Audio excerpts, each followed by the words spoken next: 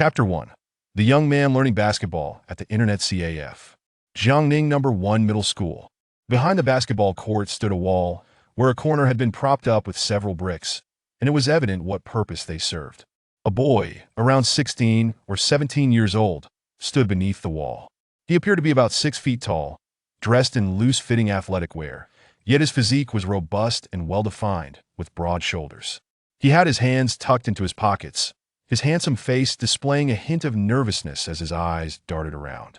The young man's name was Zhuang Yu, a student in Class 8 of the first year. Next to him was another boy, Zhao Yuanhao, nicknamed Fatty. Slightly above 5 feet 7, he weighed at least 160 pounds, his appearance plump and fair. "Relax, no one's around," Zhao Yuanhao reassured him, taking a couple of steps back. Then, with a burst of speed, he launched himself off the bricks, grasping the edge of the wall with surprising agility, which contrasted sharply with his rotund silhouette. Witnessing Zhao Yuanhao's adept maneuver, Zhuang Yu was a bit taken aback. "Fatty, seeing you do that so skillfully, you must have done it numerous times before?" With a grin, Zhao Yuanhao shouted back, "Hurry up! If we're late, there won't be any seats at the Internet CAF. You're not attempting this for the first time, are you? Need a hand?" Zhuang Yu scoffed. If it weren't for the Kobe game today, he wouldn't be coaxed into scaling the wall during his break time. "Fatty, move aside a bit." Zhuang Yu waved his hand. It might be his first attempt at climbing a wall, but at this height, did he really need assistance? With a swift motion, he took a step forward, leaping impressively high without even stepping on the bricks, clinging to the top of the wall, and then effortlessly landing on it. His movement was fluid and seamless. Zhao Yunhao watched in awe, his eyes sparkling as he exclaimed, "Your physical fitness is exceptional. You're practically born for climbing walls. Get lost." Zhuang Yu chided him with a chuckle. A few minutes later, the duo arrived at an Internet CAF. Upon entering, they were met with a sea of heads. Zhuang Yu glanced around, momentarily dumbfounded. Wow, so many students? Being a student himself, he recognized many faces in the CAF, some engrossed in games, others chatting on QQ, and some watching movies, with the majority wearing the school uniform of Jiangning No. 1 Middle School. He even spotted a row of elementary school students, not very tall, dressed in uniforms and sporting red scarves, all immersed in games, vocally bickering. "Yasuo, you only now. Come on, damn you, you're just a fed Yasuo. Shut up, Kid Zed. Your ultimate barely scrapes a mark on the ADC. How can you still show your face?" A bunch of crummy teammates. The dog brother had to come in 1Q for a tiny treasure, damn it. They're kiting me, GG. It's over all thanks to the trash teammates. Zhao Yuanhao approached the front desk to log onto 2 computers, pulling Zhuang Yu to sit down. However, when he turned to start a game and entered his account, he discovered Zhuang Yu watching NBA highlights on a video website. "What do you mean, Zhuang Yu?" Zhao Yuanhao said, displeased. "Forget the NBA and open CS. We need to team up, it's about to start. What's so fun about CS? If it weren't for today's big game featuring my idol Kobe, I wouldn't be at this Internet CAF in the first place," Zhuang Yu said, rolling his eyes. Zhao Yuanhao assessed Zhuang Yu from head to toe. At 6 feet tall, and with a well-proportioned physique, after witnessing him scale the wall with such ease, he couldn't help but ask, "Do you play basketball?" Zhuang Yu's eyes remained fixed on the screen a bit. "Have you played in any matches?" "Never." Zhao Yuanhao felt somewhat exasperated. If you've never participated in a match, then your bid is virtually tantamount to not at all. Zhuang Yu opted not to elaborate, fixating instead on the computer screen. Swish! The ball went in. "That was magnificent!" Zhuang Yu exclaimed, slapping his thigh as he raised his hand, mimicking Kobe's signature motion, flicking his wrist and letting out a satisfying swish sound. He inwardly reflected, "I wonder when he'll be able to master that Kobe-like fadeaway jumper." Zhao Yuanhao cast a sidelong glance, his resolve wavering for a moment, but he ultimately decided to continue playing, his desire to play CS having become palpable after such a long absence. Just as they had secured 2 victories, an abrupt shout pierced the air. "The student council is here." Instantly, the CAF fell silent. Then, a wave of chaos erupted. "Run! Crap! It's not a teacher this time. They sent the student council to catch us." Students scattered, hastily abandoning their headphones. Some fled in a panic towards the exit, only to find it blocked, while others cleverly dashed toward the back door. The elementary students, however, remained remarkably calm. Zhuang Yu and Zhao Yuanhao, were startled to see several students in Jiangning No. 1's armbands enter the CAF. Clearly, members of the student council come to apprehend those using the internet unlawfully. There were both boys and girls among them, but one girl stood out, her round face adorned with delicate features, her lively ponytail exuding youthful energy. Standing slightly above 5'7", she wore a purple t-shirt patterned with petals, paired with blue crop jeans and white canvas shoes, giving her an air of elegance and distinction. She stood resolutely at the entrance, her hair styled in a pure and simple ponytail, her delicate brows furrowed and her youthful visage stern as she glared at the caught students. "Stop staring at the beauty and run," Zhao Yuanhao urged, pulling Zhuang Yu as they turned to flee.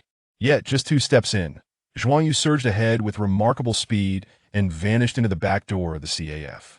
"Hey, wait for me," Zhao Yuanhao called out, exasperated. Fortunately, their seats were near the back door, and they reacted swiftly, running for 200 or 300 meters before rounding a corner and halting, ensuring they were not being chased. Panting heavily, Zhao Yuanhao bent over, his hands on his knees. In contrast, Zhuang Yu appeared composed, not a hint of breathlessness or flushed cheeks. "Fatty, it's time for you to shed some pounds," Zhuang Yu remarked with a smirk. "I'm not fat. I'm just sturdy," Zhao Yuanhao retorted between gasps, recalling how he hadn't even started a game of CS yet, feeling quite vexed. "What terrible luck! The school is cunning, sending the student council instead of teachers. If I hadn't run fast enough, I'd be in such trouble."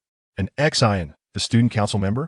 Zhao Yuanhao chuckled, nudging Zhuang Yu conspiratorially. "That's the beautiful girl with the ponytail, a senior in high school, an exemplary member of the student council. Not only that, she's the captain of the school's basketball team, our school's acknowledged beauty." The fatty might not excel in many areas, but he possessed excellent information-gathering skills. It was still early in the semester, yet he had already uncovered who the prominent figures in the school were, who the campus belle was, and which class had its own flower. By the way, Zhao Yuanhao suddenly seemed to recall something. "Speaking of the basketball team, I heard the new student class competition is coming up in a few days. Apparently, our school's basketball coach will be observing to scout new talent. This means teachers will probably send out a notice in the next couple of days. Our class is unlikely to fare very well, as there aren't many of us who can play. Do you want to join?" Zhuang Yu replied nonchalantly, not interested. Zhao Yuanhao, who had already decided to participate, didn't press further, thinking Zhuang Yu's a bit of skill wouldn't be much help in the competition anyway. Fatty Zhou Jun, standing almost 6 feet tall, glared skeptically at Zhao Yuanhao. "Where did you both go during lunch? Don't tell me you went to the internet CAF." Wai Xianyong chimed in with a smirk. "The unlucky ones who got caught, it wouldn't be you two, would it?" Zhao Yuanhao instantly felt uneasy. "Don't say such nonsense. We stayed on campus. We didn't go anywhere." Upon seeing Zhao Yuanhao's reaction, Zhou Jun and Wai Xianyong sensed something amiss. Zhou Jun pressed, "Still not coming clean? We all saw you." "Huh?" Zhao Yuanhao was momentarily startled, almost at the brink of confessing. Zhuang Yu pulled him back, retorting sharply at Zhou Jun, "Stop trying to scare us. We didn't do anything, don't attempt to smear us." "Really did nothing?" Wai Xianyong pressed relentlessly. "Are you even listening?" Zhuang Yu said, no longer holding back. Enraged, Wai Xianyong's face turned crimson, but found himself helpless. He only dared to flap his lips, for he was too intimidated to act. He had been beaten before and knew he couldn't measure up. On the first day of school, when Zhou Jun and Wai Xianyong bullied Zhao Yuanhao, Zhuang Yu happened to intervene, leaving them humiliated. Later, in the afternoon, they cornered Zhuang Yu in the hallway for revenge, but were humiliated again, as neither of them could hold their own against Zhuang Yu. Since then, the two parties had been at odds. Zhuang Yu and Zhao Yuanhao stubbornly denied any wrongdoing, while Zhou Jun and Wai Xianyong had no evidence to report them, leaving the matter unresolved. The afternoon swiftly passed, but it was still early to leave school. High school students had evening study sessions, with day students leaving at 9, while boarders stayed later until 9:30. Zhao Yuanhao was a boarder, while Zhuang Yu lived nearby and did not board after the evening study session. He rode his bicycle home. It was an old basketball court, though it had lights. The lack of maintenance rendered it somewhat dim, and the uneven ground compromised its usability. Graffiti marred the metal hoop, rusty from years of neglect. The only relatively new feature was the red and white netting. Zhuang Yu had just installed it yesterday. Chapter 2. The freshman class competition. Despite the dilapidated state of the old basketball court, a radiant smile adorned Zhuang Yu's face as he arrived. This court served as his sanctuary. He frequented it during moments of joy and sorrow alike. With only 40 minutes to spare, Zhuang Yu secured his bicycle and retrieved a dusty, worn basketball from a small plastic basket attached to the front. Cradling the ball in his right hand, he bent his knees, exerted force, and flicked his wrist. Swish, with a gentle sound, the basketball obediently swished through the net. Swish! Another successful shot followed. As he sank 2 consecutive baskets, Zhuang Yu's eyes sparkled with delight. He continued shooting one-handed, his movements graceful and fluid. With each flick of his wrist, the ball arced beautifully through the air before effortlessly piercing the net. He scored 8 in a row, all with one hand. If Zhao Yuanhao, the hefty classmate, were present, he would undoubtedly be astonished, having presumed that Zhuang Yu, who claimed to be inexperienced, would perform poorly. Bang! The 9th attempt clanged off the rim. A missed opportunity. A hint of regret flickered across Zhuang Yu's face. But it quickly dissipated as he retrieved the ball. Instead of resuming one-handed shots, he began to dribble. With a deft maneuver, he tapped the ball from his right hand to his left hip, causing it to bounce off the ground and land perfectly in his left hand. Accompanied by the rhythmic thud of the ball, it sprang to life in his grasp, seemingly dancing in the dim evening light as if it were an extension of himself. After a series of dribbles, Zhuang Yu suddenly surged forward. Whoosh! A flash of movement, astonishingly swift. His previously curled posture unfurled, but his approach to the basket shifted from the right to the left. With the ball cradled in his left hand, he executed a nimble layup, effortlessly gliding through the motion. For Zhuang Yu, such actions had become second nature, having practiced them countless times. The 40 minutes swiftly elapsed. Zhuang Yu came to a halt, beads of sweat cascading down his forehead, his shirt dampened by exertion. This high-intensity workout had left him exhilarated, yet still yearning for more. After casting one last glance at the hoop, he stowed the basketball and rode away. Upon returning home, it was nearly 10 o'clock. As he opened the door, he found his mother, Li Huilan, emerging from the kitchen with a platter of dishes. Mom. During dinner, Li Huilan inquired about Zhuang Yu's adjustment to school, his new classmates and teachers, while reminding him to focus on his studies. With the school year barely underway, despite Zhuang Yu's mature demeanor, Li Huilan, like any concerned parent, couldn't help but worry about her child. Zhuang Yu responded obediently. Ever since his parents' divorce, his mother had single-handedly managed a small noodle shop while raising him, burdened with numerous worries. Zhuang Yu's transformation was largely attributed to basketball. The following day, upon entering the classroom, Zhuang Yu overheard discussions regarding the freshman class competition, clearly no longer a secret. As anticipated, during the morning, the homeroom teacher announced that the competition would commence the following Monday. Urging those interested to sign up, Zhao Yuanhao eagerly registered. Zhou Jun also signed up, standing at 6 feet tall, alongside Zhuang Yu and another classmate, Zheng Wei, as the only other students in Class 8 exceeding that height. Of course, Zheng Wei signed up as well, along with Yu Xianyong, Wu Shi, Li Guangmao, and Wang Hongfei, totaling 7 participants. The students who had registered deliberated, with Zhao Yuanhao, Li Guangmao, Wang Hongfei, and Wu Shi expressing doubts about their class's competitiveness, suggesting they recruit Zhuang Yu. Although Zhuang Yu claimed he didn't play well, his height could still prove advantageous for rebounding. However, Zhou Jun and Yu Xianyong interjected, arguing that Zhuang Yu's lack of skills rendered him ineffective. Have you ever seen Zhuang Yu play? No? He probably can't even dribble properly. If we include him, he might just run around holding the ball, causing chaos. At this moment, Zheng Wei chimed in. Zhou Jun and Yu Xianyong have a point. Basketball requires skill, not just height. Besides, with me, Zhou Jun, Yu Xianyong, and Wu Shi, we should be sufficient. Zhao Yuanhao opened his mouth to argue, but recalling Zhuang Yu's own admission of inexperience, he chose to remain silent. With the announcement of the freshman class competition, the schedule was quickly released, and students buzzed with excitement. Zhuang Yu did not register and paid little attention. However, Zhao Yuanhao, leveraging his knack for gathering information, compiled a wealth of details. Class 11 appeared formidable, boasting several tall players, 3 of whom surpassed 6 feet. Notably, Yang Fei stood over 6 feet 3 inches tall. It was astonishing to think how he had grown so much as a freshman. Would he eventually reach 6 feet 7? Rumor had it that his skills were impressive, having been part of the school team in middle school, making him a challenging opponent. Class 4 was no pushover either, while the other players were average. Zhuang Yu posed a significant threat with his exceptional three-point shooting. He was rumored to have already secured a spot on the basketball team.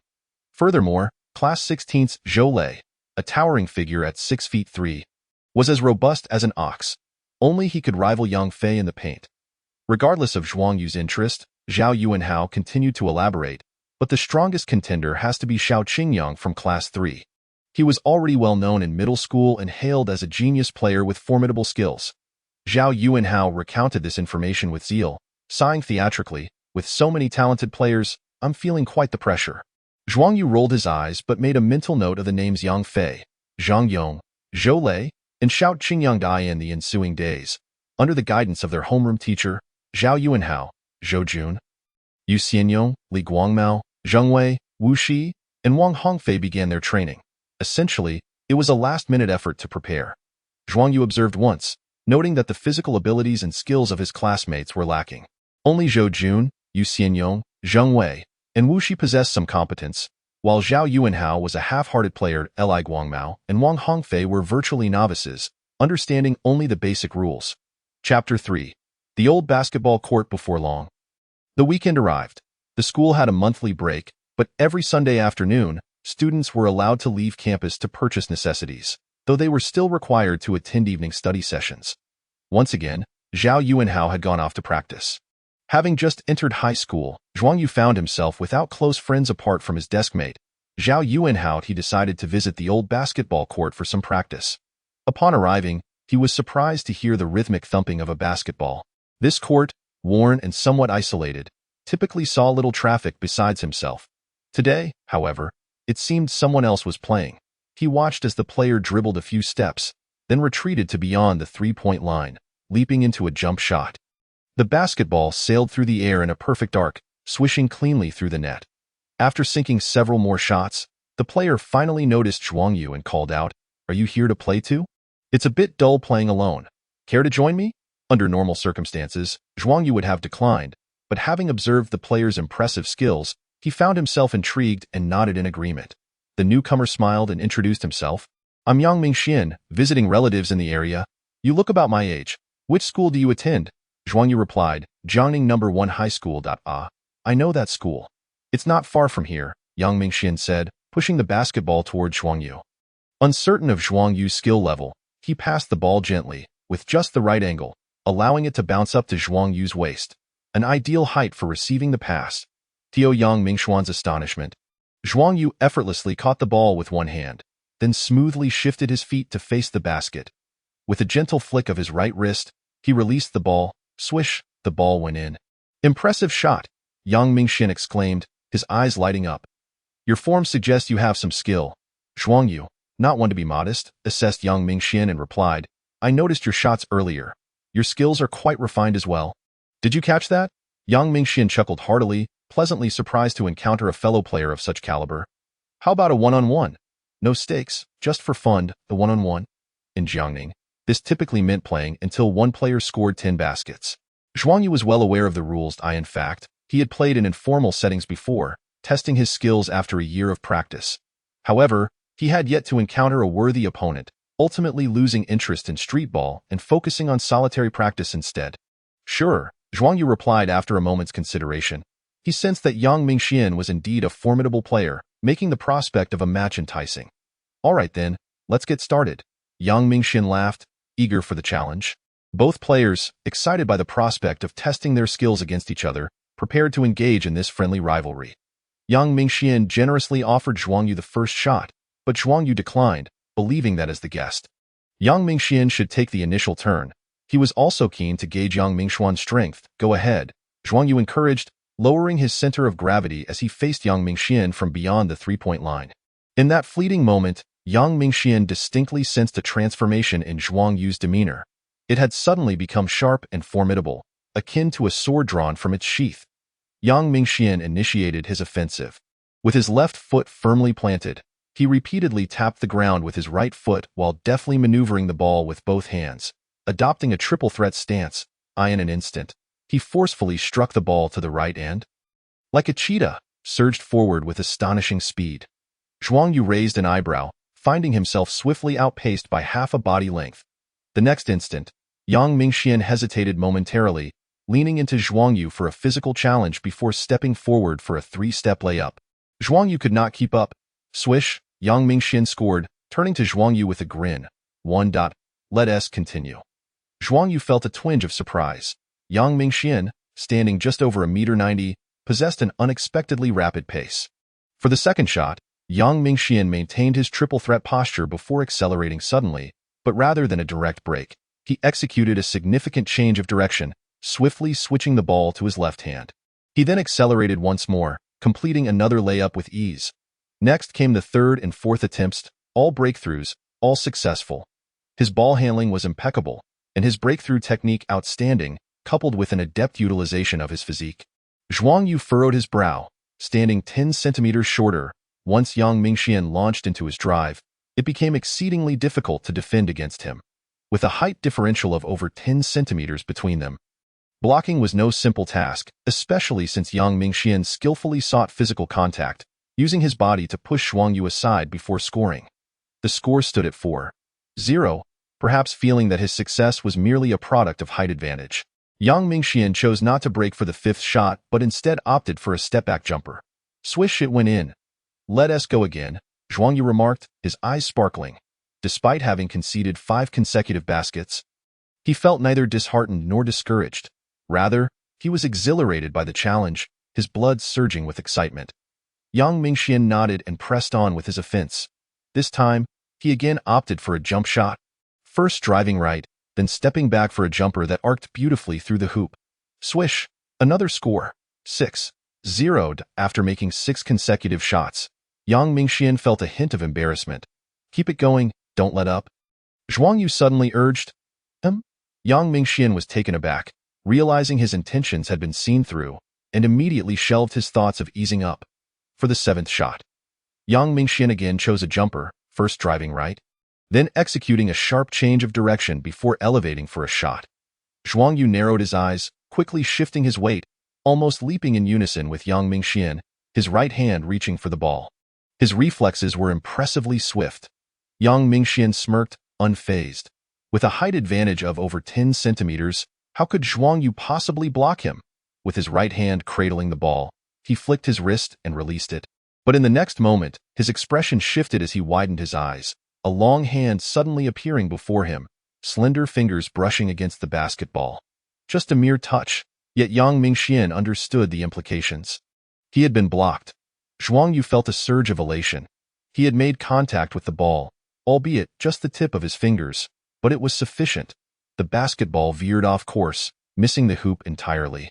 As they landed, Yang Mingxian glanced at the ball, astonished, yet his expression grew serious, muttering to himself. It seems he wasn't exerting himself fully just now. Chapter 4. One-on-one in the previous exchanges. Zhuang Yu had not exhibited such explosive leaping ability.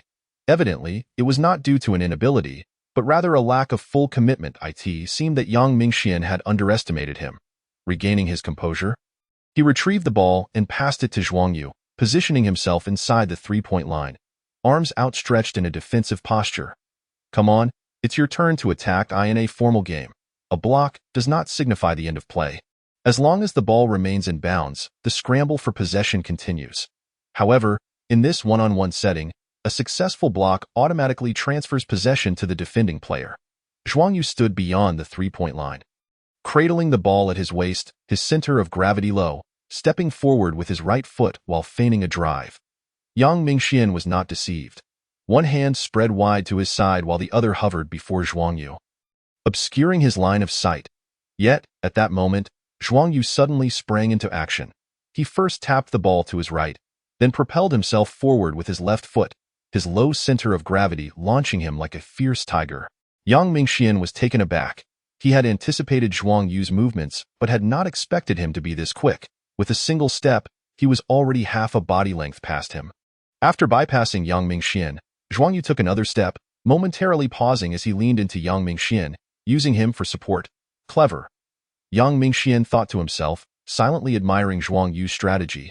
Despite the height difference of over 10 centimeters, even if Zhuang Yu had driven past, A direct layup could easily result in a chase-down block. By slowing on his second step to seek contact, he prevented Yang Mingxian from jumping, creating an opportunity for a more relaxed layup. The ball went in, bringing the score to 1-6.1. Zhuang Yu echoed Yang Mingxian's earlier tone. It's still early, Yang Mingxian chuckled. For the next ball, Zhuang Yu again opted for a drive, replicating his previous moves, attempting the same trick twice. You must think too little of me, Yang Mingxian mused, swiftly retreating. Aware of Zhuang Yu's speed, he chose not to fully commit to blocking the drive, instead leaving enough distance to defend against the layup. What? But after taking a step, Zhuang Yu suddenly changed direction. This was not surprising. What astonished Yang Mingxian was that Zhuang Yu's speed increased rather than diminished after the shift. In an instant, Yang Mingxian found himself cleanly outmaneuvered. Swish! Zhuang Yu scored again, bringing the tally to 2-6. Yang Mingxian realized he had still underestimated his opponent. In the subsequent plays, Zhuang Yu consistently drove to the basket.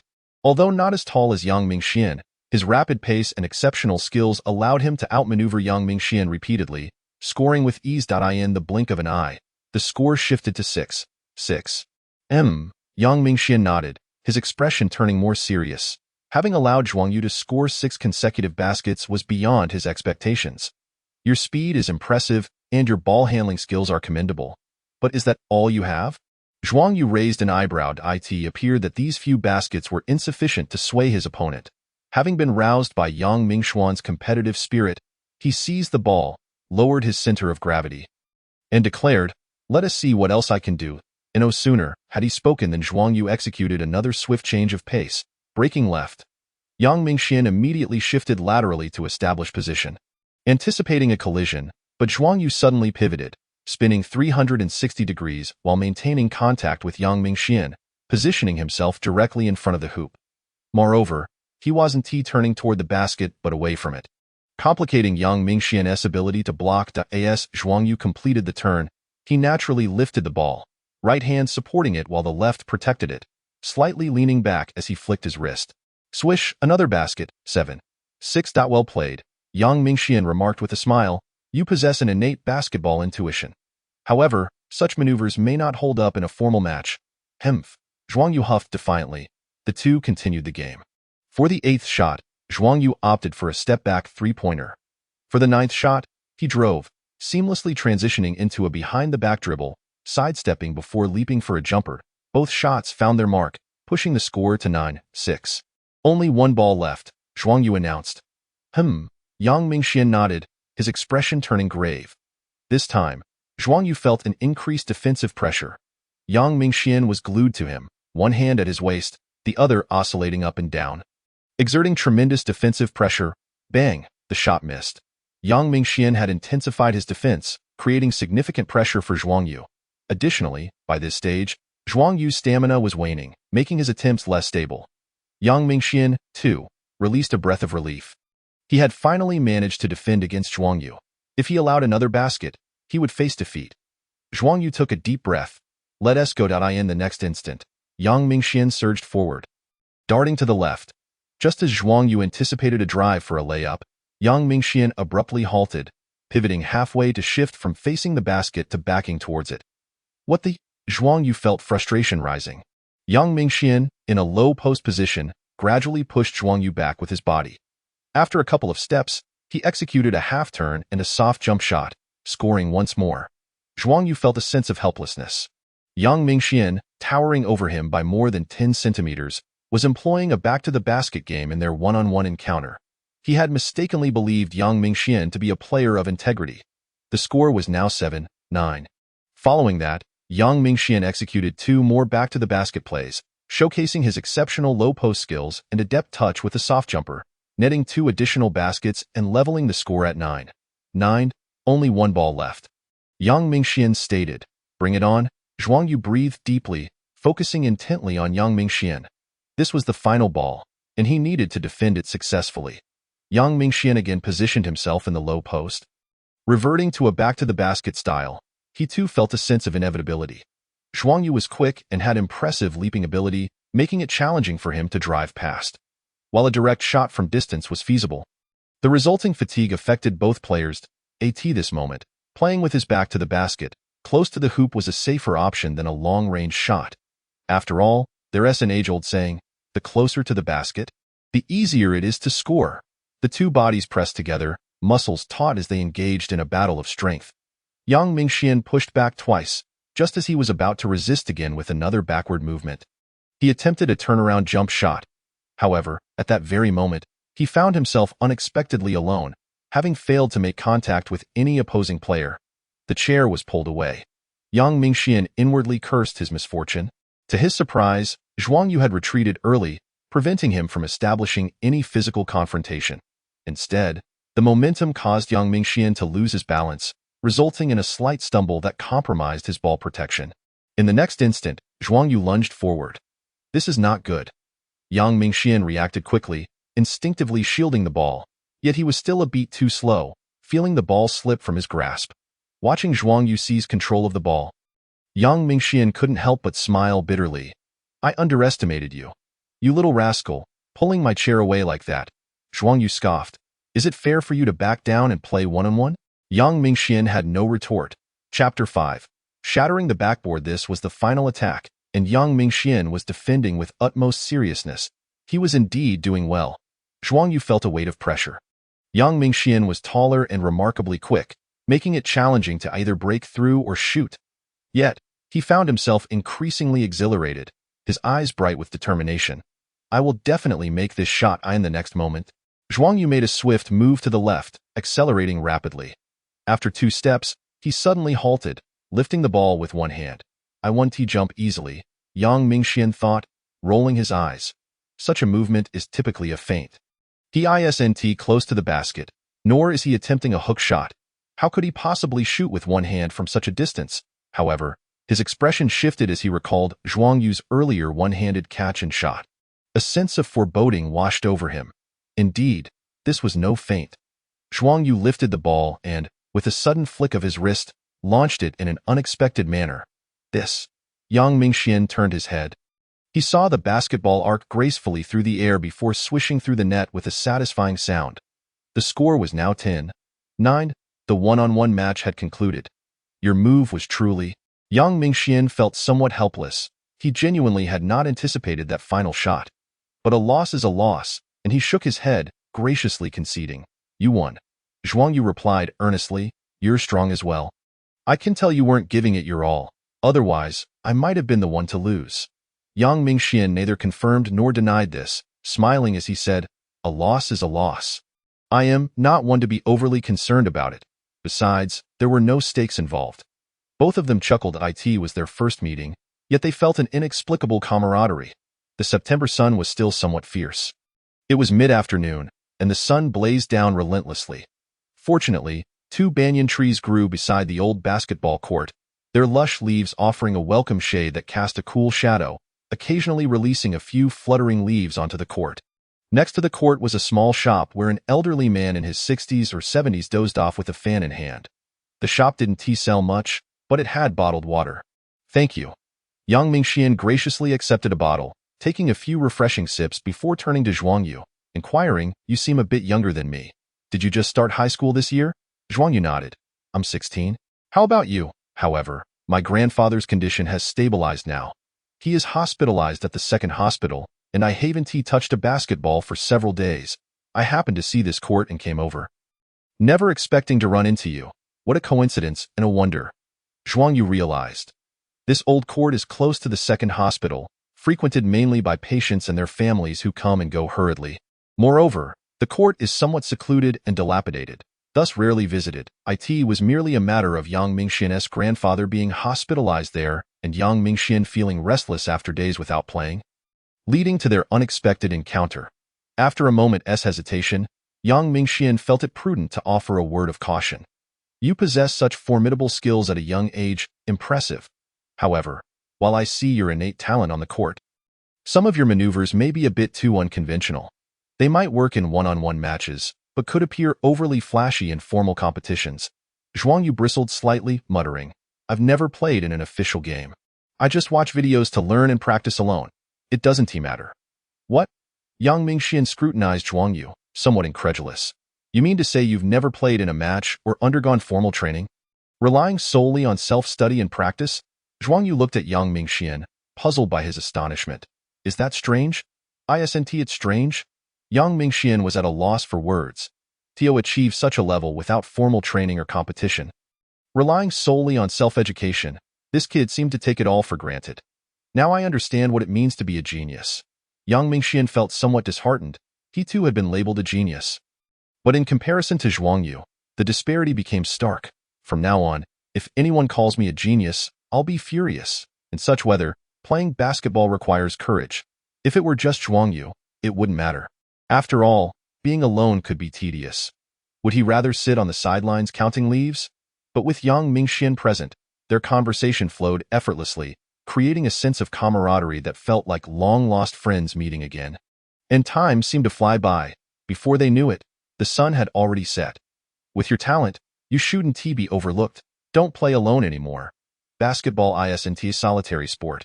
From young Mingxian's words, Zhuang Yu sensed a genuine concern. Having known each other for less than half a day, young Mingxian spoke earnestly, which both surprised and touched him. Young Mingxian smiled and said no more. He understood. After all, Zhuang Yu had always practiced and played alone, never having experienced the joy of competitive play. As they parted ways, young Mingxian suddenly remembered something and called out to Zhuang Yu. By the way, are you free next Friday? I'll take you to a great place. What place? You'll find out then.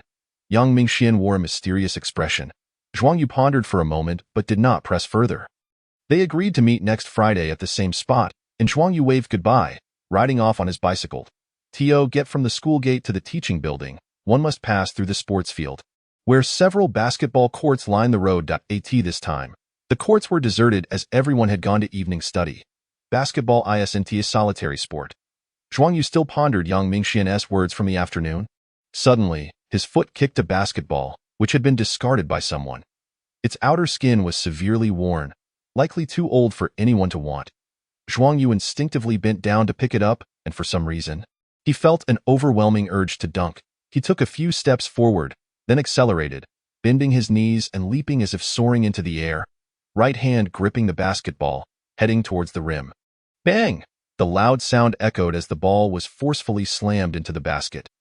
Zhuang Yu landed, exhaling deeply, feeling exhilarated, a smile forming on his lips, only to be met with a sharp crack.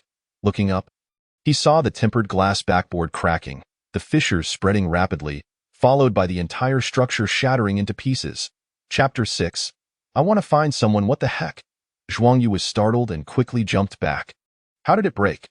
I didn't even exert that much force. In truth, although the school's backboard was also tempered glass, it couldn't compare to those used in professional games, and the connection between the hoop and the glass lacked any shock-absorbing mechanisms.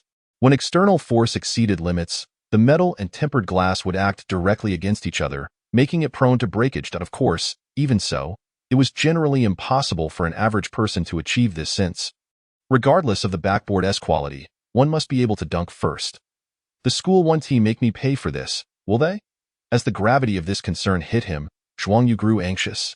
Glancing around to see if anyone had witnessed the incident, I better scram. Little did he know, someone had indeed seen him. Not far beneath the banyan tree, a tall and graceful girl approached, none other than the campus belle with a ponytail. An Xian. Shouldn't you be in class? As a member of the student council, an Xian felt compelled to admonish the younger student, but before she could get closer, she saw him pick up the basketball, then accelerate, launching from beyond the three-point line, taking 2 steps into the free throw line, before suddenly stopping as if pressing the pause button. Yet in the next moment, he hugged the basketball, bent his knees, and leaped. An Xian covered her mouth in disbelief. Is he really going to dunk? Bang! When the unmistakable sound of the dunk reverberated, an Xian confirmed that she had neither imagined nor misjudged. He indeed succeeded in dunking. And with such power. Who is this person? He looks to be around 1.8 meters tall. Think he could dunk like that, with such an astonishing leap? A flurry of questions filled an Xian's mind, leaving her somewhat dazed. Just then, accompanied by a loud crash, the tempered glass backboard shattered completely, glass shards scattering everywhere. He shattered the backboard. An Xian was utterly astonished, finding it hard to believe. How is this even possible? Who exactly is he? In that moment, and Xian felt an intense curiosity, a desperate desire to uncover his identity, but before she could approach him, she saw him dart away in a flash. "Hey, wait," and Xian hurried after him, but he was too fast, disappearing in the blink of an eye. Throughout it all, she only caught a glimpse of his back, never seeing his face. How infuriating. Why run so fast? Anshin contemplated the shattered backboard, wondering if he was afraid the school would demand compensation from him. She couldn't help but feel a mix of amusement and exasperation. If it had been the members of the school basketball team, they would have undoubtedly shouted at the top of their lungs, and perhaps even shamelessly approached the school to confess. This incident not only required financial restitution but also warranted a school-wide announcement. Such a sensational event could not possibly go unreported. Yet this young man, he had actually slipped away, and of course, the broken backboard was a trivial matter. Anshin was concerned for a different reason. She recognized that he was a basketball virtuoso, an exceptionally skilled one at that. As the captain of the basketball team, she possessed a certain level of understanding regarding the sport. Even though it had only been a dunk, it was sufficient for her to glean valuable insights. A dunk of that caliber, coupled with an impressive height of around 1.80 m, indicated an extraordinary jumping ability and explosive power. Observing the fluidity and proficiency of his movements, it was evident that his capabilities extended far beyond mere physical prowess. He was indeed a master of the game. At that moment, Zhao Yuanhao leaned in, his pudgy face filled with curiosity. "Zhuang Yu, where were you this afternoon?" he inquired. Zhao Yuanhao wrinkled his nose, catching a whiff of the sweat emanating from Zhuang Yu, feeling somewhat suspicious yet too lazy to press further. "Tomorrow is Monday, and our class, Class 8, has its first match against Class 1 in the afternoon. Don't forget to cheer for me." "Tomorrow?" Zhuang Yu mused, suddenly recalling that their homeroom teacher had mentioned the upcoming freshman class tournament, which was set to commence on the following Monday.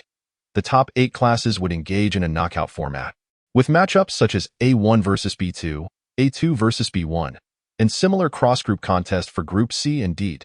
The competition would proceed from 8 teams down to 4, then 2, ultimately crowning a champion. As for the grouping of the preliminary matches, a drawing was conducted for fairness, and unfortunately, Class 8 found itself in a tough B group alongside Classes 1, 3, 11, and 19. It was well known that the strongest classes in the first year were Classes 3, 4, 11, and 16, with 2 of them in the same group, hence the moniker Group of Death. After all, only the top 2 from each group would qualify for advancement, and with Classes 3 and 11 in B group, the chances for the other classes were slim. Nevertheless, regardless of how formidable the opponents were, the matches must be played. Who knew what could happen? Although Class 8's prospects seemed bleak for advancing, at least their first opponent was not Class 3 or Class 11 but Class 1, which was relatively weaker, providing a glimmer of hope for victory. Even if they couldn't progress, it wouldn't be a total rout. "We'll see when the time comes," Zhuang Yu replied. Zhao Yuanhao shook his head, thinking to himself that while Zhuang Yu was a good guy, he was somewhat of a loner. Not participating in the matches was one thing, but if he didn't even show up to cheer, the others would inevitably make snide remarks. Yet, after some contemplation, he decided against voicing his thoughts, as Zhuang Yu appeared indifferent to their opinions. Monday arrived, marking the commencement of the freshman class tournament. The campus buzzed with chatter, not only among the first-year students but also the second and third years in Class 9 of the second year. Anshin was perusing the schedule for the freshman tournament when a girl with short hair and large eyes approached her. Her name was Zhou Xiaoyu, a classmate and close friend of Anshin. While Zhou Xiaoyu's looks were not quite on par with Anshin's, she was still quite attractive, though a few pimples marred her complexion. Zhou Xiaoyu tucked a strand of hair behind her ear, revealing half of her cheek, and glanced at the schedule, asking curiously, "Anshin, are you still interested in the freshman tournament? Is it because the basketball team is selecting new members?" "Yes," Anshin replied, "but that's not the only reason." Zhou Xiaoyu paused. "Xiao Qingyang, the genius player from the first year?" "Exactly," Anshin confirmed. Zhou Xiaoyu glanced around, lowering her voice. "I've heard he's incredible on the court, and I've seen him play. Not only is he skilled, but he's also quite handsome. He hasn't been long since he arrived, and many first-year girls are already smitten with him. I've even heard that girls from the second and third years have written him love letters, all of which he rejected. At this point, she winked playfully. "I heard he turned them down because of you, the campus belle." Anshin couldn't help but laugh at the absurdity. "What nonsense, that has nothing to do with me." Zhou Xiaoyu insisted. How can it not? Xiao Qingyang clearly has a crush on you. Have you thought about considering this junior? Such matters were not surprising, as Anshin was recognized as the school's beauty, excelling in both appearance and academics, with admirers from first to third year vying for her attention. However, Anshin found the attention uninteresting. She rolled her eyes and responded, "Those are just rumors, baseless gossip, I've told you before. I won't be dating throughout high school. As for my interest in the freshman tournament, it's not because of Xiao Qingyang but rather because I'm looking for someone." As she spoke, a figure appeared in her mind, along with the memory of that stunning dunk. Who could he be? Chapter 7. A brush with fate. Looking for someone? Zhou Xiaoyu asked, surprised. Who are you searching for? Anshin shook her head. I don't know who he is. I only saw his silhouette. Under Zhou Xiaoyu's persistent questioning, Anshin recounted the scene she had witnessed the previous night. Zhou Xiaoyu's eyes widened in disbelief. You mean someone shattered the backboard? Anshin nodded, acknowledging that unless she had seen it with her own eyes, she would hardly believe that someone could break a backboard, and that the person was only about 1.80 meters tall. Just then, several boys walked in, one of whom grumbled irritably, "What bad luck. There's only one court left unoccupied, and the backboard is broken. Who the hell did that? Everything was fine yesterday." Some uncouth individual seemed to enjoy climbing up and hanging on the rim as if they could dunk. Constantly messing around like that, how could the backboard not break? Forget it. We'll play in the afternoon. Play? Are you not aware there's a freshman tournament this afternoon? All the courts will be in use. There's no time to play today. Listening to the boys' conversation, Zhou Xiaoyu's mouth fell open in astonishment. Oh, it's true. Now intrigued, she grabbed Anshin's arm and exclaimed, to think someone could shatter the backboard. How impressive. Who is that? Anshin sighed. If I knew, why would I be searching? I only saw a silhouette, about 1.80 meters tall, with a buzz cut. He might be from the first year. Zhou Xiaoyu murmured. 1.80 meters? That shouldn't be Xiao Qingyang. Anshin had already ruled that out. After all, Xiao Qingyang was about 1.87 meters tall. Furthermore, she had visited Class 3 earlier that day and could tell that the person she had seen last night was definitely not the same. Yet, to think there was another such formidable player in the first year besides Xiao Qingyang, why hadn't she heard of him? Determined to locate this individual, Anshin resolved to closely follow the freshman tournament, ensuring she wouldn't miss any matches, convinced she would eventually find him. In the afternoon, the class matches commenced. To maximize efficiency and minimize disruption to academic time, all 6 basketball courts were in use simultaneously for the group matches. Class 8's game was set for Court 2. Zhao Yuanhao scanned the surroundings but did not see Zhuang Yu, so he could only shake his head with a wry smile and begin to listen to their homeroom teacher, Lu Gang, as he gave instructions. In this tournament, some classes had their homeroom teachers acting as coaches, while others simply had players discuss among themselves how to play. Lu, in his 30s, stood about 1.78 meters tall, with thinning hair and a bit of a belly, but he had a keen interest in basketball. It was said that he had some skill in his youth, and this time, he willingly took on the role of coach for the freshman tournament. Meanwhile, Anshin had also arrived at the basketball court. Senior Anshin is here. Senior Anshin is so beautiful. She truly lives up to her title as the campus belle. She is the legendary ponytail goddess. Do you think Senior Anshin is here for Xiao Qingyang? Well, that's a real possibility. If anyone in the first year could attract Senior Anshin, it would probably be Xiao Qingyang. After all, Senior Anshin is the captain of the basketball team, and Xiao Qingyang is sure to join. They might have a chance. Impossible. Senior Anshin deserves no one but me. Get lost. Upon seeing Anshin's arrival, the boys became animated. Some instinctively tidied their hair, trying to appear more handsome, while casting radiant smiles in her direction. Even the players competing in the matches were no exception. On Court 5, Xiao Qingyang was warming up. Hearing the commotion, he paused and looked over, his eyes lighting up upon spotting Anshin. He watched as she lingered at Court 1 for a moment, then moved to Court 2, shook her head, and proceeded to Court 3. As she walked past, her gaze swept over the participating players, even those spectating from the sidelines, taking note of anyone around 1.80 meters tall. Unfortunately, from Court 1 to Court 4, there were indeed several who met that height, but not one matched the silhouette she was searching for. Soon, she arrived at Court 5. Senior Anshin. A group of boys rushed over, while the girls pouted, consumed by envy and jealousy. Some muttered under their breath, being pretty is impressive. Having long legs is impressive. But why does she have to be so much better than me? It's infuriating, indeed. Anshin smiled and nodded, casting her gaze upon a group of players. Here, Class 3 faced off against Class 19, with each team's participants occupying one half of the court, engaged in warm-up exercises. The players, too, turned their eyes towards Anshin. Some gazed at her with admiration, while others, shy and hesitant, dared not meet her eyes. Xiao Qingyang also looked at Anshin, unable to suppress the thought, did she come for me? Is she here solely to watch my match? Yet, Anshin's glance swept past him, failing to linger. This caused Xiao Qingyang's expression to dim, and he couldn't help but feel a pang of disappointment. Had he been mistaken? Was she not here to watch him play? Anshin, have you still not found him? Inquired Zhou Xiaoyu from the side. No, Anshin replied, shaking her head. Let us go. She was not there to watch anyone's game or to scout players. Though she was the captain of the basketball team, such matters fell under the coach's purview. Her presence was solely for that silhouette. Alas, she still could not find him. Could it be that she had misjudged? That the person she sought was not a first-year student? Anshin frowned and remarked, today, there isn't a match for their class. Not having found the person she was looking for inevitably left her somewhat disappointed. But there was little to be done about it. Thus, Anshin made a circuit of the court, yet did not pause for anyone, leaving soon after, causing many to feel a sense of loss mixed with relief.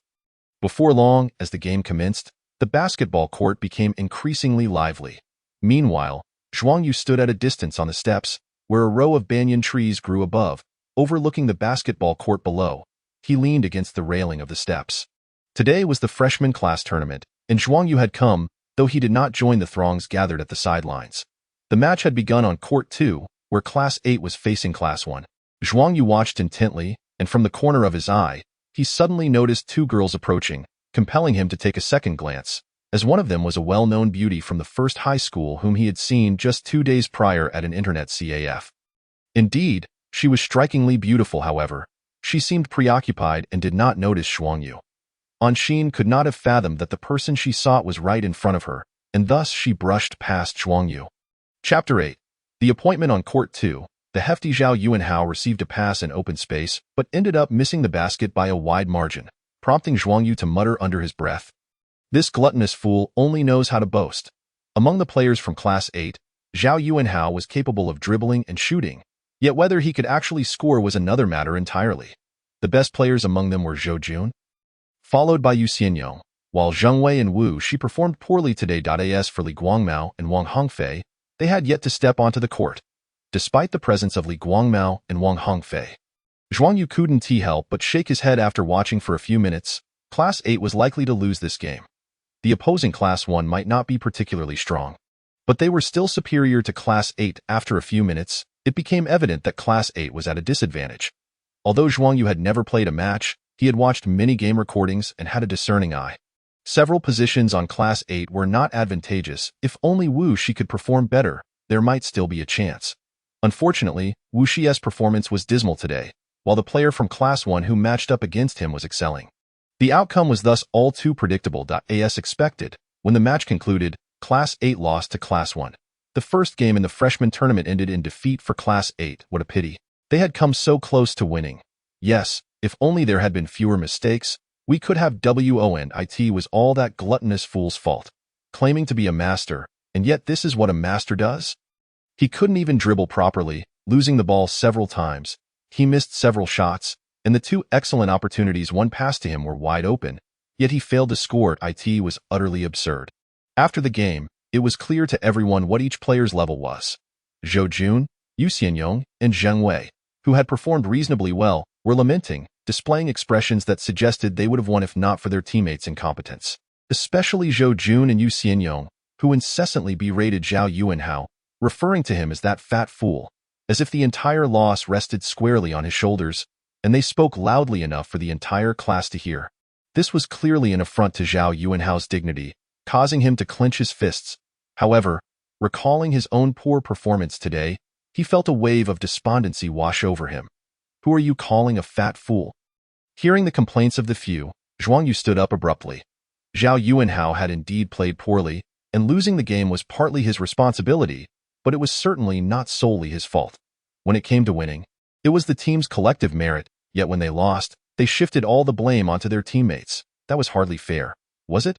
Seeing Zhuang Yu stand up for him, Zhao Yuanhao felt touched. However, Yu Xianyong immediately scowled, indignantly retorting, "What does this have to do with you? Besides, am I wrong? Didn't he have several blunders? Didn't he miss open shots?" Zhuang Yu scoffed. "You haven't spoken incorrectly. Zhao Yuanhao indeed missed many shots, including open ones. But I recall you also missed quite a few, didn't you? You failed to make 4 consecutive three-point attempts and even missed a fast break layup when the path was clear. With your performance, how can you have the audacity to criticize others?" Instantly, Yu Xianyong's face darkened. Yet he found himself at a loss for words, as Zhuang Yu's statements were factual. He had indeed missed 4 consecutive three-point attempts and failed to make an easy layup during a fast break. But how did Zhuang Yu know this if he hadn't been watching the game? Yo Jun looked displeased and was about to defend Yu Xianyong when a voice called out from behind. "What are you all doing standing around? Shouldn't you be in class?" It was their homeroom teacher, Lu Gang. "Teacher?" everyone exclaimed. Clearly, he had overheard the earlier argument.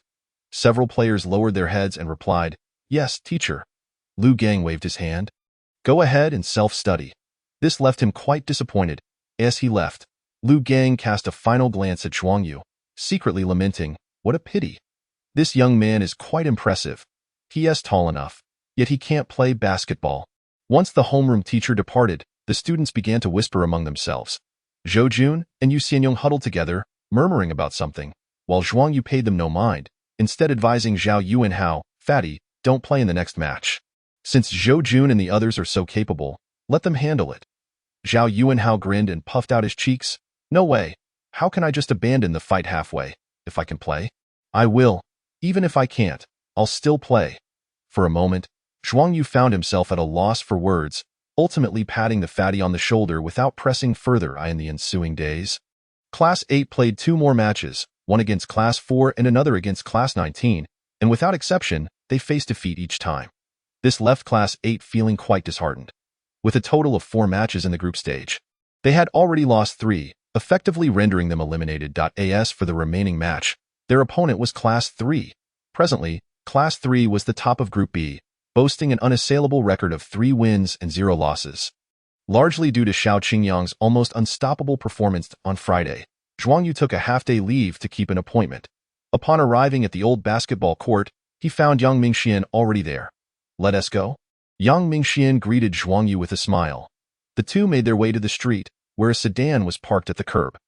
Yang Mingxian opened the door, gesturing for Zhuang Yu to get in, and then introduced, "My second uncle is driving." Zhuang Yu politely addressed him as uncle. They drove for over an hour, leaving Jiangning City and arriving at Dongyuan City. "Where are we going? Why so far?" Zhuang Yu inquired, not out of concern that Yang Mingxian would sell him off, but from curiosity. "Hee, you'll find out soon enough," Yang Mingxian replied. Indeed, after another 10 minutes, the car came to a halt. The three exited the vehicle, and upon looking ahead, Zhuang Yu was taken aback. Before him stood a massive structure, characterized by its polygonal architecture, with its upper portion protruding outward, creating a striking visual impact. A flight of steps extended upwards, leading to the grand entrance, where the words Dongyuan Sports Center hung prominently. "Impressive, isn't it?" Yang Mingxian remarked. "This is the home arena of the Dongyuan team, last season's champions of the CBA. We'll go inside shortly." "Inside?" Zhuang Yu exclaimed in astonishment. Yang Mingxian explained, "Since it's currently the off-season, there are no games and my second uncle pulled a few strings to allow us a tour." As he spoke, he glanced at the arena, dreaming aloud. "I've heard that the Dongyuan team's new arena is about to begin construction, aimed to be the largest and most modern CBA venue in the country. Modeled after NBA arenas, wow, I must see that someday." The prospect of an NBA-sized arena piqued Zhuang Yu's interest. He had never seen a CBA venue nor attended a CBA game, let alone an NBA match. Zhuang Yu's second uncle parked the car and caught up with them, cheerfully saying, "Let us head inside." Having made arrangements in advance, the three of them smoothly entered the arena. Chapter 9. Dreams. This was a multifunctional venue, featuring not only a basketball court and training facilities, but also player changing rooms and other supporting amenities. Access to the changing rooms was restricted, allowing only a visit to the main competition area. Upon entering the arena, they were greeted by rows of seats, with a beautifully maintained basketball court at the center. The wooden floor, professional-grade basketball hoops, and pristine tempered glass backboards gleamed under the light. accompanied by a large screen television at the center. What do you think? Isn't it stunning? Yang Mingxian asked. Indeed, Zhuang Yu replied. Zhuang Yu's eyes sparkled with excitement. This was the most beautiful basketball arena he had ever seen. To play here would undoubtedly be an exhilarating experience. Although this venue could not compare to the ones featured in NBA broadcasts, for Zhuang Yu, who had never even participated in a match, it felt extravagantly luxurious. Standing on the polished floor, he felt as though he were walking on air, for he had never played in such a stunning arena. Haha, let us give it a try. Yang Mingxian remarked with a grin. Is that possible? Zhuang Yu felt a surge of anticipation within him. In truth, it was possible. This arena was not only reserved for CBA teams. During off-seasons, it was also available for rental, albeit at a steep price. The two stepped onto the court, reveling in their playful endeavors. How about a shooting contest? Bring it on. Haha, you're bound to lose. Humph, not necessarily. I remember you were the one who lost last time. That was a one-on-one, and I went easy on you. Didn't give it my all. TCH, I haven't even shown my full potential yet. Zhuang Yu's uncle sat nearby, chuckling as he observed the two. He held high hopes for his nephew, who had displayed remarkable basketball talent from a young age, coupled with a maturity that surpassed his peers. Though still a sophomore, Yang Mingxian had already garnered a reputation as a prodigious player in the northern region, having won the title of Rookie of the Year in the previous season. His future held limitless possibilities.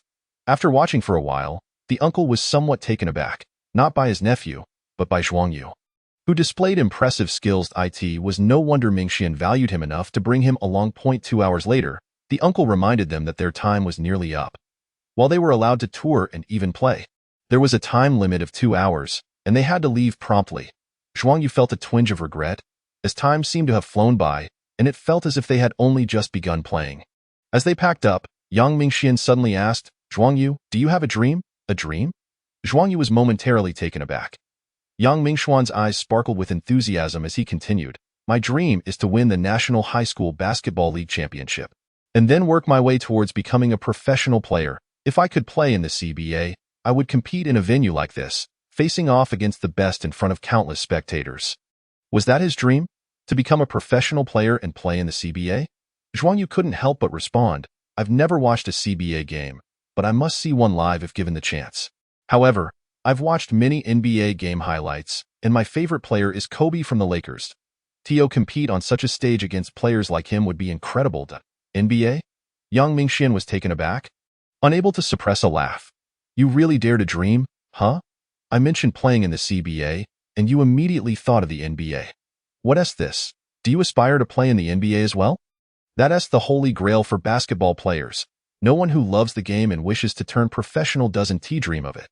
Unfortunately, only a rare few ever make it to the NBA. Even as they left the arena, Zhuang Yu felt a lingering daze. This visit to the CBA venue had left a profound impact on him. Yang Mingxian bid farewell as he got out of the car. Exchanging contact information, he patted Zhuang Yu on the shoulder and said, don't squander your talent. Basketball is a team sport, meant for 5 players, don't play alone. Join the National High School League, for that is your stage. There you'll find many skilled players, even those stronger than me. I believe you will shine in the high school league, and I will be waiting for you at the National Challenge Tournament. By then, I will give it my all to compete against you on the court. Hearing those words, Zhuang Yu felt a stir in his heart. He instinctively wanted to refuse, yet the words caught in his throat. Ultimately, he responded with a hesitant As Yang Mingxian turned away with a smile. He said, see you at the National Challenge Tournament. Goodbye. Zhuang Yu waved him off, uncertain whether this farewell meant they would meet again at the national tournament, or was simply a parting. Even after the car disappeared from view, he remained rooted in place, overwhelmed by a surge of inexplicable emotions, as if a dam had burst within him. In Class 8 of the first year. Zhao Yuanhao chuckled wryly. Our homeroom teacher just came in and urged us to give it our all tomorrow, even organizing a cheer squad for us. We want to play well, but our opponent is Class 3. I heard they declared they intend to win by at least 30 points. Zhuang Yu was startled. The next day was indeed a match against Class 3, the final game of the group stage. What does our teacher mean? Does he actually expect us to win against Class 3? Zhuang Yu asked. It wasn't that he looked down on his own class. He had seen Class 3 play from a distance, and they were far superior to Class 8. Of course not, Fatty replied. It's about minimizing our loss. Ideally, We should only lose by 10 or so points. We absolutely cannot let them win by 30. That would be humiliating. Zhuang Yu pondered for a moment, realizing that Class 3's claim of winning by 30 points was not mere bravado. After all, for Class 8, Xiao Qingyang from Class 3 was practically invincible, and the other players from Class 3 were no weaker than Zhou Jun or Zheng Wei. In fact, some were even stronger. With Xiao Qingyang and a few other Class 3 players against the relatively inexperienced Class 8. A 30-point victory was indeed plausible. At that moment, Zhuang Yu recalled Yang Mingxuan's words, a wave of determination surging within him. Meanwhile, in Class 9 of the second year, Zhou Xiaoyu noticed an Xian once again poring over the schedule for the freshman class competition, jotting down notes and doodling. Curiously, she inquired, "Still searching? Haven't found that person yet?" "No," an Xian replied, feeling frustrated. With the group stage nearly concluded, every class has played at least 3 matches. If he were a first-year student, he shouldn't be absent. Even if he didn't play, he should have at least come to watch. Yet, I haven't seen a trace of him. It was indeed strange, although she had only caught a glimpse of his back. An Xian felt confident that she would recognize him if she saw him again. However, after several days of searching, she had come up empty-handed. Zhou Xiaoyu suggested, "Could it be that he is not a first-year student? Or perhaps not from our school?" An Xian shook her head. "It's possible he is not a first year, given that no rule prohibits second or third-year students from sporting crew cuts. In fact, many students keep shaved heads for convenience. Yet, second and third-year students have been here for at least a year. If there were any skilled players among them, I should have heard of them. As for him being from another school, that's unlikely. It was already past 7 that day. Students from other schools wouldn't be at our school. Besides, I distinctly saw him running towards the teaching building, so he must be a student from our school." This only added to an Xian's frustration. She was certain he was a student from their school, likely a first year. Yet after days of observation, she had found nothing. Was he truly just going to vanish into thin air? Zhou Xiaoyu asked, "Are you going to keep looking?" "Yes," an Xian replied, biting her lip. I refused to believe it. "I will find him even if I have to dig 3 feet into the ground." Her curiosity about that impressive dunk was not the only reason she wanted to find him. It was also for the sake of the school's basketball team. Over the past 2 years, the team had not performed well. While they were not the worst, they were still a mid-tier team, unable to reach the top 8, let alone challenge for the City League Championship. The team leader. An Xian found this concerning. This year, several promising first-year players had emerged, particularly Xiao Qingyang, whose talent stood out. Yet, one player alone was not enough, if they could add the player who had shattered the backboard to their roster. An Xian believed the school's basketball team could rise to prominence and become a formidable force. Before long, evening study hall came to an end. Zhuang Yu left school and made his way to the old basketball court. After securing his bicycle, he took out a basketball and leaped lightly, flicking his wrist. However, a shot he usually made with ease clanked off the rim today. Thud. The basketball ricocheted off the rim. Taking a deep breath, Zhuang Yu tried again, but he missed once more. He felt an unsettling restlessness within him, as if a tumultuous wave surged in his heart, preventing him from finding peace and leaving him somewhat agitated. Yang Mingxuan's dream was to win the high school basketball league championship and then strive to become a professional player in the CBA. What was my dream? For a moment, Zhuang Yu's thoughts became muddled. It wasn't until dawn approached that he fell into a drowsy sleep, only to be awakened shortly after by his mother. "It's nearly 8 o'clock. Get up," Li Huilan called, hands on her hips, sounding annoyed. "Oh no, it's so late." Zhuang Yu scrambled up, realizing he was going to be late for school. Without a second thought, he hurried through his morning routine, shouting to his mother that he wouldn't be having breakfast. Snatching his books and rushing out, he pedaled furiously, yet still arrived late. Naturally, he faced a few reprimands from the teacher, and Zhuang Yu could only lower his head and admit his fault. Before he could finish speaking, he was cut off by a disgruntled, "Shut up. I didn't skip to go online. Don't accuse me. I just couldn't sleep." Zhao Yuanhao looked on with curiosity. "Why? Did you suffer a heartbreak?" "Heartbreak? Please. I've never even been in a relationship." Zhuang Yu found himself at a loss for words with this chubby classmate and decided to ignore him entirely in the blink of an eye. It was afternoon. The students of Class 8 hurried to the basketball court, with Zhao Yuanhao and Zhou Jun changing into their jerseys, though all wore somewhat gloomy expressions. Upon arriving at the court, They found that the players from Class 3 had already arrived. They truly arrived quite early. As for this competition, how are we supposed to compete? Upon seeing the members of Class 3, particularly Xiao Qingyang, an air of dejection settled over Zhao Yuanhao and his companions, leaving them with no choice but to offer a bitter smile. They were utterly outmatched, of course. Their homeroom teacher, Mr. Liu, did not set the bar high for them, merely to lose by a smaller margin. Yet, the problem lay in their lack of confidence and assurance. Zhao Yuanhao cast a glance beyond the court and was suddenly taken aback. The sun must have risen in the west today. For that rascal Zhuang Yu actually showed up.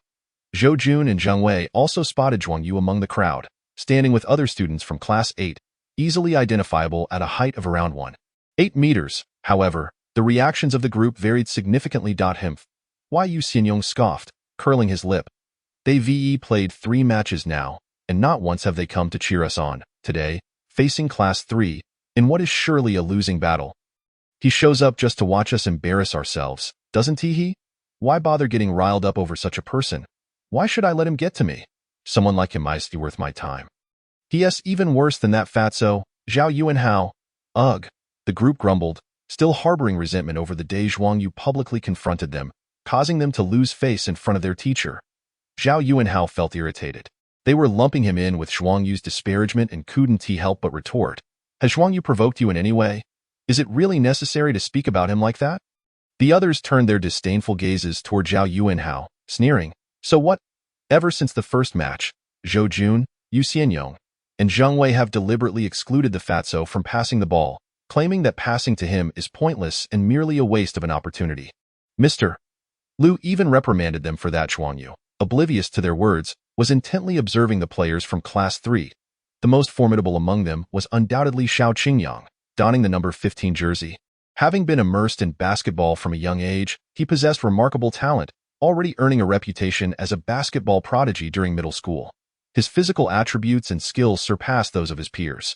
Some had even begun to call him the future star of the basketball team at Yizhong, despite the fact that he had yet to officially join. Standing at approximately 1.87 meters, with exceptional jumping ability, explosive speed, and a style leaning towards small forward, he was adept at both shooting and driving to the basket. After observing for a while, Zhuang Yu formed a judgment about Xiao Qingyang. As for the other players from Class 3, there was number 5, Zhang Su, and number 9, Feng Zikai, both of whom were also quite competent. Zhang Su, standing at about 1.78 meters, was lean yet quick, with solid ball handling skills. Playing as a guard, Feng Zikai, at around 1.85 meters, may not have been as tall as Xiao Qingyang, but he clearly favored playing inside the paint. His shooting was average, yet his footwork down low was exceptional, making him a formidable presence in the paint with his height and skills. The rest of the players were rather mediocre.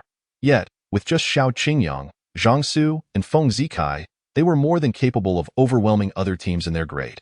Although Zhuang Yu had not been present at the sidelines to watch the games, he had seen glimpses from afar while leaning against the railing, so he wasn't completely ignorant of the first-year teams. Just then, everyone turned their attention toward one direction. Senior and Xian had arrived. Senior and Xian. She appeared alongside Zhou Xiaoyu, her hair tied in a simple ponytail, exuding a clean and fresh aura. Donning an oversized white t-shirt, she still could not hide her alluring figure. Her jeans hugged her long, shapely legs, exemplifying why she was the school belle. Zhuang Yu couldn't help but acknowledge that this senior was exceptionally beautiful. With a slender figure, exquisite features, and a height slightly over 1.7 meters, coupled with a gentle demeanor that set her apart from other girls. Xian surveyed the court. In fact, she had previously seen the players from Class 3 and Class 8. Yet she scanned the scene once more, and indeed, there was no sign of that person, senior. Noticing in Xian's gaze, Zhou Jun, Yu Xianyong, Zheng Wei, and the others instinctively straightened their postures, and even Zhao Yuanhao was no exception. On the other side, Xiao Qingyang fixated on an Xian without blinking. Regrettably, he was once again met with disappointment. The anticipated moment of their eyes meeting, full of tenderness, did not materialize. And Xian's expression remained indifferent as she surveyed the court. A flicker of disappointment flashing across her eyes. Throughout it all, her gaze never lingered on Xiao Qingyang. Why? Xiao Qingyang felt a surge of dissatisfaction. I have performed so well in these matches, averaging 30 points over 3 games. Who in first year can compare with me? Even those in second and third year can't surpass me, can they? Why does the senior come every time but never seems to notice me? If she isn't here for me, why bother showing up? Of course, an Xian was completely oblivious to Xiao Qingyang's feelings. She merely felt a tinge of disappointment for not having found that person. Just as she prepared to leave, her eyes suddenly fell upon Zhuang Yu. Chapter 11. He shouldn't be able to hide for much longer. Him? An Xian's brows arched slightly. This boy possessed a unique aura that reminded her of that person. And with his height of 1.8 meters and crew cut, he could very well fit the description. At him? Noticing an Xian's expression, Zhou Xiaoyu halted her steps. An Xian? What's wrong? An Xian shook her head. Let us wait a moment. Wait for what? Zhou Xiaoyu was taken aback, following an Xian's gaze and noticing Zhuang Yu. Unable to contain her curiosity, she inquired, "Is he the person you are looking for?" An Xian appeared uncertain. "I'm not sure. He feels somewhat similar, but I can't confirm it. For now, let us just observe a bit longer." At that moment, people also noticed that an Xian had not left on the court. Xiao Qingyang's eyes sparkled with excitement. Did she intend to stay and watch me play? It must be so. Rest assured, I will not disappoint you. Soon, the match commenced. Whether it was due to an Xian's presence or not, the players on the court seemed particularly energized, giving their utmost from the very start. For Class 8, Zhou Jun, Zheng Wei, and Yu Xianyong performed admirably. Even Wu Shi, who had previously underperformed, managed to contribute some points. However, Class 3 was evidently stronger, especially Xiao Qingyang, who was nearly unstoppable, shooting from the perimeter, driving to the basket, executing fast breaks, and even intercepting and defending with ease. He was simply formidable. Indeed, by half-time, Xiao Qingyang had already scored 20 points. After this match, it seemed likely he would again hit the 30-point mark. 30 points? You're thinking too small. Didn't TUC Senior and Xian is here today? I'd wager that Xiao Qingyang will at least score 40 points. 40 points in a single game? That seems improbable. Just wait and see. As halftime concluded, the score stood at 47-26, with Class 3 leading significantly, and all discussions centered around Xiao Qingyang's performance today. Scoring 20 points in the first half was undoubtedly impressive. Huffed, in Class 8's resting area.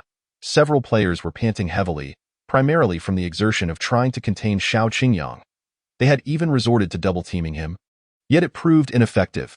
Initially, they held their ground, but as the point gap widened, the players from Class 8 quickly lost their edge. Their faces turned grim, expressions heavy with frustration. They couldn't contain Xiao Qingyang, who had racked up 20 points in the first half. How could they possibly compete? It was utterly hopeless. Zhuang Yu could only shake his head in response. The disparity in skill was indeed too vast. At this rate, Class 8 was likely to lose by more than 30 points. The onlooking students from Class 8 also wore dejected expressions, although they had not harbored high hopes of victory. Losing by such a margin at halftime was still disheartening. In the north, Donggang City. This bustling port city in the north boasts a thriving economy, with basketball enjoying considerable prominence, numerous courts, the city, and even more can be found within schools. Particularly, Donggang No. 9 High School, with its newly constructed gymnasium from the past 2 years, stands as a remarkable facility, unrivaled among high schools in Donggang City. This is closely tied to the consistent success of the Donggang No. 9 basketball team. Over the years, they have been perennial favorites for the Donggang City High School Basketball League Championship, frequently advancing to the Provincial League. Last year, under the leadership of the prodigious player Yang Mingxian, No. 9 High School triumphed in the City League, reaching the provincial competition and the Northern District playoffs. Although they fell just short of qualifying for the national challenge, the prowess of Yang Mingxian and the strength of No. 9 High School was evident. Following the conclusion of last season, Yang Mingxian was even awarded the honor of Northern District Rookie of the Year. Swish! The basketball flew from Yang Mingxuan's fingertips, and the sound of the ball swishing through the net rang out, a crisp and melodious sound. A perfect swish. Under the basket stood a young boy, close to 2 meters tall yet possessing a cherubic face. He was a first-year player newly recruited by the team, named Zhao Heng. Zhao Heng seized the basketball and passed it to Yang Mingxian with a push of both hands. Without hesitation, Yang Mingxian received the ball and shot, making the basket without any need for excessive adjustment. After sinking over 100 shots, he finally paused. Huff! Yang Mingxian adjusted his breathing and said to Zhao Heng, Let us take a 10-minute break before continuing. Zhao Hong couldn't help but comment, Yanggu, aren't you pushing yourself a bit too hard? This left Zhao Hong in awe yet somewhat perplexed. Observing Zhao Hong's cherubic face, Yang Mingxian spoke earnestly, Zhao Hong, you need to mature quickly. Once I leave, the number 9 basketball team will rely on you. Leave? Isn't that still 2 years away? Seeing that Zhao Hong was indifferent, Yang Mingxian contemplated for a moment before deciding to reveal the truth. To be frank, I have received an invitation from the youth team. This is a significant opportunity for me. To aspire to become a professional player, joining the youth team is undoubtedly the best springboard. What? Zhao Heng's expression changed drastically. If that were indeed the case, Yang Mingxian might leave Zheozhong before graduation to join the youth team. Without Yang Mingxian, don't wear that expression. Yang Mingxian patted Zhao Hong, saying, I'm not saying I'm leaving right now. I still hope to help Zheozhong win the national championship before heading to the youth team. Winning the national championship, that's quite a challenge, Zhao Hong replied with a wry smile. Yang Mingxian nodded. I understand that making it to the national challenge is no easy feat, and winning the national championship is even more difficult, requiring us to defeat one formidable opponent after another. Suddenly, he paused, lamenting, if only he were on our team. It would certainly be much easier. Zhao Hong, surprised, curiously asked, Who? A figure flashed in Yang Mingxuan's mind.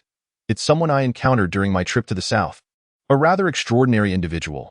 He is only a freshman this year, yet possesses remarkable talent and strength. I faced him in a one-on-one match, and I lost. You actually lost? Zhao Hong exclaimed in astonishment. Yang Gu is the rookie king of the Northern District, yet he lost to a freshman. He couldn't help but inquire.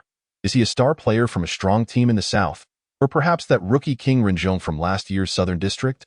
Neither. Yang Mingxian shook his head, a smile forming at the corner of his lips. He has never played in a match before and has always played alone. However, he shouldn't be able to hide for much longer. Chapter 12. Zhuang Yu takes the court. The second half soon commenced. The students from Class 8 were anxious, and to make matters worse, during an offensive play, Zhao Yuanhao's shot missed, and Zheng Wei jumped to contest the rebound with Feng Zikai, only to twist his ankle upon landing and collapse to the ground. What is happening? It seems he twisted his ankle, in a way, trailing by so much already, and now Zheng Wei has twisted his ankle. This match is becoming unbearable to watch. Whispers spread through the crowd. On the court, Zheng Wei sat on the floor, one hand clutching his left ankle, his face contorted in pain. Teacher Liu immediately called for a timeout and came onto the court to check. He noticed Zheng Wei's left ankle was slightly swollen, and his heart sank further. Truly, misfortunes never come singly. Sigh. Teacher Liu exhaled, instructing, help Zheng Wei to the sidelines. Zhou Jun and Yu Xianyong each took one side, assisting Zheng Wei off the court. Zhao Yuanhao intended to express concern, but before he could speak, he heard Zhou Jun curse. It's all your fault, you fatso. If you had made that shot, Zheng Wei wouldn't have had to fight for the rebound and wouldn't have twisted his ankle. Hearing this, Zhao Yuanhao was dumbfounded. How can this be blamed on me? It would be one thing to blame Feng Zikai from Class 3, but to pin it on the fatso, claiming Zheng Wei's injury resulted from him missing a shot, was simply absurd. Why Yu Xianyong's words were even harsher, directly cursing. You're nothing but a waste. Upon hearing this, those nearby felt Yu Xianyong had gone too far. Zhao Yuanhao's face trembled with anger, and before he could speak, Zhuang Yu could no longer contain himself, stepping forward to grab Yu Xianyong by the collar. Who the hell are you cursing? Go ahead, say it again if you dare. Despite their previously strained relationship, Zhuang Yu was not someone with a narrow mind, but Zhou Jun and Yu Xianyong had crossed the line this time.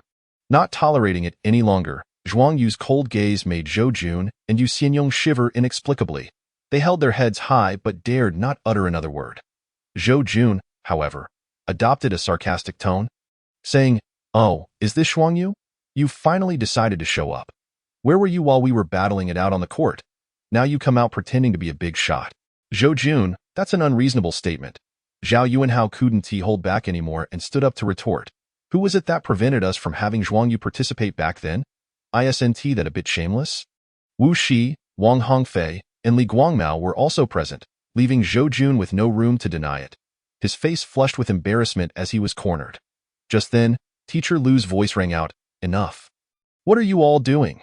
Do you not see me as your teacher? Teacher Liu's face was filled with anger as he cast a stern glance at the group, his expression serious. Trailing by so much, And you still engage in infighting. Are you looking to humiliate yourselves further?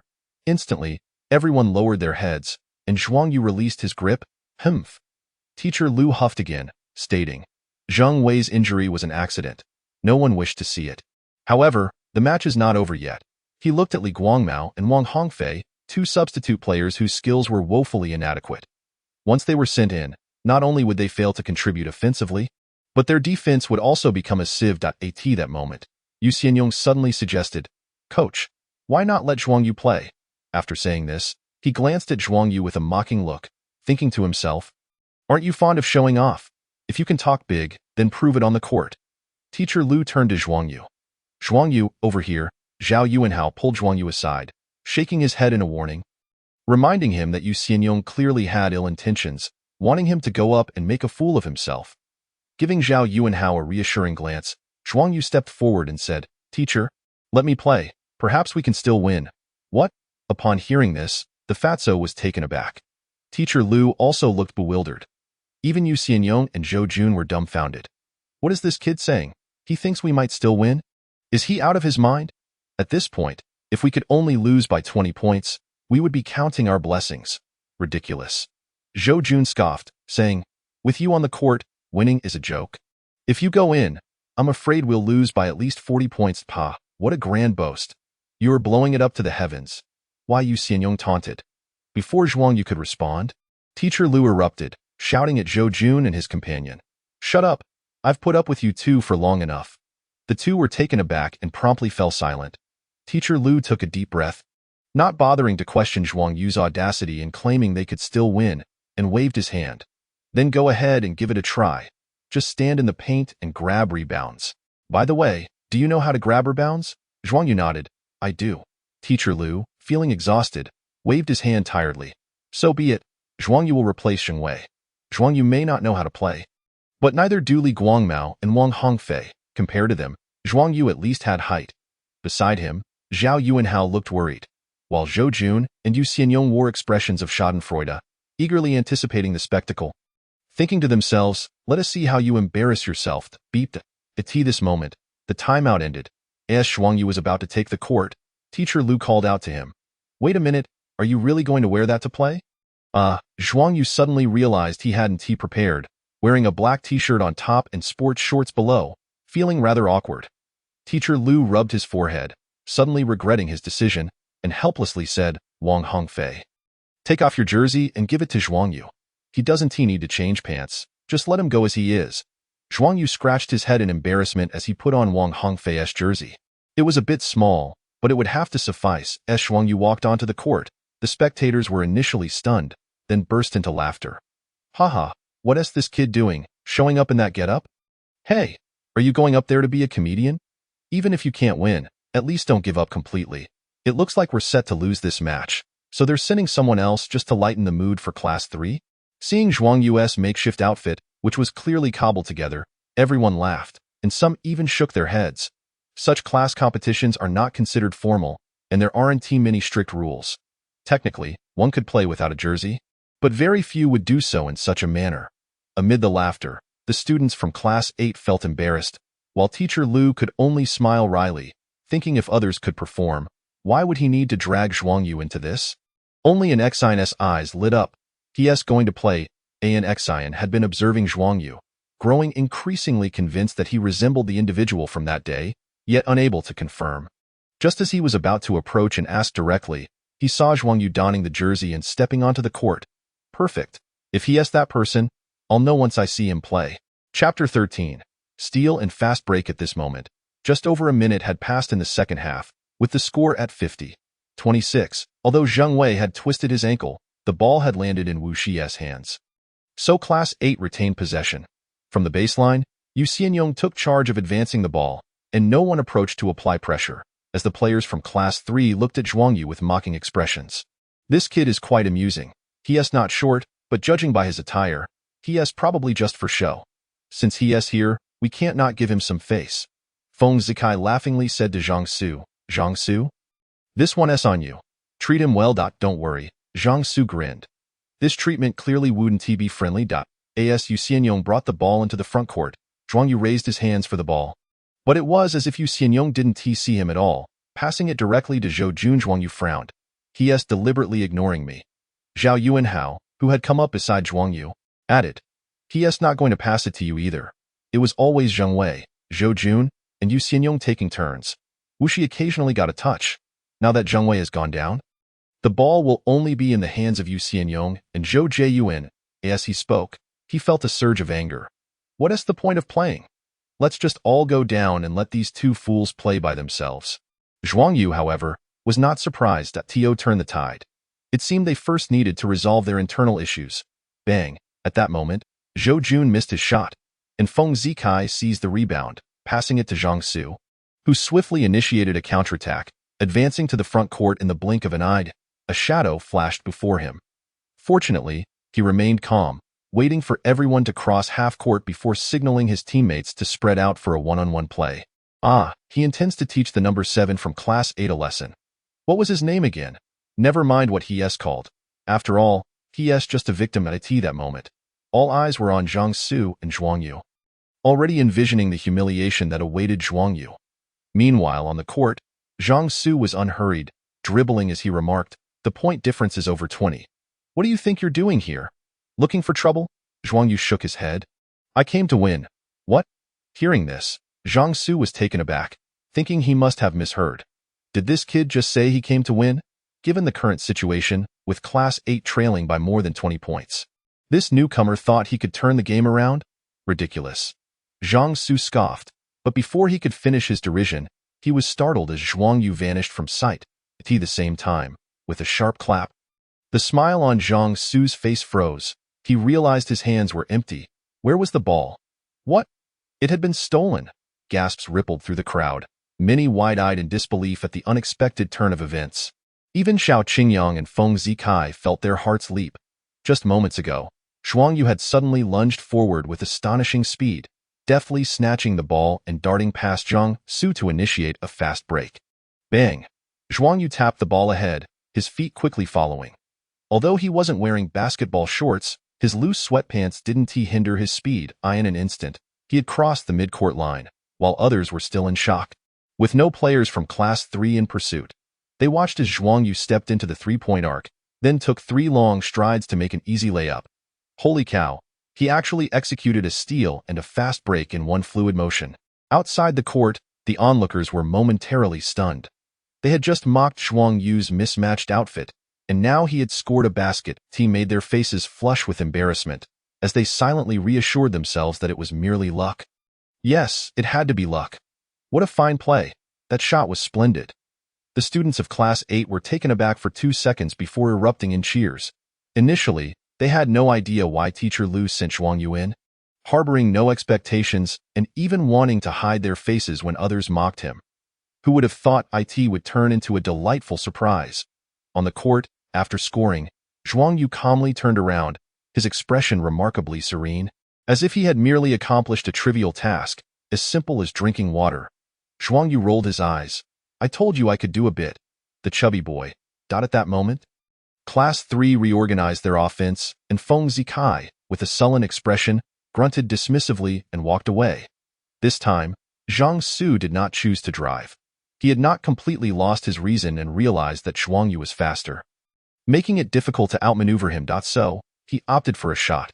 However, his forte lay in driving, not shooting, and given his current state, the basketball missed the mark. Bang! The ball hit the rim and bounced out. Rebound! Shouted Xiao Qingyang. Underneath the basket stood Feng Zikai and Wu Shi, both leaping almost simultaneously, but Feng Zikai, considerably taller, was poised to claim the ball. Suddenly, an arm shot out from the side. What? Feng Zikai stared in shock as that arm reached over him, touching the basketball before he could, and snatching it away. He turned to find it was Zhuang Yu. After securing the rebound, Zhuang Yu immediately launched a counterattack. Of the Class 3 players, Zhang Su was the first to pivot and pursue. Having kept a close watch on Zhuang Yu, they both arrived at Class 3's half of the court. Zhuang Yu glanced back at the pursuing Zhang Su, entering the three-point line before slightly slowing down, then taking 3 long strides. Don't even think about scoring. Zhang Su growled, noticing Zhuang Yu was preparing for a layup. He planted his feet and leaped with all his might to deliver a chase-down block. Hoping to redeem himself, "Watch out behind you," shouted the Class 8 students. The Class 3 students, eyes bright with anticipation, hoped Zhang Su would successfully block Zhuang Yu and put him in his place. "What?" Zhang Su leaped and missed. "Was that an air switch?" someone exclaimed. Zhuang Yu curled his body mid-air, as if time had momentarily frozen, briefly pausing before switching the basketball from his right hand to his left. By this time, Zhang Su was already descending, while Zhuang Yu extended his body as he fell, flicking the basketball toward the backboard, which rebounded perfectly. Swish! It fell through the net. An incredible air switch. The move was exquisite. Evading the block mid-air and executing a hand switch to score, it resembled a performance of acrobatics. In an instant, many spectators could not help but marvel. If the previous two steals and fast breaks were not convincing enough, then this rapid counterattack with an air switch was sufficient to leave everyone in awe. Truly, it was like a display of acrobatics, exceptionally beautiful. He scored again. Xiao Qingyang squinted, then glanced at Zhang Su, who stood frozen in place, looking utterly defeated. Xiao Qingyang shook his head in dismay. Zhang Su was finished. He signaled to the Class 3 head teacher, who understood immediately and called for a timeout. At that point, the score had shifted to 50-32. Xiao Qingyang requested the timeout for this reason. The point difference had narrowed to within 20, and they needed to halt the opponent's momentum. Additionally, Zhang Su's morale had crumbled. Keeping him on the court would be detrimental, and he needed to cool off. TSK, who would have thought that the number 7 from Class 8, Zhuang Yu, would come in and score 6 points in no time, prompting Class 3 to call a timeout. Indeed, consecutive steals, that counterattack after securing the rebound, and the air switch. TSK, it was truly impressive. Odd. Why hadn't he been seen in previous games of Class 8? During the timeout, both teams returned to their benches, but the onlookers became even more animated, discussing Zhuang Yu's prowess while expressing curiosity. Xin was also intrigued. The captain of the school basketball team. Though not a player or coach, she often stayed close to the coach, observing the players during practice. Despite Zhuang Yu only having played for a minute, his skills were evident. Why was such talent so obscure? Over on Class 8's side, they exclaimed, "Who would have thought Zhuang Yu was this capable? We thought you couldn't play at all. Indeed, had I known earlier, I would have insisted on bringing you into the fold. Had you been present, perhaps we would not have suffered defeats in the previous 3 group matches." Several players descended from the court, apart from Zhao Yuanhao, Wu Shi, Li Guangmao, and Wang Hongfei also gathered around Zhuang Yu. At this moment, witnessing Zhuang Yu's exceptional performance and recognizing his prowess, they all extended their camaraderie towards him. Meanwhile, Zhou Jun and Yu Xianyong were blushing with embarrassment. Initially, they had anticipated witnessing Zhuang Yu's shortcomings. Yet to their astonishment, his remarkable skills made them feel as though they had been slapped in the face. A stinging realization. Before the match, they had held little hope, even conceding defeat by halftime. But Zhuang Yu's recent display rekindled their aspirations for victory. "Zhuang Yu," Teacher Lu addressed him, "we currently trail by 18 points. Do you possess the confidence to close the gap?" "Yes," Zhuang Yu replied emphatically. "Excellent," Teacher Lu nodded in satisfaction. "As long as we unite as one, it is certainly within our capacity to catch up, or even surpass them to defeat Class 3. After a brief pause, he instructed. "Zhou Jun, Yu Xianyong, Wu Shi, Zhao Yuanhao, ensure robust defense. Do not allow the opposing team to score easily. Defend, then strike back to close the score. As for the offense, prioritize passing the ball to Zhuang Yu for his attacks." "What?" Zhou Jun and Yu Xianyong were taken aback, their displeasure evident. Why Yu Xianyong immediately objected, "Teacher, I believe it's inappropriate to rely solely on Zhuang Yu. While he has scored some points," before he could finish, Teacher Lu interrupted assertively, "No buts, you need not participate anymore. Li Guangmao will take your place." Yu Xianyong was momentarily rendered speechless. The others were equally dumbfounded, while only Zhuang Yu secretly chuckled. Teacher Lu had just advocated for unity, yet Yu Xianyong had immediately acted against that. Was he seeking his own demise? Nevertheless, this turn of events was precisely what Zhuang Yu had desired. Initially, he intended to play for a few minutes to showcase his abilities to Teacher Lu. Should Zhou Jun and Yu Xianyong dare to neglect him and refrain from passing, Teacher Lu would undoubtedly intervene. However, he had not anticipated Teacher Lu's decisiveness in substituting Yu Xianyong, which simplified matters for him. Anyone else with objections? Teacher Liu fixed his gaze on Zhou Jun, his tone admonishing. Zhou Jun's expression shifted through various emotions before he finally muttered, "No objections." Teacher Liu's demeanor softened as he tossed out a sweet incentive. "Then it's settled. Let's play well. If we win this match, I will personally treat you all to a seafood feast." With that, he patted Zhuang Yu on the shoulder, saying, "The outcome now rests on you." The support for Zhuang Yu stemmed not only from the surprises he brought, but also from the lack of alternatives. This might be their sole chance for a comeback. Zhuang Yu nodded firmly. This was to be his first official match, and he had no desire to lose. Chapter 15. Zhuang Yu versus Xiao Qingyang not far away. The players from Class 3 huddled together. Zhang Su was substituted for Yang Chao. The Class 3 homeroom teacher, standing at around 1.65 meters tall and wearing glasses, was rather refined. Although he lacked a deep understanding of basketball, he felt compelled to participate as the homeroom teacher, thus assuming the coaching role. However, in truth, the team primarily followed Xiao Qingyang's lead. After replacing Zhang Su, the Class 3 teacher turned to Xiao Qingyang and inquired, "What are your thoughts on that number 7? In an instant, Feng Zikai and the other Class 3 players turned their attention to Xiao Qingyang. Although Feng Zikai and Zhang Su were competent players with a solid foundation in basketball, far superior to the average student, when it came to basketball acumen, they could not match Xiao Qingyang. After a moment of contemplation, Xiao Qingyang responded that number 7, Zhuang Yu, possesses remarkable speed and excellent jumping ability. While he may not be particularly tall, he excels at quick breakthroughs and counterattacks. As for other aspects, it remains difficult to assess, but his strength is undeniable. And how do you propose we counter him?" The Class 3 teacher pressed on. "That number 7 is impressive," Xiao Qingyang asserted confidently. "But the rest of Class 8 is too weak. Relying solely on him is not a significant concern. If you are worried, I will take it upon myself to defend him later." Hearing his casual tone, the Class 3 teacher relaxed and smiled. "Very well, then you shall handle him and show him what a true expert looks like." Previously, when the score difference had widened to over 20 points, many spectators had departed, deeming it pointless to continue watching, convinced that Class 8 was destined to lose. Yet, none expected Zhuang Yu to rise so dramatically, leading to a swift change in momentum. Some individuals, upon hearing the news, hurried back, as the distance was not great, and those leaving had merely gone to watch other matches. Just a few steps away, in an instant, the crowd of onlookers swelled beyond previous numbers. Observing Class 3's substitution of Zhang Su, Zhuang Yu smiled. Zhang Su was a competent player, albeit somewhat unfortunate in encountering him. With Zhang Su off the court, Zhuang Yu could now focus on defending against others. The greatest threat remained Xiao Qingyang. Zhuang Yu approached Wu Shi, signaling for a switch in defense. "Wu Shi, let's swap." "All right," Wu Shi readily agreed. Xiao Qingyang was challenging to defend, and with Zhuang Yu taking over, he felt a sense of relief. Yet, he soon pondered whether Zhuang Yu could truly contain Xiao Qingyang. As Xiao Qingyang prepared to face Zhuang Yu, a cold smile crept across his lips. "I had yet to seek you out. Yet you come to me. Don't blame me for being ungracious." He immediately called for the ball. Yang Chao promptly passed it to him, and Xiao Qingyang secured the ball at his waist, standing beyond the three-point line. Shouting to his teammates, everyone spread out.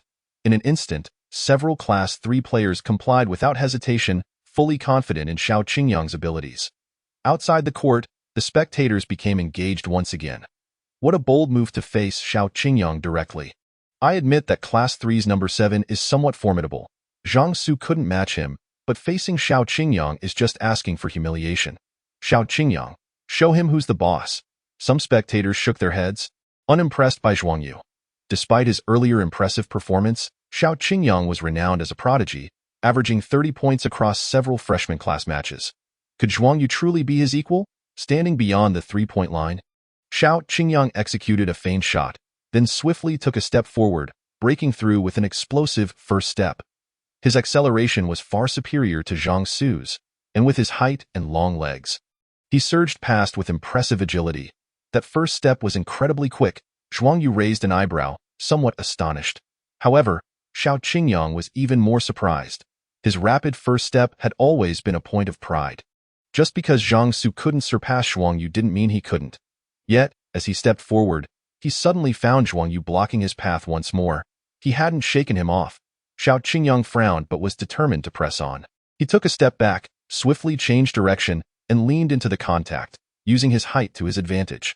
However, when their bodies collided, Xiao Qingyang was taken aback. Despite being only 1.8 meters tall, Zhuang Yu's resistance was much stronger than he appeared. Relying on his height, Xiao Qingyang launched a shot. Swish, the ball went in. Good shot. Xiao Qingyang truly shines. Haha, Class 8. Did you see that? As long as Xiao Qingyang takes a shot, that Zhuang Yu is practically defenseless. Some spectators cheered excitedly, not missing the chance to mock Zhuang Yu. The score shifted to 52-32, and as Class 3 retreated, Feng Zikai exchanged high fives with Xiao Qingyang, laughing, "You're still the best." Yet, Xiao Qingyang's expression remained subdued. His once proud first step had failed to surpass Zhuang Yu, and relying on his height and strength for physical contact had not granted him the advantage he expected. Though the shot had gone in, it was far from as effortless as others believed. That number 7 was stronger than he had anticipated. Zhou Jun was responsible for ball advancement. Upon reaching the front court, he noticed Zhuang Yu calling for the ball. Agitation surged within him, but with Teacher Li watching closely, he reluctantly passed the ball to Zhuang Yu. As Zhuang Yu received the ball, Xiao Qingyang was immediately upon him. "You possess considerable strength," Xiao Qingyang remarked. "Even more than I initially estimated. However, you won't find it easy to score now." Zhuang Yu narrowed his eyes and shook his head. "Your skills are commendable, yet you fall short of Yang Mingxian. You cannot impede me." "Who is Yang Mingxian?" Xiao Qingyang pondered, but before he could dwell on it, Zhuang Yu accelerated, catching him off guard.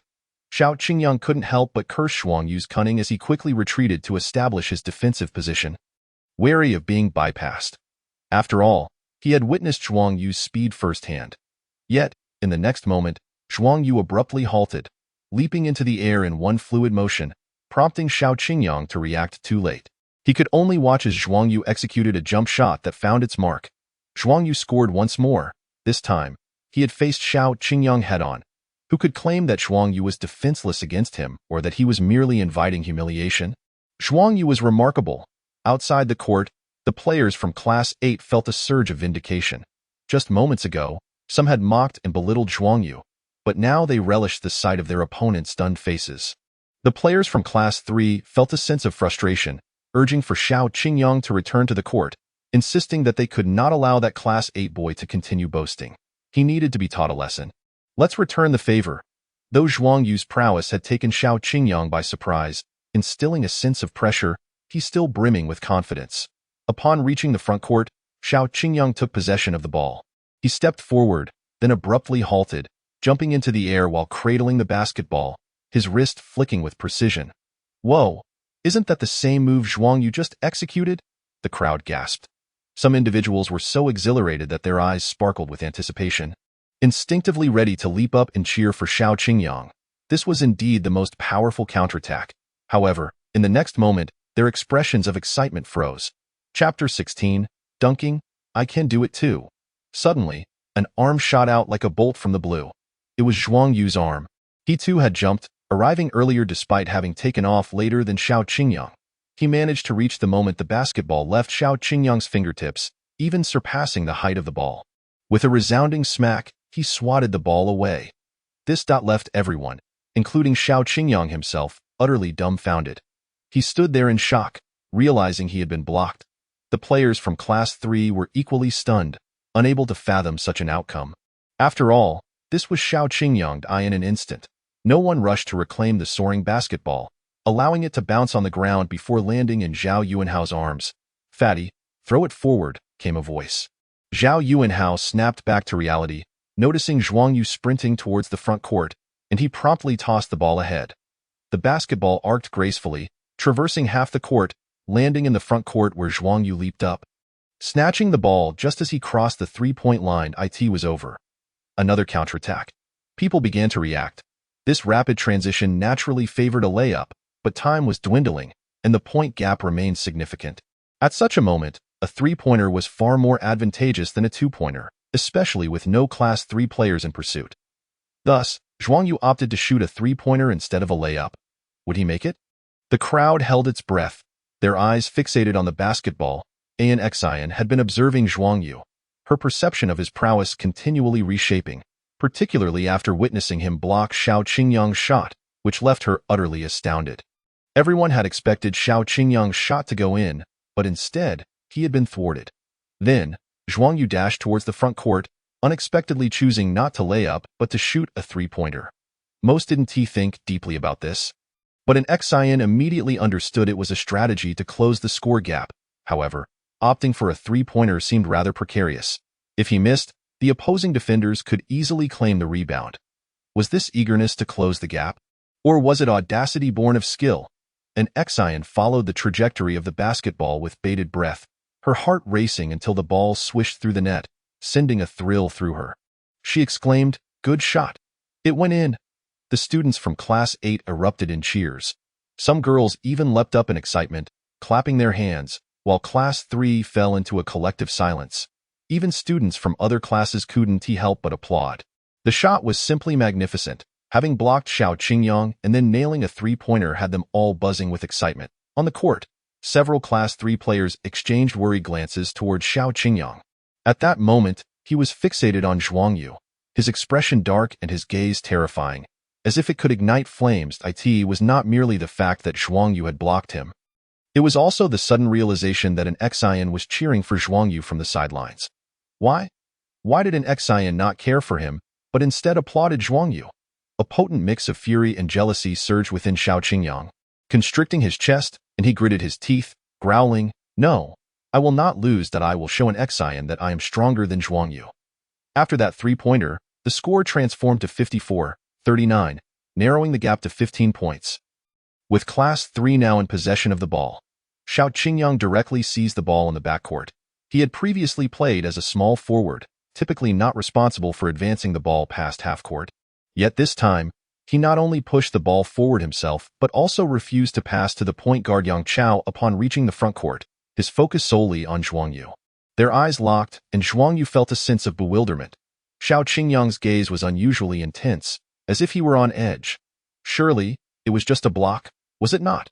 Zhuang Yu was unaware of the underlying reason involving an Xian. But he had no time to ponder.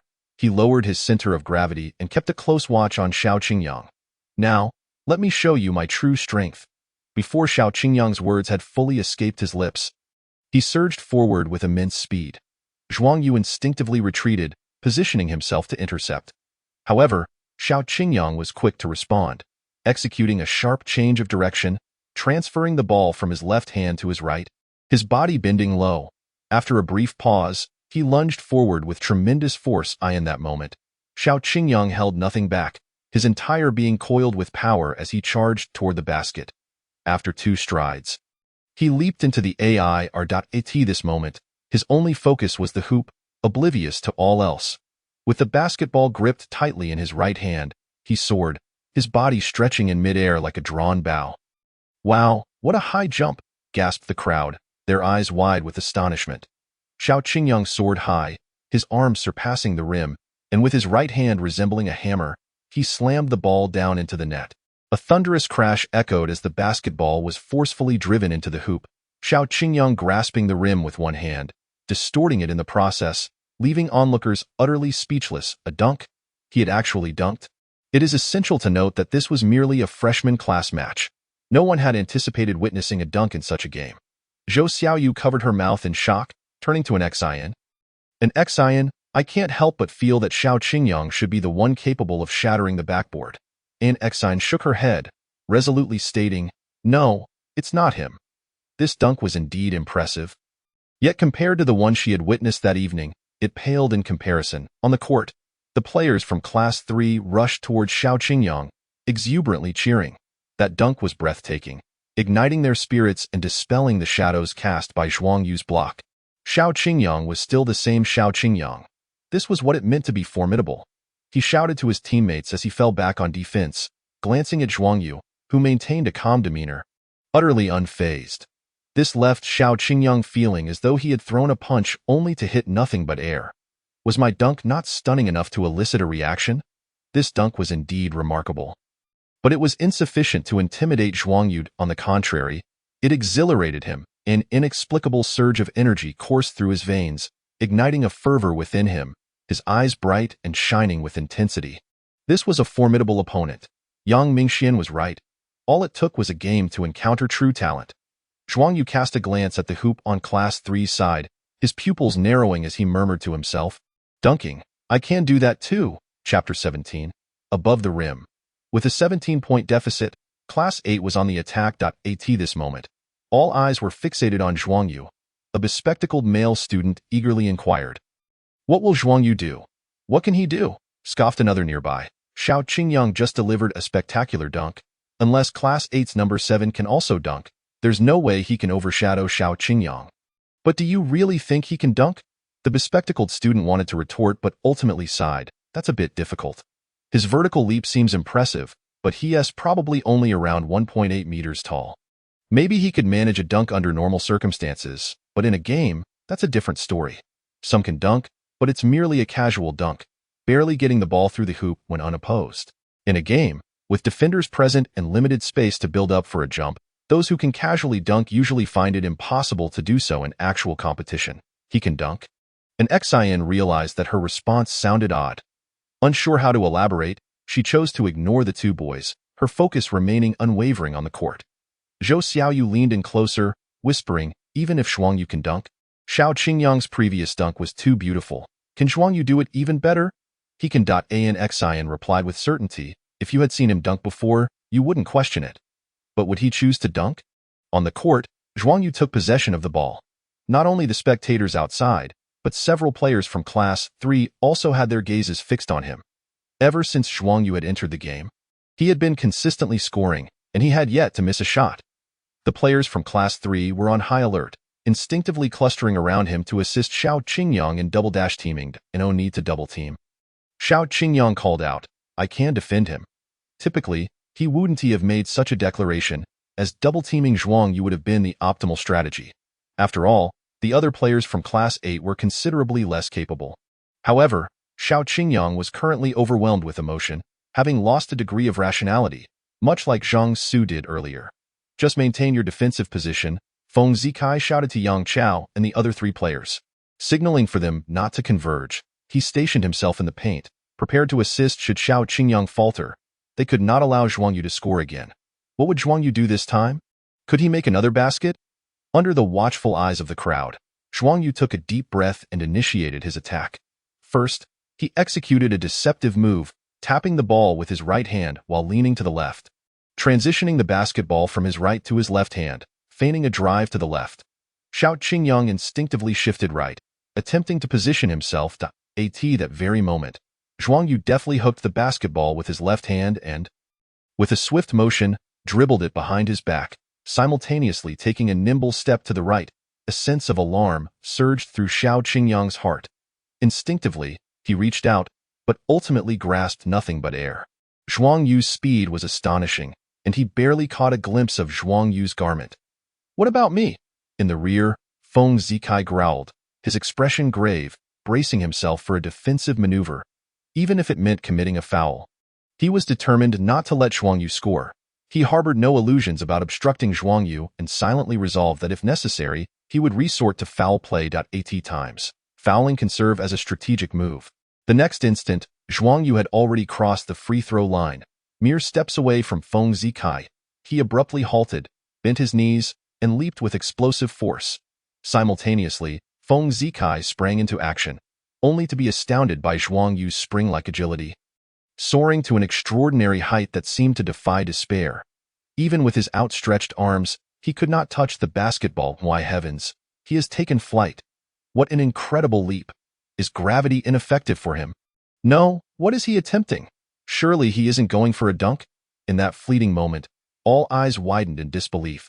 Zhuang Yu soared towards the hoop, clearly aiming for a thunderous dunk, the basketball and his arm already hovering above the rim. Surpassing it by a substantial margin, he truly intends to dunk. Zhou Xiaoyu covered her mouth in astonishment. Indeed, Aunt Exine raised an eyebrow, having just pondered whether Zhuang Yu would attempt to dunk, and now he was actually going for it. As Zhuang Yu ascended, his body unfurling like a great rock spreading its wings, the scene from that evening resurfaced in an Exine's mind, two figures seemingly merging into one. A bright light sparkled in her eyes. It was him, Zhuang Yu, the very person she had been searching for, no doubt. At that moment, everyone was left in utter shock. Yet the most astonished of all was Feng Zikai, who stood beneath the basket. facing Zhuang Yu directly. This sensation was beyond the comprehension of anyone else from any other perspective. Initially resolved to foul Zhuang Yu and prevent him from scoring, he was now overwhelmed with awe and fear. Even forgetting to commit a foul, bang, with a resounding crash, Zhuang Yu forcefully slammed the basketball into the hoop, his right hand gripping the rim as his body swung forward, sending Feng Zikai sprawling. This scene was electrifying, a dunk over a defender, unbelievable. How did he accomplish that? Can someone who is only 1.8 meters tall really dunk like this? Am I seeing things? It is truly astounding. This is the most impressive dunk I have ever witnessed. A wave of excitement surged through the crowd. Some leapt up, clutching their heads and shouting. Others stood agape, mouths wide enough to fit a goose egg, while yet others rubbed their eyes in disbelief, questioning the reality of this dunk. For a moment, people forgot about Xiao Qingyang's previous dunk that had once left them in awe. As Zhuang Yu's feet eclipsed it entirely, ha ha ha. Teacher Lu laughed heartily. His joy infectious, even joining his students in waving his arms and cheering, awesome! The students of Class 8 had never seen their homeroom teacher like this, but no one found it amusing at that moment. For they were even more exaggerated in their excitement. One bold girl, caught up in the thrill, shouted impulsively, Zhuang Yu, I want to be your girlfriend, drawing the attention of many. This dunk was simply too shocking, igniting a frenzy throughout the entire venue. This is impossible. Xiao Qingyang's gaze was vacant, his body trembling, unwilling to accept the reality before him. Suddenly, he seemed to have an epiphany, turning to glance at the sidelines, only to see an Xin jumping up as well, her beautiful eyes sparkling with excitement, fixated on Zhuang Yu. The school's recognized beauty, the goddess of ponytails in the minds of the boys, had never shown such a youthful side. A group of boys were utterly entranced. Meanwhile, Xiao Qingyang felt as though he had been struck by lightning. Chapter 18. If we can win, who would want to lose? Are you all right?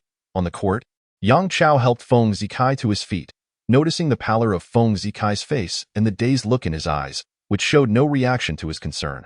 Sighing helplessly, Yang Chao turned to Xiao Qingyang and inquired, Xiao Qingyang, should we call a timeout? Even Xiao Qingyang seemed affected.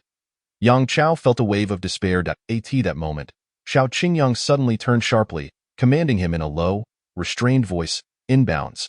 The fierce expression and reddened eyes sent a jolt through Yang Chao. He had never seen Xiao Qingyang in such a state. As if possessed, I said to hurry and inbound the ball. Xiao Qingyang shouted, It's just a dunk. Have you all lost your minds? Yang Chao mumbled to himself, shaking his head as he moved to the baseline to inbound the ball, pulling Feng Zikai along in the process. His heart was heavy, filled with a desire to wreak havoc on the hoop, to vent his frustrations. Slap, however, in the next moment, he felt the ball slip from his grasp. It had been stolen. This time it was not Zhuang Yu, but Wu Xis. Xiao Qingyang charged towards Zhuang Yu. He had overlooked Wu Shi's presence on the side. Seizing the opportunity, Wu Shi swiftly intercepted the ball. Another turnover. Alas, Xiao Qingyang was too impulsive. Amidst the collective sighs of the crowd, Zhuang Yu had already dashed forward, snatching the basketball and swiftly advancing towards the front court. Unlike the dazed Xiao Qingyang, Zhuang Yu remained composed, unfazed by the explosive dunk he had just executed. For him, a dunk was merely routine. He promptly hit the brakes, halting just beyond the three-point line. At that moment, most of Class 3's players had lingered in the backcourt, with only Yang Chao having completed his retreat, but he had not anticipated that Zhuang Yu would stop at the three-point line. By the time he realized Zhuang Yu was about to shoot, it was too late. Zhuang Yu leaped, cradling the basketball in his right hand, and as his body reached its apex, he flicked his wrist, sending the ball flying. Swish! The ball found its mark with precision. It was a three-pointer, narrowing the point gap to 12. Beep. The homeroom teacher of Class 3 called for a timeout, his expression grim as he glanced at the scoreboard. They had once led by as much as 24 points, yet now only had a 12-point advantage. What troubled him further was the state of several players. Xiao Qingyang appeared almost entranced, and despite his attempts to console him, Xiao Qingyang seemed unresponsive, as if he hadn't heard a word. Feng Zikai's eyes lacked focus, his head hung low in despair. Yang Chao and the other two were not faring much better, as they sat on the sidelines in silence, the only sounds being their heavy breaths, thickening the atmosphere with tension and gloom. Sigh. The homeroom teacher of Class 3 sighed deeply, glancing over at Class 8. Just who is this Zhuang Yu? In the blink of an eye. The timeout concluded. Class 8's lineup remained unchanged with Zhuang Yu, Zhou Jun, Zhao Yuanhao, Wu Shi, and Li Guangmao on the court, while Class 3 had made substitutions. Xiao Qingyang and Feng Zikai were both off. Instead, Zhang Su, who had previously been humiliated by Zhuang Yu and had been substituted to regain composure, was brought back into the game. Clearly, such a lineup would struggle to contain Zhuang Yu, especially against the currently spirited Class 8. During the break, discussions continued. Xiao Qingyang lowered his head, draping his jacket over it, concealing his expression, leaving no one the wiser about his thoughts. From the outset, Zhuang Yu attempted a shot, but unfortunately, it veered slightly off target, bouncing off the rim. No worries. Teacher Lu shouted from the sidelines, "The next one will definitely go in. Zhuang Yu, give it your all. Class 8. Class 8. Let us go." The students of Class 8 chanted in unison. Hearing the encouragement from his teacher and classmates, Zhuang Yu felt an unfamiliar sensation wash over him. Was this the joy of competition? An inexplicable emotion surged within him, prompting a smile as he retreated on defense. Calling out, "Everyone, stay sharp, stay sharp. We'll catch up," came the collective response. Unbeknownst to them, the morale of Class 8 began to rise, and several players exhibited a marked improvement in their demeanor, their eyes gleaming with determination. Even Zhou Jun, who had previously clashed with Zhuang Yu and exhibited a lack of enthusiasm, was now earnest in his defensive duties. "If we can win, who would ever want to lose?" Class 3 called for a timeout. Several players trudged to the sidelines, their spirits low. "If this continues, we might." The homeroom teacher of Class 3 sighed, feeling frustrated that a promising lead had deteriorated into such a situation. Yet he could only console himself, reasoning that with their record, even if they lost this match, they could still advance from the group. He had come to terms with the possibility of defeat. Just then, Xiao Qingyang, who had been sitting quietly, his jacket covering his head, suddenly pulled it off and stood up with a start. "Huh?" The others turned in unison. They found Xiao Qingyang's expression had transformed into one of calm clarity, his eyes now bright and focused. He took a deep breath and addressed the homeroom teacher of Class 3, "Teacher, let me go in next, we're still ahead. It won't be easy for them to win." Chapter 19. Xiao Qingyang is back in action. Feng Zikai was also substituted back into the game. "Even if you go in, what is the point? Just because Class 3 is still leading by a few points doesn't mean anything. I'm telling you. The game is over. Class 3 has lost their fighting spirit." As the timeout concluded, the sight of Xiao Qingyang and Feng Zikai being substituted sparked a mix of anticipation and skepticism among the spectators, with some shaking their heads in disapproval, deeming the change futile. On the court, the score stood at 58-53, with Class 8 still fielding Zhuang Yu, Zhao Yuanhao, Wu Shi, Li Guangmao, Zhou Jun, while Yu Xianyong remained seated on the bench, as Teacher Li had no intention of letting him play. "I acknowledge your prowess," Xiao Qingyang declared, gripping the ball at his waist, facing Zhuang Yu, before suddenly adding, "However, I did not lose to you. I merely succumbed to my own pride and ego." During the ensuing moments on the sidelines, he covered his head, unable to see the unfolding scene, yet he could hear the murmurs of the crowd, initially filled with anger, frustration, defeat, and jealousy. But gradually, he found his composure and began to reflect. Was it Zhuang Yu's block that troubled him? Or that electrifying dunk? Or perhaps the presence of Senior and Xian? No, none of those. It was simply a block. Every player has faced such setbacks, even the likes of Jordan and Kobe. The dunk was indeed spectacular.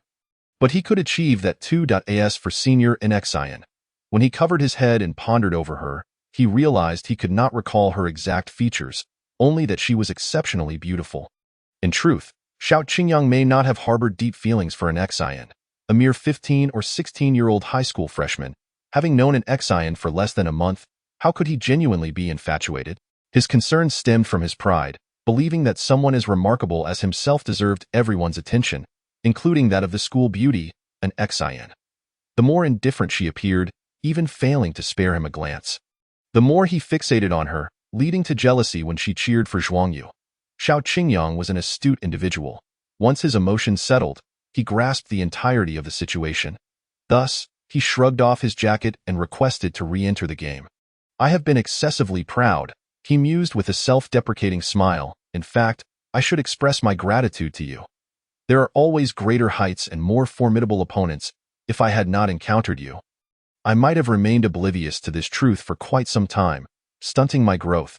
Zhuang Yu rolled his eyes, impatiently retorting, "Are you out of your mind with all this nonsense? And just so you know, I'm not interested in boys, Xiao Qingyang was taken aback, momentarily confused. Yet, he quickly realized time was slipping away. He lowered his center of gravity, executed a swift change of direction, and attempted to break through on the left. However, Zhuang Yu swiftly intercepted him. Swish, the ball went through the hoop. Though you are indeed strong, winning this match will not be an easy feat, Xiao Qingyang said, lowering his hands and addressing Zhuang Yu before turning to retreat on defense. Zhuang Yu narrowed his eyes, while Zhao Yuanhao approached him, initially smirking in Xiao Qingyang's direction before frowning. It seems this guy is back in form. What are we going to do? Heh, Zhuang Yu suddenly chuckled. Don't you think an opponent like this is far more interesting? Zhao Yuanhao responded with uncertainty. Class 8 initiated a counterattack. Zhou Jun advanced with the ball, reaching the front court before seeking out Zhuang Yu. Passing the ball to him, Xiao Qingyang immediately lunged toward Zhuang Yu, positioning himself in front. Zhuang Yu gauged the defender's position, then executed a dribble through his legs, elevating his center of gravity, feigning a jump shot. Xiao Qingyang's heart raced. Instinctively, he rose on his toes, right hand raised high, attempting to disrupt Zhuang Yu's shot. But at that moment, Zhuang Yu dribbled the ball to the ground, not for a jump shot, but to accelerate past him. Panic surged through Xiao Qingyang as he realized he was powerless to retreat and establish position. He could not pursue fast enough due to Zhuang Yu's speed. All he could do was hope for support from his teammates inside. Unfortunately, his teammates failed to contain Zhuang Yu. Feng Zikai raised his hands high but was still overpowered by Zhuang Yu's drive. I did my best, Feng Zikai lamented. In comparison, Zhuang Yu clearly held the advantage, and the score shifted to 66-65, with Class 8 trailing by a mere point. My goodness, I never expected the game to reach such a thrilling climax. Only a point apart, indeed, and with only 35 seconds remaining, I wonder who will emerge victorious. The tension is palpable, came the anxious murmurs. Some rubbed their hands together, feeling the sweat from their palms.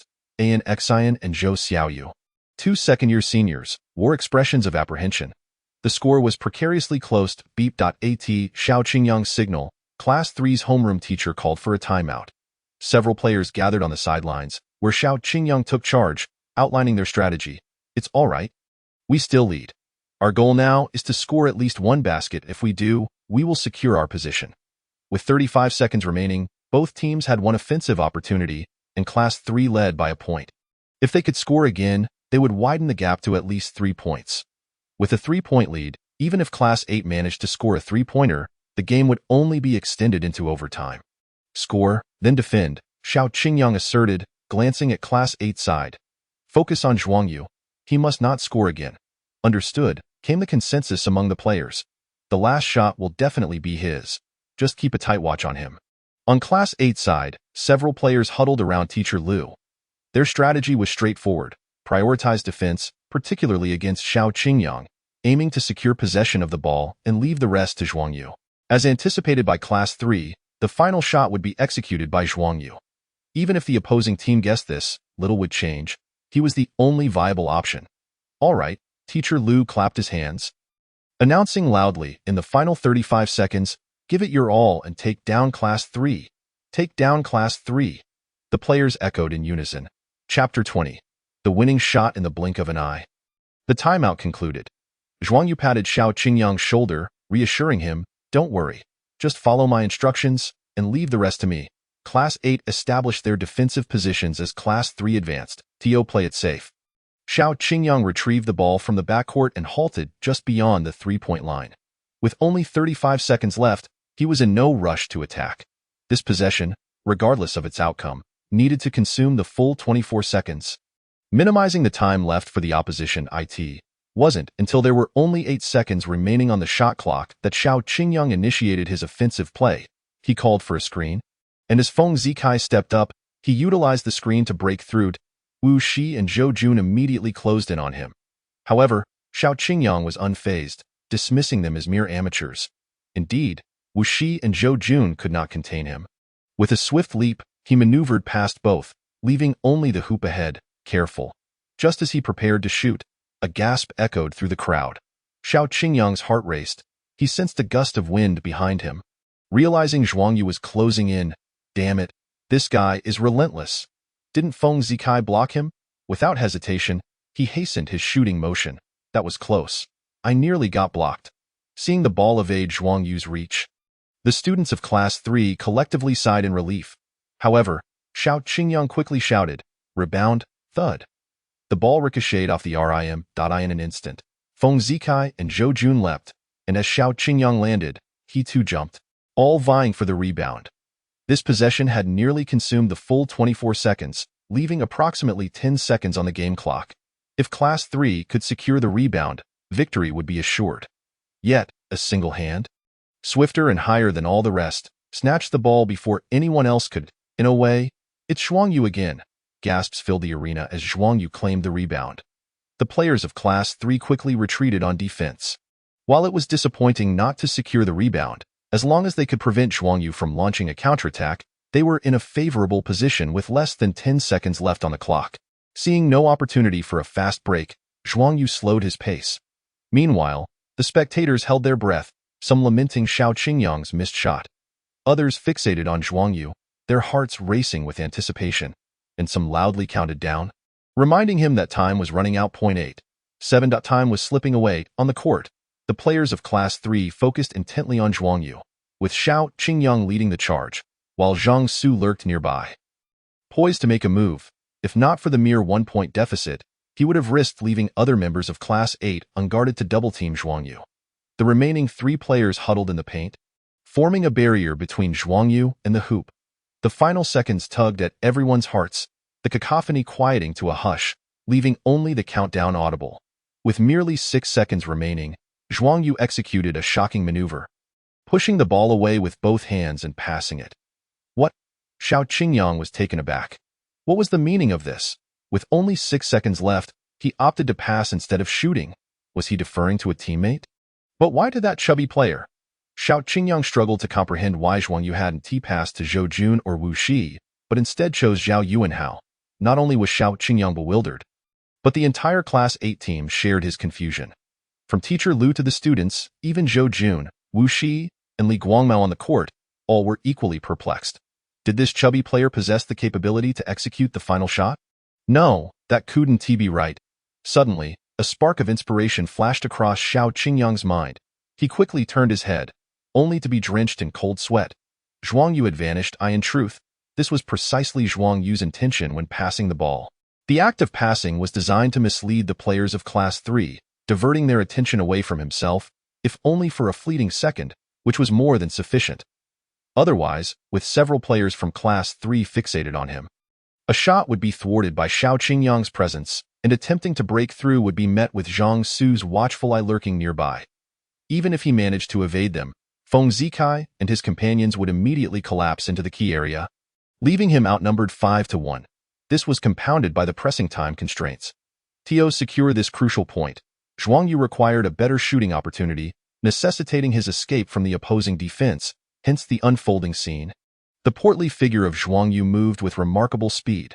Seizing the moment when Xiao Qingyang became distracted, he swiftly maneuvered away, calling for the ball from Zhao Yuanhao. Zhao Yuanhao instantly passed it. As previously agreed upon, Zhuang Yu chose Zhao Yuanhao over Zhou Jun or Wu Shi because he was most familiar with him. In such moments, chemistry is paramount, especially given the urgency of the situation. Additionally, Zhao Yuanhao was rather inconspicuous, making it unlikely that anyone would suspect he would pass to this rotund player. Disaster. Quickly, defend against him. In that instant, everyone was taken aback. The students of Class 3 shouted loudly. Without needing their reminder, Xiao Qingyang and Zhang Su had already lunged towards Zhuang Yu, yet they were ultimately a fraction too late. Zhuang Yu caught the ball and immediately leaped, his right hand cradling the basketball. With his gaze solely fixed on the hoop, all sounds and onlookers around him suddenly faded into oblivion. Go! With a flick of his wrist, time seemed to slow down exponentially as people watched the basketball spinning through the air in an arc. Until finally, swish, a gentle sound, akin to celestial music. The basketball pierced through the net, the white mesh trembling as if whispering secrets. Roar. The atmosphere erupted. A throng of individuals surged onto the court. The game had concluded. And as that shot landed, the timer reset to zeroed. a group of students from Class 8 rushed onto the court, enveloping Zhuang Yu in their midst, jubilantly cheering. Several players from Class 8 joined the fray. Zhuang Yu was surrounded, feeling somewhat overwhelmed, yet a smile involuntarily crept onto his lips. He had successfully made the winning shot. The scoreboard at the technical table flipped, displaying 66-67. Class 8, having trailed for the entirety of the match, had finally snatched the lead in the last moment. Chapter 21. A remarkable breakthrough. Until the evening self-study session, the students of Class 8 continued to enthusiastically discuss the afternoon's match, and it was not just them. Students from other classes were also engaged in the conversation. Naturally, the focal point of discussion was Zhuang Yu. Regrettably, Class 8 had only won this single match, finishing the group stage with a record of 1 win and 3 losses. Far behind Classes 3 and 11, making advancement impossible. Such a pity, Wu Shi lamented. If only Zhuang Yu had shot earlier, we might not have lost those previous 3 matches. Advancing from the group wouldn't have been an issue. Indeed. Li Guangmao nodded in agreement. Wu Shi, Li Guangmao, Wang Hongfei, and Zhao Yuanhao gathered around Zhuang Yu. After the match, Zhuang Yu had astonished the spectators and the students of Class 8 alike, and he had certainly won over several teammates, though not including Zhou Jun, Zheng Wei, and Yu Xianyou. Reflecting on their failure to secure a spot in the next stage, the 4 felt a sense of regret, coupled with curiosity. Why had Zhuang Yu concealed such remarkable talent all along? In truth, this was my first competitive match, Zhuang Yu explained. I've always practiced alone and have never played in a game before. Understanding dawned on them. It made sense. It was reasonable for someone who had never participated in a match to harbor reservations about competing. Wait, what did Zhuang Yu just say? He had always trained alone. Wu Shi's realization widened his eyes. Soon Zhao Yuanhao, Li Guangmao, and Wang Hongfei also caught on, their gazes towards Zhuang Yu resembling that of someone beholding a marvel. Don't look at me like that, Zhuang Yu said, scratching his nose, fully aware of their reaction, reminiscent of Yang Mingxuan's response. This must be what they call genius, Wu Shi exclaimed, then suddenly grinned widely, adding, if Xiao Qingyang knew, his expression would surely be priceless. Absolutely, another chimed in, if Xiao Qingyang realized that despite years of training, he still fell short to Zhuang Yu's self-taught prowess, he would probably weep. Haha. The group erupted in laughter. After exchanging a few more words, they gradually dispersed. The girl approached, her face tinged with a hint of shyness, summoning her courage to present a bottle of drink to Zhuang Yu. This is for you. Zhuang Yu was taken aback. Why are you giving this to me? The girl averted her gaze, her cheeks flushed, stammering, it's just, I think you play basketball really well, and you helped our class win. Her demeanor left Zhuang Yu somewhat flustered. He lacked experience in handling such situations and was momentarily at a loss. Pushing the drink towards Zhuang Yu, Zhao Yuanhao wore a mischievous grin, teasing, looks like your luck with the ladies has arrived. Zhang Yuan is quite pretty. What do you think? Not much, Zhuang Yu rolled his eyes. What are you even talking about? And why are you accepting gifts from her? Hey, I'm just helping you out. I know you're shy and inexperienced. As your brother, I'm lending a hand, and you still don't appreciate my good intentions. I have no feelings for Zhang Yuan, but she has feelings for you. Zhuang Yu was somewhat speechless. Just because he played one match, did that mean Zhang Yuan had developed feelings for him? The group reveled in their amusement, while only Yu Xianyou wore a glum expression. Once Teacher Liu had left, he grumbled in annoyance, it's just one win. Why are they singing Zhuang Yu's praises to the heavens? A seafood feast? That's for us to celebrate Zhuang Yu. I'm not going. Zheng Wei chimed in, exactly, it's just a small matter. We're all classmates, no need to be so petty. Petty? Yu Xianyou looked incredulously at Zhou Jun and Zheng Wei, thinking, wow, your attitudes have changed so quickly. As the evening self-study session concluded, Zhuang Yu reflected on how enjoyable competitive play was. This was his first match, and it brought him a delightful sensation. Charging onto the court, scoring under pressure, and the cheers and applause from the audience were all new and enchanting experiences for him. Alas, they had not secured a place in the next stage, and the freshman class tournament had come to a close for him. Shaking his head, he lifted the basketball in one hand and flicked his wrist. Swish! The ball went in the blink of an eye. Nearly an hour had passed. Zhuang Yu halted, glancing at the time. Oh no, I completely lost track of time. Typically, he practiced for only 40 minutes. But today, he had been so caught up in the excitement of having played a match that he had lost himself in training, even forgetting the hour. Immediately, Zhuang Yu set the basketball aside. hopped on his bike, and sped away. Under the streetlights of the night, the young man pedaled furiously, drawing the attention of passers-by who sighed, "Youth is truly wonderful." Zhuang Yu felt a sense of foreboding. "Mom, what are you doing standing there?" Indeed, having heard her son was hungry, Li Huilan ceased her scolding, taking Zhuang Yu's backpack. "Go wash up first. You've got gym class, right? You're drenched in sweat." She made to enter the kitchen to heat up the cold food. Zhuang Yu quickly grabbed the plate, saying, "Mom, don't bother. I can heat it up myself. You should go to bed early. You have to get up early to open the shop tomorrow." Seeing her son so considerate, Li Huilan felt her lingering irritation dissipate. After a late-night snack and a shower, Zhuang Yu lay on his bed, recalling what the portly fellow had mentioned earlier. The school basketball team coach would pay attention to the freshman class tournament and select outstanding players to join the team. However, having played only one match, he doubted he would draw any attention. Drifting into a slumber, he soon fell asleep. Chapter 22. A string of romantic fortunes. Upon entering Zhuang Yu immediately sensed something unusual in the way others looked at him, as if he were adorned with flowers on his face. Upon arriving at the Class 8 classroom, he was taken aback to find numerous items on his desk: bread, xiaomai, shrimp dumplings, and milk. Zhuang Yu. Zhao Yuanhao had already arrived, nudging Zhuang Yu with a sly grin. "I told you yesterday that your luck with the ladies was coming. Look, it's a whole bouquet." Hee hee, Zhao Yuanhao chuckled. "This morning alone, several girls from other classes came looking for you. When they saw you weren't here, they left disappointed." He lowered his voice, adding, "Oh, and I've collected a few love letters for you. They're in your drawer." Zhuang Yu peered into the drawer and indeed found several folded notes on pink stationery, unmistakably penned by girls.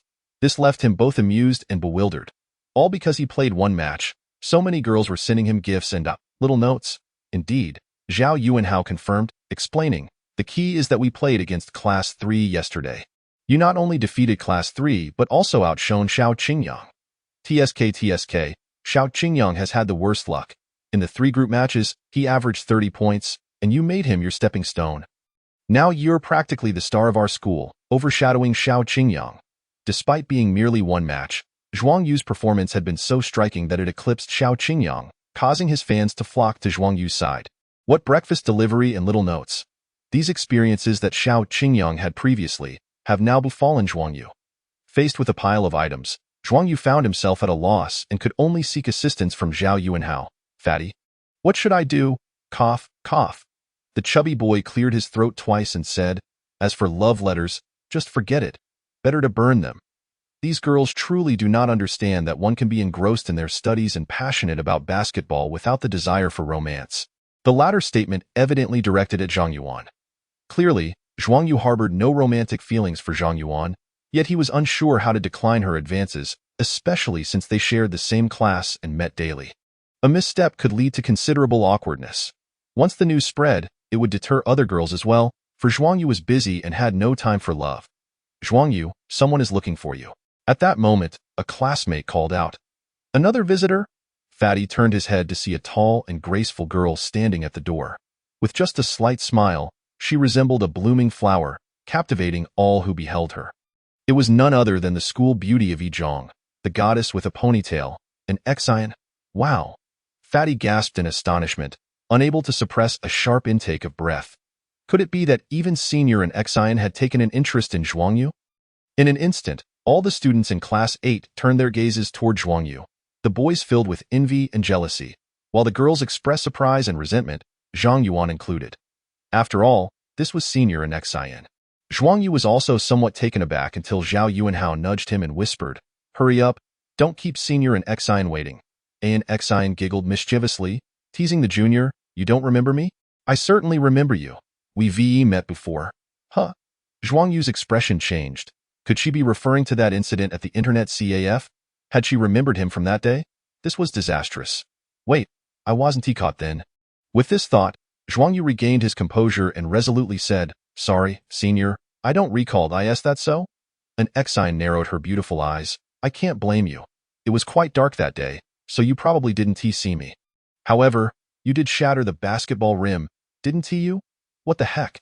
Zhuang Yu was dumbfounded. It turned out not only had she witnessed him climbing over the wall to access the internet, but she had also seen him break the rim. This was bad. Which incident should he confess about? Not only had he damaged the rim, but he had also fled the scene. If this were reported to the Academic Affairs Office, it would warrant a public reprimand for him.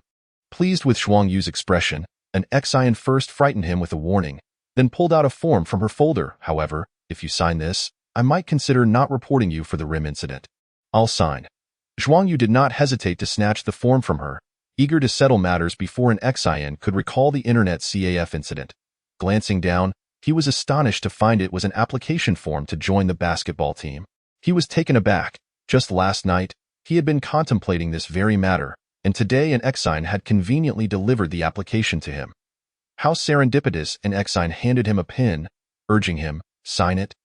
In truth, after the game yesterday, she had already approached the coach of the Yizhong basketball team, Yang Guohui, and discussed Zhuang Yu's situation, including the incident of him breaking the rim. Upon hearing this, Yang Guohui was quite surprised. He did not know Zhuang Yu but had seen Xiao Qingyang play and was aware of his remarkable skills. The fact that Zhuang Yu had defeated Xiao Qingyang was something he could not overlook.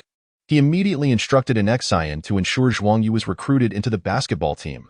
An ex-Ion shared this sentiment, determined to bring Zhuang Yu onto the team, but she had learned that he seemed disinterested in joining. After all, why had he not participated in the previous group matches?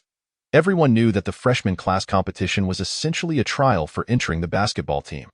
Zhuang Yu had missed all 3 group matches and only participated in the final one, reportedly due to some peer pressure, and he hadn't even prepared a jersey. This left an ex-Ion feeling somewhat anxious, leading to the current scenario. Her threat of reporting Zhuang Yu for damaging the rim was merely a pretext to get him onto the team. Little did an ex-Ion know, Zhuang Yu was not averse to the idea and was, in fact, somewhat eager.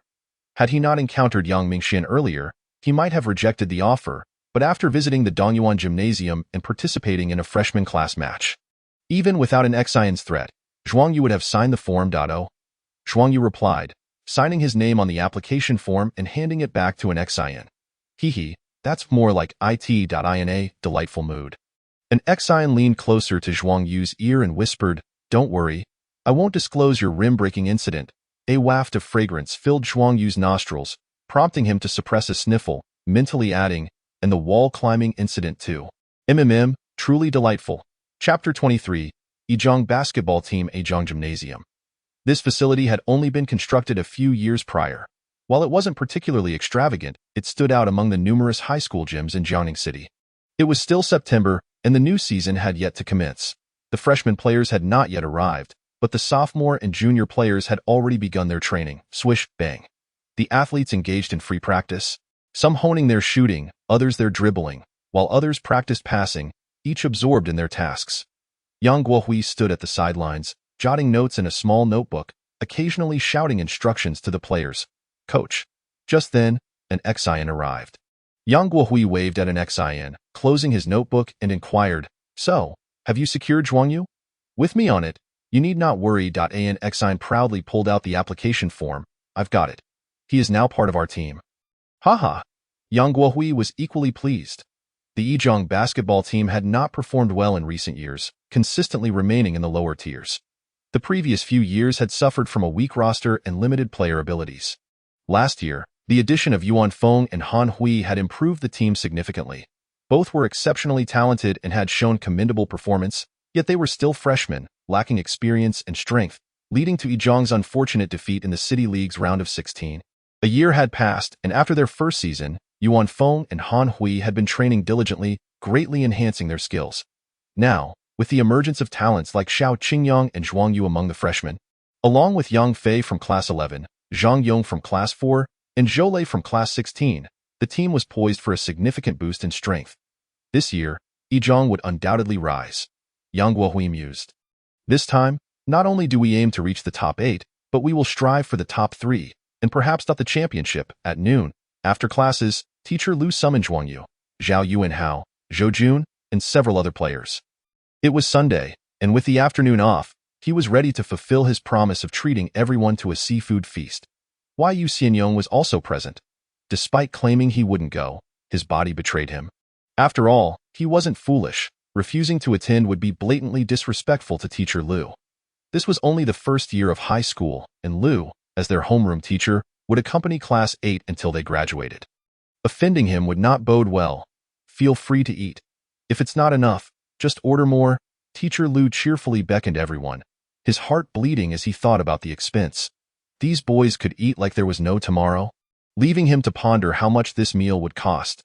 The group of young men feasted heartily, especially Yu Xianyong, who devoured his food as if he bore a grudge against seafood, prompting Teacher Lu to feel a pang of frustration as he watched, almost wishing to smack him. The following day, Monday, the freshman class competition continued.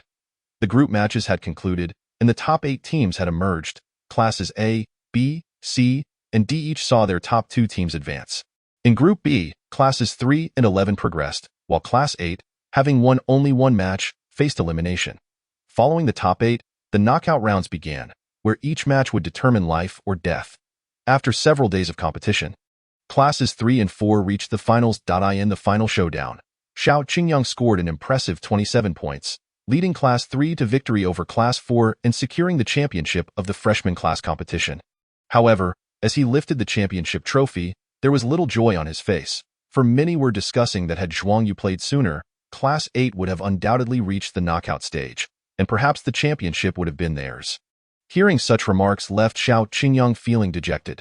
From the group matches to the knockout stage, he had defeated every team and every player, yet he could not conquer Class 8, nor could he surpass Zhuang Yu. On the day following the conclusion of the freshman class competition, the Yizhong basketball team announced its new roster, with both Zhuang Yu and Xiao Qingyang prominently listed. Additionally, Yang Fei from Class 11, Zhang Yong from Class 4, and Zhou Lei from Class 16 were also included. This year's freshman class boasted 5 new recruits for the basketball team. At 6 in the evening, the Yizhong gymnasium buzzed with activity. The new freshmen had all arrived. Being young and now teammates, they quickly grew familiar with one another. Zhuang Yu chatted with Yang Fei, Zhang Yong, and Zhou Lei, while Xiao Qingyang stood apart, appearing somewhat aloof. Casting Zhuang Yu a disdainful glance, which Zhuang Yu chose to ignore. At that moment, Coach Yang Guohui, team leader in XIN, and several members of the Yizhong basketball team entered. Everyone is here. Yang Guohui smiled as he assessed the new arrivals, his gaze lingering on Zhuang Yu for a few seconds before stating, "I am Yang Guohui, the coach of the Yizhong basketball team. You may refer to me as Coach Yang or simply Coach." Afterward, he motioned for the veteran players. "All right, you young ones, introduce yourselves to one another." A group of seasoned players glanced at several newcomers, who in turn regarded one another with scrutinizing eyes, each proceeding to introduce themselves.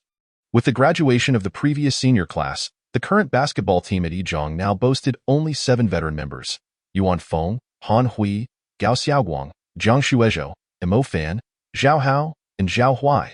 Following the addition of Zhuang Yu, Xiao Qingyang, Yang Fei, Zhang Yong, and Zhou Lei, the team finally assembled a complete roster of 12.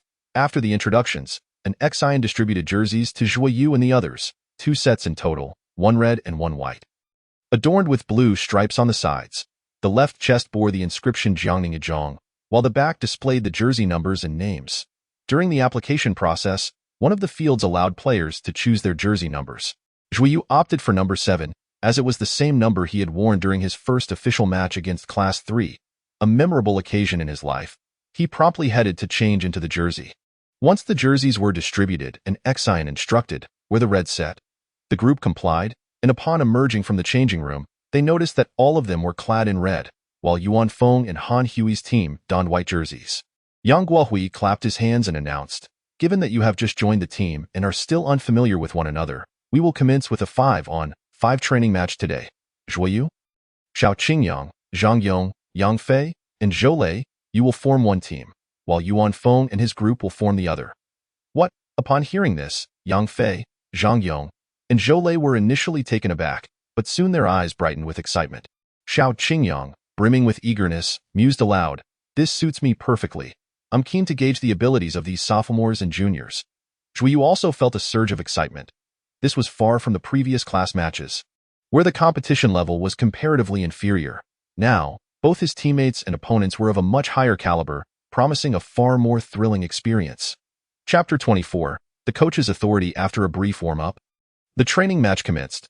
The red team comprised Zhuang Yu and his fellow freshmen, while the white team featured Yuan Feng, Han Hui, Gao Xiaoguang, Zhang Shuezhou, and Mo Fan. Observing the white team's lineup, an XIN furrowed her brow and inquired, Coach, Yuan Feng and Han Hui are the two strongest players on the team, and they have played alongside Gao Xiaoguang, Zhang Shuizhou, and Mo Fan for 2 years. Their synergy is unmatched compared to Zhuang Yu and his group. Isn't this unfair? One side boasted 5 highly synchronized and formidable veterans, while the other consisted of 5 hastily assembled freshmen. How could the red team possibly compete?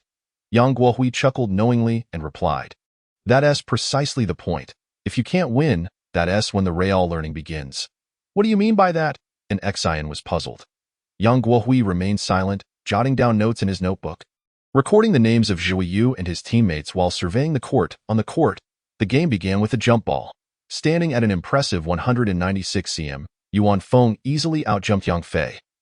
Gaining possession for the white team, Mo Fan advanced the ball to the front court, executing a pick and roll with Yuan Feng before passing the ball back to him. Yuan Feng momentarily held the ball, then accelerated past his defender, drawing attention before dishing it off to Han Hui, who leapt up and slammed the ball into the hoop, with the first play resulting in a thunderous dunk. The red team was immediately put on the defensive. They quickly retaliated. Among the 5, Zhang Yong was the shortest at 178 cm, followed by Zhuang Yu at 180 cm, Xiao Qingyang at 187 cm, and both Zhou Lei and Yang Fei exceeding 190 cm, Zhou Lei standing at 191 cm and Yang Fei at 193 cm. Thus, they arranged themselves by height. Zhang Yong and Zhuang Yu at the 1 and 2 positions, point guard and shooting guard, respectively, Xiao Qingyang at the 3, small forward, Zhou Lei at the 4, power forward, and Yang Fei at the 5, center. As Zhang Yong brought the ball up court, he hesitated when both Zhuang Yu and Xiao Qingyang called for the ball. Unsure whom to pass to, after a moment's indecision, he opted to pass to Zhuang Yu. However, in an instant, Zhang Shuizhou swooped in, intercepting the pass and launching a fast break. Oh no! Chase after him. The red team immediately sprinted after him. Zhuang Yu and Xiao Qingyang, being the quickest, raced toward the free throw line. As they saw Zhang Shuizhou leap, they jumped to block him, covering all possible angles for a layup, but unexpectedly, Zhang Shuizhou executed a behind-the-back pass. What? Zhuang Yu was taken aback as the ball whizzed past him. He turned to see Yuan Feng had arrived just in time to receive the pass, launching himself skyward. With a resounding bang, another dunk echoed through the gym. 2 consecutive explosive dunks left the red team feeling disheartened. Zhuang Yu glanced at Xiao Qingyang, who, in frustration, retorted, "I could handle this myself." "Handle what?" Zhuang Yu rolled his eyes as the match continued. On the sidelines, Yang Guohui scribbled in his notebook, having already noted several observations about Zhuang Yu, Xiao Qingyang, and their teammates. Under Zhuang Yu's name, he wrote, "Fast speed, excellent dribbling, sharp breakthroughs, however, tends to over-rely on individual play and lacks tactical awareness." For Xiao Qingyang, he noted, "Well-rounded skills, balanced abilities, solid fundamentals, yet lacks standout qualities and hesitates in physical confrontations, despite possessing good athleticism." Yang Guohui meticulously recorded the strengths and weaknesses of the freshman players, as understanding each player was essential for effective coaching and team development. Players, after all, are the heart of any team. Puffing and panting, the training match concluded, leaving Zhuang Yu and his companions drenched in sweat. They exchanged glances, their expressions grim, as they realized they had suffered a humiliating defeat, losing by a staggering score of 72-54, an 18-point margin. How could they have lost so badly? Zhuang Yu furrowed his brow, astonished by the outcome. Xiao Qingyang wore a dismal expression, while Yang Fei, Zhang Yong, and Zhou Lei exchanged pained smiles, knowing that losing to seasoned players was one thing, but being trounced so thoroughly was quite another. "Gather around," Yang Guohui called the players to attention. Once they were assembled, he turned to Zhuang Yu and his group, asking, "Do you understand why you lost?" The group nodded, yet shook their heads. They were aware they had not performed well, but the reason for such a significant loss eluded them. "Allow me to elucidate," Yang Guohui continued. "You possess exceptional talent, arguably even surpassing that of Yuan Feng and the others, and your individual skills are commendable, especially Zhuang Yu and Xiao Qingyang. However, you lack cohesion and tactical synergy. Both your offense and defense lack structure." The words left the group feeling despondent, their heads drooping in shame. Meanwhile, Han Hui exchanged knowing glances with Yuan Feng, smirking at the coach's impressive performance. Indeed, he could have been an actor. Yuan Feng shot him a glare. "Humph. Weren't you all so proud and brimming with confidence before? Each of you believed you were exceptionally gifted, superior to the rest, and that you were invincible, correct? Yang Guohui's stern demeanor intensified as he reprimanded, in my eyes, you are nothing but a disorganized rabble. Even without Yuan Feng and Han Hui on the court, you wouldn't stand a chance, believe it or not? As the once proud freshmen now bowed their heads like chastened ostriches, and Xian suddenly comprehended the coach's intentions. This was precisely the lesson he aimed to impart. Today's training match not only served to familiarize the players with one another and allow the coach to assess the newcomers, but was also a means of instilling humility in them. A crushing defeat was necessary to temper their arrogance, ensuring they would heed the coach's guidance in the future. An Xian silently admired the coach's strategy. After the reprimand, Yang Guohui softened his tone. The court is akin to a battlefield. Once you step onto it, you are warriors. You must set aside your tempers and pride and adopt a proper attitude. Do you understand? The group replied in unison. Understood. Very well, that will be all for today. Yang Guohui smiled before quickly masking his expression. Remember, practice tomorrow at 6 in the afternoon. Be punctual. Yes, they all responded in unison. Once the coach departed, the players dispersed. The freshmen wore glum expressions, lacking the enthusiasm for camaraderie, merely exchanging brief greetings before parting ways. As Zhuang Yu prepared to leave, he was halted by Xiao Qingyang, who challenged, Zhuang Yu, do you dare to face me in a one-on-one duel? Not interested. Why? Is it because you're afraid of losing to me? Xiao Qingyang pressed, eager for a rematch. However, Zhuang Yu displayed little interest, irritably sidestepping Xiao Qingyang and dismissing him with a curt, you're not my match. You're not my match, as my true opponent is Yang Mingxian, you're not my match, for you are simply too weak. The same phrase bore different implications. Zhuang Yu did not look down upon Xiao Qingyang, but the latter interpreted it otherwise, feeling as though he had been struck by 1,000 arrows. Chapter 25. Zhuang Yu's shortcomings. Days passed swiftly. Ever since joining the basketball team, Zhuang Yu's life had become exceptionally busy. He attended classes during the day, trained after school, and participated in evening study sessions. After those concluded, he would head to the old gym to train alone for an additional 40 minutes. Though life was hectic, it felt fulfilling, and Zhuang Yu did not perceive it as tiring. Certainly, it would be even better if I could avoid receiving a few scoldings from the coach. Zhuang Yu, refrain from performing those flashy moves. Why resort to a behind-the-back dribble? If you enjoy showing off so much, why not take your talents to the people's square for some street performances? On the court, Zhuang Yu surged into the paint, executing a behind-the-back dribble to score, but before he could revel in his success, he was immediately met with a barrage of criticism from Yang Guohui. Zhuang Yu instinctively shrank his neck. Did you hear that? Tone down the showboating, Yuan Feng chided Zhuang Yu with a playful nudge. The coach is looking out for your best interests.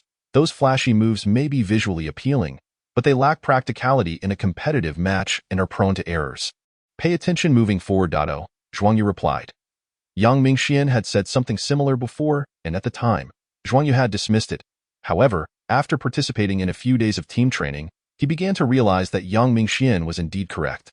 Yet, in a formal 5-on-5 match, with so many players on the court and limited space, the dynamics of offense and defense shift rapidly, compounded by the need for help defense and recovery. The essence of a formal game lies in swift, precise, and stable execution, seizing opportunities for quick attacks, aiming for accuracy in shots, and ensuring reliability in passing and cutting to minimize mistakes. Only then can offensive efficiency be maximized in 5-on-5 play. Clearly, at this juncture, flashy maneuvers are ill-suited. There is insufficient space to execute them, and their complexity often leads to unnecessary errors. Zhuang Yu, having previously been self-taught without formal training, possessed commendable skills, yet his techniques lacked standardization. Over the past few days, Coach Yang Guohui had been diligently correcting his unrefined movements. Zhuang Yu, pass the ball.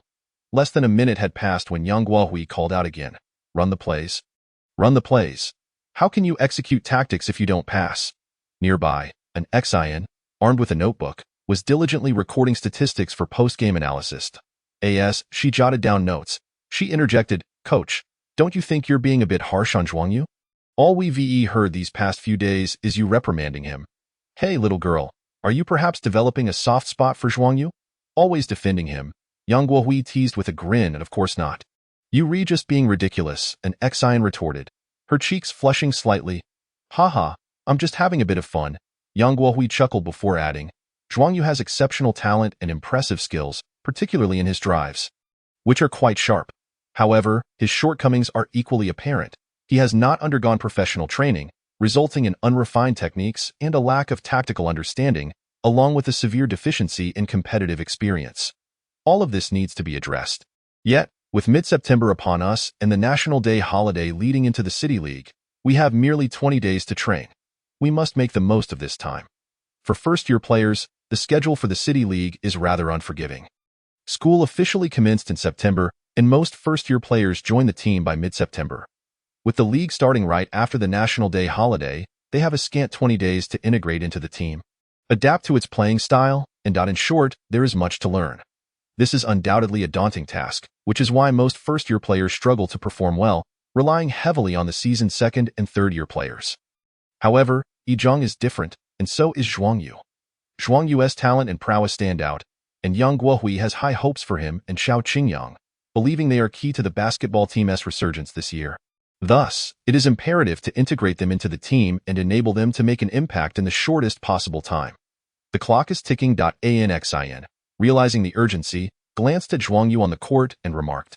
In fact, Zhuang Yu has already made significant progress. True enough, Yang Guohui admitted, a smile creeping onto his lips. This kid is indeed improving rapidly. He learns quickly and grasps concepts almost immediately. I am quite satisfied with Zhuang Yu's performance. Although he has several flaws, they are not insurmountable, and with time, he can correct them. Compared to others, his progress is nothing short of remarkable. In just a few days, Zhuang Yu has gradually adapted to the 5-on-5 format, excelling on both offense and defense. Naturally, the other first-year players are commendable as well, particularly Xiao Qingyang, who possesses strong skills, decent tactical understanding, and solid fundamentals, making him the quickest to adapt and one of the hardest workers. The only concern for Yang Guohui is that he tends to compete with Zhuang Yu, resulting in a strained relationship between the two. After glancing at the time, Yang Guohui called for a break, allowing the players to rest briefly before regrouping and adjusting the lineup to continue the training match. This has been a constant endeavor for Yang Guohui over the past few days, experimenting with different lineups to identify the optimal configuration before designing corresponding tactics. In the blink of an eye, it was already 7:30 in the evening. Training had commenced at 6 and continued until 7:30. All right, that will conclude today's training. Yang Guohui clapped his hands and beckoned the players over. I have something to discuss. Once the players had lined up, he spoke sternly. Next week, we will face 2 warm-up matches, one at home and one away, against the basketball team from Bajong. The first match will take place at our school next Monday. Instantly, the players began to murmur among themselves, with the veteran players furrowing their brows, their expressions turning serious. Is Bajong that formidable? Well, they placed 5th in last year's City League, and rumor has it they are even stronger this year. Though one can never be sure. 5th place isn't bad. I thought they were in the top 3. By the way, what was our standing in last year's City League? Probably around the teens? We didn't make it into the top 8, and only the top 8 compete in the ranking matches, so. The first-year players began to comprehend. Last year, Yizhang failed to reach the top 8, finishing somewhere in the teens, while Bajong had placed 5th, which explained the upperclassmen's lack of confidence. At that moment, Yang Guohui let out a snort, silencing the players. The coach then reprimanded, Are you all intimidated by a mere 5th place? Zhuang Yu quickly interjected, Not at all. Xiao Qingyang proudly lifted his chin, declaring, How could we be? 5th place is nothing. Even if last year's champions were to face us, we wouldn't back down. We'd take them down just the same. Excellent, Yang Guohui replied, visibly pleased. Do not dwell on the past. Although we didn't make it into the top 8 last year, that doesn't mean we can't this year. A year has passed, and you have all improved. Furthermore, this year we have Zhuang Yu and Xiao Qingyang on our side. Oh, what if it's Bajong? 5th place means nothing that I'm telling you. Our goal this year isn't merely to reach the top 8 or the semifinals. It's the finals, and to seize the championship. Chapter 26, Special Abilities, Part 4. Even after Coach Yang Guohui had departed, the players' minds buzzed with the notion that reaching the semifinals was not their goal. Claiming the championship was that truly possible? There's nothing impossible about it, Yuan Feng asserted resolutely. Look at the sweat and effort we've put in over the past year. I refuse to believe we'll repeat last season's outcome. Don't you all yearn for the championship? Don't you wish to stand on the podium as champions? Of course we do. The players chorused, "If I could win the City League championship before graduation, I would have no regrets." A wave of excitement surged among the first-year players as the word championship held a magical allure, igniting their fervor and pumping their adrenaline. "All right," Yuan Feng declared, fist clenched, "let us strive together. From this moment on, our goal is the championship." Championship, the crowd echoed in unison. The old gym. The hour had crept past 9, and Zhuang Yu found himself back in the familiar space. Every day after school, he dedicated 40 minutes to training, unless the weather forbade it, without fail. With the warm-up matches approaching, he knew he needed to not only correct his unrefined movements but also elevate his overall game. Zhuang Yu cradled the basketball, pondering the City League championship. "No, I desire more than just the City League title. I aim for the Provincial League championship, and I aspire to compete in the national challenge." Among the Yizhong basketball team, from the coaches down to the players, few could fathom that Zhuang Yu's ambitions extended far beyond merely winning the City League championship. His true goal was to reach the national challenge, for only by doing so could teams from the northern and southern divisions meet and confront Yangming Xian. This was a promise between men: to seize the City League championship, advance to the Provincial League, navigate the northern and southern division matchups, and ultimately reach the national challenge. Zhuang Yu recognized that he must further enhance his skills and strengthen his game. Time to begin. Taking a deep breath, Zhuang Yu commenced his training. The training regimen had undergone some changes. With only 40 minutes available, he focused not on basic skills but rather on targeted practice. This meant honing in on areas requiring improvement or compensating for weaknesses. His weaknesses lay in tactical understanding, competitive experience, and passing. Tactics cannot be practiced alone, and experience can only be accumulated gradually, so he opted to focus on his passing. Having always practiced alone, Zhuang Yu found himself lacking in passing skills, as solo play rarely necessitated passing. During previous class matches, there had been little teamwork, and he had primarily focused on scoring rather than distributing the ball, which concealed this deficiency. However, upon joining the basketball team and participating in intra-squad training matches, his inadequate passing became glaringly apparent, making it a crucial area for improvement. On one side of the old gym, banyan trees were planted, while the other side faced the street, separated by a wall that isolated the court from the outside. Zhuang Yu marked 2 circles on the wall and began practicing his passing technique. The awareness of passing is something that must be honed through competition, while the technique of passing can be practiced independently. When teammates are available, one can practice together, but even alone, it is entirely feasible. The method is quite straightforward. Draw circles on a wall, not too large, and then attempt to deliver the ball using various passing techniques, such as bounce passes, cross passes, and lob passes, aiming to land the ball precisely within the circle. With a resounding thud, Zhuang Yu thrust his hands forward, executing a bounce pass. The basketball ricocheted off the ground, soaring toward the wall, yet it was slightly too high and failed to hit the target.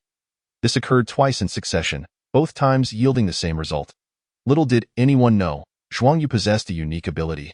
His vision was not like that of an ordinary person. For instance, when watching basketball games, this extraordinary sight was the very reason he could reach his current level of skill through self-study. In truth, most basketball enthusiasts begin by watching videos, observing others play, and then attempting to imitate and learn. However, Zhuang Yu was different. It was precisely because of this extraordinary ability that his capacity for learning was remarkable, leaving Yang Guohui with the impression that whatever he learned, he mastered with astonishing speed. Once more, Zhuang Yu opened his eyes and executed another bounce pass.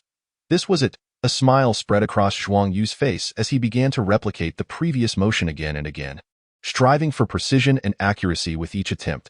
Subsequently, he varied his movements: cross passes, one-handed passes, lob passes, and passes while in motion. Repeatedly practicing these passing drills, engaging in the monotonous motions, was a tedious process. Yet Zhuang Yu immersed himself in it, finding joy in the repetition. Time flew by, and in a mere 40 minutes, it was over. "Well, not quite," Zhuang Yu replied with an innocent smile. "I just played a bit of basketball with some classmates after school." Li Huilan immediately admonished, "Occasional basketball is fine, but you must prioritize your studies. Your academic performance must come first." "Don't worry, Mom. I won't neglect my studies," Zhuang Yu hurriedly assured her, secretly wincing at the thought that this was the very reason he refrained from telling his mother about joining the school basketball team. Parents often perceive basketball as mere play, while academics are deemed the true priority. On Monday afternoon, The first warm-up match at Yizhong commenced. The game took place in the Yizhong Gymnasium, where players arrived early to warm up and several Yizhong students filled the stands. Students from Jiangning No. 8 Middle School, Class 8, were also present. Zhao Yuanhao, Wu Shi, Li Guangmao, and Wang Hongfei were all there, along with Zhou Jun and Zheng Wei, as well as Yu Xianyo. Not far off, a few girls, including Zhang Yuan and her friends, were chattering animatedly. That boy is so tall. He must be at least 1.9 meters. If I stood in front of him, I'd probably look like a child. That is Yuan Feng, the ace player of the basketball team. He is exceptionally skilled. Look over there, that boy seems cool and quite handsome. I wonder if he is a sophomore or a junior. Oh, that one. His name is Han Hui. He is a junior. Heard he used to be a troublemaker, but then, freshman girls were particularly curious about the sophomore and junior players, especially Yuan Feng and Han Hui, who were the tallest and most eye-catching. As they listened to their friends' discussions, Zhang Yuan couldn't help but exclaim, I think Zhuang Yu is even more handsome than them. And he plays well too. Hee, it seems Yuan can't let go of Zhuang Yu, one of the girls teased. Zhuang Yu is quite handsome indeed. Xiao Qingyang isn't too bad either. The girls erupted into laughter. At that moment, Teacher Liu arrived. Teacher. Upon seeing their homeroom teacher, the students of Class 8 stood up, and Teacher Liu waved with a smile. I'm just here to watch the game, just like you. So there's no need to be overly formal. Though he said there was no need to be formal, with the teacher present, the students of Class 8 could hardly converse freely, and the girls quieted down. On the court, the Yizhong players were warming up. Suddenly, a commotion erupted, prompting everyone to turn and see a group approaching, clad in matching uniforms emblazoned with the name Jiangning No. 8 Middle School. The players from Jiangning No. 8 Middle School had arrived. So these are the players from No. 8? They're all so tall and look formidable. Yizhong students scrutinized the players from No. 8, furrowing their brows with concern for their own team. The players from No. 8 exuded an aura of confidence, their tall and muscular frames approaching in a united front, displaying a certain bravado. Among them was Yuan Feng, tall with a square face, exuding an innate authority. Yet in reality, he had a gentle disposition and took care of Zhuang Yu, introducing him to the others. That dark-skinned one is Gao Yang, the ace of No. 8, playing as a guard with exceptional scoring ability. And over there, the one with a face full of acne is Yu Rui, playing as a small forward. His three-point shooting is remarkably accurate. Last year around this time, we also faced No. 8 in a warm-up match. And Yu Rui alone made 4 3-pointers. As he was speaking, Yuan Feng suddenly gasped in astonishment, furrowing his brow as he focused intently on someone. When did Zhang Zihao grow so tall? Zhuang Yu followed Yuan Feng's gaze. It was a player towering nearly 2 meters, sporting a buzz cut and a robust build, resembling a small mountain. Seemingly sensing Yuan Feng's gaze, he turned to look over, raising his hand to make a gesture across his neck. Yuan Feng's expression turned grave as he remarked, that is Zhang Zihao, playing as a center. But I recall him being only about 1.9 meters tall this time last year. How has he grown to 2 meters in just a year? Regarding that gesture, Yuan Feng pondered. Last year, Zhang Zihao was only about 1.9 meters tall, not taller than me, and his skills were rather average. During that warm-up match, he was completely outmatched by me. It was unexpected that after all this time, he still harbored resentment. Zhuang Yu understood now. There was indeed a backstory here, suggesting that today's match would be anything but friendly. On the opposing side, seeing Zhuang Yu's universally recognized gesture, Zhang Zihao's expression darkened, his demeanor becoming hostile as he muttered under his breath, "Just you wait." A figure approached, none other than Gao Yang, the ace player from No. 8, who patted Zhang Zihao on the shoulder and said, "Don't worry, Yizhong is bound to lose today. I know you want to take revenge on Yuan Feng. Last year, you were at a disadvantage due to height. I bet Yuan Feng never imagined you'd grow so much in just a year. It is his turn to face the consequences now. I will crush Yuan Feng." Zhang Zihao clenched his fists on Yizhong's side. Zhuang Yu and the others gathered around Coach Yang Guohui, who scanned the players and declared, "Yuan Feng, Han Hui, Gao Xiaoguang, Jiang Shuezhou, and Mo Fan, you 5 will be the starters." The purpose of the warm-up match was to refine the lineup, familiarize the tactics, and enhance communication among players, as well as between players and coaches. In preparation for the official matches, therefore, Yang Guohui decided to start with the veteran players and assess the game situation before making adjustments. Understood, they replied in unison. Nearby, in the No. 8 resting area, Zhang Zihao, Rao Sheng, Yu Rui, Gao Yang, and Su Gang were all designated as starters. The coach of number 8 stated firmly, "Although this is merely a warm-up match, we must play well and secure a victory." The players nodded in agreement. They were 5th place last year, while Zhong hadn't even made it to the top 8. Despite this being a warm-up, losing to number 8 would be quite embarrassing. The coach of No. 8 spread out the tactical board, jotting down notes while instructing, "We will employ a 2 to 3 zone defense. Pay close attention to defending Yuan Feng and Han Hui. As long as we contain them, the rest will pose little threat. All right, let us get ready to take the court." After the briefing, the players from number 8 made their way onto the court, followed by the Zhong players. The match officially commenced. Starting with the jump ball, the referee tossed the ball into the air, and Yuan Feng and Zhang Zihao leapt almost simultaneously. With a resounding smack, Zhang Zihao made contact first, batting the ball to the backcourt, where it landed in Gao Yang's hands. Number 8 seized possession and initiated their attack. "Do you think we can win today?" "Of course. Let us not boost the morale of others while undermining our own. It's just number 8, after all. We have Yuan Feng and Han Hui on our side. Right? And Zhuang Yu and Xiao Qingyang too. Zhong. Let us go. Zhong must win." The students in the stands shouted loudly. Rallying support for Zhong. The ball reached the front court and was passed to Gao Yang, the ace and the primary offensive initiator of number 8. His prowess was undeniable. He confidently drove towards Jiang Shuezhou, executing a sudden stop-and-pop jump shot right in his face, successfully sinking the ball. The score was 2-0, with number 8 taking the lead.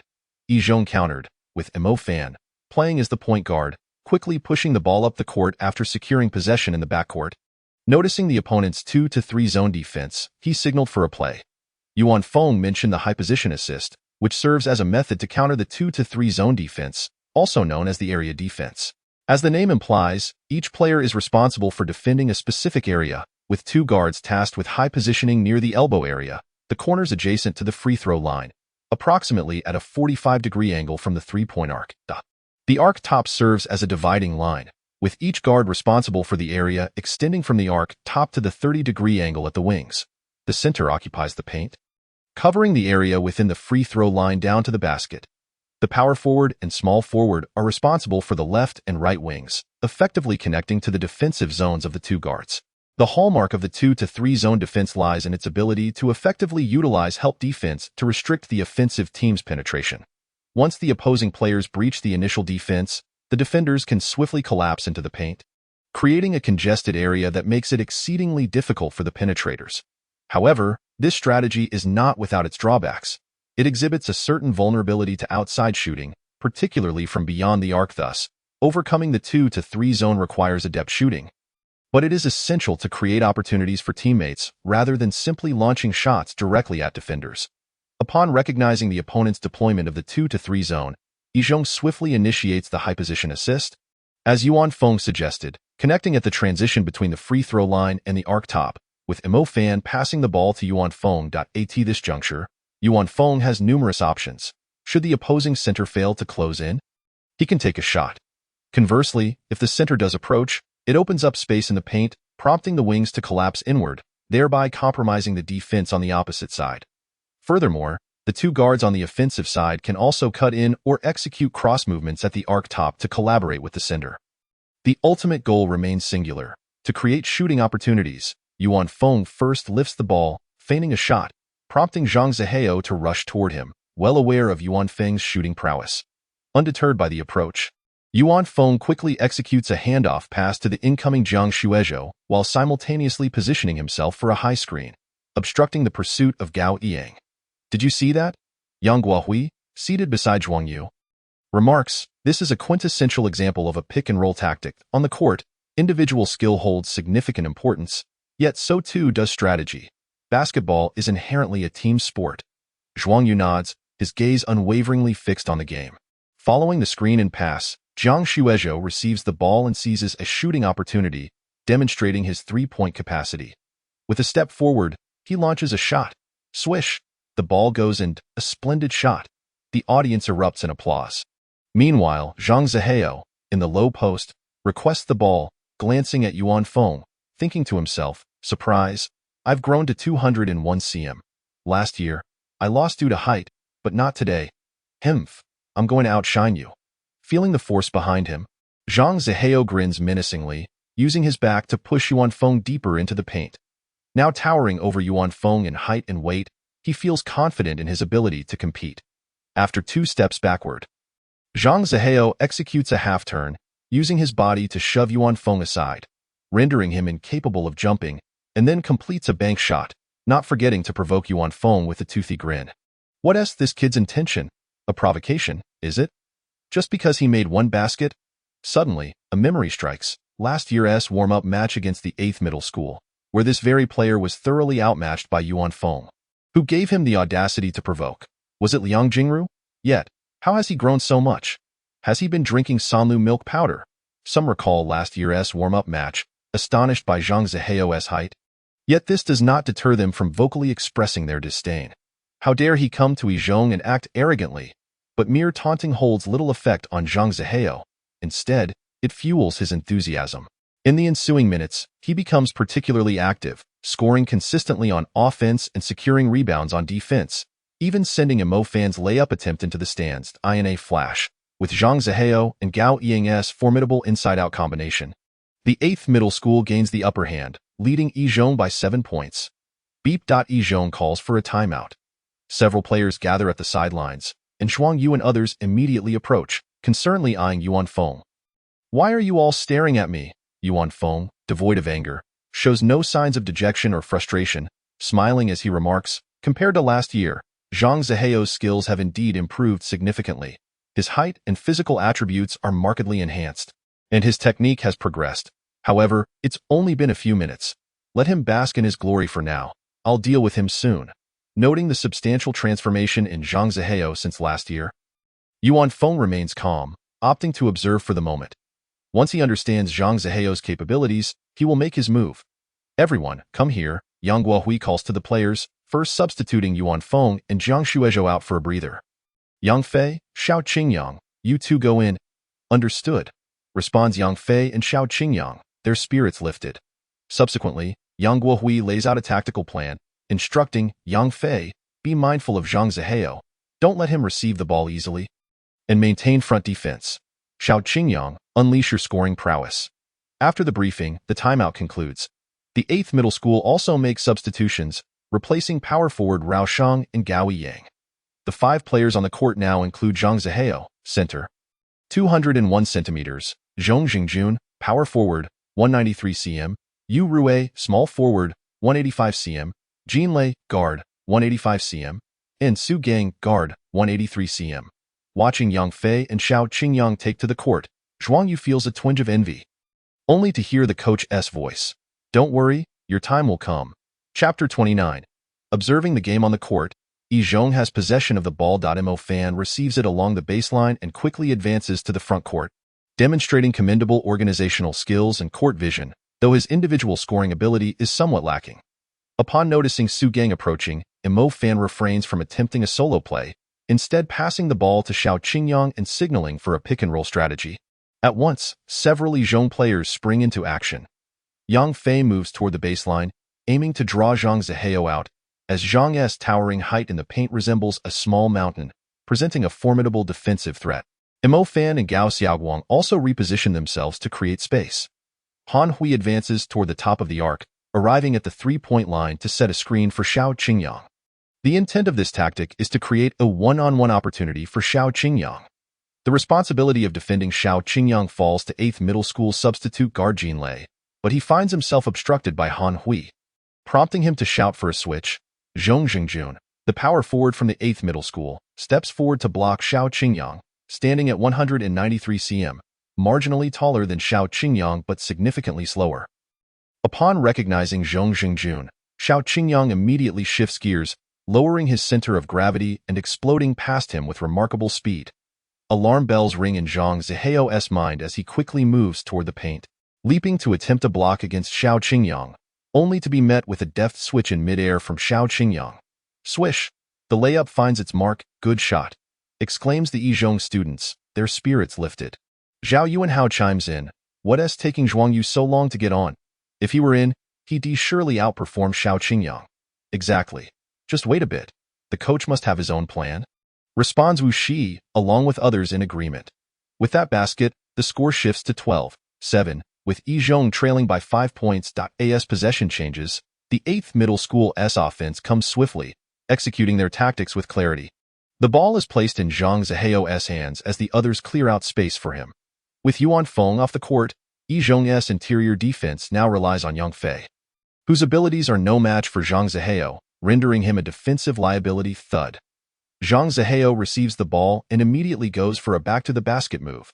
Standing at 201 cm, his imposing physique generates a deep thudding sound as their bodies collide. Yang Fei grits his teeth, struggling to withstand the force. It's an uphill battle. After a few steps, Zhang Zihao suddenly spins around, using his body to displace Yang Fei, positioning himself under the basket before leaping up for a powerful two-handed dunk. Bang! The rim shakes violently from the impact. Yang Fei's face turns pale, but Zhang Zihao pays him no mind, flexing his muscles and roaring toward the sidelines at Yuan Feng, tightening his fists across his chest. Even in Yuan Feng's absence, he doesn't miss the chance to taunt him. Instantly, the crowd erupts in boos, displeased with Zhang Zihao's arrogance. Once is enough. Dare he come again? Yuan Feng narrows his eyes, his expression darkening. Even someone as gentle and magnanimous as he feels a flicker of anger ignited by Zhang Zihao's provocations. Are you all right? Mo Fan approaches Yang Fei, inquiring. I'm fine, Yang Fei responds, rubbing his chest, silently cursing the pain, and adds to Mo Fan, please assist me with help defense later. However, on the defensive end, Yi Zhong struggles to contain Zhang Zihao, whose dominance in the paint is overwhelming. Once he secures the ball in the low post, it becomes exceedingly difficult to defend against him. Yang Fei is entirely outmatched. Yi Zhong attempts to employ help defense, yet its effectiveness wanes as the presence of Yu Rui on the court goes unnoticed, allowing him to receive the ball and launch a three-pointer. With a swish, it finds the net. Ha! Rao Sheng laughs heartily from the sidelines, turning to Gao Yang beside him. With Yuan Feng off the court, Zhang Zihao has free rein in the paint. Gao Yang wore a smile on his face. The defensive strategy of Yi Zhong is actually sound. The center rotates to defend, striving to prevent Zihua from receiving the ball. If Zihua manages to get hold of it, we will immediately assist in defense, denying him the opportunity for low-post isolation. Unfortunately, we also have a sharpshooter in Yurua. While Yi Zhong focuses on containing Zihua, they cannot adequately defend against Yurua, and if they concentrate on guarding Yurua's three-pointer, they leave Zihua unmarked. Rao Sheng nodded, glancing at the scoreboard, which read 19-11, with their side leading by a mere 8 points. He couldn't help but be astonished that they were only ahead by 8 points in the past few minutes. Zhang Zihua had played exceptionally well, and Yurua had also made a three-pointer. Yet the margin had only widened by 1 point since the timeout. This was largely due to the performance of number 15 on the opposing team, who had also played admirably. Gao Ying turned his gaze towards Xiao Qingyang, narrowing his eyes as he remarked, earlier, I looked at Yi Zhong's roster, and that number 15 is named Xiao Qingyang, a first-year student. It's impressive that he possesses such skill at this level. Hemph. Rao Sheng replied, somewhat disgruntled, even if Yi Zhong has stumbled upon a talented first-year student, they are still no match for us. Yang, you have yet to truly exert yourself. Once you do, the point difference will swiftly expand to double digits. Hee. Gao Yang chuckled, not bothering to refute, his face radiating confidence. As long as he unleashed his full potential, defeating Yi Zhong would be a mere formality. Coach Yang Guohui made another substitution, pulling Han Hui and Mo Fan off the court, replacing them with Zhou Lei and Zhang Yong, leaving 4 out of the 5 players on the court as first-year students. Only Zhuang Yu had yet to take the floor. Initially, Zhuang Yu had been eager to play, but now he had calmed down, realizing that observing from the sidelines also offered substantial insights. Utilizing his unique abilities to analyze teammates, observe opponents, and dissect the ebb and flow of the game and strategies proved to be quite an engaging experience, enriching his understanding significantly. Unbeknownst to him, this was what one would refer to as reading the game. The accumulation of a player's experience is not solely confined to being on the court. Analyzing and interpreting the game from the sidelines is equally a means of gaining and enhancing experience. The whistle blew, and several Yi Zhong players approached the sidelines, appearing somewhat dejected. Chapter 30.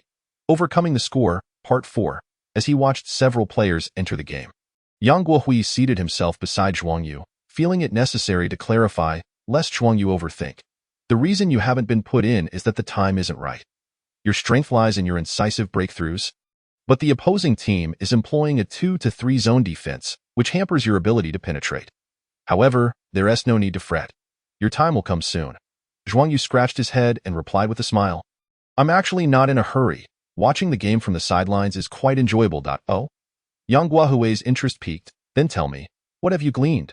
Thus, Zhuang Yu shared his observations and analyses regarding both teams' players and strategies. One by one, Yang Guohui listened with astonishment, gazing at Zhuang Yu in disbelief. He thought to himself, no wonder this kid has taught himself so well, honing his skills through self-study. How many possess such keen observational abilities and insight? You, my friend, are truly a genius, Yang Guohui finally blurted out after a moment of silence. Coach, why are you cursing? Zhuang Yu retorted, somewhat exasperated. Haha, my apologies, I misspoke. Yang Guohui replied with a beaming smile, despite frequently reprimanding Zhuang Yu. He still adhered to reason, offering an apology, primarily because he grew increasingly fond of the young lad. The game continued, with Yang Guohui sitting beside Zhuang Yu, encouraging him to observe and interpret the match. Engaging in discussions and providing guidance, the teacher exhibited patience, while the student demonstrated intelligence and comprehension, leading to a delightful exchange between the two. Bang! A resounding crack echoed from the court. Zhuang Yu and Yang Guohui paused, with Zhuang Yu springing to his feet, exclaiming, nice one. Yang Guohui also displayed a look of approval. This was a two-handed dunk executed by Yuan Feng. Following this, he completed a pick-and-roll with a teammate, who passed him the ball. Yuan Feng took 3 large strides, charging towards Zhang Zihua. Zhang Zihua's expression turned fierce as he leaped, aiming to block Yuan Feng's shot, seeking revenge for being dunked on multiple times last year. However, Yuan Feng opted for a layup instead. This left Zhang Zihua helpless. Despite having a few centimeters in height advantage, the difference was not substantial. Yuan Feng's layup was simply out of reach for Zhang Zihua, who was left frustrated. In just a few minutes, Yuan Feng scored 6 points single-handedly, leaving Zhang Zihua in disarray, unable to contain him, much to his chagrin. Moments earlier, Zhang Zihua had tried to isolate Yuan Feng, aggressively seeking contact, but Yuan Feng suddenly retreated. Zhang Zihua, towering at 2 meters, found his center of gravity too high, and with too much force exerted, he lost his balance. In a moment of panic, he remembered he needed to pass the ball. Otherwise, he would be called for traveling.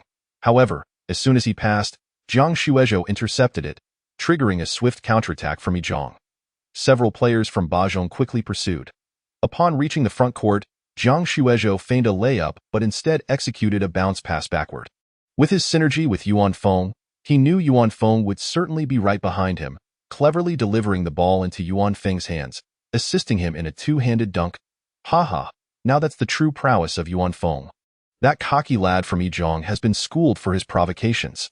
Last year, he was thoroughly outplayed by Yuan Feng, and this year, he seems to think that just because he has grown taller, he can overpower Yuan Feng. What a delusion. Emph, that kid is merely taller. In terms of skill, he cannot compare to Yuan Feng at all. His style of play is far too rough. This dunk ignited the enthusiasm of the Yizhong students, who leaped to their feet, loudly cheering for Yuan Feng, their applause thunderous. The players from Bajong frowned in response. Gao Yang offered a word of comfort to Zhang Zihua, though inwardly he couldn't help but sigh. Initially, he believed Zhang Zihua had made significant progress and could rival Yuan Feng, if not surpass him. Yet, it appeared that was not the case. After all, a year had passed, while Zhang Zihua had improved. Surely Yuan Feng had not remained stagnant. Pull the guys apart for me. Gao Yang instructed his teammates, aware that he must now step up to the challenge. If relying on Zhang Zihua was futile, then he would take matters into his own hands. As Bajong launched their offensive, the ball was passed to Gao Yang, while the others spread out. Gao Yang isolated against Jiang Shuezhou, first accelerating past him, then abruptly withdrawing, elevating his center of gravity. Jiang Shuezhou, thinking he was going to shoot, instinctively rose on his toes, only to realize it was merely a feint. Gao Yang dribbled the ball once, immediately lowering his center of gravity. Accelerating past Jiang Shuezhou, driving into the paint, jumping against Zhao Huai, he sought contact, then paused briefly in midair, releasing a one-handed shot that banked in no time. Gao Yang had made 3 of 4 attempts, racking up 6 points and increasing the lead once again.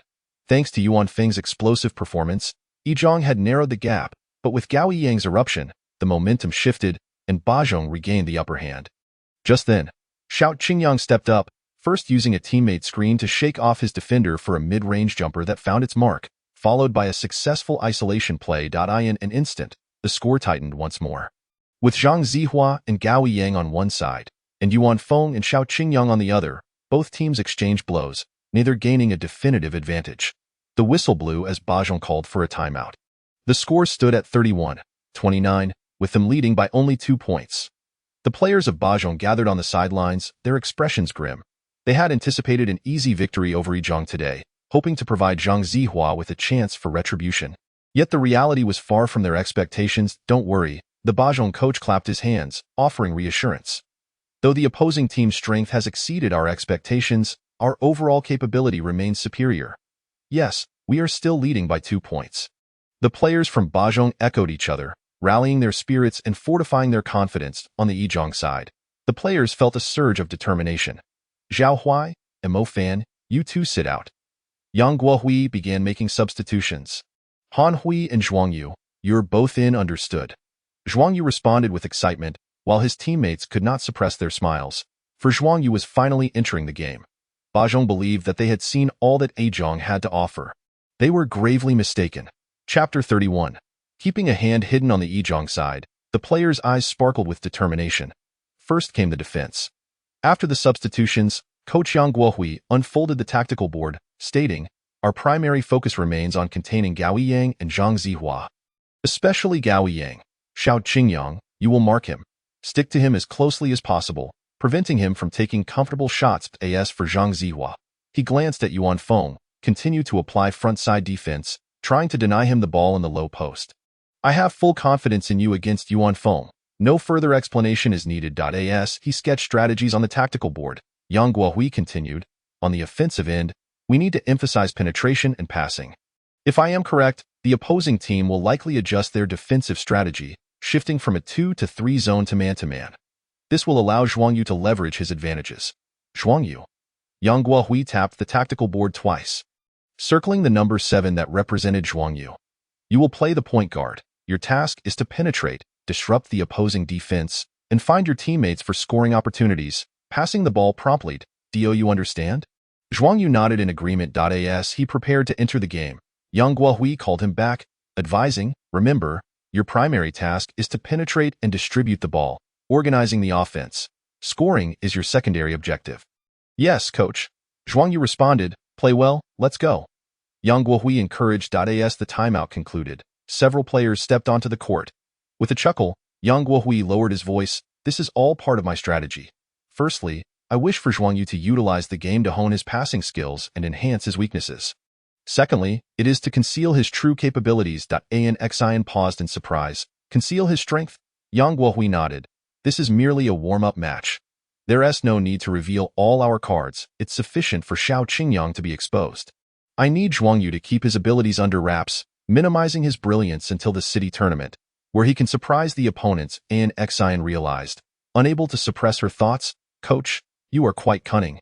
Yang Guohui turned, "Oh no, I meant wise and strategic." Xian quickly corrected herself, giggling. "I was wondering why you kept Zhuang Yu on the bench. It turns out you wanted to keep a trump card hidden.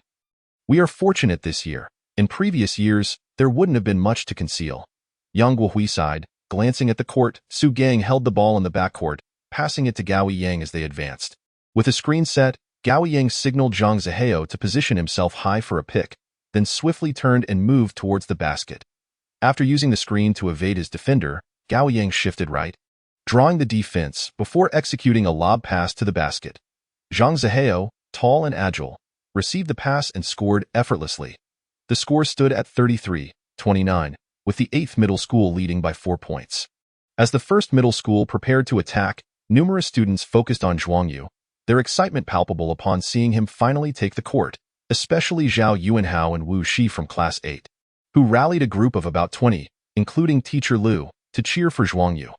Hearing their voices, Zhuang Yu nodded in acknowledgement and began to advance with the ball, swiftly crossing the half-court line and arriving at the 3-point arc. Su Gang charged at him. Zhuang Yu dribbled with one hand while protecting the ball with the other, scanning the court's layout. Gao Yang was pressuring Xiao Qingyang. Yu Rue was blocking Jiang Shuezhou. Rao Shang was matched against Han Hui, while Zhang Zihao and Yuan Feng battled for position underneath the basket. As the coach had predicted, the opposition switched to man-to-man defense. Zhuang Yu signaled to his teammates, who immediately spread out. The players from 8th Middle School exchanged bewildered glances. What was going on? Why not pass to Yuan Feng or Xiao Qingyang to initiate the attack? Instead, they each pulled away, seemingly intent on letting the number 7, Zhuang Yu, go one-on-one. Humph, this kid is only about 1.8 meters tall. He may look handsome, but this game isn't about looks, Su Gang grunted in annoyance. Feeling slighted, and gestured for Zhuang Yu to come closer. Come on, let me see what you can do. Before he could finish, Zhuang Yu sprang into action. Su Gang barely registered the motion before Zhuang Yu had already zipped past him, leaving him in shock. What? This speed? The other players from 8th Middle School were equally astonished, completely unprepared for Zhuang Yu's quickness. This left Zhuang Yu in a dilemma, with the defense caught off guard. Should he go for the layup or pass? After a brief moment of hesitation, he opted for the layup. It was an easy scoring opportunity, and his teammates were not in ideal positions for a pass. Swish, the ball went in. Zhuang Yu secured 2 points. Great shot. Zhao Yuanhao leapt up, shouting with enthusiasm. Zhuang Yu is amazing, scoring right off the bat. Indeed, Li Guangmao marveled. That burst of speed is astonishing, Wu Shi added with a smile. Look at that number 16, Su Gang, from 8th Middle School. He was completely caught off guard. Laughter erupted among the bystanders. On the bench, and Xian's eyes lit up, calling out in approval. Yang Guohui, however, was caught between amusement and exasperation. He had intended for Zhuang Yu to conceal his scoring ability by focusing on passing, yet here he was, scoring immediately. Was it the talent that simply wouldn't allow him to be understated? On the court, Zhuang Yu retreated on defense, receiving high fives from Yuan Feng and Han Hui, while Zhang Shuezhou nodded at him. Only Xiao Qingyang remained aloof, but Zhuang Yu had grown accustomed to this and chose not to engage. As Su Gang advanced the ball, Zhuang Yu immediately confronted him. Su Gang's expression darkened, a mix of irritation and astonishment as he realized he had underestimated Zhuang Yu. Ball? A voice called out as Gao Ying raised his hands for the ball. Su Gang hesitated but eventually passed it to him. Gao Ying faced Xiao Qingyang, taking a tentative step. When Xiao Qingyang didn't bite, he narrowed his eyes and surged forward, feigning a pause before accelerating towards the basket. Emph! Han Hui snorted, leaping to intercept. At that moment, Gao Yang passed the ball, exploiting the defender's focus on him, delivering it to Yu Rue outside the three-point line. Why Yu Rue scored a three-pointer. Defend well, don't let anyone slip by. Yuan Feng shouted. Got it, Zhang Shuezhou replied apologetically. As the 1st Middle School counterattacked, Zhuang Yu arrived at the front court, and Su Gang quickly charged at him, lowering his center of gravity, eyes glued to Zhuang Yu, fearful that he might disappear in an instant. Unfortunately, even without blinking, Su Gang couldn't keep up. Chapter 32. The Spear That Breaks the Deadlock, swift as the wind. The players from the 1st Middle School spread out, allowing Zhuang Yu to go one-on-one. Several players from 8th Middle School exchanged glances, realizing they would need to assist defensively. That number 7's speed was truly alarming, and Su Gang might not be able to contain him. As anticipated, Zhuang Yu initiated his move, executing a series of between-the-legs dribbles, his shoulders swaying, confounding Su Gang and making it difficult for him to predict Zhuang Yu's intentions. Suddenly, Zhuang Yu exploded into action, akin to a cheetah, darting from the left and bypassing Su Gang's defenses. Su Gang finally discerned Zhuang Yu's direction, but he regrettably realized he was too late to establish position. Having lost significant ground, he reached out in vain, only managing to grasp the edge of Zhuang Yu's jersey. Onlookers from the 1st Middle School erupted in cheers. What a remarkable breakthrough! That number 16, Su Gang, from 8th Middle School was utterly outmatched. Just one step and he was left behind. Humph! Don't forget, Xiao Qingyang couldn't stop him either, someone noted. As the discussion continued, Zhuang Yu charged into the paint, feigning a layup. However, he pulled back at the last moment, clutching the ball in his left hand and pushing it towards the left side. With a whoosh, the ball zipped past Zhang Zihao's ear, who felt the rush of air and muttered a curse. Bang! It was a powerful two-handed slam dunk, forceful and explosive. What a shot! Haha, another spectacular dunk. Yuan Feng is incredible. Zhuang Yu's pass was equally impressive, taking advantage of Zhang Zihao's approach. He found Yuan Feng open and delivered the ball flawlessly. Yuan Feng released the rim and grinned at Zhuang Yu, extending his hand in a high five, praising, "That was a beautiful pass." Zhuang Yu grinned back, "Senior, your dunk was magnificent too." The two exchanged smiles, swiftly returning to defense. Initially, when Zhuang Yu passed to Yuan Feng, Yang Guohui had simply smiled in approval, but upon witnessing Zhuang Yu's subsequent passes, he raised an eyebrow in astonishment. When did this kid's passing skills improve so dramatically? Perhaps you haven't noticed. Zhuang Yu progresses at an astonishing rate, and Xian replied, her eyes sparkling with delight as she watched the game. Is that so? Yang Guohui smiled, turning to an Xian and teasing, "Come on, confess, have you taken a liking to Zhuang Yu? You seem to be rooting for him." "Not at all. I'm still a student. There's no room for early romance," and Xian quickly defended herself. "Humph, as if I don't know your generation. Early romance is rampant among you," Yang Guohui remarked skeptically, though he refrained from pressing further. On the court, the first middle school had gained the upper hand. Initially, it was only Yuan Feng and Xiao Qingyang, with 8th middle school relying on Zhang Zihao, Gao Yang, and three-point shooter Yu Rue to maintain an advantage. However, once Zhuang Yu entered the game, repeatedly slicing through 8th middle school's defense with his breakthroughs, they became overwhelmed, the defense riddled with holes, and the tide turned dramatically. 8th middle school called for a timeout. The players wore grim expressions, and their coach furrowed his brow in frustration, muttering under his breath, "How much luck has 1st middle school had?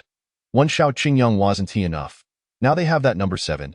Why do all the good things happen to them?" Shaking his head, the coach gathered the players. Spreading out the tactical board, "We have one final possession left. Let us make it count." With only a few seconds remaining, 8th middle school had possession, but the score was tied at 37-37. The 1st middle school had unexpectedly leveled the game. Thus, these remaining seconds were critical. If 8th middle school could score, they would carry a lead into halftime, psychologically advantageous. Failing to score would leave them tied, potentially putting them at a disadvantage in the second half. The coach called this timeout to devise a strategy for this crucial final play. Here's the plan. After laying out the strategy, the coach turned to Gao Yang, speaking earnestly, "It's up to you." Gao Yang nodded, his expression grave. The players from Yizhang gathered around their coach, listening intently to Yang Guohui's directives. "Make sure to keep a close watch on Gao Yang. He will likely be the one to attack. Although we may not be able to take the lead, as long as we defend against this play, we will at least avoid falling behind. Yuan Feng, guard the paint. Xiao Qingyang, your task is crucial. You must closely monitor Gao Yang and prevent him from breaking free. The rest of you need to be vigilant. If the opposing team utilizes screens and allows Gao Yang to shake off Xiao Qingyang, you must immediately step up to help defend. Do you understand?" The players responded in unison. With the strategy set, the timeout concluded. The score was precarious, and everyone knew that these fleeting seconds were vital. A cacophony of boos erupted from the stands, disrupting Yizhang's offense. With mere seconds remaining, Gao Yang wasted no time, calling for a screen as Zhang Zihao moved to a high position, positioning himself to block Xiao Qingyang. Yuan Feng was prepared and quickly rushed forward, thrusting one hand up to impede Gao Yang. However, at that moment, Yuan Feng collided with Su Gang, realizing too late the predicament. It was a consecutive pick and roll. Following this screen, the defender against Gao Yang would be Zhuang Yu, and with Zhuang Yu's height of 180 centimeters, Gao Yang could easily take a shot. This was clearly the strategy of the opposing team, using successive screens to allow Gao Yang to shed both Xiao Qingyang and Yuan Feng, thus creating a mismatch. Facing Zhuang Yu, Gao Yang's lips curled into a disdainful smirk as he rose for the shot. "I'm scoring. No one can stop me." With confidence, Gao Yang released the ball, certain it would find its mark. But in the next instant, his expression froze, a resounding slap echoed as a hand emerged from the front, swatting the ball away as if in a volleyball match. The crowd erupted in astonishment, gasping in disbelief. It was a spectacular block by Zhuang Yu, who had cleanly and decisively denied Gao Yang's shot. Leaving the audience in shock, the players from Yizhang stood dumbfounded, unable to comprehend what had just transpired. Zhuang Yu soared, successfully blocking Gao Yang's attempt, and immediately surged forward, seizing the basketball before Gao Yang could react. Heading towards Yizhang's half of the court. In that moment, Zhuang Yu resembled a high-speed sports car, leaving everyone behind in just a few strides, racing effortlessly into the front court. It could only be described with 4 words: swift as the wind.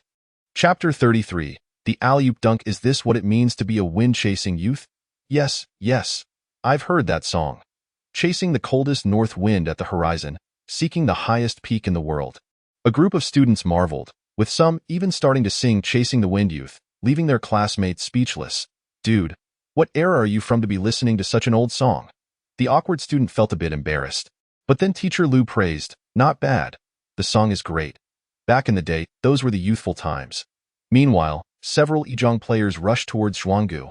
You were incredible. That block was phenomenal, they praised, marveling at the quick counterattack. Attributing Zhuang Yu's speed as a decisive factor, had it been anyone else, time surely would not have sufficed. Haha, we've taken the lead. The players were elated, their spirits soaring. Yang Guohui also smiled, initially believing they would merely defend against that shot to end the half in a tie. Little did he expect Zhuang Yu to pull off a stunning play combined with a rapid counterattack, scoring just in the nick of time to take the lead.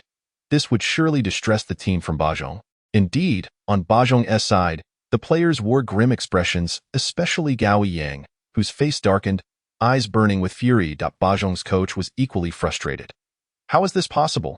At such a critical moment, Yizhong manages a buzzer beater to steal the lead. Unbelievable. The Bajong players, along with their coach, fell into a heavy silence, the air thick with tension. This moment struck them hard. As halftime concluded, Yang Guohui devised another strategy, sending out Yang Fei, Han Hui, Gao Xiaoguang, and Mo Fan.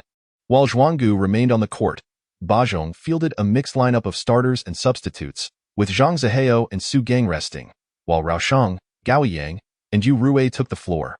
Replacing Zhang Zihao and Su Gang were Zhong Jingjun and Gar Jinlei. Jinlei, after receiving the ball in the backcourt, advanced and passed it to Gao Yang, creating space for himself. Simultaneously, other players moved as if to set up a one-on-one for Gao Yang to in the next moment. Gao Yang drove toward the paint. However, rather than taking the shot himself, he attracted defenders and passed to Yu Rui, who nailed a three-pointer. Another three-pointer. The spectators gasped. Watch out for his three-point shot, Yang Guohui shouted from the sidelines, signaling to the players not to allow Yu Rui an open shot. Yes, Gao Xiaoguang replied, acknowledging his responsibility to guard Yu Rui. As Yizhong launched their offense, Zhuang Yu approached the front court, startled to see Gao Yang rushing to defend him. Spread out, Zhuang Yu gestured for his teammates to create space, his eyes gleaming with excitement, the ace from Bajong. Let us see what he has got in the next instant. Zhuang Yu exploded into action. With a sudden burst of speed, he executed a straightforward move, breaking through on the right side. Gao Yang scoffed, thinking to himself, I'm not Su Gang. I won TB so easily bypassed. He swiftly shifted to the left, using his body to block Zhuang Yu. At that moment, Zhuang Yu halted, performing a behind-the-back dribble to switch the ball to his left hand, lowering his center of gravity. A change of direction? Gao Yang smirked, adjusting his stance. The only thing he feared was Zhuang Yu's speed. But Zhuang Yu had paused to pivot, and given their close proximity, Gao Yang's height and weight gave him the advantage. Zhuang Yu's speed would not be enough to surpass him. Indeed, under these circumstances, Zhuang Yu could not rely on speed alone to get past Gao Yang. However, that did not mean he had no means to maneuver in the next moment. With his left hand cradling the ball, Zhuang Yu pivoted sharply around his right foot, his body spinning in a full 360 degrees. What? Gao Yang's heart sank. Suddenly, Zhuang Yu slammed the ball down, causing it to bounce back up. His right hand reached out, securely grasping the ball. At this point, he had completely maneuvered around Gao Yang, lowering his center of gravity. And his speed surged once more, instantly leaving Gao Yang behind. This seamless series of movements had the audience in the stands marveling, their eyes alight with admiration. Rao Sheng, realizing he could no longer impede Zhuang Yu, shouted urgently to his teammate. Rao Sheng stepped forward and leaped to meet Zhuang Yu, who was poised to throw the ball towards the basket. He swung his hand to swat at the basketball. However, it was too high. The arc of the ball soared far beyond Rao Sheng's reach, and he suddenly realized, wait, this isn't his shot. Indeed, it was not a shot. The trajectory was entirely that of a pass. The basketball traced a high arc, sailing over Rao Sheng and the rim, landing on the left side of the hoop. Just then, a figure leaped from the left side of the basket. It was Han Hui. Watch this, Han Hui laughed, catching the ball midair and forcefully slamming it down towards the hoop. The sound reverberated throughout the arena, electrifying the crowd.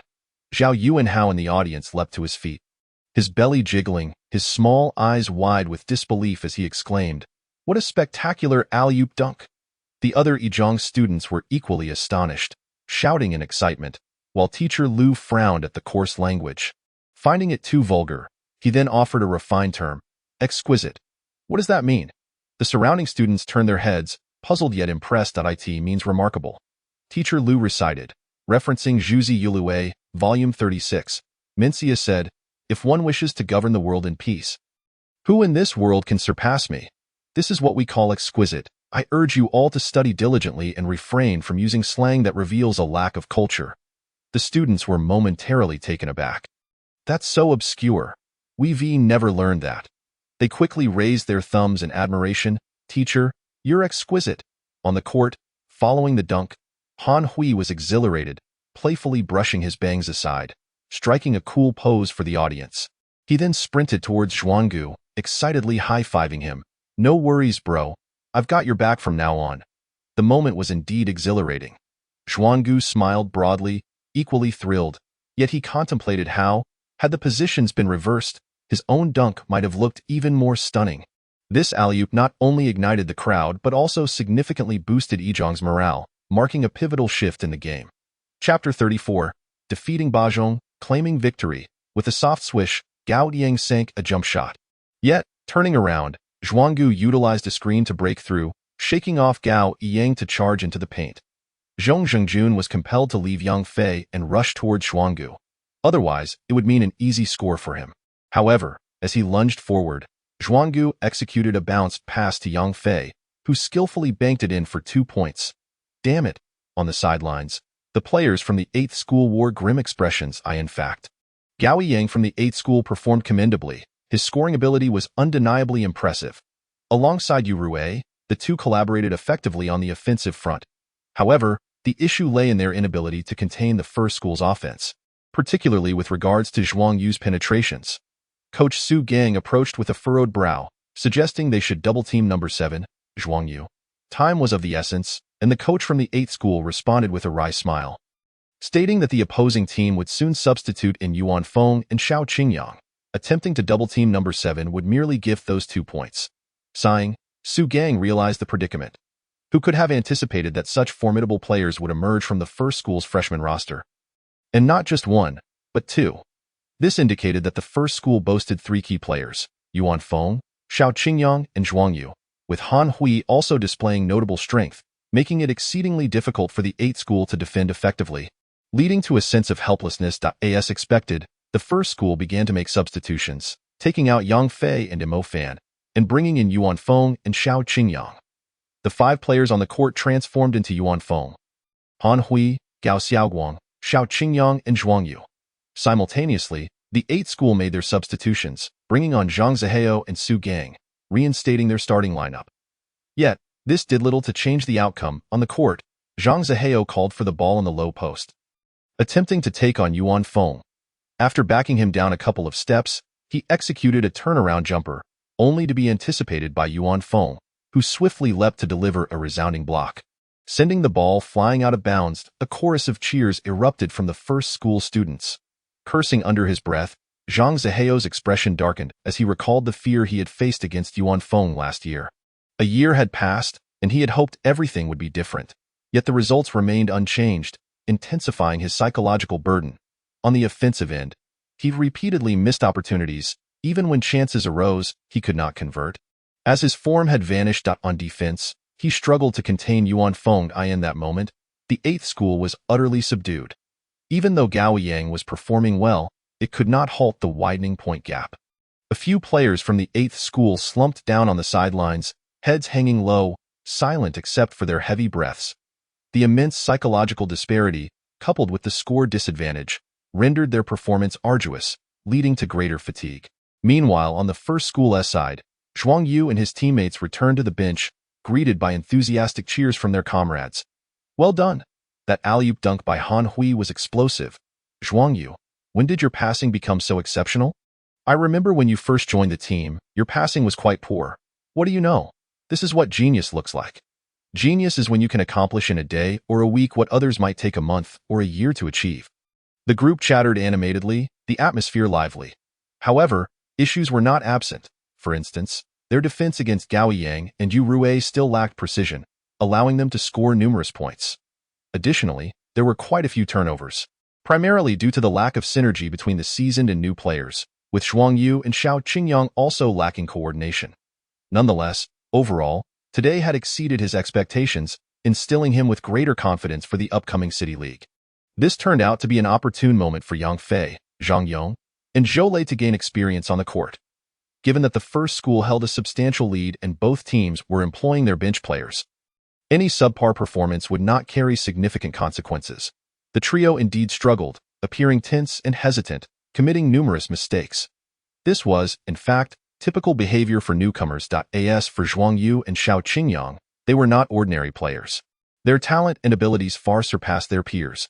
Minutes passed, and the point gap shrank to 6. A timeout was called, and substitutions were made.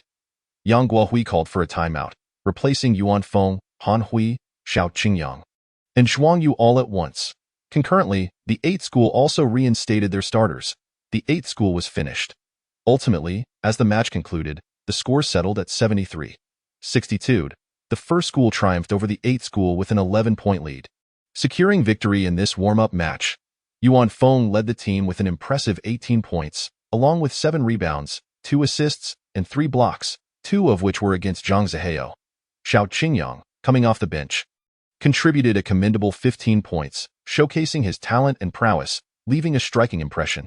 Zhuang Yu, with fewer shot attempts, scored only 7 points but delivered an impressive 12 assists, accounting for half of the team's assists, which significantly impacted the starting point guard Mo Fan, highlighting the disparity between players. As the game came to a close, Chapter 35.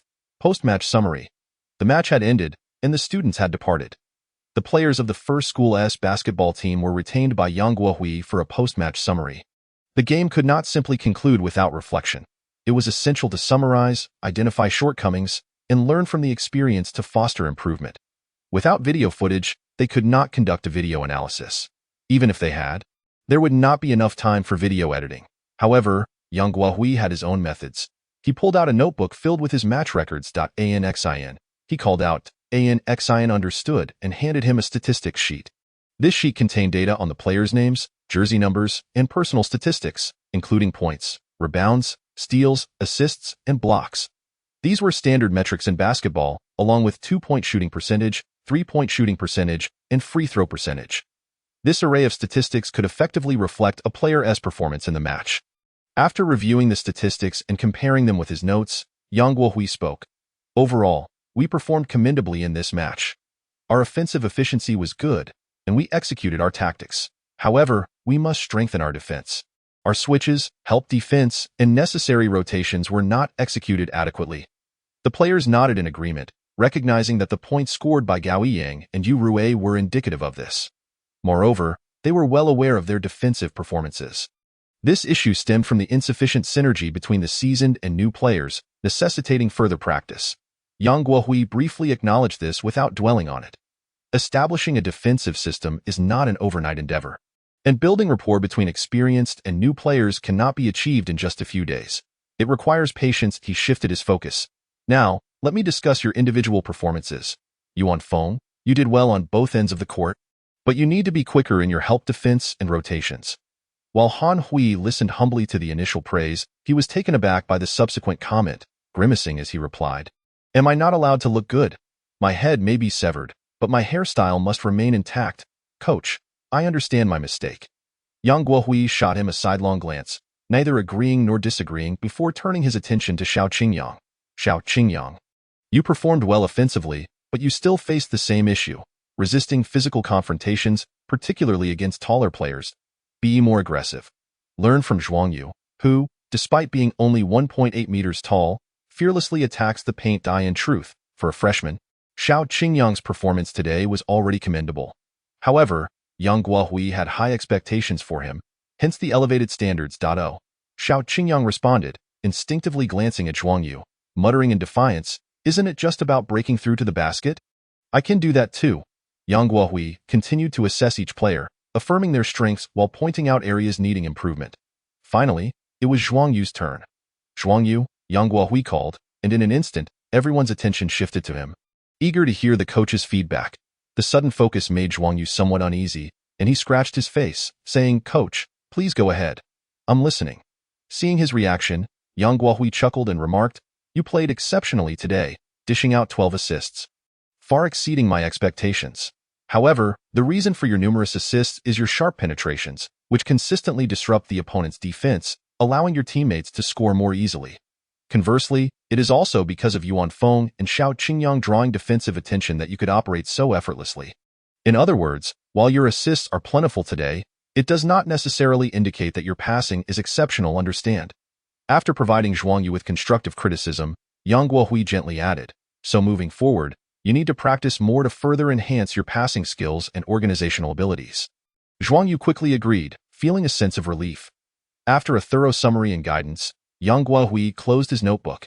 "In 2 days, we will head to the 8 school for the second warm-up match. Everyone prepare well." Dismissed. At that moment, Zhang Yuan approached, holding a bottle of drink with a shy demeanor. Zhao Yu and Hao exchanged glances with Wu Shi and the others, signaling them to leave. The group dispersed. Zhuang Yu felt a headache coming on and suggested, "Let's step outside to talk." Once outside, without waiting for Zhang Yuan to speak, Zhuang Yu stated, "Zhang Yuan, I'm currently quite busy every day. Aside from classes, I have training and matches. I neither have the time nor the inclination to engage in a romantic relationship. Indeed, it is not that you are at fault. It is merely that I understand now." Before Zhang Yuan could finish her sentence, she interrupted, tightly gripping the beverage bottle with her small hand and lowering her head, saying, "I won't affect you." Observing the drink in his hand, Zhuang Yu forced a bitter smile and shook his head. "Cried?" Zhuang Yu was taken aback, instinctively turning to look, only to be stopped by the chubby boy. "What are you looking at? Should we go over and comfort her?" Zhuang Yu had no choice but to abandon the thought that a day later, the basketball team of number 1 high school faced their second warm-up match. This time, the venue was number 8 high school. At 4 in the afternoon. The players gathered at the school gate and promptly boarded a bus to number 8 high school. Upon arriving at the basketball court, they noticed the players from number 8 already warming up, while a considerable number of number 8 students occupied the stands. "Trash from number 1. You're bound to lose. Just wait and cry." Some individuals jeered loudly at the players on the court. The previous match at number 1 had seen the players from number 8 being booed, and now the roles were reversed, leaving Zhuang Yu feeling somewhat uncomfortable. "Don't mind it," Yuan Feng said with a smile. Han Hui draped an arm over Zhuang Yu's shoulder. Since the last alley play, he had been particularly affectionate towards him. "This is merely a warm-up match. When the City League arrives, there will be even more spectators and louder boos. Just treat them as air." Listening to the jeers from the stands, Zhuang Yu closed his eyes to acclimatize for a moment and then smiled, saying, "I wasn't quite used to it earlier, but it's much better now." Laughter erupted among the veteran players, their spirits lifted. Chapter 36, 2 consecutive victories, National Day holiday. At 5:30 in the afternoon, the match officially commenced. The previous loss to number 1 had left the players from No. 8 feeling quite vexed, both astonished by number 1's current prowess and unwilling to accept defeat. Thus, from the very start, number 8 played with great seriousness and aggression, exuding an air of determination to win. This put the players from No. 1 at a slight disadvantage initially, but they quickly adjusted, with Yuan Feng, Xiao Qingyang, and Zhuang Yu each stepping up in succession in no time. The score was rapidly caught up. This left number 8 feeling helpless yet astonished. Not only was number 1's offense sharp, but their defense also seemed significantly improved compared to the previous match. A few players came off the court, and coach Yang Guohui promptly made adjustments, beginning to double-team Zhang Zihao. Soon after, number 1 not only caught up, but also took the lead. As the first half concluded, number 1 was ahead by 4 points. Number 8 did not lose heart. Upon entering the second half, they continued to seek a turnaround. However, although the point difference appeared small, it remained within 10 points.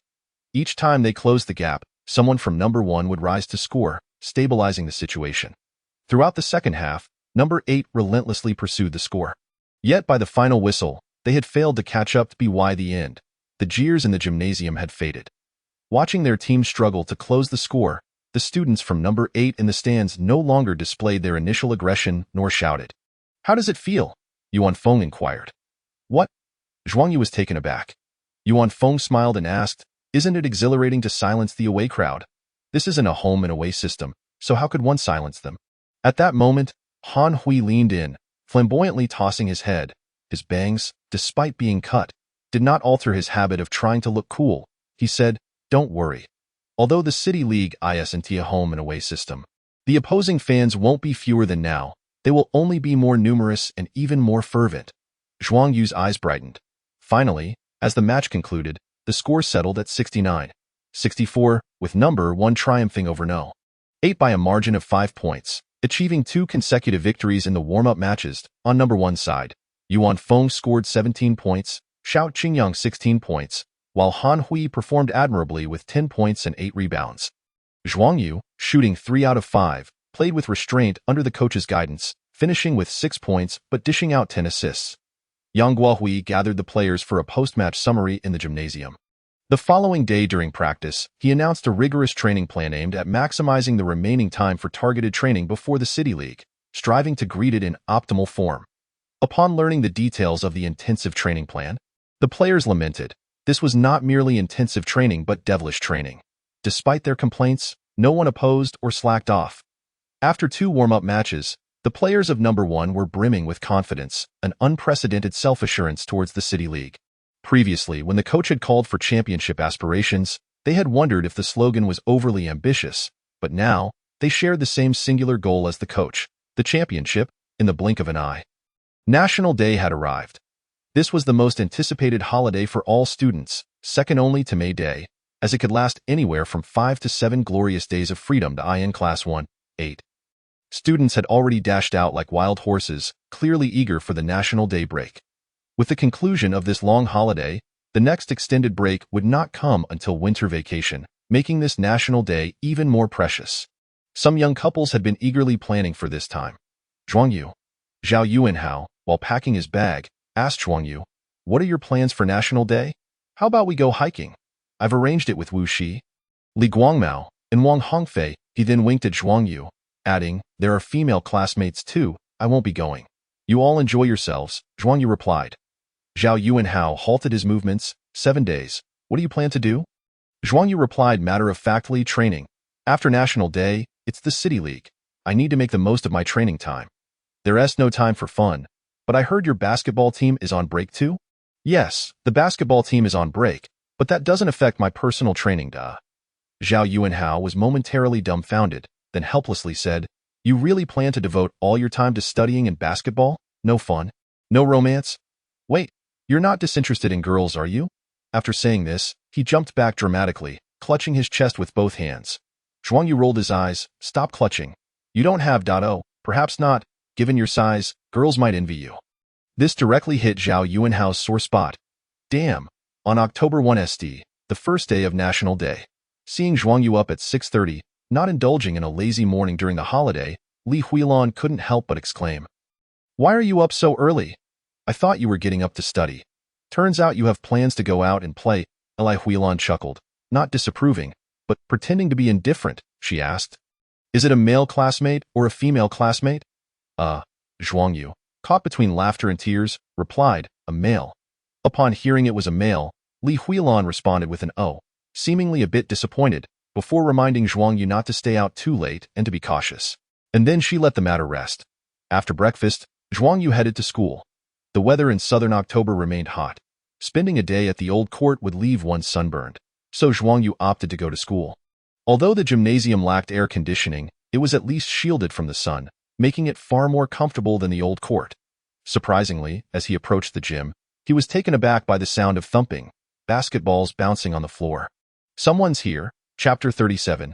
Welcoming the City League due to the grueling previous intensive training plan, Coach Yang Guohui did not impose additional training during the National Day holiday. BY writes, "The gym should not have had anyone present." Curious, Zhuang Yu entered the gym and was astonished to find not just one person but several. He spotted Yuan Feng and Han Hui practicing their shots. Yuan Feng stood just outside the free throw line, while Han Hui was beneath the basket, passing the ball to Yuan Feng, who dribbled a couple of times before taking a jump shot. Swish, the ball went in. Just as Han Hui was about to pass the ball back to Yuan Feng, he noticed Zhuang Yu and called out, "Zhuang Yu, Yuan Feng instinctively turned around and asked with a smile, "What brings you here?" "You guys arrived even earlier than I did," Zhuang Yu replied, feeling quite pleased. He had initially thought he would be the only one there. While he was accustomed to it, training alone was not particularly convenient. For instance, during shooting practice, having someone to retrieve the balls made passing much more comfortable. "It was not even me. I had a movie date planned but was dragged here to train," Han Hui grumbled. Yuan Feng was unconcerned, saying to Zhuang Yu, "You're just in time. The three of us can practice our tactical coordination. Otherwise, it's just me and Han Hui practicing shooting." Zhuang Yu nodded and quickly changed into his jersey. Just then, others entered the gym. "Aha, I told you two would be here, oh. Zhuang Yu, you're here too?" "Of course, look, I'm already in my jersey. Blame this idiot for being late. We agreed to meet at Cultural Square at 7, and he made us wait forever. Zhuang Yu even got here before us. Is 5 minutes late considered being late?" A few veteran players arrived, including Zhang Shuezhu, Mo Fan, Gao Xiaoguang, Zhao Hao, and Zhao Huai, making a total of 7 veteran players present, not one missing. They bantered as they approached the court. Greeting Zhuang Yu and the other three, the atmosphere in the gymnasium suddenly became lively as Zhang Shuezhu and his companions donned their jerseys. They conferred with Zhuang Yu, agreeing to commence with some warm-up exercises, followed by free training, and ultimately engage in a practice match. Though there were only 8 players, a 4-on-4 game would suffice. Just as they were deliberating, another arrival made their way in, Xiao Qingyang, clad in a black t-shirt and basketball shorts. With a backpack slung over his shoulder, his collar was already dampened by sweat, and beads of perspiration adorned his forehead. Mo Fan, taken aback, inquired, "Did you run here? Your clothes are soaked." Xiao Qingyang replied, "It's not too far. And running over serves as a good warm-up, while also enhancing my stamina." As he spoke, his gaze swept across the group, landing unexpectedly on Zhuang Yu, who had come as a surprise. Today, Yuan Feng and Han Hui had arranged to meet. But considering the intense training sessions from the past few days, everyone was quite fatigued, so they hadn't summoned any additional players. Zhang Shuezhu, Mo Fan, and the others were aware of Yuan Feng's dedication over the past year. Having trained diligently even during the May Day holiday, it was reasonable to assume he would do the same during the upcoming National Day break. No questions asked, as long as he was present. Han Hui would undoubtedly follow suit.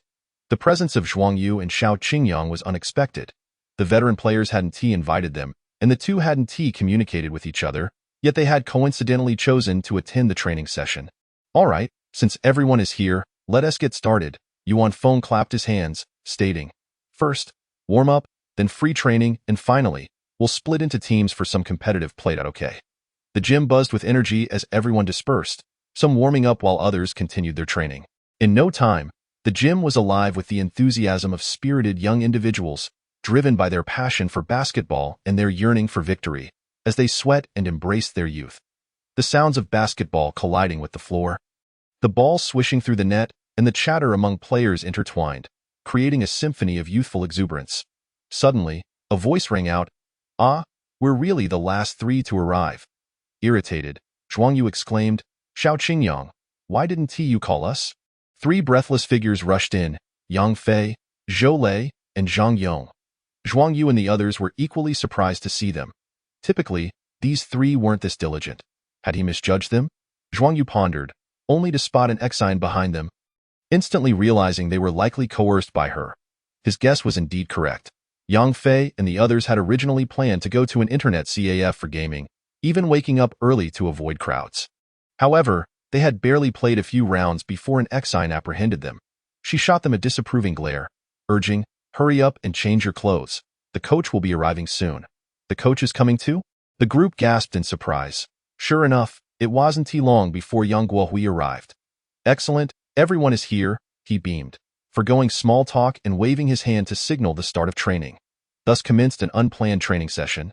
In the blink of an eye, 5 days had elapsed during the 7-day holiday.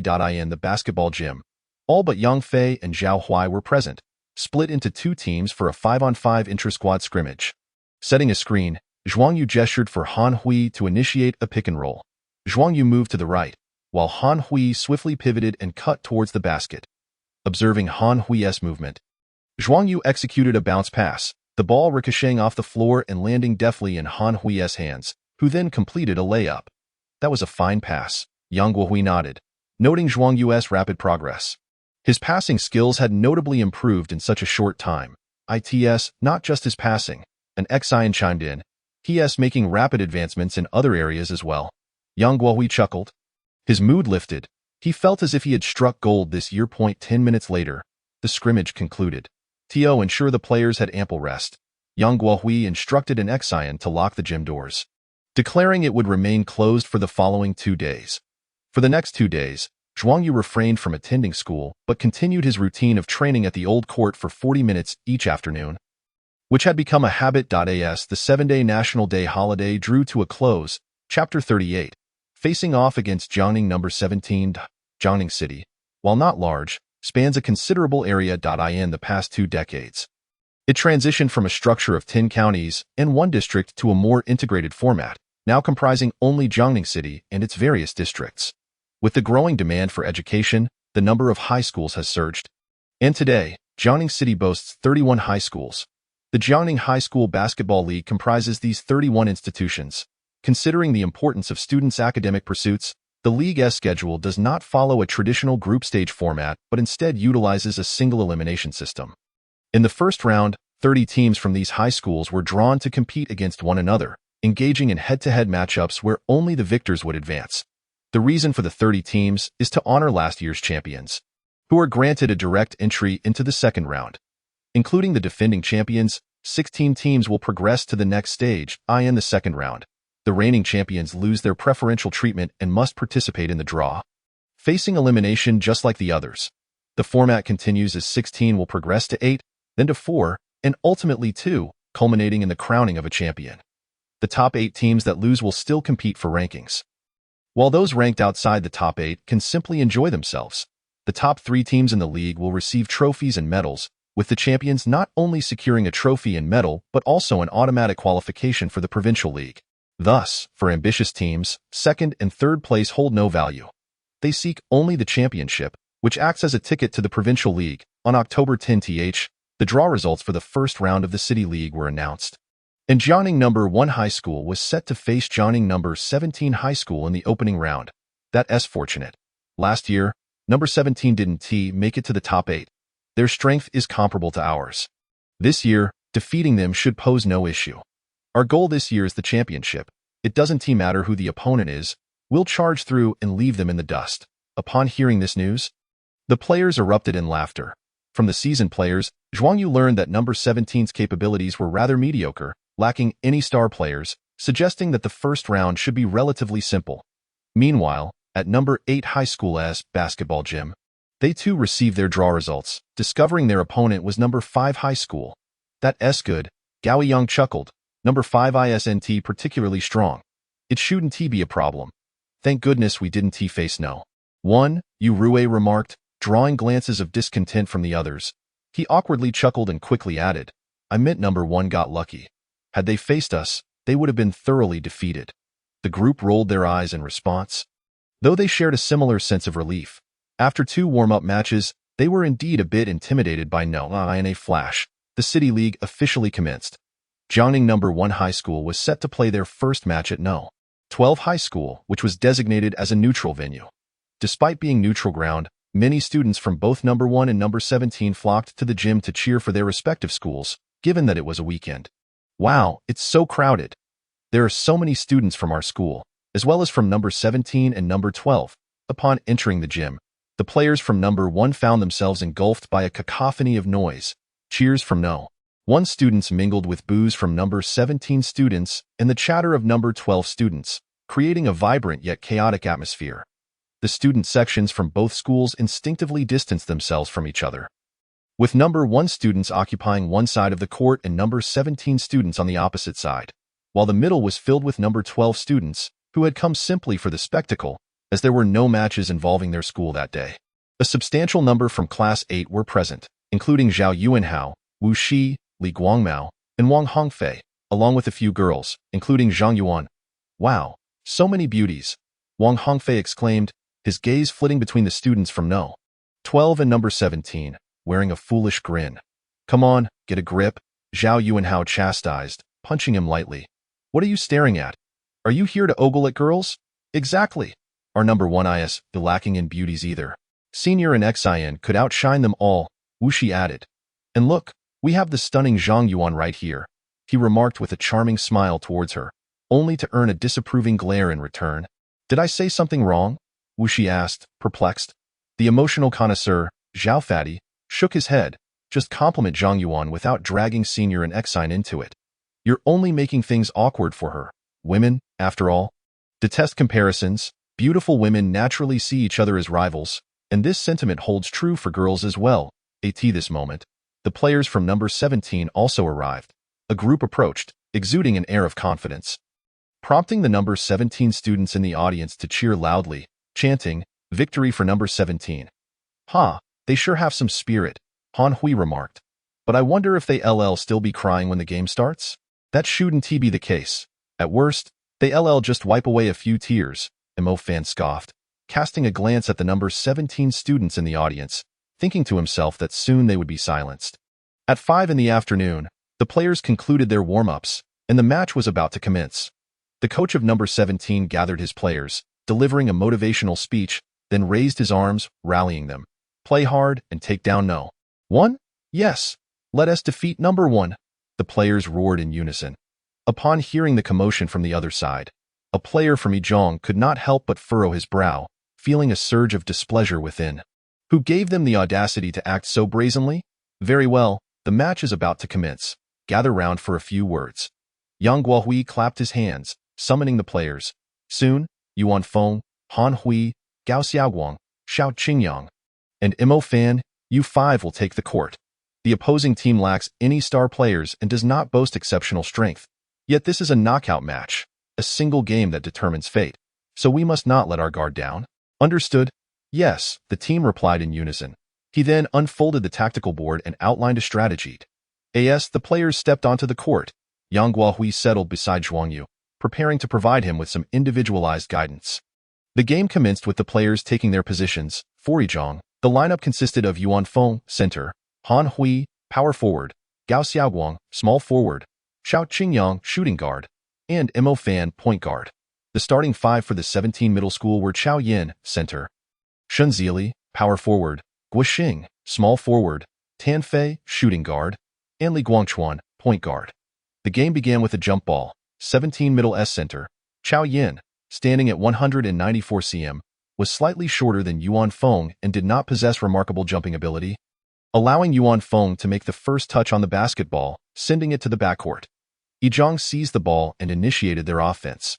Upon reaching the front court, they noticed the opposing team setting up a zone defense. Mo Fan signaled, and Yuan Feng executed a high screen, subsequently passing the ball to Xiao Qingyang, who, upon receiving it, advanced forward. Yuan Feng positioned himself to provide a screen, creating a shooting opportunity for Xiao Qingyang, who executed a jump shot.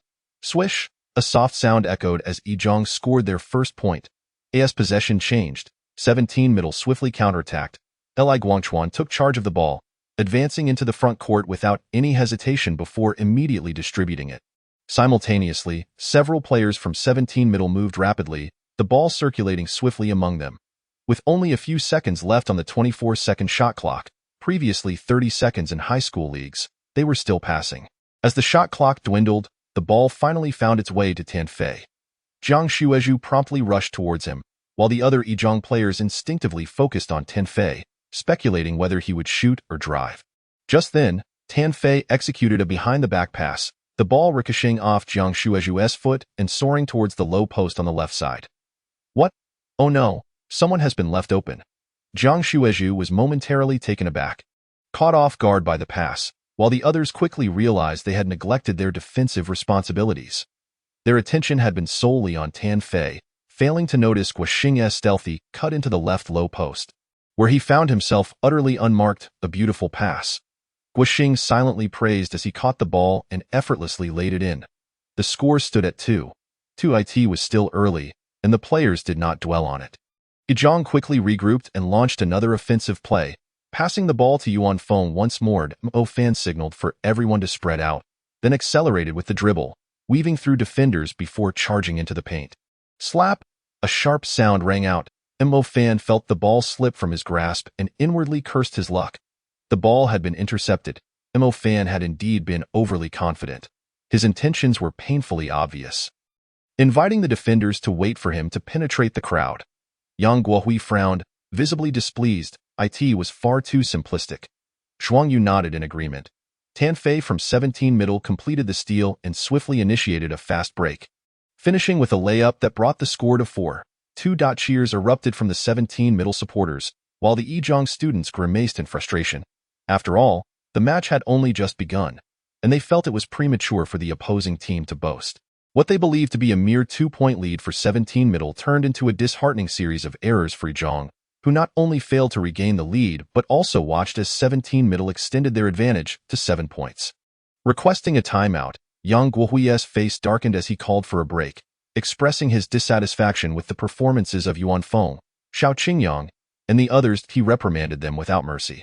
"I asked you to play well, and this is how you respond. Do you think you're invincible just because you won 2 practice matches? You've all become too complacent, haven't you?" The players lowered their heads, unable to retort. They were indeed a bit overconfident, having underestimated 17 middle from the outset, believing them to be an easy target, thus failing to take the game seriously. Humph. Yang Guohui snorted in anger, chastising them further. "I expect you to contend for the championship, yet your current performance hardly reflects that of a title contender." The players bowed their heads even lower, wishing for a hole to swallow them up. How embarrassing. Taking a deep breath, Yang Guohui instructed, "Substitutions. Yuan Feng, Han Hui, Xiao Qingyang, and Mo Fan, you 4 will sit out. Zhao Hao, Zhao Huai, Gao Xiaoguang, Zhuang Yu, you will take the court." Zhuang Yu glanced at Yuan Feng, feeling a twinge of sympathy for his senior. In truth, during those few minutes, Yuan Feng had not been careless. His attitude remained serious, but the opposing team had targeted him for defense, double-teaming him as he received the ball, forcing him to pass. Consequently, he had not been able to attack effectively. On defense, he had performed admirably. However, as the team's star player and cornerstone, he had not been able to make the impact expected of him, leading Yang Guohui to substitute him as well. Following the substitutions, Yang Guohui ignored the 4 sitting out and focused on Zhuang Yu and the others, stating, "Remember, this is a knockout match. 1 game determines everything. Never underestimate your opponent." "Yes, we understand," they replied quickly. Subsequently, Yang Guohui unfolded the tactical board. "Be more aggressive on defense, and be cautious not to leave anyone open. Focus on offense. Zhuang Yu, your task is still to penetrate and distribute. But if the opportunity arises, do not hesitate to score yourself. Gao Xiaoguang, Zhang Shuezhu, you both need to move actively and look for shooting opportunities. Zhao Hao, Zhao Huai, you brothers need to prioritize rebounding, not just defensive rebounds, but also controlling the offensive boards." After laying out the strategy, he put away the tactical board, his demeanor serious, and waved his hand dismissively. "Go." Zhuang Yu exchanged solemn glances with his teammates before stepping onto the court. As the timeout concluded, Yizhang initiated their offense. Zhuang Yu received the ball in the backcourt, and upon reaching the front court, Li Guangchuan charged at him. 17 middle maintained their original starting lineup, with Li Guangchuan matched up against Zhuang Yu. "Our coach is quite upset," Zhuang Yu remarked, noticing the gloating smile on Li Guangchuan's face. He narrowed his eyes and added, "So, the consequences will be severe." "What?" Li Guangchuan was taken aback, confused. In the next moment, Zhuang Yu launched into action, effortlessly bypassing Li Guangchuan with a single step, leaving him astonished with widened eyes and a changed expression. After evading Li Guangchuan, Zhuang Yu surged towards the paint, slightly slowing down as he feigned a jump shot. 17 middle center, Chao Yin, instinctively leaped, only to realize too late that he had been deceived. Zhuang Yu did not shoot. Instead, he executed a bounce pass to the low post. Inside, Zhao Hao had been waiting eagerly. As he received Zhuang Yu's pass, Zhao Hao scored with a bank shot. The score stood at 11-6, with 17 middle leading by 5 points. It was an excellent pass. Zhao Hao was entirely unguarded. Yang Guohui nodded, his expression softening a bit. Zhuang Yu had indeed proven to be a steady presence. The players from 17 middle exchanged knowing glances, with Tan Fei advising Li Guangchuan, "Defend better." Li Guangchuan nodded in agreement. But as he recalled Zhuang Yu's speed, he felt a pang of anxiety. That kid was far too fast. Several Yizhang players wore serious expressions, their offense and defense markedly more vigorous than before, exuding a sense of pressure that was entirely different from their earlier demeanor, especially number 7, Zhuang Yu. With a swift motion, Zhuang Yu darted forward, intercepting Li Guangchuan's pass in the blink of an eye. Then launching a counterattack. After a few strides, he distanced himself from the 17 middle players, and upon reaching the front court, he slightly slowed down before executing a delicate one-handed layup. Good play. Upon witnessing Zhuang Yu's steal, I knew it would lead to another rapid counterattack. Indeed, with Zhuang Yu's speed, who could possibly keep up? Cheers erupted from the Yizhong supporters. The previous minutes had been disheartening. Despite Yizhong's evident strength, they found themselves trailing 17 middle. It was only after Zhuang Yu's entry that the dynamic shifted. This basket marked Zhuang Yu's first score since stepping onto the court, and although he had only taken one shot, he had already tallied 3 assists. Yizhong had orchestrated a run of 8-4, narrowing the score to 15-12, closing the gap from 7 points to just 3 up. Defend better. Be careful not to make mistakes. The coach of 17 middle shouted from the sidelines, his expression grave. This situation was precarious. Yizhong had substituted out 4 starters, meaning the court was predominantly filled with substitutes, yet they had seized the upper hand. What did this signify? The coach of 17 middle was well aware that the previous few minutes had not showcased the true capabilities of Yuan Feng, Han Hui, and the others. However, basketball is not solely a contest of skill. It also hinges on performance under pressure. Otherwise, what would be the point of competing? They could simply compare rosters and award the championship trophy accordingly. The coach of 17 middle shook his head with a wry smile. On the court, 17 middle intensified their defense, particularly against Zhuang Yu, compressing their defensive line to restrict his driving lanes, attempting to limit his penetration. Yang Guohui, recognizing the need for adjustments, promptly called for substitutions, bringing Xiao Qingyang and Zhang Yong onto the court while substituting out Gao Xiaoguang and Jiang Xuezhu. Xiao Qingyang possesses sufficient personal strength to alleviate the pressure on Zhuang Yu and to restrain the defense. Zhang Yong, standing at a mere 178 centimeters, finds himself at a disadvantage on the defensive end. However, he boasts a commendable 3-point shooting ability, allowing him to simply position himself beyond the arc if Shiqi Middle School persists in compressing their defense to limit Zhuang Yu's drives. It will inevitably weaken their perimeter defense, thus granting Zhang Yong an opportunity. Xiao Qingyang makes a backdoor cut for the ball. He feigns an intention to isolate. After a brief respite on the sidelines, he has recalibrated his mindset and adjusted his attitude, shedding any semblance of complacency and showcasing his prowess. He initiates play with a personal drive, scoring 2 points against the defender. In that moment, he executes a deceptive maneuver before breaking through, compelling the opponent to alter their defense, allowing him to swiftly dish the ball to Zhang Yong, who releases a 3-pointer. Swish, accompanied by the melodious sound, the basketball finds nothing but net. Hooray! Zhang Yong exuberantly waves his arms. Elated by scoring his first basket in an official City League match, a moment of particular thrill. Following this shot, the score is tied at 17. Coach, what should we do? The players of Shiqi Middle School glance towards the sidelines. What can I possibly do? The Shiqi coach thinks to himself with a wry smile, troubled by the presence of one troublesome number 7. And now another number 15 has emerged, while Yuan Feng and Han Hui have yet to enter the game. A timeout is called by Shiqi Middle School. Several players gather on the sidelines. The coach offers words of encouragement before making substitutions and emphasizing defensive strategies. On the other side, Yang Guohui finally wears a smile, patting Zhuang Yu on the back and praising, "Well done." Zhuang Yu hesitates momentarily before responding, "Coach, you really didn't need to call a timeout earlier. I could handle it. The opponent's compressed defense does indeed limit my drives. But I am not solely reliant on driving. If they deny me that, I can simply shoot. I understand," Yang Guohui replies. "The opponent's strength is average. There's no need for you to exert your full effort." Zhuang Yu retorts, "Coach, you previously stated this is an elimination game, and every match is a matter of life and death. It deserves serious attention." Yang Guohui chuckles, "Indeed, but this is not a matter of underestimating the opponent. I merely wish to maintain a low profile, you understand." Zhuang Yu remains silent. Once the timeout concludes, Shiqi Middle School adjusts their defensive strategy, no longer daring to compress their defense, which allows Zhuang Yu to drive once more. Executing a layup while drawing a foul, he steps to the free throw line and confidently converts the additional shot, completing a splendid 3-point play. The students of Yizhong erupt in cheers for Zhuang Yu, while Yang Guohui grimaces, muttering, "This little rascal is doing this on purpose, isn't he? I just said to keep a low profile." and you go and score a 3-point play I intended for you to conserve your strength. Yet here you are, throwing a tantrum. The score shifts to 20-17, with Zhuang leading by 3 points, having once been ahead by 7. How did we fall behind by 3 points? Indeed, it's quite frustrating. The students of Shiqi Middle School murmur self-soothing remarks, while the neutral spectators from Shire Middle School shake their heads. Observing from the sidelines, they discern the apparent disparity in strength between the two teams. Shiqi Middle School is not a match for Zhuang. The subsequent play confirms this assertion.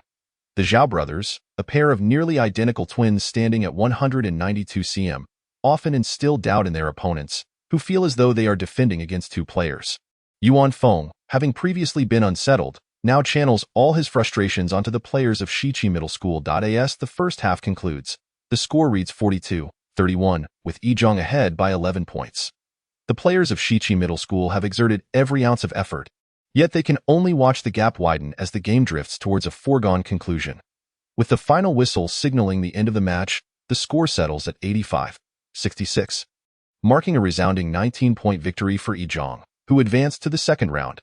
Among the Zhuang players, Yuan Feng leads the scoring with 17 points, followed closely by Xiao Qingyang and Han Hui, each contributing 13 points. Zhuang Yu scores 8 points in the first half and, while remaining understated in the second half, he manages 1 assist without adding to his score. His final tally of 8 points and 7 assists may not shine brightly.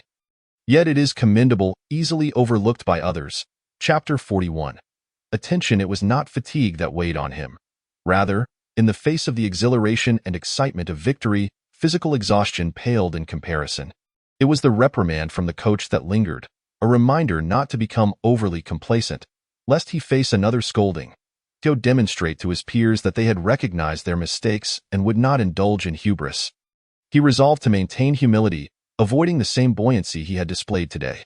Yuan Feng, Han Hui, and Mo Fan feigned seriousness as they deliberated. Although we won today, there are still numerous areas in which we fell short. One must learn from past mistakes. Today's lessons must be etched in our memories, for we must not repeat them in the future.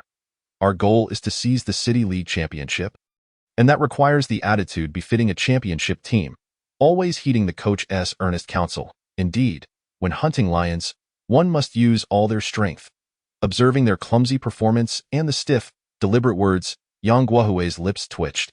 He closed his eyes upon entering the car, pretending to sleep. However, the incessant chatter became unbearable, prompting him to open his eyes and clear his throat. All right, I'm not an old relic. Having won the match, we should celebrate and rejoice. Young people should embody the spirit of youth. Upon hearing this, the group exchanged glances before erupting in cheers. Although today's opponent was not particularly formidable, this marked their first match of the season, and securing a victory was cause for celebration. Watching the players exult like a pack of exuberant wolf cubs, Yang Guohui couldn't help but smile. Youth truly is delightful. Upon returning to school, the group made their customary visit to the gym, where Yang Guohui took out his notebook and an Xian handed over the technical statistics, initiating the post-match summary. Simultaneously, other matches in the City League concluded. As the day progressed, it was evident that some teams rejoiced while others despaired. In addition to Zhuang, victorious teams included Jizhong, Qizhong, Shizhong, and Nanxi Middle School. Given that all matches occurred on the same day, these teams were keenly interested in the outcomes of one another's games, engaging in discussions upon learning the results. At Jizhong, several players gathered, their demeanor relaxed, devoid of fatigue, for their strength was undeniable.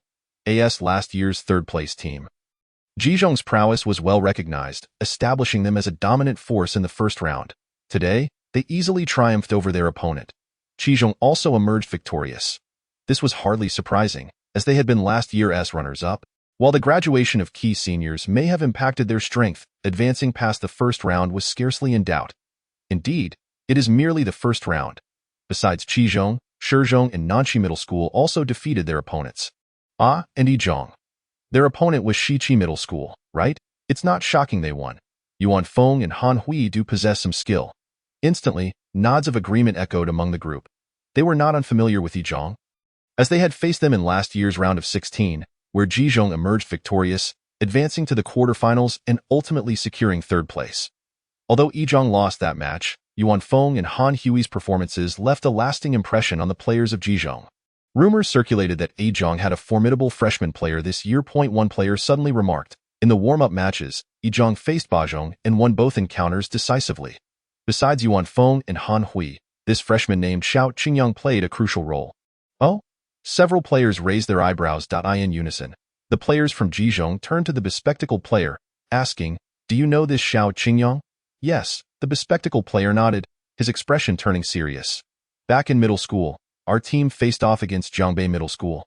Led by Xiao Qingyang, he scored 32 points single-handedly, almost defeating us all by himself. Recalling that match, the bespectacled player sighed, he was incredibly strong, virtually invincible in that game.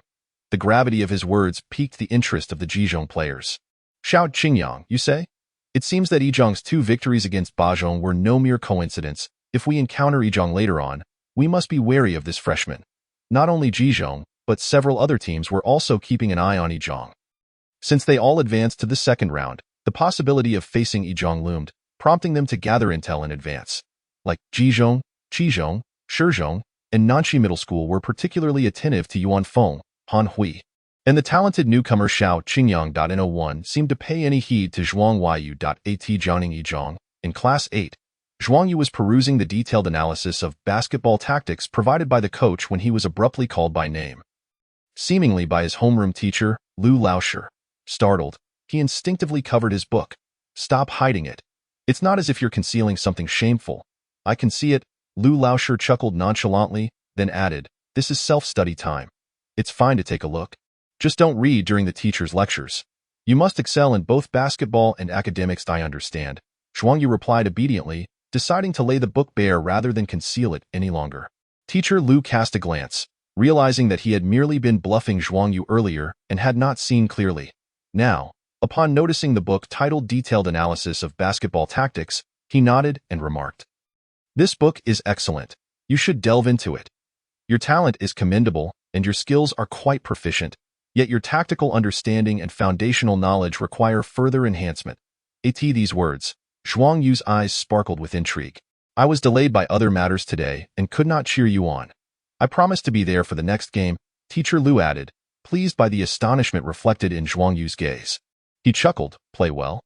While the students may not perceive it, I am aware that your true potential has yet to be fully unleashed. If I am not mistaken, Coach Young intends to utilize you as a secret weapon. Correct?" At this revelation, Zhuang Yu was genuinely taken aback. It seemed Teacher Lu's earlier claims were not mere boasting. Perhaps he had indeed been a formidable player in his youth, possessing a discerning eye for the game that few could match. Chapter 42. The first round concludes. After school that evening, Zhuang Yu arrived at the old basketball court. The night was adorned with brilliant stars, accompanied by a gentle breeze that caressed his skin refreshingly. Drawing in a deep breath of air infused with the scent of leaves and grass, he revealed a relaxed and cheerful smile. Although the school's basketball gym boasted far superior facilities, he still found this place to be the most comfortable. He retrieved a basketball, the surface of which had become so worn that its design was nearly invisible, much like the court itself. Over time, a bond had formed. He began his training. Having played a match earlier in the afternoon, he still felt invigorated and full of energy. First, his playing time in the afternoon had not been extensive, and he had not exerted himself fully. In the second half, he had even coasted under the coach's directive, resulting in minimal physical expenditure. Moreover, youth inherently brings an abundance of energy. Swish! Zhuang Yu positioned himself at the free throw line, executing a one-handed shot. With his right hand cradling the basketball and his knees slightly bent, he propelled himself upward, flicking his wrist. The ball soared gracefully, tracing a beautiful arc illuminated by the starlight as it swished through the net, producing a melodious sound. Do Zhuang Yu. This was the most exquisite music in the world. Initially, he had practiced one-handed shooting simply for enjoyment, but after joining the basketball team, he realized that many professional players also practiced one-handed shots. The distinction, however, lay in their intentions. He had aimed to perfect his one-handed shooting. Reminiscent of his memorable victory over Yang Mingxian with that decisive one-handed shot, in contrast, professional players practiced for the purpose of refining their technique and developing their power, knowing full well that such maneuvers would not be employed in actual games. Some individuals, lacking proper technique during their training, merely imitated others, raising the basketball with their right hand while supporting it with their left and simply throwing it. Over time, This would cultivate undesirable habits, such as habitually exerting force with the left hand during shooting, disrupting the ball's balance, or allowing the shooting elbow to flare outward, resulting in unstable shots that veered off course. In the absence of a wrist flick, merely tossing the ball without a follow-through, rendering their shooting motion incomplete and accuracy improbable. To address these issues, many coaches instruct players to practice one-handed shooting, by using the right hand to control the basketball and develop strength over time. Players become accustomed to right-handed power, rather than relying on both hands simultaneously. Additionally, one-handed shooting is inherently more challenging to control, necessitating that the forearm remains perpendicular to the upper arm to rectify the elbow's outward flaring. Furthermore, one-handed shots naturally achieve a higher arc, and the wrist flick becomes more instinctive, leading to a more standardized shooting form. In the past, Zhuang Yu, equipped with his unique abilities, could nearly replicate the techniques flawlessly from the outset, free from the issues of utilizing both hands, elbow flaring, or incomplete follow-through. Yet, he merely understood the mechanics without grasping the underlying principles. Swish, swish. The gentle sounds of the basketball repeatedly finding the net resonated through the night. Zhuang Yu continued with his one-handed shooting, gradually increasing his distance from the free throw line to the three-point line, though his accuracy significantly waned beyond that point. Thud. Finally, a miss, he retrieved the basketball and shifted his focus to other aspects of his training, specifically working on his breakthrough and passing and positioning. This training regimen had been tailored for him by Yang Guohui, aimed at enhancing his strengths while addressing his weaknesses, in the ensuing 2 days. While there were no matches at Yizhong, the Jiangning City High School Basketball League continued, with the first round of elimination matches in full swing. On the second day of the tournament, 5 more teams successfully advanced to the second round, including Bajong.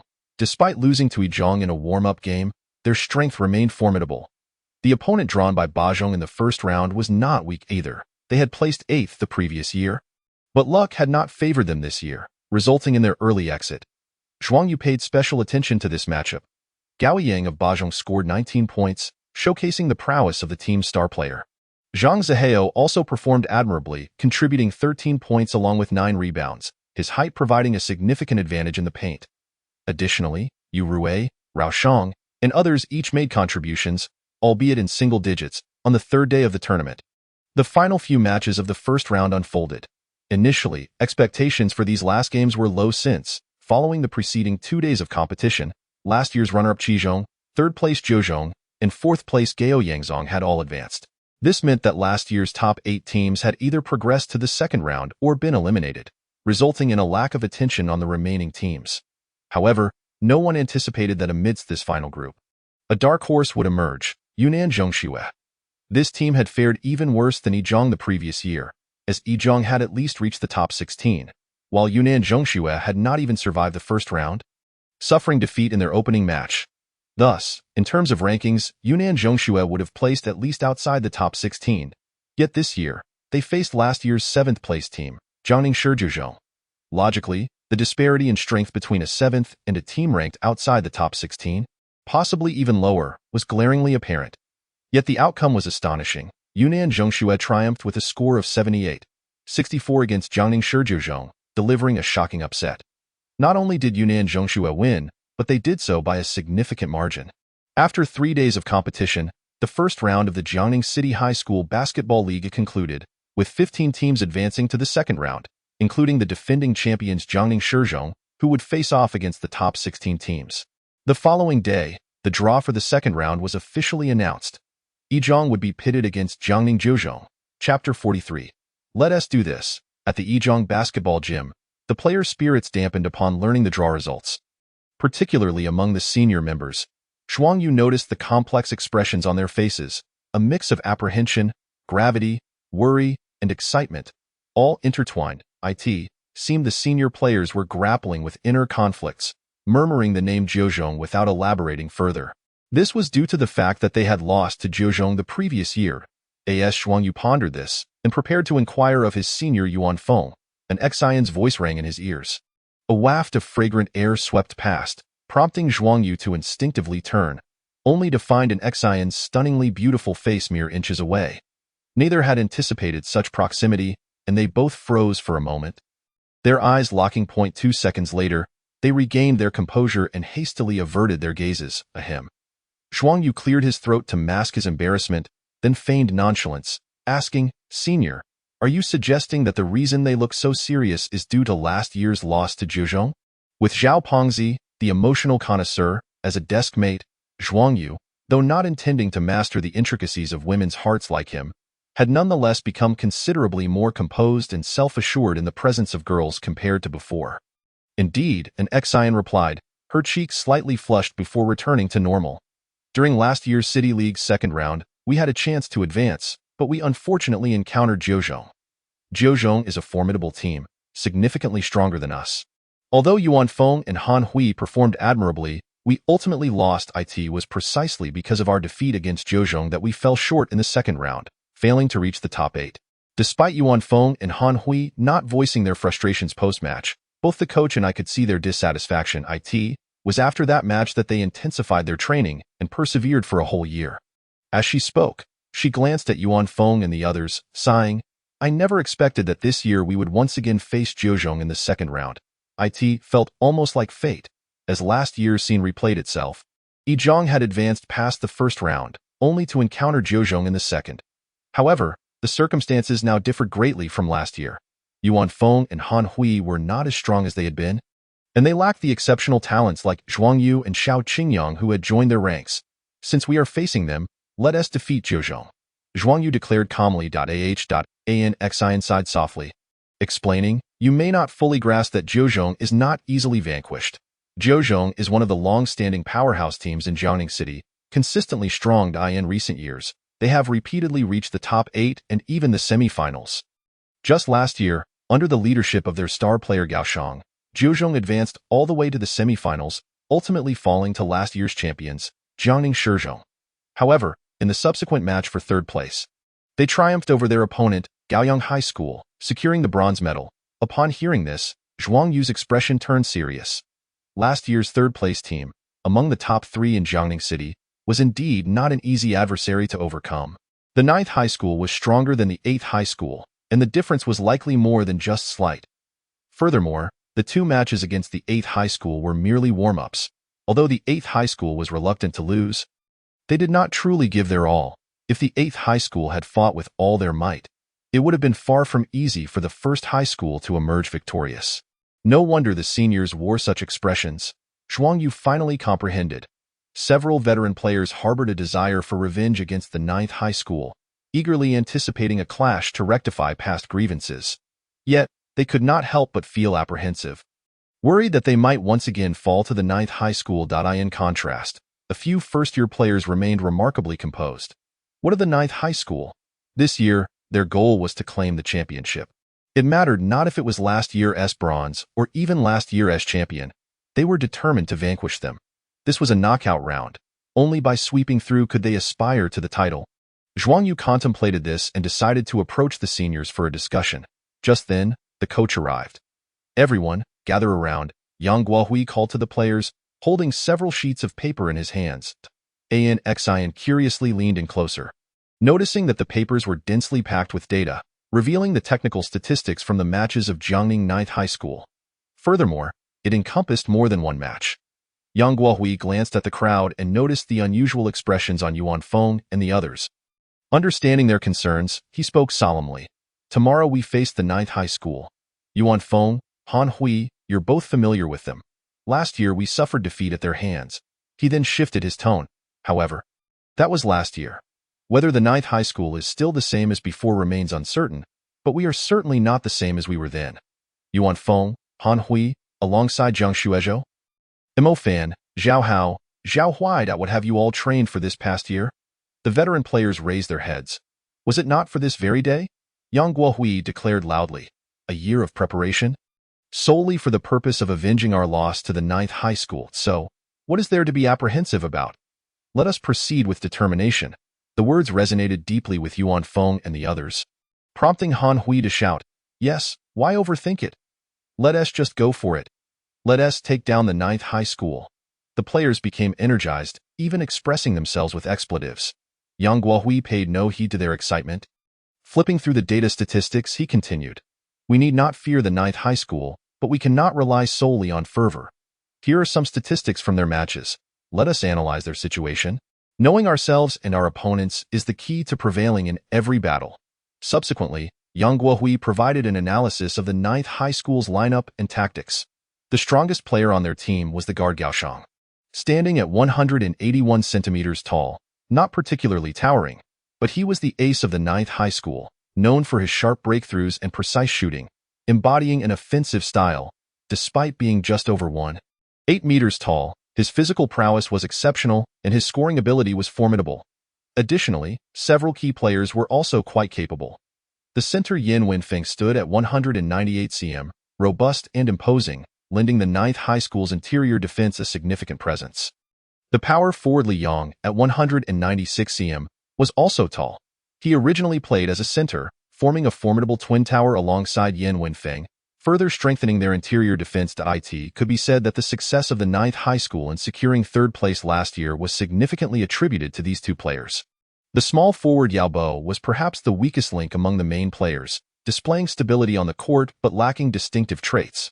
The shooting guard Chen Tianhe, standing at 185 cm, although playing the two position, often took on the role of orchestrating the offense.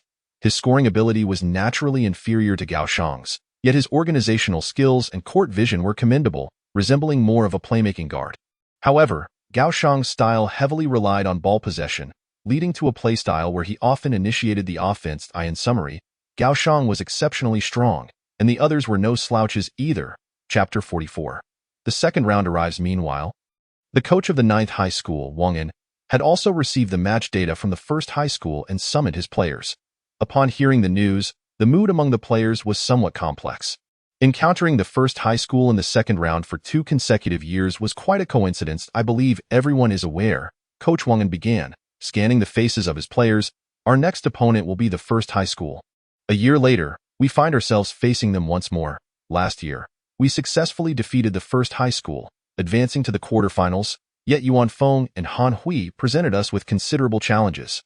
Mentioning Yuan Feng and Han Hui, the 9th High School players exchanged glances, their expressions growing grave as they recalled the troublesome duo. It was worth noting that last year, Yuan Feng and Han Hui were merely first-year students. Having just transitioned into high school. A year had passed. Coach Wang Yin paused, his tone growing increasingly serious. In this past year, we at the 9th High School have made progress, but the 1st High School has not been idle either. I have obtained some technical statistics from their matches. Almost every game, Yuan Feng and Han Hui have scored in double digits, especially Yuan Feng, averaging over 15 points per game, along with at least 6 rebounds. It was evident that Yuan Feng had grown stronger compared to last year. Moreover, I believe you have heard that a formidable first-year player has emerged at the 1st High School, named Xiao Qingyang. Mentioning Xiao Qingyang, Coach Wang Yin couldn't help but feel envious of the good fortune that had befallen the 1st High School. Xiao Qingyang had gained some recognition in middle school, naturally attracting attention from various high schools during recruitment. However, he ultimately chose the 1st High School, a stroke of luck for them. After several matches, Xiao Qingyang averaged in the double digits for scoring, seemingly surpassing Han Hui in individual scoring, second only to Yuan Feng. Coach Wang Yin cautioned, "We must not underestimate them simply because they have a first-year player, understood?" "Understood. You can rest assured, Coach," the players responded in unison. Wang Yin nodded and proceeded to analyze other players from the 1st High School. Mentioning Zhuang Yu, describing him as having sharp breakthroughs and excellent organizational skills, but he did not elaborate on the specifics. This was not due to a lack of diligence in his preparation or an underestimation of the 1st High School's bench players. In fact, after reviewing the data from the 1st High School's previous match, he had noticed this player named Zhuang Yu. In their match against 17 High School, Zhuang Yu had scored 7 points, made 8 assists, and recorded 2 steals, which appeared to be fairly average. Yet, Coach Wang Yin, with his keen eye, noted that Zhuang Yu had only played for 15 minutes. In that brief time, achieving 7 points and 8 assists was quite remarkable. Unfortunately, Zhuang Yu had not played many matches, leaving Coach Wang Yin with insufficient information to draw further conclusions. As long as we can contain Yuan Feng and Han Hui, we should be fine. Rest assured, with Li Yang and myself in the paint, we will definitely hold our ground. This year, it will be even harder for them to score. Leave that Xiao Qingyang kid to me, heh.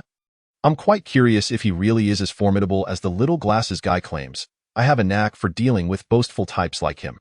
After the coach departed, several players from the 9th high school gathered to discuss their defensive assignments. The little glasses guy was a first-year player who had previously faced Xiao Qingyang, wearing sports glasses and standing just over 1.8 meters tall, appearing rather gentle. After a moment's thought, he cautioned, "Xiao Qingyang is really quite strong." "Enough of that," Gao Shang said, draping an arm around his shoulder with confidence. "Even if he is strong, what of it?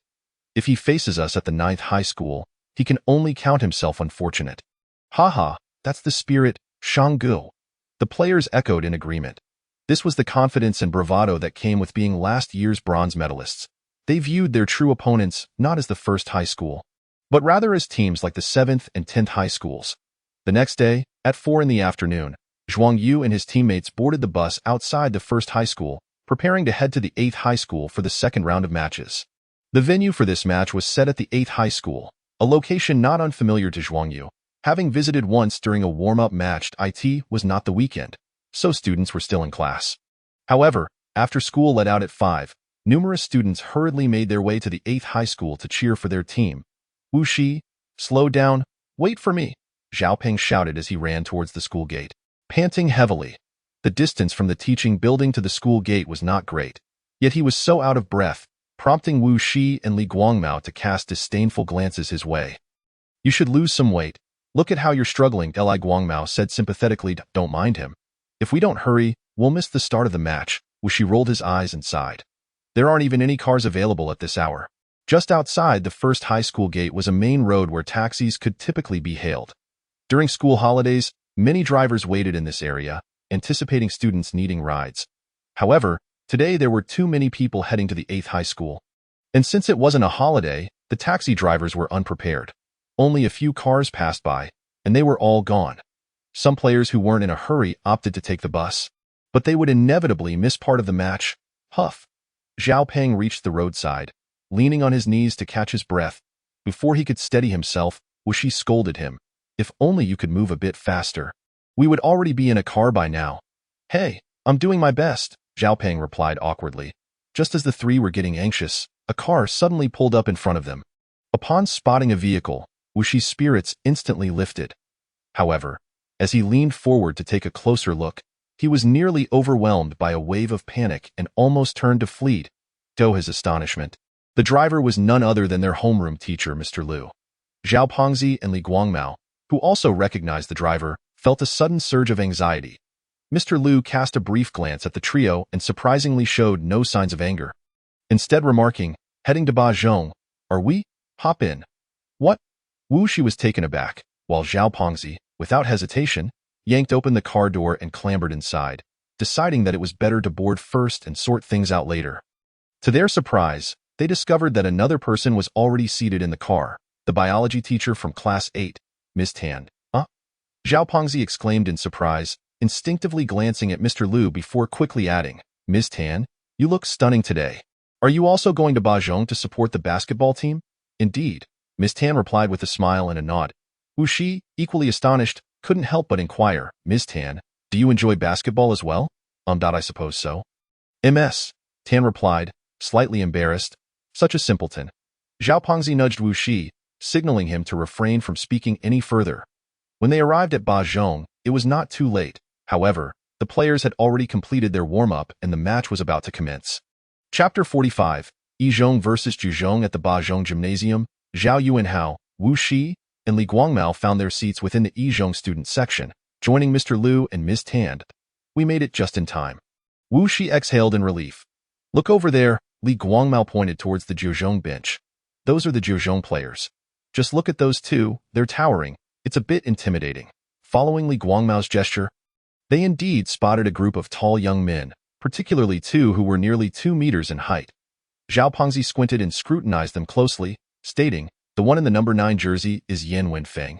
The main center for Zhuzhong, standing at 198 centimeter. The one in the number 10 jersey is Li Yong, the primary power forward. At 196 centimeter together, they form a formidable inside duo that haunts other teams." "How do you know this?" Mr. Liu asked, somewhat surprised. Wu Shi and Li Guangmao were equally astonished but quickly realized that Zhao Pengzi was a veritable fountain of knowledge, capable of uncovering any information. They had not anticipated that he would even know the details about Zhuzhong's players.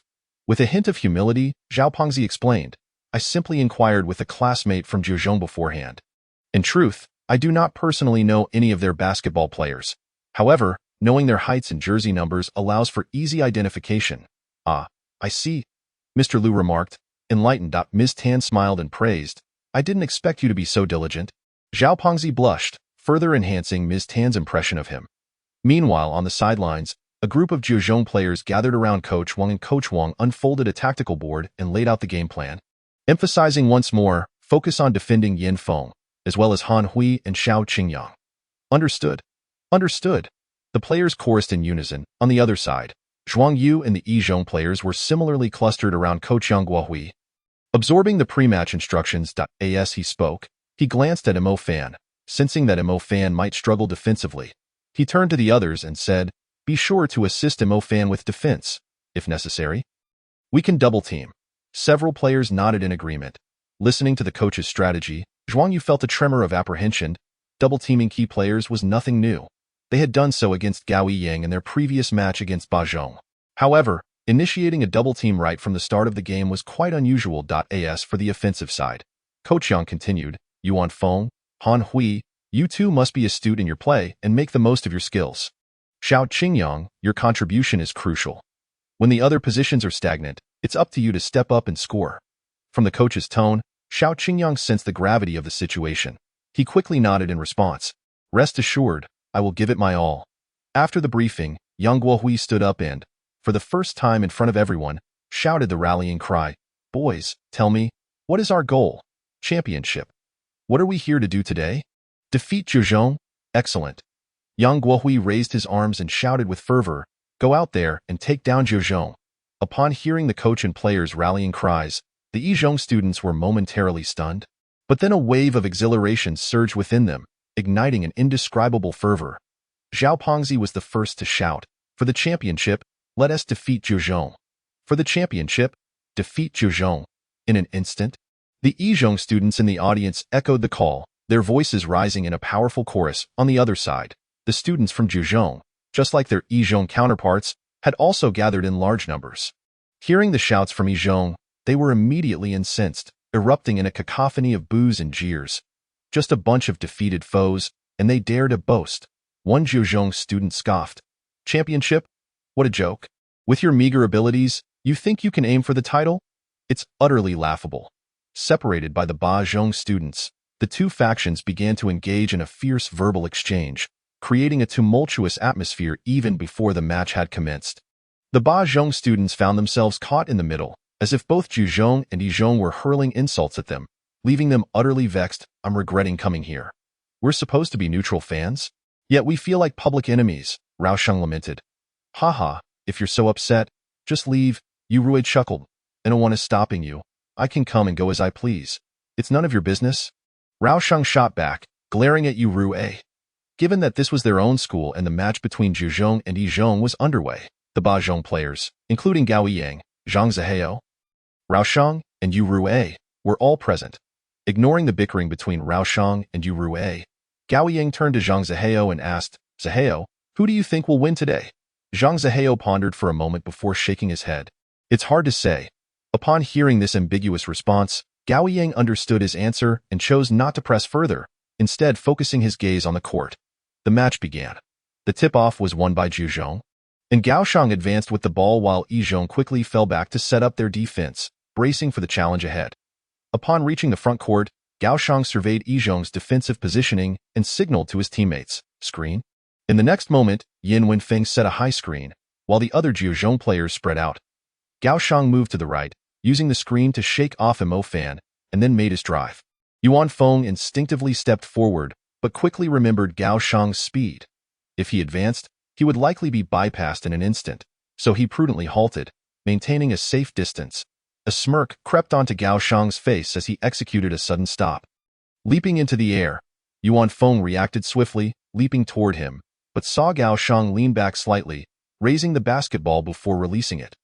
The shot was a high-arcing fadeaway jumper, and despite Yuan Feng's considerable height advantage, he failed to make contact with the ball. Swish, Zhejiang scored first, taking the lead at 2-0. The Zhejiang students erupted in cheers, taunting the Yizhong student section as the verbal exchanges resumed. This fadeaway has some substance, Zhuang Yu thought, observing Gao Shang, who was of similar height and adept at driving to the basket, feeling a surge of excitement within. Chapter 46. Foul issues on the court. Yizhong launched a counterattack. Mto Fan advanced the ball, but upon seeing Gao Shang approaching, he felt a jolt of anxiety. Gao Shang's prowess placed him among the elite in Jiangning City, and given their previous encounter, the psychological shadow lingered. Instinctively, Mo Fan protected the ball and sought out a teammate. Spotting Xiao Qingyang to his right, he promptly passed the ball, feeling a moment of relief. However, a wave of humiliation washed over him.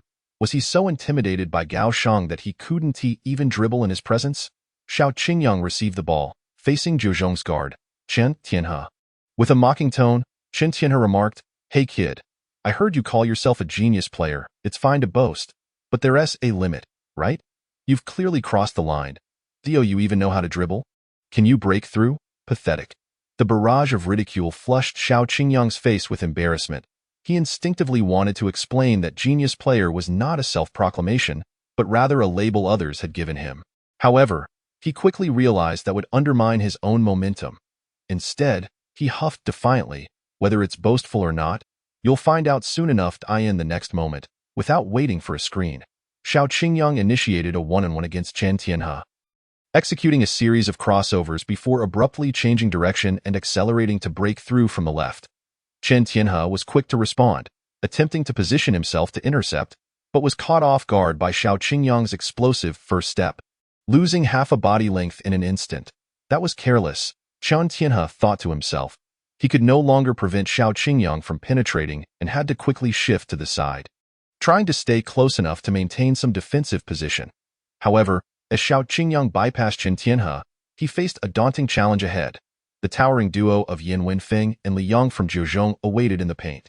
Charging into the lane was clearly not a wise choice. Reacting swiftly, he executed a sudden stop, retreating a step back. "Oh no, this is not good."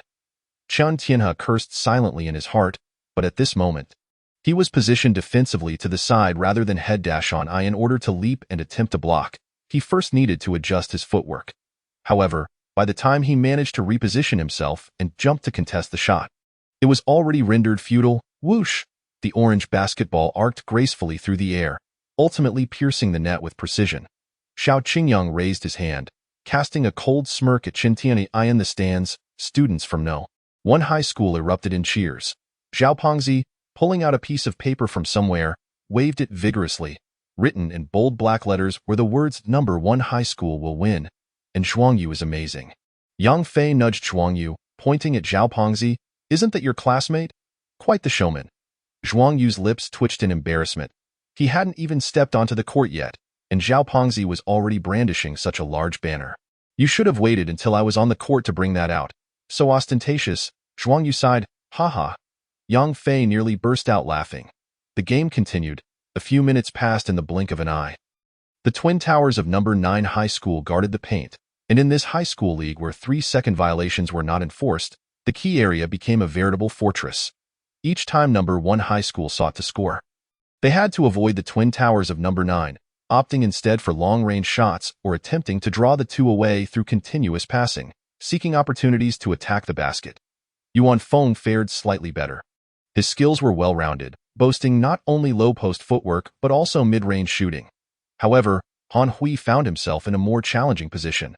Though he possessed excellent physical attributes, his technical abilities were not as refined as Yuan Feng's. While he excelled at finishing easy baskets, when it came to facing the twin towers of number 9, he found himself at a disadvantage. Fortunately, the twin towers of number 9 did not gain an overwhelming advantage. Their strengths lay in their defensive prowess, and on the offensive end, they primarily relied on easy baskets. Under the vigilant defense of Yuan Feng and Han Hui, coupled with the congestion in the paint, the pair found few opportunities to capitalize. The strategy proved effective, as the formidable strength of Gao Shang loomed large. Before long, Yuan Feng had accumulated 2 fouls, and Han Hui won, prompting coach Yang Guohui to furrow his brow in concern. Substitutions were necessary. Yang Guohui immediately called for a substitution, replacing Yuan Feng with Zhao Hao. Yet, the moment Yuan Feng left the court, number 1 high school's interior defense crumbled against the twin towers of No. In an instant, the Twin Towers erupted, scoring repeatedly in the paint, and number 9 swiftly gained the upper hand, leading number 1 by several points. This was not the end of it, with Yuan Feng's 2 fouls forcing him off the court. Han Hui felt a tightening in his chest, realizing he needed to be cautious to avoid fouling, which rendered him less aggressive in his defense. Consequently, number 9's offense became increasingly effortless, particularly for Gaoshang. Previously, with Yuan Feng and Han Hui protecting the paint, even if Gaoshang managed to bypass Mo Fan, scoring was not guaranteed. But now it was much easier. The tide of the game shifted rapidly in favor of No. 9, with the point differential expanding to 8 in the blink of an eye. This situation was dire. Indeed, with Yuan Feng sidelined, the Twin Towers of number 9 could score, and Gaoshang's drives became sharper.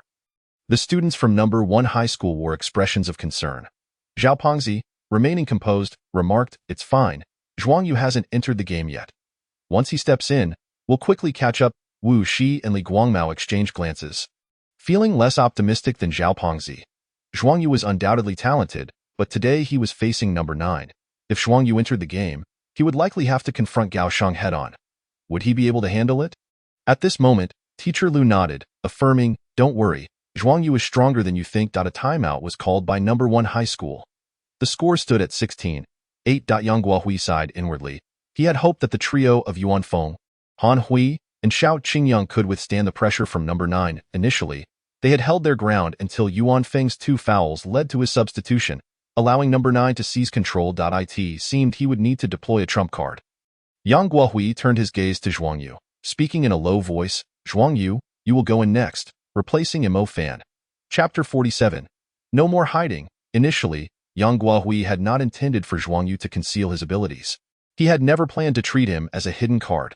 However, the 2 warm-up matches against number 8, coupled with Zhuang Yu's rapid improvement, had caused him to reconsider. When Zhuang Yu first joined the team, Yang Guohui had assessed him as having prominent advantages but also glaring weaknesses. For instance, in terms of breakthroughs, Zhuang Yu possessed excellent ball-handling skills, quick speed, and incisive drives. However, his shortcomings lay in a lack of tactical understanding. He did not utilize strategy and relied solely on brute strength. Once or twice, this approach sufficed, but with repeated attempts, opponents could mount targeted defenses, complicating matters for him. Furthermore, Zhuang Yu struggled with passing, even if his breakthroughs were sharp.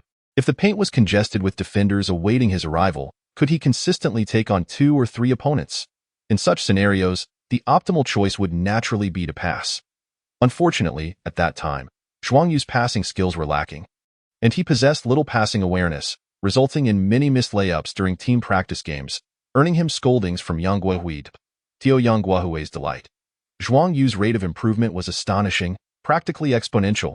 During the warm-up matches, Zhuang Yu's passing skills had improved significantly, and when combined with his breakthrough abilities, even if he did not score frequently, he could still exert a substantial influence on the game.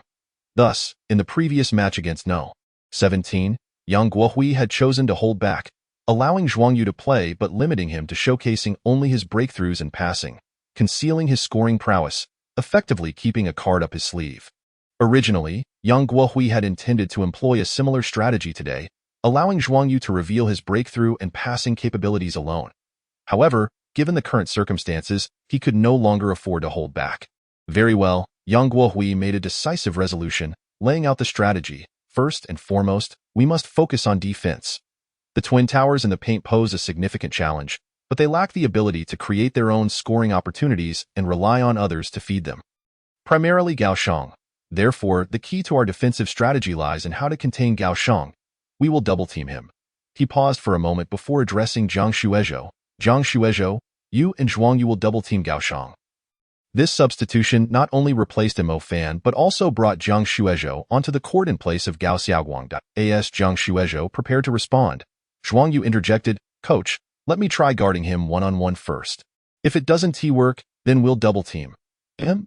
Everyone turned to look at Zhuang Yu. His gaze was steady, locking eyes with Yang Guohui, his eyes sparkling with excitement and confidence. "All right, we'll go with one-on-one." Yang Guohui did not hesitate.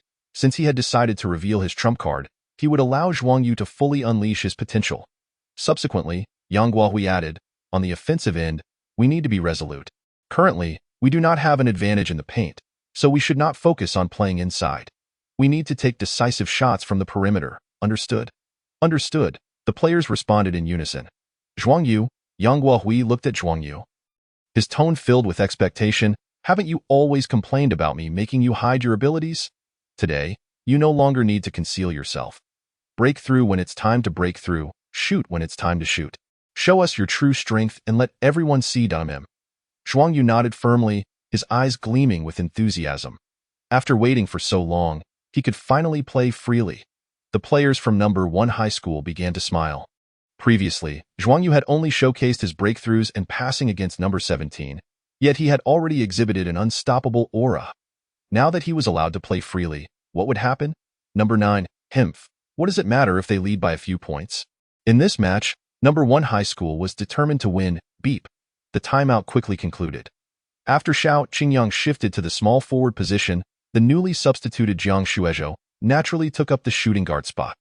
While Zhuang Yu occupied the point guard role, upon Zhuang Yu's entrance, the students from number 1 high school erupted in cheers, with Zhao Pengzi and the other students from Class 8 particularly exhilarated. They had been eagerly awaiting Zhuang Yu's appearance. Finally, he was on the court. Teacher Lu also wore a smile. Nearby, Teacher Tan, the biology teacher for Class 8, was naturally familiar with Zhuang Yu, though her knowledge was limited. Observing the excited cheers from the one students and even seeing Teacher Lu display an expression of anticipation, she couldn't help but feel curious and asked, "Is Zhuang Yu really that impressive?" Teacher Lu nodded, "Yes, this kid has exceptional skills." ULLC shortly on the court, number 1 high school initiated an offense. Zhuang Yu advanced the ball and, upon reaching the front court, was met by Gao Shang. The two stood face to face, and Zhuang Yu glanced at Gao Shang. Gao Shang wore a relaxed expression, seemingly dismissing Zhuang Yu, and asked with a smile, "A freshman from first year, right? Who is better, you or Xiao Qingyang?" Zhuang Yu replied confidently, "Naturally, I am Dada." Gao Shang felt as though he had just missed a punch, his mouth opening in shock, but no words came out. Zhuang Yu ignored him, surveying the defensive setup of number 9, and then signaled for a pick and roll. During this timeout, number 9 had also made substitutions, replacing small forward Yao Bo with backup player Zhang Jiaqing. The reason for only substituting Yao Bo while retaining most of the starters was that number 9's coach, Wang An, aimed to expand the lead to double digits.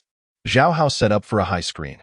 Zhuang Yu quickly moved, taking 2 steps to the left to allow the opposing center, Yin Wenfeng, to step up for the screen, and then suddenly accelerated. So fast, Yin Wenfeng's heart raced. It was too late for him to retreat in the blink of an eye. Zhuang Yu had sprinted past Yin Wenfeng and was heading straight for the basket. However, another defender, Li Yang, crouched low, keeping an eye on Zhuang Yu. In the next moment, Zhuang Yu leapt towards Li Yang, who also sprang into action, his large hands spread wide like a fan, casting a shadow over the court. "Kid, let me treat you to a hot pot." Li Yang grinned, preparing to bestow a grand gesture upon Zhuang Yu. However, his smile quickly faded as he witnessed Zhuang Yu curl his body midair. Astonishingly pausing for a moment, executing a miraculous hang in the air, before seizing the basketball with his right hand and tossing it towards the hoop, passing under Li Yang's arm. "What? No way. Can that actually work?" The crowd gasped in disbelief.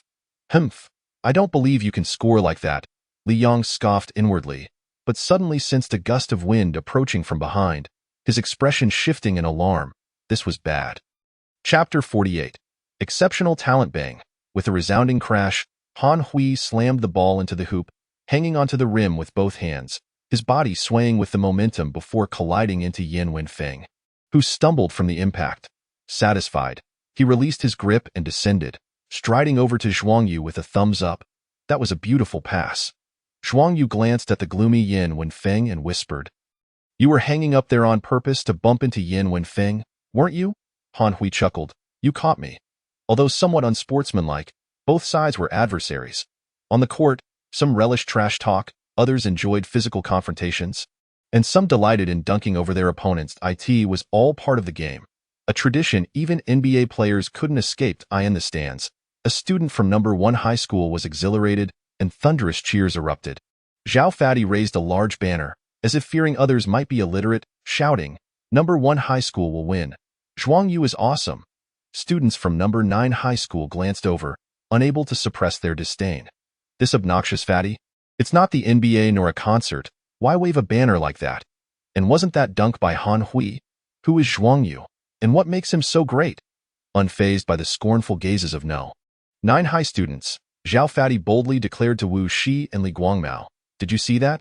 I told you, once Zhuang Yu steps onto the court, the score will close up quickly." Wu Shi nodded, awkwardly pointing to the court, but number 9's Gao Shang also scored one. Huh? Zhao Fati suddenly realized. Indeed, the net was still trembling. Gao Shang had just released his shot, casting a disdainful glance at Zhuang Yu before turning to retreat on defense. Oh no. Zhao Fati felt a twinge of embarrassment but stood his ground. Don't worry, Zhuang Yu will shoot again. Sure enough, Zhuang Yu did not keep Zhao Fati waiting long. This time, it was another pick and roll. But Gao Shang was evidently prepared, quickly maneuvering around Zhao Hao to position himself in front of Zhuang Yu once more. Should we set another pick? Zhao Hao looked to Zhuang Yu. No need. Spread out, Zhuang Yu gestured for his teammates to clear the way. Witnessing this, Zhao Fati's eyes lit up, while the students from number 1 high school felt a mix of anticipation and concern. On the other side, students from number 9 high erupted in boos and jeers. What is he thinking, daring to take on Gao Shang? Does he really think Gao Shang only knows how to score and not defend? He seems like a freshman, just a rookie, probably hasn't seen how formidable Gao Shang is. Clueless, he'll be crying later. Various voices clamored, while students from number 8 high became curious, wondering how this number 7, known for his impressive breakthroughs, would fare against Gao Shang on the court. You want to take me on? Gao Shang scoffed, his tone dripping with disdain. Kid, you're thinking too simply. Could it be, Zhuang Yu interjected suddenly, that your thoughts are so simplistic that you assume others must also think simplistically? His words left Gao Shang feeling stifled. Does this kid know how to speak? With a smirk, Zhuang Yu initiated his move. First, he leaned left, feigning a breakthrough from that side, then abruptly shifted direction, accelerating right. Gao Shang, having anticipated Zhuang Yu's path, quickly sidestepped to secure his position. Confident in his speed, he believed that while he might struggle against taller opponents, he could easily handle someone of Zhuang Yu's height. Humph, you're quick, but getting past me won't be so easy. Gao Shang sneered, positioning himself as Zhuang Yu hesitated momentarily, seemingly losing control of the ball, exposing it. His eyes lit up as he instinctively reached for the ball. You fell for it, Zhuang Yu chuckled softly. This was precisely his intention. The reason he exposed the ball was to bait Gao Shang into making a move, knowing Gao Shang's arrogance would lead him to doubt. As expected, Gao Shang lunged. What? In the next moment, Gao Shang froze, missing his target entirely. The audience erupted in astonished murmurs.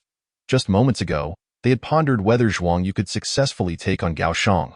Would he shoot or break through? The answer came in the form of an exquisite maneuver, as Gao Shang was cleanly outmaneuvered. On the court, Zhuang Yu seized the opportunity, taking 3 large strides toward the hoop, clutching the basketball with his left hand, as Yin Wenfeng instinctively leaped to defend. Yet, Zhuang Yu once again passed the ball, deftly sending it to Zhao Hao beneath the basket. Zhao Hao, still lacking experience compared to Han Hui, remained mesmerized by Zhuang Yu's incredible move against Gao Shang. Failing to react in time. Quit daydreaming, shoot! Han Hui called out, wishing it were him in the game. Zhao Hao finally snapped back to reality, but alas, he had delayed just long enough for Yin Wenfeng to land. Still needing to turn and jump, ultimately unable to fully catch up, and in a hurried attempt, he swatted at Zhao Hao's arm. Toot! The whistle echoed. The referee pointed at Yin Wenfeng, calling a foul for hitting the arm. But Zhao Hao had missed his shot, earning 2 free throw opportunities. As Zhao Hao stood at the free throw line, discussions about Zhuang Yu's impressive maneuver continued to swirl. Gao Shang glared at Zhuang Yu, grumbling, I think I just fell for that kid's trick. I shouldn't have gone for the steal. This revelation astonished Chen Tianhe. Are you saying that kid deliberately lured you into reaching for the ball only to slip past you? As Gao Shang spoke, a hint of gravity entered his gaze, mixed with an inexplicable envy. He prided himself on his skills, believing that in the entire Jiangning city, only 1 or 2 could match his proficiency. Yet, standing at a height of 1.8 meters, he felt somewhat disadvantaged. His hands were not large enough, making dribbling and shooting feel just slightly off. After all, with smaller hands, controlling the ball became increasingly challenging. If it were me, Gao Shang pondered, disheartened to realize that he could not execute that move, at least not as fluidly as Zhuang Yu. Though their heights were similar, Zhuang Yu could grasp the ball with one hand, which was infuriating. Such a uniquely gifted individual truly evoked feelings of envy and resentment. Chapter 49. The buzzer beater swish. Zhao Hao's first free throw found its mark, but the second fell short. The basketball bouncing off the rim as number 9 Hai secured the rebound. Number 1 Hai quickly retreated on defense. As they arrived at the front court, Gaoshang faced Zhuang Yu. His earlier contempt diminished. Yet still confident, he gestured to his teammates, instructing them to clear the area as he prepared to take on Zhuang Yu one-on-one. Several players from number 9 Hai spread out, and Gaoshang lowered his center of gravity. Dribbling while addressing Zhuang Yu. You were intentional earlier, weren't you? You lured me into reaching for the ball so you could slip past me? Zhuang Yu wore a mischievous expression, nodding. Yes, I just said, your thoughts are too simplistic. Gaoshang nearly choked on his frustration. How could this kid's tongue be so sharp? It would have been better not to ask, yet he was unwilling to relent, and now felt dizzy from the retorts. With his face darkened, Gaoshang chose silence. In the next moment, Gaoshang sprang into action, lightly leaping to adjust his footing while simultaneously gathering strength. With a forceful push off his left foot, he leaned to the right, breaking through with remarkable speed. Gaoshang's defining trait was his quickness. Despite his 1.8-meter height being a disadvantage in shooting, his low center of gravity while dribbling and breaking through gave him an edge. In the past, defenders could only watch helplessly as he sped past them, but today, he faced Zhuang Yu. Huh? As Gaoshang took a step, he found Zhuang Yu blocking his path, raising an eyebrow in surprise. This kid reacted quickly. Simultaneously, Zhuang Yu's speed and agility matched Gaoshang's, if not surpassing it. Thus, it was not so easy for Gaoshang to get past him. Failing to outmaneuver Zhuang Yu, Gaoshang retreated slightly before suddenly taking a jump shot, leaning back to add a slight arc to his shot. This was one of his signature moves. Lacking height, he often faced interference or blocks when shooting, but the lean back allowed him to evade such issues. However, he underestimated Zhuang Yu. Zhuang Yu shot upward with astonishing explosiveness, and even more astonishing was the height he reached. His terrifying leap and impressive wingspan meant he could even block shots from players like Yang Mingxian, who stood over 1.9 meters tall. Yet, Gaoshang, at only 1.81 meters, despite employing a lean-back shot, still found himself thwarted by Zhuang Yu's outstretched hand. Swish, a faint sound, barely audible, yet both Zhuang Yu and Gaoshang recognized it. The shot would not go in, damn it. How can this kid jump so high? Gaoshang silently cursed, feeling a mix of frustration and indignation. Standing at a height of 1.80 meters, he possesses the remarkable ability to catch a ball with one hand and move with astonishing speed, even exhibiting an extraordinary jumping ability. Life seems undeniably unfair. Rebound? Zhuang Yu shouted loudly to alert his teammates. Han Hui and Li Yang were entangled, their arms locked together as they secretly exerted force. Their eyes wide as they watched the basketball descend from the air, yet they found themselves unable to leap. Yin Wenfeng extended his arm, poised to seize the ball. He was the tallest player on the court and had the greatest chance of claiming it. However, at that moment, a hand suddenly emerged from the side, poking the basketball with a finger. Who? Yin Wenfeng was taken aback and turned his head, only to be astonished to discover it was Zhao Hao. Zhao Hao was at a distinct disadvantage in his matchup against Yin Wenfeng, yet he was not without merit. Upon noticing Yin Wenfeng's gaze, he scoffed silently, thinking to himself, do you truly believe I am transparent? The poke was executed skillfully, sending the basketball flying towards Xiao Qingyang.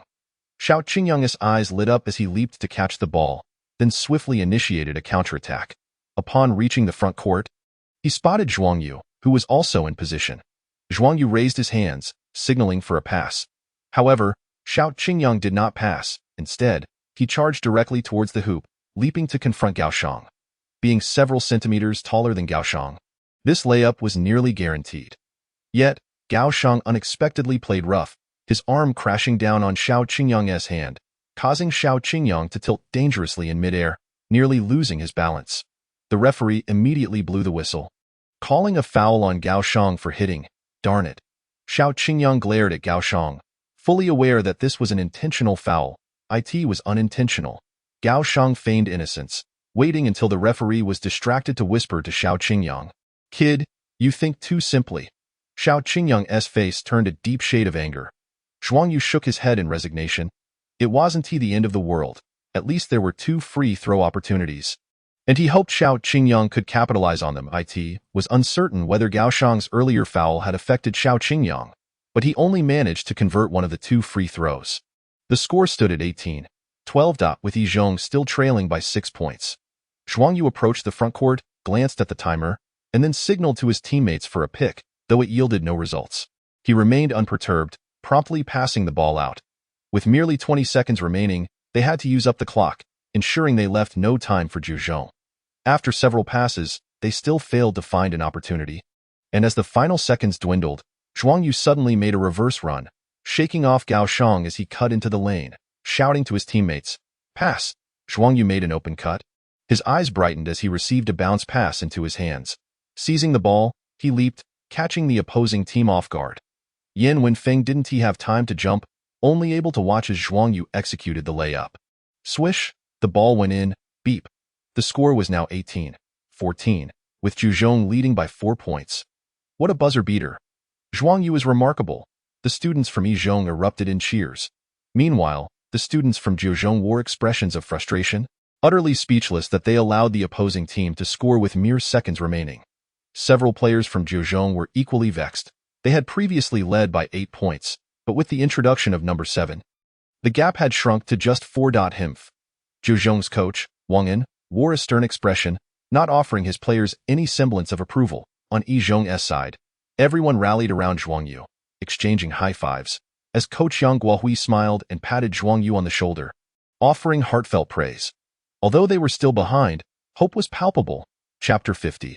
Only know how to drive and distribute. During the intermission, in Zhejiang's huddle, the players gathered around Coach Wang and taking a deep breath. He adjusted his demeanor. We must widen the score gap in the next round. The players all expressed their resolve, eager to extend the lead to 10 points or more. Within the Zhejiang basketball team, the players held a certain reverence for the strict Coach Wang An. The only one who didn't seem intimidated was Gao Shang. At this moment, Gao Shang suddenly spoke up. "Coach, they will likely bring Yuan Feng back on the court.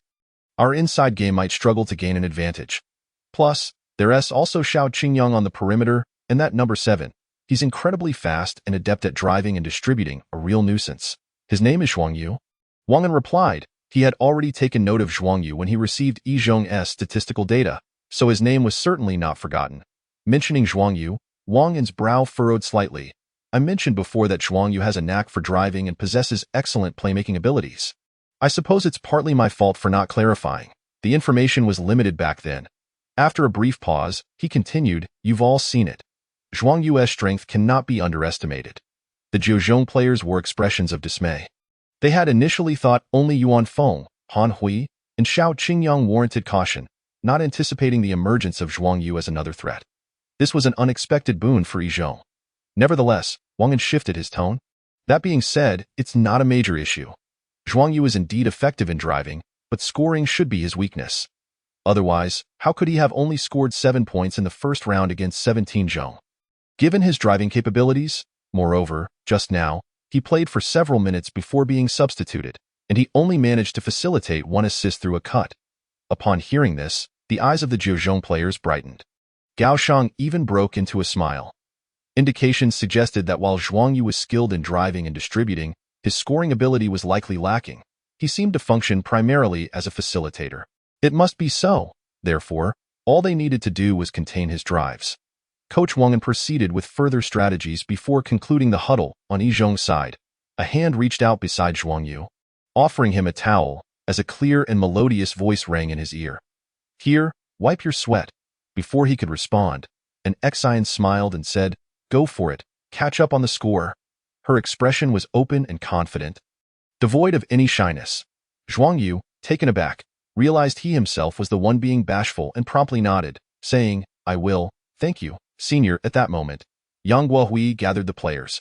Next up, Yuan Feng, Zhao Huai, Gao Xiaoguang, Zhang Xuezhu, and Zhuang Yu. "You 5 will go in," Yang Guohui instructed. "We played well for those few minutes, but it's not enough. We are still trailing by 4 points. Let us make a comeback and surpass them." "Yes," the players responded in unison. Yang Guohui unfolded the tactical board. "Yuan Feng, the opposing team's twin towers 1T both be on the floor. You have the advantage inside. Hit them hard and establish our momentum." "Zhuang Yu," Yang Guohui turned to him, "you are crucial in this moment. Showcase your abilities. I believe in you. I won't disappoint you, Zhuang Yu replied. The break soon concluded, and both teams made substitutions, Wu Shi remarked. On the court, both teams had swapped players. Yi Zhong sent in Yuan Feng, the twin brothers Zhao Huai, Gao Xiaoguang, Zhang Shuizhu, and Zhuang Yu. Zhou Zhong brought in their main players Yin Wenfeng, Yao Bo, and Gao Shang. Along with two substitutes, Yi Zhong held possession of the ball. As Zhuang Yu received it in the backcourt and advanced to the front court. Gao Shang swiftly intercepted, standing in his path with a grin. Aren't you supposed to be great at driving? Go ahead, keep driving. In that moment, although Zhu Zhong lacked their twin towers, the paint became increasingly congested, leaving Zhuang Yu without any room to maneuver. Trying to limit my drive? Zhuang Yu narrowed his eyes and passed the ball to Yuan Feng. Yuan Feng, positioned just outside the free throw line, performed a shooting motion. Yin Wenfeng was caught off guard, and Yuan Feng took the shot. Swish! The basketball found its mark with precision. Zhu Zhong countered quickly. Upon reaching the front court, Gao Shang isolated his opponent, determined to break through. This time, he proceeded with caution, executing a series of cross steps before driving in, making contact with Zhuang Yu before leaping and releasing a fadeaway shot. Swish! It also went in. Yi Zhong's offense faltered momentarily, relying solely on Yuan Feng to score through his technical prowess, while the others either lacked opportunities or failed to convert. Meanwhile, Zhu Zhong capitalized on their chances. Led by Gao Shang, displaying a diversified scoring attack, not just Gao Shang but other players from Zhu Zhong also found the basket. Zhuang Yu was effectively contained. In the stands, Yi Zhong students watched anxiously. Conversely, Zhu Zhong students celebrated joyfully, cheering loudly. This was where Zhu Zhong's prowess truly shone. Rao Shang from Bazhong chuckled. Gao Shang is still formidable, and it's not just him and a few main players.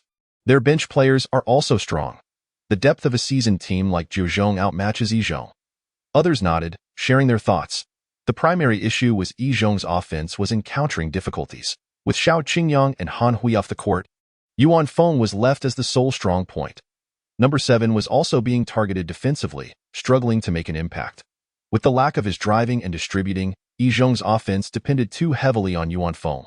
Becoming too one-dimensional, Yi Zhong needed to call a timeout. This was the consensus. Zhu Zhong appeared stronger. Yi Zhong could only call for a timeout and substitute Xiao Qingyang and Han Hui back in to bolster their offensive options, or risk the score gap widening to 10 points or more. Coach Wang of Zhu Zhong shared the same sentiment, glancing at Yang Guohui, muttering to himself, "It's time for a timeout." However, unexpectedly, Yang Guohui showed no reaction, maintaining a calm demeanor, showing no signs of calling a timeout, merely signaling to the court. Chapter 51. Consecutive scores, shining on the court, Part 1. What does that mean? Wang furrowed his brow, instinctively sensing that Yang Guohui's gesture was significant, perhaps indicating a strategic play. Yet, under the current circumstances, unless substitutions were made, no strategy could hope to resolve the issue. In the stands, constantly observing the resting area of Yi Zhong, I sensed a perplexity among several players from Bazhong, as Coach Yang Guohui surprisingly refrained from calling a timeout. Was he truly waiting for the point gap to widen to 10 or more before taking action? By that time, Yi Zhong would find themselves in an even more passive position. Anyone with a grasp of the game recognized that a timeout was warranted at this juncture, leaving them baffled as to why Coach Yang remained silent. Of course, there were exceptions. Teacher Lu's eyes sparkled with excitement as he remarked, "Hee, it seems Coach Yang is not inclined to let Zhuang Yu conceal his prowess any longer." Concealing prowess? Wu Shi and Li Guangmao expressed astonishment.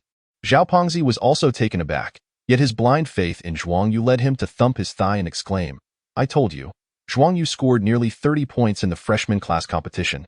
How many has he scored in these matches?" It turns out he has been holding back. Even Teacher Tan grew intrigued and curiously inquired, "Is that true? Can one really conceal their abilities in a basketball game? Shouldn't they give their all? That was a freshman class competition. It cannot be compared to the City League, right? Xiao Qingyang averaged 30 points in the freshman class competition. Have you seen him score 30 in the City League?" Wu Shi rolled his eyes in disbelief, questioning, "Is that even possible? This is an elimination match. How could anyone still hide their strength?" It is precisely because it's an elimination match that it can be useful. Teacher Lu spoke in a cryptic tone. If it were like the NBA playoff format, where teams play several games, hiding one's strength would be futile. Winning a single game with a trump card holds little significance when there are more games to follow. A surprise tactic can be effective to a degree, but ultimately, it is the raw strength that prevails.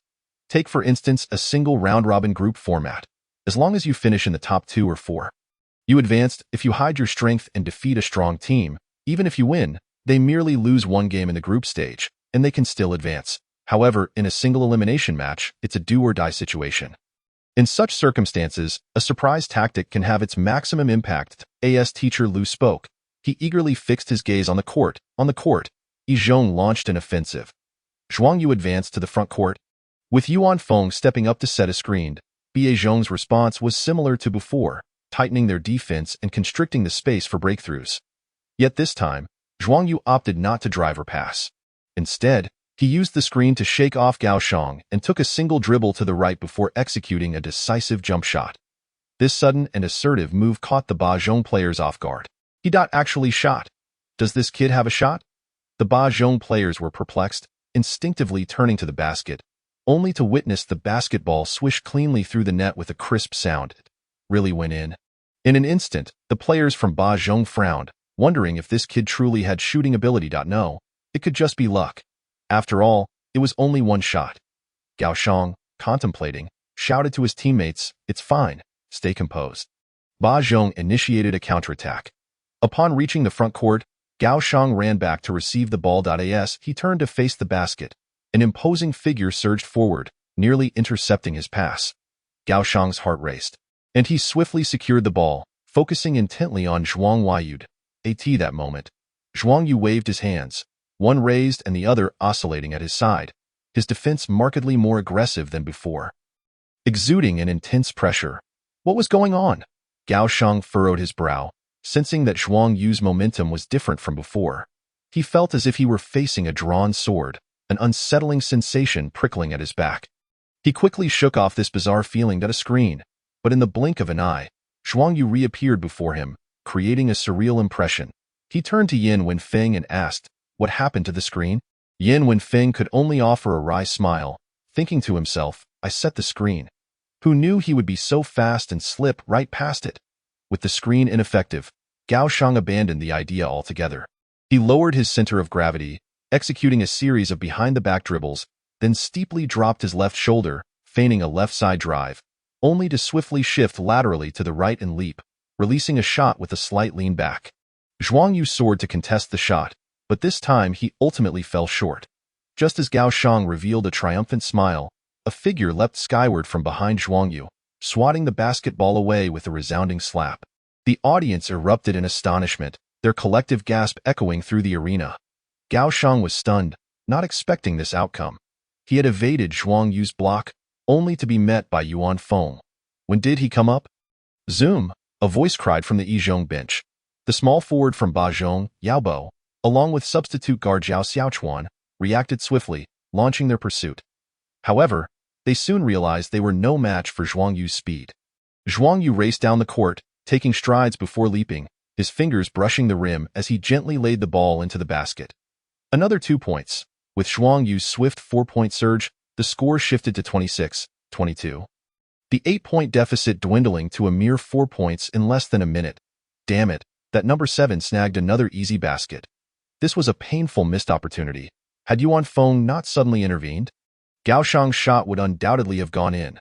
The Ba Zhong players felt a wave of frustration, lamenting the near miss. On the court, Gao Shang did not take unnecessary risks this time. He quickly regained his composure.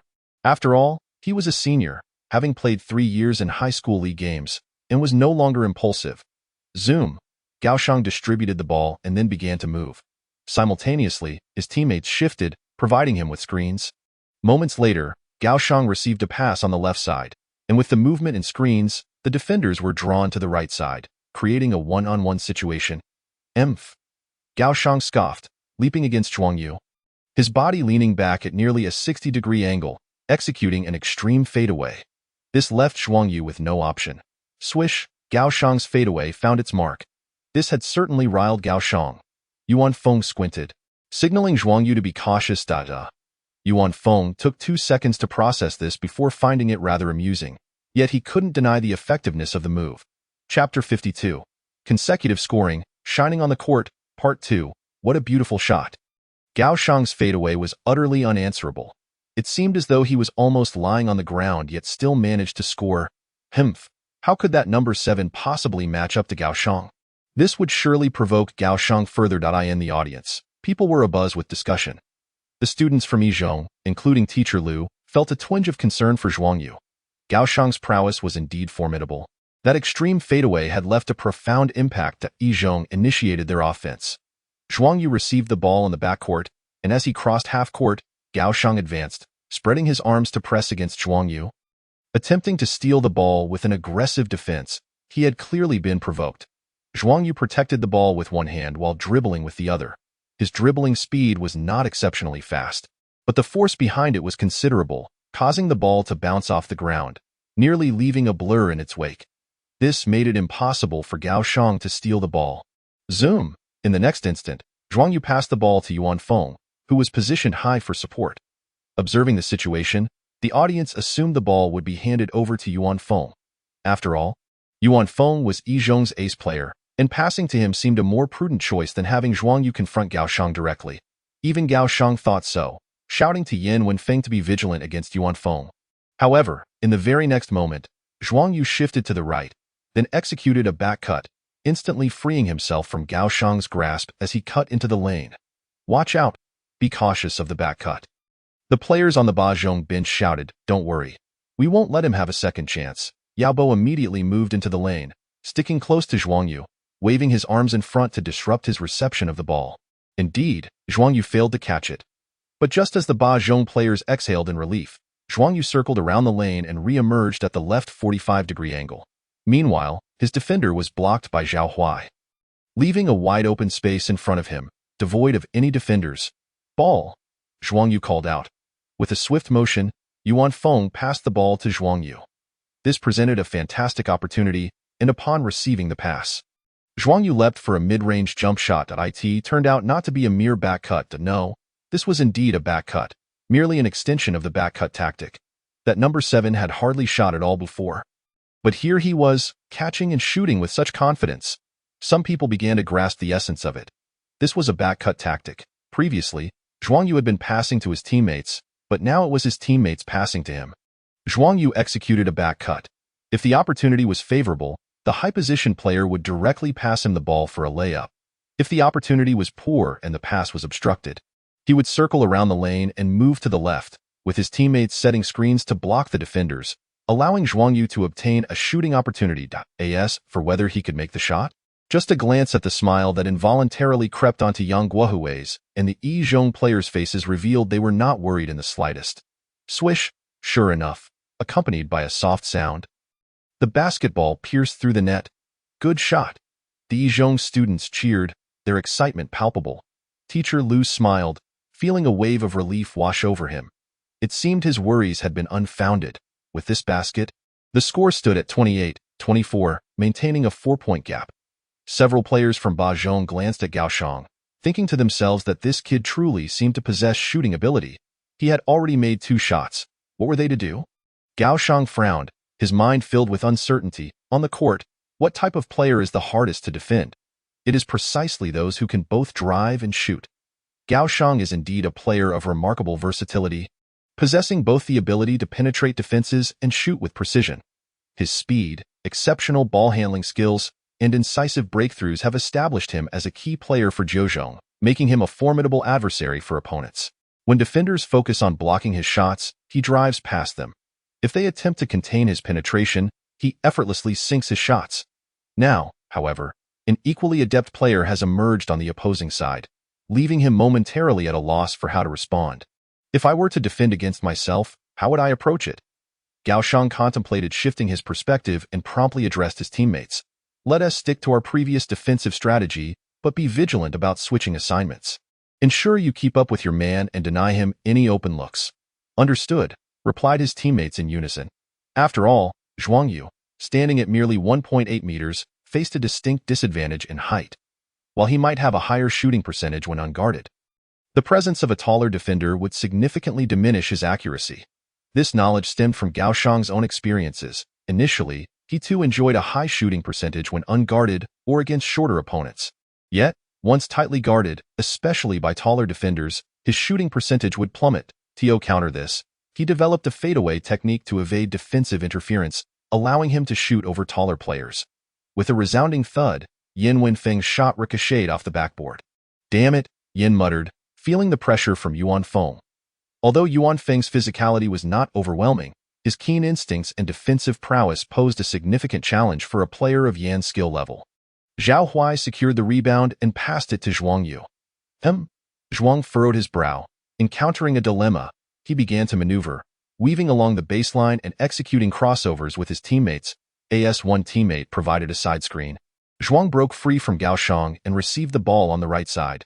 However, the moment he caught it, a defender lunged at him, none other than Zheozhong's small forward, Yao Bo, who stood before him with one hand raised to obstruct his shot. Clearly, there was no opportunity to shoot. Well defended, Zhuang realized he had no choice but to pass. Cheers erupted from the students of Yizhong. Gao Shang exhaled in relief. At 1.89 meters, Yao Bo's height rendered Zhuang incapable of shooting over him. As for penetrating the defense, Zheozhong would quickly collapse their defense even if Zhuang managed to get past Yao Bo, leaving him with no option but to pass. But in the next moment, Zhuang unexpectedly leapt into the air, attempting a shot over Yao Bo. What? He dares to shoot? Onlookers gasped in disbelief. Yao Bo scoffed, thinking to himself, "Who do you think you are, Gao Shang, with your fadeaway?" Yet, in the blink of an eye, his expression morphed into one of shock as Zhuang's body tilted backward mid-air, executing a fadeaway. Is this a fadeaway? Can he really do that? The crowd was taken aback, and Gao Shang's face paled, for Zhuang's movements mirrored his own precisely. Despite Yao Bo's height advantage, he found himself helpless, having exerted all his effort yet still unable to block the shot. Zhuang leaned back, cradling the basketball in his right hand, flicking his wrist, and sending the ball soaring in a beautiful arc. Finally, with a swish, the basketball pierced through the net. What a stunning fadeaway! Absolutely marvelous. The stands erupted in cheers as Yizhong's students leaped to their feet, celebrating Zhuang's remarkable performance, which stirred their emotions to a fever pitch. Goodness! Zhao Yuanhao's eyes widened in astonishment. Even as a devoted supporter of Zhuang, he couldn't help but be amazed. Could it be that he learned this move from Gao Shang? What a shot! Exclaimed Teacher Lu. Beside her, Teacher Tan, perplexed, inquired, "Is that shot really impressive?" Teacher Lu chuckled heartily, energized, and began to enlighten Teacher Tan, showcasing his own knowledge and expertise. Listening to Lu's exaggerated praise, it seemed as if the fadeaway was the most extraordinary technique on earth, invincible once executed, only achievable by unparalleled geniuses. Teacher Tan was left wide-eyed, while Zhao, in secret admiration, thought to himself, "Truly, Teacher Lu is impressive, as expected from a language instructor." On the court, Zhuang Yu landed, not even glancing at Yao Bo, and turned to walk away. Unfortunately, this nonchalant demeanor did not last long, as several Yizhong players converged upon him, playfully bumping and shoving him, with one even attempting to ruffle his hair, only to be met with an intimidating glare. "You little rascal, when did you learn that move? I've never seen you use it before. You couldn't have just learned it, could you?" They joked, clearly excited. Eventually, it was Yuan Feng who called out for defensive positioning. Prompting the players to disperse and take their respective defensive stances, Zheozhong's offense soon commenced, and Gao Shang halted beyond the three-point line, his expression somewhat grim as he questioned, "So you can perform a fadeaway? Why didn't you use it earlier?" Observing Zhuang's enigmatic smile, Gao Shang felt a sudden jolt of concern. Could it be that Zhuang had genuinely just learned the technique? No, that couldn't be. Even the most fundamental basketball skills cannot be mastered instantaneously. The notion of instant mastery belonged in the realm of fantasy tales, and Gao Shang refused to entertain such an idea. He preferred to believe that Zhuang had always possessed the fadeaway skill. After all, at 1.8 meters, he was about the same height as Gao Shang. "I know I need to practice the fadeaway to evade blocks and improve my shooting." He must too, Gao Shang reassured himself. Though a wave of frustration washed over him. Where did this kid come from? Quick, lucky, sharp in his drives, and shockingly accurate in his shooting. It's infuriating. Realizing that he too shared these same attributes, Gao Shang felt momentarily at a loss for words. He had never encountered an opponent whose skill set so closely mirrored his own, and for the first time, he understood the frustration others felt when facing him. Taking a deep breath, he sought to regain his composure and initiated his offense. First executing a hesitation dribble to suggest a right-side drive before suddenly pivoting and maneuvering around Zhuang, stepping into the 3-second zone. Yuan Feng advanced, eyeing Gao Shang intently. Humph! Gao Shang remained unfazed, leaping toward Yuan Feng while raising the ball high. Yuan Feng sprang up, his hand swiping down. It was a beautiful display of evasive agility coupled with a smooth switch of hands, igniting the crowd's fervor as Jiuzhong students cheered, with some Yizhong students joining in. Swish! The ball went through the hoop. Gao Shang landed, proudly lifting his chin, disregarding Yuan Feng and instead casting a challenging glance at Zhuang Yu, as if to say, "Can you master this move?" Zhuang opened his mouth to respond but decided against it. "Perhaps I'll demonstrate it for you later," he thought. Moments later, Zhuang sprinted back for the ball, assessing the situation on the court, and a smile crept onto his face. He executed a hesitation dribble, swiftly breaking through from the left side with remarkable speed. Gao Shang quickly shifted to intercept, but Zhuang, gripping the basketball, spun around, completing a full 360-degree turn, evading Gao Shang's defense. At this moment, Gao Shang's heart raced. He realized it was too late to retreat as Zhuang bypassed him, dribbling the ball down, bending his knees, and leaping into the AI. In front of him stood Yin Wenfeng, who instinctively jumped, arms raised high, trying to block Zhuang's shot. Wait a minute, isn't that the same move Gao Shang just executed? The crowd was stunned. Indeed, it was a mirror image. Gao Shang had initially penetrated from the left and finished with a right-hand hook, while Zhuang was now breaking from the right, finishing with a left-hand layup, a move that seemed even more challenging. The spectators were left in awe as they witnessed Zhuang's replication of Gao Shang's technique. Was this a deliberate imitation? The switch-hand layup was breathtaking, but what left everyone astounded was the fact that Gao Shang had just performed the same move moments before. The implications were undeniable. The basketball ricocheted off the backboard, spinning slightly, before obediently sinking into the net, causing the crowd to erupt once again in applause. The students from Yizhong cheered, while those from Bajong exchanged glances, their expressions shifting as they realized a critical point. During their earlier warm-up match against Yizhong, Zhuang may not have played to his full potential. Gasp! Several Bajong players inhaled sharply, in stark contrast to the raucous crowd. A hushed silence fell over the court. Gao Shang stood frozen in disbelief, while Jiuzhong's players wore expressions of shock, struggling to comprehend what had just transpired. Even Yizhong's players regarded Zhuang with astonished eyes, astonished that he could so effortlessly replicate another's moves. With that basket, the score shifted to 30-28. Coach Wang Yin, standing on the sidelines, shook his head with a complex mix of emotions, calling for a timeout. With the deficit reduced to a mere 2 points, it was evident that this shot had dealt a significant blow to Gao Shang and his teammates, particularly Gao Shang himself, whose eyes now appeared somewhat dazed. A timeout was essential. Otherwise, they risked being overtaken in the score. It was also time for substitutions.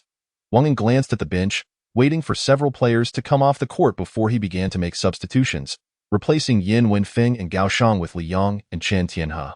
"Chen Tianhe, you will take the number 1 position," he instructed. He then unfolded the tactical board and commenced his strategy briefing. "In our offensive play, we must prioritize passing the ball and execute our tactics effectively. Do you understand?" The players responded in unison, their gazes fixed on the coach. The key, however, lies not in offense, but in defense. Previously, they had focused on containing Yuan Feng, Han Hui, and Xiao Qingyang, but now they also had to contend with Zhuang Yu, who appeared even more challenging to defend than the other three, leaving them somewhat flustered, in terms of defense. Coach Wang Yin opened his mouth, letting out a sigh of exasperation, feeling a sense of helplessness wash over him. His assessment of Zhuang Yu's capabilities had been gravely mistaken. After contemplating for a moment, he finally declared, "In our defensive strategy, we must first ensure that we contain Yuan Feng. As for the perimeter, we must focus on preventing Zhuang Yu from penetrating. We cannot allow him to break through easily. If we do, our defense will fall apart and the situation will worsen." This was a dilemma. If they prioritized defending against penetration, they would leave themselves vulnerable to shots. Conversely, if they focused on defending against shots, they would be susceptible to penetration. They couldn't resort to double teaming, as Zhuang Yu was adept at passing the ball. Additionally, with Yuan Feng and Xiao Qingyang still on the court, attempting to double team Zhuang Yu would only open up opportunities for those two to exploit. Reluctantly, They were left with no choice but to allow Zhuang Yu to take his shots. For if they focused on defending against his shots while permitting his penetrations, they might still find themselves unable to contain him, and he could potentially use his breakthroughs to distribute the ball and activate his entire team, allowing them to score from multiple angles. Several players from Zhejiang acknowledged the strategy before casting their eyes towards Zhejiang, their hearts heavy with a sense of unease. Not long ago, they had found it relatively easy to compete against Zhejiang, yet a mere year had elapsed and everything had changed. Had they weakened? No, Zhejiang had grown significantly stronger. Before they knew it, the timeout had concluded. Both teams returned to the court, and Zhejiang made substitutions, bringing off Zhao Huai and Gao Xiaoguang, replacing them with Xiao Qingyang and Zhang Yong. Upon witnessing this change, spectators such as Gao Ying raised their eyebrows in surprise. Zhejiang's coach had opted for a lineup of 1 big man and 4 small ones. Was Yuan Feng the sole pillar of their inside game? Although Zhejiang had removed Yin Wenfeng, they had brought in Li Yang, along with a backup center, Lei Peng, who stood at 192 centimeters tall. Relying solely on Yuan Feng for the inside game seemed a precarious strategy. The match resumed, with Zhejiang on the offense. The current lineup comprised Li Yang, Lei Peng, Yao Bo, Chen Tianhe, and Zhao Xiaochuan, while Zhejiang featured Yuan Feng, Xiao Qingyang, Jiang Xuezhu, Zhang Yong, and Zhuang Yu. Zhejiang appeared to be at a height disadvantage across nearly every position. Recognizing this, Coach Wang immediately signaled for an inside play. The ball swiftly made its way to Li Yang, who engaged in a one-on-one against Yuan Feng. After a couple of shoulder bumps, he attempted a one-handed shot. Although it missed, Lei Peng was there to secure the rebound and score with a putback, showcasing the advantages of their height in the paint. Zhuang Yu, quick as the wind, charged into the front court without pausing for a half-court set, heading straight for the defender. At that moment, Zhejiang's guard, Zhao Xiaochuan, was tasked with defending Zhuang Yu. He was taken aback. Before he could establish his position, Zhuang Yu had already approached him. With a simple change of direction, Zhao was left behind. After bypassing his defender, Zhuang Yu drove into the paint. Caught off guard, Li Yang jumped to contest the shot but was called for a foul. The referee signaled that Zhuang Yu would take 2 free throws. Damn it, Li Yang muttered angrily on the sidelines. Coach Wang furrowed his brow and shouted, "We need to transition back more swiftly. Do not allow the opponent to launch a counterattack." The players nodded in acknowledgement. Zhuang Yu stepped to the free throw line and calmly sank both attempts, adding 2 points to his tally. Unbeknownst to them, he had already reached 10 points, scoring in double figures. Bang! A dull thud echoed as Zhejiang missed a shot. Li Yang was boxed out by Yuan Feng, and although Zhejiang had the height and rebounding advantage, they overlooked their other opponents. Suddenly, a figure dashed into the paint, seizing the rebound while Zhejiang was momentarily distracted. Initiating a fast break, it was Zhuang Yu. "Quick, chase!" the crowd shouted. This time, Zhejiang reacted swiftly, retreating to establish their defensive line. Zhao Xiaochuan stayed close to Zhuang Yu, while Yao Bo positioned himself beneath the basket as a secondary line of defense. Zhuang Yu scanned the court, showing no signs of slowing down as he approached Zhao Xiaochuan. Just as it seemed they would collide, he executed a sharp spin and deftly maneuvered around him. "I'm still here," Yao Bo declared, his expression serious as he kept a close watch on Zhuang Yu. Zhao Xiaochuan quickly pivoted, and the two formed a double team. Yet, at that moment, Zhuang Yu flicked his wrist, releasing the ball with a single-handed pass to the left side 30-degree angle, where Zhang Yong awaited. "Zhang Yong, shoot!" Zhuang Yu called. Zhejiang was quick to retreat, but Zhejiang was not without its own players on the move. Zhang Yong had arrived at the front court and positioned himself beyond the left side 3-point line. He refrained from following Zhuang Yu further because the coach had instructed him before the game that his sole responsibility was to shoot 3-pointers. He did not need to orchestrate the offense or grab rebounds, given his height of 178 centimeters. That would be quite the challenge, and even if he was targeted defensively, it mattered little. All he needed to do was remain prepared and seize the opportunity created by his teammates to sink the 3-pointer. With a deep breath, Zhang Yong received the ball and took a moment to compose himself. After all, the defenders had been drawn into the paint by Zhuang Yu, leaving him plenty of time to take his shot. He leaped, his wrist flicking as he released the ball. Swish! The shot landed cleanly, a 3-pointer confirmed. "Good shot. We've taken the lead. We've taken the lead." The students from Zhejiang erupted in excitement, the score shifting to 32-33. Thanks to Zhang Yong's 3-pointer, Zhejiang had surged ahead for the first time in the match. Heh! Yang Guohui smiled, knowing that he had deployed Zhuang Yu for this very moment. While the one big four small lineup had its disadvantages in height and defense, it also held significant offensive potential. With a speedy, versatile scorer like Zhuang Yu and a couple of teammates capable of shooting and keeping pace, they excelled in fast break situations. Chapter 55. What will you use to resist? Damn it! How did Zhong manage to take the lead? This rebound was simply unacceptable. What were the interior players doing, allowing that number 7 to snatch the rebound? As the score turned against them, panic began to set in. They could no longer maintain their composure and even started to blame their own players. Coach Wang's brow furrowed deeply as he immediately called for a timeout. When the players gathered on the sidelines, he glanced at Gao Shang but ultimately decided against substituting him on Zhong's side. Zhuang Yu and his teammates approached the sidelines, greeted by the enthusiastic welcome of their fellow players. Even an Xian extended a hand, exchanging high fives with them. Jiang Shuizhu, do you need to come off for a breather? Han Hui inquired, concern lacing his tone. Jiang Shuizhu looked perplexed, sensing something was amiss. When had Han Hui ever shown such concern for him? He frowned and asked, what for? Han Hui chuckled, aren't I just looking out for you? If you're tired, you can take a break, and I can step in. That's not what I meant, Han Hui retorted, muttering, Zhuang Yu is our offensive engine. If he goes off, how are we supposed to play?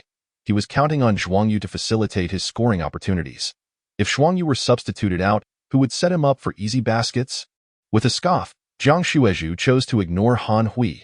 The timeout concluded swiftly. In the final moments, Zhu Zhong managed to score a basket in the paint, while Yi Zhong netted two, one from Yuan Feng's jump shot and another from Zhuang Yu, who drove into the lane and passed the ball to Jiang Shuizhu, who then drained a three-pointer.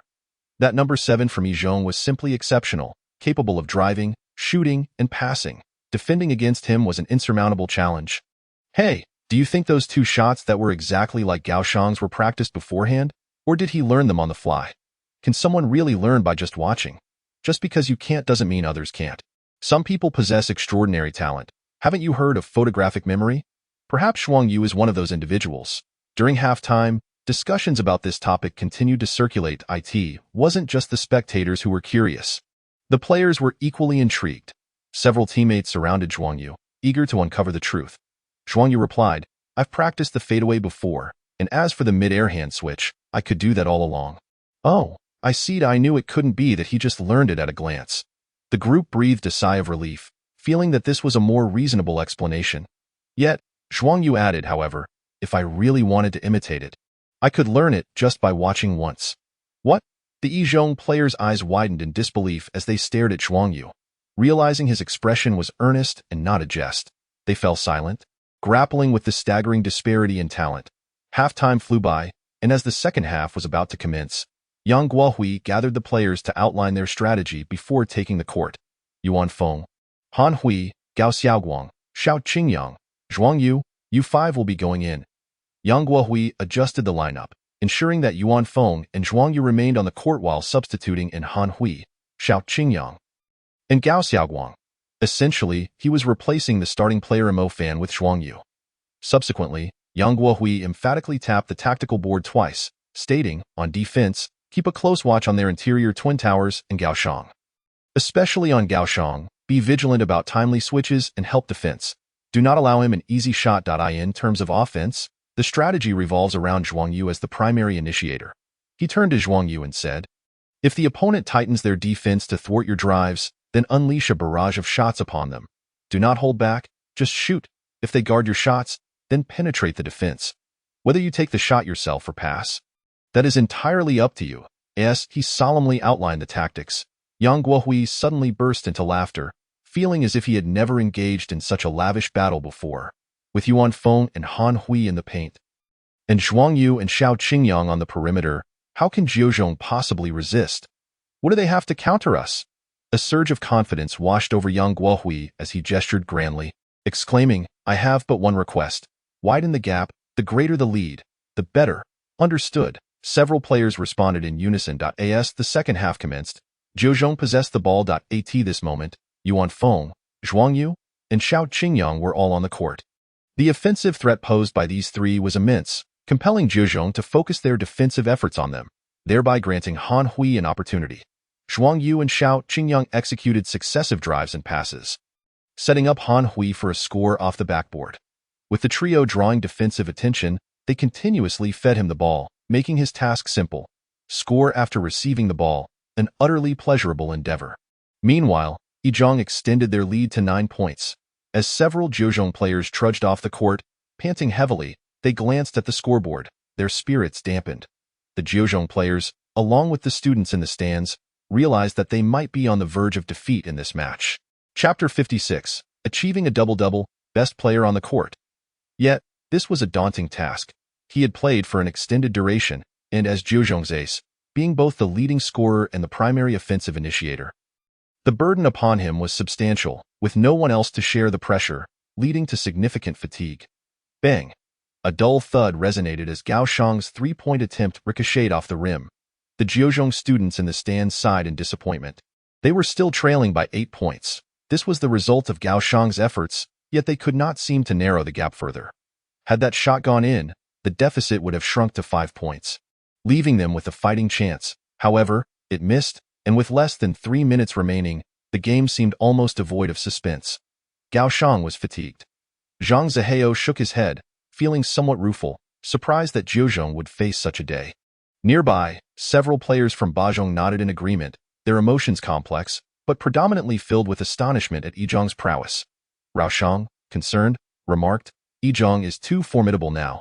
With Yuan Feng and Han Hui inside, and Zhuang Yu and Xiao Qingyang outside. Even Zhejiang cannot match them if we encounter Yizhang again later, I fear."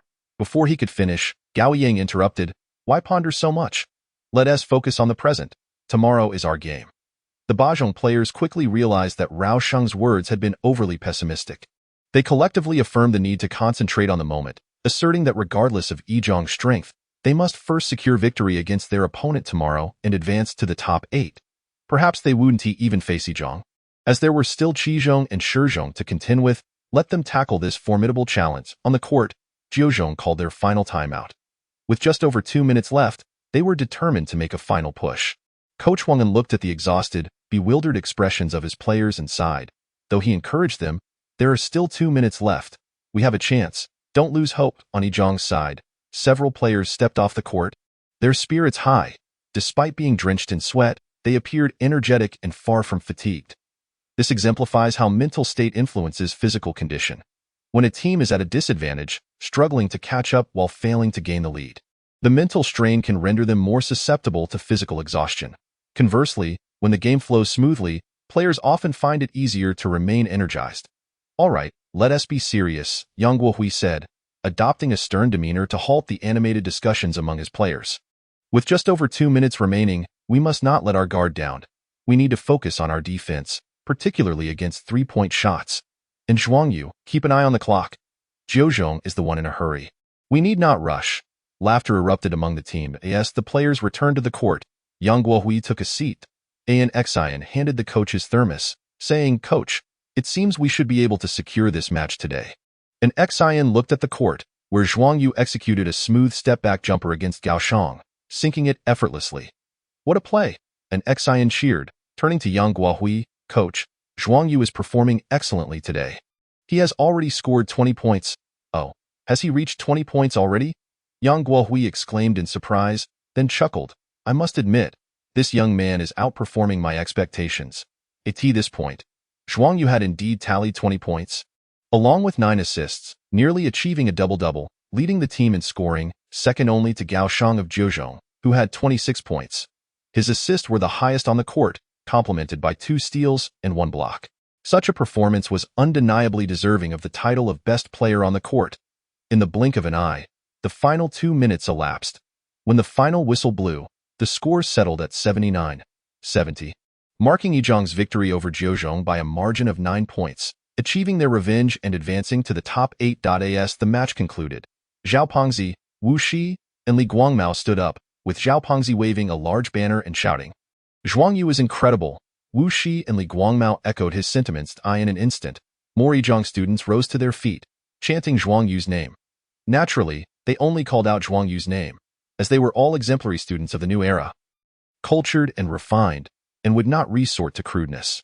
However, it was perfectly fine to murmur as Zhuang Yu is awesome in their hearts. On the court, Yuan Feng patted Zhuang Yu on the shoulder. 20 points and 10 assists, a double-double. Han Hui affectionately embraced Zhuang Yu, grinning, "Forget it. I won to compete with you for the MVP today." Instantly, his teammates chided him for being shameless in the final 2 minutes. Zhuang Yu assisted once more, achieving his double-double, finishing the game with 20 points and 10 assists, outshining Gaoshang and earning the title of the most outstanding player of the match. As the game concluded, both teams no longer held the previous tension. The coaches shook hands, and the players lined up for high fives, symbolizing friendship above competition.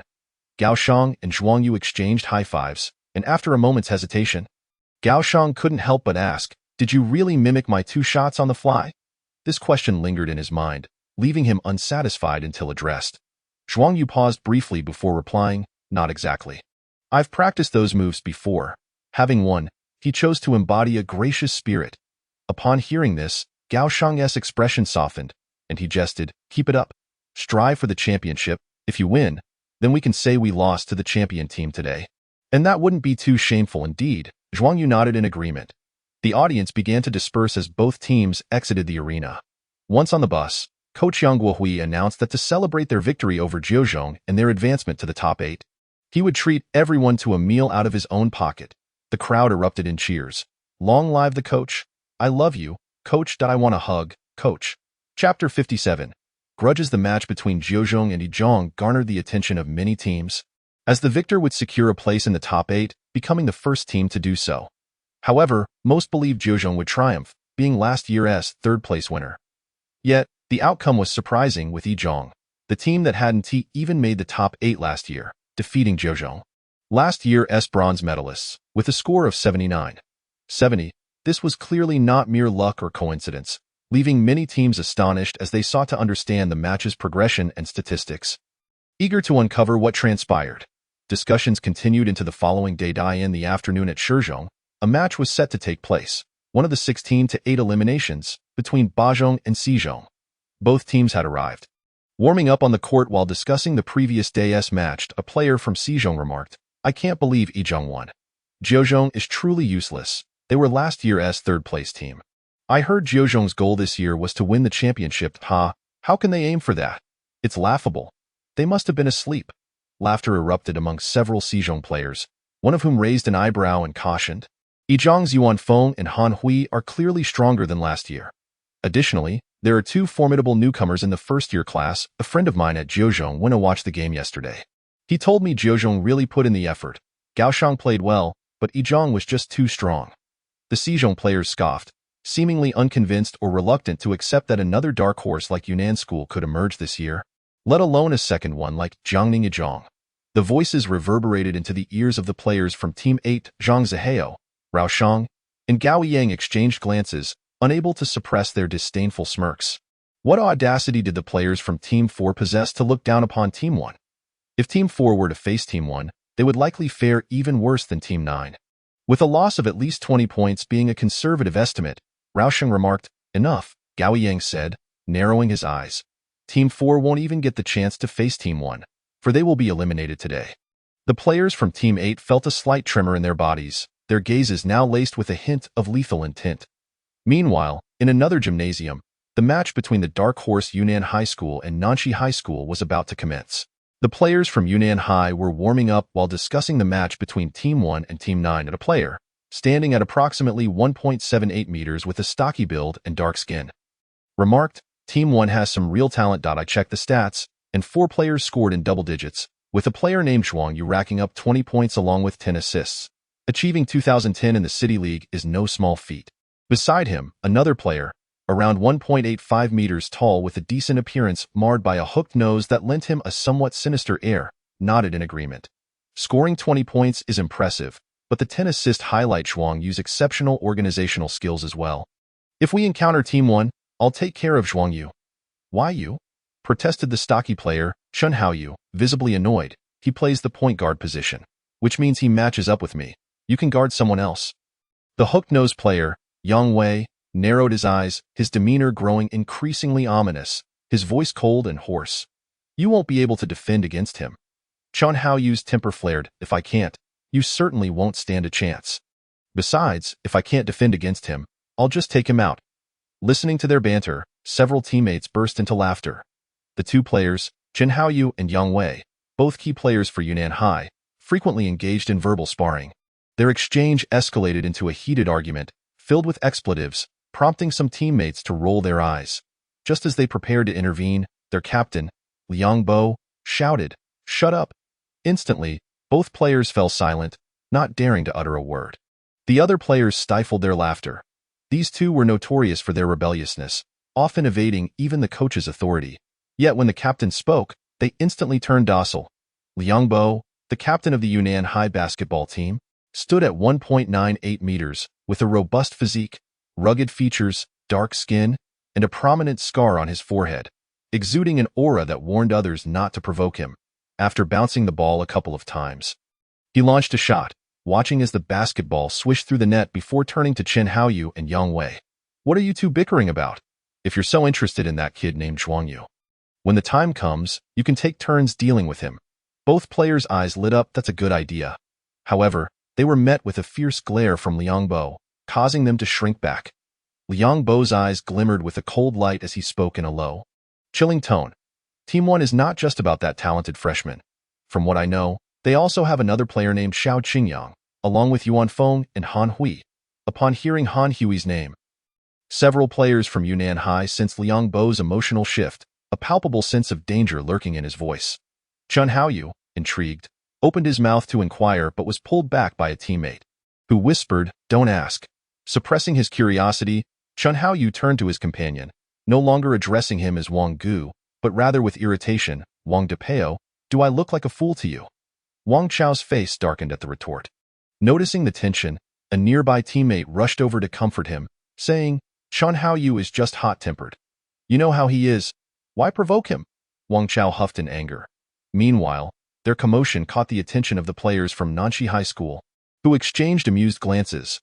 "Looks like they might come to blows. That would be ideal. If they knock each other senseless, we might save some energy for our match."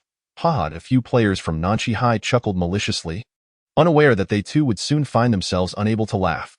Chapter 58. A bet at Jiangning No. 1 High School's basketball gym. Practice had yet to commence. Coach Yang Guohui had not yet arrived. So the players engaged in free training until the coach arrived for team drills. Seizing the moment, a group of players egged Zhuang Yu on to imitate another player's skills. Teammate Mo Fan, having procured a laptop from somewhere, searched for a video and said to Zhuang Yu, "This one, you can only watch it once. If you can replicate it, we'll acknowledge your skills." Zhuang Yu, unimpressed, replied, "I don't need your approval. Only a fool would engage in something pointless." Mo Fan rolled his eyes in exasperation, grinding his teeth as he declared, "If you can pull it off, I'll cover your meals for the next 3 days." Even though Zhuang Yu was a day student, the heavy academic load of high school meant he spent most of his time at school, including lunch and dinner in the cafeteria, and sometimes even breakfast. Why would he need a midnight snack? With classes running late into the night, teenage boys, who were in their growth spurts, would inevitably wake up hungry if they didn't eat something late at night. However, just 3 days of free meals did not entice Zhuang Yu. He surveyed his teammates with a smile, proposing, "How about this? If I succeed, each of you will take turns treating me for 3 days. Are you out of your mind? That's way too greedy. One person treating you for 3 days? There are 11 of us here. No, 12 if we count Senior and Exine. Even without her, that's enough food for a month." The teammates erupted in mock indignation. An Exine glanced at Zhuang Yu, grinning, "Of course I count. If you win, I'll treat you for 3 days too." With an Exine leading the charge, Yuan Feng chimed in, "I am on board. It's just 3 days of meals. If I lose, I'll consider it looking out for the younger players. Count me in." Han Hui shouted, skeptical yet intrigued, "I don't believe anyone can learn it just by watching once. Just to be clear, it can't be a rough imitation. It should at least be 80 to 90% accurate. That counts for me too. Let us do it." As more players joined in, Mo Fan chuckled, "I don't mind either way. Even if I lose, it just means I'd be treating you for 3 days. It's the mention of treating." Laughter erupted among the teammates, momentarily forgetting about an Exine. Her cheeks flushed and she retorted, "Mo Fan, watch your mouth or I'll tear it apart." "Sorry, just a slip of the tongue." Mo Fan quickly apologized, then turned to Zhuang Yu, "But what if you lose?" "I want to lose," Zhuang Yu declared confidently. "If I do, I'll treat you each for 3 days." "Sounds great." The group erupted in laughter, all agreeing, Let us bet. Mo Fan then played the video on the laptop, allowing Zhuang Yu to see it just once before promptly closing the screen. The others stepped back, and Zhang Shuizhou took position as the defender.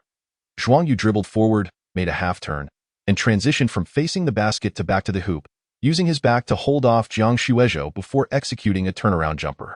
The sequence of movements mirrored the video perfectly, and the basketball soared from his fingertips, swishing through the net with precision. An impeccable execution. Wow, he really can do it. Han Hui exclaimed in astonishment. Impossible. There's no way. Mo Fan exclaimed, disbelief etched on his face. He must have practiced before. No, let us try another one. Zhuang Yu remained unfazed, smiling. All right, I'll switch it up so you can admit defeat with grace. Mo Fan quickly found another clip, this time showcasing Dirk Nowitzki's signature move, the one-legged fadeaway. Zhuang Yu watched it once and successfully replicated the motion, though his shot fell short of the basket. Nonetheless, the execution was at least 80 to 90% accurate. The group stood in shock. Did he really just do that? Xiao Qingyang thought, his expression shifting as a wave of disbelief washed over him. In a way, Yang Fei shouted, waving his arms, Mo Fan, are you stupid? Can't you pick another move? Why choose an NBA star's signature? Everyone's seen NBA games. We all mimic their moves. Zhuang Yu must have practiced this before. This doesn't count. Zhuang Yu raised his hands in exasperation. You being stubborn for no reason. Why bother? Mo Fan, feeling Yang Fei had a point, retorted, fine, let us go for another one. If you can replicate this next one, I'll cover your meals for a week. I'll do the same for a week. Yang Fei immediately chimed in, adding, this time, I'll choose the move. Deal. Zhuang Yu agreed, primarily to earn their genuine respect, not just for the sake of extra meals. After an extensive search, Yang Fei suddenly had a flash of inspiration and unearthed the dream shake of Hakeem Olajuwon. With a chuckle, he remarked, let us see how you'll master this one. Upon recognizing the dream shake, Mo Fan's eyes sparkled, and he gave Yang Fei a thumbs up, exclaiming, you truly are remarkable. This move is extraordinary. The dream shake, a signature maneuver of the NBA legend Olajuwon, is well known among fans. Yet, it remains elusive even to many NBA players who have come to study directly under Olajuwon. How could Zhuang Yu, having merely glanced at it, hope to master it? Wouldn't that be overly ambitious? An Xin, familiar with the dream shake herself, felt that this might be a bit too challenging for Zhuang Yu.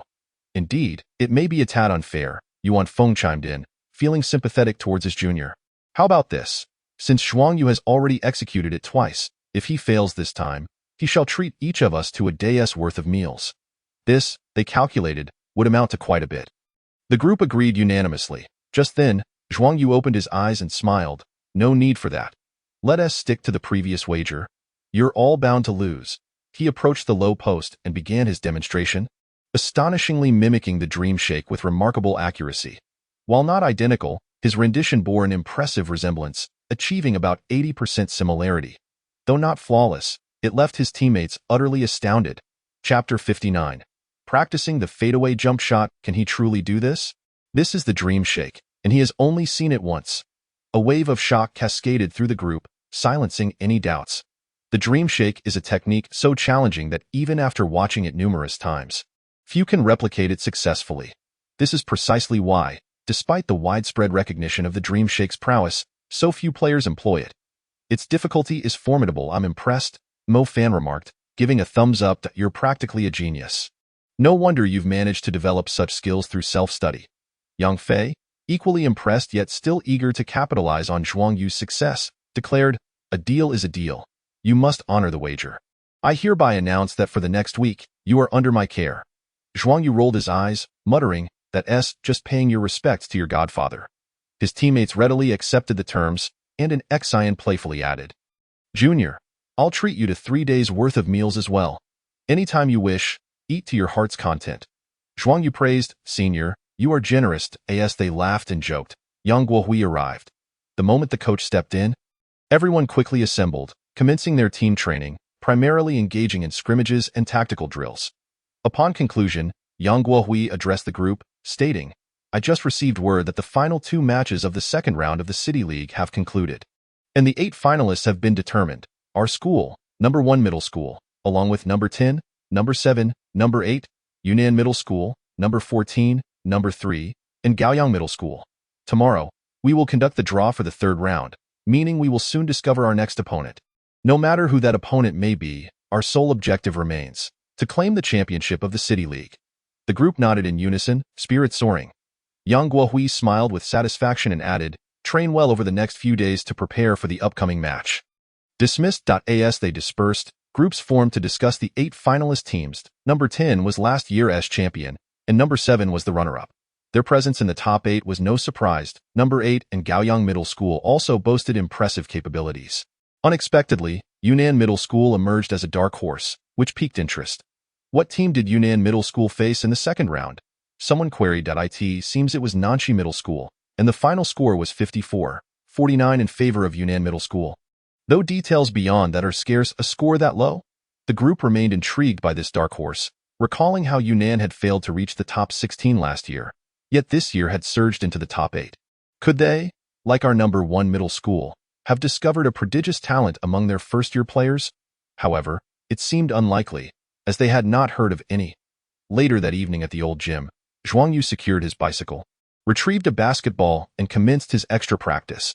Since the day before yesterday, he had adjusted his training regimen to include targeted drills for the fadeaway jump shot.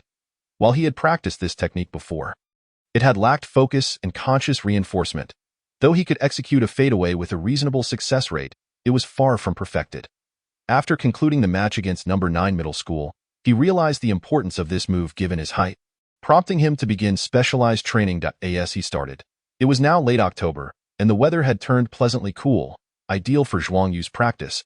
He began with drills focused on breaking through defenses, passing, and positioning. After completing these, he took a brief rest before practicing the fadeaway shot. With the ball in hand, he drove forward, took 2 steps, and then leaped, leaning back as he lifted the ball with his right hand. Flicking his wrist, under the dim lights, the basketball soared from his fingertips, spinning towards the hoop, only to clang off the front rim. Not a successful attempt. He noted that his power had been slightly lacking and continued training.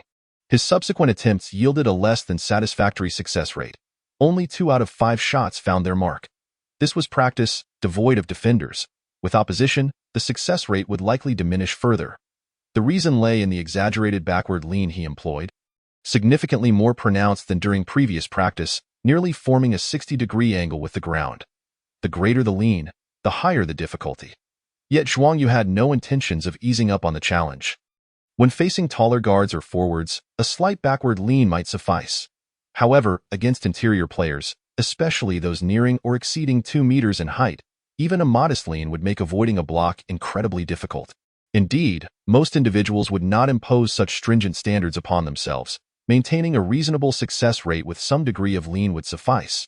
But Zhuang Yu was different. His creed dictated that if he undertook a task, he would strive for excellence. This time the movement felt right, he reflected, focusing on maintaining balance during the lean and adjusting his power. The conventional shooting power would not suffice. He needed to modify his approach. The arc is insufficient. The shooting arc must be higher. The current trajectory is too flat, preventing an increase in success rate. As he practiced, Zhuang Yu continually reflected and corrected his movements, striving for the best and most suitable technique for himself. Time flew by. The next day, Yang Fei made good on his promise, honoring the wager. At noon after school, he called for Zhuang Yu to join him in the cafeteria, treating him with his card.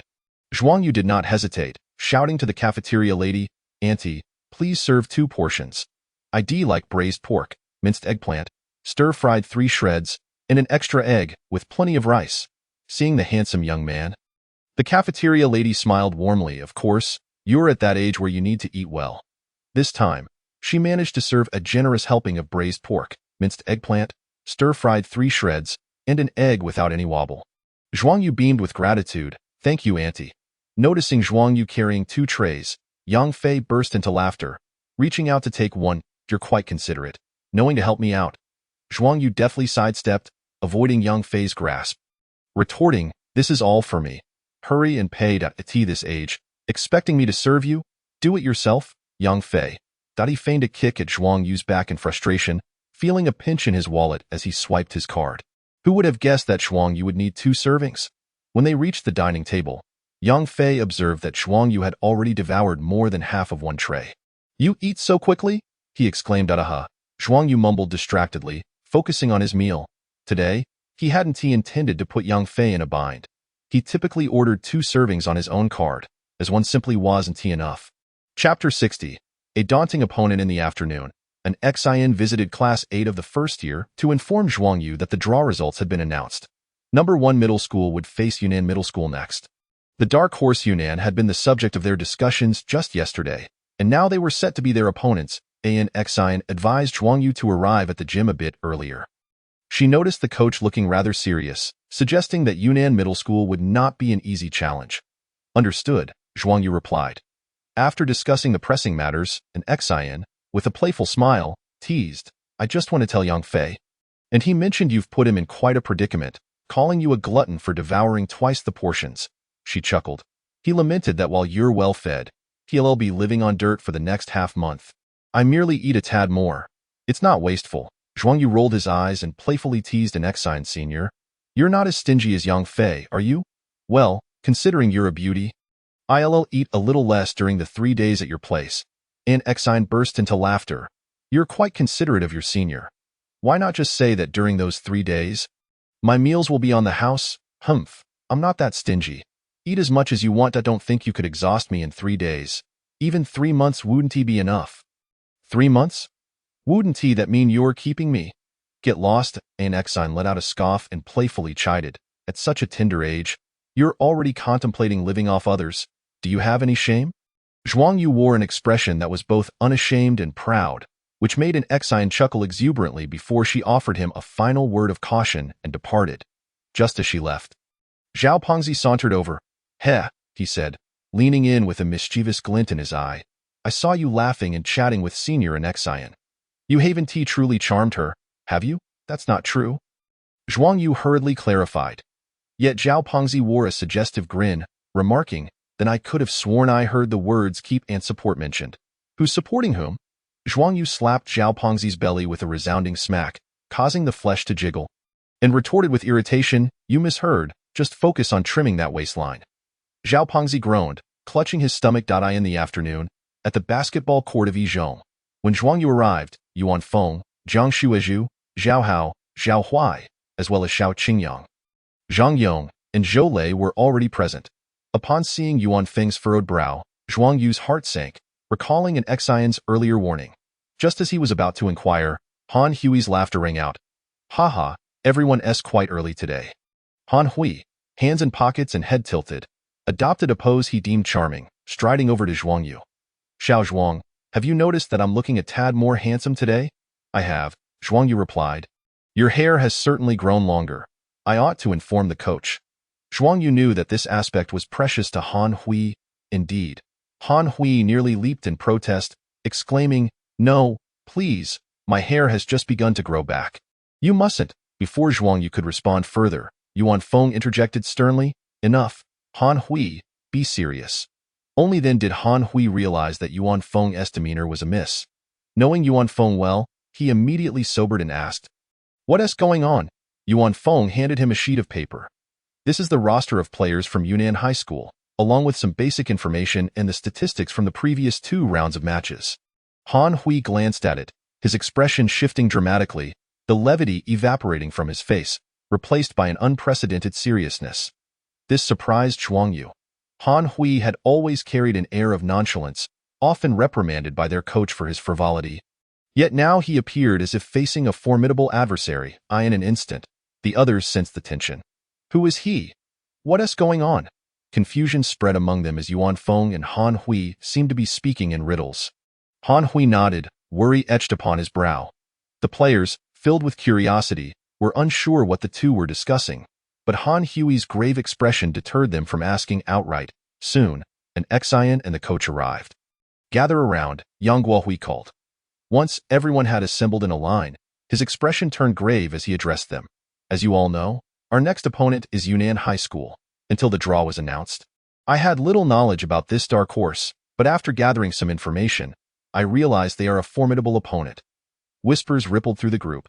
Given Yuan Feng and Han Hui's earlier reactions, coupled with the coach's words, they were left to ponder the true nature of Yunnan High School. Yang Guohui continued, in the previous 2 rounds, Yunnan High School emerged victorious in the first round. They defeated last year South 7th place Jiangning number 19 High School with a score of 78-64, surpassing their opponents by 14 points. A critical factor in this victory was the injury of Jiangning's key player, Wang Tao, who only played a half and did not return for the second half. In the second round, they narrowly triumphed over Nanxi High School with a score of 54-49. The reason for such a low score was due to Yunnan High School's excessive fouls. It is said that their defense was exceedingly aggressive, resulting in multiple injuries to Nanxi players, and the game was even temporarily halted. Whenever a Nanxi player attempted to drive to the basket, they were met with fierce fouls, leading to a point where Nanxi refrained from attacking the basket and resorted to outside shooting, ultimately scoring only 49 points and losing the match. Listening to the coach's account, the players felt a chill run down their spines. What kind of team were they facing? In the two matches combined, over 3 players from their opponents had sustained injuries, and the number of fouls had intimidated Nanxi from attacking the basket. How fierce must their fouls have been to instill such fear? Yang Guohui sighed internally. He truly wished to avoid such teams, but fate had brought them face to face. Noticing the anxious expressions among the players, he said solemnly, "This is a team known for their fierce and aggressive style of play. However, having encountered them, we must confront them with courage. In a narrow encounter, the brave prevail. I believe nothing can deter us, nor intimidate us. Exactly, it's just aggression. We're not pushovers. Let's give it our all. For the championship, we'll take down anyone who stands in our way." The players were invigorated, shouting in unison. Chapter 61, Yizhong vs. Yunnan High School. After bolstering their spirits, Coach Yang Guohui began to elaborate on Yunnan High School's situation. It turned out that Yunnan High School had not always played in such a manner. This year, they had appointed a new coach named Zhang Tai, reportedly brought in from outside, with an obscure background.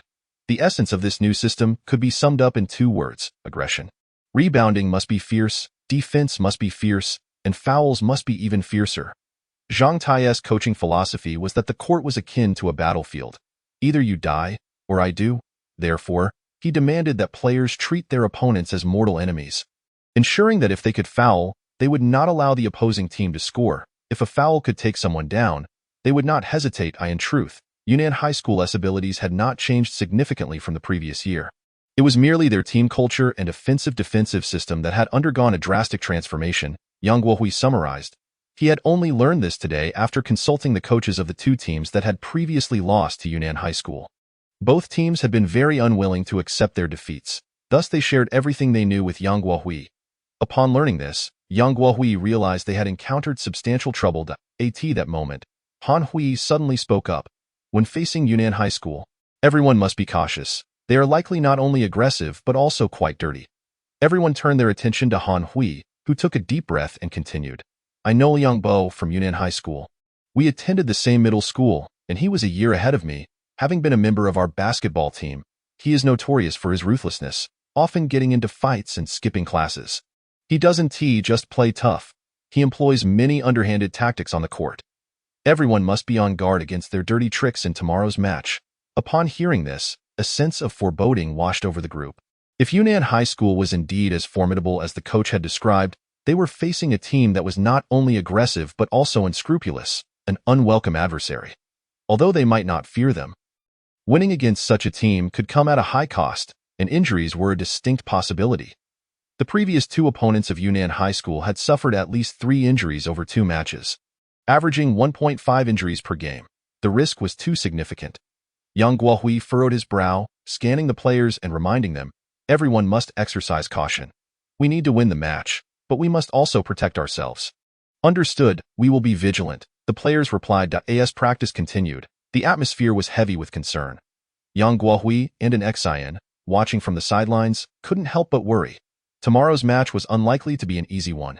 After practice concluded, the players dispersed, and Yang Guohui left to conduct further research on Yunnan High School, striving to prepare as thoroughly as possible. Zhuang Yu was also about to exit when Xiao Qingyang called out to him. Zhuang Yu? I want to challenge you. Not interested, Zhuang Yu frowned, irritated by Xiao Qingyang's challenge just before the crucial match against Yunnan High School. Xiao Qingyang, however, remained earnest, reiterating, I want to challenge you if we play one game. Regardless of the outcome, I will no longer bother you. Zhuang Yu, exasperated, muttered about his insanity, shoving past Xiao Qingyang and leaving the gym in no time. The gym was left with only Xiao Qingyang, who stared at the entrance, where Zhuang Yu's figure had long since vanished. Ever since losing to Zhuang Yu in the freshman class competition, Xiao Qingyang had been unwilling to accept defeat. He trained diligently, arriving early and leaving late, determined to one day surpass Zhuang Yu. Yet after witnessing Zhuang Yu's performance yesterday, mastering every technique with ease, Xiao Qingyang felt profoundly shaken. Such talent was daunting. He feared that if he continued to wait, the gap between him and Zhuang Yu would only widen. Thus, he had challenged Zhuang Yu today, only to be rejected once more. The next afternoon, Yizhong faced Yunnan High School in the third round of the City League, a match that would determine who advanced to the semifinals. The venue was Bazhong. At 4 o'clock, the players gathered at the school gate before boarding the bus to Bazhong. The atmosphere was tense and silent, their expressions grave. Meanwhile, many students from Yizhong were also making their way to Bazhong. Zhao Pengzi, what do you have stuffed in your backpack? Wuxi inquired if he, Li Guangmao, and Zhao Yuanhao were also going. As they had already arranged for a taxi in advance, Li Guangmao looked curiously at Zhao Yuanhao, who was carrying a backpack that appeared to be bulging with something hard, the nature of which was unknown. You will find out when we arrive at Bazhong, Zhao Yuanhao said without elaborating, pointing ahead. Is that our vehicle? Upon seeing the license plate, Wuxi quickly waved his hand. Driver, this way. The three of them boarded the taxi and set off for Bazhong. At Bazhong, the gymnasium buzzed with excitement, filled with spectators, including students from Yunnan Middle School, Yizhong, and numerous students from Bazhong. Upon entering the gym, Zhao Yuanhao and his companions were taken aback by the overwhelming number of people, far exceeding their expectations. After some time, they finally found seats right next to Teacher Li and Teacher Tan, and they were not alone. Several other students from Class 8 were present, both boys and girls, including Zhang Yuan, Teacher Lu, Teacher Tan. Zhao Yuanhao greeted obediently. Wu Shi and Li Guangmao echoed the greeting. The two teachers nodded, noticing the backpack Zhao Yuanhao was carrying. Teacher Lu, with a disapproving glance, remarked, "Have you brought your entire backpack? Where do you plan to go after the match?" Upon hearing this, Zhao Yuanhao realized the teachers had misunderstood, quickly opening his backpack to reveal a portable camera inside. "Teacher, you misunderstood. I brought this." Instantly, the surrounding students were astonished. Teacher Lu, somewhat surprised, asked, "What do you need this for?" Zhao Yuanhao replied, "To film the match. Zhuang Yu asked me to bring it and told me to find a good spot to capture the game." Chapter 62. A web of grudges. It was rumored that Yizhong had produced two exceptionally talented freshmen this year, boasting impressive skills and a declaration to claim the championship. What nonsense! As if Yizhong could actually win the championship. What are you thinking? Shut your mouth. Your Yunnan Middle School didn't even make it past the first round last year. Who gave you the audacity? Jingjia? Hemph. We'll see who ends up crying later. The audience was filled with noise, comprised of students from Yunnan Middle School, Yizhong, and spectators from Bazhong. Several players from Bazhong had also arrived. Unlike before, they were now more optimistic about Yizhong. As although Yunnan Middle School was a dark horse, their overall strength was evidently inferior to that of Yizhong. On the court, a group of players from Yunnan Middle School bore fierce expressions, resembling a pack of hungry wolves emerging from the wilderness. Among them was an exceptionally tall individual, nearly 2 meters in height, drawing the attention of the Yizhong players. Upon noticing his jersey, they recognized him as Liang Bo, the captain of Yunnan Middle School. I believe it now. Han Hui was right. This guy looks tough to handle. Uncertain if he bore tattoos, Zhao Hao warned, "Be careful." Liang Bo's nearly 2-meter height, muscular build, dark skin, and rugged features, especially the scar on his forehead, make him look like a thug from a film. Zhuang Yu couldn't help but frown, not out of fear, but because he sensed that the players from Yunnan Middle School were indeed formidable and not to be underestimated. At that moment, Liang Bo approached. The members of Yizhong frowned, focusing intently on him. Han Hui recognized that Liang Bo was looking for him, sighed, and stepped forward to face him. "We meet again. What's wrong?" "You don't seem pleased to see me," Liang Bo said, his voice low and devoid of emotion. "How could I be happy?" Han Hui thought to himself, furrowing his brow. "Liang Bo, let us settle our issues privately. The match is the match, and I hope you can refrain from using underhanded tactics. If you dare to lay a hand on my teammates, I won't let you off easily." "Hemph," Liang Bo smirked, his tone mocking, "so protective of your teammates. What about how you treated me back then?" Han Hui's expression darkened, fists clenched, and he said coldly, I don't wish to dwell on the past.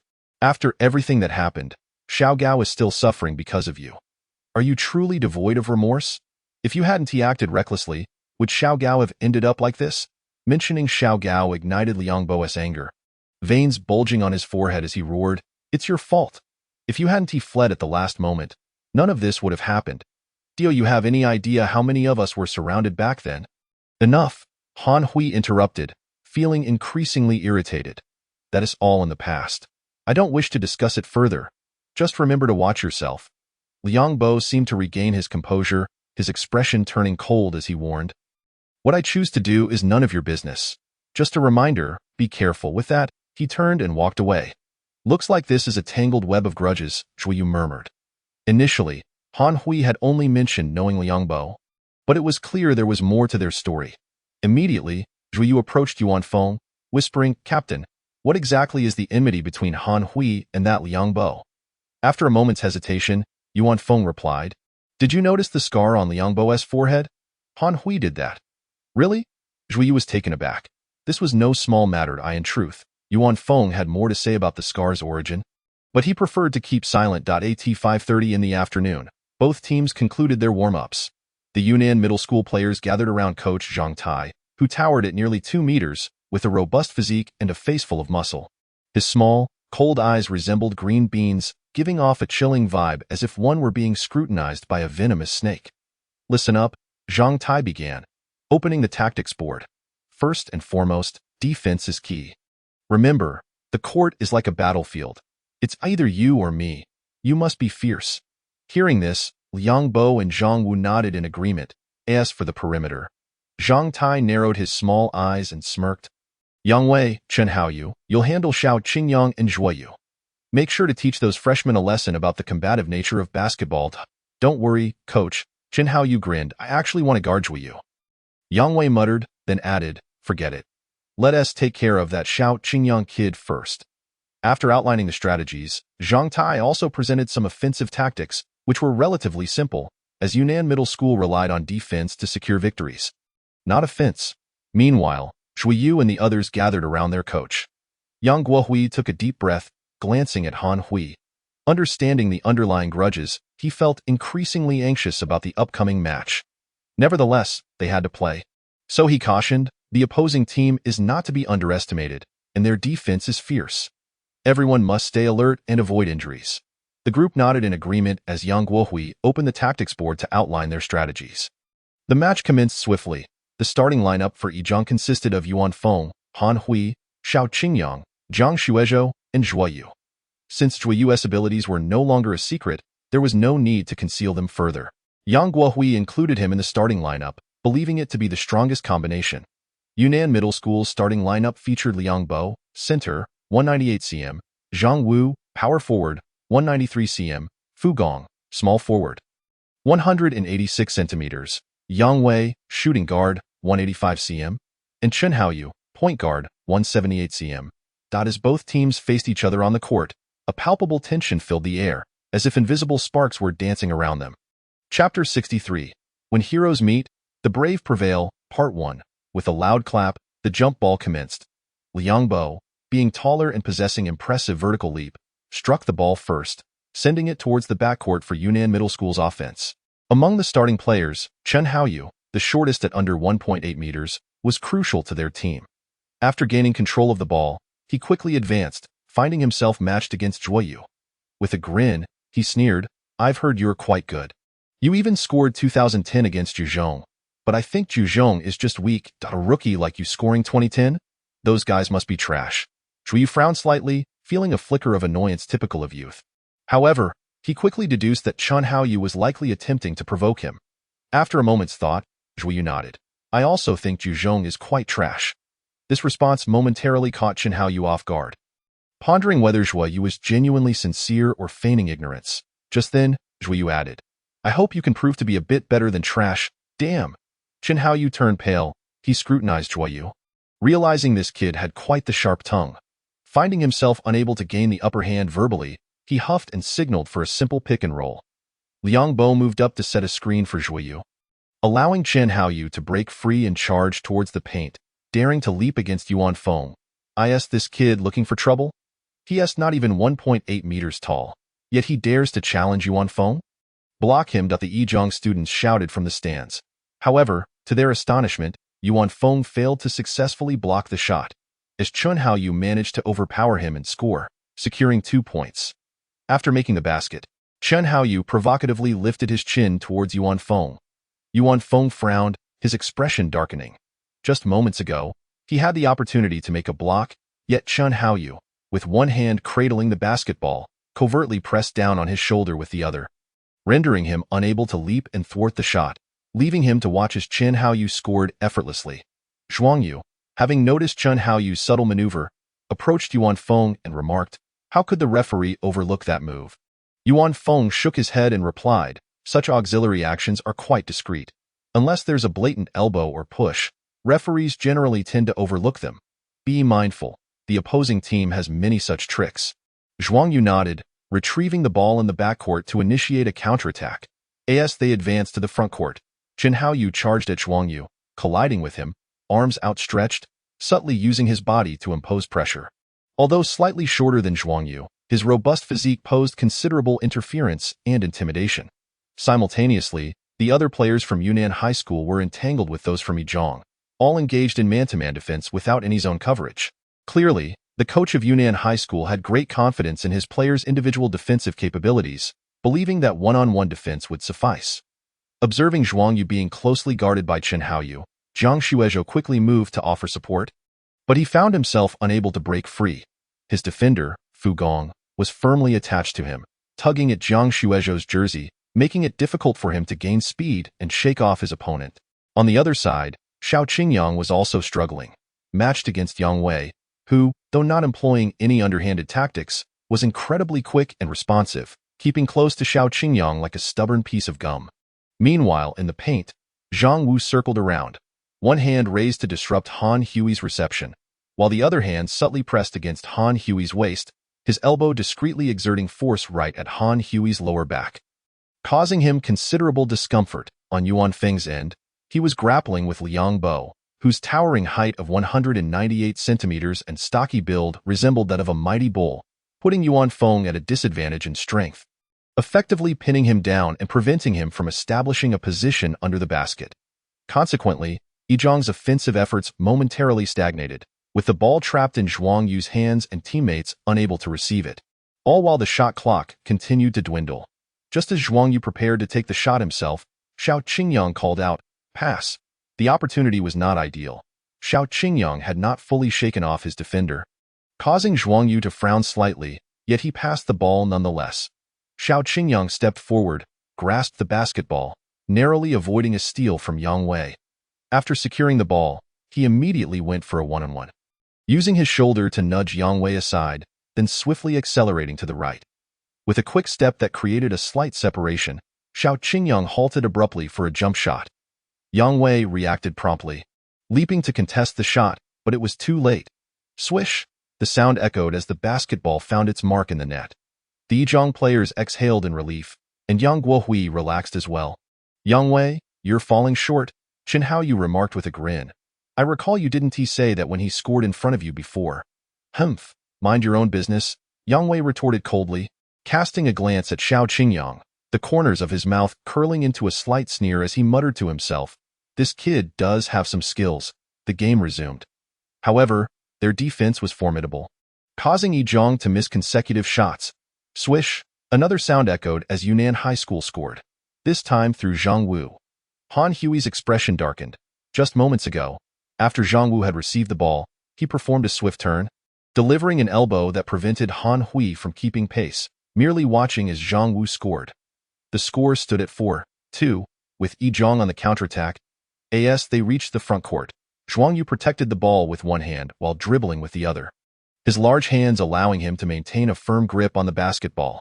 Initially, he found Chen Haoyu's aggressive defense somewhat uncomfortable, but he quickly adapted, using his protecting hand to fend off the opponent while dribbling. He scanned the court for opportunities to initiate an attack. "Damn, I underestimated this kid," Chen Haoyu thought, continuously pressing on, yet feeling somewhat frustrated. He found Zhuang Yu's strength surprisingly formidable, despite standing at only 178 centimeters. Zhuang Yu was robust and powerful, usually holding his ground against players over 180 centimeters in height, often even gaining the upper hand. However, against Zhuang Yu, apart from the initial 2 shots, he had been unable to assert any dominance. Set a screen, Zhuang Yu signaled. Yuan Feng moved up to set a screen, and Zhuang Yu accelerated sharply, shaking off Zhuang Yu. Just as he prepared to attack, Xiao Qingyang rushed over, signaling for the ball. Zhuang Yu tossed it to him. With the ball in hand, Xiao Qingyang went for another one-on-one, determined to teach Yang Wei a lesson and demonstrate his prowess. Chapter 64. The Brave Triumph in the Narrow Encounter, Part 2. Xiao Qingyang stepped forward, feigning a jump shot to draw Yang Wei in. Yang Wei, slightly advancing, raised one hand in response to AT that moment. Xiao Qingyang lowered his center of gravity, tapping the ball to his left, attempting to bypass Yang Wei. However, Yang Wei's reaction was swift. He quickly sidestepped, sticking to Xiao Qingyang like glue, one hand consistently raised to disrupt his shot. Even if I can't get past you, you won't be able to stop my score, Xiao Qingyang thought as he suddenly stepped back to the left. Indeed. Yang Wei, having anticipated this, swiftly lunged forward, leaping to block. It must be said, Yang Wei's defense was impressive, exhibiting quick reflexes and accurate judgment. In a different scenario, another player might have hesitated and failed to jump, but Yang Wei leapt immediately, reaching out to contest the shot. To his astonishment, however, Xiao Qingyang, while airborne, was leaning back for a fadeaway jumper. Goodness, a fadeaway jumper. On the Yizhong bench, Zhao Hao, Zhao Huai, Gao Xiaoguang, and Mo Fan, and others were taken aback. It was no secret that Zhuang Yu had been practicing fadeaways, especially over the past few days during their internal training matches. Yet, no one expected Xiao Qingyang to employ the same technique. Suddenly, an ex-Scion spoke up. He has been secretly practicing fadeaways these past few days. After training, he stays behind a practice to— Oh? Yang Fei exclaimed, intrigued. How do you know this? Senior, why the need to compete with Zhuang Yu? What's the point? Upon hearing an ex-Scion's words, the other players suddenly understood. Unaware that Coach Yang Guohui appeared calm and unperturbed. In truth, he had known about Xiao Qingyang's extra practice for quite some time. He also knew that Xiao Qingyang had been striving to keep pace with Zhuang Yu. Whenever Zhuang Yu performed well, Xiao Qingyang aimed to outshine him.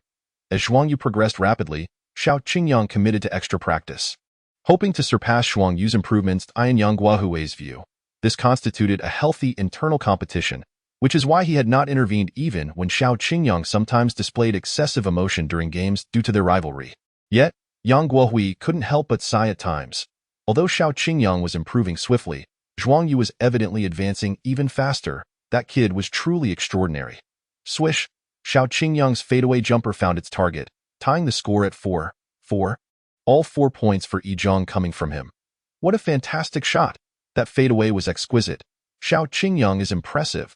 The Yizhong students erupted in cheers, with some girls sparkling with admiration, their eyes filled with hearts. Although Zhuang Yu had claimed the title of the first male idol of the first year, Xiao Qingyang still held the position of the second, being both handsome and skillful, proving to be quite captivating. Yunnan High School's offense commenced. This time, the ball found its way to Liang Bo, who, with his back to the basket, resembled a brown bear, pushing Yuan Feng back step by step. After 2 or 3 steps, Liang Bo secured the ball and executed a half-turn, transitioning from back to face the basket, leaping for a powerful 2-handed dunk. The resounding crash sent shockwaves through the arena, igniting the crowd into a frenzy. Cheers and shouts rising in a cacophony. As Liang Bo landed, he cast a cold glance at Yuan Feng, then retreated while calling out to his teammates, "Stay focused." He turned to Yang Wei, frowning as he warned, "Yang Wei, stop fooling around, defend properly. If that kid scores again, you'll be off the court." Yang Wei recoiled slightly, hastily replying, "Got it." Nearby, Zhuang Yu chuckled with schadenfreude, relishing Yang Wei's predicament. Serves you right for not taking it seriously. Yizhong surged forward.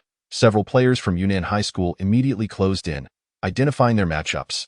Yang Wei lunged at Xiao Qingyang, sticking closely to him and saying, "Watch out, kid. I'm serious now." "What do you mean by that?" Xiao Qingyang frowned, unable to suppress a cold laugh.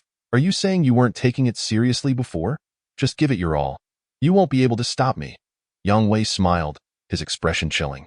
Xiao Qingyang paid little heed to Yang Wei's words, After a few seconds, he sprinted back to receive the ball, signaling for others to spread out as he prepared for another one-on-one. The players from Yunnan High School also spread out, showing no intent to assist or double-team, evidently having confidence in Yang Wei. With a swift push off his left foot, Xiao Qingyang's sneakers squeaked against the floor as he shot forward like a cheetah. His initial speed allowing him to bypass Yang Wei entirely, he inwardly scoffed. "Is this what you call being serious? You still got left behind." Xiao Qingyang leaped, ready to score another 2 points. "Watch out!" Came a sudden shout from behind, and a figure suddenly leapt from behind Xiao Qingyang, brandishing his arms and delivering a fierce slap across Xiao Qingyang's face. Though Xiao Qingyang was airborne and sensed someone approaching from behind, he was utterly unable to evade the attack. With a resounding crack, he felt a searing pain across his head and face, leaving him momentarily dazed. The audience erupted in a tumultuous uproar. The students from Class 1 felt a jolt of anxiety, with the more timid girls covering their eyes and emitting shrill screams. Yang Wei's slap was delivered with considerable force. It did not connect with the basketball, but instead struck Xiao Qingyang on the head, causing him to lose his balance midair and fall to the ground after landing unsteadily. This incident left everyone in shock on the sidelines. The hot-tempered Zhao Hao sprang to his feet, ready to charge onto the court. "What the hell is this, a fight or a game?" he exclaimed. "Calm down," his younger brother Zhao Hui quickly interjected, restraining him and reminding him, "You can't act impulsively. Rushing in would result in a technical foul. Non-players entering the court while the referee has not called for a timeout or blown the whistle would be penalized with a technical foul. Mo Fan, Gao Xiaoguang, Yang Fei, and Zhang Yong also hurried to hold Zhao Hao back, their own tempers flaring at the blatant aggression displayed. The scene on the court was chaotic.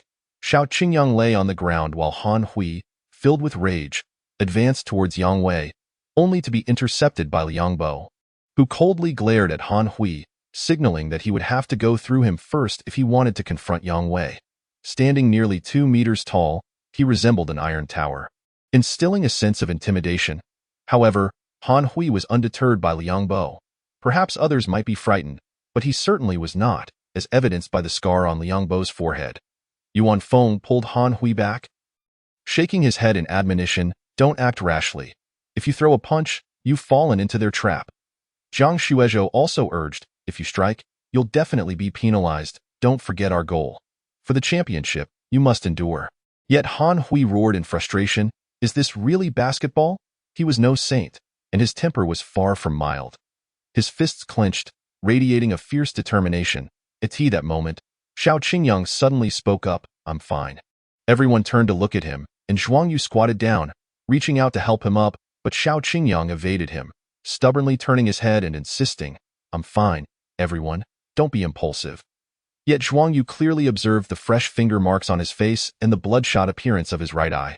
"You're in this condition and still claiming to be fine? Fine, you're stubborn and care about your pride, but at this moment, you're truly out of your mind." Zhuang Yu, equally irritable, shrugged off his frustration and stood up, heading towards the sidelines to beckon Zhao Pengzi in the audience. "Pengzi, did you capture that on camera?" Zhao Pengzi, wielding a portable camcorder, had been recording since the game commenced. Upon hearing Zhuang Yu call out, he squeezed through the crowd, replying, "I've been recording since the match began." Seeing Zhuang Yu approach with the camera, the referee appeared momentarily bewildered. Not just him, but others were equally taken aback, especially the students from Yunnan High School, who were stunned that someone had the audacity to bring a camera. The match was forcibly interrupted as Xiao Qingyang was assisted off the court for a medical check. The fresh finger marks on his face and the bloodshot eye were alarming. Even though Zhuang Yu found Xiao Qingyang bothersome, his expression darkened at the sight. Yang Guohui anxiously inquired, "How are you feeling?" "I'm fine." Xiao Qingyang forced a smile, downplaying the incident as merely a slap.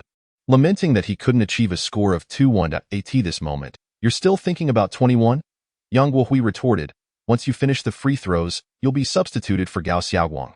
"Coach, I just finish the free throws and then switch out." Xiao Qingyang attempted to insist on continuing, but Yang Guohui interrupted him, leaving no room for argument. "Isn't this a technical foul? Are you kidding me? He just got hit like this and you're only calling it a regular foul? The refereeing is absurd." In an instant, the students from Class 1 erupted in dissent, showering the court with boos, protests, and curses. A student directed his ire at the Yunnan players, cursing Yang Wei, and then turned his vitriol towards the referees. Han Hui seethed at the ruling, but he couldn't lash out at the referees like the students, so he clenched his fists, muttering curses under his breath. Fans could vent their frustrations, but players could not. Or they too would earn a technical foul and possibly be ejected from the game. Zhuang Yu was fuming. Are we really going to let this slide? To combat the potential underhanded tactics of Yunnan High School, Zhuang Yu had specifically borrowed a portable camera from Zhao Pengzi, hoping it would serve a purpose, but now it seemed uncertain. Zhang Shuizhou shook his head. It's not entirely futile, at the very least. It serves as a deterrent, applying pressure on the referees and Yunnan High School, perhaps prompting them to behave that all. Zhuang Yu was dissatisfied but had no other options. He returned the camera to Zhao Pengzi and instructed him to continue filming. The game resumed. Xiao Qingyang stepped up to the free throw line, making only one of his 2 attempts before being substituted for Gao Xiaoguang, who was cautioned by the coach to be careful. The players nodded in agreement, their expressions fierce. Class 1 retreated defensively while Yunnan High School launched their attack. Chen Haoyu advanced with the ball, asking, "Is that kid Xiao Qingyang okay?" Though his tone seemed concerned. He quickly lowered his voice, adding coldly, "Don't rush. This is just the beginning." Zhuang Yu's pupils constricted, his eyes flashing with coldness as he couldn't help but ask, "Don't you feel that your dirty tactics are an insult to basketball?" "An insult to basketball?" Chen Haoyu laughed, looking at Zhuang Yu as if he were a fool. "Are you joking? Since time immemorial, the victor writes history. The court is a battlefield, and truth lies only with those who succeed. As long as we win, who cares how we achieve it?" "No," Zhuang Yu vehemently countered. After his parents' divorce, Zhuang Yu felt as though his entire world had turned bleak. The actions of Yunnan High School, along with Chen Haoyu's words, were not just an affront to the game.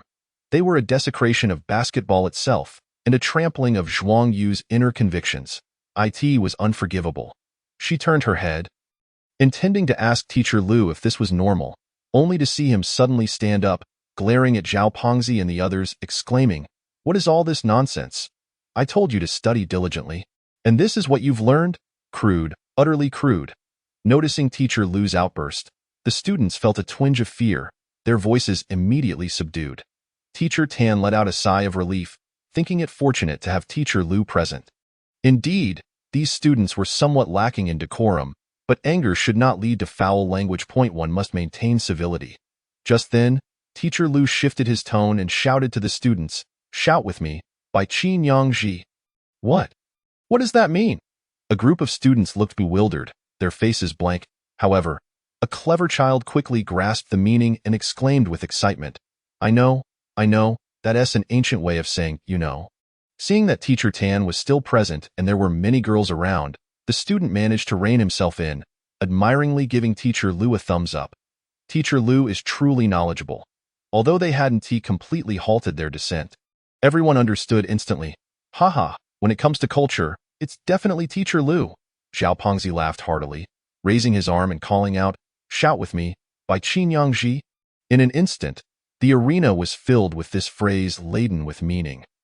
Listening to the shouts from the students of Yizhong, many were bewildered, unsure of its significance, but could easily surmise it was not a compliment. Those who understood the meaning turned pale. The referee's expression darkened. Yet he could only pretend not to hear. After all, this wasn't the NBA, where security could be summoned to remove troublemakers. This was merely a municipal high school league, devoid of security personnel, only a handful of staff who were reluctant to intervene. A group of teenagers causing a ruckus? Better to let them vent. After all, it's the referee they fear. To that end, Yang Guohui called for a timeout. This served to calm the players and to strategize anew. As the situation was decidedly unfavorable for them, as the players gathered around, Yang Guohui took a deep breath, suppressing his rising anger. He was indeed furious, but as a coach, he had to remain composed. The previous play, Yang Guohui adjusted his wording, as it was somewhat contentious.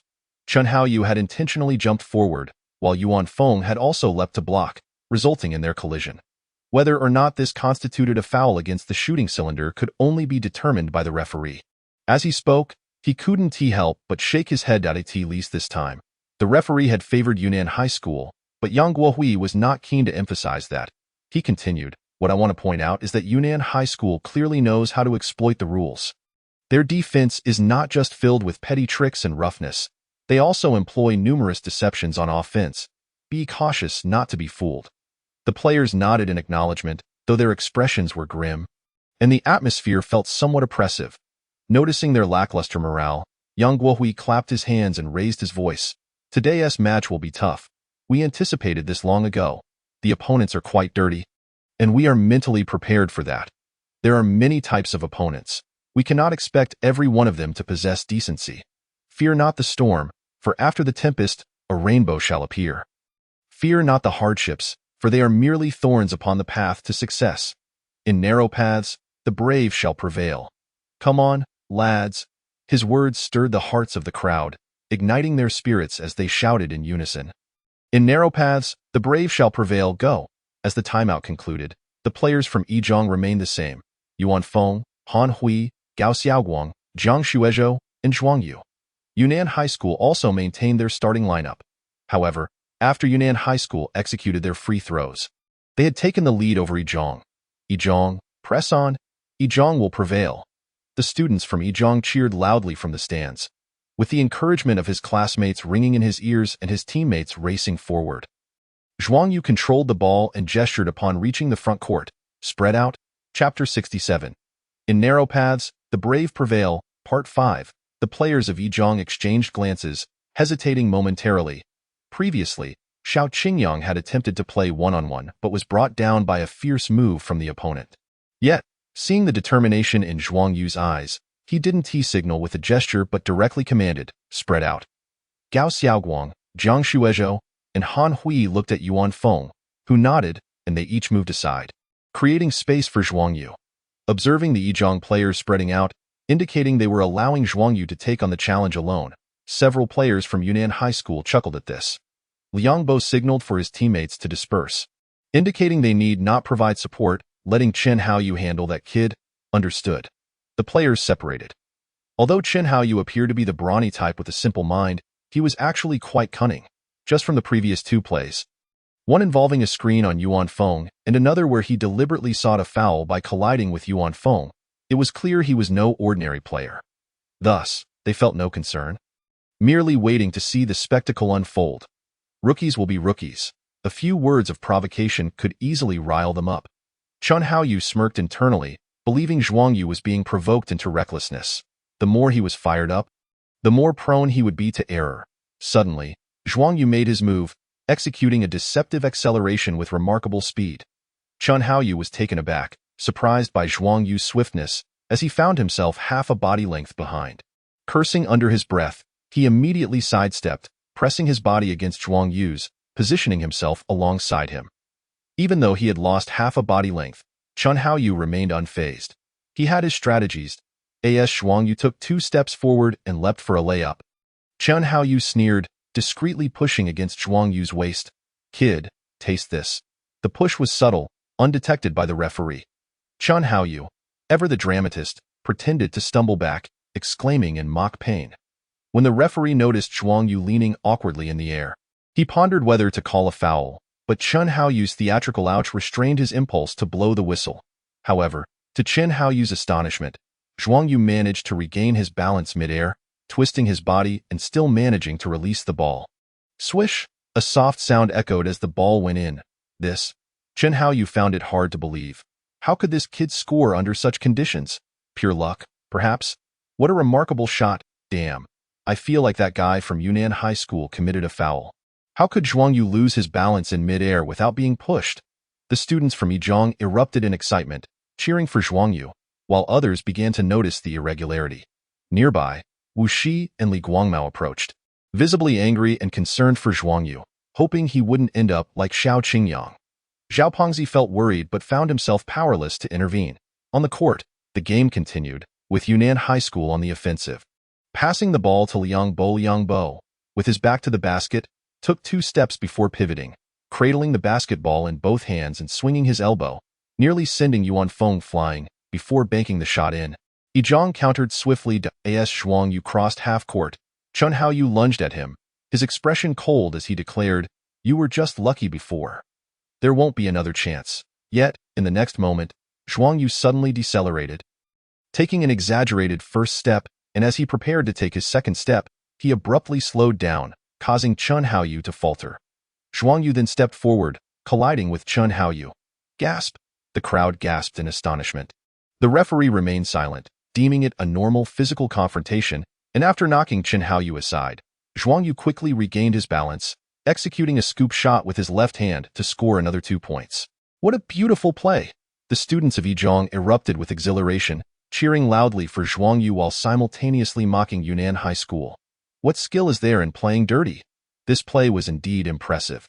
Yang Guohui finally allowed a smile to grace his face, having previously feared Zhuang Yu was emotionally compromised. Zhuang Yu is indeed formidable. Anxin also breathed a sigh of relief. After 2 consecutive successful one-on-ones against Zhuang Yu, Zhuang Yu had amassed 4 points, reducing the score gap as Yizhong regained their footing. Several players from Zhejiang frowned at Zhuang Yu, questioning his performance. What happened to you? Zhuang Yu opened his mouth. His face darkened as he cursed, damn it, next time. I'll make him pay, soon. The score became 14-13, with Yunnan High School leading by just 1 point. Yizhong gained possession of the ball. Zhuang Yu advanced, reaching the front court swiftly as Zhuang Yu, with a fierce expression, charged forward, fixating his gaze on Zhuang Yu. Kid, you've angered me. Zhuang Yu didn't even glance at him, passing the ball to Yuan Feng before initiating his movement. Zhuang Yu immediately followed, employing petty tactics, tugging at Zhuang Yu's jersey, jostling him, even attempting a grope. Though Zhuang Yu skillfully evaded all attempts, the ball. Zhuang Yu moved to the right, calling for the ball. As his teammate passed it. The moment Zhuang Yu caught it, Zhuang Yu closed in, pressing closely against him, elbow digging into Zhuang Yu's side, contemplating how to counter should Zhuang Yu attempt to break past him or shoot. Before he could finalize his thoughts, Zhuang Yu suddenly lifted the ball high with one hand. Zhuang Yu remained still. He wouldn't fall for such a feint. For a moment, he stood frozen, unable to even extend his hand. Chapter 68. When the brave meet in a narrow path, Part 6, with a swift whoosh, the basketball pierced through the net. In that fleeting moment, all present were momentarily taken aback. None had anticipated that this would be a shot. Least of all from Zhuang Yu, who executed it so remarkably. What a splendid play! A few players from the 8th school, Gao Yang, Zhang Zihao, and Rao Sheng, exchanged glances, followed by a collective wry smile. Such a shot was simply indefensible, utterly unexpected. Zhuang Yu, the number 9 from Yunnan High School, hadn't even had the chance to commit a foul. It truly left one at a loss. Rao Sheng sighed. Who could have foreseen this? Zhang Zihao cast a glance at him, realizing that after watching 2 games, Rao Sheng was on the verge of becoming a fan of Zhuang Yu. Naturally, they were supporting their own team today. No one could harbor affection for a team as unscrupulous as Yunnan High School, and besides, if they were to win, would they not face them in the next round? The whistle blew. Coach Zhang Tai of Yunnan called for a timeout. His small eyes glinting with malice, his facial muscles taut with fury, instilling fear in his players, who quickly bowed their heads in silence. Only Liang Bo remained unfazed by the coach's demeanor. Though his brow was furrowed as he cast a penetrating gaze at Zhuang Yu, muttering to himself, this kid is rather formidable, at this juncture. The score had shifted to 15-14, with Yizhong leading by a single point.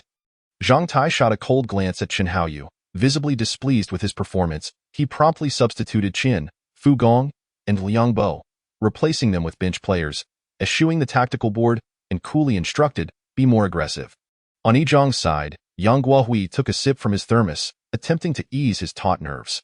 Throughout the match, he had remained on edge, wary of Yunnan High School's underhanded tactics and potential injuries to his players. Concerned about the possibility of losing, fortunately, Zhuang Yu's dazzling performance had allowed him to breathe a little easier. It was Zhuang Yu's prowess that had not only caught up but also overtaken the score, regaining the upper hand and forcing a timeout on their opponents. Tio's substitute, Zhuang Yu now would surely affect the game. The timeout concluded swiftly. On the court, Yizhong initiated an offensive play.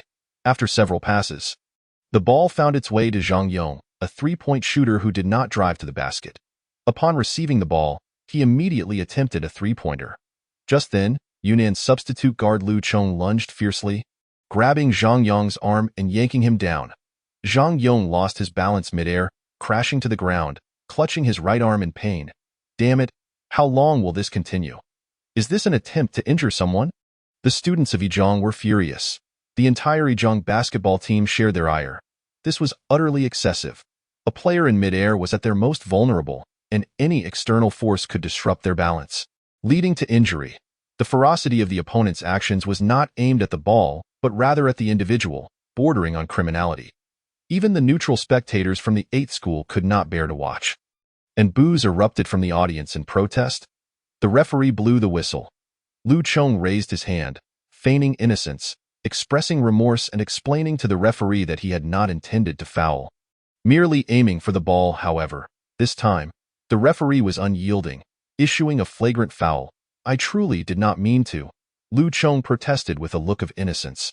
Observing his antics, those on Yunan's bench erupted in laughter. And Zhang Tai smirked in amusement. As for the flagrant foul, it bore no consequence. Lu Chong was merely a substitute, his time on the court limited, and his primary task was to commit fouls. Zhang Yong was helped off the court. He moved his arm, feeling some pain, yet it was manageable. "This is acceptable," Yang Guohui mused with a furrowed brow, opting to substitute Zhang Yong for Zhou Lei, reminding his players to exercise caution and avoid injury. Understood, they responded. In the following moments, Yizhang found themselves at a disadvantage. Yunnan High School showed no fear of flagrant fouls. Their intent was to incapacitate, a level of aggression that left Yizhang's players struggling to adapt. The score stood at 19-15. Yizhang sent Yuan Feng, Zhao Hao, Zhang Shuezhou, and Mo Fan, and Xiao Qingyang onto the court, the latter still bearing visible handprints on his face. Yet, under his insistence, Coach Yang Guohui decided to play him. With the score trailing, his scoring was indeed essential. Upon entering the court, Xiao Qingyang sought the ball, silently assuring himself that if Zhuang Yu could score against Yunnan's defense, so too could he. You never learn. Yang Wei approached Xiao Qingyang, deliberately taunting him. "What, does your face no longer hurt?" The word struck hard, igniting a fiery sensation on Xiao Qingyang's face, the handprints throbbing anew. "Humph," he huffed. "Don't think I fear you as long as I remain standing. You cannot stop me from scoring." Filled with spirit, "Are we?" Yang Wei taunted, his tone laced with mockery and exaggerated expressions. One must admit, the students from Yunnan were all skilled actors. Fury ignited within Xiao Qingyang, and with gritted teeth, he resolved to take on the challenge. He stepped forward, leaning his body to the left. Yang Wei immediately retreated, positioning himself to the right to obstruct. This moment, Xiao Qingyang executed a deceptive pivot, switching the basketball to his right hand, lowering his center of gravity to nearly graze the ground as he accelerated to the right. His speed was astonishing, effortlessly bypassing Yang Wei, who, upon realizing he had been outmaneuvered, leaped to block but was too late, revealing instead a sinister smile. Chapter 69. When the brave meet in a narrow path, Part 7, with no time to jump. Yang Wei could not feign an attempt to block and then resort to foul play, as that could easily result in a technical foul or even ejection. Yunnan High School was not foolish. Their key players would resort to underhanded tactics, but subtly. A substitute like Lu Chong could be dismissed without concern, yet losing a main player would be a significant blow. However, there remained the option to trip. As Xiao Qingyang completed his shot and descended, Yang Wei pretended to be oblivious, carelessly extending his foot, positioned just right for Xiao Qingyang to step on it upon landing. Falling from the air onto another foot could lead to an ankle sprain. Though not necessarily, yet if the opposing player withdrew their foot at that moment, the chances of injury increased significantly. Indeed. Xiao Qingyang's ankle twisted at an almost 90-degree angle, a sharp pain coursing through him, prompting an involuntary cry. With a painful wail, he collapsed to the ground, clutching his ankle with his left hand, curling up in agony. Meanwhile, the ball went in. However, no one paid attention to the score. All Yizhang students leapt to their feet, their faces pale with shock. It was evident to everyone that Xiao Qingyang had injured his ankle, and judging by his pained expression, the outlook was grim. "Damn it!" Zhao Hao yelled, charging towards Yang Wei, prepared to strike him, but someone was quicker. Han Hui, previously seated, dashed onto the court with astonishing speed, delivering a kick to Yang Wei's waist, followed by a punch that sent Yang Wei sprawling to the ground. "I'll kill you!" Han Hui roared, his pent-up rage exploding as he sought to pummel Yang Wei. "Hold him back, quickly!" In that moment, the referee grew frantic. Yunnan's players were alarmed, and Yizhang's players surged forward, creating a chaotic melee. It took a while for both sides to be separated. Han Hui was restrained by his teammates, shouting at Liang Bo, "Come on, if you have the guts, come at me." After that outburst, Han Hui turned to Xiao Qingyang, his eyes reddening with emotion. "It's all my fault. If it weren't for my grudge with Liang Bo, Yunnan High School wouldn't have resorted to such despicable tactics, causing my teammates to get hurt." A wave of self-reproach washed over him, leaving him feeling utterly depleted, as if all strength had been drained from his being. Han Hui, Yuan Feng grasped him tightly, exhaling a sigh of resignation. "Calm down. Can we still continue the game? What is the point? If this goes on, we'll all be injured," Mo Fan muttered angrily, his frustration at its peak. Having also contemplated retaliating, at that moment, Xiao Qingyang was helped to his feet. He endured the pain and addressed the group. "Senior Yuan Feng is right. The game isn't over yet. Let us not act rashly." "Shut your mouth," Zhuang Yu bellowed, pointing an accusatory finger at Xiao Qingyang. "Are you out of your mind? In a situation like this, you want everyone to stay calm. You think you're the only one with a big-picture perspective, huh? You're not afraid of pain or death? Are you? Now look where it's gotten you. You've been taken out of the game, and Zhang Yong can't play either. What is the point of continuing this match? If I hadn't been in the gym, I would have killed that Yang Wei." Upon finishing his words, without paying any heed to the astonished crowd, he turned to face Yang Wei across the court, pointing at him with an air of dominance, and exclaimed, "I curse your mother. Is it really the same Zhuang Yu?" The spectators were left in utter disbelief. Lu Laoshi, Tan Laoshi, Zhao Pengzi, Wu Shi, and others in the audience were all rendered speechless, while a few girls covered their mouths, their eyes wide with shock. Zhang Yuan wore an expression of incredulity, as if she no longer recognized Zhuang Yu. The Zhuang Yu she admired was not like this. In stark contrast, and Xian's eyes sparkled with excitement, fixated on Zhuang Yu, as she suddenly realized that this junior possessed such an imposing side. Xiao Qingyang bowed his head, unable to articulate a word, while the others stood with their mouths agape, at a loss for words. At last, it was Coach Yang Guohui who broke the silence, shaking his head and declaring, "It's come to this. Let us refrain from further comments. In a moment, Xiao Qingyang will." His words trailed off as he glanced at the players, momentarily uncertain of whom to send in. "Coach, let me go," Zhuang Yu volunteered. The crowd gasped in surprise once more. Yang Guohui hesitated. With Xiao Qingyang out, Han Hui would likely face expulsion as well. Losing two starters in an instant was a significant blow to the team, and they indeed needed Zhuang Yu. However, Xiao Qingyang had just sustained an injury. Would Zhuang Yu be targeted in the same manner? Sensing the coach's hesitation, Zhuang Yu stepped forward and asserted, "Coach, I am not being impulsive. Allow me to play. We cannot afford to lose, especially not to such a dirty team.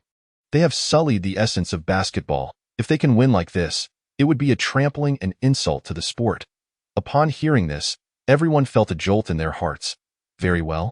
Yang Guohui responded, shaken, as he gritted his teeth and added, "You'll go in, but be cautious." "Understood," Zhuang Yu nodded. Subsequently, Yang Guohui laid out the tactical board, instinctively preparing to devise a strategy.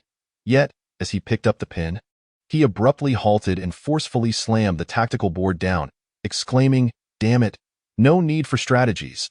Just go in and play hard. Remember, be ruthless. Against such opponents, there is no need for sportsmanship." The players of Yizhong bore expressions of grim determination, replying in unison, "Understood." The match was forced to a halt as the referees huddled together, beads of sweat forming on their foreheads. If only they had been stricter with their calls earlier, perhaps things would not have escalated to this point. After a discussion, Han Hui, the first to throw a punch, was directly ejected, while Yang Wei's foot tripping action was deemed ambiguous, intentional or accidental, but given that it had indeed caused harm to Xiao Qingyang, he received a technical foul. As for the others involved in the chaos, they were not pursued further. Despite incurring a technical foul, having put Xiao Qingyang out of commission and getting Han Hui expelled was worth it. Yang Wei wore a smug grin, but as he twisted his waist, a sharp pain shot through him, prompting an inward curse. "Damn it, my back nearly snapped." Unfortunately, Han Hui had been ejected. Liang Bo muttered to himself, having intended for Han Hui to witness his teammates being taken down one by one, ultimately losing the match. But now, he would not get to see it. The players of Yunnan High School believed the outcome of the game was no longer in doubt. Yizhong had already lost. Yet, They underestimated the fierce competitive spirit, the resolve of Zhong, and especially Zhuang Yu. Chapter 70. The brave prevail in a narrow encounter. Part 8. The match resumed. Yunnan High School had Liang Bo, Zhang Wu, Fu Gong, Yang Wei, and Qin Haoyu on the court, as Zhong had suffered significant losses. Yet the score had not widened too much, necessitating the presence of several key players to pull ahead decisively. Both sides received technical fouls, and each was to execute the ensuing free throws. Yang Wei took the free throws for Yunnan High School, perhaps influenced by Han Hui's earlier foul, failing to score a single one. For Zhong, it was Zhuang Yu who confidently sank his technical foul free throws, slightly narrowing the score gap. Qin Haoyu advanced the ball to the front court, facing Zhuang Yu, and lowered his voice. That number 15, Xiao Qingyang, is your next target. Just wait. Zhuang Yu narrowed his eyes and suddenly surged forward. His speed was astonishing, catching Qin Haoyu off guard, who immediately turned to protect the ball, but was still a moment too late, allowing Zhuang Yu to snatch it away. Damn it! Qin Haoyu cursed under his breath, determined to retaliate. Having previously missed an opportunity to take Zhuang Yu down, he was intent on making this one count. However, he soon found himself disheartened as he realized the vast disparity in their speeds. Just a few strides, and Zhuang Yu had left him far behind. Several meters away, rendering pursuit futile, let alone committing a foul. Humph, I refuse to believe you can dodge every time. Qin Haoyu could only watch as Zhuang Yu scored, his face darkening with frustration. He needed to ensure that this Zhong sophomore faced repercussions. Yunnan High School launched an offensive. As they reached the front court, Qin Haoyu carefully protected the ball, having just been stripped once, his momentum waning. He refrained from trash-talking, signaling to his teammates for a screen, yet failed to shake off Zhuang Yu, ultimately passing the ball. After a couple of passes, it found its way to Liang Bo. Liang Bo half-turned, feigning a shot, but Yuan Feng was not deceived. Liang Bo smirked, lowered his center of gravity, and accelerated, dribbling with his right hand while delivering a subtle elbow to Yuan Feng, forcing him to lag behind. After taking a couple of steps forward, Liang Bo charged into the paint. Rising against Zhao Huai's defense, clutching the ball tightly, intent on dunking. He had no regard for Zhao Huai. This is BDT that moment. Gasps filled the air. Liang Bo's heart skipped a beat before he could react. A large hand descended from above, slapping the basketball from his grasp and sending it flying. What? Liang Bo's heart trembled as he turned to see Yuan Feng glaring at him coldly, his eyes filled with a fierce intensity. How is this possible? How did he catch up?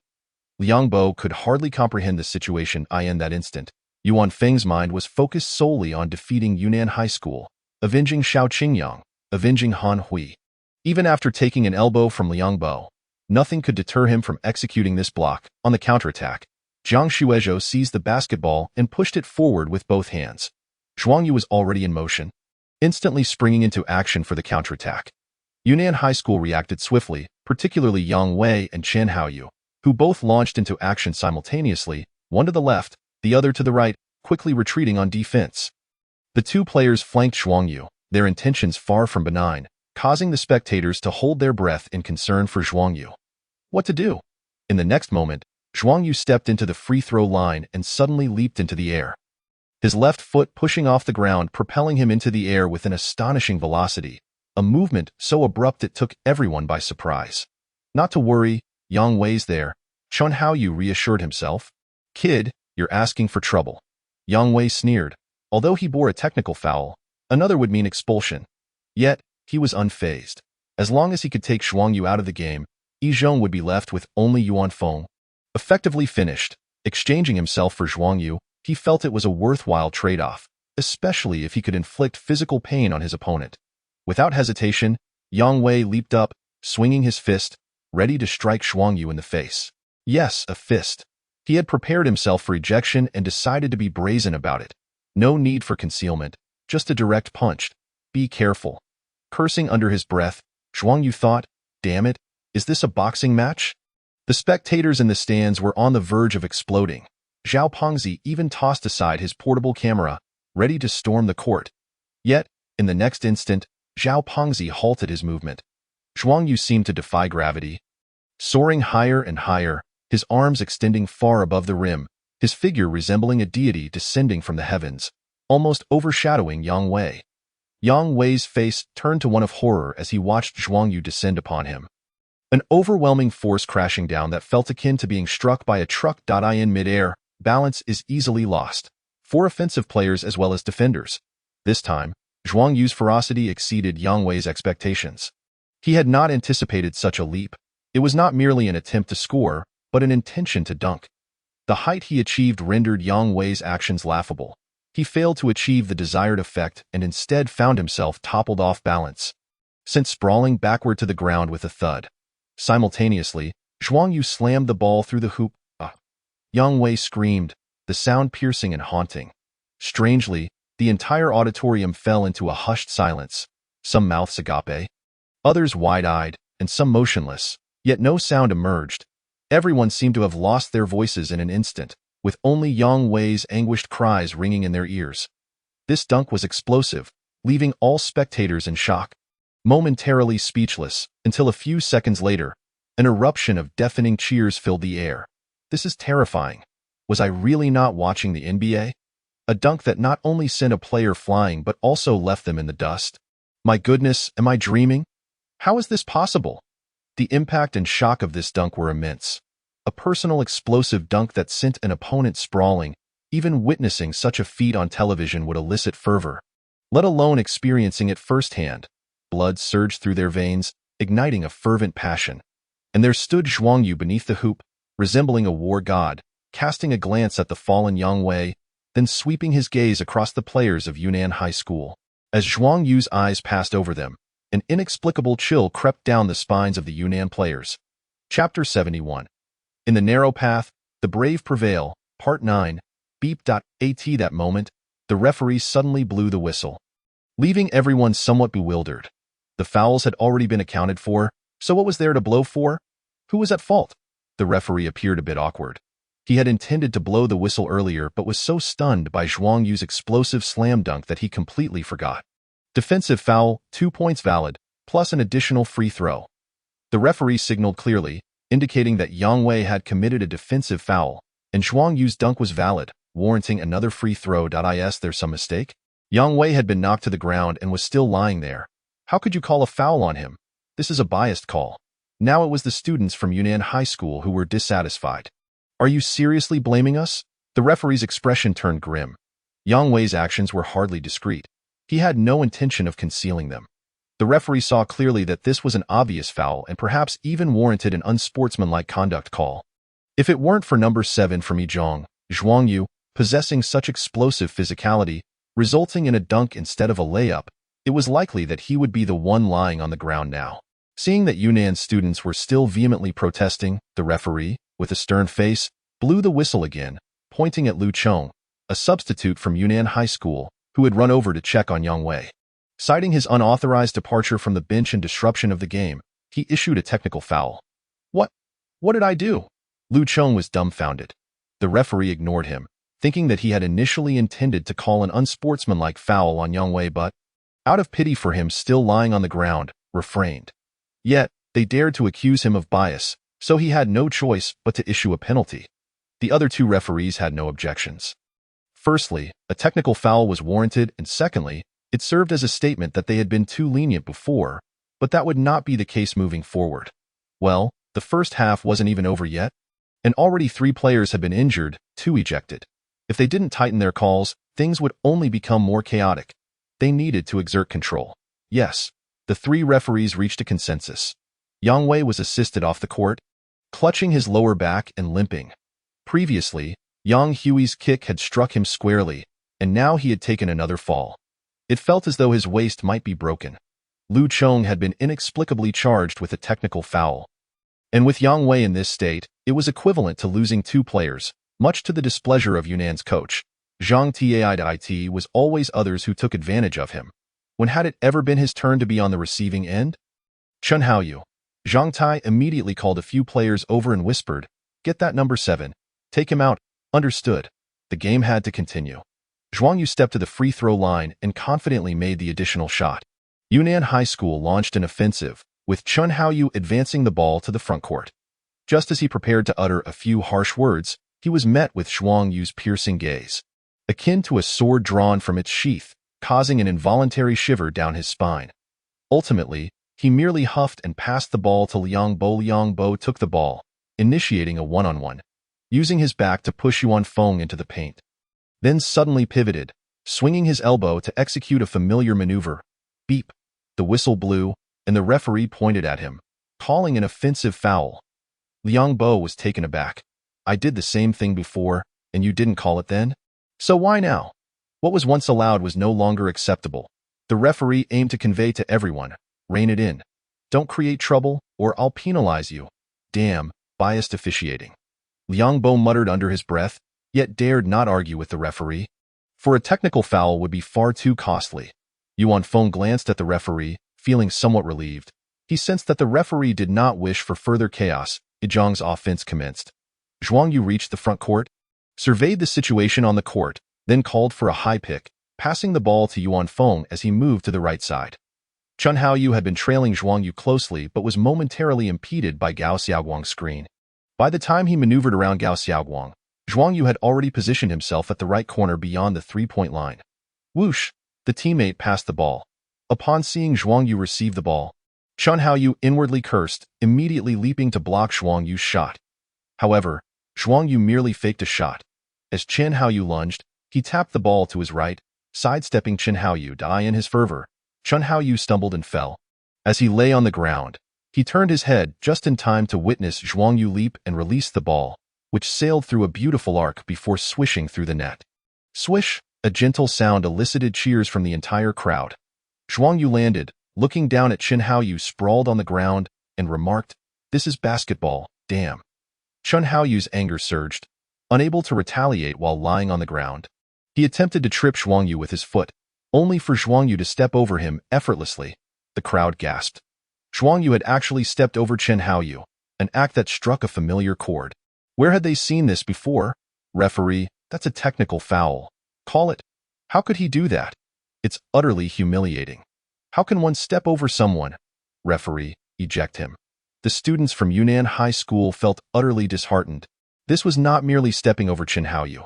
It felt like trampling over the very name of Yunnan High School, leaving them feeling humiliated. Yet the referee offered no response. Chen Haoyu had attempted to trip him. So was it unreasonable for Zhuang Yu to evade? Stepping over him was hardly surprising. No worries. Defend well. Zhang Tai shook his head, shouting onto the court. Are you all right? Liang Bo rushed over, extending a hand to help Chen Haoyu up. Chen Haoyu shook his head. Physically he was fine, but mentally he felt as if trampled by a herd of cattle, his gaze vacant. In the ensuing minutes, Yizhang completely seized the momentum, as the referee's calls grew increasingly stringent. Yunnan High School began to accumulate fouls. Initially indifferent, they soon grew anxious as the foul count climbed. It was only the first half, and Liang Bo had already been charged with 3 fouls. Chen Haoyu with 2, Zhang Wu with 3, and Fu Gong with 2. Several key players were encountering foul issues. Moreover, the score had shifted in Yizhang's favor, rapidly widening the gap. Damn it. Zhang Tai was nearly on the verge of smashing his chair. Initially, with Xiao Qingyang injured and Han Hui ejected, the situation had seemed favorable for Yunnan High School. So how had it devolved to this? He glared fiercely at Zhuang Yu. It was this kid? All because of this kid. In the blink of an eye, the first half came to an end. The score on the court was 37-33, with Yizhang leading by 4 points. A few players from Yunnan High School trudged off the court, heads downcast. Chen Haoyu plopped onto the bench, his eyes vacant, his expression dazed, his mentality shattered. Chapter 72. In the narrow path, the brave prevail, Part 10. During the halftime break, the audience continued to discuss the first half of the match. The players from Bajong were in awe, as both Yunnan High School and Yizhang had delivered quite a shock. Yunnan High School was exceedingly rough. Indeed, they were brutal, their tactics veering dangerously close to intent to injure. If we were to face Yunnan High School, thankfully we are not. We have definitely underestimated Yizhang, particularly Zhuang Yu. Even in such circumstances, Yizhang still managed to maintain a lead over Yunnan High School. How many points has Zhuang Yu scored? At least 10. I presumed that if not for him, the game would have already spiraled out of control. The Bajong players conversed, their hearts filled with trepidation. Though they were loath to admit it, they all understood that if they were in Bajong's position, whether facing Yunnan High School or Yizhang, they would likely suffer a devastating defeat. Meanwhile, on the sidelines, the players from Yunnan High School gathered around Zhang Tai, who wore a stern expression. It's only the first half. We are merely down by 4 points. What the hell are those expressions? You'd make me think we've already lost. A group of players lifted their downcast heads. In truth, Zhang Tai understood that the team's morale was low because their traditionally aggressive style of play seemed ineffective.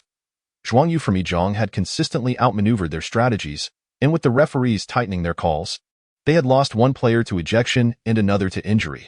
The players suddenly realized that their previously successful tactics were no longer applicable, and they hesitated to employ them. Offense had never been Yunnan High School's strong suit.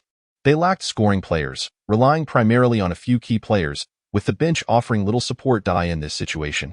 If the key players accumulated too many fouls and were ejected early, even if they managed to defend against Yizhong, Yunnan High School would lack the ability to convert successful defenses into scoring opportunities. Ultimately, the game would come down to who could score more points, however. Zhang Tai pondered. A spark of inspiration struck him, and a smile crept across his face as he clapped his hands, addressing his players. Everyone, perk up. It's only the first half. The referees tightening their calls is not a disaster. Worst, we can tone down our actions. Moreover, we aren't simply reliant on incapacitating opponents. Hearing this, the players looked at Zhang Tai, wondering if they had any other skills. Zhang Tai's expression turned serious as he continued, the strict officiating may be a disadvantage for us, but it isn't necessarily favorable for Yizhong either. Over there, Yuan Feng has already committed 3 fouls, Gao Xiaoguang 2, Zhang Shuezhou 2, and Zhuang Yu 1. They aren't faring much better than we are now. I want you to take care of Yuan Feng. In an instant, the players exchanged glances, uncertain of how to proceed. Should they incapacitate him? Who would take on that task? Observing the expressions on the players' faces, Zhang Tai's countenance darkened as he remarked, it is not about rendering him useless. Merely ensuring he graduates with 5 fouls is sufficient. He needed just 2 more fouls, after which Yuan Feng would be disqualified, leaving Zhong Yi with only Zhuang Yu, who would be unable to withstand the pressure alone. Therefore, it was not a cause for concern. The players suddenly realized, their eyes lighting up with understanding. In the blink of an eye, the second half commenced. On Zhong Yi's side, Yuan Feng, Zhao Huai, Gao Xiaoguang, Zhang Shuezhou, and Zhuang Yu took to the court. Except for Zhuang Yu, the others were seasoned players, as their experience was deemed crucial against such a team. Yunnan High School deployed nearly all their starters, with only Yang Wu sidelined due to injury. Replaced by a substitute. As the second half began, Yunnan High School altered their strategy, no longer aiming to incapacitate their opponent, yet still engaging in numerous minor infractions, skillfully showcasing their acting prowess, falling at the slightest contact. Within 2 minutes, Yuan Feng was called for an offensive foul in the low post. He executed a feint for a jump shot before driving towards the basket. He leapt to take the shot. Liang Bo moved in, thrusting his face forward and emitting a dramatic cry, clutching his face as he fell backward. The referee blew the whistle, signaling an offensive foul. Yuan Feng was left speechless. It was Liang Bo who had thrust his face into the fray. How could he be blamed? In an instant, Yuan Feng accumulated 4 fouls. Though he remained on the court, he was acutely aware that he was 1 foul away from disqualification. Both offensively and defensively, he dared not be overly aggressive, which naturally diminished his effectiveness on both ends of the court. 2 minutes later, Yang Guohui shook his head and substituted Yuan Feng out. Initially, Yang Guohui did not send Zhuang Yu in for a brief respite. Instead, he opted for Yuan Feng, Zhang Shuezhou, and Mo Fan to lead with 2 substitutes. However, less than 2 minutes into this arrangement, Yuan Feng was again called for a foul, earning his 5th and final foul and consequently being ejected from the game. Yuan Feng felt a wave of frustration wash over him. Yang Guohui furrowed his brow. With Xiao Qingyang injured and Han Hui expelled, now with Yuan Feng disqualified, only Zhang Shuezhou and Zhuang Yu remained among the 5 starters. He glanced at Zhuang Yu, the sole remaining strong point for Zhong Yi, with several minutes still left in the game and the score not favoring them significantly. Coach, let me in, Zhuang Yu stood up and implored. Yang Guohui nodded, showing no hesitation as there were no other viable options. Meanwhile, the audience fell silent, and one had anticipated the game's tumultuous twists and turns, culminating in such a precarious situation for Zhong Yi. Oh dear, this is dire. Zhuang Yu is the only strong point left, the spectators murmured. The other positions lacked any advantage, particularly in the paint, where, without Yuan Feng and Han Hui, the remaining players could not withstand Liang Bo's prowess. who was poised to dominate the interior. Indeed, this is incredibly vexing. In the stands, spectators engaged in discussions. Zhao Pengzi, Wu Shi, Li Guangmao, and others wore expressions of discontent. Zhao Pengzi sighed, quietly turning on his portable camera, relieved it had survived the fall and could continue to record. The game pressed on. Zhong Yi's lineup shifted to Zhao Hao, Yang Fei, Gao Xiaoguang, Zhang Shuizhou, and Zhuang Yu. Without Yuan Feng, coach Yang Guohui had no choice but to deploy two centers. Hoping to enhance their defense against Liang Bo yet, this tactic yielded no results. Even combined, Zhao Hao and Yang Fei could not match Liang Bo in height, athleticism, or experience. In no time, Liang Bo wreaked havoc in the paint, scoring at will. The referee's whistle pierced the air, pointing at Zhao Hao, who was called for a reaching foul, sending Liang Bo to the free throw line for 2 shots. This foul occurred after Liang Bo received the ball in the low post and pivoted to the basket. Zhao Hao had no choice but to commit the foul. Timeout. Coach Yang Guohui called for a pause. The players gathered on the sidelines, their spirits dampened. If it weren't for Yuan Feng and Han Hui being ejected, we would surely be leading by now. Let us not dwell on that. Even if Xiao Qingyang hadn't been injured, having both him and Zhuang Yu would have bolstered our outside shooting. Someone else chimed in. Yes, this is utterly frustrating. Our inability to match their strength isn't the issue. We have managed to endure their underhanded tactics, yet if we lose to Yunnan High School, no one will be satisfied. Xiao Qingyang stood up. Coach, perhaps I should come back in. Get lost. Zhuang Yu retorted sharply, just sit tight. We're only down by 6 points. It's not insurmountable. With that, he disregarded Xiao Qingyang's frustrated expression and turned to Yang Guohui. Coach, let me take charge for the remainder of the game. Trust me. Instantly, all eyes were on Zhuang Yu. Specifically, with 1 minute and 45 seconds remaining and a 6-point deficit, catching up was no simple feat. All right, Yang Guohui pondered briefly before decisively saying, it's in your hands. His teammates voiced no objections, as Zhuang Yu was the most reliable scorer on the court. Yang Guohui then unfolded the strategy board, outlining a game plan centered around Zhuang Yu, instructing everyone to create opportunities for him. After the strategy session, the timeout concluded. Zhuang Yu swiftly advanced the ball to the front court, only to be met by a tight double team from Yunnan High School. Fully aware of the dwindling time, they recognized Zhuang Yu as the sole threat. Neutralizing him was imperative. With a cold snort, Zhuang Yu saw Chen Haoyu and Fu Gong closing in from either side. Instead of passing or retreating, he resolutely surged forward. Suddenly accelerating, he capitalized on the gap before their double team fully converged, tapping the ball ahead and slipping through the narrow space between them. Gasps filled the stands. Chen Haoyu and Fu Gong were taken aback, astonished that Zhuang Yu had managed to navigate past them both. In the next moment, Zhuang Yu seized the basketball and charged towards the paint. Leaping to confront Liang Bo with 4 fouls to his name, Liang Bo jumped to block the shot but had to temper his actions. Another foul would see him ejected from the game. Swish! Zhuang Yu hung momentarily in the air before banking the shot off the glass successfully. The score shifted to 60-56, narrowing the gap to 4 points. Great shot. Only 4 points remain. Let us go. Zheng Yi. The students erupted in cheers, rallying for their players. On the court, Yunnan High School initiated their offense. With time running low, their approach was deliberate. They consumed precious seconds before handing the ball back to Liang Bo. Blow! The referee's whistle pierced the air, calling a foul on Gao Xiaoguang as he reluctantly watched Liang Bo stride to the free throw line, secretly cursing his luck. Thud. The ball clanged off the rim. It missed entirely. Whether it was Gao Xiaoguang's curse or divine intervention against Yunnan High School's underhandedness, Liang Bo shockingly missed both free throws. Yang Fei grabbed the rebound, igniting Zhong Yi's counterattack. Upon reaching the front court, Zhuang Yu encountered yet another double team from Yunnan High School, this time executed with great resolve. Chen Haoyu and Fu Gong swiftly positioned themselves outside the 3-point line. Zhuang Yu furrowed his brow, forced to pass the ball out before sprinting. Keep up with him, quickly, Zhang Tai shouted, prompting a rapid defensive switch from Yunnan's players. Zhuang Yu abruptly halted, spinning past Zhang Wu and maneuvering to the right side beyond the 3-point arc. Signaling for the ball as his teammate passed it to him, Zhuang Yu leapt into the air. Zhang Wu, having turned to pursue him, leaped as well, confident in his 193 centimeters height advantage, believing he could block the shot. At that moment, Zhuang Yu leaned back. What? Zhang Wu gasped, astonished at the backward 3-point attempt. Zhuang Yu's body arched backward, nearly teetering out of bounds, yet with unwavering determination, he flicked his wrist, releasing the ball. Zhuang Yu failed to make contact, turning to witness the basketball soaring in a high arc before swishing through the net. The crowd erupted in exuberance. It was an incredibly difficult leaning three-pointer. With Zhuang Yu's successful shot, the score shifted to 60-59, leaving only a 1-point deficit. Damn, how did that even go in? Unbelievable. The students from Yunnan High School were dismayed, watching the 6-point lead evaporate to a mere 1-point gap.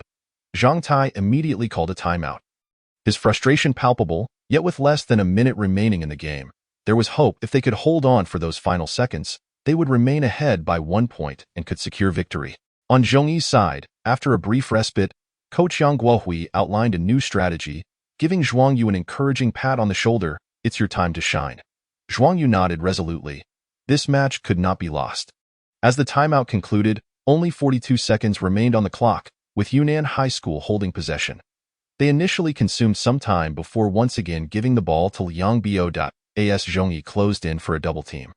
Liang Bo attempted to draw a foul, but this time the referee remained silent, and his shot ricocheted off the rim. Chow, Liang Bo cursed under his breath, glancing at the game clock.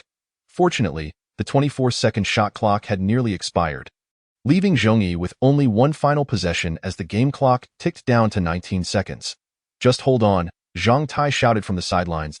As the clock ticked down the final 20 seconds. A mere point separated the teams, and the atmosphere grew palpably tense. Everyone rose to their feet, their eyes unblinking as they fixated on the court. Jiangning No. 1 High School seized possession of the ball, passing it to Zhuang Yu. Just as Zhuang crossed the midcourt line, Yunnan High School closed in on him with a double team, resolutely choosing to focus their defense on Zhuang, even at the risk of leaving other players unmarked. Zhuang Yu swiftly distributed the ball to Jiang Shuizhou, yet Jiang hesitated to take the shot, opting instead to wait for Zhuang to create an opening for the final attempt. Both teams were in constant motion, all eyes trained on Zhuang Yu, while Jiang Shuizhou struggled to find an opportunity to pass the ball back. Time was fleeting. Chapter 74. The Incredible Last-Minute Shot, Part 2, with less than 10 seconds remaining. Zhuang Yu finally broke free from his defenders, positioning himself beyond the three-point line. However, the defenders immediately swarmed him once more. Zhuang furrowed his brow, realizing he lacked a clear opportunity to shoot. Thus, he decided to drive to the basket. Lowering his center of gravity, he executed a swift change of direction, weaving along the baseline. Several players from Yunnan High School collapsed their defense, creating a congested throng in the paint, with Liang Bo, Zhang Wu, and Fu Gong all tightly packed within the 3-second area, effectively blocking every possible route. Humph, I refuse to believe you can score from this, Liang Bo scoffed, his gaze locked onto Zhuang Yu. Ahead of him stood the towering figures of Liang Bo and Zhang Wu, both exceeding 6 feet tall, their arms elevated high, completely obstructing the space for a shot, rendering the hoop invisible. Furthermore, with the clock winding down, he had no choice but to shoot immediately. This shot was doomed to fail. In the stands, the crowd was divided between relief and despair. Yet Zhuang Yu refused to concede defeat. He leaped with the ball, not aiming for the hoop, but rather floating towards the backboard in midair. His body drifted beyond the baseline, spinning to face the backside of the backboard. He released the ball with one hand. What? Is this even possible? This throw left everyone in stunned silence.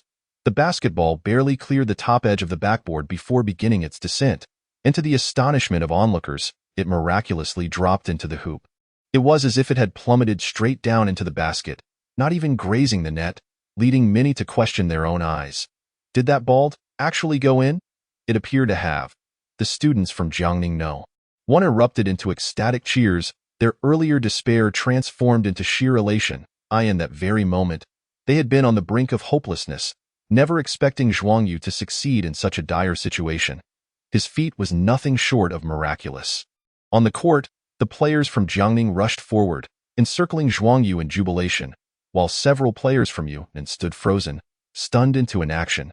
But then, Liang Bo suddenly shouted, "No, that shot was after the buzzer. Time had expired, the game was over, and that shot shouldn't count." Yes, yes. The referees glanced towards the technical table. In an instant, several staff members seated there found themselves in a quandary. In a city high school league, such regulations were rarely strictly enforced. While there was indeed a shot clock, everyone had been engrossed in the match, none watching the timer. Who could have anticipated such a nearly buzzer-beating scenario? At that moment, Zhao Peng, filled with excitement, jumped up, brandishing a portable camera and exclaiming, "I got it on film. I captured it all." Instantly, the staff and referees exhaled in relief. With mere seconds left, the last second shot stood. The referees declared the basket valid. The final score was 61-60, and through Zhuang Yu's astounding shot, Jiangning number 1 triumphed over Yunnan High School, clinching victory in this match. "We did it. That was no easy feat, humph. Had it not been for Yunnan's despicable tactics, we would have won far more comfortably. Indeed, it's truly shameful. Even at this late stage, they attempted to play dirty, claiming the shot was after time had expired. They simply cannot handle defeat." The students from Jiangning were elated, while simultaneously mocking Yunnan High School, labeling them a bunch of dirty, despicable individuals who deserved it. Zhuang Yu approached Zhao Peng, playfully patting his belly, and remarked, "Thankfully, you recorded it. Otherwise, we would have had to argue endlessly." Zhao Peng adjusted himself. "Isn't it because you foresaw this? Ha ha ha." Zhuang Yu laughed heartily, originally intending for Zhao Peng to carry the portable camera as a precaution against any underhanded tactics from the opposing side, to have evidence if needed. Ironically, it had proven invaluable at the last moment. Making the effort worthwhile, a group of Yunnan players left, filled with resentment, refusing to shake hands. There was no camaraderie to be found in this contest. Against such a team, only a painful defeat would suffice. At the second municipal hospital, Xiao Qingyang and Zhang Yong were undergoing examinations, while Zhuang Yu and the others awaited outside. Glancing at his teammates, Zhuang Yu noticed Han Hui was absent and inquired of Yuan Feng, "Senior, I didn't see Han Hui on the bus. Where did he go?" After the game concluded, the group finally spotted Han Hui. Upon learning of the victory, Han Hui sighed in relief, but when the bus departed from Bai High School, he was missing from the vehicle. He had gone to confront Liangbo. Yuan Feng replied. Noticing Zhuang Yu's expression shift, understanding he was jumping to conclusions, he clarified, "Don't worry, he isn't seeking a fight with Liangbo." He informed the coach first. "That's good." Zhuang Yu breathed a sigh of relief.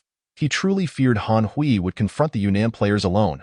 Fighting was one matter, but to go solo was another entirely. After some thought, Zhuang Yu couldn't suppress his curiosity and asked, "Senior, what exactly transpired between Han Hui and Liangbo?" Yuan Feng sighed and began. This story dates back to Han Hui's middle school days. It turned out that Han Hui and Liangbo attended the same middle school, though Liangbo was a year ahead of him. Both tall, they made the basketball team. Their team, much like Yunnan High School today, emphasized fierce defense, often resorting to underhanded tactics, playing in a rather unsportsmanlike manner. Yet they managed to win numerous matches in such an environment. Han Hui was influenced by Liangbo and other players, gradually becoming a delinquent. After graduating middle school, Liangbo left for Yunnan High School, yet he and Han Hui continued to associate frequently. It wasn't until Han Hui arrived at Jiangning No. 1 and encountered Coach Yang Guohui and Yuan Feng that he began to change, distancing himself from Liangbo one day. Liangbo sought out Han Hui, claiming he had a problem with some street thugs and arranged to meet in a desolate area in the south of the city. Inviting Han Hui to back him up, Han Hui was reluctant, but feeling unable to decline, he decided to go, thinking he might as well lend some support. However, just as he reached the school gates, he ran into Yuan Feng, who stopped him. Fortunately, Yuan Feng intervened. Han Hui later learned that Liangbo and Xiao Gao had been surrounded by a group of street thugs, and when tensions flared, a fight broke out. Although Liangbo and Xiao Gao were both large, they were outnumbered, and in a moment of impulsiveness, Xiao Gao brandished a knife, injuring one of the thugs. Chapter 75. I accept your challenge. The incident escalated significantly, leading to police involvement. Xiao Gao was arrested, but fortunately, no one was killed. However, since he was over 16, he ultimately received a 1.5-year sentence. Liangbo was involved in the brawl but didn't inflict any injuries. His family had connections and paid some money, resulting in only a few days of detention, followed by mandatory suspension from school. This event had a profound impact on Han Hui. He felt immense relief that Yuan Feng had stopped him, as otherwise, he could have faced a fate similar to Liangbo or Xiao Gao, effectively ruining his life. It was after this incident that Han Hui fully reformed, becoming obedient to Yuan Feng. Had it not been for Yuan Feng, he shuddered to think of what might have happened a month later. Liang Bo unexpectedly showed up at Jiangning number 1 looking for Han Hui. They stepped outside the school, and without warning, Liang Bo struck Han Hui with a punch, angrily demanding to know why Han Hui hadn't shown up that day, leaving him and Xiao Gao to face a crowd alone. Han Hui, equally furious, retorted, questioning Liang Bo's need for aggression. Why couldn't he just focus on his studies? Had Liang Bo not sought confrontation, Xiao Gao would never have been pushed to stab someone, resulting in a 1.5-year sentence and ruining his future. Both were filled with rage, and a scuffle ensued at that moment. Yuan Feng arrived, having heard about the tall outsider seeking Han Hui. Concerned, he rushed over, only to find the two grappling. When he attempted to intervene, Liang Bo, in a fit of rage, knocked him down and seized his throat. Seeing Yuan Feng struggling for breath infuriated Han Hui, who spotted a brick nearby and hurled it at Liang Bo's head. With a sickening thud, blood splattered. Liang Bo released Yuan Feng, wiping the blood from his forehead, glaring fiercely at Han Hui. Han Hui felt a surge of panic but stood defiantly. Locking eyes with Liang Bo, Yuan Feng managed to rise, rubbing his sore neck while positioning himself protectively in front of Han Hui. Blocking Liang Bo for a moment, silence enveloped them. After a prolonged pause, Liang Bo wiped the blood from his face, disdainfully spat it on the ground, and declared, "I misjudged you." Before turning to leave, it wasn't until Liang Bo's figure vanished that Han Hui exhaled, collapsing onto the ground. Yuan Feng initially worried he had sustained an injury, only to see Han Hui burst into tears. The towering young man crumpled on the ground, sobbing like a child. From that day forward, Liang Bo never reappeared. Han Hui didn't seek any news about him. It was as if they had become strangers, unaware that a year later, they would cross paths again in the City League. Sigh. Yuan Feng lamented, revealing that Liang Bo had once looked after Han Hui, treating him with great care. Zhuang Yu listened, at a loss for words. At this moment, Yang Guohui was accompanying Xiao Qingyang when Zhang Yong emerged. The players immediately surrounded them, inquiring, "How is it? Have the test results come out? Is there anything wrong?" A cacophony of voices filled the air. Yang Guohui revealed a smile, expressing his relief. "Fortunately, the test results are in. Zhang Yong has a strained arm and will need a few days of rest. Xiao Qingyang's ankle sprain is not severe.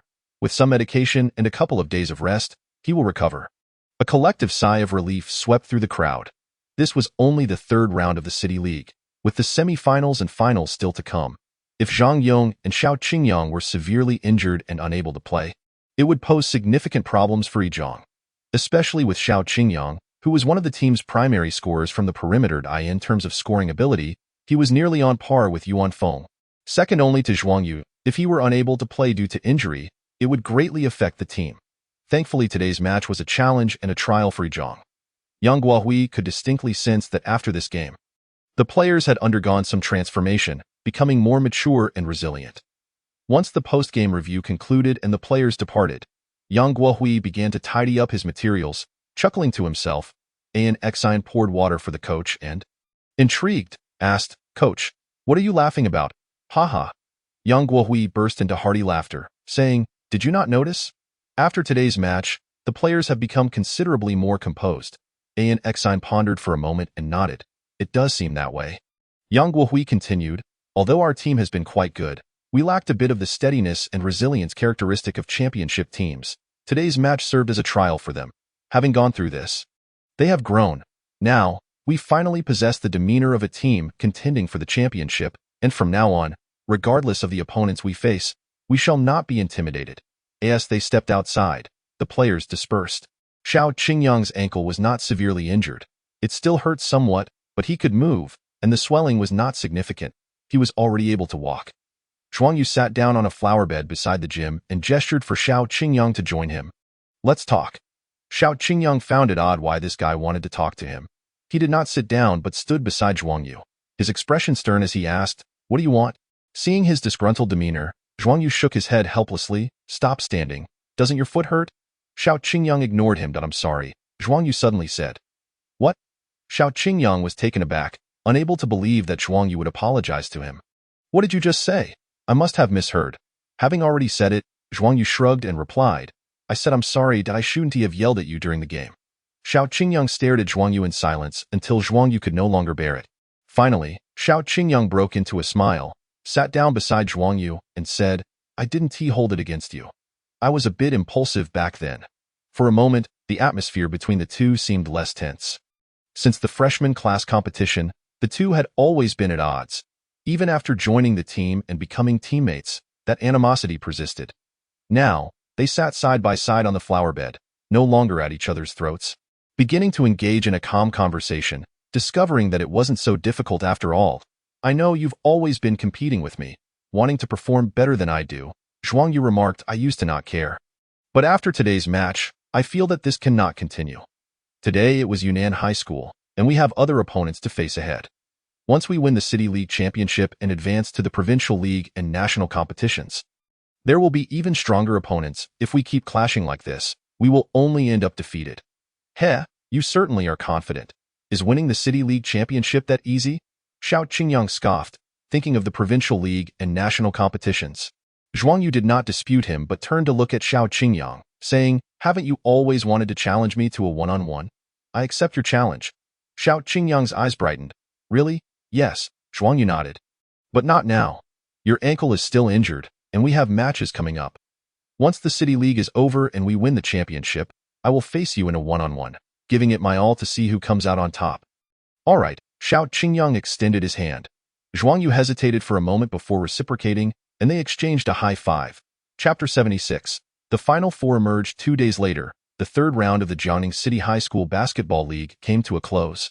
And the final 4 teams were determined: Yizhong, Shizhong, Qizhong, and Bazhong. Yizhong, needless to say, was among them. Shizhong, the reigning champions from last year, had been a strong contender for several years, claiming the City League Championship twice in 4 years, solidifying their dominance. Qizhong was also formidable, especially in the past 2 years. They won the City League Championship 2 years ago and narrowly lost to Shizhong last year, finishing second. From the previous 3 rounds of matches, Qizhong clearly had the strength to back it up, successfully advancing with an average margin of victory of around 10 points in each match. Their prowess was evident. As for Bazhong, their emergence was somewhat unexpected. As last year's 5th-place team, they were undoubtedly strong but had only made it to the top 8 last year, failing to reach the Final Four. It must be said that Bazhong had excellent fortune, perfectly avoiding Yizhong, Yunnan High School, and other strong opponents. After the Final Four were determined, the next step was the semi-finals draw. 18 noon. Gao Yang, Zhang Zihao, Rao Shang, and others gathered together, each having prepared their meals. Yet none seemed to have much appetite. The players repeatedly glanced toward the cafeteria entrance, seemingly waiting for someone. He's here. Suddenly, their eyes lit up as Rao Shang and Zhang Zihao stood up, watching as Yu Rui hurriedly ran toward them. Panting. It was now late October, soon to be November, and while the daytime temperatures were no longer high, Yu Rui was drenched in sweat, clearly having run over. How did it go? What are the draw results? Who's our next opponent? The players crowded around him. Why, Yu Rui, catching his breath, waved his hand for a moment before speaking. The draw results are out. Our next opponent is... He started to say, but then began to cough, choking on his words due to his excitement. The teammates were anxious, and Rao Sheng frowned, saying, it can't be Yizhong, right? Facing Yizhong would be tough.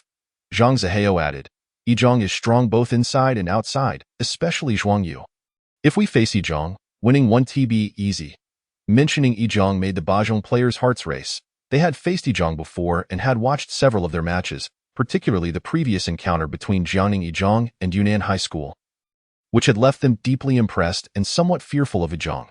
No, it's not Yizhong. Yu Rui finally managed to speak after catching his breath. Phew, that's a relief. You nearly gave me a heart attack. The teammates sighed in relief, only to hear Yu Rui, with a grim expression, add, it's Shizhong. Our next opponent is Shizhong. Instantly, the teammates felt disheartened. Damn, you could have finished that in one breath, just when I was relieved it wasn't Yizhong. You tell me it's the defending champions, Shizhong. Is Shizhong any easier to deal with than Yizhong? For a moment, the Bazhong players could only force a smile. Had they drawn Qizhong, they might have felt they could put up a fight. But facing Shizhong. It seemed hopeless.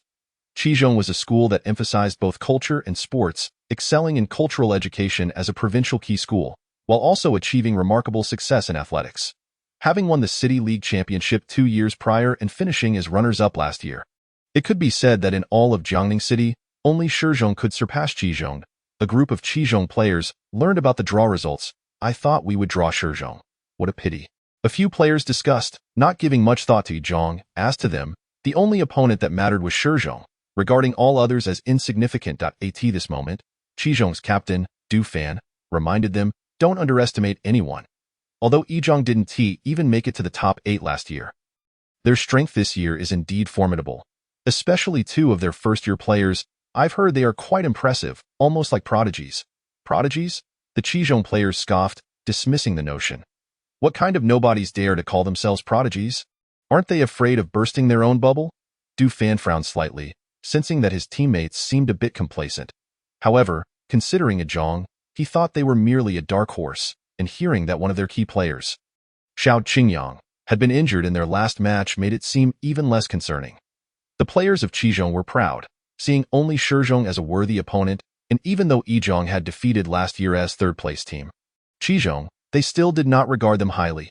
Qizhong, just a group of defeated foes. Yizhong. Yang Guohui received the draw results earlier in the morning, but chose not to announce them hastily. It wasn't until the afternoon training session when all the players had gathered at the gym that Yang Guohui revealed the draw results. The semi-finals matchups are set. We will be facing Qizhong. Qizhong? The players raised their eyebrows, their eyes glimmering with excitement rather than fear. After 3 matches, the confidence of the Yizhong players had solidified, and following their previous match, they had undergone a transformation. In the present day, they possess ample confidence and maturity, neither underestimating any opponent nor being intimidated by the prestige of Qizhong. As his gaze swept over the crowd, Yang Guohui nodded in satisfaction and remarked, "Now, let me share the situation regarding Qizhong." After listening to the coach's explanation, Zhuang Yu gained an understanding of Qizhong. They are a formidable team, particularly adept at offense, with their star player named Du Fan, who also serves as the captain. Standing at an impressive height of 187 centimeters, he boasts exceptional physical attributes and remarkable scoring ability, somewhat reminiscent of Xiao Qingyang. Unable to resist, Zhuang Yu turned to glance at Xiao Qingyang. He was not alone. Yuan Feng, Han Hui, and others also directed their attention towards Xiao Qingyang. With his chin raised and confidence radiating, Xiao Qingyang declared, "Just leave Du Fan to me." Yang Guohui then looked at Xiao Qingyang and inquired about his foot injury. Xiao Qingyang promptly responded, "It's all healed," Tio assured the coach. He jumped twice in place, signaling that everything was perfectly fine. "That's good to hear." Yang Guohui nodded. Qizhong would not be an easy opponent, and Xiao Qingyang was a crucial scorer for the team. If he were to miss the game due to injury, it would significantly impact the team. However, he quickly added, "For now, just practice shooting and refrain from participating in contact drills. Focus on your recovery." "What?"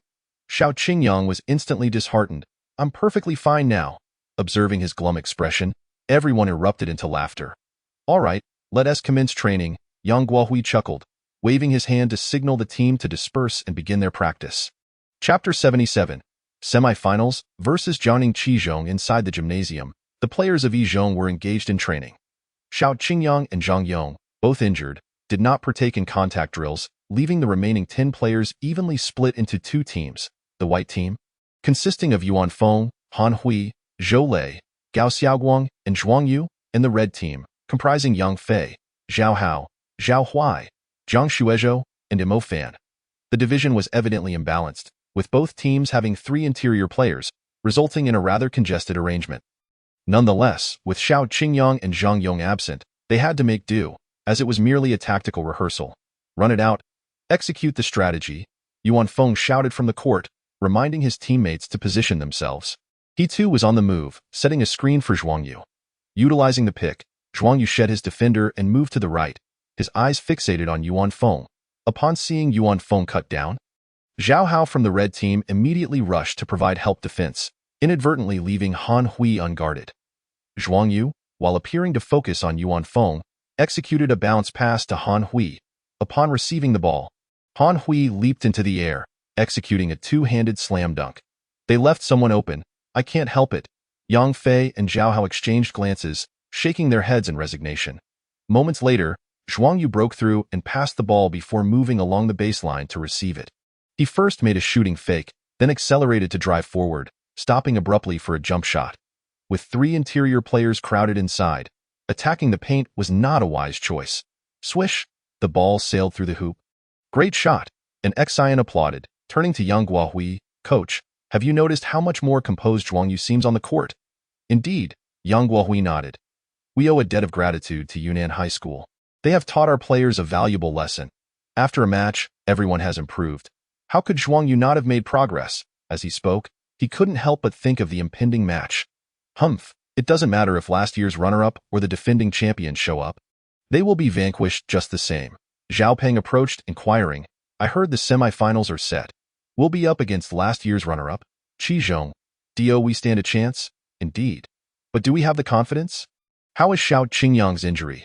Wu Shi, Li Guangmao, and a few other classmates also gathered around, including two girls who were all focused on Zhuang Yu. Scanning the group, Zhuang Yu noticed Zhang Yuan was absent, which surprised him, though he paid it little mind and smiled. Xiao Qingyang is fine. As for our confidence, I can't say for certain. Regardless, our goal remains unchanged. We aim for the championship. Instantly, his classmates felt reassured and expressed their determination to support the basketball team. After the students dispersed, Zhuang Yu settled into a seat and turned a glance at Zhang Yuan, only to find she immediately lowered her head, avoiding his gaze. Pongzi, Zhuang Yu inquired curiously, have you noticed that Zhang Yuan has been acting a bit strange these past few days? She not only avoids me but seems to be deliberately distancing herself. Ha, you just noticed? Zhao Peng chuckled. I've been aware of it for a while. I overheard Zhang Qin from our class mention that Zhang Yuan told her she no longer likes you. Oh, Zhuang Yu pondered, asking why but decided against it. Wasn't this better? Yet, why did it feel slightly unpleasant? Weekend. Outside Yizhong's gate. At 3 in the afternoon, the players gathered at the school entrance, preparing to head to Jiangning Sanzhong for the semifinals. The match was set to take place at Jiangning Sanzhong, which was not far from Yizhong, and the earlier start time was due to it being the weekend. In fact, many students had already made their way to Sanzhong, including Zhao Yuanhao, Li Guangmao, Wu Shi from Class 8, and numerous students from other classes eager to secure good seats and cheer for the Yizhong basketball team. Is everyone here? Yang Guahui scanned the crowd and called out, Let us go. The group boarded the bus. Half an hour later, the bus arrived at Sanzhong. Although Sanzhong's athletic performance was average, it stood as one of the top high schools in Jiangning, boasting excellent facilities, including a basketball gym. Upon arriving at the gym, Zhuang Yu could already hear the deafening roar of the crowd. My goodness, how many people are here? Even before entering, the noise was overwhelming. Yang Fei, Zhang Yong, and Zhou Lei, the first-year players, were equally astonished. The previous 3 rounds of matches had not been this lively. Han Hui explained with a smile, it's because it's the semifinals and also the weekend. In the earlier rounds, only the participating teams and their respective schools would attend, along with students from the host school. Today is different. People from other unrelated schools have also come to watch, hence the larger crowd. The veteran players remained composed, clearly accustomed to such scenarios. Although Yizhong did not advance past the top 8 last year, Yuan Feng, Han Hui, Zhang Xuezhou, and the others had specifically attended the semifinals and finals. Oh, Yang Fei scratched his head, feeling a bit anxious. There's no need to be nervous. It's just a larger crowd. Yuan Feng reassured Yang Fei, Zhang Yong, and Zhou Lei, then pointed at Zhuang Yu and Xiao Qingyang with a grin. Look at them. Zhuang Yu and Xiao Qingyang aren't nervous at all. The 3 of them exchanged glances, and indeed, Zhuang Yu and Xiao Qingyang displayed no signs of anxiety. They felt a bit embarrassed but quickly realized that Zhuang Yu and Xiao Qingyang had the strength and confidence to remain calm. How could they compare? As the group entered the gymnasium, they were immediately met with a wave of overwhelming noise. There were cheers and boos alike, and the stands were nearly filled to capacity, which was quite snug for a high school basketball venue. Portion of the crowd was made up of Yizhong students, while others were from Qizhong, Sanzhong, and various other schools. The atmosphere was vibrant. The Qizhong supporters had already arrived. Yuan Feng gestured towards the court. Zhuang Yu looked over to see a group of players warming up, clad in blue jerseys emblazoned with the name Jiangning Qizhong. Scanning the players, he matched their names with the information he had previously gathered. Meanwhile, the Qizhong players also glanced in their direction. That number 15 is Xiao Qingyang. I heard he got injured. I wonder if he will play today? It doesn't matter. He's just a first-year rookie. All the hype outside is overrated. I doubt he has anything special. The one standing next to Yuan Feng is Zhuang Yu. In the last match against Yunnan High School, he scored 28 points single-handedly, leading Yizhong to victory. He is said to be quite impressive, with sharp driving skills and adept passing, not inferior to Xiao Qingyang. Oh? That one. He is only about 180 centimeters tall. He doesn't look that impressive. But anyone who can score 27 points in a game should be worth keeping an eye on. As the Qizhong players scrutinized Zhuang Yu and the others, they engaged in conversation, as they had never encountered each other before and were only able to identify them by their jerseys. Qizhong had indeed conducted inquiries into Zhuang Yu and Xiao Qingyang, but their pride led them to dismiss the significance of those findings. Chapter 78. The tower. The match was scheduled to commence at 4 in the afternoon, with only a few minutes remaining and the audience steadily increasing in number. Even crowding the aisles that a few individuals squeezed their way through, and the front row, irritated, turned to protest, only to be startled at the sight of 5 towering figures. Among them, one stood over 2 meters tall, resembling a living iron tower. Seeing their imposing heights and robust physiques, the front row quickly lost their bravado, stepping aside to make way.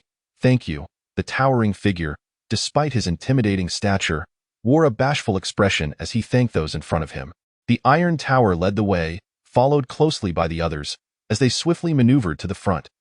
Their towering presence effectively blocked the view of those behind, prompting some discontent, though no one dared to voice their grievances.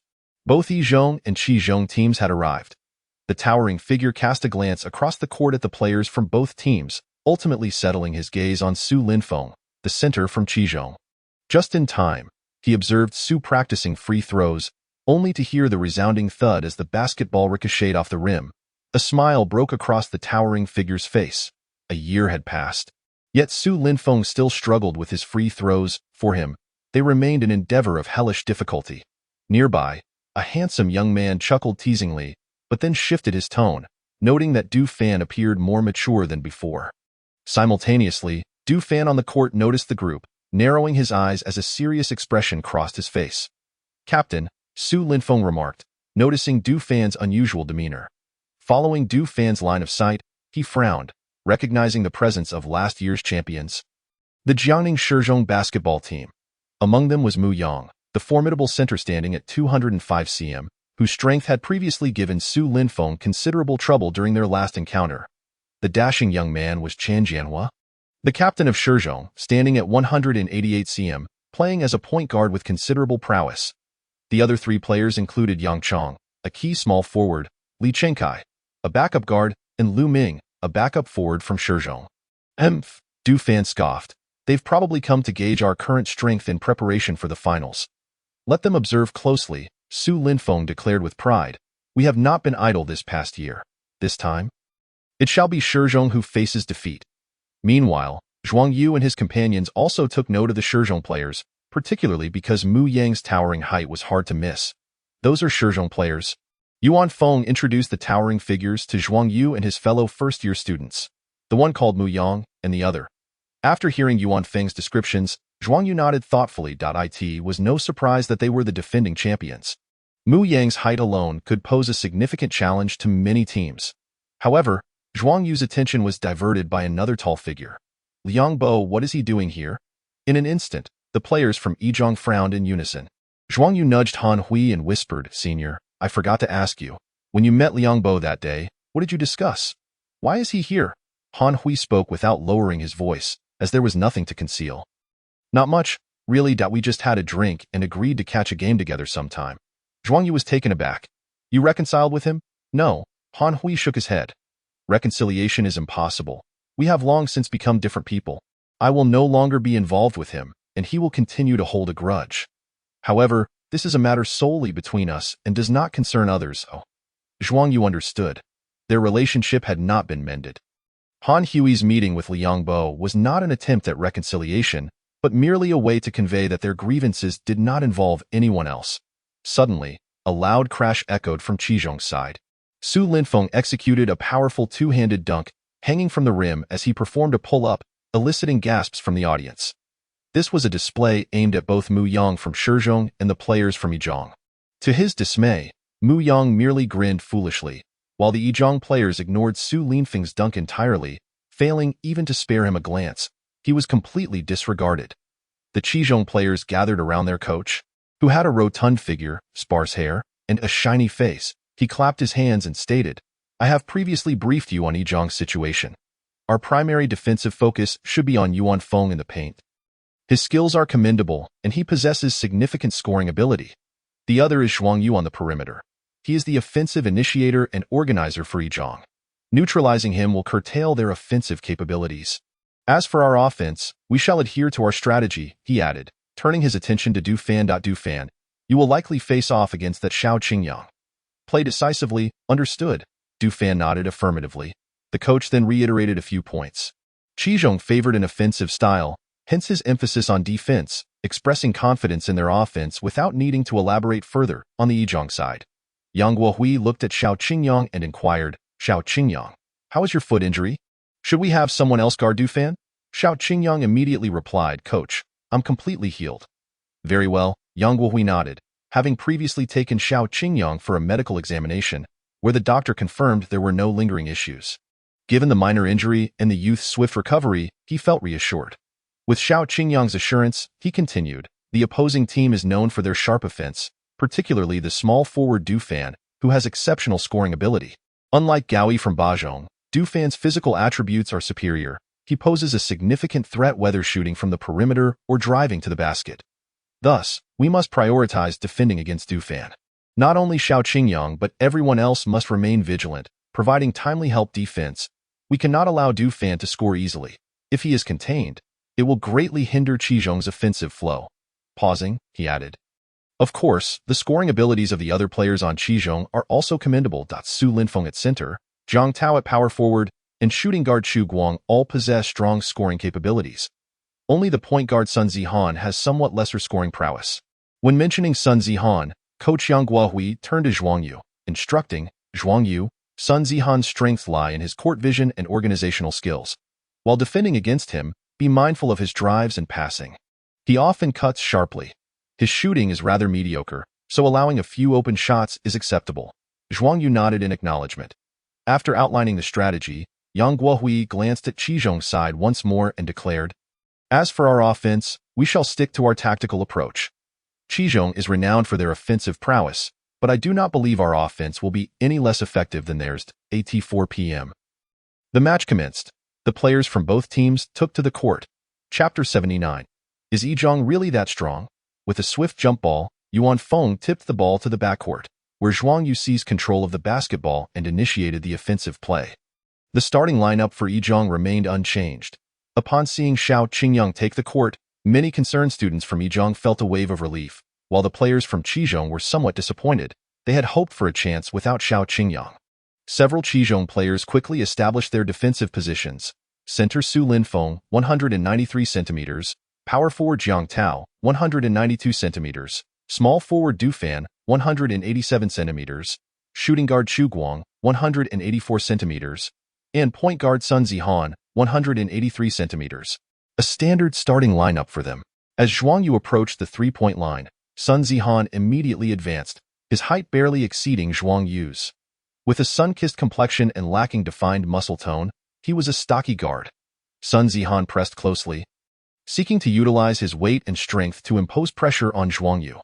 However, Sun Zihan's style of play was ill-fated against Zhuang Yu's speed. Without calling for a screen, Zhuang Yu took a step back to create space, then accelerated suddenly, gliding past Sun Zihan with ease. Wow, so fast! Sun Zihan gasped in surprise, reaching out in a futile attempt to grab him, only to shout, Help defense! I've got this! Su Linfeng stepped up, crouching low as he focused on Zhuang Yu. The latter slightly decelerated, gathering the ball, feigning a sudden jump shot. Su Linfeng instinctively leapt to block, but Zhuang Yu executed a bounce pass into the hands of Yuan Feng. Qizhong had anticipated this. With Su Linfeng moving to assist, while Zhang Tao shifted toward the basket to guard Yuan Feng. Yet, he underestimated Yuan Feng's agility. Yuan Feng lifted the ball as if to shoot, then half-turned, evading Zhang Tao with a deft little floater.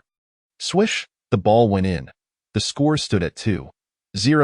The match had barely begun, and the coach from Qizhong only furrowed his brow slightly, not overly concerned, as his players launched their counterattack. Sun Zihan advanced the ball to the front court, eager to test Zhuang Yu's capabilities. He signaled to his teammates to spread out and then isolated Zhuang Yu, performing a series of between-the-legs dribbles before accelerating suddenly. As a stocky guard, Sun Zihan demonstrated surprising speed. Catching Zhuang Yu off guard, but he was still no match for Zhuang Yu's quickness. Zhuang Yu swiftly sidestepped and positioned himself. However, as their bodies collided, Sun Zihan relied not on speed but on strength to push through. Most opponents would be easily displaced. A force struck Zhuang Yu, making him involuntarily take a step back, but he quickly steadied himself, engaging in a physical contest with Sun Zihan. Huh? Feeling the unexpected resistance, Sun Zihan was taken aback. He hadn't anticipated Zhuang Yu's strength to be so formidable. With a scoff, he exerted more force. Yet, at that moment, Zhuang Yu unexpectedly retreated, catching Sun Zihan off guard. Cursing inwardly, Sun Zihan stumbled, his movements faltering. Clang! The score read 4-0. Zhang had taken an early lead of 4-0, and the students in the audience from Qizhong were instantly displeased. Come on, they didn't even defend properly. One acceleration and he got past. Play better. Yet, some among them remained composed, sensing the underlying currents of the game. Among the 10 players, their discerning eyes naturally surpassed those of ordinary students, allowing them to swiftly identify the underlying issues. Mu Yang observed Zhuang Yu on the court and remarked, "The number 7 from Yizhong possesses remarkable speed, far surpassing Sun Zihan, and his defense is astute." Indeed, Chen Jianhua nodded, chuckling, "That fool Sun Zihan is probably too full of himself, underestimating his opponent. He deserves to suffer the consequences." Liu Ming, nearby, joined in the laughter. "I've reviewed Yizhong's match statistics. While I can't speak for the other positions, the number 7 definitely outshines Sun Zihan in the point guard role.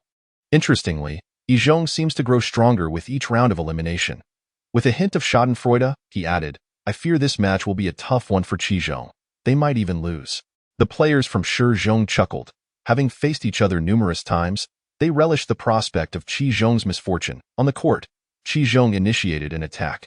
Sun Zihan, frustrated after a recent steal, glared fiercely at Zhuang Yu as he advanced. "Pass the ball," a voice called out. Sun Zihan glanced at Du Fan and reluctantly made the pass. Du Fan recognized that Sun Zihan was at a disadvantage against Zhuang Yu, so he proactively requested the ball to prevent Sun Zihan from making a reckless play. Upon receiving the ball, Du Fan focused on the formidable Xiao Qingyang, feeling a weight of responsibility. He was acutely aware of the opponent's prowess, especially after Yizhong's decisive 4 o'clock lead, prompting him to reassess both Yizhong and the abilities of the first-year players. Zhuang Yu and Xiao Qingyang spread out. Du Fan signaled to his teammates. He took a tentative step, suddenly shifting his shoulder and leaning right, feigning a breakthrough from that side. Xiao Qingyang instinctively shifted to his left. In that moment, Du Fan leaped, executing a clean jump shot that caught Xiao Qingyang off guard. Swish, the ball went in. What a remarkable play by Du Fan. The Qizhong students erupted in cheers. Xiao Qingyang frowned slightly, muttering to himself, "He certainly has some skill, but it was just one shot." As Yizhong moved to attack, Zhuang Yu approached the front court, setting a screen for Yuan Feng before passing the ball to Jiang Shuizhou. After briefly holding the ball, Jiang Shuizhou noticed Xiao Qingyang approaching and quickly sidestepped, executing a handoff pass to Xiao Qingyang while obstructing his defender. Upon receiving the ball, Xiao Qingyang accelerated toward the paint, leaping towards Su Linfeng, who attempted to block him. However, Xiao Qingyang leaned back, executing a fadeaway jumper that perfectly swished through the net.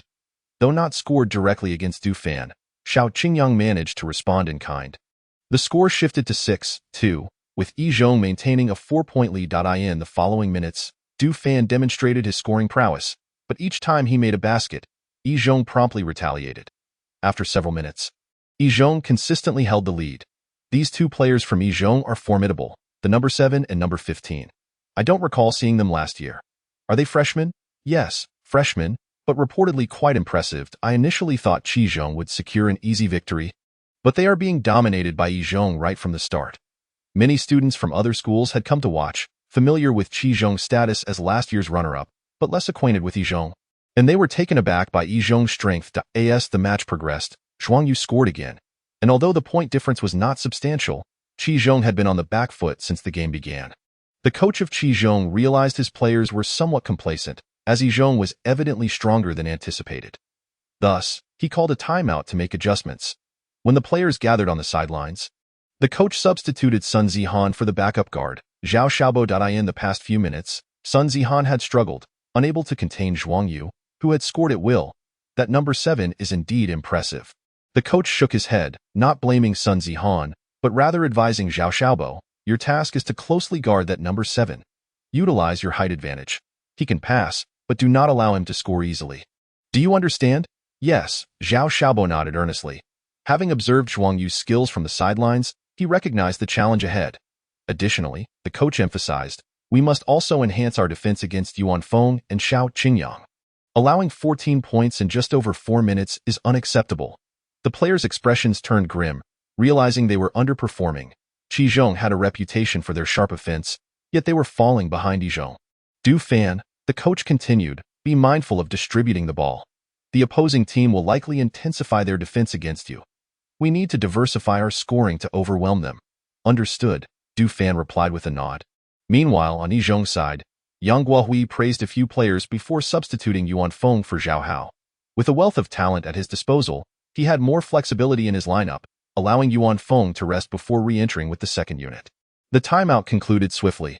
Zhao Xiaobo, standing at 186 centimeters, was taller than both Sun Zihan and Zhuang Yu. While his breakthrough ability might not match Sun Zihan's, it was clear that against Zhuang Yu, Sun Zihan's skills were ineffective.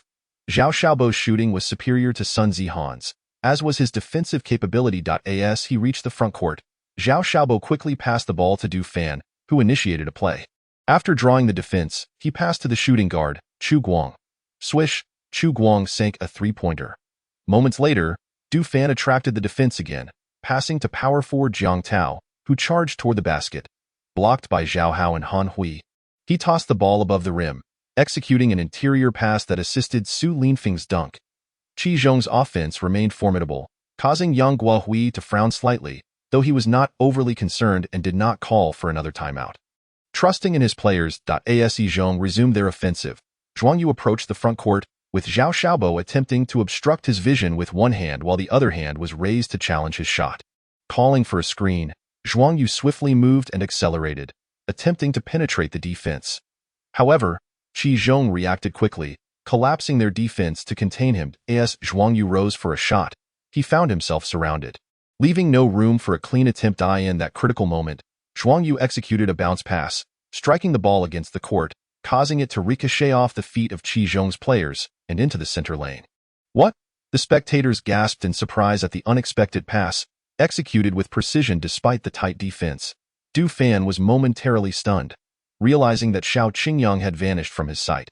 All attention was fixated on Zhuang Yu, who seemed poised to take a contested shot, but Xiao Qingyang swiftly broke free from Du Fan, cutting through the center lane. The ball was perfectly timed, allowing Xiao Qingyang to catch it and execute a delicate layup. In truth, Xiao Qingyang was uncertain whether Zhuang Yu would manage to make the pass. He simply sensed that Zhuang Yu could release the ball, prompting his cut. Zhuang Yu had noticed Xiao Qingyang's position earlier but lacked the time to signal him, relying instead on instinct to deliver the pass. The entire sequence unfolded in a heartbeat, not as a prearranged tactic, nor was there any prior communication or even a shared glance. Yet, it flowed seamlessly, as if destined to occur. Marvelous. The spectators erupted in applause, praising the exquisite collaboration. Yang Guohui couldn't help but admire the play, astonished by the newfound synergy between Zhuang Yu and Xiao Qingyang. It was noteworthy that their previous interactions had been marked by rivalry, hardly ever displaying such cohesion. In another instance of a fast break, Xiao Qingyang had secured a rebound and launched the ball forward. Only then did the crowd realize that Zhuang Yu had already sprinted ahead. Reaching the front court, Qi Zhong's players were left stunned, unable to catch up as they watched Zhuang Yu effortlessly finish with a layup. What a fantastic play! The crowd cheered, acknowledging the swift execution as Zhuang Yu completed the fast break before Qi Zhong could react. Today, both Zhuang Yu and Xiao Qingyang exhibited exceptional performances, captivating the audience. The seamless interplay between them was a sight to behold, leaving even Yi Zhong students astonished at the unexpected chemistry they had displayed. As the players from Yi Zhong descended onto the sidelines, their teammates rushed to greet them, encircling Zhuang Yu and Xiao Qingyang, animatedly discussing the duo's seamless collaboration. Zhuang Yu, how did you anticipate Xiao Qingyang's cut? I could hardly react during that fast break. Xiao Qingyang, you certainly have the audacity to throw that ball. How did you know Zhuang Yu was sprinting down? That was quite a forceful pass. Only Zhuang Yu could handle it. If it were anyone slower, that ball would have surely gone astray. The voices of the group filled the AI. In truth, both Zhuang Yu and Xiao Qingyang were equally astonished. This marked the first occasion they had set aside their preconceived notions and frustrations, consciously cooperating with one another, and they had not anticipated such positive results. With smiles, they extended their hands to one another, delivering a resounding high five. Chapter 81. Answer ball. On Yizhong's side, Yuan Feng was accompanied by Gao Xiaoguang, Zhao Huai, Zhou Lei, and Mo Fan. Notably, Gao Xiaoguang and Mo Fan had previously been starting players, boasting considerable skill. Although this lineup was not as formidable as before, it was still quite capable. Meanwhile, Qi Zhong had introduced Jiang Tao and Sun Zihan, relying on these two to lead three substitutes, rendering their team relatively weaker. Moments later, the score escalated to a 12-point lead. Beep. The coach of Qi Zhong called for a timeout. At this juncture, both the coach and the Qi Zhong players wore expressions devoid of ease or disdain, replaced instead by gravity. The Qi Zhong players bowed their heads, unable to mount any retort. Substitutions were made. The Qi Zhong coach began to replace players, realizing that relying solely on the rotation was ineffective. He brought Du Fan and Su Linfeng onto the court. Following this substitution, Qi Zhong gradually began to regain momentum. Asserting their dominance, a timeout was requested. Coach Yang Guohui called for a pause. Despite the slight deficit, he did not reprimand his players. The opposing team had nearly fielded their entire starting lineup, while his own Zhuang Yu, Xiao Qingyang, Han Hui, and Jiang Shuezhou remained on the bench. Given the circumstances, their performance was commendable. Zhuang Yu, Xiao Qingyang, Han Hui, you three will enter together, Yang Guohui declared, executing a triple substitution. Zhuang Yu's trio replaced Yuan Feng, Zhou Lei, and Mo Fan. Subsequently, Yang Guohui unfurled the tactical board. Currently, we lack an advantage inside. So the key lies in our perimeter play, especially you two, Zhuang Yu and Xiao Qingyang. Unleash your scoring abilities and aim for as many points as possible. After outlining his strategy, Coach Yang Guohui stowed away the tactics board. A few players stepped onto the court. Simultaneously, Qi Zhong made their own substitutions on the court. Only the power forward position was filled by a substitute. The other four positions were all starters, with Su Linfeng, Du Fan, Chu Guang, and Sun Zihan present. The decision to play Sun Zihan instead of Zhao Xiaobo stemmed from the realization that Zhao Xiaobo could not effectively contain Zhuang Yu. Since it was evident that none could, it was better to have Sun Zihan on the court, who could at least orchestrate Qi Zhong's offense, potentially improving their performance to ASA result. Zhuang Yu was effectively neutralized, forcing Yizhong to contract their defense and converge on Sun Zihan. In that moment, Sun Zihan seized the opportunity to distribute the ball to Chu Guang, stationed beyond the three-point arc, an area that had been neglected. Swish! Chu Guang scored a three-pointer. Be mindful not to leave anyone open. Yang Guohui shouted from the sidelines, aware that Qi Zhong's Chu Guang possessed a commendable three-point shooting ability. Zhuang Yu and the others acknowledged his command, swiftly initiating a counterattack.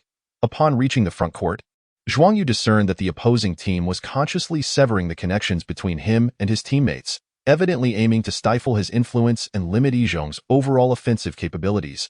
Hemph! Zhuang Yu scoffed, exchanging a knowing glance with Xiao Qingyang. Understanding the cue, Xiao Qingyang made a backdoor cut to receive the ball. As Xiao Qingyang attracted defenders while holding the ball, his gaze remained fixed on Zhuang Yu. The moment he spotted an opening, he immediately passed the ball. Not good. A gasp escaped the Qi Zhong player's lips. Zhuang Yu caught the ball, leaping into the air just beyond the three-point line, the basketball tracing a long, elegant arc before swishing through the net. The shot counted, and it was a three-pointer. For instance, just as Chu Guang had sunk a three-pointer, Zhuang Yu responded with one of his own. This was what one might call an answer ball. What a splendid shot, exclaimed the spectators. Ha! Qi Zhong didn't see this coming. This time, it wasn't Zhuang Yu feeding Xiao Qingyang. It was Xiao Qingyang delivering the pass to Zhuang Yu. The Yizhong students erupted in jubilant cheers. Zhao Peng hastily handed his portable camcorder to Wu Shi, then dramatically unfurled a large banner, exclaiming, Zhuang Yu is incredible. On the court, several Qi Zhong players exchanged glances, their expressions a mix of resignation and forced smiles. They knew they had defended well, yet Zhuang Yu's off-ball movement and Xiao Qingyang's pass had caught them off guard. Next time, we must stay on top of that number 7, Zhuang Yu. Du Fan remarked, though he could not suppress a sigh. That number 7 was simply too fast for Sun Zihan to keep up with. We might have to concede opportunities to other Yizhong players, but we cannot allow Zhuang Yu any chances. However, Yi Zhong was not solely reliant on Zhuang Yu. There was also Xiao Qingyang and Han Hui. With Yuan Feng absent, Yi Zhong's interior game would be at a disadvantage in a half-court setting, prompting coach Yang Guohui to emphasize speed and rapid counterattacks. The players did not disappoint. Their counterattacks were incredibly swift, particularly the trio of Zhuang Yu, Xiao Qingyang, and Han Hui, who formed a formidable triangle. Wreaking havoc during transitions, bang! A dull thud echoed as Qi Zhong missed a shot. Zhuang Yu feigned a three-point attempt, causing Sun Zihan to leap in anticipation, only for Zhuang Yu to accelerate past him. Halting his progress, as Su Linfeng rushed in, Zhuang Yu chuckled softly and executed a bounce pass to the center. Han Hui surged in, seizing the basketball and soaring for an emphatic dunk. Chapter 82. Steadily suppressing Qi Zhong beep. The Qi Zhong coach, witnessing the score widen to over 10 points, sighed and called for another timeout. The preceding minutes had shown promise, and it appeared they had gained the upper hand, but with the introduction of Han Hui, Zhuang Yu, and Xiao Qingyang, the situation had shifted once more. At this moment, the score stood at 42-32, with Yi Zhong leading by 10 points. Reflecting on the substantial deficit, the coach ultimately opted not to change players, but rather to devise a new tactical plan. Play well. By halftime, I hope the deficit is reduced to a single digit, the Qi Zhong coach stated, his frustration palpable. When did we, Qi Zhong, fall to such a state? Rather than striving to lead at halftime, we are now merely hoping to minimize our losses. This is truly disheartening. Yi Zhong has been fortunate. Like the coaches of other teams facing Yi Zhong, the Qi Zhong coach could not help but feel envy.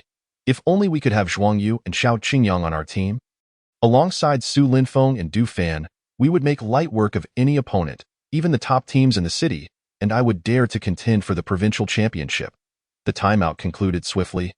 When Gao Xiaoguang was on the floor, Xiao Qingyang played the shooting guard position, but upon Gao Xiaoguang's departure and Jiang Shuezhou's entrance, Xiao Qingyang transitioned to small forward. Of course, this was merely a classification within Yi Zhong's overall offensive strategy. In practice, positions were often fluid. Qi Zhong initiated their offense. Sun Zihan advanced the ball to the front court, calling for a play. He understood that he could not effectively match Zhuang Yu and recognized his limited scoring ability, so he resolved to focus on facilitating for his teammates. Another pick-and-roll strategy was employed, though it served merely as a ruse, as the ball ultimately found its way into Du Fan's hands. Facing Xiao Qingyang, Du Fan took a step forward and launched a jump shot over him. However, this time, he was unsuccessful. Xiao Qingyang anticipated Du Fan's intent, leaping immediately. Though their heights were comparable, Xiao Qingyang's vertical leap surpassed Du Fan's. He raised his right hand high, brushing the basketball with his fingertips and altering its trajectory, resulting in a complete miss. Damn it, Du Fan cursed inwardly. Meanwhile, Han Hui secured the rebound and passed it to Zhuang Yu, who swiftly initiated a counterattack. Upon reaching the front court, Zhuang Yu decelerated, appearing to slow down. Yet, in the next instant, he executed a sudden change of direction and accelerated past Sun Zihan, charging toward the paint.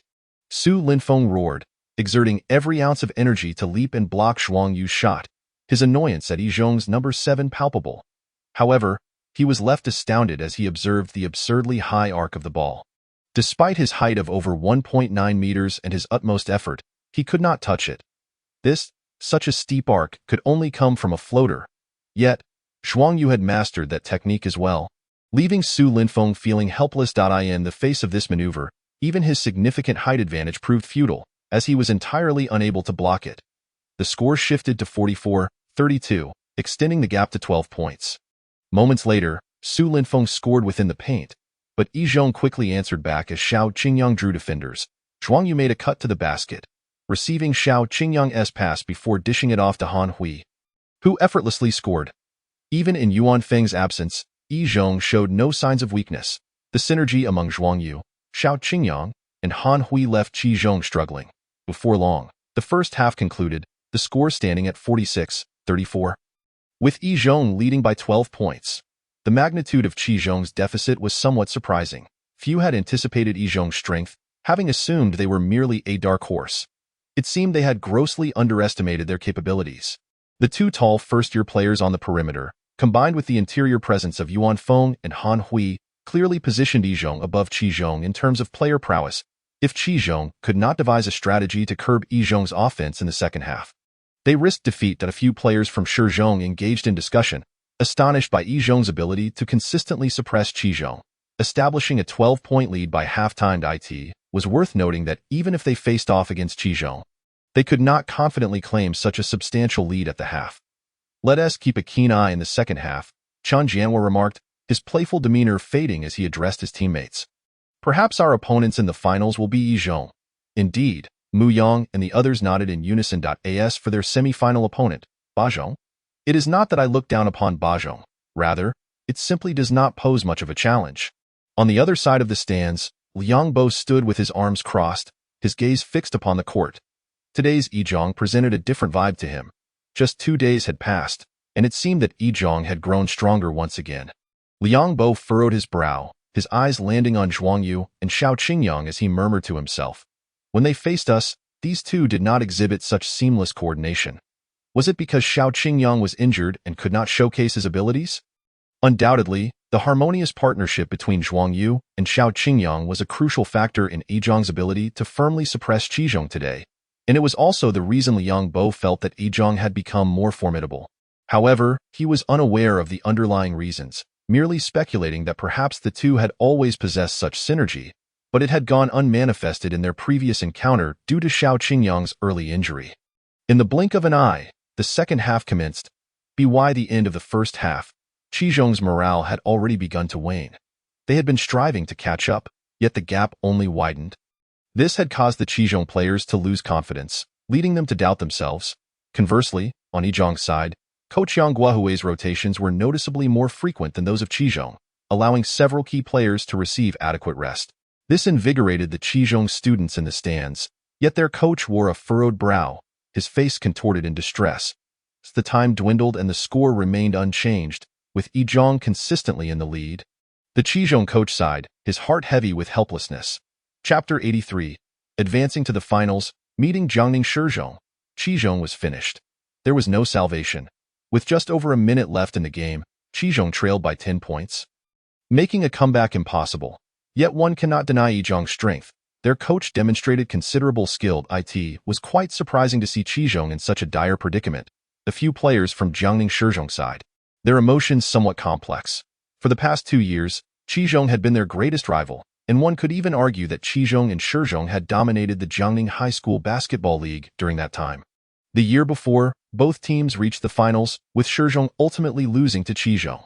Last year, they met again in the finals, resulting in Shizhong's victory over Qizhong. Yet now, this nemesis had fallen, defeated by Yizhong, a team that had not even made it to the top 8 the previous year. It seemed that we would be contending for the championship against Yizhong. Mu Yang's expression grew serious as he scanned the Yizhong players one by one, furrowing his brow, realizing they would be difficult to handle. Indeed. Chen Jianhua nodded, his expression equally grave.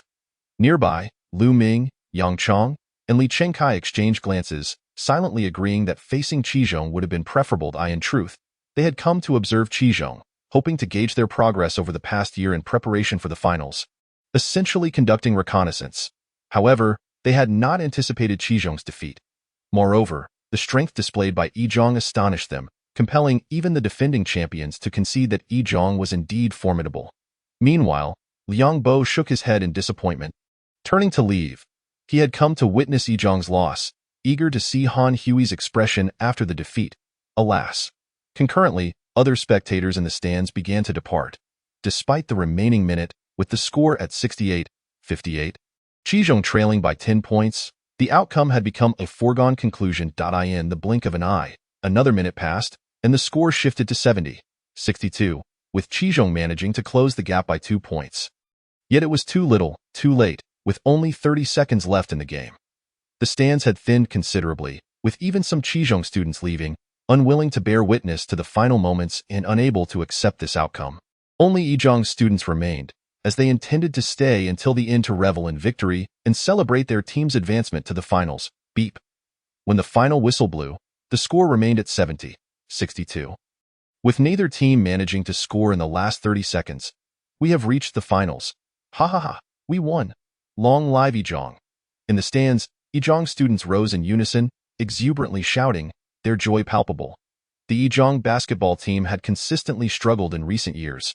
with their best achievement merely reaching the top 8, and last year, they had not even made it that far. This year, Coach Yang Guohui had boldly proclaimed their championship aspirations, a claim that even the Yizhang students had been skeptical of, sensing a hint of bravado. Yet, after progressing through the knockout rounds and arriving at this moment, they finally believed that winning the championship was not just a dream, nor was it mere boasting. On the court, the Qizhong players stared blankly at the score, an indescribable sense of disappointment settling in. So, this is how it ends. Are they content? Certainly not. Yet, this is the reality, cruel and unforgiving. They had been eliminated. This year, Dufan was already in his final year of high school, set to graduate next semester. Thus, this was his last high school league tournament, his final opportunity, and he wished desperately for teammates like these by his side. With such companions, he could not only seek revenge against Shizhong, but also contend for the City League Championship, perhaps even aspire to greater honors. A group of individuals departed, leaving the gym to Yizhang. Brothers, we have won. We have reached the finals. Yuan Feng, Han Hui, Gao Xiaoguang, Zhang Suizu, Mo Fan, Yang Fei, Zhao Huai, Zhao Hao, Zhou Lei, Zhang Yong, along with Zhuang Yu and Xiao Qingyang, gathered together, embracing one another as they joyously celebrated. An Xian stood nearby, her face aglow with a smile, her cheeks flushed with excitement, making her appear even more radiant. Yang Guohui beamed broadly. After a moment, the players approached their coach, who surveyed his team and declared, "Boys, you were magnificent today. However, our journey is not yet complete. Tell me, what is our goal?" The crowd erupted in unison, to win the championship. Simultaneously, the Yizhang students in the stands echoed the chant, the words reverberating like thunder throughout the entire gym. Zhuang Yu closed his eyes in meditation, not participating in the revelry, yet his teammates were engrossed in discussions about him. Today, Zhuang Yu had scored 18 points while also dishing out 10 assists, achieving yet another double-double, and he was the primary architect of the team's victory. Thanks to Zhuang Yu, Qizhong's guard had been thoroughly overwhelmed. Xiao Qingyang also performed admirably today, contributing 17 points, 5 rebounds, and 5 assists, an all-around display of talent. While everyone praised Zhuang Yu, they did not overlook Xiao Qingyang. Hearing the compliments from his teammates, Xiao Qingyang felt a bit shy and turned to glance at Zhuang Yu, just as Zhuang Yu opened his eyes. Their gazes met, and they shared a spontaneous smile. Following today's match, the last remnants of their previous estrangement had vanished. The next day, another semi-final match commenced. Yuan Feng, accompanied by Zhuang Yu and others, took a special leave to attend the game. Observing the match between Shizhong and Bajong. Similar to the earlier visit by Shizhong, their primary objective was to scrutinize the opponent in preparation for the upcoming finals. The disparity in strength between the two teams was considerable. Shizhong was evidently far superior to Bajong, maintaining the lead from the very beginning and dominating the match. Bajong's Gao Ying played commendably, yet Zhang Zihao was utterly overwhelmed by Shizhong's towering Mu Yang, failing to make any impact. Furthermore, Shizhong's Qin Jianhua, Yang Chong, and other players also performed exceptionally well, with even the substitutes showcasing commendable efforts. When the match concluded, the score was 67-54. The defending champions, Jiangning Shizhong, triumphed over Bajong by a margin of 13 points, advancing to the finals to face Yizhang for the championship. Chapter 84, Off-Ball Skills Old Gymnasium. Just after the semi-finals had concluded, Zhuang Yu still arrived at the old gym to fulfill his daily training regimen. Unless it was raining, he never missed a day. Zhuang Yu retrieved a basketball and began his practice. Today, he intended to make some adjustments to his training plan. The unexpected revelation from the match was the discovery of a remarkable chemistry between him and Xiao Qingyang. Despite their relatively short acquaintance and previous mutual aversion, they had never consciously considered collaborating. However, today marked the first time they deliberately coordinated, achieving unexpectedly positive results, though Zhuang Yu could not quite articulate why. Perhaps it was their shared understanding of the game, or perhaps it was the innate connection between talents. In any case, it was a fortunate development, and he believed there was room for further development and enhancement, allowing this synergy to become more lethal on the court. Usually, he was the one feeding balls to others, so his training focused more on eluding defenders to receive the ball before launching an offensive. Zhuang Yu caressed the basketball, murmuring to himself, "But if someone could feed me the ball, I would only need to put it through the hoop, which seems rather appealing. In that case, I need to enhance my off-ball skills." For instance, in the NBA, many players are accustomed to receiving the ball and then facing defenders to make their moves, whether it be driving or shooting. For example, top scorers like Allen Iverson and Kobe Bryant excel in on-ball offense due to their exceptional ball handling abilities. Conversely, some players possess weaker ball handling skills. Holding the ball for too long can lead to mistakes or delay opportunities, stalling the team's offense. Such players must focus on off-ball play, like NBA sharpshooter J.J. Redick, who specializes in three-point shooting but is less proficient in driving and passing. Thus, his role on the court is to create shooting opportunities, receive passes from teammates, and then sink three-pointers. There is no need for him to dribble. No necessity for him to break through defenses, nor to orchestrate the offense. Naturally, there is also no requirement for the ball to be in his hands. He is to be without the ball. Previously, when Zhuang Yu served as the focal point for the team's offensive initiations, his breakthroughs were sharp, his speed astonishing, and his ability to score independently formidable. Thus, he played with the ball predominantly in his possession, making decisions to either drive, shoot, pass, or take the shot himself based on the situation on the court. Consequently, it was predominantly Zhuang Yu who provided assists to others, with very few instances of teammates assisting him. Even when they did, he seldom shot directly upon receiving the ball. Instead, he would dribble before attempting to score. The reasons for this are twofold. Firstly, Zhuang Yu's role as a point guard inherently requires him to assist others more than he is assisted. Secondly, other players lack the requisite passing skills or the necessary chemistry with him, preventing them from delivering the ball to him at the optimal moment for a direct shot. Mo Fan could do so, but his positioning overlaps with Zhuang Yu's. Generally, when Zhuang Yu is on the court, Mo Fan is off, and vice versa, meaning they seldom share the floor simultaneously. However, with the arrival of Xiao Qingyang, Zhuang Yu feels the need to enhance his off-ball skills, just as he did today, allowing Xiao Qingyang to draw defenders while he received the ball for a shot. With this thought in mind, Zhuang Yu first engaged in his regular training, followed by targeted exercises to improve his off-ball capabilities. The method was rather straightforward. If teammates cooperated, they would be responsible for passing while he continuously moved, receiving their passes and shooting with minimal to no dribbling. The entire process emphasized speed. Receiving the ball and shooting should be seamless, completed in the shortest time possible to evade defenders. If he were alone, he could lightly toss the ball forward, aiming for it to bounce up to waist height, the typical position for receiving a pass. He would then move forward, adjust his stance, seize the basketball, and shoot immediately. At this moment, being alone, Zhuang Yu had no choice but to adopt the latter method. He tossed the ball forward and swiftly moved, timing it so that when the basketball bounced, he reached it precisely, grasped it with both hands, adjusted slightly, and leapt to release the shot. Swish! A soft sound echoed as the basketball swished through the net. Zhuang Yu repeated this several times, varying the distances, achieving 4 successful shots out of 5, a commendable shooting percentage. After all, he regularly practiced spot shooting, and this exercise bore similarities to it, simply integrating off-ball movement. Yet, after a moment, Zhuang Yu furrowed his brow. Although his shooting percentage was satisfactory, his speed remained somewhat lacking.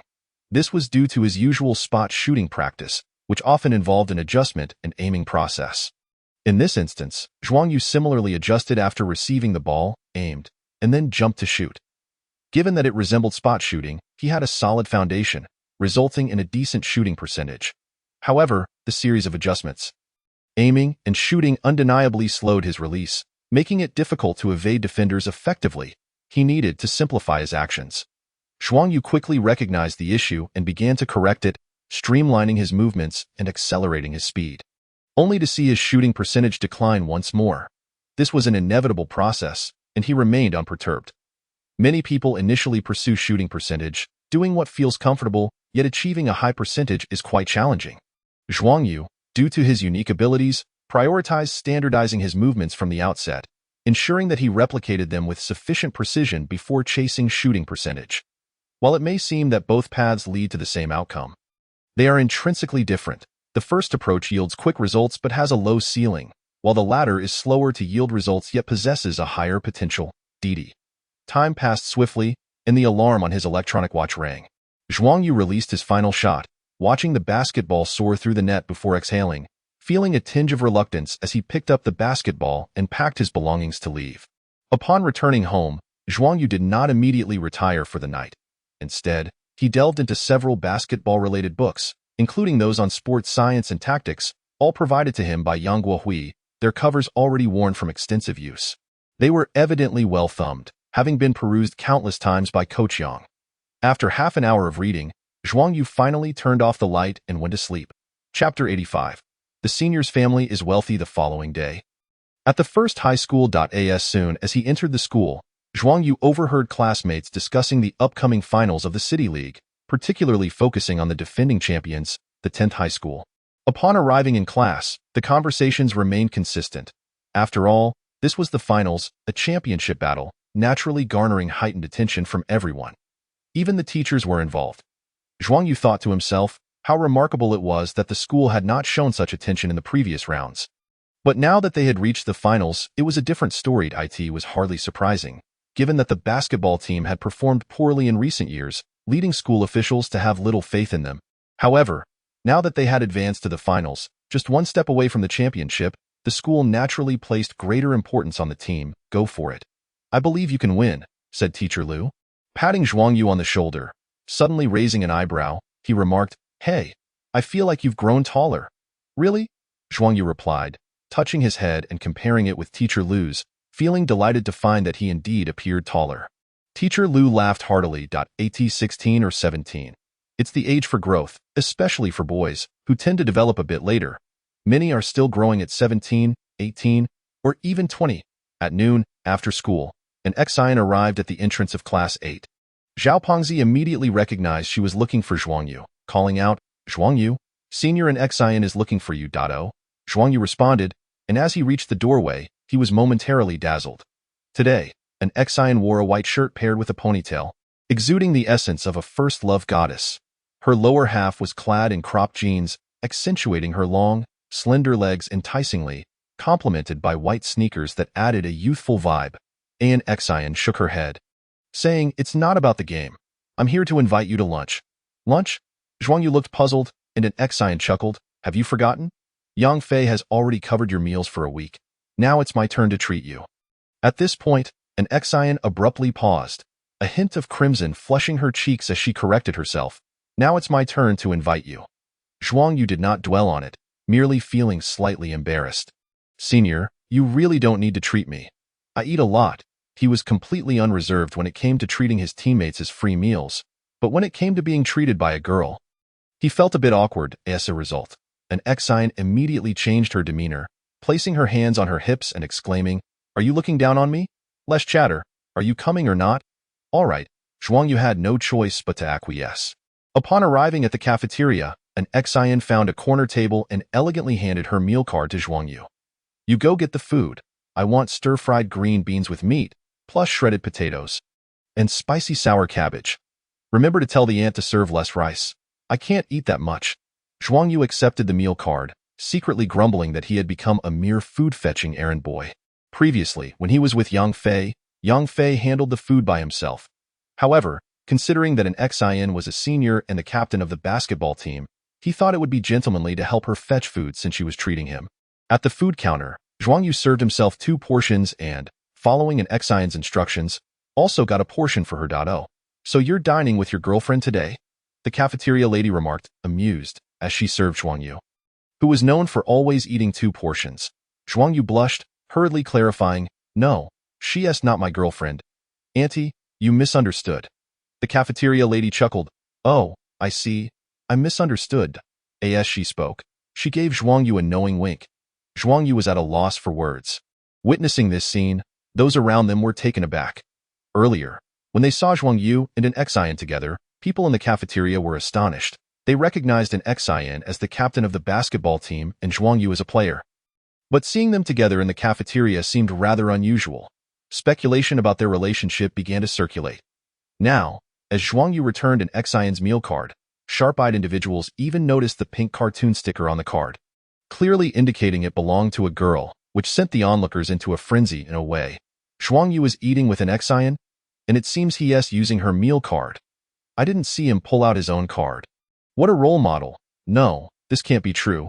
It's definitely not true. Oh, you think senior and ex-Ian is just in a good mood and treating Zhuang Yu to a meal? In an instant, the surrounding crowd felt as though they had been struck by 1,000 arrows, murmuring amongst themselves, some clutching their chests, feeling as if their hearts were breaking. "Zhuang Yu, how could you?" Meanwhile, Zhuang Yu and an Xian were both aware of the gazes directed at them, yet they paid no mind, comfortably sitting together to enjoy their meal. Observing Zhuang Yu devour his food at an astonishing pace, finishing half of his plate in no time, even neglecting to sip his soup, an Xian was taken aback. Oh, what Yang Fei said was true. Zhuang Yu rolled his eyes and said, "Senior, can you please stop looking at me like that? Just because I eat quickly and a bit more doesn't mean anything. I'm still growing, after all. The more I eat, the taller I'll get. Honestly, are you regretting it now, worried I might eat you out of house and home?" An Xian chuckled, "Stop your nonsense. I'm not that petty. Do you not say that it has been 3 days since I requested this? If we manage to claim the championship in the City League, I would have no qualms about treating you to a month's worth of meals in a month?" Zhuang Yu exclaimed, astonished by the senior's generosity. Could it be that she hails from a wealthy family? He did not take it to heart, jokingly responding, "With your beauty and charm, paired with such magnanimity, let us seal this agreement." An Xian was amused by his words, playfully swatting Zhuang Yu's arm as she replied, "I have heard that the school authorities are placing great importance on this match. If we succeed, there may even be a monetary reward. However, the team from number 10 middle school is formidable. They were strong last year and are rumored to be even stronger this year." "Indeed, they are quite strong," Zhuang Yu nodded, his expression turning serious. "The reigning champions are not to be underestimated. Their prowess is undeniable. However, our number 1 middle school is no slouch either." Chapter 86, Designing a Tactical Pair. In the afternoon, within the gym of number 1 middle school, the players gathered. They began with free practice, and once that concluded, Coach Yang Guohui started organizing the teams. He paired Yuan Feng, Zhao Huai, Xiao Qingyang, Jiang Xuezhou, and Zhuang Yu into one group for a 5-on-5 scrimmage against another team. The players dashed across the court while Coach Yang sat on the sidelines, jotting down notes in a small notebook. After a few minutes, he suddenly turned to an Xian and asked, "An Xian, do you think I should devise a few two-man tactics for Zhuang Yu and Xiao Qingyang?" "Ah?" An Xian was momentarily taken aback but quickly grasped the situation. This inquiry stemmed from the impressive synergy displayed between Zhuang Yu and Xiao Qingyang in their previous match against number 7 middle school, where their collaborations were nothing short of dazzling. Given their remarkable chemistry, why not create more opportunities for them to work together? As she glanced at the court, she witnessed Zhuang Yu and Xiao Qingyang execute a splendid play. Xiao Qingyang drew the defense, allowing Zhuang Yu to maneuver, shake off his defender, and receive the ball at the baseline, executing a jump shot that found the mark. She nodded in agreement. It is indeed necessary. Zhuang Yu and Xiao Qingyang possess a remarkable rapport. Designing some two-man tactics for them would undoubtedly yield positive results and add more variety to our offense. Upon hearing her words, Yang Guohui expressed his surprise. "Well said. It seems not only Zhuang Yu and his group are improving, but you are progressing as well." An Xian stuck out her tongue playfully. "As the team leader, I must not bring shame upon number 1 middle school. Ha." Yang Guohui chuckled heartily. "Well, that's the spirit." He turned his attention back to the court, observing Zhuang Yu and Xiao Qingyang for a while, scribbling down tactical ideas in his notebook specifically for the duo. After several minutes, Yang Guohui called for a halt and began assigning tactics to Zhuang Yu and Xiao Qingyang. Upon learning that the coach had specifically crafted strategies for them, both players felt a surge of excitement and listened intently to the coach's explanations that, of course, no tactic can be executed flawlessly from the outset. It requires practice to perfect, and the more participants involved, the greater the potential for complications. However, Zhuang Yu and Xiao Qingyang's adaptability surprised Coach Yang, as their connection was extraordinary. Within a mere 10 minutes, they had already begun to execute the tactics effectively. When the scrimmage concluded, Yang Guohui called Zhuang Yu and Xiao Qingyang aside to commend them on their performance, expressing his satisfaction with their efforts. The day's training wrapped up, but they could not disperse just yet. Coach Yang gathered the players to analyze the situation of Jiangning number 10 middle school. Meanwhile, at Jiangning number 10 middle school within the gym, a group of players surrounded their coach, who was analyzing the strengths of number 1 middle school. Initially, the coach had anticipated that their opponent in the finals would be number 7 middle school and had not taken the time to gather information on no. 1 at IT was only after number 1 emerged victorious in the semifinals that he began to compile data on them. Although not too late, it certainly took him by surprise. "I previously underestimated number 1 middle school." The coach stated gravely to his players, "I thought they were merely a dark horse that had lucked their way into the semifinals, much like number 8, and posed no real threat. However, After conducting a thorough analysis, I realized I was mistaken. From the outset of the City League, number 1 has faced progressively stronger opponents, yet they have triumphed each time. The key factor lies in their 2 first-year players, as he spoke. He presented Zhuang Yu's statistics, especially Zhuang Yu. In the 4 matches of the City League, he scored 8 points and made 7 assists in the first game. In the second match, he achieved a double-double with 20 points and 10 assists, leading the team in both categories. In the third game, he scored an impressive 22 points along with 6 assists, continuing his MVP-level performance. In the semi-finals against number 7, he still managed to tally 18 points and 9 assists. Once again nearing a double-double. The coach detailed Zhuang Yu's performance across 4 matches. The expressions of number 10's players turned serious. Averaging 17 points and 8 assists per game is indeed remarkable in a high school league. There is no doubt that Zhuang Yu is formidable. Moreover, the coach continued, it is worth noting that he is merely a first-year player. Furthermore, my investigation revealed that he did not play for his middle school basketball team and has no recorded competition history. What? The players were taken aback by this revelation. They had been astonished by Zhuang Yu's impressive statistics, but this was beyond belief. Could it be that he just emerged from nowhere? Such an exceptional talent could not have gone unnoticed during middle school. Indeed, how could this be? One player remarked, recalling that Xiao Qingyang, who was rumored to have had some recognition during middle school, appeared to be inferior to Zhuang Yu. Liu Ming furrowed his brow and suddenly suggested, is it possible that he only started playing basketball upon entering high school? Instantly, his teammates turned to him, their expressions filled with incredulity. Are you out of your mind? To think he only began playing in high school and has managed to develop into such a player in less than 3 months? Who on earth could achieve that? Realizing how absurd his comment sounded, Liu Ming chuckled awkwardly, retreating from further discussion. All right, the coach said sternly, what I want to emphasize is that Zhuang Yu is quite the enigma. Despite the statistics from his previous 4 matches, I still find him difficult to read. You all must remain vigilant against him. Understood. Chen Jianhua nodded earnestly. As he plays the point guard position, he would likely be matched up against Zhuang Yu, tasked with containing him. The coach then proceeded to analyze Xiao Qingyang, Yuan Feng, Han Hui, Zhang Xuezhou, and others, meticulously gathering insights about each of number 1 starting players, including key rotation players such as Gao Xiaoguang, Zhao Hao, Zhao Huai, and Mo Fan. The preparation was impressively thorough. In conclusion, the coach stated, ultimately, the most critical aspect of number 1 middle school is Zhuang Yu. However, Xiao Qingyang, Yuan Feng, and Han Hui are also formidable. We must not let our guard down. Let number 7 serve as a cautionary tale. Do you understand? Understood. The players of number 10 responded in unison. Chapter 87. The City Finals, here we come. A day later, the finals arrived, an event of great anticipation. In Class 9 of the second year, an ex-IN diligently worked on her assignments. The workload was manageable, yet she wore many hats. A member of the student council, the basketball team's captain, a cultural committee member, and a class monitor. She had no choice but to put in the effort. An ex-IN Zhou Xiaoyu approached, her previously troubled skin now clear, her smile radiating beauty. Could you help me secure a good spot? I'm worried that I won't find a decent seat near your bench this afternoon. An ex-IN replied with a smile, then you should go early to claim a seat. Zhou Xiaoyu pouted, playfully pleading, oh, come on, we're best friends. You can't refuse me this little favor. You don't know how many people are going to cheer for the team today. Even if I leave right after class, I'm afraid I still want to get a good spot. This was not an exaggeration. ANXIN had indeed heard that many people, from first to third year students, were planning to attend, not just boys, but numerous girls as well. Even school leaders would be present, accompanied by several teachers, as a show of support for the basketball team. That was just number 1 middle school. There would also be students from number 10. Additionally, the competition would take place at number 3 middle school, ensuring an influx of their students as well. It was likely that students from various other schools would attend, especially considering how many had shown up during the semifinals.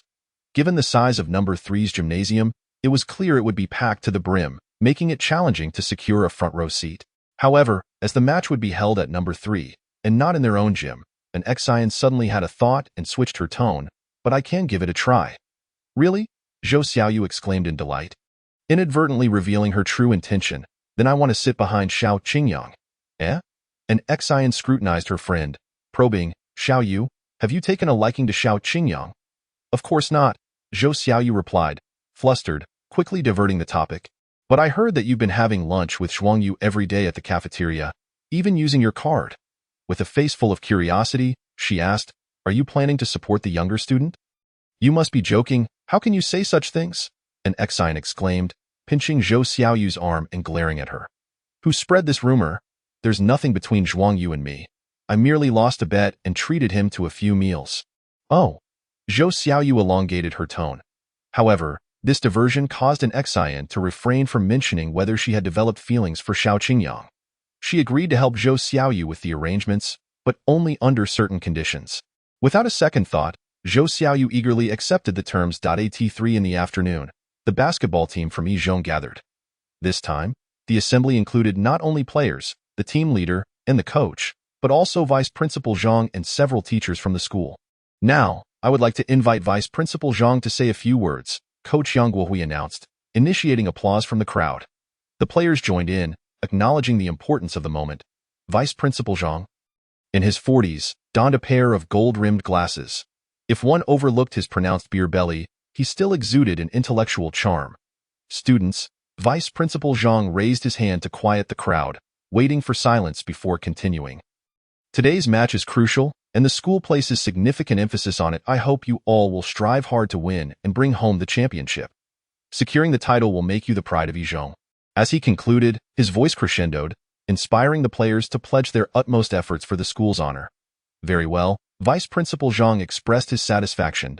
"To encourage everyone, the school has decided to award the basketball team a bonus of 5,000 yuan if you clinch the championship."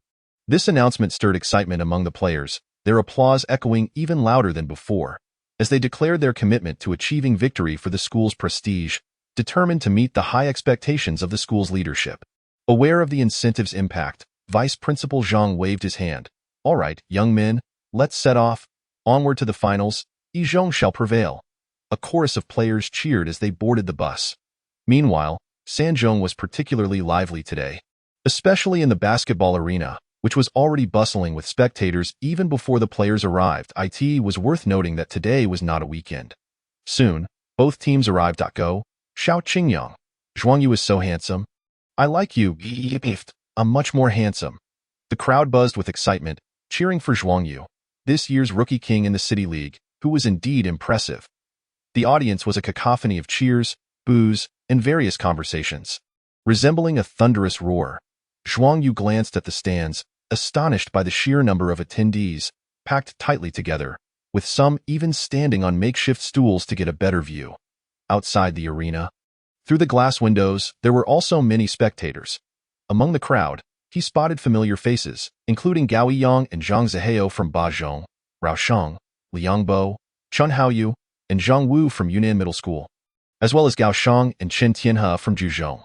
Moreover, he noticed several adults in their 20s or 30s who clearly weren't students, leaving him puzzled about how they managed to get in. This scene was far more extravagant than the semifinals. Near the court, a group of vibrant young women held a banner that boldly proclaimed Yizhong's victory. Upon closer inspection, the short-haired beauty among them was none other than an Xian's close friend. Zhou Xiaoyu. An Xian had agreed to help Zhou Xiaoyu with seating arrangements, on the condition that Zhou Xiaoyu would bring along a few girls to act as cheerleaders. Consequently, an Xian, in her capacity as a member of the cheerleading squad, secured several prime spots near the court for them, achieving 2 goals at once. "Wow, there's even a cheerleading squad. They're all so beautiful. Yizhong really knows how to create a spectacle." The presence of Yizhong's stunning cheerleaders heightened the atmosphere in the stands, nearly lifting the dome of the arena off its hinges. Chapter 88. The duel of 2 rookie kings amidst the clamor. Both teams took to the court to warm up, and the match was about to commence. On the sidelines, the players from Shizhong gathered around their coach, who outlined the strategy. "Focus on defending Zhuang Yu. Pay attention to help defense and rotations. If we can contain him, we will effectively stifle Yizhong's offense. Moreover, we should exploit our advantages inside, as Mu Yang dominates the paint," he added, "and for heaven's sake, do not leave anyone open. The opposing team has multiple scoring threats, and a lapse could lead to points against us." The Shizhong players nodded in agreement. Finally, the coach clapped his hands and raised his voice. "Play well, let's take this game. Remember, we are the defending champions, and we cannot afford to lose." "Yes, we will win," the Shizhong players roared in unison. Their rallying cry reached the Yizhong side, prompting the players to turn and smirk. What did it matter if they were the reigning champions? That was last year. All right, everyone gather around, Yang Guohui called out. Let me say a few words. The opposing team is formidable. They possess a well-rounded skill set. Center Mu Yang stands at an impressive height of 205 cm, posing a significant threat both offensively and defensively. Furthermore, though power forward Su Yi may not match Mu Yang's prowess, standing at 195 centimeters, he still forms a formidable defensive duo with Mu Yang. Zhuang Yu, Yang Guohui turned to him. Be cautious when driving to the basket. Their twin towers are not to be underestimated. Zhuang Yu nodded earnestly. Having watched Shi Zhong's matches, he was well aware of the challenge ahead. The players replied in unison, understood. Yang Guohui put away the tactical board and concluded, this is the finals. We are just one step away from the championship. For the honor of our school, for all the classmates in the stands supporting us, and for our own dreams, young men, let us fight with all we have. The atmosphere was charged with excitement, and their spirits soared. This was the finals. No mention of bonuses or other incentives was necessary. Just the word championship was enough to ignite their passion and drive them to give their all. Every player harbored a dream of being a champion. Finally, the match commenced. The players took to the court, with Yizhong's lineup unchanged. Yuan Feng, Han Hui, Xiao Qingyang, Jiang Shuezhou, and Zhuang Yu. In contrast, Shi Zhong's starters were center Mu Yang, 205 centimeters. Power forward Su Yi, 195 centimeters. Small forward Yang Chong, 187 centimeters. Shooting guard Kong Fanqing, 185 centimeters. And point guard Qin Jianhua, 188 centimeters. From a height perspective, Yizhong found itself at a disadvantage, particularly in the paint and at guard positions, where they lagged significantly behind their opponents. The crowd murmured. The tip-off commenced. Mu Yang, leveraging his towering stature, easily secured the ball and tapped it back to the rear court. Qin Jianhua seized control of the basketball and began to advance. Upon reaching the front court, Yizhong had already established its defense, with Zhuang Yu stepping up to challenge him beyond the three-point line. Coach Yang Guohui had previously warned them of Qin Jianhua's excellent playmaking ability and his precise three-point shooting. Rookie King, huh? Qin Jianhua smirked at Zhuang Yu, wearing a rather amused expression. After a few exchanges in the game, Zhuang Yu's performance improved, particularly over the last 3 matches, where he averaged 20 points, earning him the title of Rookie King among admirers. Coincidentally, last year's Rookie King was Qin Jianhua himself, who had averaged 14 points, alongside 5 assists, 2 steals, and 1 block, earning him the same title. Although the Jiangning High School Basketball League was merely a city-level competition and did not officially award a Rookie King, onlookers regarded this as a duel between 2 Rookie Kings. Qin Jianhua had also caught wind of the discussions surrounding him and Zhuang Yu, especially since they played the same position, igniting his competitive spirit. However, he remained calm and did not rush to challenge Zhuang Yu directly. Instead, he called for a pick and roll, executing a set play. Following the screen, he passed the ball to Mu Yang, who briefly held the ball. As Yuan Feng approached, Mu Yang promptly delivered an entry pass to the post. Su Yi, positioned well, received the pass and powered through, pushing Han Hui aside before scoring off the backboard. Good play. Go, Shi Zhong. The Shi Zhong students erupted in cheers. This was an inside-out play, one of Shi Zhong's common strategies. Given their imposing twin towers, utilizing this tactic was essential to capitalize on their strengths. Our interior line has indeed suffered, as Mu Yang possesses shooting skills, compelling senior Yuan Feng to advance, which inevitably creates gaps in the defense. Su Yi also has scoring ability. Zhuang Yu furrowed his brow slightly as he held the ball in the backcourt, initiating a counterattack. Upon reaching the front court, Qin Jianhua lunged forward. With a height of 188 meters and impressive wingspan, Qin Jianhua felt at ease defending the point guard position against Zhuang Yu, confident despite being aware of Zhuang Yu's prowess.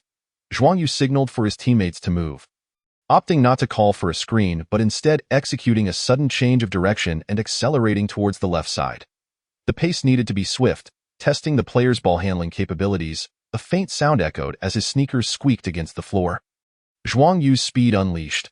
Although Qin Jianhua was already aware of Zhuang Yu's quickness, he was still taken aback when faced with him directly, as it was astonishingly fast.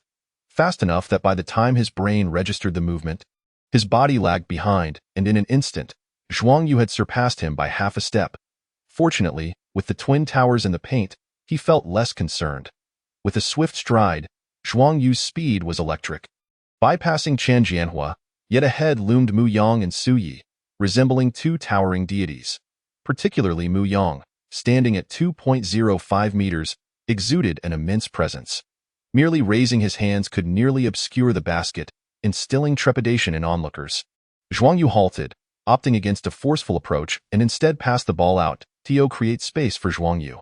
Yuan Feng drifted to a position just inside the three-point line on the left baseline. As Zhuang Yu's pass reached him, noticing the opposing big man's distance, he took a mid-range shot. Swish! A light sound resonated as the ball found its mark. The score leveled at 2-2, prompting cheers from the middle school students. While the cheerleading squad, composed of girls like Zhou Xiaoyu, became the center of attention, a vibrant group of girls chanted slogans in unison, a beautiful sight to behold. The coach of the 10th middle school frowned slightly, muttering to himself, Yuan Feng has indeed improved significantly since last year. He possesses low-post footwork and mid-range shooting, though his physical attributes could use enhancement. With both Mu Yang and Su Yi defending the paint, Yuan Feng was afforded a chance for a mid-range shot. Nevertheless, the 10th middle school coach remained unfazed, recognizing that to effectively limit Zhuang Yu, some sacrifices in defending other players would be necessary. It was impossible to cover all bases. Allowing Yuan Feng to take a few mid-range shots was acceptable, especially considering it was merely the first shot. What if Yuan Feng's shooting touch faltered today? The game continued, a fact evident from previous matches of the 10th middle school. A screen was set as Chen Jianhua called for one. Mu Yang stepped forward, and Chen Jianhua seized the opportunity to break free. However, a fleeting shadow revealed Zhuang Yu reappearing before him. Realizing the screen had failed, Chen Jianhua took a slight step back, then suddenly executed a front-changing move, switching the ball to his left hand. Feigning a drive to the left, Zhuang Yu swiftly shifted laterally. Chen Jianhua held a height advantage against Zhuang Yu, unperturbed by the possibility of being blocked, and with a step back, he created shooting space. The three-point shot was his forte. Rookie King, you're still a bit too green, Chen Jianhua thought with a smirk, flicking his wrist as the basketball soared from his fingertips. Ultimately piercing the net, a wave of cheers erupted from the audience, not only from the 10th middle school students, but also other spectators who couldn't help but applaud the shot. The step-back three-pointer was undeniably exquisite. Zhuang Yu squinted slightly. A few teammates glanced at him, sensing his gaze, and Zhuang Yu smiled, saying, "No worries, it's our turn to attack now." Yuan Feng and the others felt reassured. The counterattack from the 1st middle school commenced. Upon reaching the front court, Zhuang Yu scrutinized Chen Jianhua closely but said nothing, opting against a drive and instead passed the ball to Xiao Qingyang. Meanwhile, Zhang Xuezhou, Han Hui, and Yuan Feng were all in motion. After 2 more passes, the ball found its way to Yuan Feng, who, upon receiving it, took a mid-range shot. With Mu Yang staunchly guarding the paint, wasn't this an opportunity? Bang, however, the shot missed. Yuan Feng frowned slightly and turned to retreat on defense. It's fine. That shot was necessary, Coach Yang Guohui shouted encouragement from the sidelines, though internally he furrowed his brow, realizing the opposing interior players were firmly guarding the basket, while Yuan Feng could find shooting opportunities. Missing the shot meant forfeiting even the rebound. Furthermore, it wasn't just the offensive rebounds. They were also vulnerable on the defensive boards. Consequently, the 1st middle school found themselves at a disadvantage, and after a few minutes, the score shifted to 9-4, with the 10th middle school leading by 5 points. Indeed, the 1st middle school lacked height in the paint, resulting in significant rebounding disadvantages. If Yuan Feng's mid-range shooting percentage were higher, it wouldn't be as concerning, but today his touch seemed off. Aside from the first successful shot, he had missed the following 2 attempts. This style of play was far too passive. Observers discussed the evident issues. Zhuang Yu and Coach Yang Guohui exchanged gestures. Understood. Zhuang Yu comprehended the message. They needed to alter their strategy and not rely solely on Yuan Feng. Perhaps the perimeter players should take a shot. Upon reaching the front court, Zhuang Yu signaled to his teammates. After receiving the ball, Zhuang Yu leaped to shoot. This was actually a coordinated effort between Zhuang Yu and Xiao Qingyang, as Xiao Qingyang pretended to drive, effectively creating an opportunity for Zhuang Yu to shoot off the ball. Swish! The students of the 1st middle school erupted in cheers, vociferously applauding Zhuang Yu. Coach Yang Guohui also wore a smile. Relieved that Zhuang Yu's form remained stable, defend more tightly, don't leave anyone open, the 10th middle school coach frowned, shouting instructions onto the court, constantly emphasizing the need to contain Zhuang Yu. which was evidently not what he wanted to witness. Better to allow Yuan Feng a mid-range shot than to let Zhuang Yu score. The players of the 10th middle school nodded in agreement. Humph, this time it won't be so easy to shake me off. Chen Jianhua scoffed, quickly pursuing and maneuvering around the screen to catch up with Zhuang Yu. Whoosh! At that moment, a pass from a teammate arrived, and Zhuang Yu turned to receive the ball, but Chen Jianhua was already there. One hand raised, looming in front of him. Phew. Chen Jianhua sighed in relief, thinking, this kid is incredibly fast. He almost slipped away. However, at that instant, Zhuang Yu suddenly lowered his center of gravity, tilting his left shoulder, and dribbled the ball to the ground, accelerating past Chen Jianhua. Chen Jianhua's heart raced, quickly alerting him to anticipate Zhuang Yu's leftward drive, and he promptly shifted to the right to cut him off. But in the next moment, his expression changed. Is he challenging me? Chen Jianhua thought, feeling displeased, and leaped forward, using his height and reach to attempt to block. Yet reality swiftly dealt him a harsh blow. Zhuang Yu not only retreated but also employed a fadeaway, leaning back. Instantly, Chen Jianhua found himself helpless, left to lament. There was no way to block this shot. With a step back and fadeaway, it was improbable for him to succeed. Even Mu Yang might not be able to block it. Yet he remained unwilling to accept defeat, turning his gaze towards the basket, clinging to a final sliver of hope that such a difficult shot might miss. The score reached an untenable situation. Swish! Chen Jianhua felt disheartened. Such a challenging shot, executed with a step back and fadeaway, and he had lunged forward, yet it still managed to go in. It must have been luck. It had to be luck.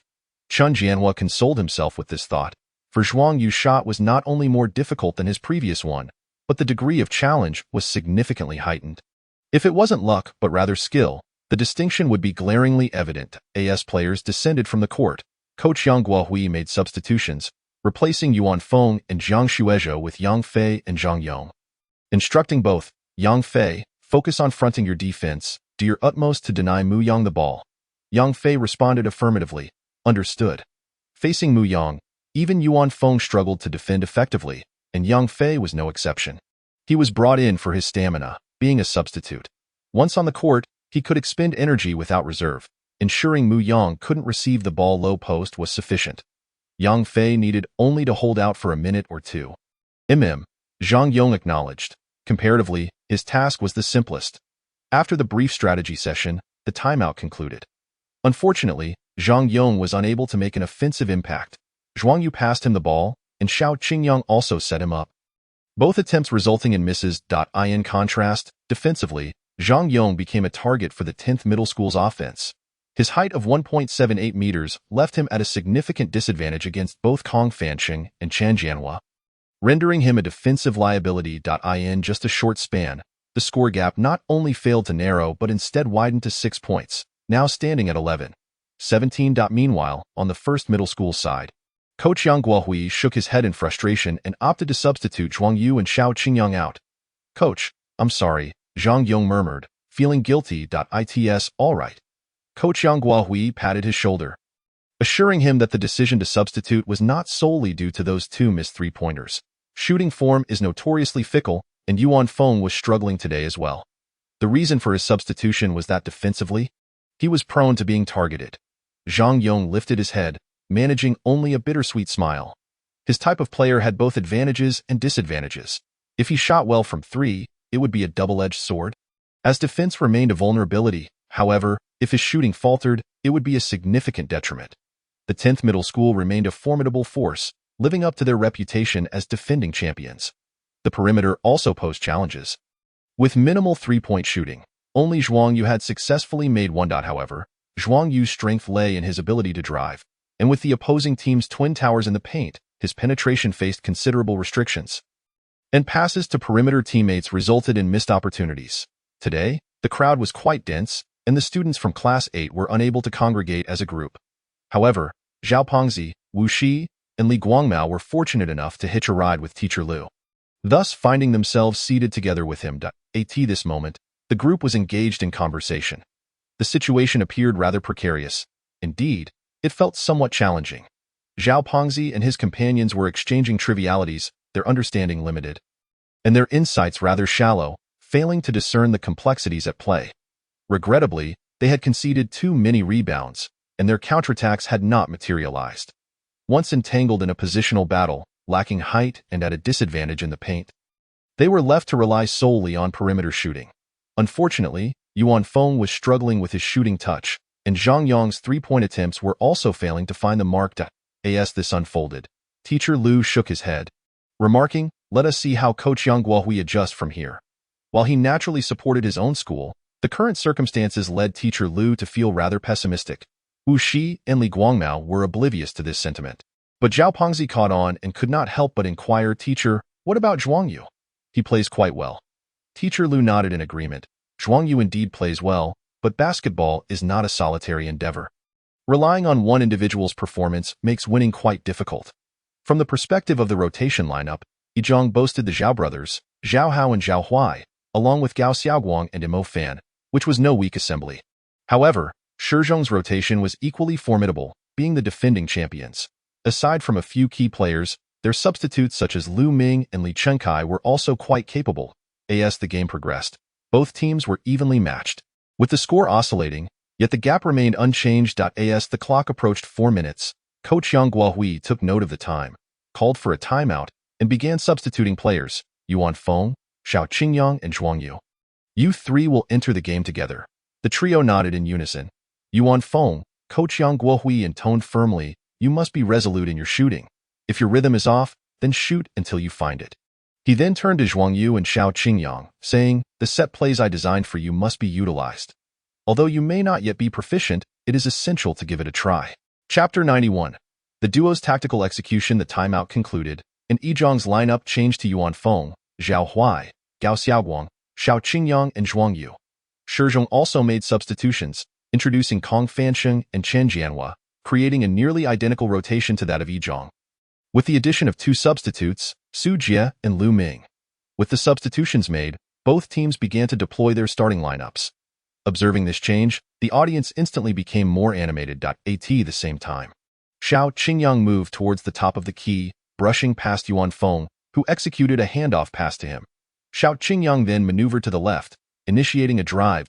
At this moment, Shizhong had yet to bring in their starting power forward, Su Yi, but the interior still featured Mu Yang, who coldly fixed his gaze on Xiao Qingyang, bending slightly in anticipation. Was he intending to challenge the paint? Surely, Xiao Qingyang would not dare to confront Mu Yang directly. The spectators watched intently. In the next instant, Xiao Qingyang surged into the key, leaping towards Mu Yang. Mu Yang let out a cold laugh, also springing into the air. His towering frame, reminiscent of an iron tower, loomed large, with hands like giant fans raised to obscure the sun, an intimidating sight.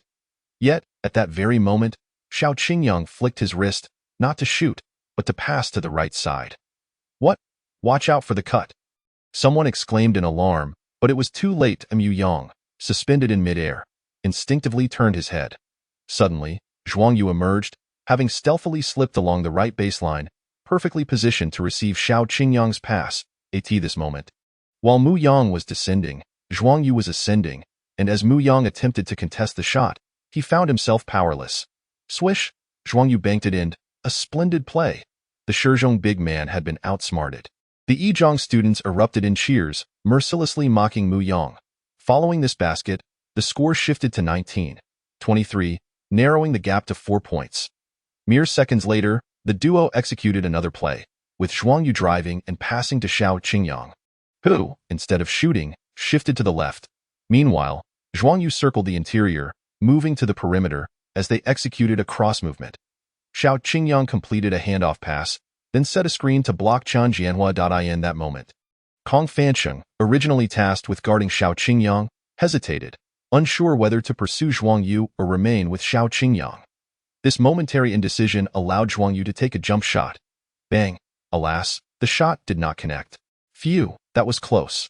Once again, the pair demonstrated their synergy. The audience from Shizhong exhaled in relief, though their brows furrowed. The opportunity had nearly resulted in another score. Meanwhile, the Shizhong coach's expression shifted slightly. This type of collaboration had occurred more than once, with both players exhibiting formidable individual offensive capabilities. Previously, Zhuang Yu had held the ball, but now it was Xiao Qingyang's turn, with Zhuang Yu moving without the ball, leaving their defense temporarily disoriented. Realizing the issue, He promptly reminded his players to keep a close watch on Zhuang Yu.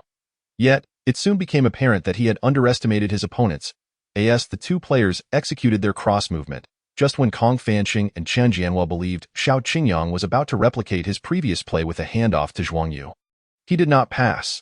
Instead, he lowered his center of gravity and accelerated, breaking through the defense and charging towards the paint. Oh no, damn, we've been fooled. But Mu Yang was still there. He stepped forward, seeing Xiao Qingyang leap, and he too jumped, swinging his arms to attempt to block the shot. Yet, he was left swinging at nothing. This kid can lean back too? Chen Jianhua's heart raced as he watched Xiao Qingyang lean back, evading Mu Yang's block and released the ball. Swish! The sound echoed as the basketball found its way into the net. That was a beautiful fadeaway, akin to Zhuang Yu's previous shot, leaving Chen Jianhua feeling somewhat frustrated. It seemed everyone was employing this technique now. Zhuang Yu could do it, and now Xiao Qingyang could too. Indeed, this was yet another execution of their duo's tactical play, albeit with some variation. The Shizhong coach furrowed his brow. His keen eye quickly discerned that this was an extension of the earlier collaboration between the two. If Zhuang Yu had a favorable opportunity, he would take the shot. If not, Xiao Qingyang would exploit the moment to drive in. This approach was commendable. Coach Yang Guohui silently nodded, recognizing this as one of the tactical combinations he had designed for the two. The reason he referred to it as one of many was due to the multitude of tactics available, all revolving around the synergy between Zhuang Yu and Xiao Qingyang. The difference lay in the fluidity of their roles. Sometimes, Zhuang Yu would finish, while other times, it would be Xiao Qingyang, allowing for adaptability. As Zhuang Yu and Xiao Qingyang engaged in their duo tactics, complemented by their individual prowess, Shizhong's defense was thrown into disarray. It became increasingly challenging for them to determine whether to defend against Zhuang Yu or Xiao Qingyang. After a few minutes, Yizhong, buoyed by the exceptional performances of Zhuang Yu and Xiao Qingyang, managed to equalize the score, compelling Shizhong to call for a timeout. During the timeout, the Shizhong coach devised a strategy. Though its effectiveness was limited, they still struggled to contain Zhuang Yu and Xiao Qingyang.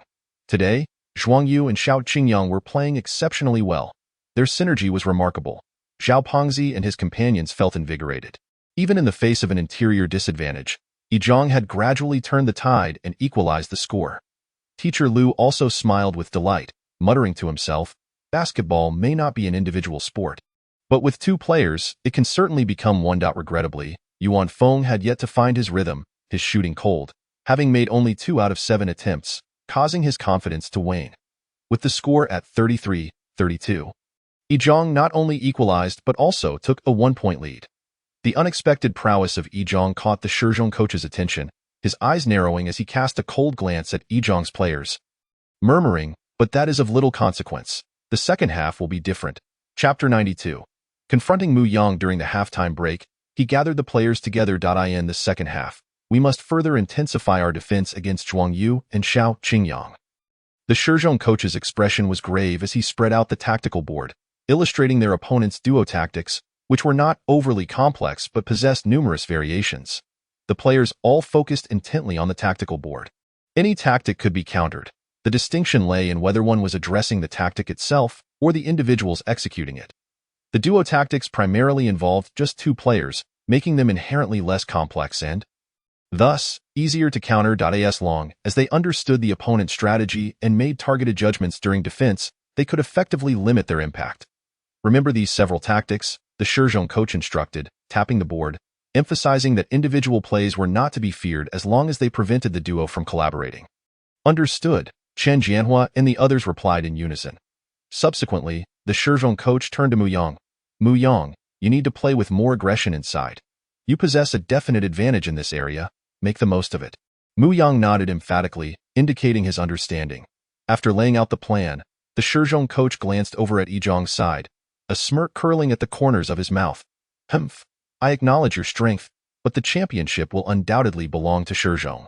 Meanwhile, the players of Yizhong were also attentively listening to Coach Yang Guohui as he outlined their strategy. Just moments ago, Zhuang Yu and Xiao Qingyang performed exceptionally well. However, shortly, their opponents may intensify their defensive strategies against them, so they should remain vigilant. Yang Guohui cautioned, further emphasizing, "We must be resolute in our perimeter shooting. Only by successfully executing our outside shots can we gain the upper hand." He glanced at Zhang Yong, contemplated for a moment, but ultimately chose to remain silent. Regrettably, Yuan Feng's shooting touch was off today, leaving a significant scoring void on their side. Otherwise, they could have managed the game with greater ease. Of course, Yuan Feng was not solely reliant on his shooting. His footwork in the low post was commendable. Yet, while he could contend with the interior players of other teams, he found himself at a disadvantage when matched against Mu Yang. Fortunately, Zhuang Yu and Xiao Qingyang were there to support him. As halftime concluded, the score difference was merely 1 point, making this moment critical. Both teams deployed their strongest lineups, eager to seize the lead. With possession of the ball, Chen Jianhua advanced it into the front court, directing his teammates to clear the low post before passing it to Mu Yang. Upon receiving the ball, Mu Yang immediately initiated a one-on-one. Using his back to push Yuan Feng towards the interior, Yuan Feng frowned inwardly, aware that he was at a disadvantage in strength and could only retreat continuously. This was problematic. Han Hui recognized the dire situation and quickly moved in to assist defensively. Yet, they still could not contain Mu Yang. He swiftly pivoted, raising the ball high above his head and releasing it towards the basket, effortlessly exploiting his height advantage. Yuan Feng and Han Hui leapt simultaneously, but failed to block the shot. In fact, Han Hui mismanaged his movements, resulting in a defensive foul, and the ball went in. What an impressive play by Mu Yang, who was virtually invincible in the paint.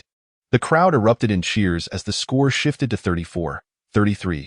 With their team taking the lead, Mu Yang stepped to the free throw line and calmly sank the additional free throw, earning yet another point. The possession transitioned to the first high school team, where Zhuang Yu brought the ball into the front court, only for Chen Jianhua to immediately confront him. Zhuang Yu signaled for his teammates to move, then passed the ball to Xiao Qingyang, intending to execute another two-man play. However, this time it did not succeed. Zhuang Yu managed to create separation with his speed, but Xiao Qingyang failed to deliver the pass in time. The opposing team began to consciously sever the connection between Zhuang Yu and Xiao Qingyang. In the stands, Teacher Lu furrowed his brow, explaining to Zhao Peng and the others, "Did you see that play? Zhuang Yu is incredibly fast, making it difficult for the opponents to keep up. He had already created an opportunity, but the opposing team anticipated his tactical intentions, positioning a defender to obstruct the connection between the two players, causing Xiao Qingyang to hesitate in making the pass. A slight delay allowed the defender to catch up with Zhuang Yu. Thus, he lost the chance to receive the ball for a shot, resulting in a failed collaboration. Zhao Peng and the others nodded in realization, their expressions filled with concern. The situation was indeed grim. On defense, the opposing team was strategically cutting off the connection between Zhuang Yu and Xiao Qingyang. Whenever the two sought to collaborate, a defender would always position themselves in between, obstructing their passing lanes. In a matter of moments, the circumstances took a turn for the worse. The opposing team not only regained the lead but swiftly extended their advantage to 6 points ahead of the first high school team. Coach, an Xian could not help but interject, "Should we call a timeout?" The bench players turned their gazes towards the coach. Yang Guohui, brow furrowed, recognized the precariousness of the situation. He nodded, preparing to call a timeout for adjustments, when he noticed Zhuang Yu snatch a rebound and advance it into the front court. Without calling for a screen or indicating any tactical intention, he directly initiated a one-on-one against Chen Jianhua. Zhuang Yu began with a dribble between his legs, feigning a left-side drive, drawing Chen Jianhua to shift. Yet, Zhuang Yu seized the ball with one hand, executing a behind-the-back dribble, swiftly adjusting his weight, and with his right hand gripping the basketball. He exploded past Chen Jianhua from the right side. This was alarming. Chen Jianhua felt a surge of panic as he realized he could not intercept him in time. Meanwhile, Mu Yang stepped forward, positioning himself in front of the basket, glaring at Zhuang Yu. With his presence guarding the paint, he thought to himself, "Whether you are a rookie king or a talented player, if you dare to penetrate the interior, do not blame me for serving you a spicy hot pot." All eyes were on Zhuang Yu. Some spectators' eyes sparkled with anticipation, eager to witness Mu Yang block Zhuang Yu's shot.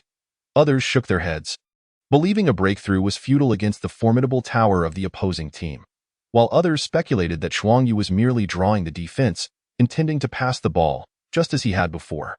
However, at that moment, Zhuang Yu clutched the basketball, bending his knees and exerting force through his legs, leaping into the air towards Mu Yang. The crowd gasped in astonishment, unable to believe that Zhuang Yu dared to confront Mu Yang head-on. "Wait, I'm coming for you," Mu Yang roared, his arms raised, casting a shadow over Zhuang Yu. The two soared into the air, with Mu Yang towering at 205 centimeters, overshadowing Zhuang Yu by more than 20 centimeters. At that moment, Mu Yang's arms fully restricted Zhuang Yu's shooting space, rendering the basket invisible. This was disastrous. Zhuang Yu's impulsive decision seemed ill-fated.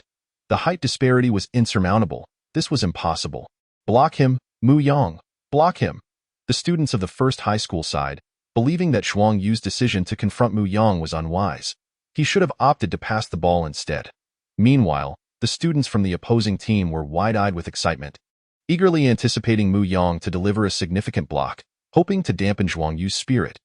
Even the substitutes from the first high school, an Xian and the bench players, frowned, while only Yang Guohui wore a contemplative expression.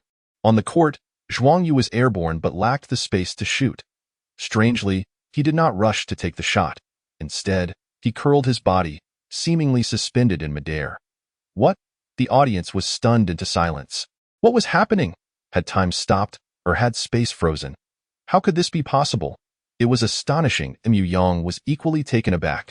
As he descended, Zhuang Yu appeared to linger in the air, a sight that filled him with dread. What happened to gravity? Where was Newton when you needed him? As Mu Yang descended further, Zhuang Yu finally extended his body, also beginning to fall, but at a significantly slower rate, giving the illusion that he was suspended. Zhuang Yu lifted the ball, tossing it with one hand. No, don't even think about scoring, Mu Yang thought, unwilling to let this opportunity slip away, and he reached out in a desperate attempt to block the shot. With a resounding slap, his hand only grazed Zhuang Yu's arm. At that moment, he had descended too much to block the ball effectively. The referee's whistle blew. Swish, the ball went in. The crowd erupted in euphoria. Students from the first high school, along with many from other schools, screamed in unison, their cheers echoing throughout the arena. This was a remarkable play. A 21. Zhuang Yu not only scored but also drew a foul from Mu Yang. A 1.8-meter guard daring to confront a 2.05-meter center, not only succeeding but achieving a 21. Incredible. He had managed to remain suspended in the air until the defender descended before making a shot. It was nothing short of miraculous. If there were a top 10 plays compilation, this shot would undoubtedly claim the top spot. The audience gasped in admiration, marveling at the feat on the bench of the first high school. Players leapt to their feet, enthusiastically applauding, and Xian covered her mouth in shock, her eyes sparkling with wonder. How did Zhuang Yu achieve such a remarkable play? Well done, Yang Guohui exclaimed, slapping his thigh in excitement. He looked at Zhuang Yu on the court, realizing that perhaps this was an attempt to draw a foul. While others were simply awestruck by the play, Yang Guohui keenly discerned that Zhuang Yu's decision to confront Mu Yang head-on might not have been solely about scoring. It could also have been to provoke a foul. It seemed there was no need to call a timeout after all, Yang Guohui mused. On the court, Chen Jianhua approached Mu Yang, attempting to console him as he appeared dejected. It's all right. It's understandable that you couldn't defend that shot. You did your best. Mu Yang turned to him, questioning, are you genuinely comforting me and not trying to disparage me? Swish! The sound echoed as Zhuang Yu successfully completed his free throw. The first high school team was on the offensive. This clash between the new and old kings had been won by Zhuang Yu. However, his defeat to Zhuang Yu did not signify that the first high school team was losing to the second high school team. The game continued, and they were determined to defeat the first high school team to claim the championship title. Screen, Chen Jianhua called, initiating a pick and roll to the left, while the others shifted to the right. Mu Yang engaged in a battle with Yuan Feng in the paint. Once the left side was cleared, Mu Yang spun around, positioning himself in front of Yuan Feng, using one hand to shield him while raising the other for the ball. Chen Jianhua promptly delivered the pass. Upon receiving the ball, Mu Yang immediately went for a one-on-one. He felt a bit humiliated by the previous play, but as the center, if he couldn't score over Zhuang Yu, he would have to channel that frustration onto Yuan Feng. With a thud, their bodies collided, producing a deep sound as Yuan Feng winced, feeling a sharp pain in his chest and stumbling back a few steps. Sensing the diminishing force behind him, Mu Yang lowered his center of gravity, expertly maneuvering his footwork before executing a swift half-turn, transitioning from the backboard to facing the basket, and launched a powerful two-handed dunk. The rim shook violently under the force of the dunk, warping slightly before Mu Yang released his grip, landing and roaring towards Zhuang Yu. Yuan Feng felt a pang of frustration, glancing at Zhuang Yu. He couldn't shake the feeling that Zhuang Yu was smirking. Offense, Zhuang Yu shouted. Yuan Feng nodded, Preparing to inbound from the baseline. As they advanced into the front court, Zhuang Yu's gaze transcended Chen Jianhua. Provocatively locking eyes with Mu Yang, he raised his left hand and pointed at Mu Yang, signaling, "Wait, I'm coming for you." Mu Yang was overwhelmed with rage, unable to contain his fury as he bellowed, "You arrogant brat, come at me if you dare. I am waiting for you." Should Zhuang Yu muster the audacity, he would surely face the consequences. In the next instant, Zhuang Yu called for a screen. Yuan Feng moved to set the pick, allowing Zhuang Yu to slip away and shift to the right. Chen Jianhua was obstructed, prompting Mu Yang to swiftly advance, one hand raised to shield Zhuang Yu. This was the conventional response to a screen. When the guard was impeded, the interior player needed to step up to delay the ball handler, preventing an immediate shot. Then, they could either switch defenses, with the interior player continuing to guard the ball handler, or the defending guard could navigate around the screener to re-engage the ball handler while their own interior player moved toward the basket. However, this time, Zhuang Yu offered no opportunity for hesitation. Following the screen, he launched into a decisive drive, executing a change of direction and accelerating straight towards Mu Yang and the hoop. "You really dare to." Mu Yang grunted in annoyance, immediately retreating while bending his knees, ready to leap at any moment. In the next heartbeat, Zhuang Yu cradled the ball, propelled himself off the ground, seemingly defying gravity, soaring into the air. Mu Yang leaped as well, while Chen Jianhua caught up from behind, both closing in on Zhuang Yu. Even if Zhuang Yu attempted the same trick again with an extreme hang time, it would be futile. "You are as good as finished," Mu Yang thought to himself. Yet, his expression shifted swiftly. Zhuang Yu's body soared as if he were flying, right hand grasping the basketball, already well above the rim, gliding through the air towards the hoop. This time Mu Yang was astounded. "What?" Chen Jianhua was equally stunned. In that moment, Zhuang Yu's maneuver prompted a realization that was hard to believe.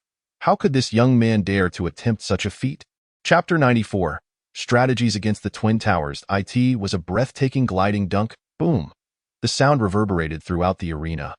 Whether they were students from Yizhong, other spectators, or even those from Shizhong, all were left in awe. Mouths agape, eyes wide. Some covered their mouths in disbelief, while others clutched their heads in shock, questioning their own vision. A few stood with their mouths open wide enough to fit an egg, yet unable to utter a sound. "Holy crap!" Zhao Pengzi exclaimed.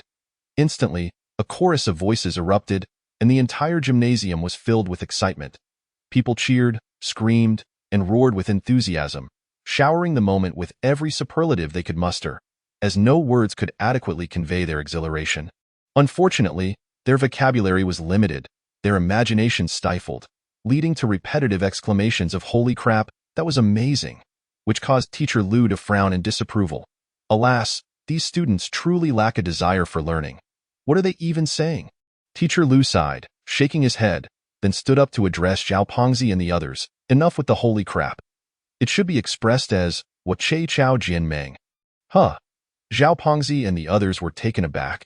Looking bewildered, Teacher Lu sighed again, explaining his words, and their eyes brightened with understanding.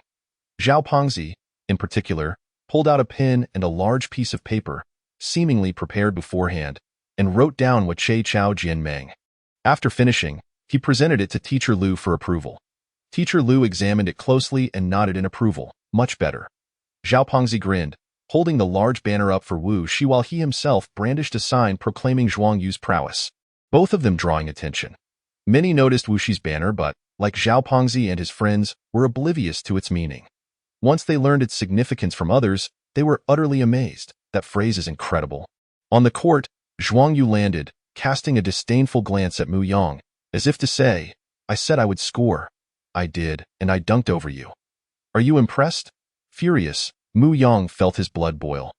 It was one thing to have failed to block Zhuang Yu, but to be dunked on was utterly humiliating.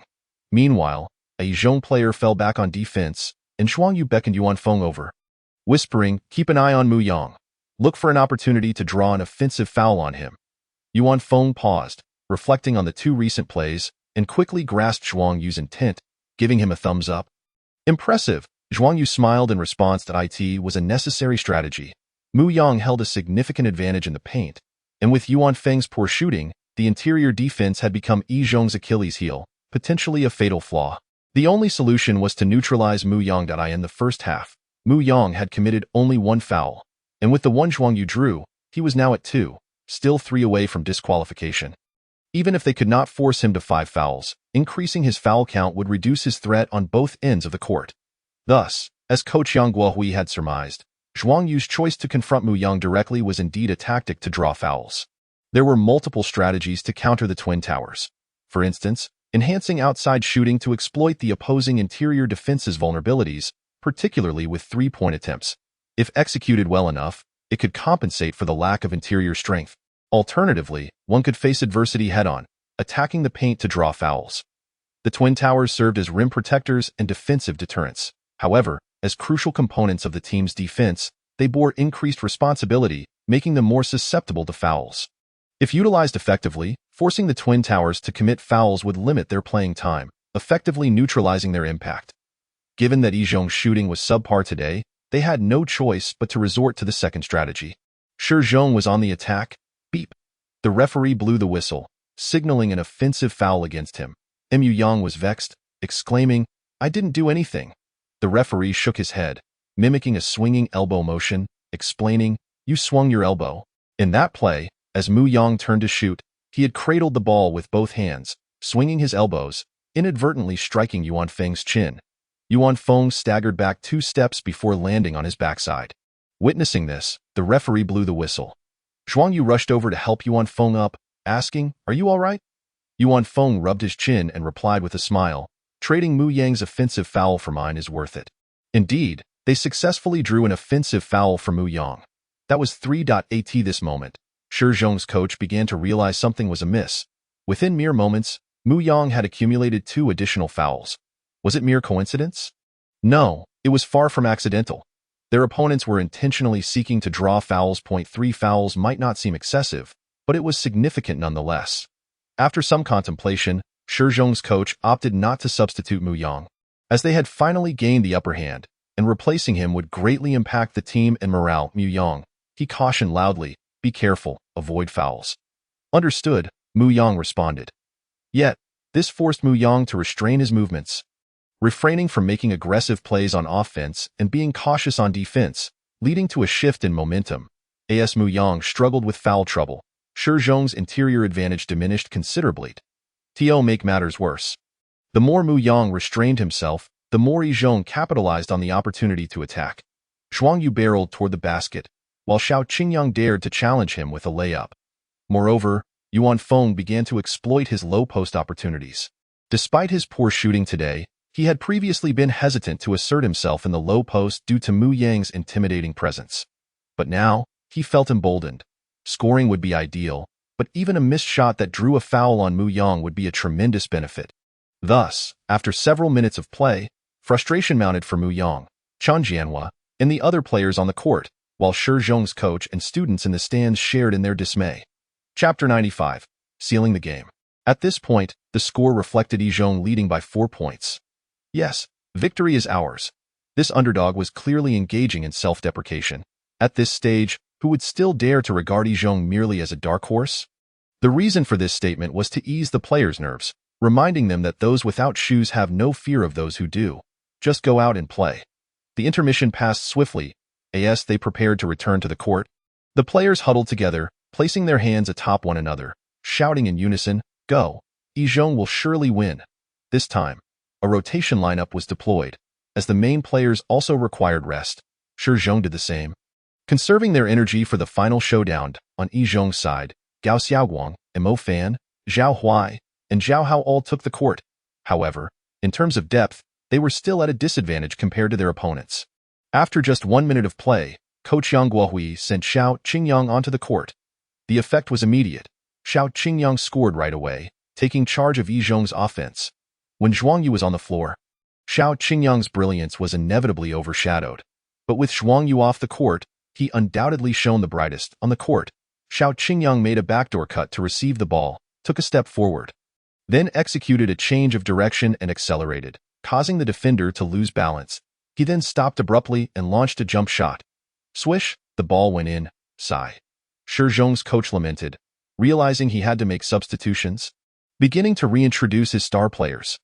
The previous rotation lineup had been effective, narrowing the score gap, But with Xiao Qingyang in the game, Shi Zhong's rotation struggled to maintain an advantage.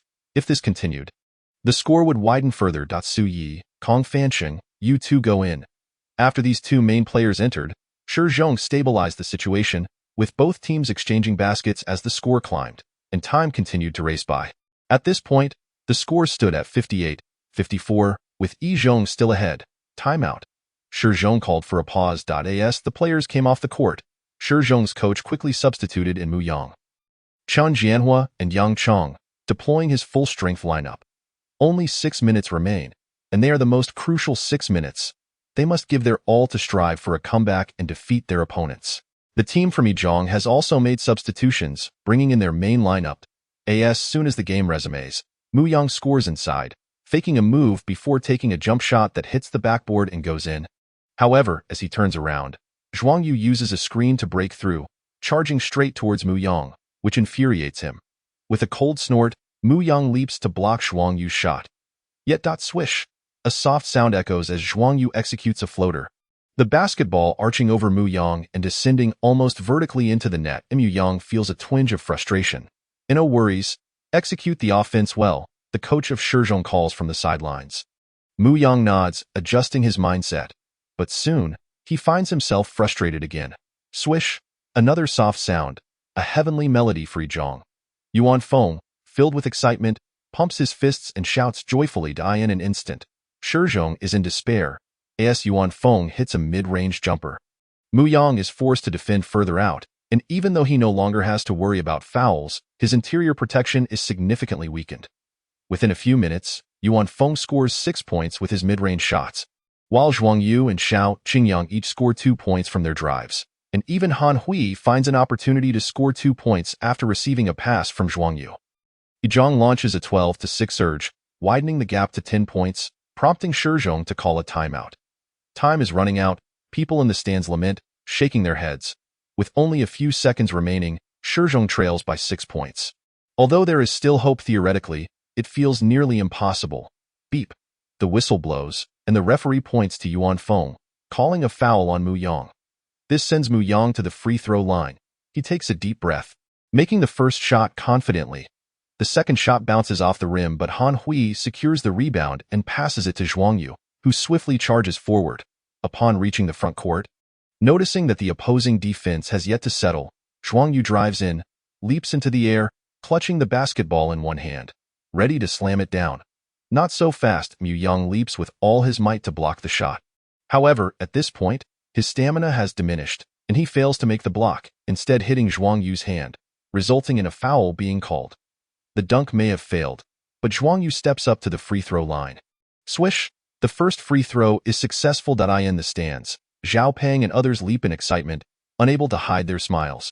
We won! Teacher Liu also beams with joy. Zhuang Yu's performance effectively seals the game. With his free throw, the gap increases to 6 points, and less than 30 seconds remain. Chapter 96. Championship Ambition. Swish! Zhuang Yu makes his second free throw, bringing the score to 68-61, a 7-point lead with only 30 seconds left. Shi Zhong calls their final timeout. The coach of Shi Zhong reflects, realizing that this timeout holds little significance. The situation appears hopeless. The critical factor remains Zhuang Yu's relentless challenge against Mu Yang. It is precisely because of Zhuang Yu's confrontation that Mu Yang has accumulated fouls, leading to a loss of composure and 2 additional fouls. Struggling with foul trouble, the imposing figure of Mu Yang fails to exert sufficient intimidation, shifting the momentum in favor of Yizhong.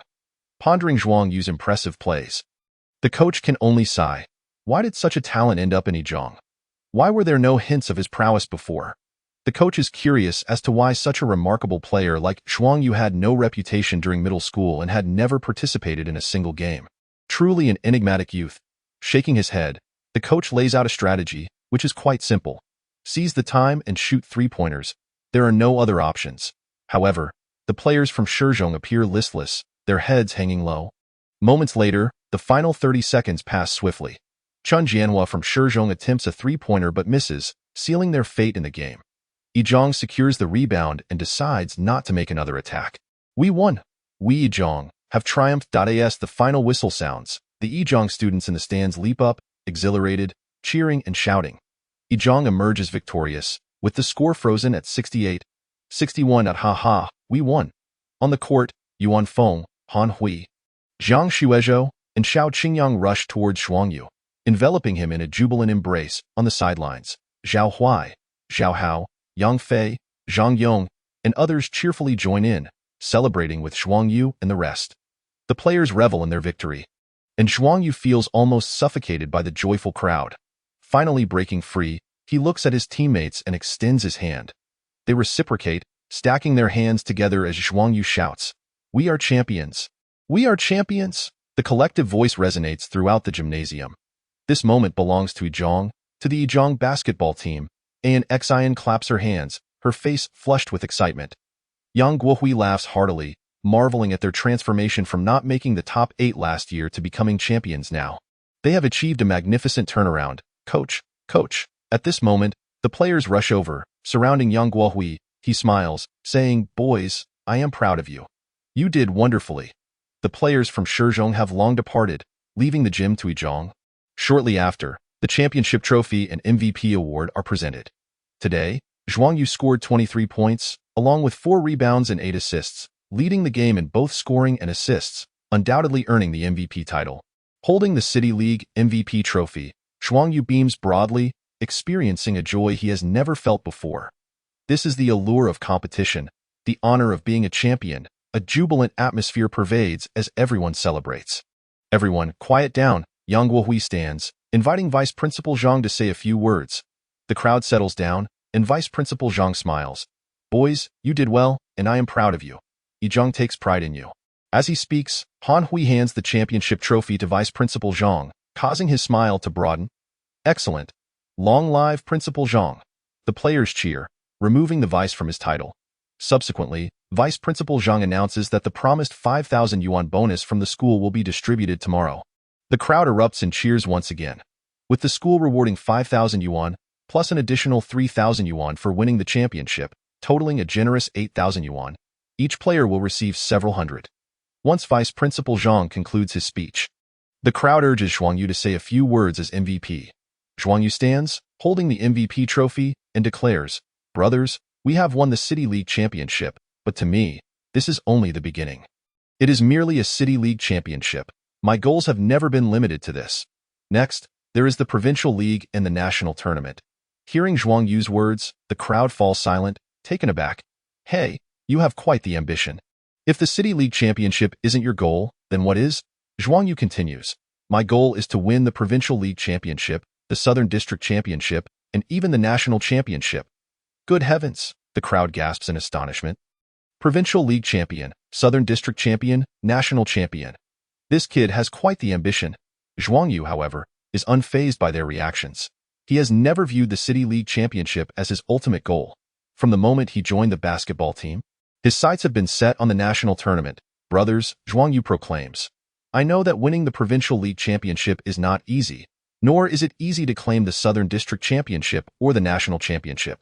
But not long ago, the City League Championship felt equally distant to us, yet we succeeded in the end that we are champions. But I am not content with just being City League champions." Listening, the crowd falls silent. At this moment, an Xian suddenly claps and shouts, "Well said." Following suit, Coach Yang Guohui exclaims, "Well said. Young people should have such ambition and lofty dreams. If others can achieve it, I believe you can too. You are of the same age, the same high school players. Why can't you win the provincial championship, the Southern District Championship, or even the National Championship?"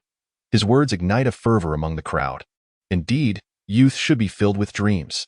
If one does not chase after them, what distinguishes them from a salted fish? Provincial champion, Southern District champion, and National champion. Yuan Feng feels a surge of emotions, his voice shifting. Zhuang Yu is right. Han Hui shouts, "Since we have won the City League Championship and secured our spot in the Provincial League, we cannot merely go through the motions if we play. We must aim for the championship, champion." The crowd echoes in unison. A group of teachers watches the spirited, passionate players, their hearts swelling with emotion, reflecting on the beauty of youth, the ability to chase dreams with unwavering determination. "Young men, keep pushing forward." Vice Principal Zhang admires the students, pondering, "Isn't this what youth is all about?" Chapter 97. The School's Attention, Part 4. The day after the City League Finals, the school distributes the bonuses. Simultaneously, Principal Lee expresses that if the basketball team performs well in the provincial league, the school will generously offer further rewards. For instance, should our school achieve a position among the top 8 in the provincial league, a reward of 5,000 yuan will be granted. Securing a spot within the top 4 will result in a complete tuition waiver for the players, and should we claim the provincial championship, not only will there be a monetary prize and a tuition exemption, but the school will also bestow upon the players a scholarship. Whether at the university or high school level, scholarships are indeed available. However, unlike abroad, domestic high schools generally do not offer sports scholarships, and those who receive scholarships are typically the exceptional few who excel academically. This time, the school has made a significant investment, allocating scholarship slots as incentives. It is important to note that while the amount may not be substantial, it still amounts to several hundred yuan a month, which adds up considerably over an entire academic year.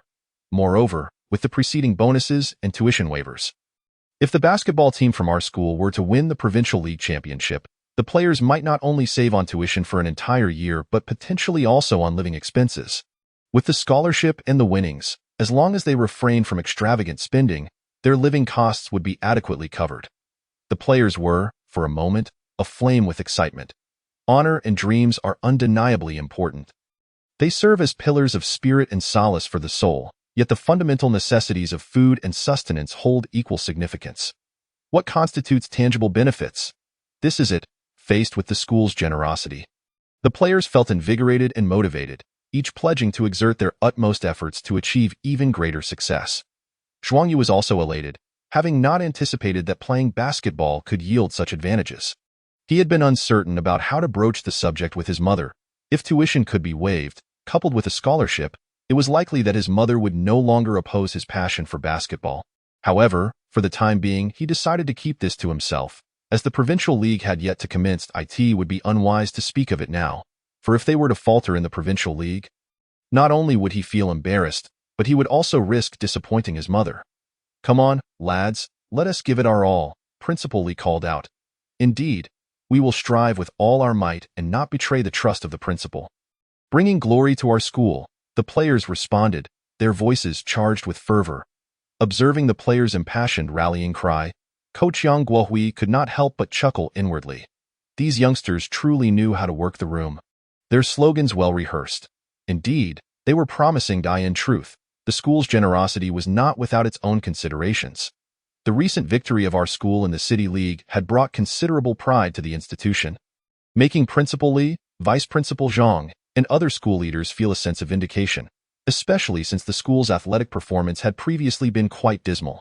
Furthermore, during Principal Lee's recent conference in the provincial capital, it was emphasized that there would be a push to enhance students' physical fitness and promote a balanced development of physical and intellectual abilities. In summary, it boiled down to 4 words: prioritize sports. Yes, Director Wang affirmed. Additionally, Principal Lee continued, let's adjust Coach Yang's responsibilities. He should minimize other duties and focus solely on leading the basketball team. Hearing that Principal Lee was concerned about equipping the basketball team and was willing to relieve Coach Yang of additional responsibilities, Vice Principal Zhang and the others were taken aback. Was this not a tad excessive? Principal, are we perhaps placing too much emphasis on the basketball team? Vice Principal Zhang inquired softly. I am not suggesting we shouldn't prioritize it. It is merely the City League, he added. Principal Lee glanced around and lowered his voice. At the conference, it was mentioned that educational funding would also consider sports education. Naturally, such funding will be linked to the athletic performance of each school. Those with better results will naturally receive more support. I noticed that our sports field and gymnasium are quite outdated. While we may not be able to rebuild, at the very least, they require refurbishing. Don't you think? A chorus of surprised expressions met his words. While the sports field had indeed seen better days, the gymnasium was relatively new, having been constructed only a few years prior. Nonetheless, being astute individuals, they quickly understood the implications and voiced their agreement that the basketball court needed renovation, and the sports field should indeed be rebuilt, emphasizing the need for robust support for the basketball team. Meanwhile, within the basketball team, Coach Yang Guohui surveyed his roster of players, reflecting on Principal Lee's promises of rewards, and felt a surge of pressure. Truth be told, he had not anticipated such generosity from the school: bonuses, tuition waivers, and scholarships. Goodness, after several years of coaching at this school, He had never realized that the basketball team could receive such benefits. The more the school prioritized athletics, the heavier the burden of expectation felt on his shoulders. He spoke gravely to the players. As you can see, the school holds you in high regard and has offered numerous incentives. To honor the school's commitment, and for your own benefit, it is imperative that you all put forth diligent effort. It was late November, and with approximately 2 weeks remaining until the Provincial League, he emphasized the importance of utilizing this time wisely to maximize their potential. The players nodded in agreement, none dissenting. Despite their recent triumph in the City League, they had never participated in the Provincial League and were uncertain of what to expect. Undoubtedly, the competition in the Provincial League would be far more formidable, leaving the players with a sense of unease and a strong desire to enhance their skills. Given that they had just completed the City League, Coach Young decided to forego training for the day.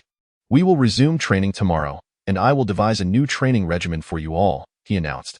Having concluded these remarks, Coach Young relaxed his demeanor and smiled. "Now, let us discuss the distribution of the prize money. We have 12 players on the team, plus our team leader and XIN, making a total of 13 with a prize of 8,000 yuan. My proposal is to allocate 600 yuan each, totaling 7,800 yuan. The remaining 200 yuan will be set aside as a maintenance fund. Do any of you have objections?" "Oh?"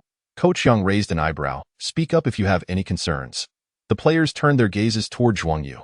Did he find this distribution inequitable? After all, Zhuang Yu was the MVP, having contributed significantly, and it would be entirely reasonable for him to receive a larger share. Zhuang Yu spoke up. "I believe the success of our team is attributable to the collective efforts and contributions of each individual, us players, our senior team leader and XIN, and of course, you, coach.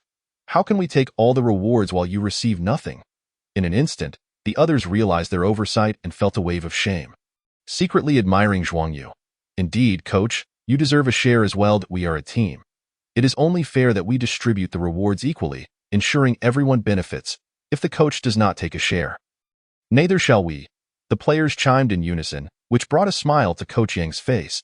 He did not wish to seem overly sentimental and chuckled. "Since you all feel this way, I shall accept a portion as well." In truth, he was not particularly concerned about those few hundred yuan. For him, watching his players grow and improve, witnessing the team achieve success, brought him immense joy and satisfaction, something that money could never buy. His agreement to share the prize was aimed at fostering team cohesion. Unity among players, the team leader, and himself as the coach was essential for achieving greater accomplishments. Zhuang Yu found himself in a state of amused exasperation as he delivered a hearty slap on Zhao Pengzi's thigh, causing the latter to shudder in pain. Only then did he rise and make his way to the entrance. "Senior," Zhuang Yu called out. Xine handed him her meal card, saying, "I have a few matters to attend to at noon, so I will arrive a bit later. You go ahead and get your meal, and please get mine as well. I will join you once I finish." Zhuang Yu responded with an "oh," instinctively reaching for the meal card, only to suddenly realize, "Wait a moment, you've already treated me for 3 days." The original wager stipulated that she would cover his meals for 3 days, and now that time had elapsed. An Xian smiled and said, "Have you forgotten? We made another bet before. If we win the City League Championship, I will cover your meals for an additional month. I am a person of my word. So don't worry if you've forgotten. I will honor my promise." Zhuang Yu was taken aback, thinking it was merely a jest and that he hadn't taken it seriously. Noticing Zhuang Yu's hand hesitating in midair, an Xian furrowed her brow and firmly placed the meal card into his palm. Zhuang Yu wrestled with his thoughts for a moment before ultimately pocketing the meal card, sighing inwardly, realizing he couldn't refuse her kindness. Accepting the soft meal at noon, Zhuang Yu arrived at the cafeteria but did not rush to get food. After several minutes, an Xian finally arrived, and upon seeing Zhuang Yu merely seated, she curiously asked, "Why aren't you getting your meal?" Zhuang Yu replied, "I wasn't sure when you would arrive, and I was afraid the food would get cold if I got it too early. I'll go get it now." "All right," an Xian nodded in satisfaction. Zhuang Yu took 2 portions for himself, while an Xian's plate contained 1 meat dish and 2 vegetable dishes, as she did not eat much. As they ate, Zhuang Yu recalled the rumors Zhao Pengzi had mentioned and couldn't help but ask, "Senior, have you heard any rumors about us? They say we eat together every day." An Xian paused her chopsticks. "What's wrong? Are you worried about being misunderstood? Or perhaps you have a girl you like and fear she might misinterpret things?" "Not at all," Zhuang Yu quickly replied. "I'm indifferent about it and have no romantic interests." I am just concerned about how others might misconstrue your reputation. You're worrying for nothing. An Exine shot him a glance, her face unexpectedly brightening with joy. Hurry and finish your meal. I'm on a diet. So you can have my meat. With that, she picked the meat from her plate and placed it onto Zhuang Yu's. He was momentarily stunned and expressed his gratitude. This scene sent those around them into a frenzy of envy and admiration. Marveling at Zhuang Yu's ability to enjoy such privileges, this was no longer mere indulgence. This was the mark of a true gentleman. Brother, please accept my respect. The following day, the basketball team of Yizhang resumed training. In the afternoon, the players gathered at the gym. Upon Yang Guohui's arrival, he called everyone together to announce the new training plan, which was divided into two parts, one focusing on individual training for the players and the other on team tactics. Despite having only 2 weeks, Coach Yang had truly invested effort into devising targeted personal training plans based on each player's technical characteristics and skill levels. Additionally, he made some adjustments and improvements to the team's overall tactics. The individual training plans were self-explanatory, but it was the first time Coach Yang clearly stated that Zhuang Yu and Xiao Qingyang would serve as the tactical core of the team. Chapter 99. Establishing core status. Upon hearing Coach Yang designate them as the tactical core, both Zhuang Yu and Xiao Qingyang were somewhat taken aback. After all, they were merely freshman players, having joined the Yizhang basketball team for only 2 months. How would their teammates react to this designation? Zhuang Yu glanced at Yuan Feng. Meeting Zhuang Yu's gaze, Yuan Feng smiled and said, Coach has spoken to me about this, and I fully support you too as the tactical core. With Yuan Feng's endorsement, Han Hui, Jiang Shuezhou, Mo Fan, and others also expressed their agreement, showing no dissent. Everyone understood this was a necessary decision. Throughout several matches in the City League, Zhuang Yu and Xiao Qingyang's South contributions on the court became increasingly prominent, often playing crucial roles in key games against schools like Yunnan and Qizhong, as well as in the finals against Shizhong. Particularly Zhuang Yu. Without him, the team wouldn't have even reached the semifinals against Yunnan, let alone winning the championship. After several matches, it was clear to everyone that while Zhuang Yu and Xiao Qingyang might lack experience, their talent and skill had already surpassed many. Despite the unanimous support, Xiao Qingyang still felt a twinge of anxiety. Coach, is this really necessary? We were doing quite well before, weren't we? It's different, Coach Yang replied, shaking his head. Previously, we were in the City League, but now we're entering the Provincial League, where the opponents will be stronger and the competition tougher. Based on our performance in the City League, you two are more than qualified to be the team's core. Your synergy is quite impressive, and I believe it can serve as the foundation for our core strategy. However, he noted that their current two-player strategy was still somewhat simplistic and would require further adjustments and enhancements.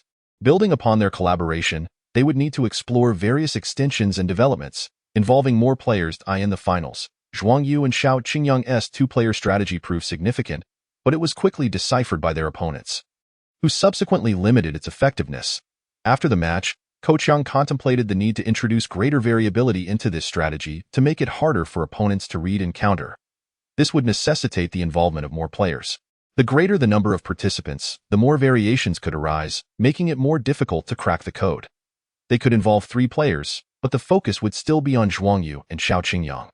Alternatively, 4 players could participate, passing the ball around, but the final shot would still be taken by either Zhuang Yu or Xiao Qingyang. They could even engage all 5 players, complicating the opponent's ability to discern their tactical intentions. Once the defense was dismantled, it would still culminate in Zhuang Yu and Xiao Qingyang. Initially, Coach Yang designed numerous variations, but he suddenly realized, if it required 4 or even 5 players to participate, why not make it the team's primary strategy? In that instant, he felt a sense of clarity. Evolving the two-player strategy of Zhuang Yu and Xiao Qingyang could yield various transformations while seamlessly integrating with other tactics. Thus, all of the team's strategies could fundamentally be established on this basis.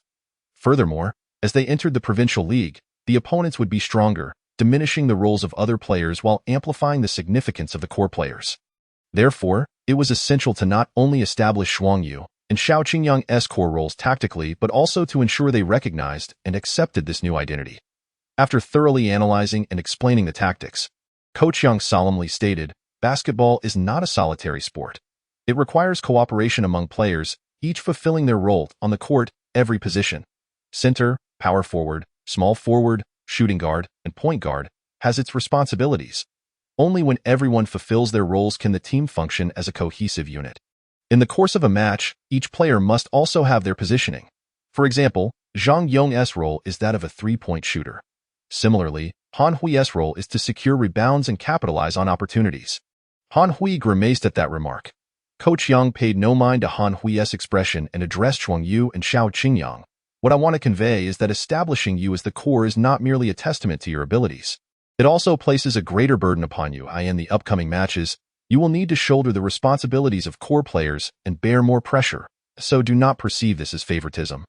Nor should anyone harbor discontent, understood? The two nodded in unison, feeling an immediate increase in pressure. The training then transitioned to scrimmages. With the changes in tactics and player roles, much practice was needed, and it had to be rigorous. The training concluded at 7:30 in the evening. Everyone was utterly exhausted as they dispersed. Zhuang Yu, Xiao Qingyang called, his eyes gleaming with fierce determination, embodying a burning competitive spirit. Zhuang Yu understood and nodded. All right, let us rest for a bit before we play. Don't worry, I promised you. The two had previously agreed to face off in a one-on-one match once the City League concluded. Xiao Qingyang nodded in agreement. Meanwhile, their teammates gathered outside the gym but did not leave immediately. A few clustered together, and Han Hui glanced at Yuan Feng, frowning. Are we really not going to see how it turns out? Yuan Feng shook his head. Let them settle it themselves. Regardless of the outcome, it will be over soon. The group nodded in agreement, yet they couldn't resist glancing back, wondering who would ultimately emerge victorious. Finally, Han Hui took the lead, and they all began to place bets. I bet Zhuang Yu will win. His prowess is evident, and he undoubtedly surpasses Xiao Qingyang. Not necessarily. A one-on-one isn't the same as a formal match. Xiao Qingyang has the height advantage. If he can maintain momentum, he could win. I'm betting on Xiao Qingyang. Well, it also depends on who attacks first, right? Do you really think it's that simple to score at 10 o'clock? That would only happen if the skill gap is enormous. I'm betting on Zhuang Yu. Watching the lively debate unfold, Yuan Feng could only shake his head in exasperation at the antics of his teammates. A few minutes later, Zhuang Yu and Xiao Qingyang emerged. Xiao Qingyang shook his head before walking away. The remaining players exchanged glances, pondering who had won. It appears that Zhuang Yu has emerged victorious. Which eye did you perceive that with? Was it Zhuang Yu who claimed it, or did Xiao Qingyang concede? If not, what shall we do about our wager? Ultimately, no one knew who truly won this solitary duel. Teammates inquired with both Zhuang Yu and Xiao Qingyang, yet both remained tight-lipped, as if the event had never transpired. A group of players found themselves at an impasse, leaving their bet unresolved.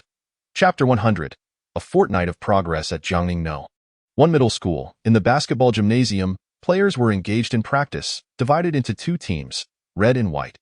Zhuang Yu, Xiao Qingyang, Jiang Shuizhou, Yuan Feng, and Han Hui formed one group, while the other consisted entirely of substitute players. Such a division lacked any real competitiveness, to the extent that coach Yang Guohui did not even bother to keep score. The match was not about winning or losing, but merely a tactical drill. On the court, the red team launched an offensive as Zhuang Yu pushed the ball into the front court, first executing a pick-and-roll before passing to Yuan Feng, who had moved to the top of the key.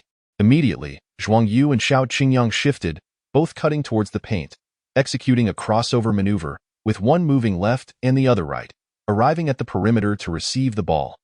Observing that Zhuang Yu had a better opportunity, Yuan Feng swiftly distributed the ball to him. Zhuang Yu caught it and shot. Swish, the ball went through the net without touching the rim.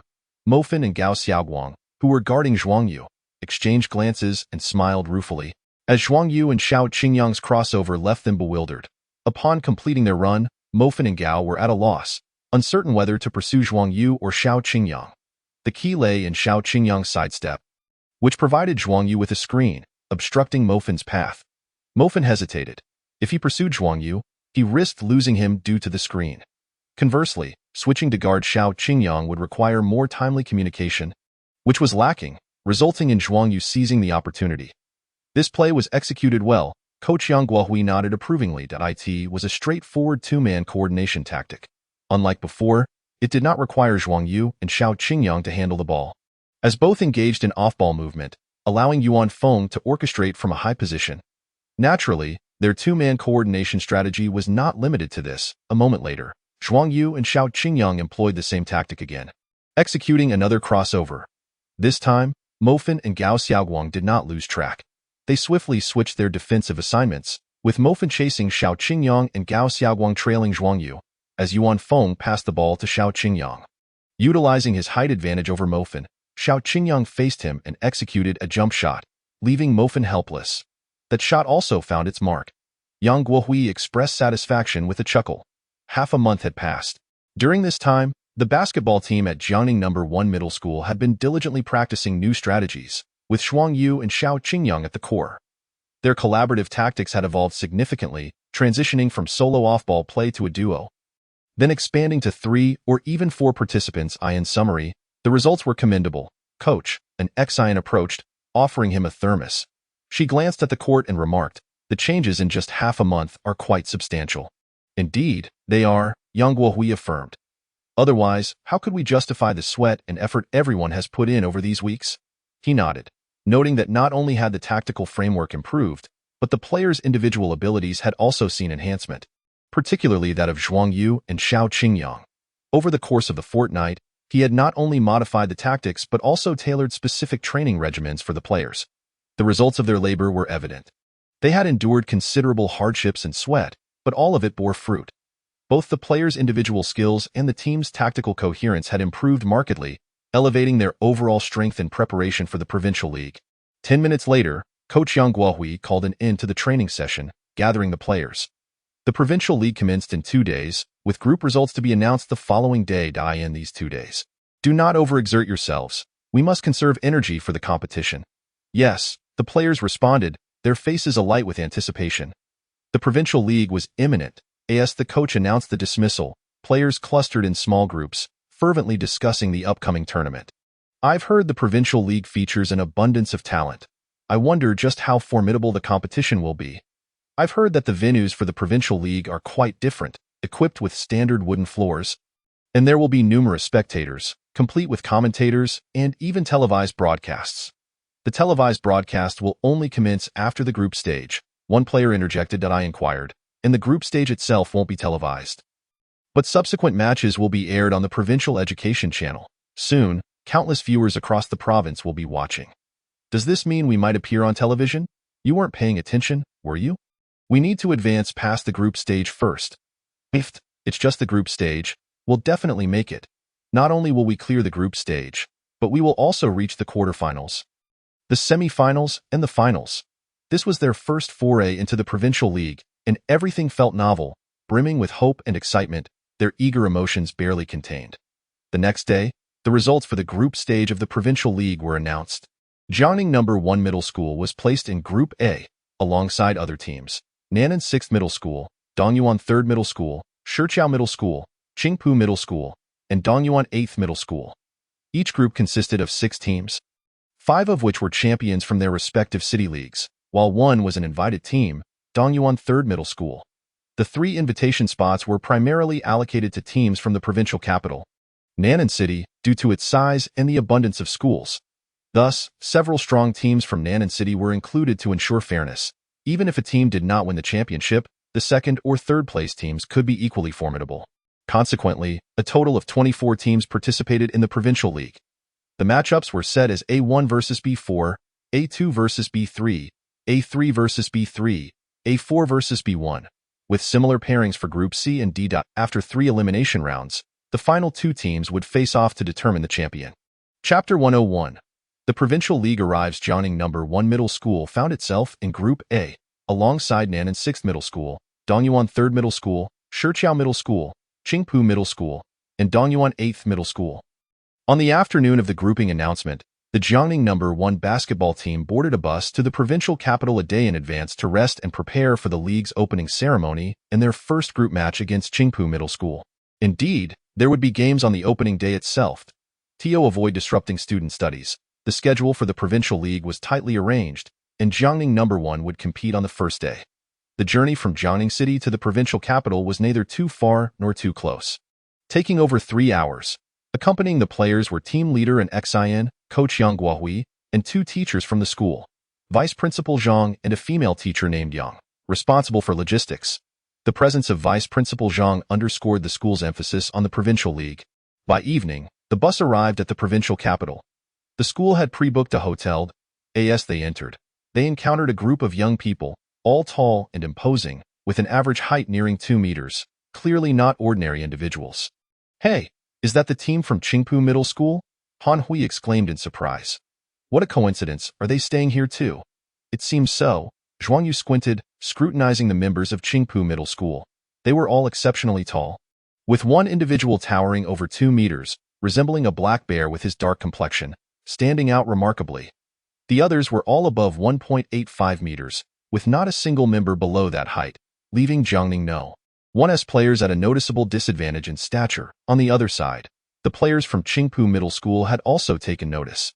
For a moment, both teams stood at the entrance, mere meters apart. Their gazes locked, the air crackling with tension, reminiscent of a battlefield. Rivals in the same group. Their first encounter was naturally fraught with animosity. "I've never even heard of this school. Isn't Jiangning No. 10 supposed to be the strongest in Jiangning City?" One player scoffed. "Where did this Jiangning number 1 come from? Who cares? Even if Jiangning number 10 came, they'd still be nothing but a bunch of local chickens and dogs. Remember last year's Provincial League? They were utterly demolished."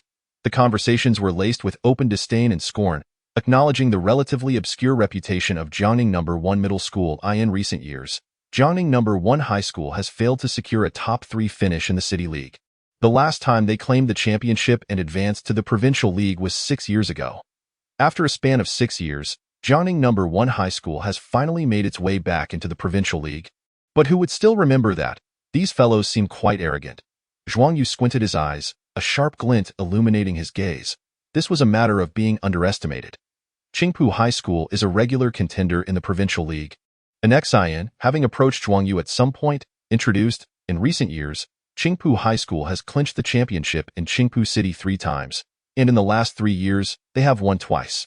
Last year, they entered the Provincial League, and this year marks their 2nd consecutive entry.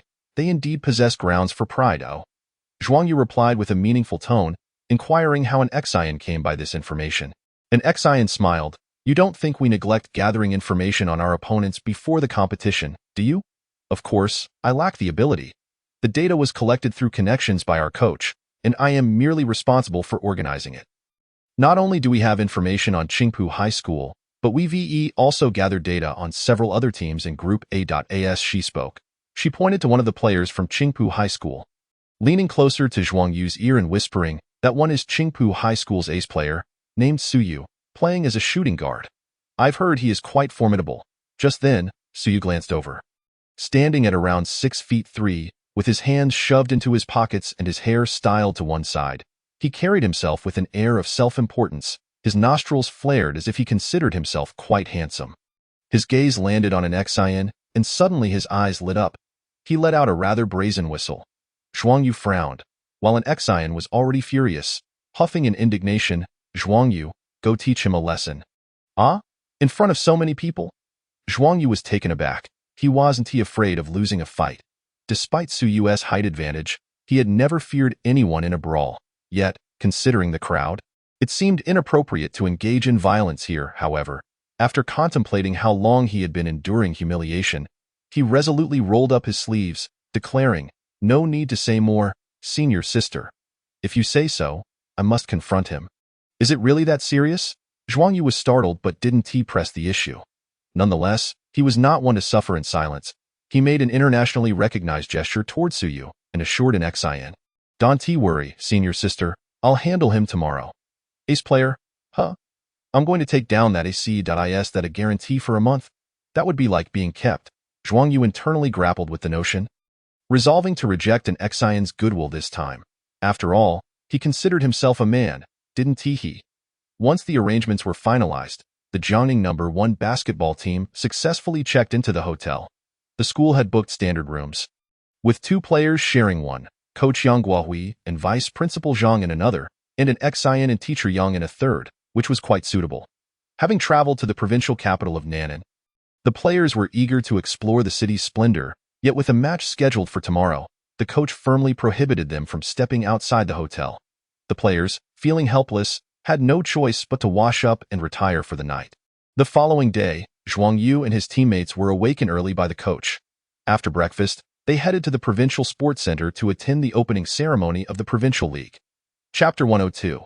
The first match of the group stage. Versus Qingpu High School. The opening ceremony was lengthy and tedious. Several officials took to the stage to deliver a multitude of speeches, none of which Zhuang Yu absorbed, as his companions Han Hui and Yang Fei were nearly dozing off. If anything, the sole merit of the ceremony was the opportunity to observe the other participating teams. There were a total of 24 teams present. Zhuang Yu scanned the room, somewhat astonished, for every team seemed exceptionally tall, rivaling even Qingpu High School. This suggested that their average height hovered around 6 feet 3, with quite a few exceeding 2 meters. This was not surprising, given that this was the Provincial League, showcasing the elite of high school basketball in the entire southern province. In basketball, height is paramount, and the domestic basketball system prioritizes height above all else. Thus, when scouting talent, height is the foremost criterion, followed by agility, skill, and basketball IQ. Jiangning No. 1 High School faced teams that were often taller, such as Jiangning No. 10 High School, where several key players towered over those from No. 1 High School. Compared to these Provincial League teams, No. 1 High School's average height fell short, both among perimeter and interior players. The reason was simple. No. 1 High School was viewed as an underdog. Indeed, from the perspective of the participating teams, Jiangning No. 1 High School appeared as a fortunate underdog that had stumbled into the Provincial League, lacking the pedigree of a strong team. After all, a truly formidable team, with a rich history, would prioritize height in their talent selection as Qingpu High School did. If they had even 2 players over 2 meters tall, wouldn't that make winning a game a cinch? Our height is a disadvantage, Han Hui lamented, recognizing the issue. Both he and Yuan Feng were just over 6 feet tall, while their opponents' interior players were taller than 2 meters. Memories of their match against No. 10 High School flooded back, causing Han Hui's face to scrunch in concern. He knew he would be at a disadvantage during the game. Yuan Feng nodded gravely, gesturing towards a player in the distance. Look at that guy. He is even taller than Mu Yang. As the group turned to look, they spotted a particularly striking player, towering above the others. Standing out even among a crowd of tall players, he appeared to be nearly 6 feet 9. Wow. He is like a signal tower, Yang Fei gasped, envisioning the scene he would face, his face paling. That is incredibly tall. What on earth is he consuming to grow like that? Indeed, with a height like that, he could stand under the basket and easily dominate. Just grabbing the ball would allow him to dunk effortlessly. The players from No. 1 High School collectively gasped. It was indeed quite astonishing, but when placed within the context of the entire southern province, it was hardly extraordinary. After all, in such a vast province, it wouldn't be difficult to find a few tall players. Moreover, if he were a senior, he would be around 18 or 19 years old, and it was not unusual for boys to have fully developed by then. Someone reaching nearly 2 meters was hardly surprising. At this moment, Zhuang Yu suddenly smirked. The others immediately turned to him, curiosity piqued. Zhuang Yu scoffed. What use is height alone? Basketball isn't merely a contest of height.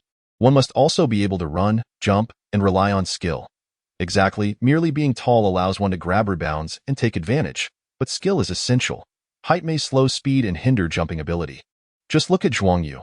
He may not be tall, but none of those taller than him can outperform him on the court.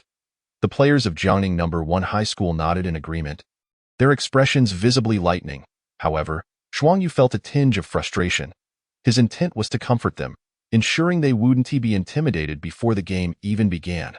Why, then, were they comparing him to others and implying that he was short? Rubbing his head, he grumbled, I'm not short. I measured myself recently and even grew another centimeter. Han Hui chuckled, a centimeter? Where did you grow? If it were in your little brother, that would be something. Even that wouldn't be impressive. What if it was just a matter of not growing at all? Laughter erupted among the group. Zhuang Yu shot daggers at his teammates. At 16 or 17? One is indeed in the growth phase. It had only been a little over half a month since Zhuang Yu noticed he had grown a bit taller, now standing at 6 feet 1. Yet, even with this height, among the players in the Provincial League, he would still rank in the lower tiers. After a full 2 hours, the opening ceremony finally concluded. Jiangning No. 1 High School was about to embark on its first match in the group stage. Yet they were disheartened to learn that while the ceremony took place at the Provincial Sports Center, their match location was not the same. The game between Jiangning No. 1 High School and Qingpu High School was scheduled at Nan No. 6 High School. Consequently, after the ceremony wrapped up, The players of Jiangning No. 1 High School had to make their way to Nan'an No. 6 High School. Fortunately, the ceremony was held in the morning while the match was set for the afternoon, so time was not overly pressing. At 3:30 in the afternoon, the Jiangning No. 1 basketball team arrived at Nan'an No. 6 High School. Upon entering the school, Zhuang Yu immediately sensed the difference of a provincial capital high school. The campus was significantly larger than Jiangning No. 1 High School, with impressive teaching buildings and a massive sports field that was twice the size of their own. What astonished Zhuang Yu the most, however, was the basketball gym. The high school gym boasted a solid wood floor, and even the seating in the stands was neatly arranged, with individual seats. In contrast, Jiangning No. 1 High School's gym featured a cement-painted floor and long benches for seating. Damn, same high school, yet the disparity is staggering. What do you expect? This is a high school in the provincial capital, and I heard Nan'an No. 6 is a national key high school. How can we compare? Ah, indeed. The players from No. 1 High School felt somewhat dejected, their spirits dampened. The gym was grand, luxurious, and bustling with activity. Many people were already seated in the stands, comprising both students and adults. This was the provincial capital, not Jiangning. Given the distance and the fact that it was merely a group match, there were no students from Jiangning No. 1 High School present, leaving the audience filled with unfamiliar faces. The silver lining was that this meant no jeers. The downside was the absence of cheers. As the players from No. 1 High School surveyed the gym, the representatives from Qingpu High School arrived. Each player strode onto the court with an air of superiority, clearly looking down upon Jiangning No. 1 High School. Naturally, this incited resentment among the players of Jiangning No. 1 High School. Yet having progressed through the City League, their mental fortitude had matured, allowing them to quickly regain their composure. It matters not if you look down upon us. The competition will teach you humility. At 4 o'clock in the afternoon, the players concluded their warm-up, and the match was on the verge of commencing. Chapter 103. The game begins with a steal. Gather around, Coach Yang Guohui beckoned, initiating the pre-game arrangements. As you have observed, the players from Qingpu High School possess considerable height, placing us at a disadvantage in that regard. However, do not be overly anxious. We have faced teams like this before. Did we not triumph over Shizhong, who are also remarkably tall, including their twin towers? In the end, they were vanquished by us. Shizhong's players felt a pang of sympathy. The players of Jiangning Yizhong erupted into laughter. They had grown accustomed to such teams. While the opposing players may tower above them, their speed would inevitably falter. Therefore, they resolved to engage in a battle of speed. The adversaries had an advantage in the paint. Thus, they would exploit their outside shooting to compensate for their interior deficiencies. You may be tall and staunchly guard the inside, but can you deny me my shots from beyond the arc? Consequently, apart from an initial sense of trepidation, the players soon regained their composure. Indeed, Zhuang Yu responded. The strategy was rather straightforward, primarily because this was a provincial league. Although Coach Yang Guohui had made some inquiries and gathered a modicum of information, it was far from the wealth of knowledge available within Jiangning City. Their understanding of Qingpu High School was limited, thus restricting the potential for a more targeted approach. They could only adhere to the established tactics and adapt as the game unfolded. The same could be said for the opposing team, as Qingpu High School had even less familiarity with Jiangning Yizhong, given the latter's obscurity. The coach of Qingpu High School exerted considerable effort, but merely acquired some data on Jiangning Yizhong's previous matches. However, this data was merely a cold and lifeless collection of statistics, lacking the comprehensiveness of NBA data and devoid of any match footage.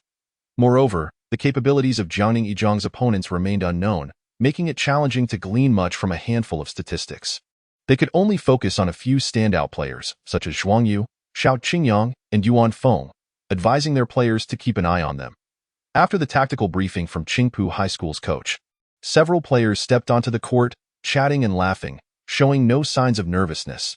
That captain from Jiangning Yizhong is quite impressive. She's truly beautiful and has a splendid figure. Indeed, she's stunning. At least a 9.5. No, a perfect 10. Once the game concludes, I shall ask for her number. Such beauty should not be wasted on Jiangning Yizhong. Don't get your hopes up. She's mine, Suyu interjected, his tone brimming with confidence. The moment he laid eyes on an Xian, he was utterly captivated. Would an Xian harbor feelings for him? Was that even a question? Tall, handsome, skilled on the court, and with a wealthy background, who could resist when Suyu set his sights on a girl? His teammates rolled their eyes but refrained from arguing. After all, He was the team's star player, deserving of a few concessions. Beep. The match officially commenced. Spectators scrutinized the starting players, whispering amongst themselves. Jiangning Yizhang retained their usual starting lineup: Yuan Feng, Han Hui, Xiao Qingyang, Jiang Xuezhou, and Zhuang Yu. The starting players for Qingpu High School included center Tang Bin, 203 centimeters, power forward Zhao Hong, 199 centimeters, small forward Niu Quan, 190 centimeters, shooting guard Su Yu, 186 centimeters, and point guard Fang Buiyuan, 185 centimeters.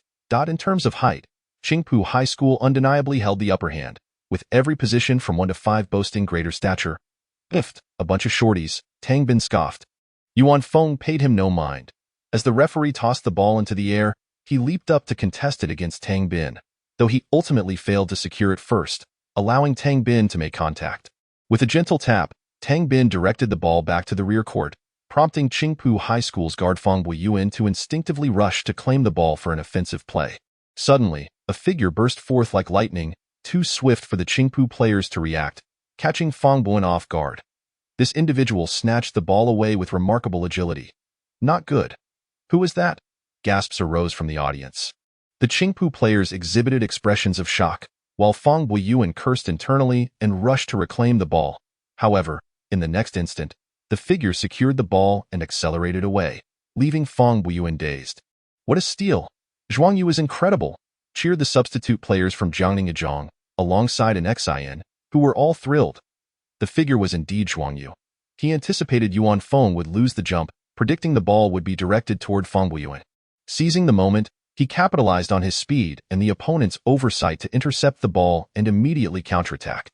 The Qingpu players were left trailing behind, and as Zhuang Yu approached the basket, it was too late for them to react. He completed the layup. The score stood at 2-0. How did we get stolen from the very outset? Qingpu High School had clearly underestimated their opponents. Losing the jump ball was indeed disheartening. The audience buzzed with discussions, while several Qingpu players wore grim expressions. It was frustrating and somewhat embarrassing to be ambushed so early in the game. No worries, it's our turn to attack, power forward Zhao Hong said, clapping his hands in encouragement. Asa Sr. Despite not ranking among the top 3 players, he had been elected captain due to his experience and held a degree of respect. Let us show them what we're made of. Several players from Qingpu High School soon launched their counteroffensive, their faces set with determination and resentment, eager to teach Jiangning Yizhang a lesson for their audacious ambush. Fang Buiyuan dribbled the ball forward, reaching the front court, and faced Zhuang Yu. Before he could utter a word, Su Yu dashed over, demanding the ball. Without hesitation, Fang Buiyuan passed it to him, knowing Su Yu would rise to the occasion and retaliate. Spread out, Su Yu signaled, lowering his center of gravity for a one-on-one play, casting a dismissive glance at Xiao Qingyang, clearly underestimating him. Indeed, Xiao Qingyang was responsible for guarding Su Yu, rather than Jiang Xuezhou. In Jiangning Yizhang's starting lineup, Xiao Qingyang held a flexible role, tasked with guarding the opponent's strongest player. Given his superior offensive and defensive capabilities compared to Jiang Xuezhou, due to his height, wingspan, and speed, it was no contest. Chapter 104. I will annihilate him. Point 1 cannot deny Su Yu's prowess as Qingpu High School's star player. With a feint, he accelerated, his movements fluid, the basketball bouncing deftly in his hands. His ball handling skills were evidently exceptional. Left, Xiao Qingyang swiftly deduced Su Yu's direction of attack and immediately shifted to the right to intercept. Su Yu scoffed dismissively, suddenly performing a behind-the-back dribble with remarkable speed, maintaining an unbroken rhythm as he switched the ball to his right hand. Not good, Xiao Qingyang's heart raced. He quickly adjusted his stance while retreating a step. He had no choice but to withdraw, as Su Yu's rapid changes of direction posed a challenge. Despite Xiao Qingyang's quick reflexes, he was a moment too late to intercept Su Yu's drive. Retreating was necessary to avoid being completely outmaneuvered by Su Yu. Just then, Su Yu leaped, taking advantage of Xiao Qingyang's backward movement to create distance. Launching a jump shot, the entire sequence, breakthrough, change of direction, and jump shot, was executed seamlessly, showcasing his remarkable skill. Xiao Qingyang raised his right hand, attempting to contest the shot, but it was evident he would not reach it in time. Swish! The ball found its mark. Su Yu cast a scornful glance at Xiao Qingyang, his expression dripping with disdain as he turned to leave, glancing toward the Jiangning Yizhang bench where an Xian sat beside the players. He tilted his head back and, in a self-satisfied manner, whistled. Instantly, the Jiangning Yizhang substitutes were incensed. Damn it, it was just one shot. Why act so arrogant? Xiao Qingyang, defend better. The substitutes, oblivious to Su Yu's intent to taunt an Xian, assumed he was provoking them, and they erupted in anger, urging Xiao Qingyang to tighten his defense. However, Zhuang Yu understood Su Yu's motives, recalling a previous encounter at the hotel where he nearly confronted him. Damn it, Zhuang Yu cursed, his pupils narrowing to pinpricks as he glared at Su Yu. You will cry today. Simultaneously, Zhuang Yu shouted to Xiao Qingyang, for heaven's sake, defend properly. That guy is fast and skilled. But he has no match for you. Don't worry, Xiao Qingyang replied, unconcerned by Zhuang Yu's harsh words. Their relationship had evolved, and he was equally displeased. Scoring a basket was one thing, but being so boastful was crossing a line. He glared at Su Yu, declaring, I won't just defend well, I will obliterate him. No need. I will annihilate him, Zhuang Yu asserted. Huh? Hearing this, Xiao Qingyang paused, feeling somewhat moved. Zhuang Yu was standing up for him. He nodded appreciatively. Thanks. Thanks for what? Zhuang Yu was puzzled. I just want to teach that guy a lesson. Why are you thanking me? Regardless, Zhuang Yu pressed on, swiftly moving to the baseline to retrieve the ball and advance it up the court. Upon casting a glance at the situation on the court, Qingpu Middle School had adopted a 2-3 zone defense, capitalizing on their height advantage. Their two interior players, Tang Bin, standing at 203 centimeters, and Zhao Hong, at 199 centimeters, created an imposing presence in the paint, transforming it into an effective no-fly zone. The atmosphere was charged as they executed the number 1 play. Zhuang Yu signaled to his teammates. The tactical framework of Jiangning number 1 High School had matured significantly. There was no longer a need for the intricate strategies of the past. Now, a simple gesture from Zhuang Yu could communicate whether they were executing the first, second, or third play, and his teammates instinctively understood their roles. Several players from Jiangning number 1 sprang into action as Zhuang Yu passed the ball to Xiao Qingyang. Yuan Feng, Zhang Xuezhou, and Han Hui were all in rapid motion. Zhuang Yu was also on the move, orchestrating a fundamental two-man game. He passed to Xiao Qingyang while executing an off-ball movement, with the others providing screens to create an opportunity for Zhuang Yu. In a flash, Zhuang Yu darted away from Feng Buiyuan, aided by a simple screen, creating a chance. Whoosh! The ball from Xiao Qingyang came sailing in. Block him, Feng Buiyuan shouted. Don't worry, Zhao Hong replied, charging forward, with the ball in hand. Zhuang Yu faked a jump shot, prompting Zhao Hong to leap instinctively. In the next instant, Zhuang Yu surged past him, driving toward the basket. However, Tang Bin loomed ahead. For Zhuang Yu, it was merely a matter of confronting a single defender. And he had his strategies ready. Yet, he opted to pass as Tang Bin lunged at him. Zhuang Yu leaped, initially intending to finish with a floater. But upon spotting Xiao Qingyang cutting toward the basket, he swiftly altered his plan, tossing the ball toward the hoop, not for a shot, but as a pass at a floater. That choice seemed sound, yet it felt overthrown. If you can't float, don't pretend to, someone muttered, dismissing it as a waste. Initially, some spectators nodded in approval, believing that against a towering opponent, a floater was a wise choice. However, they soon realized that the pass was too high, its trajectory too lofty, ensuring it would clear Tang Bin but not find the net. Can he even float? Yet, in the next moment, the crowd's expressions turned grave as they widened their eyes. The figure soared into the air, catching the ball that had sailed over Tang Bin and then arcing it toward the basket with tremendous force. Bang! The sound reverberated throughout the arena. The audience was left stunned, their eyes agog with astonishment. Goodness, that wasn't a floater. It was a breathtaking alley-oop dunk, an astonishing display of athleticism. What had they just witnessed? The crowd erupted in cheers, celebrating the spectacular play. This was the provincial capital, Nan'an No. 6 Middle School, not the home court of Jiangning No. 1 or Qingpu Middle School, where the applause was not for one side but for the sheer thrill of the game. Such a display of skill was indeed rare in high school leagues, even in provincial competitions. Typically, alley-oops featured guards assisting big men, but to see a guard assist another guard was an extraordinary sight. Wow, that guy jumped so high. What a daring pass.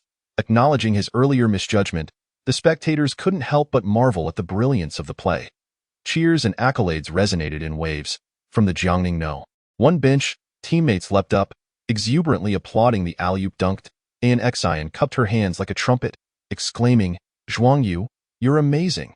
Hearing the praise for Zhuang Yu, Xiao Qingyang, who had just descended from the rim, felt a pang of dissatisfaction. After all, that was his alley-oop dunk. Why was an ex-Saiyan only praising Zhuang Yu? Chapter 105, the third play. Although slightly miffed, Xiao Qingyang quickly brushed it off. He approached Zhuang Yu, exchanging high fives in celebration.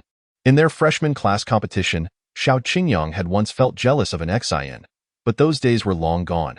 People naturally grow, and upon realizing that his feelings were mere pride, Xiao Qingyang no longer harbored any illusions about an ex-Saiyan.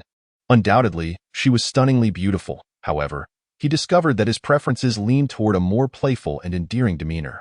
With an ex-Saiyan's grace and poise, maintaining a distance was manageable, akin to their interactions during the freshman competition. Yet, the closer they got, the more he felt an inexplicable discomfort. Such is the nature of youth. If someone a few years older were to impart wisdom, they might say, "You're still too young to appreciate an older sister's charm." Now, with no lingering feelings for an ex-Saiyan, Xiao Qingyang was unaffected by her admiration for Zhuang Yu, especially given that rumors of their relationship circulated throughout the school. Jealousy at this point seemed unnecessary. As they retreated on defense, Xiao Qingyang slyly inquired, "Say, you and Senior and ex-Saiyan, there's nothing going on, right?" Men can be quite gossipy at times. Zhuang Yu rolled his eyes, feigning seriousness as he admonished, "This is a game. Save such chatter for later. Go guard Suyu. That guy is definitely going to isolate you." Xiao Qingyang's expression turned serious as he faced Suyu. The score had shifted to 4-2. And Qingpu Middle School was feeling the sting of that spectacular alley-oop. Suyu was equally displeased, for he had been tasked with guarding Xiao Qingyang. His failure to contain Xiao Qingyang had allowed Jiangning No. 1 to execute that breathtaking play. Therefore, as they advanced, Suyu sprinted to receive the ball, signaling for isolation. With a series of crossovers and a sudden burst of speed, he aimed to break through. As Qingpu Middle School's ace player and the top high school basketball talent in the city, Suyu was known for his arrogance, having never regarded Xiao Qingyang as a threat. However, Xiao Qingyang's recent dunk had caught him off guard, showcasing an impressive vertical leap and explosive power. This only fueled Suyu's determination to isolate Xiao Qingyang and score again, needing to prove his superiority. Humph. Xiao Qingyang scoffed softly, retreating quickly. Just then, Suyu halted, executing a swift spin while dribbling, his body closely rotating around Xiao Qingyang. With one hand cradling the basketball and the other shielding it, he maneuvered past Xiao Qingyang and positioned himself in front of the basket. Leaping up with the ball secured, Yuan Feng, stationed beneath the basket, recognized Suyu's intent to isolate. Having been prepared for this moment, as Suyu charged in, Yuan Feng leaped to block the shot. Yet, a hint of disdain curled at Suyu's lips as he suddenly curled his body midair, switching hands to evade Yuan Feng's attempt, finishing with a reverse layup. Swish, the ball went in, drawing immediate applause from the crowd. This player indeed possessed remarkable skills. Yuan Feng frowned, glancing at Xiao Qingyang. "I'll take care of it next time." Before Xiao Qingyang could respond, Zhuang Yu interjected, "I told you, I'll take him down." Xiao Qingyang frowned, feeling a bit disgruntled.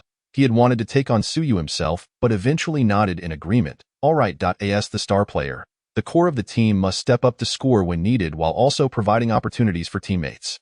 Jiangning No. 1 primarily relied on perimeter shooting, and Zhang Shuizhou successfully sank a three-pointer, while Qingpu Middle School capitalized on their height advantage to score twice in the paint. Back and forth, the score became 8-7, with Qingpu Middle School leading by a single point. Swish. Suyu, using a teammate screen, found the opportunity for a jump shot, striking a haughty pose afterward. Xiao Qingyang's expression darkened. This play was not his fault. He had been obstructed by an opposing player, and Han Hui's delayed advance had contributed to the issue. Yet, Suyu disregarded Han Hui entirely, flaunting his points with a triumphant expression directed at Xiao Qingyang. As if to say, "See?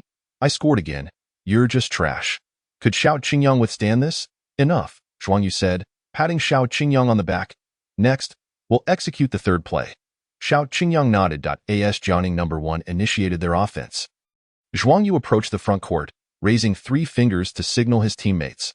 This was the call for the third play, which involved spacing out the other players to allow Zhuang Yu and Xiao Qingyang to engage in cross movements, compelling the defenders to switch assignments. From there, they would determine who would take the shot based on the situation.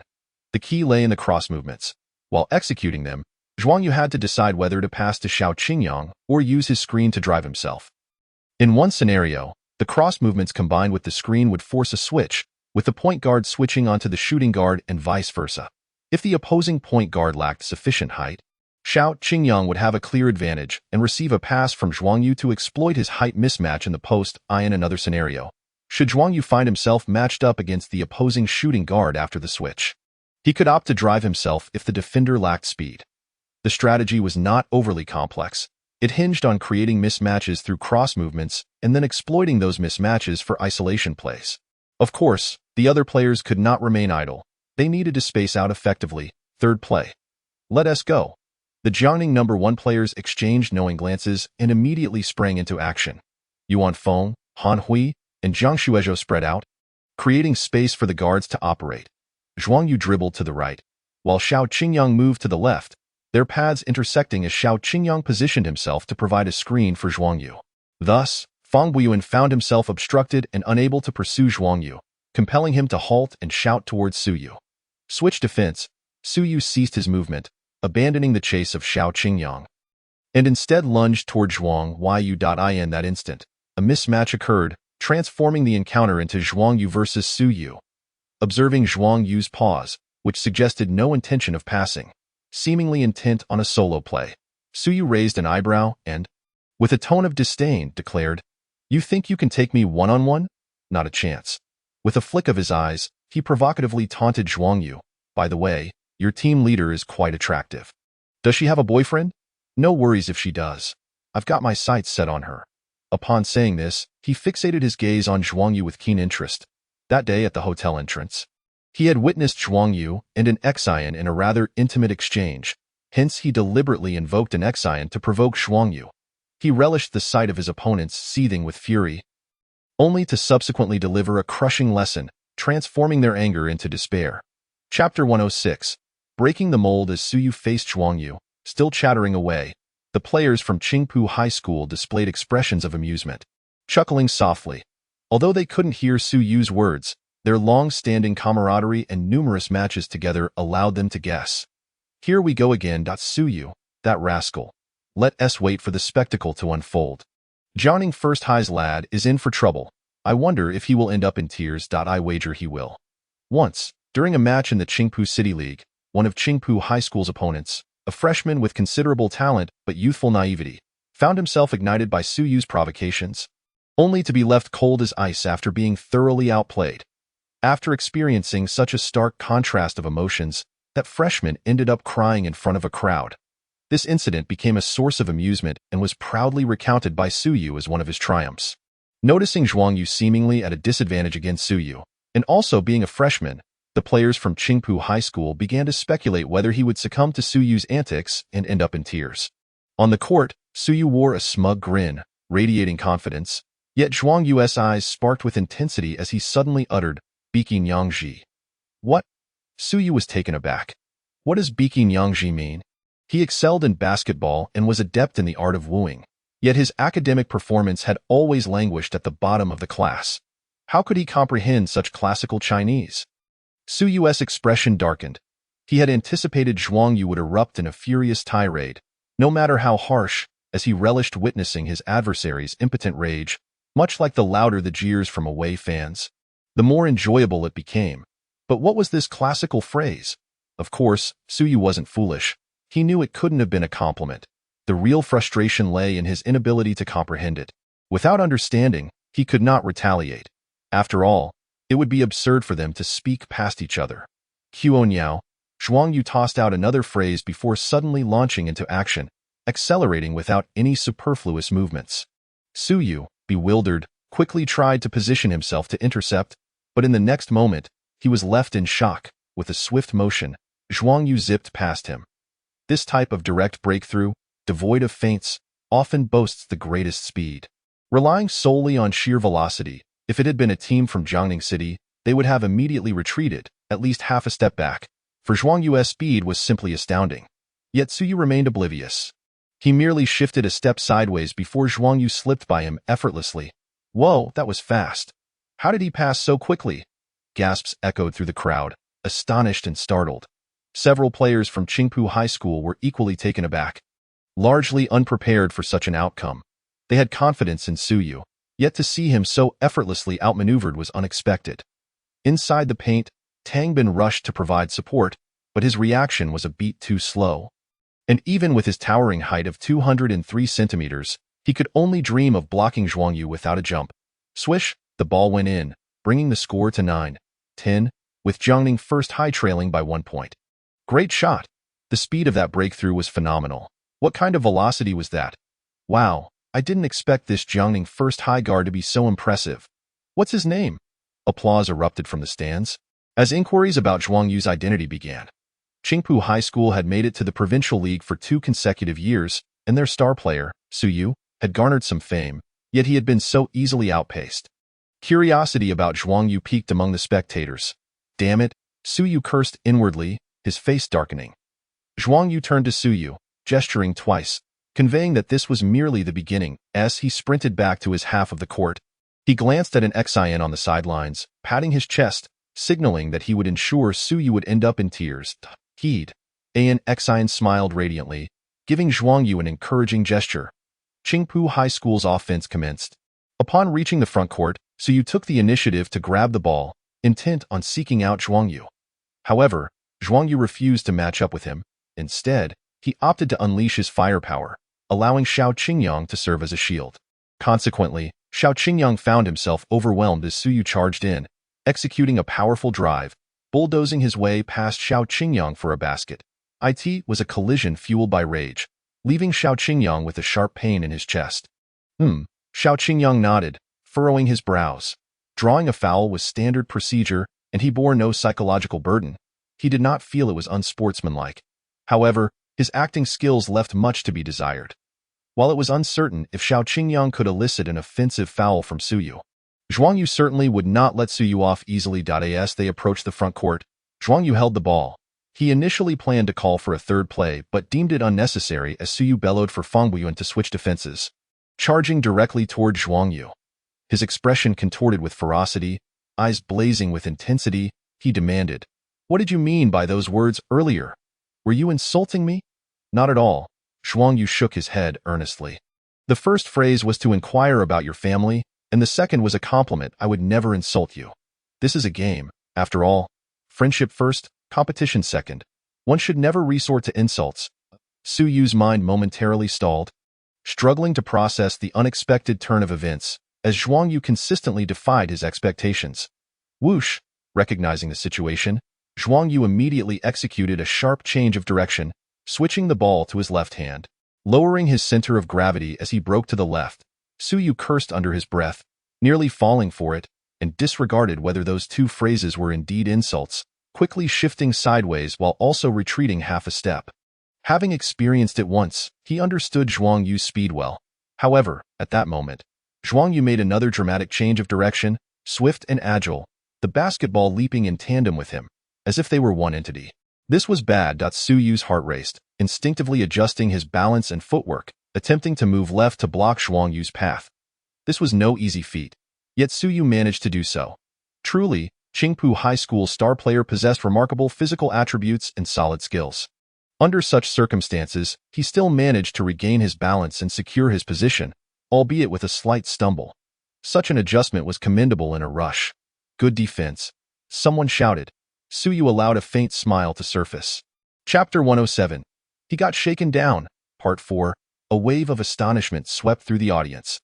Zhuang Yu's swift maneuver had compelled Su Yu to instinctively adjust his balance, attempting to keep pace with Zhuang Yu's movements. Yet having already stumbled moments ago, he was unable to maintain his footing. In an instant, his feet tangled, and he found himself sitting down abruptly. This was a rare occurrence on the court, sure to elicit gasps from the audience and cheers from the fans. Wow, he got shaken down. Impressive. Haha, that Qingpu High School player. What was his name again?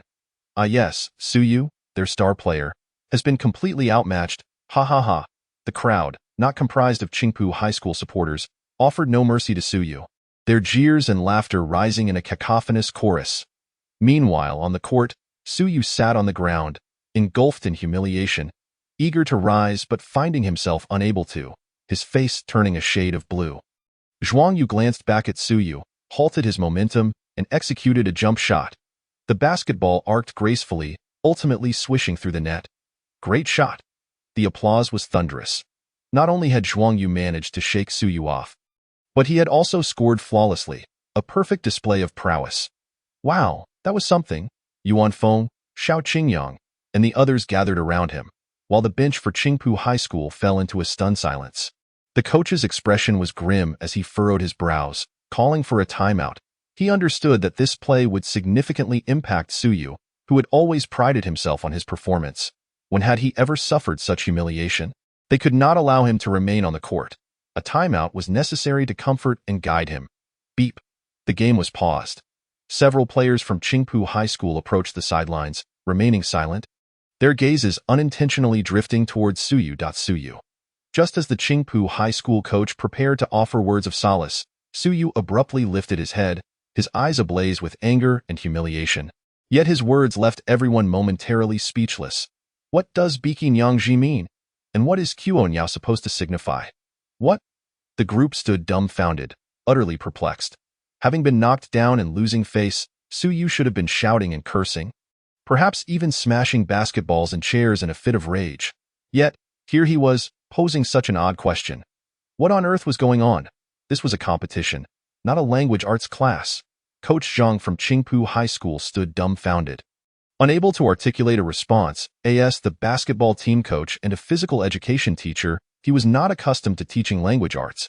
To his astonishment, none of the Qingpu players seemed to know the answer. At that moment, a timid hand was raised. It was Lu Yu, the team leader, a senior girl standing just over 1.60 meters, with a slightly chubby face that made her appear endearingly cute. Instantly, all eyes turned toward her, and Su Yu hastily inquired, "Speak up. What do these two words mean? Are they insults?" At that moment, Su Yu's expression was fierce, his eyes glowing with anger, startling the girl. Coach Zhang furrowed his brows, gestured for Su Yu to be quiet, and gently encouraged Lu Yu, "Don't be afraid, just say it." "What does it mean?" The other players were equally curious. Su Yu had not erupted in a fit of rage, but had instead asked such a peculiar question, and they too wished to know its meaning. Lu Yu shuffled closer to the coach, her face contorted in confusion, and after a considerable pause, she whispered like a mosquito, "It's an insult, Peking Yangji means." Well, she had come across it in various extracurricular readings and knew its meaning, but as a girl, she felt somewhat embarrassed to explain such terms. "Just say it," Su Yu urged impatiently. Lu Yu trembled, her shyness overshadowed by fear, and promptly replied, "It means Zhao Naima." The players widened their eyes in shock, utterly dumbfounded. Su Yu clenched his fists, nearly spitting blood in frustration. Being insulted was one thing, but knowing that someone was cursing at him while he failed to comprehend their words was far worse. Suppressing his fury, Su Yu pressed on, "What else?" Now that she had ventured this far, Lu Yu boldly stated, "To Qionyao means, it's an insult like calling someone an idiot or a fool." A player nearly burst into laughter, quickly covering his mouth and shifting behind his teammates, not wanting Su Yu to notice, but he could hardly contain himself. This was utterly ingenious. Insulting someone with classical Chinese, "Ha ha, chow." Su Yu could no longer restrain himself and erupted in a loud curse, tightening his fists as he turned to confront the scoundrel. This was intolerable, Coach Zhang sighed. It had always been Su Yu humiliating his opponents, but now he found himself infuriated by one. A fitting case of poetic justice. "Su Yu," he called, his expression stern, "calm yourself. Oh, what if you've been insulted a couple of times? You've merely been knocked off your feet. It's not a big deal." That Su Yu opened his mouth to retort. "Silence," Coach Zhang reprimanded. "What does it matter to hurl trash talk on the court? In previous matches, the opposing fans have hurled far worse insults. Are you going to charge into the stands to confront them?" At this, Su Yu fell silent. Coach Zhang shook his head, "Step aside and collect yourself." The players exchanged glances, momentarily speechless. They had witnessed Su Yu instigating the opponent, but this outcome was unexpected. On the Jiangning First High School side, the crowd gathered around Zhuang Yu, excitedly discussing the previous play. A hand reached in from the side, offering Zhuang Yu a bottle of water and a towel. It was an Xian. "Wipe off your sweat." "Thank you, senior." No need for pleasantries. Xian beamed, pleased that Zhuang Yu had avenged her. Leaning close to Zhuang Yu's ear, she whispered, I'll cover your meals next month. Are you serious? Zhuang Yu was taken aback, turning to decline, only to find himself face to face with an Xian, their eyes locked, the warmth of their breaths palpable. After a few seconds, a flush of shyness crossed an Xian's face, and she hurriedly averted her gaze. Insisting, no refusals allowed. Well, all right then. What else could Zhuang Yu say? Considering he had been sharing meals with an Xian for quite some time, an additional month seemed trivial, and he found himself feeling surprisingly relieved. What were you just saying to Senior and Xian? A voice piped up from the side. Zhuang Yu jumped, turning to see Xiao Qingyang, who responded, When did you become so nosy? No, I was just curious about what exactly you did to provoke him. If it was merely being knocked down, he shouldn't have reacted that way, Xiao Qingyang remarked, gesturing toward the Qingpu bench where the player was being restrained from charging at Zhuang Yu. Noticing this, Zhuang Yu felt a bit perplexed. Surely, his mental fortitude couldn't be that weak, could it? It was merely a matter of being knocked down, akin to being blocked. It was simply part of the game. Wait, could it be that he understood the meanings of those two terms? Chapter 108. The sixth man. The phrases Peking Yangji and Qiron Yao were one Zhuang Yu had picked up from Zhao Pengzi, who claimed to have heard them from teacher Lu. Regardless of their origin, Zhuang Yu found the terms quite impressive and committed them to memory. To his surprise, he was now employing them. If the opposing player knew what these terms meant, coupled with being knocked down, his agitation and fury could be understood, perhaps. Zhuang Yu glanced at Xiao Qingyang, contemplating whether to give him a heads-up. After all, they were brothers. It was only right to inform him. That type of person is so self-centered. They can bully others, but cannot endure being bullied themselves. It's like a powder keg waiting to explode. Don't worry, if you're struggling to defend alone, the team will support you. Xiao Qingyang nodded, correcting him. I'm not afraid. How could I be afraid of him? If you hadn't insisted on taking the shot, I would have knocked him down. Oh? Zhuang Yu chuckled, patting Xiao Qingyang reassuringly. Don't worry. Your chance will come. Before long, the timeout concluded. Su Yu remained on the bench, which relieved Zhuang Yu. But Xiao Qingyang seemed somewhat disappointed that he was already out. However, for Jiangning First High School, this was advantageous. They were facing one less ace player, affecting both offense and defense, and the opponent's morale had taken a hit. In fact, after a few minutes of play, Qingpu High School realized that Jiangning First High School was not as weak as they had anticipated. Although the team may lack height, their speed was impressive, and the individual abilities of the players were formidable, making them a tough opponent. After the timeout, they quickly adjusted their mindset, becoming serious and attentive. Unfortunately, with Su Yu absent, they still found themselves at a disadvantage in the following minutes. Jiangning First High School, led by the firepower of Zhuang Yu and Xiao Qingyang, along with their sharp and swift counterattacks, seized the upper hand and rapidly overtook the score. At this point, Qingpu High School called for a timeout to make substitutions. Jiangning First High School also rotated players, gradually bringing in substitutes while resting their starters. Entering a phase of rotation, and of course, even during this rotation, some starters had to remain on the court. It wasn't a matter of arrogance. After all, this was the provincial league, and their opponents were no pushovers. Sending in all substitutes would not suffice, especially since the opposing rotation also included strong players. 3 starters had been substituted out, and with Su Yu previously benched, only one small forward, Niu Quan, remained from the starting 5. However, among the substitutes from Qingpu High School was a formidable player, number 5, whose scoring ability exceeded that of Niu Quan. Hey, Yang Fei nudged Zhuang Yu, curiously inquiring. This number 5 is quite impressive. Why is he only a substitute? Zhuang Yu replied, he is likely the 6th man. The 6th man? Yes, that refers to the 6th player on a team. Aside from the starting 5, though he is a substitute, he holds a significant tactical role and must possess strength comparable to or even surpassing some starters. Pointing to the court, Zhuang Yu explained, look, when he has the ball, he focuses on scoring, not organizing plays or moving without the ball. Tactically, Qingpu High School is centering their strategy around him rather than Niu Quan. This is what it means to be the 6th man, holding an essential tactical position within the rotation while often exhibiting a more singular skill set and distinct playing style. These insights weren't just Zhuang Yu's own revelations. They were gleaned from online research. Previously, he had only watched NBA games and occasionally viewed highlights. Since joining the basketball team, he had begun to delve deeper into the sport, expanding his basketball knowledge significantly through recommendations from coach Yang Guohui. Oh, Yang Fei exclaimed, I see now why someone with such talent is still a substitute in some cases. Whether one is a starter or a substitute isn't determined solely by individual ability. It also depends on the team's needs. Yuan Feng suddenly chimed in. For instance, this number 5 plays the point guard position.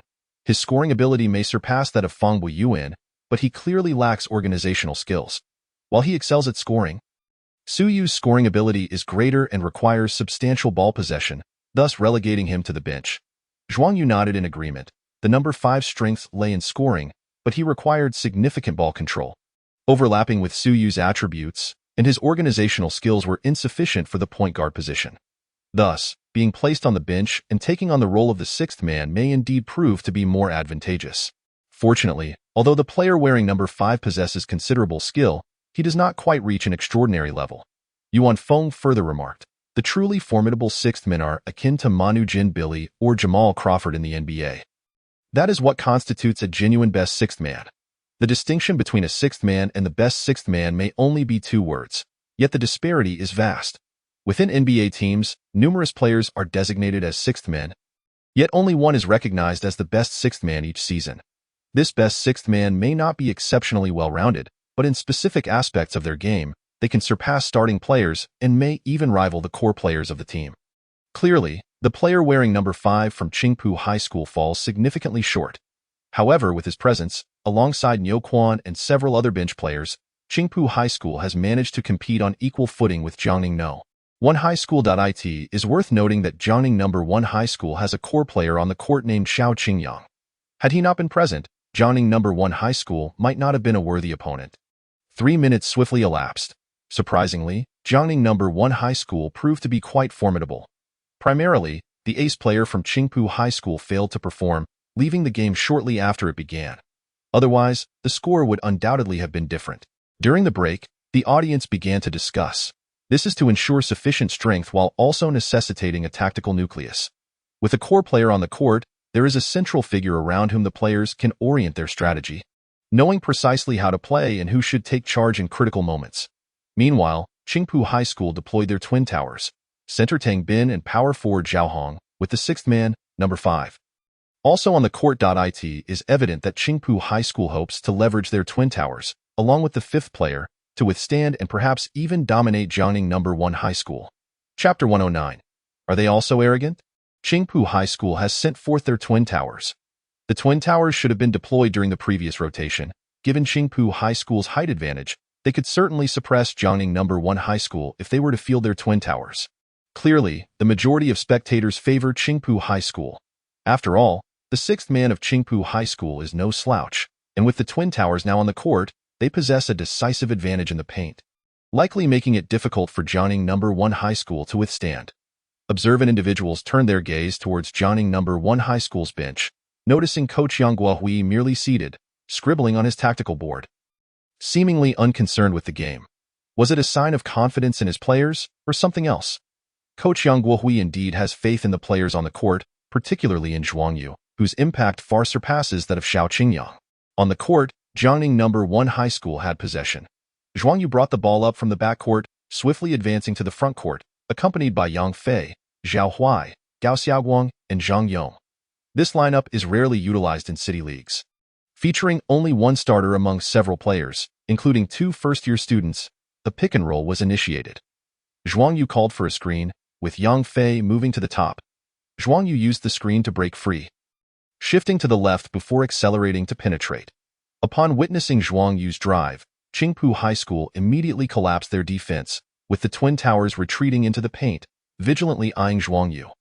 Zhuang Yu surged into the paint but refrained from taking the shot, instead passing the ball to Zhang Yong, stationed at the left corner beyond the three-point line. Bang! Zhang Yong caught the pass and shot, but unfortunately, it did not go in. Qingpu High School secured the rebound and initiated a fast break. With number 5, named Zhou Kai, handling the ball, a scoring-oriented point guard who did not engage in playmaking. His position as a point guard was purely due to his need for ball control. He required the ball in his hands to showcase his abilities, as he was ineffectual waiting for catch-and-shoot opportunities.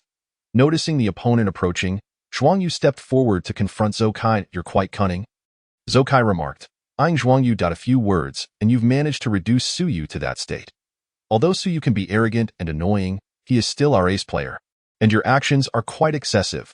The condescending tone irked Zhuang Yu, who chose not to engage further, closing in with outstretched arms to apply pressure in defense.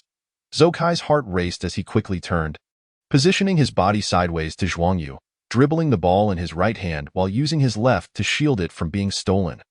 Though the ball was not stolen, the two players were almost glued together, with Zhuang Yu exuding an overwhelming force and a palpable sense of pressure that left Zhou Kai momentarily speechless, with little room to respond.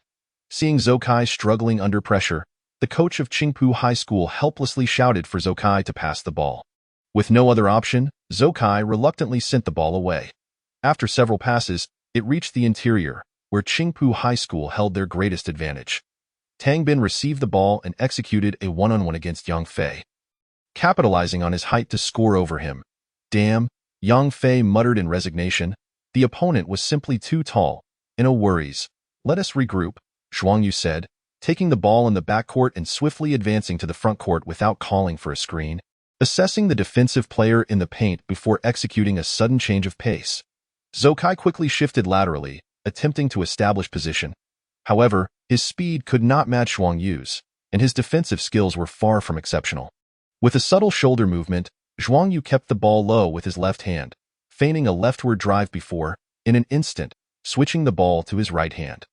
Accelerating, he breezed past Zhou Kai. Too fast. Zhou Kai felt a jolt of anxiety. This slight, dual change of direction was not particularly deceptive. Zhuang Yu's swiftness was simply overwhelming, both in his change of direction and his acceleration. After bypassing Zhou Kai, Zhuang Yu charged toward the paint, leaping against Tang Bin mid-air. He paused momentarily, transferring the ball from his right hand to his left, but refrained from shooting immediately, instead waiting for Tang Bin's hand to descend. Making contact with his arm before finally releasing the shot. Whistle! The referee signaled Tang Bin for a foul. Swish! A soft sound echoed as Zhuang Yu's layup found its mark. Great shot! Haha, 21! Cheers erupted. This was a splendid 21. Not only did Zhuang Yu score, but he also drew a foul from Tang Bin, earning a trip to the free throw line for an additional shot. Zhuang Yu's free throw technique remained steady as he approached the line, dribbling the ball thrice before making slight adjustments, raising his heels and lifting his toes, flicking his wrist, and he scored. Yet this was merely the beginning. Moments later, Zhuang Yu broke through once more, targeting the opponent's paint again, driving into the 3-second area before gathering the ball, feigning a shot. Tang Bin instinctively leaped to block, only to realize he had been outsmarted. Zhuang Yu did not jump. Instead, he waited for Tang Bin to ascend, then leapt, leaning into Tang Bin to create contact before releasing the shot. Whistle! The referee's call rang out again, awarding Tang Bin another foul. Unfortunately, Zhuang Yu's shot did not go in this time, but it mattered little. 2 free throws were still 2 points for him, and he had once more drawn a foul from Tang Bin. Tang Bin, be mindful of your movements. Avoid fouling, the coach of Qingpu High School frowned, directing his admonition at Tang Bin. Yes, Tang Bin replied, his face clouded with frustration. At this moment, he realized that within a brief span, he had accrued 2 fouls, clearly indicating that the opponent had devised a strategy against him, and he had fallen into their trap. Chapter 110. Just because the tiger does not roar, do not presume me to be a sickly cat. Zhuang Yu, experienced in handling twin towers, owed a debt of gratitude to Jiangning No. 10 Middle School.as. Zhuang Yu stepped to the free throw line. He confidently sank the additional shot. Although Tang Bin had only 2 fouls, far from the threshold of 5, the rapid succession of fouls necessitated caution, prompting him to temper his actions. Consequently, the impact of Qingpu High School's twin towers diminished, while Zhuang Yu began to facilitate his teammates more, igniting their offensive efforts, by neutralizing the opposing twin towers. Jiangning No. 1 High School's offense became more fluid, allowing teammates greater opportunities to score. Swish! A soft sound resonated as Zhang Yong sank a 3-pointer. This shot came as a result of Zhuang Yu's drive, which drew defensive attention and created an opportunity for Zhang Yong, who capitalized on it, landing a steady 3-pointer. Yes, Zhang Yong exclaimed, exuberantly pumping his fist. As this 3-pointer connected, onlookers realized that Jiangning No. 1 High School had extended their lead to double digits. This number 7 is impressive. Indeed, he is clearly superior to that number 15. Not only can he score, but he also creates opportunities and orchestrates his teammates. Wow, I underestimated this number 7. He is truly the ace of Jiangning No. 1 High School. Not only can he score but also organize plays. This number 7 far surpasses Qingpu High School's number 5. Some spectators discussed in awe, marveling at the performance. While Qingpu High School's number 5 fulfilled the role of a sixth man adequately, Xiao Qingyang, though not a sixth man, contributed significantly as a core player, taking on the scoring responsibilities. Yet when compared to Zhuang Yu, the two appeared to pale in comparison. Zhuang Yu not only excelled in scoring but also facilitated the team, orchestrating their offense and creating opportunities for his teammates, delivering assists. With a whistle, Qingpu High School called for a timeout. Several players trooped off the court, their demeanor reminiscent of frostbitten eggplants, as the score stood at 20-30.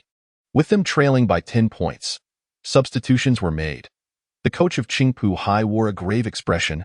Realizing he had underestimated his opponents, he refrained from blaming the players. It was not their inadequacy, but rather the prowess of the adversary, and a flaw in his own tactics that necessitated the change. Su Yu, No Quan, Fang Buiyuan, you three, enter the game together. He opted to substitute all 3 players without withdrawing the Twin Towers, deploying the entire starting lineup. He then remarked, "We underestimated the opponent, which is the reason for our current deficit." He did not believe that his side was inferior to Jiangning No. 1 High School. Rather, it was a matter of complacency. The players nodded in agreement. The coach then unfolded the tactical board. "We will continue with the 2 to 3 zone defense, but focus on number 7, and watch out for his drives. As for number 15. Su Yu, that responsibility lies with you." He turned to Su Yu and asked, "Are you calm now?" Su Yu nodded affirmatively. "Rest assured, coach, I am calm." The players responded in unison. Despite recognizing their underestimation of Jiangning No. 1 High School, the coach of Qingpu High still perceived a distinct advantage with their formidable interior duo and Su Yu. Thus, he felt unconcerned about their offense, as long as they could adequately defend against the 2 taller opponents. Meanwhile, Zhuang Yu and others gathered around coach Yang Guohui, who also decided on substitutions, bringing in Yuan Feng, Han Hui, and Xiao Qingyang, while opting not to replace Jiang Shuizhou, allowing Zhang Yong to remain on the court. "Your defense was commendable earlier. Just ensure you assist Zhang Yong," Yang Guohui instructed, looking at Zhang Yong. "Don't feel pressured. You played excellently just now. Focus solely on making those 3-point shots." Zhang Yong nodded earnestly. Keeping him on the court would surely make him a target due to his height disadvantage. However, Jiangning No. 1 High School already faced a height deficit, and a slight increase in disadvantage would not be significant. Zhang Yong's presence was intended to stretch the floor and utilize 3-point shooting against the opposing Twin Towers, while simultaneously attacking the interior to draw fouls. The coach continued, "There are multiple strategies to counter the Twin Towers. We needn't rely on just one approach. Deploy outside shooters while also penetrating the paint, employing a multifaceted strategy." After laying down the plan, Yang Guohui gestured grandly, "Let's go." As the timeout concluded, Qingpu High School regained possession. Fang Buiyuan advanced the ball and passed it to Su Yu, the initiator of their offense. Upon receiving the ball, Su Yu couldn't help but glance at Zhuang Yu, his teeth clenched in silent fury. However, remembering the coach's admonition to remain calm, he suppressed his urge for vengeance, fixing a menacing gaze on Xiao Qingyang. "You're in for it." Xiao Qingyang frowned, sensing Su Yu's simmering rage, but felt it had nothing to do with him. "If you have a problem, take it up with Zhuang Yu," he muttered, calling Su Yu a fool. This remark ignited Su Yu's fury. Previously, Zhuang Yu had called him a fool as well. Albeit using a different term. In an instant, Su Yu's wrath erupted. He crouched low, let out a fierce growl, and surged forward, executing a powerful drive. Xiao Qingyang instinctively retreated but was still pushed aside by Su Yu, who charged into the paint with the ball. The referee's whistle pierced the air, signaling a foul against Xiao Qingyang. He shrugged in resignation, unwilling to commit a foul. Fortunately, Su Yu missed his shot, and at the free throw line, he managed to sink only one. Mere seconds later, Su Yu went one-on-one against Xiao Qingyang again, executing a sudden stop-and-shoot jumper that found the net, almost scoring directly in Xiao Qingyang's face. It was evident to all that Su Yu was deliberately targeting Xiao Qingyang, seizing every opportunity to score at his expense, leaving Xiao Qingyang in a state of disarray.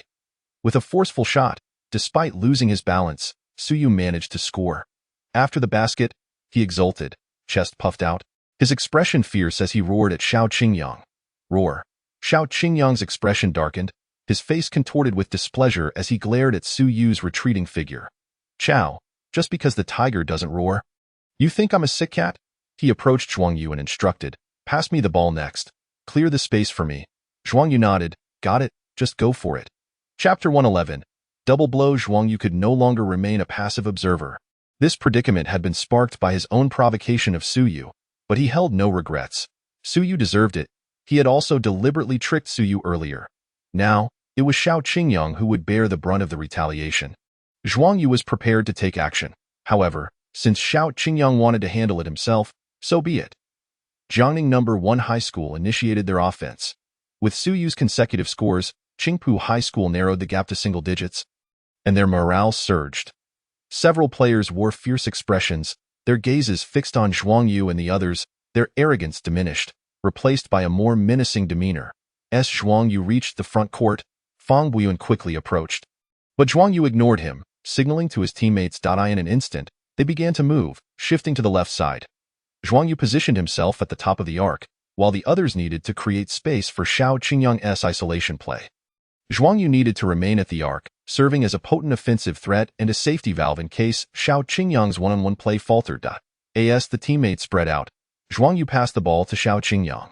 Upon receiving the ball, Xiao Qingyang placed it at his waist, lowered his center of gravity, leaning slightly forward, his cold gaze fixed on Su Yu. You really think I'm easy to bully, huh? Su Yu did not flinch, holding Xiao Qingyang's stare, retorting, if you want to blame someone, blame that number 7. Blame yourself for being too weak. Too weak, you say? While Xiao Qingyang could tolerate trash talk and arrogance, he absolutely could not accept being belittled. Humph. He decided against further banter. In the next moment, Xiao Qingyang sprang into action, stepping out with his right foot as if to drive right. Su Yu remained still, recognizing it as merely a feint. Indeed, Xiao Qingyang was only testing the waters, for he swiftly broke to the left. With a single step, he slipped past Su Yu. Despite Su Yu's preparation, he was caught off guard, losing half a step. Su Yu's heart raced. He immediately shifted to the side to maintain his defensive position. However, Xiao Qingyang halted, leaning into Su Yu to create contact, then pulled back for a jump shot at Su Yu, unable to leap immediately due to the contact. Lunged forward as best he could, swish, the ball sailed through the air, gracefully arcing into the net. What a splendid shot! The crowd erupted in applause. Su Yu's face darkened, muttering a curse under his breath. Moments later, Su Yu attempted to take on Xiao Qingyang once more, but this time he failed. Xiao Qingyang's defense was tenacious, and Su Yu had underestimated his leaping ability. He aimed to score in Xiao Qingyang's face, but the latter's jump was formidable, disrupting Su Yu's shooting motion. As the ball left his hands, Su Yu sensed it would not find its target. Rebound? Grab the rebound. As expected, the shot missed, and both sides scrambled for the ball. Han Hui, positioned unfavorably and lacking height, nevertheless possessed explosive leaping ability. He sprang up quickly, tapping the ball towards the perimeter, where it landed perfectly in Zhuang Yu's hands. Zhuang Yu seized the opportunity, launching a fast break. Racing to the front court. Few could keep pace with his speed, yet Su Yu was on his heels. With Zhuang Yu in the lead and Su Yu in pursuit, the latter, driven by a desire for retribution, put forth every ounce of effort, yearning to deliver a resounding block. You made me stumble before. Now I'm going to give you a taste of your own medicine, Su Yu thought, crouching low as Zhuang Yu prepared for the layup. Su Yu leapt into the air, his athletic prowess evident as he soared high, right arm poised to deliver a thunderous rejection. However, disappointment awaited him. Zhuang Yu did not attempt the layup. Instead, he executed a behind-the-back bounce pass, allowing the ball to ricochet off Su Yu's feet and soar backward. What? Su Yu was taken aback. Before he could react, a gasp resonated through the crowd as a powerful force surged from behind him. Knocking him aside, a figure emerged from the rear, catching Zhuang Yu's pass, soaring into the air, and executing a two-handed slam dunk that nearly eclipsed Su Yu. It was none other than Xiao Qingyang. The resounding impact reverberated throughout the arena, and the crowd erupted in cheers, fans ecstatic with excitement. This was not merely a dunk. It was an electrifying display of athleticism, a moment of pure exhilaration that sent adrenaline coursing through every spectator's veins. What an incredible play! Wow! He jumped so high and slammed it down with such force. People marveled, applauding Xiao Qingyang and celebrating the dunk, while Su Yu faded into the background, merely a footnote in this thrilling chapter. In this instance, Su Yu became merely a backdrop, serving to highlight the towering presence of Xiao Qingyang. Damn it, damn it, Su Yu cursed under his breath, his body trembling ever so slightly. He had indeed witnessed that dunk. He turned his head to look. Yet it was precisely because he had seen it that he now quaked, for even he was uncertain if he could execute such an explosive dunk. Moreover, he had just been dunked on. First, he was faked out by that number 7, and now he had been overpowered by this number 15. A profound sense of humiliation surged within him, and he clenched his fists. Wishing desperately to find a hole to hide in, with a whistle, the coach of Qingpu Middle School immediately called for a timeout, concerned for Su Yu. However, seeing Su Yu's expression remained relatively calm, he felt somewhat reassured. The crucial point was that they were still trailing. Play well, the coach of Qingpu Middle School encouraged. As Su Yu took possession of the ball, the players from Jiangning No. 1 High School braced themselves. This time, it wasn't just Xiao Qingyang. Yuan Feng and Han Hui were also fixated on Su Yu, for it was evident he was preparing for a one-on-one. Without any pretense of disguise. Of course, Su Yu was aware of Yuan Feng and Han Hui's watchful eyes, so he refrained from attacking the paint directly, instead opting to break through to the left. Suddenly pivoting halfway, using his back to nudge Xiao Qingyang and gathering the ball, intending to execute a turnaround jump shot, by avoiding the paint. Jiangning No. 1's interior defense would be rendered ineffective. He was not solely reliant on driving to the basket. His shooting was also top-notch.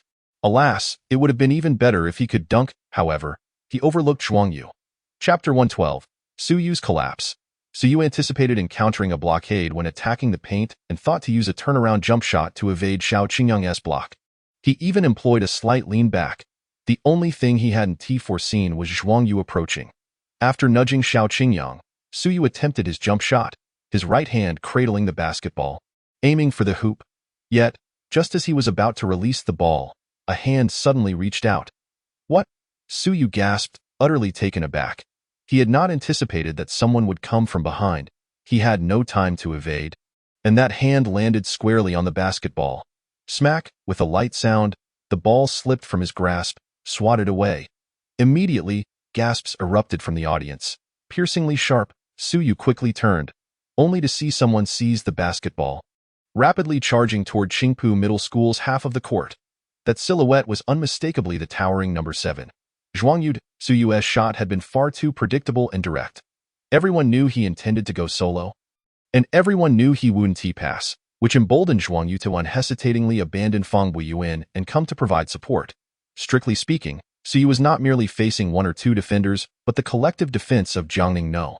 1, comprising Xiao Qingyang, Yuan Feng, Han Hui, and Zhuang Yu, and then, he was blocked. Damn it. Chase after him. Don't let him score on a fast break. The players on the sidelines of Qingpu Middle School shouted. While the coach of Qingpu Middle School shook his head helplessly, what was the point of chasing? It was futile. With Zhuang Yu's speed, it was evident they wouldn't catch up. The players of Qingpu Middle School could only watch as Zhuang Yu stormed to the front court, effortlessly scoring with a simple layup. In an instant, the audience erupted in cheers, celebrating Zhuang Yu's block on Su Yu and the seamless execution of the fast break, a sight to behold. Meanwhile, Su Yu once more found himself relegated to the role of mere backdrop. Su Yu. His teammates called, but Su Yu remained unresponsive. That moment, he seemed utterly dazed, his face devoid of anger or frustration, merely staring blankly, as if he had lost all sense of self. Request to substitute. The coach of Qingpu Middle School immediately called for Su Yu to be replaced. He cast a deep glance at Su Yu, but ultimately said nothing, merely sighing. The game continued. A few players stepped off the court, and teammates rushed over to exchange high-fives with Zhuang Yu, Xiao Qingyang, and others in celebration. Look at Su Yu. He's completely stunned. His mental state appears to have crumbled. Indeed, after being schooled in succession by Zhuang Yu and Xiao Qingyang, anyone would likely have their morale shattered. Such individuals had likely never faced the harsh realities of life. Accustomed to smooth sailing and self-centered, believing the world should revolve around them, once confronted with adversity, they could hardly bear it. This was simply their due. Listening to his teammates' discussions, Xiao Qingyang scratched his face, recalling that he once bore a resemblance to Su Yu. Fortunately, he had matured. It was evident that Su Yu was in a poor state, seemingly on the brink of a mental breakdown. However, Zhuang Yu bore no psychological burden whatsoever. Setting aside the fact that they were now rivals, the frivolous behavior Su Yu had displayed that day at the hotel warranted consequences. One must take responsibility for their actions, mustn't they? In the blink of an eye, the second half commenced. Su Yu remained on the sidelines, his gaze somewhat vacant, his expression wooden, as if his soul had departed. The day's blows had been too great for him. Without Su Yu, their ace player, Qingpu Middle School was no match for Jiangning No. 1 High School, even with a height advantage and the presence of the Twin Towers and sixth man Zhou Kai.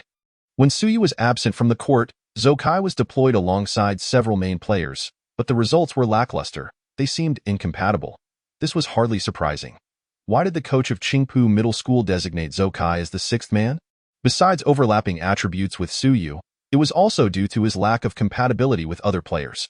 Furthermore, while he might perform adequately against the rotation team, facing Jiangning No. 1's starting lineup made it challenging for Zhou Kai to exhibit his scoring abilities. Thus, merely a few minutes passed, and the point differential widened further, exceeding 15 points, leaving the audience astonished. Initially, they had thought Jiangning No. 1 High School was an inconspicuous team, at best a fortunate dark horse. But who knew they were this formidable?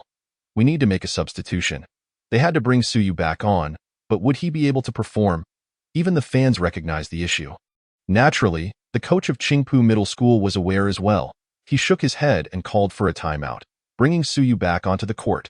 However, it proved futile. Some individuals, having been accustomed to pride, found it difficult to accept failure, and once faced with setbacks, they were prone to collapse. Yet some could recover swiftly, regaining their fighting spirit, reminiscent of Xiao Qingyang during the freshman class tournament. There were others, however, who struggled to bounce back after a collapse, requiring considerable time, possibly never to reignite their competitive fire. Clearly, Su Yu belonged to the latter. Observing Su Yu's current state, the other players of Qingpu Middle School could only sigh. Their confidence evaporating, morale plummeting. Alas. With a 17-point deficit and only the final quarter remaining, hope was all but extinguished. At least this was merely a group match, and they still had the prospect of advancing from the group stage. It was the only consolation he could offer himself. Such a vast point differential, regardless of Qingpu Middle School's current state, even if they regained their peak form. A comeback was implausible, as for Jiangning No. 1 High School. The coach of Qingpu Middle School remained resolute, deploying only the rotation lineup. Su Yu was not on the court, nor were their Twin Towers, effectively conceding defeat. The spectators began to leave.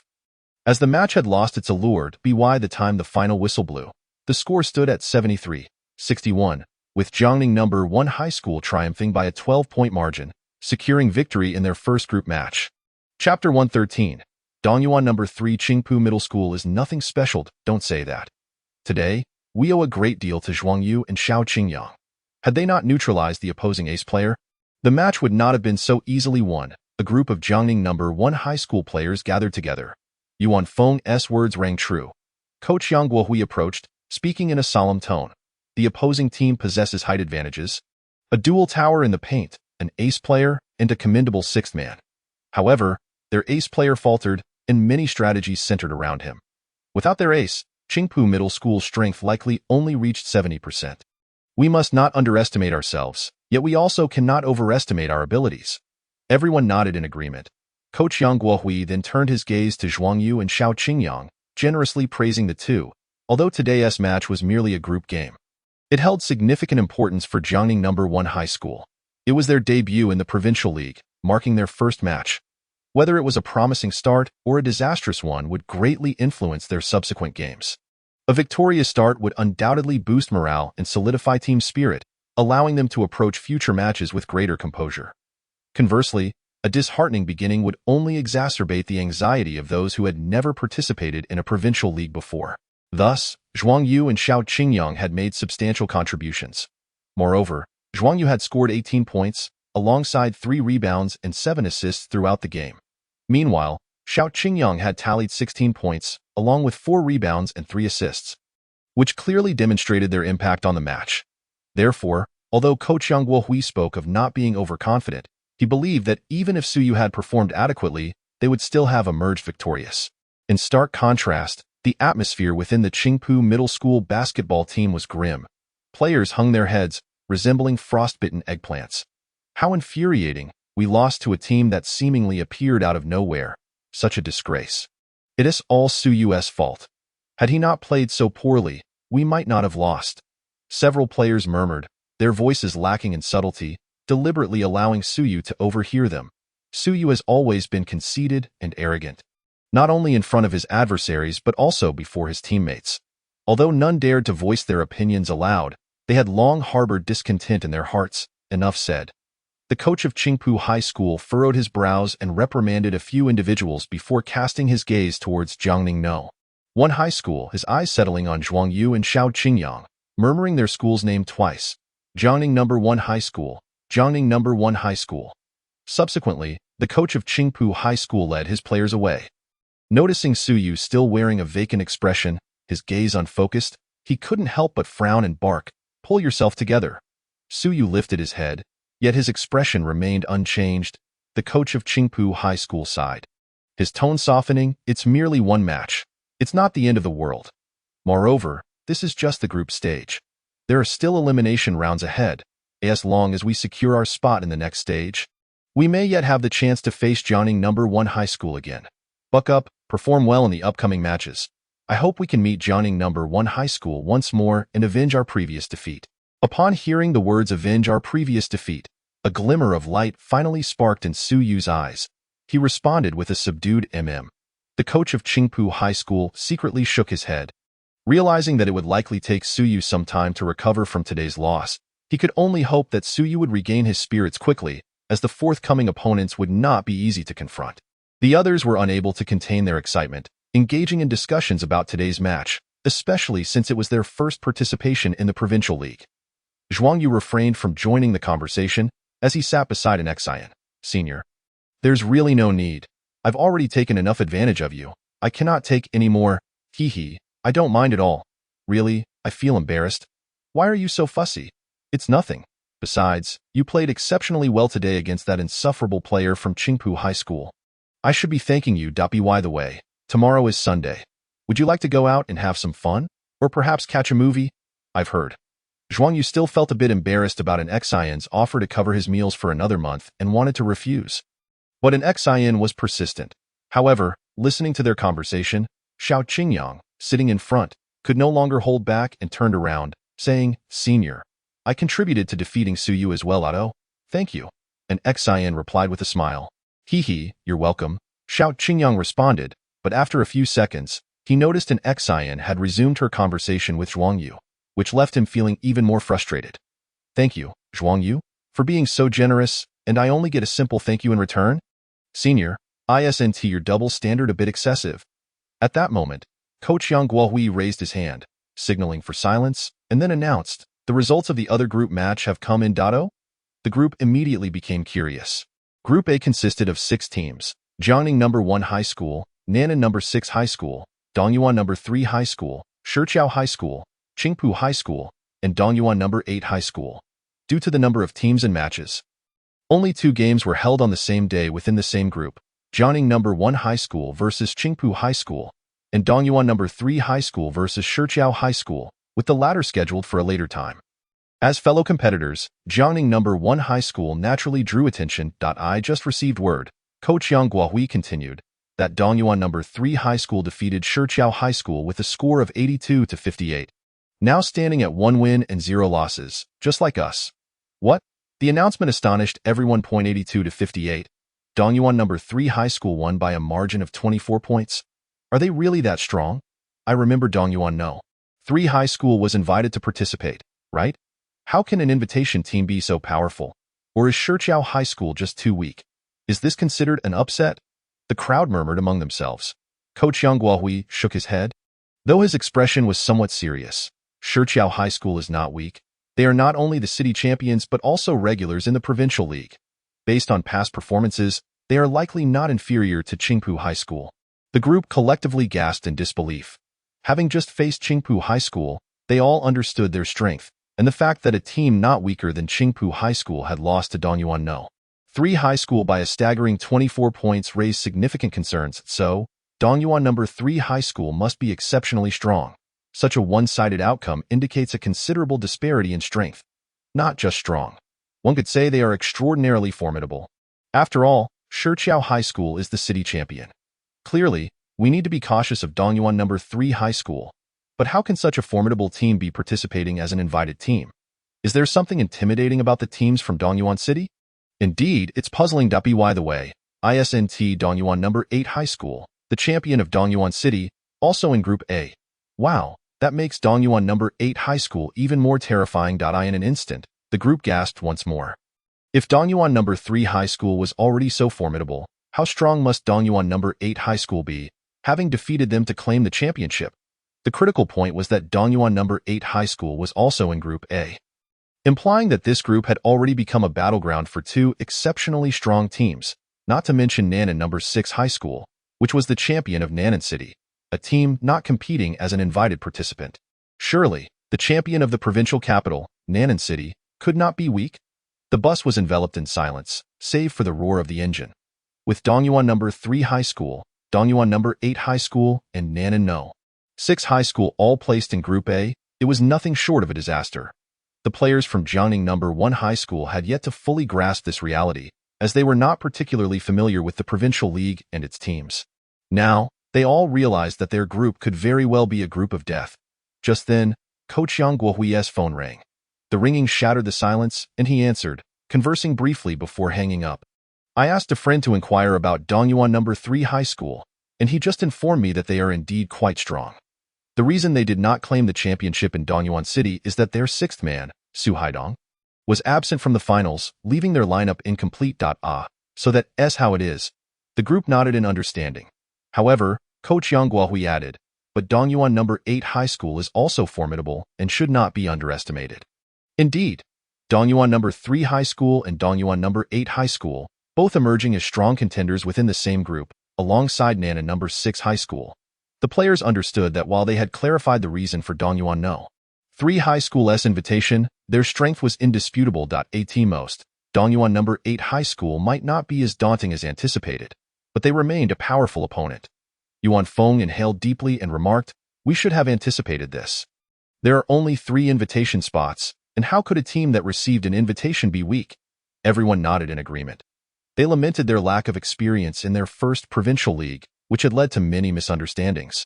Otherwise, they would have recognized the situation much earlier. But we need not fear, Coach Yang Guohui reassured them. The opponents are undeniably strong, that is a given, for this is the provincial league, and the participating teams are the strongest from their respective cities. However, we are not weak either. Today, we defeated Qingpu High School, and I believe we can also triumph over other teams. His intention in informing the players about their opponent's strength was to ensure they respected their adversaries rather than fear them. Of course, Zhuang Yu might be an exception. For Zhuang Yu, there was only one objective: to qualify for the national tournament. To achieve that, he must overcome these opponents in the provincial league. With that in mind, how could he possibly fear them? Just get on with it. Afterward, the group remained subdued, no longer engaging in lofty discussions or celebrations, their expressions turning serious and somber, the weight of the situation pressing heavily upon them. After attending the opening ceremony and playing a match in the afternoon, they were exhausted from the travel, and many had already fallen asleep on the bus by the time they reached Jiangning City. An Xian had also dozed off, her head resting on Zhuang Yu's shoulder. A faint but pleasant fragrance wafted into Zhuang Yu's nostrils, causing him some discomfort, yet seeing an Xian sleep peacefully, he dared not move. The December weather was not particularly cold during the day, but the evenings grew a bit chilly. After a moment's thought, Zhuang Yu took off his jacket and draped it over an Xian. From his vantage point, he could see the neon lights flickering outside the window, the city's night lights creating a dreamy atmosphere, casting a captivating glow on an Xian's profile, emanating an indescribable beauty. Zhuang Yu found himself gazing for a while before finally averting his eyes. Just as he did, an Xian opened her eyes, glanced at the jacket draped over her, and a smile graced her lips before she closed her eyes once more. We've arrived. An Xian waved at Zhuang Yu, saying, see you tomorrow. See you tomorrow. Zhuang Yu replied with a smile, bidding farewell to his teammates. He had not brought a basketball today and had no intention of practicing, as he was simply too fatigued. The strength of Qingpu High School remained formidable, and had Suyu not faltered, given their advantage in the paint, the match would have been far more challenging. At the very least, compared to Jiangning number 10 High School, Qingpu High School was undoubtedly stronger. Indeed, Had they faced Qingpu High School half a month ago, the match would not have been nearly as effortless as it had been today. After reflecting on the day's events, Zhuang Yu had to admit that their comfortable victory was largely thanks to Su Yu, and he owed him a word of gratitude. Of course, he also felt grateful that over the past half-month, everyone had remained diligent in their training, making notable progress. Certainly, it is still insufficient. If only I could grow a little taller. Zhuang Yu touched his head. Standing at 183 centimeters, he certainly does not appear short in the City League. Yet in the Provincial League, it seems somewhat lacking. This implies that all 6 teams in Group A have already played at least one match. Jiangning No. 1 Middle School, Dongyuan No. 3 Middle School, and Nan'an No. 6 Middle School have emerged victorious, each with a record of 1 win and 0 losses.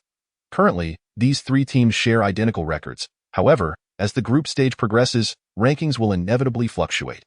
Even if the last 2 teams end up with the same record, the comparison will shift to point differentials, which will then dictate the rankings. With all 6 teams having played, Coach Yang Guohui has gathered match data and conducted analyses on several teams, particularly Shiqiao Middle School. This is crucial as Jiangning No. 1 Middle School's next opponent in the group stage is Shiqiao Middle School. Chapter 115. The next match, versus Shiqiao Middle School, on Monday, at 8 in the morning, the Jiangning No. 1 Middle School basketball team convened at the school gate to board a bus heading to the provincial capital for their second group stage match. The schedule was rather tight. Everyone could catch some rest on the way to conserve energy and prepare for the afternoon's game. The first match of the group stage had required them to arrive a day early due to the opening ceremony. Undoubtedly, this was exhausting, so Coach Yang Guohui reminded everyone to maintain their stamina for the competition. Understood, the team responded, boarding the bus in succession. Meanwhile, the Shiqiao Middle School basketball team also set off. Being closer to the provincial capital, their journey only took 2 hours. Upon boarding the bus, the players remained awake, discussing the forthcoming match. This game must be secured. Indeed, it must be won. We've already lost 1 match. We cannot afford to lose again. Fortunately, this time they were up against Jiangning No. 1 Middle School. Although Jiangning No. 1 Middle School had triumphed over Qingpu Middle School, it was primarily due to the poor performance of Qingpu's star player, Su Yu. Otherwise, Jiangning No. 1 Middle School might not have been able to contend with Qingpu. All teams in Group A have gathered intelligence on their opponents. Jiangning No. 1 Middle School has studied Shiqiao Middle School, while Shiqiao has researched Jiangning.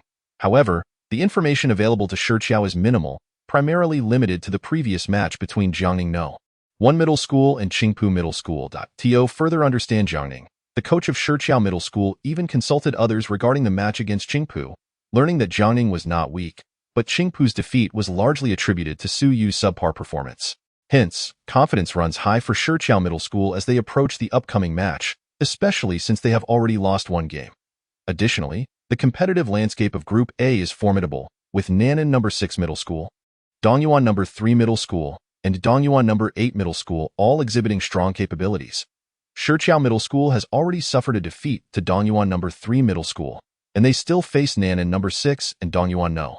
8. They are uncertain about how those matches will unfold, which raises the possibility of enduring 3 losses. Therefore, to advance from the group, they must secure victories against both Jiangning No. 1 Middle School and Qingpu Middle School, while also striving to win at least 1 match against either Nan'an No. 6 or Dongyuan No. 8. If they end with a record of 2 wins and 3 losses, there will still be a chance to advance from the group. Albeit precariously, achieving 3 wins and 2 losses would largely solidify their position. At this juncture, the coach of Shiqiao Middle School interjected. We cannot afford to be complacent. We must exert our utmost effort to claim victory in today's match. Winning the games we are supposed to win and striving to win those we have a chance at is crucial for us to secure a spot in the next stage. Do you understand? Understood, the players affirmed in unison. In the afternoon, at the provincial capital, a wooden-floored indoor arena buzzed with spectators engaged in conversation. This was the match between Jiangning No. 1 Middle School and Shiqiao Middle School.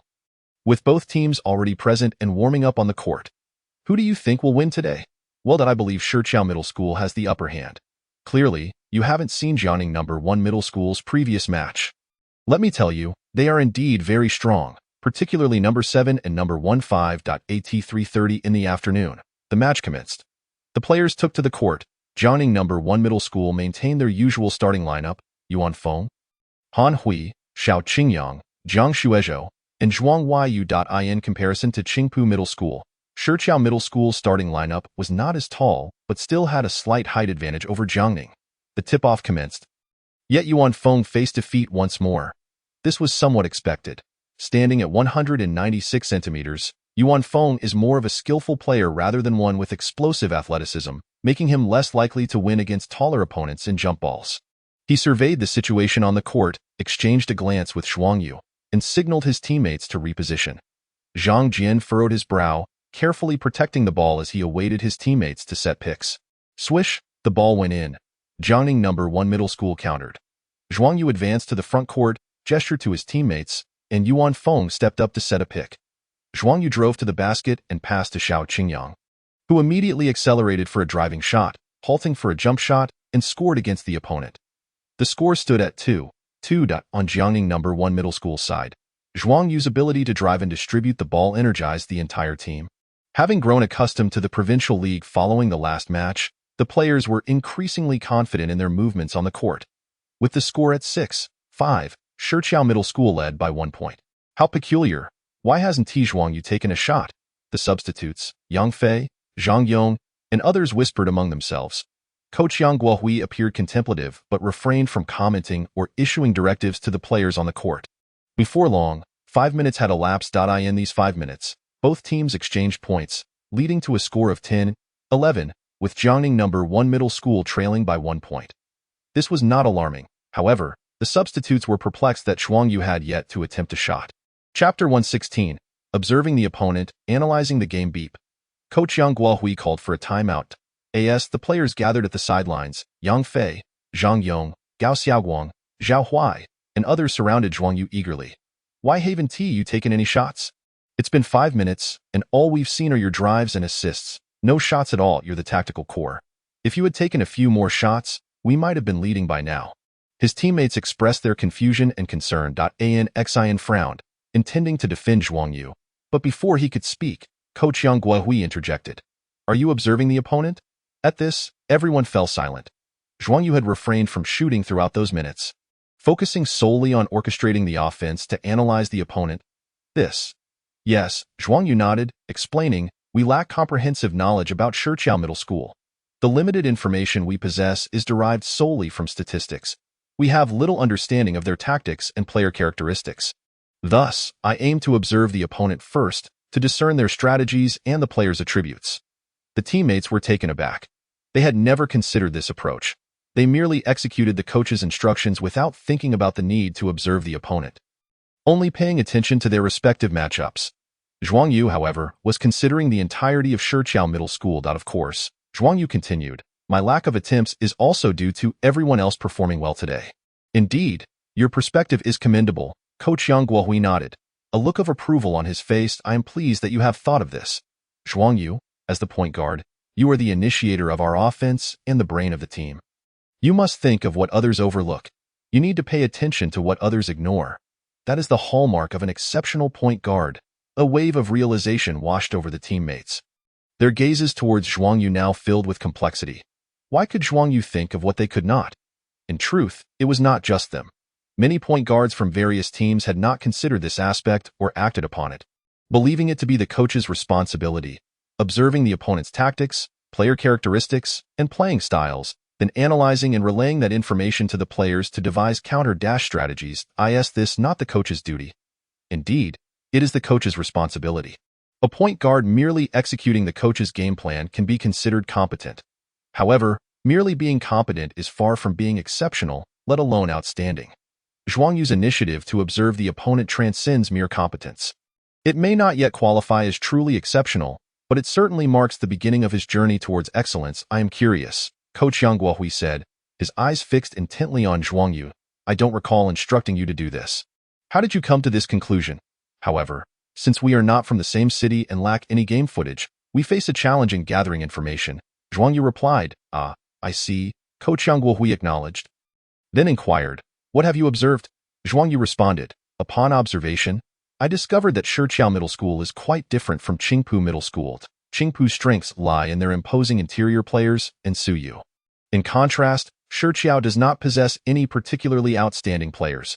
Their starting lineup lacks distinctive skills. Yet, their fundamentals are solid. and their techniques are well-rounded, with balanced positions. Thus, they employ a patient and steady tactical approach, refraining from seeking explosive plays from any single player, instead maximizing their team dynamics. Is that so? A group of players appeared somewhat bewildered, casting inquiring glances towards Coach Yang Guohui. Indeed, Coach Yang couldn't help but chuckle, his eyes brimming with admiration. Precisely, your observations are astute. With the intention of testing Zhuang Yu, he inquired. So what do you believe our strategy should be against Shichiao High School? And what else? Additionally, I will score more points shortly. Why? Upon hearing this response, the players were taken aback, struggling to fathom how Zhuang Yu could have observed so meticulously and devised a counter-strategy. Coach Yang burst into hearty laughter, exclaiming, "Excellent, very well done. Your analysis is spot on, and I share your sentiments. The strategy is sound, so we shall proceed according to your plan." With a grand gesture of his hand, he exuberantly declared, "All right, lads, let us go." Yuan Feng and the others exchanged glances. Somewhat disoriented, it was rather unusual for the coach not to outline a tactical plan, leaving them feeling a tad unsettled. Nonetheless, Zhuang Yu had articulated his thoughts quite clearly, leaving little room for doubt. The timeout swiftly concluded. As the players took to the court, Coach Yang settled into his seat. Xian, seated beside him, could not restrain her curiosity and asked, "Coach, you seem quite pleased. Is it merely because Zhuang Yu can observe the opponent?" "Ha ha," Coach Yang laughed. "Some players simply execute the coach's directives, while others proactively observe their adversaries and comprehend their tactics. Moreover, a select few not only observe but also analyze the game, contemplating countermeasures. Zhuang Yu has astonished me once again. I did not anticipate him to arrive at such conclusions on his own, and yet he has performed admirably." Xian pondered for a moment, still somewhat perplexed, and queried, "Is this truly impressive?" Coach Yang nodded, elucidating, "This requires a considerable level of basketball intelligence. If a player can achieve this, they become invaluable to the coach. For instance, while I monitor the opposing players and their strategies, I must call a timeout to relay instructions to my team on how to respond. If, at that moment, a player already knows how to adjust and counter without my guidance, would you not agree that is remarkable?" Listening intently, Xian immediately nodded. "Of course, it is." "Exactly," Coach Yang gestured with open palms, cheerfully stating, "Having such a player is akin to having an additional coach on the court." Chapter 117. He is about to unleash his power. On the court, the match continued. Swish! The ball went in. A perfect shot. Number 7 has finally scored. I recalled that in the previous match, he had amassed a considerable number of points, yet today he had only just made his first score. Quite peculiar indeed. This marked not only his first point but also his inaugural attempt. For the prior 5 minutes, he had not taken a single shot, which I found curious. However, it seemed he was poised to make an impact. Among the audience were many who had witnessed the match between Jianing No. 1 High School and Qingpu High School, and they were deeply impressed by Zhuang Yu. Seeing him finally take a shot invigorated them. Zhuang Yu did not disappoint. He was indeed ready to make his mark. After sinking one basket, Shichiao High School immediately retaliated, demonstrating their patient offensive strategy, ultimately passing the ball to small forward Zhang Weiran, who executed a bank shot with precision. However, before they could fully process the situation, Zhuang Yu had already secured the ball from the baseline and, with blinding speed, surged into the front court, catching Shichiao High School off guard. "Watch out, quickly defend," some called out, alerting Shichiao's players. Yet, it was too late. Typically, Zhuang Yu would wait for his teammates to position themselves before launching an attack, which would naturally delay the play. This time, however, he did not wait for his teammates and had no intention of passing the ball. Disregarding whether they were in position, and thus immediately attacked upon reaching the front court, catching Shichiao High School completely off guard. With a swift change of direction, he penetrated the 3-second area, leaping into the air. There were no defenders in front of him. Shichiao's center was not quick enough to contest. Zhuang Yu soared, leaning forward, his right hand cradling the basketball as he directed it toward the hoop. The art of layups is nuanced. When a defender is present, one must use a floater or high bank shot to evade the block. Conversely, when the defender is behind, a low layup is required, with the body leaning forward to create distance from the defender, preventing them from contesting the shot. Another basket made. The shot was executed with such speed that the audience barely had time to react. Gasps erupted from the crowd. Zhuang Yu had gone scoreless for the previous 5 minutes, yet in a mere moment, he had scored twice consecutively, a stark contrast. The coach of Shichiao High School sensed something was amiss. Furrowing his brow as he shouted to the court, "Tighten up the defense, transition quickly." This was a clear directive to focus on Zhuang Yu. Several players from Shichiao High School nodded in acknowledgement. But as Zhuang Yu scored 2 consecutive baskets, the score had shifted to 14-13, with Jiangning No. 1 High School taking the lead. The coach of Shichiao High School rubbed his temples.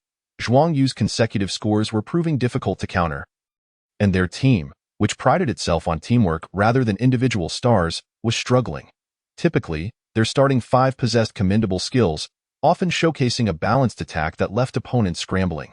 However, at this moment, they found themselves in dire straits.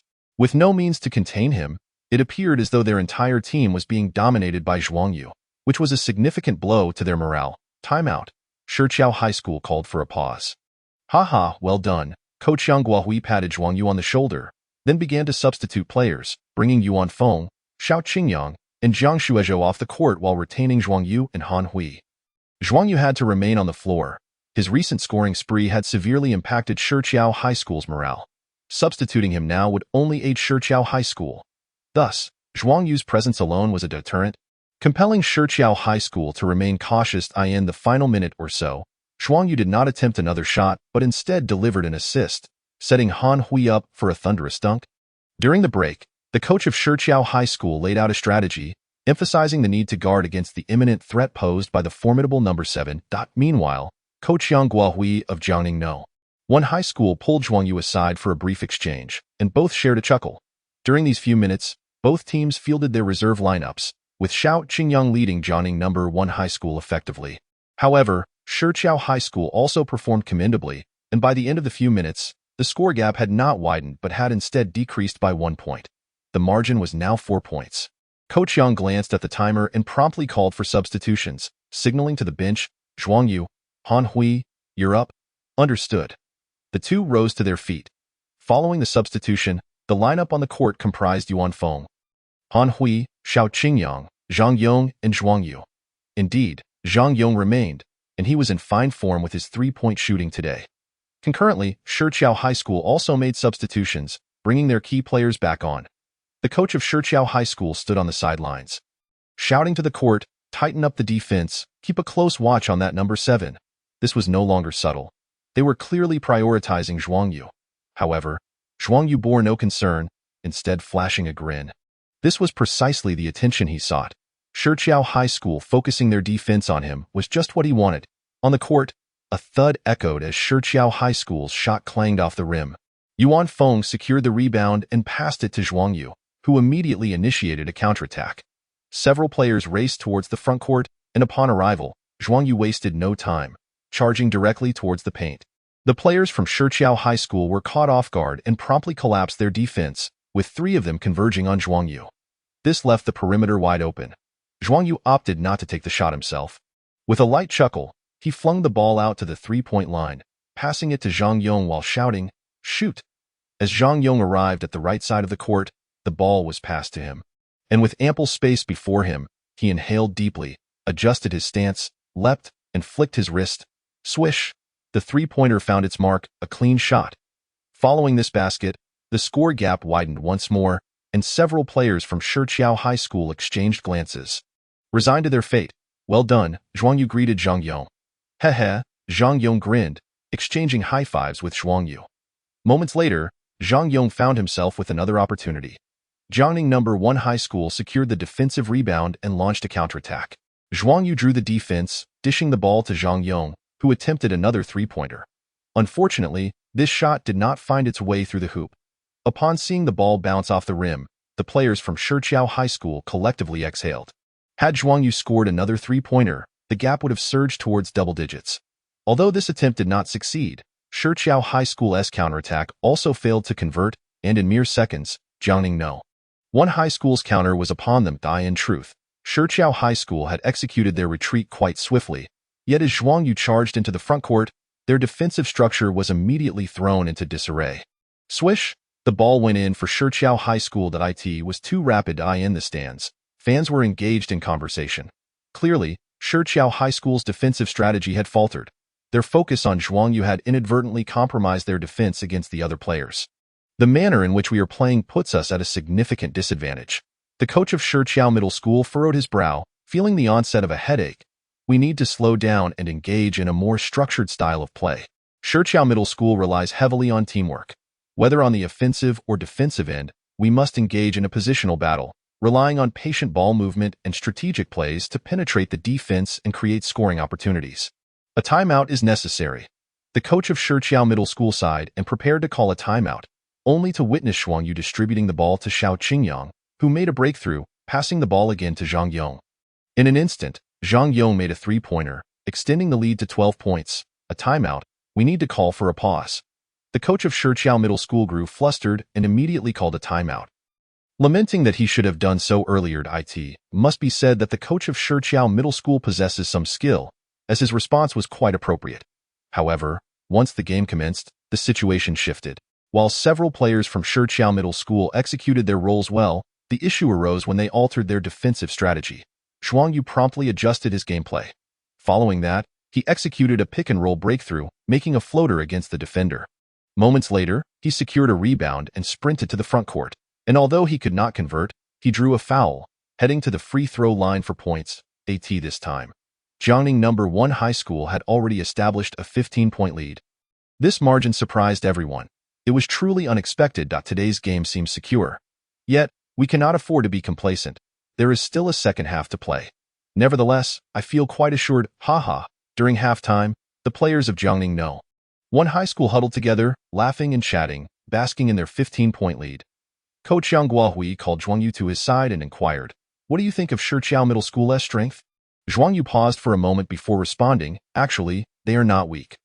Although they lack a trump card player and do not have a towering twin tower presence in the paint, their positions are well balanced. If we allow them to play in a structured manner and score from multiple options, it could become quite troublesome for us." Yang Guohui then asked, "How do they compare to Qingpu Middle School?" "That is difficult to assess. After all, the star player of Qingpu Middle School underperformed, failing to showcase their true capabilities. However, if the two teams were to face off, I think it would be a 50-50 situation in that case. Why do you think we are leading our opponents by such a margin today?" This was a deliberate challenge from Coach Yang Guohui, who hoped Zhuang Yu could evolve into another coach on the court, becoming an outstanding and even exceptional point guard. Thus, he sought to test and guide him. "Our style is entirely different from that of Shiqiao Middle School. It will hinge on which team performs better.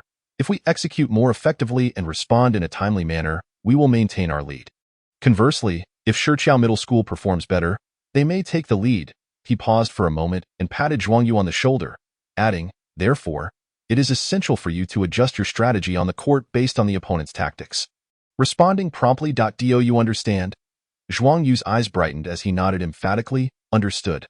Soon, the second half began. Upon entering the second half, Shiqiao Middle School once again adjusted their strategy, yet what frustrated them was that each time they made a change, Jiangning No. 1 High School would immediately respond. Coach Yang Guohui did not issue any specific commands, yet Jiangning No. 1 High School consistently managed to make the correct adjustments. Time passed in the game, and Shiqiao Middle School found it exceedingly difficult to close the gap.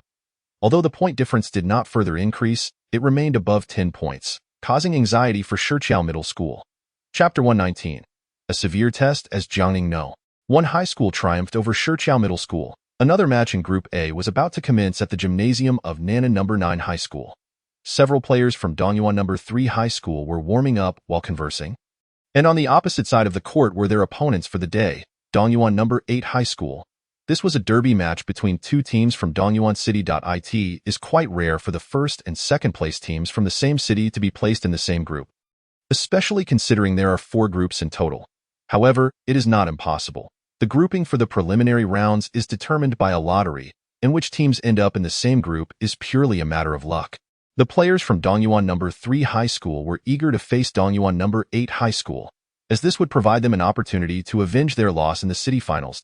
At this moment, the players were warming up and, naturally, could not bring their phones, but that did not mean they were unaware of the external news. Oh, what was the outcome? Which side emerged victorious? Judging by the captain's expression, it can't be Jiangning No. 1 High School that won, right? Several players inquired.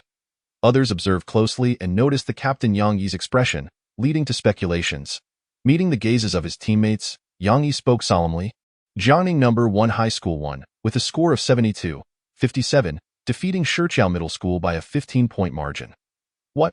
They won by 15 points? That's quite a margin. In an instant, the players were taken aback. Jiangning number 1 High School winning was not entirely unexpected, given that they had previously defeated Qingpu Middle School. Despite some unconventional factors, they ultimately emerged victorious.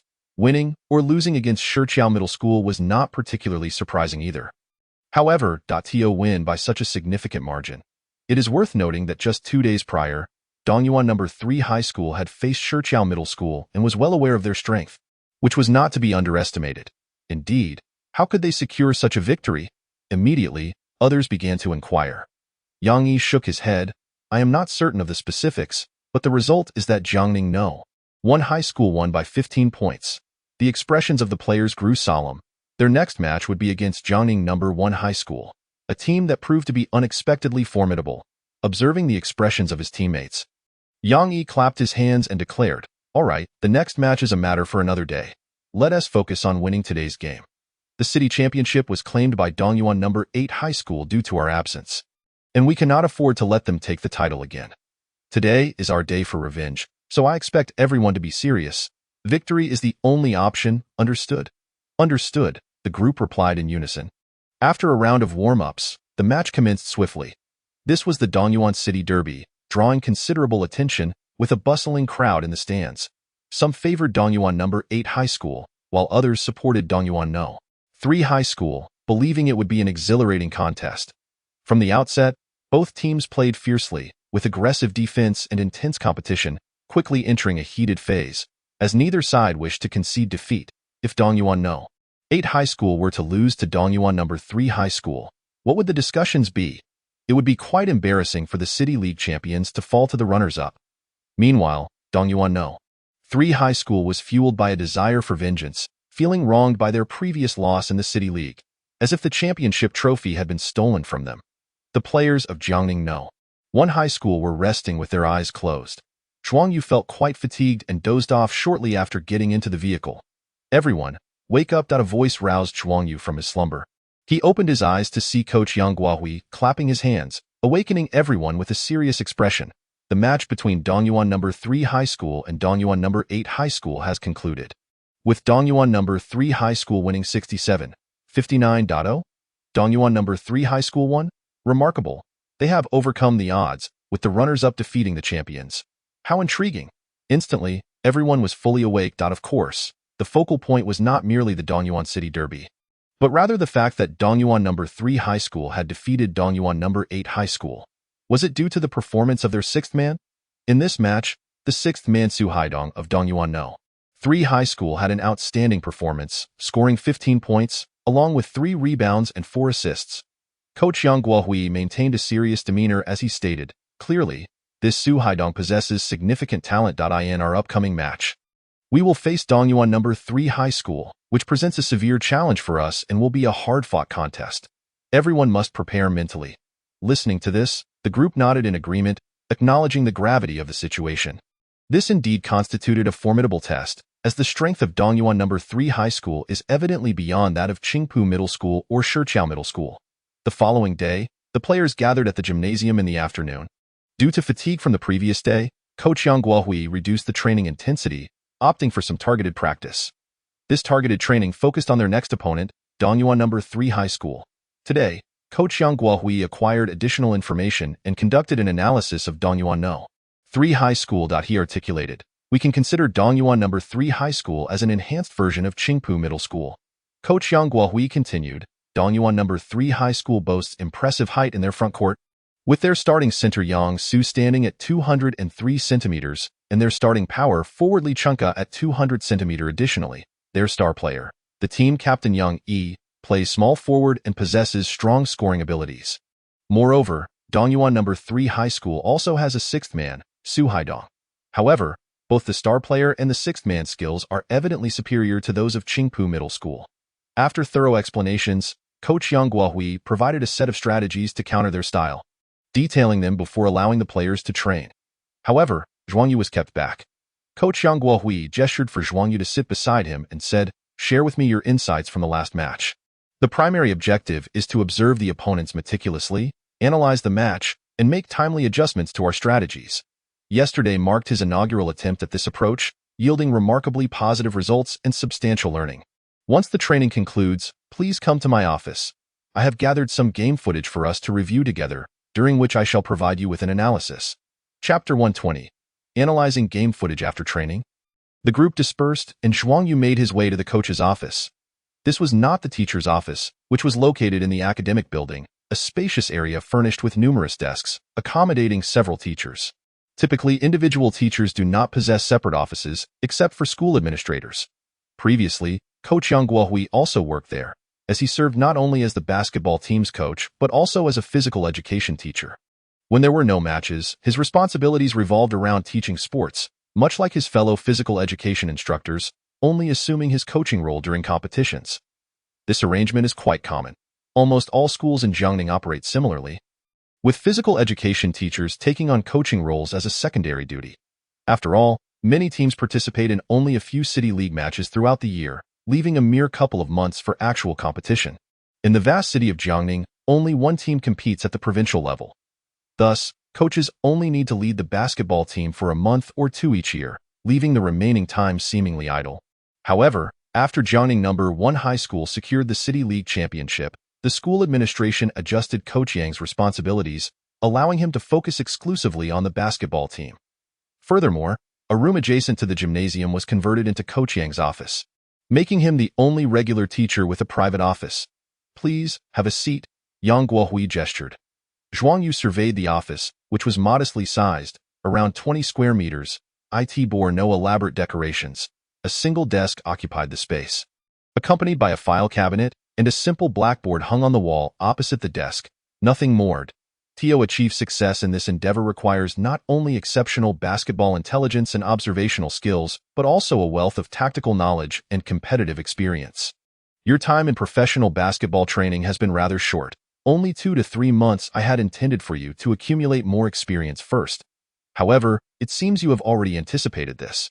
Feeling somewhat sheepish, Zhuang Yu scratched his head and replied, I see, coach, you had already considered this. You are truly impressive. Yang Guohui chuckled. Enough with the flattery. While you have indeed thought of this and performed admirably in yesterday's match, there remain numerous areas for improvement. With that, he opened a folder containing various video files, the titles indicating games from specific NBA and CBA teams.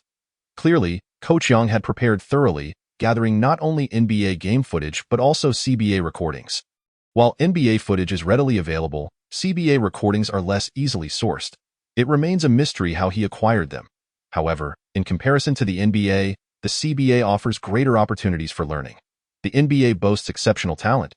Yet the gap in skill is vast. One can analyze and learn, but imitation is a formidable challenge. These are some game footages I have compiled, encompassing various tactics and match strategies, Yang Guohui continued. Since you have already initiated this process, I will begin teaching you these concepts earlier than I intended. Your basketball acumen and observational skills are commendable. However, you lack sufficient tactical knowledge and competitive experience. This requires ongoing study and accumulation, as well as practical engagement in matches.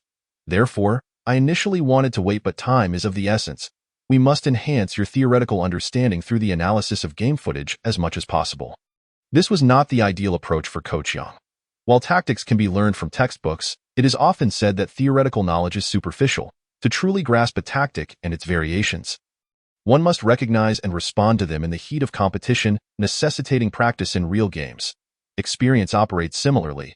Without practical application, theoretical knowledge remains just that, mere theory. Only through ample practice can it transform into one's capabilities. Alas, time does not permit such luxuries. Thus, he could only resort to the second-best option of extensively reviewing game footage, guiding Zhuang Yu in proper observation of opponents, match analysis, and strategic adjustments. While this method may lack some effectiveness, it is certainly preferable to inaction. Zhuang Yu understood this principle and replied, I grasp that ultimately, one must validate knowledge through practice. Mere theoretical understanding is insufficient. It is reassuring that you comprehend this principle. Yang Guohui remarked with a smile of satisfaction, opening a video file. Let us begin with this one. It features the Los Angeles Lakers. they boast a formidable front-court duo in Bynum and Gasol, alongside star player Kobe and a stellar sixth man in Odom. Does this sound familiar? Indeed, the team we previously faced, Qingpu Middle School, shares a similar structure, as the footage played. Zhuang Yu found his spirits lifted, fixating intently on the screen. The choice of the Lakers was deliberate, as Jiangning No. 1 High School had previously encountered Qingpu Middle School and would soon face Dongyuan 3rd Middle School. Both teams bore resemblance to the Lakers in terms of roster composition, featuring a dual tower, a star player, and a sixth man. Before long, 40 minutes had elapsed. "All right, that will be all for today," Yang Guohui declared, shutting off the computer. "From now on, after each training session, come to my office, and we shall review footage and analyze matches together for 40 minutes daily." "Understood," Zhuang Yu replied. Previously, he had watched game footage alone to learn but lacked someone to provide analysis, which diminished its effectiveness. Now, with a coach to guide him, he felt fortunate. "Off you go to class now." Yang Guohui waved. Watching Zhuang Yu turn to leave, he called out, reminding him, "With training, matches, and video analysis occupying much of your time, ensure you remain attentive in class. While basketball is important, academic studies hold equal significance." "Understood? Absolutely, Coach. I appreciate your concern for my well-being." Zhuang Yu responded obediently, aware that his academic performance had always been commendable. Chapter 121. Jiangning No. 1 High School versus Dongyuan 3rd Middle School. 2 days swiftly passed, and Jiangning No. 1 High School prepared for their third group match. At 2:50 p.m., the basketball team arrived at the gymnasium, though the players from Dongyuan 3rd Middle School had yet to appear. However, the stands were already filled with spectators, with more arriving steadily. "There seems to be quite a crowd today," someone noted.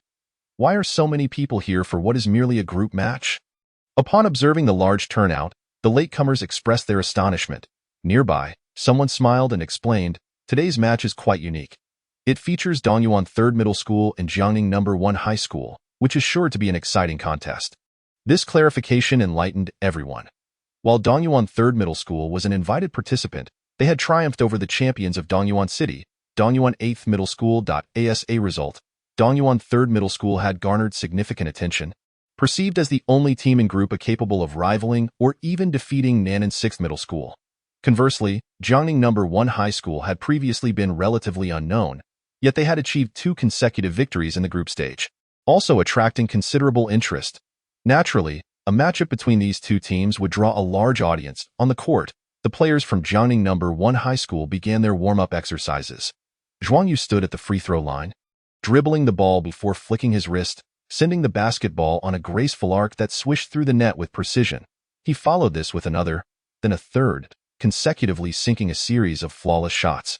This display caught the attention of fans in the stands, who began to whisper and point in admiration.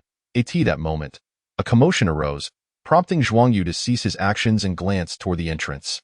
A group was approaching, led by 2 towering figures, exuding an imposing presence. Dongyuan 3rd Middle School had arrived.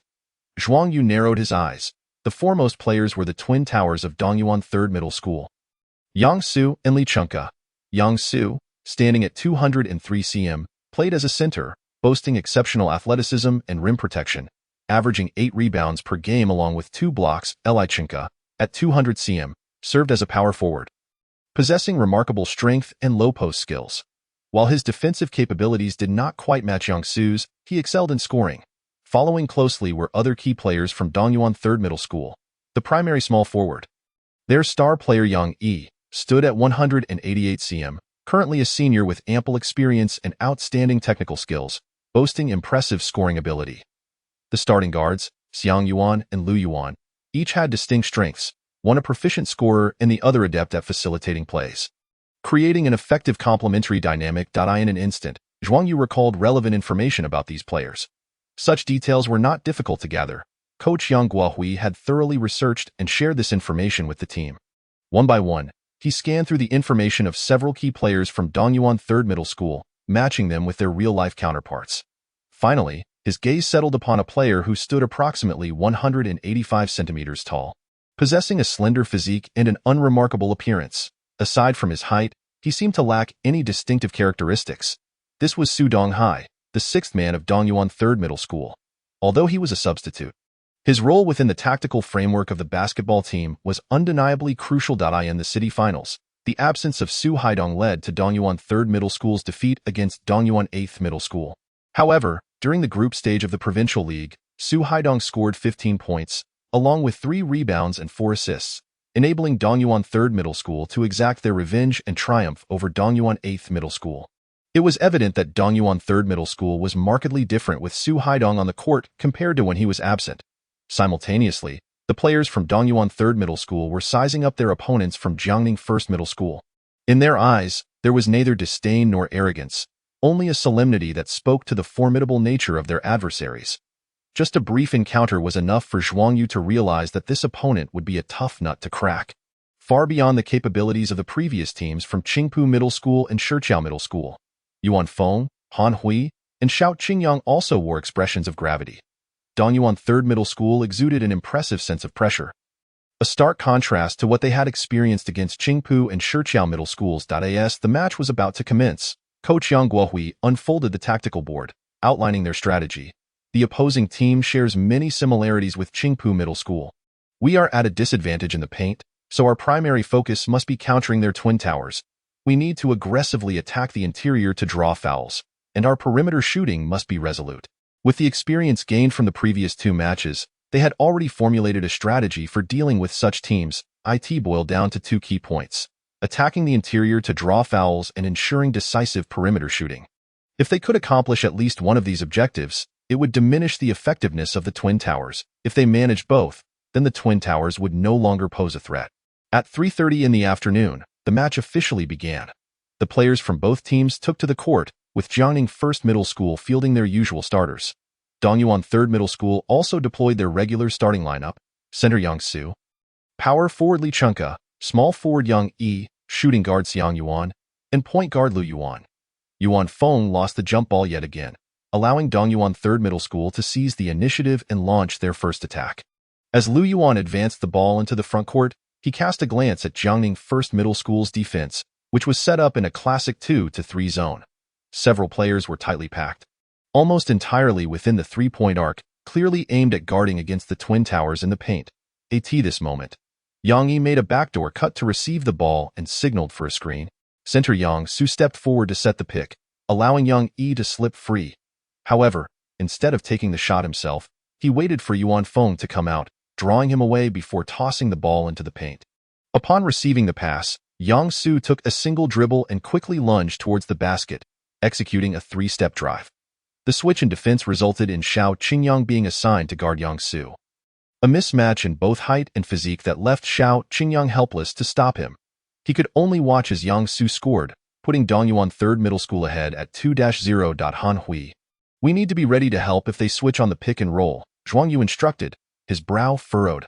"Understood," Han Hui replied. Once the switch occurred, Xiao Qingyang would clearly struggle to defend Yang Su, necessitating Han Hui's assistance. As Jiangning 1st Middle School countered, Zhuang Yu pushed the ball up the court. By now, Dongyuan 3rd Middle School had established their defensive posture, with 2 interior players stationed firmly in the paint, resolutely guarding the area. Meanwhile, Yang Yi was closely marking Xiao Qingyang. Xiang Yuan was glued to Jiang Shuezhou, and Lu Yuan was directly pressuring Zhuang Yu, raising one hand in an obvious gesture, implying that he would prefer to allow Zhuang Yu to drive rather than take a shot. In the stands, fans were focused on Zhuang Yu, eager to see how Jiangning 1st Middle School would respond. In a seat further back sat 2 individuals, a 14 or 15-year-old boy and a man in his 30s. Wearing black-rimmed glasses and impeccably groomed, exuding an intellectual aura. "Hey, they're guarding him so closely, right up in his face," the boy remarked, his round face dotted with teenage acne and a wide grin that added a touch of humor to his appearance. He raised his thick eyebrows and turned to the intellectual beside him. "Uncle, Dongyuan 3rd Middle School is so tight in their defense. Are they willing to let that number 7 drive instead of allowing him to shoot? Is that number 7 a good shooter?" The intellectual rolled his eyes and replied tersely, "You dragged me here, and you don't even know?" "How should I know?" The boy chuckled and scratched his head, unperturbed by his uncle's irritation, having long been immune to such reprimands. This pair was an uncle and nephew duo. The boy, named Zhouan, was 15 and still in the 9th grade. Despite his youth, he was exceptionally tall, towering over those seated nearby, his figure filling the chair entirely without a hint of space to spare. The intellectual, Zhou Zhiming, was also quite tall but seemed to fall slightly short in comparison to his nephew. Today, Zhou Jiming had been coerced into attending the match by his nephew. Otherwise, he would not have taken the time to watch a high school league game. Although he had not been particularly pleasant with Zhou, he nonetheless explained that number 7 likely possesses commendable shooting skills, but he is probably capable of more than just shooting. With tight defense, they won't let number 7 shoot.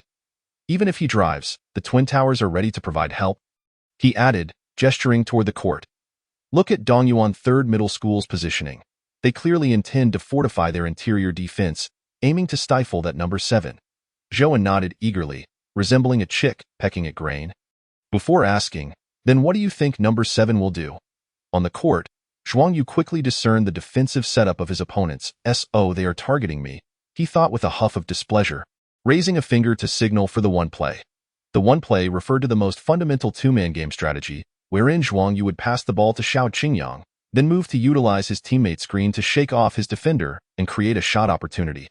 Swish, Xiao Qingyang sent a pass his way, but Zhuang Yu was unable to shoot as Dongyuan 3rd Middle School's power forward, Li Chunka, closed in quickly, executing a timely switch on defense.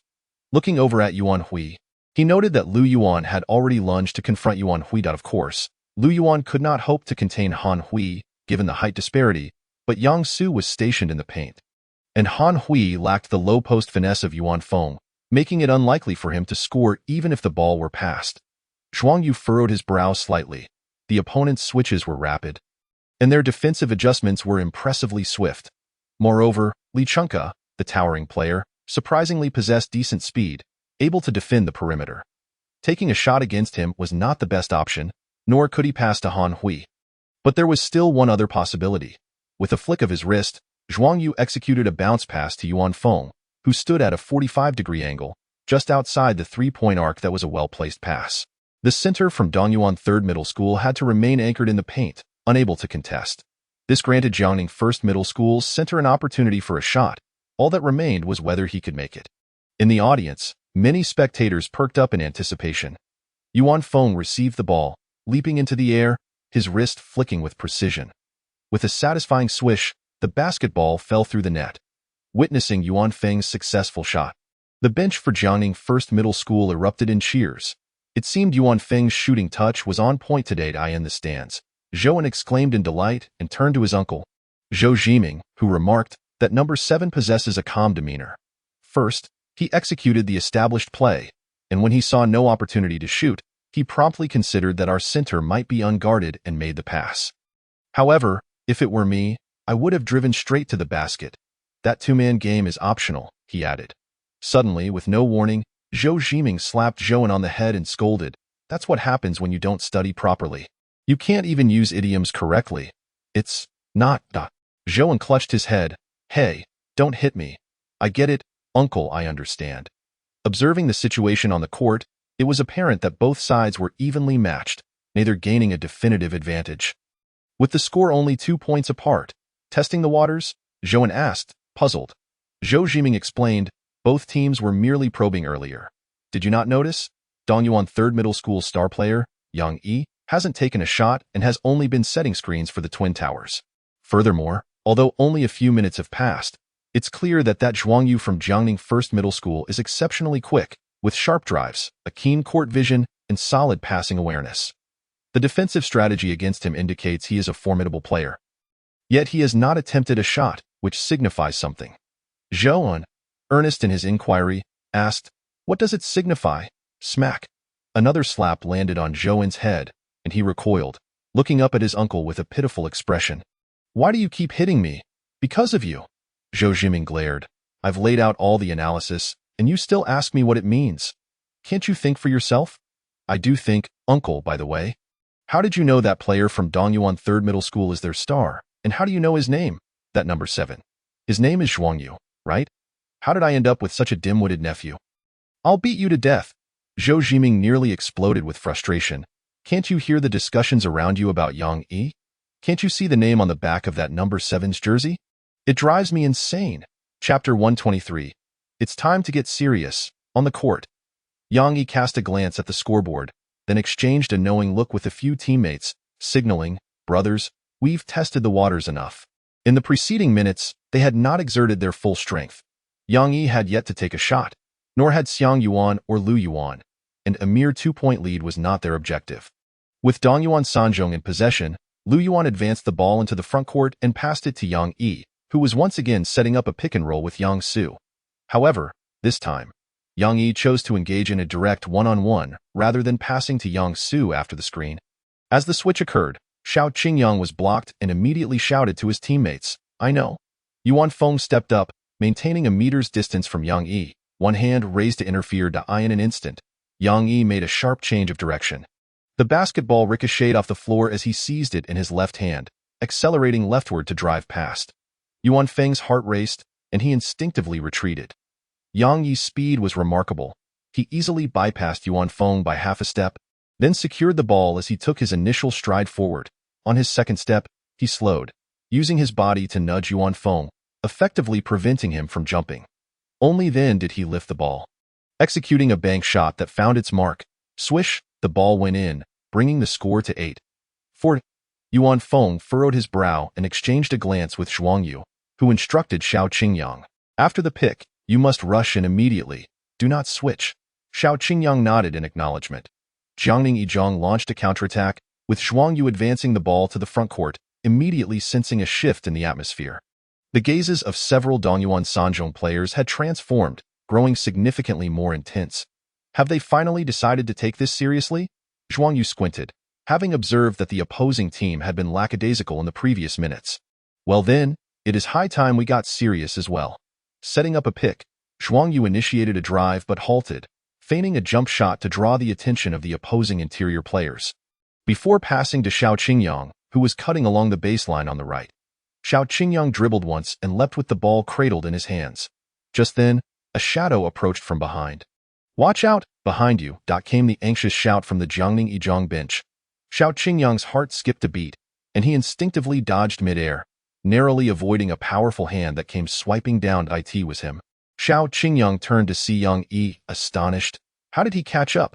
He had made his cut with remarkable speed, dribbled just once, and leapt without hesitation, yet Yang Yi had still managed to close the gap. Moreover, he had nearly blocked Xiao Qingyang's shot, demonstrating not only his speed but also his impressive vertical leap. Xiao Qingyang felt a chill run down his spine, yet his hands did not falter. After a mid-air dodge, he executed a layup. Swish! The basketball rebounded off the backboard and obediently found its way into the net. Upon landing, Xiao Qingyang turned to Yang Yi. Despite only having faced off for a few minutes, he could sense the strength of this ace player from Dongyuan Sanzhong. He actually evaded me. Yang Yi frowned slightly, somewhat surprised. Under normal circumstances, that would have been a definitive block. He gazed intently at Xiao Qingyang before breaking into a smile. This was intriguing. He hoped this encounter would not disappoint him. But just then, Yang Yi suddenly leapt into action. It was an abrupt movement. One moment he was dribbling low, appearing to drive, and the next, he sprang up with astonishing speed for a jump shot. Xiao Qingyang's heart raced, and he too leaped, raising his right hand high, leaning forward in an attempt to block. Yet he was a fraction too late. Yang Yi's release was instantaneous and fluid, with no pause whatsoever. By the time Xiao Qingyang registered the action, it was already too late. Swish! A soft sound echoed behind him, confirming the ball had gone in. That moment, Yang Yi lowered his right hand and shot Xiao Qingyang a challenging glance before turning away, retreating on defense while high-fiving his teammates. This Yang Yi is quite remarkable. In the stands, Zhou Zhiming's eyes lit up. His explosiveness was impressive, and his release was quick, maintaining a high level of execution even under pressure. You're only saying that because you're nearly 10 centimeters taller than your opponent, Zhou Zhiming remarked dryly, and if you were to defend him, he would simply drive past you. Zhouan raised his chin defiantly. Even if he drives, I can still contest him. I can keep up with his speed. Zhou Zhiming chose not to counter this time. Although his nephew stood a towering 196 cm, he was remarkably fast, much quicker than many players of similar height. If his nephew were to defend Yang Yi, Zhou Zhiming observed the court and nodded to himself. Perhaps it might just work. The match continued on the court. Dongyuan Sanzhong had shifted into a more serious mode, with Yang Yi showcasing his prowess by scoring consecutively, widening the gap. Xiao Qingyang responded with a basket, while Zhuang Yu assisted Yuan Feng, who unfortunately failed to convert. The intensity of the opposing defense had escalated significantly. After receiving the ball, Yuan Feng was unable to get his shot off in time, hindered by the defensive pressure on the sidelines. Coach Yang Guohui frowned, murmuring to himself, "The opposition is indeed much stronger than Qingpu High School. Their twin towers are formidable, and ace player Yang Yi surpasses Zhuang Yu. Our interior players are at a disadvantage, and Xiao Qingyang is struggling as well." The score was 12-6. Coach Yang Guohui glanced at the scoreboard, then gestured to the players on the court. Upon seeing the coach's signal, Zhuang Yu nodded and initiated a pick and roll, with Yuan Feng setting the screen. Zhuang Yu broke free, accelerating with remarkable speed. Whoosh! Yang Su was taken aback. He rushed to intercept Zhuang Yu, but as he stepped forward, Zhuang Yu had already taken off, leaving him in the dust. So fast. No, too fast. Yang Su was astounded, wanting to alert Li Chunka, but it was already too late. Zhuang Yu surged past Yang Su and charged towards the basket, showing no intention of passing. By the time Li Chunka realized and prepared to provide support, it was far too late.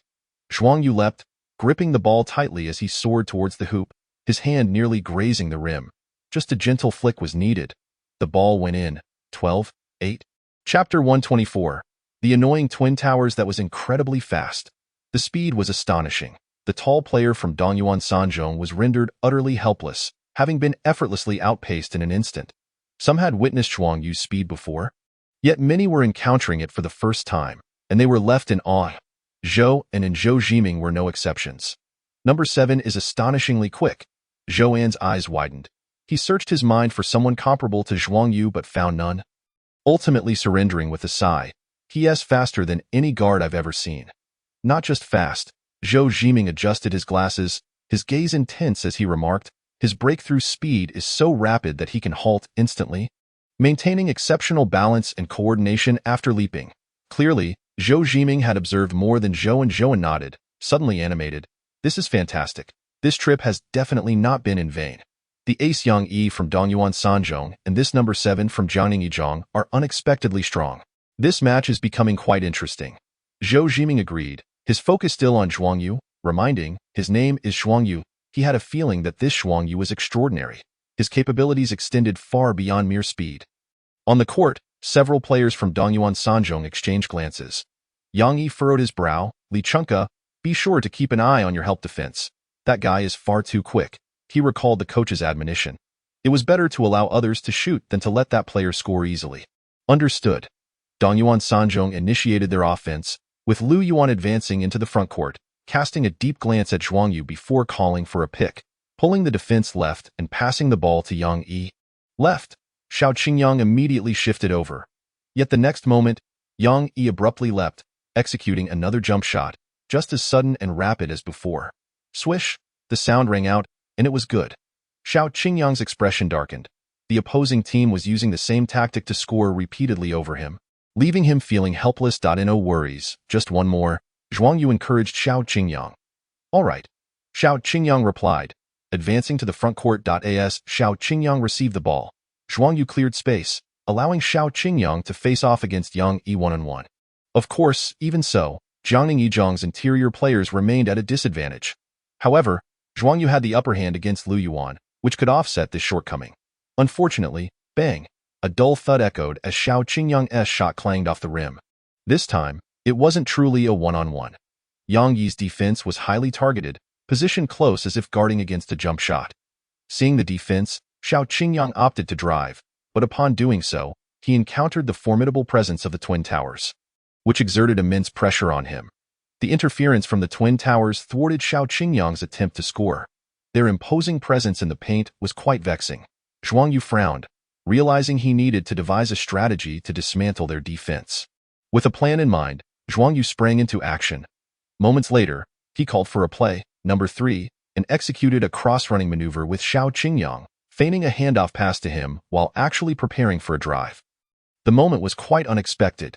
Yang Yi and Lu Yuan were momentarily taken aback. Zhuang Yu exploded with speed, instantly shaking off the two and charging towards the paint, leaping towards Yang Xiu as he soared through the air. Zhuang Yu did not rush to shoot. Instead, he awaited Yang Su's move, aiming to draw a foul, intent on taking down the Twin Towers. Yang Su leapt as well, but rather than lunging forward, he ascended vertically, not attempting a block, but merely raising his hands high, forming a formidable barrier. Seeking to draw a foul, was it? Not so easily done. The coach of Dongyuan Sanzhong smirked, revealing a trace of disdain. The simplest tactic against the Twin Towers was indeed to provoke fouls. Did he think I was oblivious to that? The Twin Towers of Dongyuan Sanzhong had been targeted numerous times and were well acquainted with every trick, naturally amassing a wealth of experience. Even without the coach's reminders, Yang Su and Li Chunka would not easily commit fouls. For them, even if they could not defend adequately, allowing the opponent to score was preferable to fouling. After all, their mere presence on the court served as a deterrent, sometimes even more crucial than blocking shots or thwarting several offensive attempts. Swish! Zhuang Yu banked a shot successfully. Although the ball went in, there was little joy on his face. His adversaries had not taken the bait at all. Zhuang Yu attempted once more, this time targeting Li Chunka. Nearly delivering the ball right to his hands, anticipating a block, yet Li Chunka stubbornly refrained. Damn, how could they resist? Zhuang Yu felt a twinge of frustration. Were they not interior players? Without the heart to challenge opponents. How could they claim to be interior players? With the opponent not falling for his tricks, Zhuang Yu found himself at a loss. Fortunately, he managed to score 2 points, helping Jiangning Yizhong staunch the bleeding, preventing the score from widening. Uncle Zhouan pointed at the court, inquiring, that number 7, "Oh, Zhuang Yu, he is trying to draw a foul, isn't he? I've encountered that during my playing days, indeed." Zhou Jiming nodded, observing that Zhuang Yu's last 2 or 3 attempts were clearly attempts to inflict damage. But the opponent remained cautious and did not take the bait. Inflicting damage to neutralize the Twin Towers was indeed a strategy, albeit one that had not succeeded. He shook his head, remarking, though he has scored a few points, as long as the Twin Towers remain on the court, Jiangning Yizhong will find it challenging to gain the upper hand. With the Twin Towers present, apart from Zhuang Yu, it becomes exceedingly difficult for others to score. The interior is impenetrable, penetrating the basket is arduous, and outside shooting is heavily guarded by the opponent's perimeter defenders, leading to a low success rate. Furthermore, with the Twin Towers, Jiangning Yizhong is at a complete disadvantage in rebounding. And without rebounds, executing fast breaks becomes nearly impossible. Dongyuan Sanzhong began substituting players, pulling Yang Yi, Xiang Yuan, and Lu Yuan off the court, replacing them with 3 substitutes, including the team's 6th man, Su Haidong. However, the Twin Towers remained on the court. Jiangning Yizhong also made substitutions, bringing off Han Hui, Jiang Shuezhou, and Zhuang Yu, and replacing them with Zhao Huai, Gao Xiaoguang, and Mo Fan. Xiao Qingyang remained on the court. Previously, he had been at a disadvantage against Yang Yi. But now, with Yang Yi absent, Coach Yang Guohui hoped he could showcase his individual abilities and lead the rotation. Trailing by 4 points, Coach Yang Guohui glanced at the scoreboard and then at the court.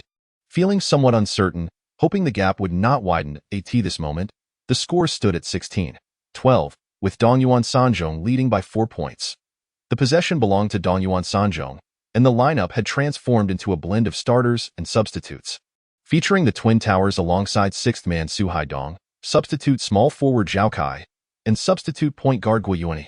Guiyuani received the ball in the backcourt and swiftly advanced it to the front. Immediately looking towards Su Haidong, who backran, signaling for the ball. Once he received it, Su Haidong halted just outside the 3-point line, eyeing Xiao Qingyang before him. At this moment, Jiangning Yizhong's lineup consisted of Yuan Feng, Zhao Huai, Gao Xiaoguang, Xiao Qingyang, and Mo Fan, with Xiao Qingyang occupying the shooting guard position. Thus, he was not matched against Zhao Kai but rather against Su Haidong, tasked with guarding him. "I've heard you're quite formidable." Su Haidong, unlike the composed Yang Yi, was only a freshman this year, brimming with a bold and carefree spirit. Facing Xiao Qingyang, his gaze betrayed unabashed disdain as he scoffed, "It seems you're not much." Unable even to surpass Yang Yi. In truth, he could not surpass Yang Yi either. Otherwise, he wouldn't be the 6th man but rather the team's star. However, Su Haidong was confident he could catch up and even surpass Yang Yi. Being a freshman, Yang Yi was already a senior.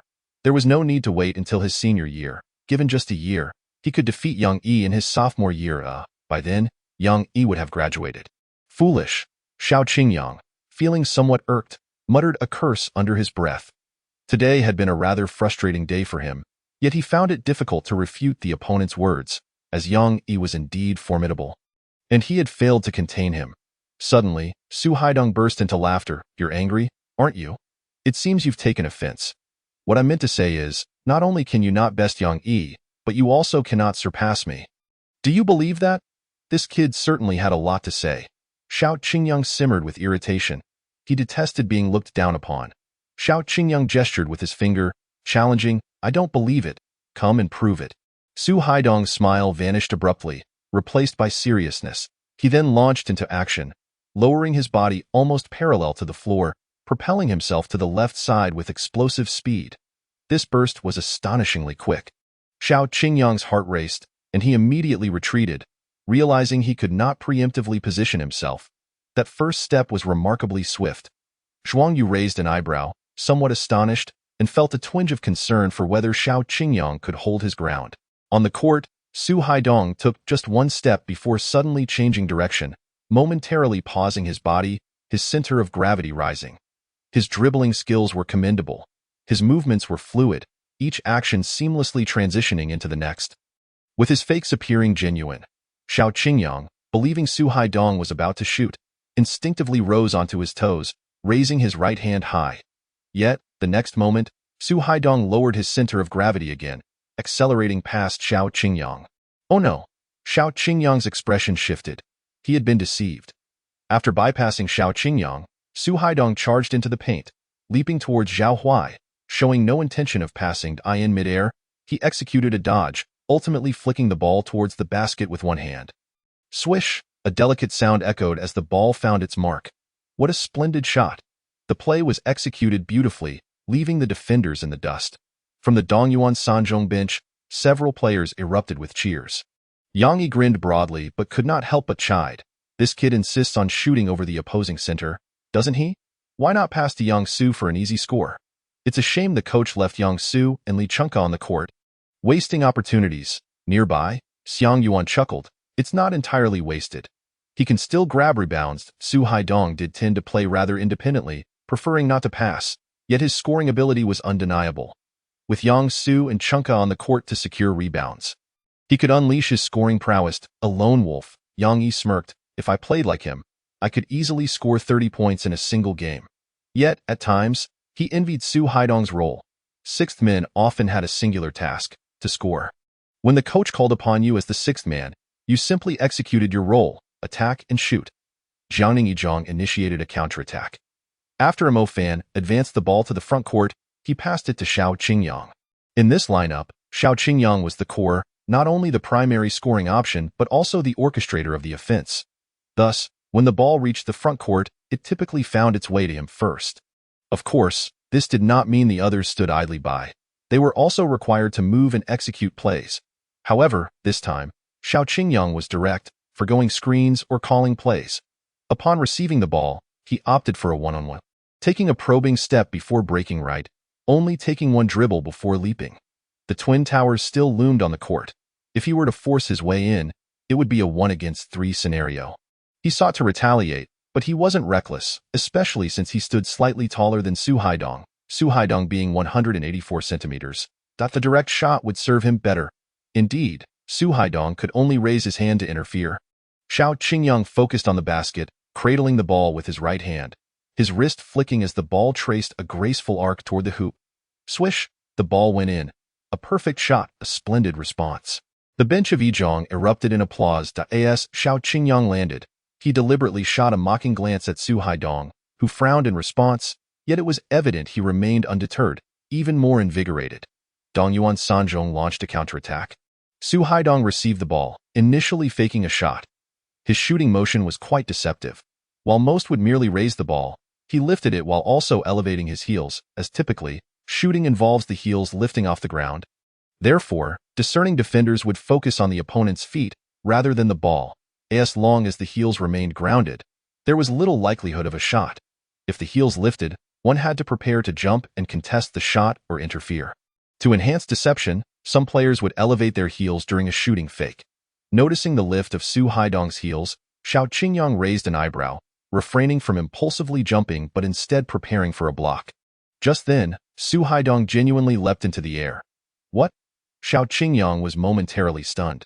His hand was already in position, obstructing Su Haidong's line of sight. In such close proximity, the opponent dared to shoot. Swish! What exacerbated Xiao Qingyang's frustration was the fact that the ball still went in. Turning around, Xiao Qingyang executed another solo play, landing a spinning jump shot with remarkable finesse, showing no signs of yielding.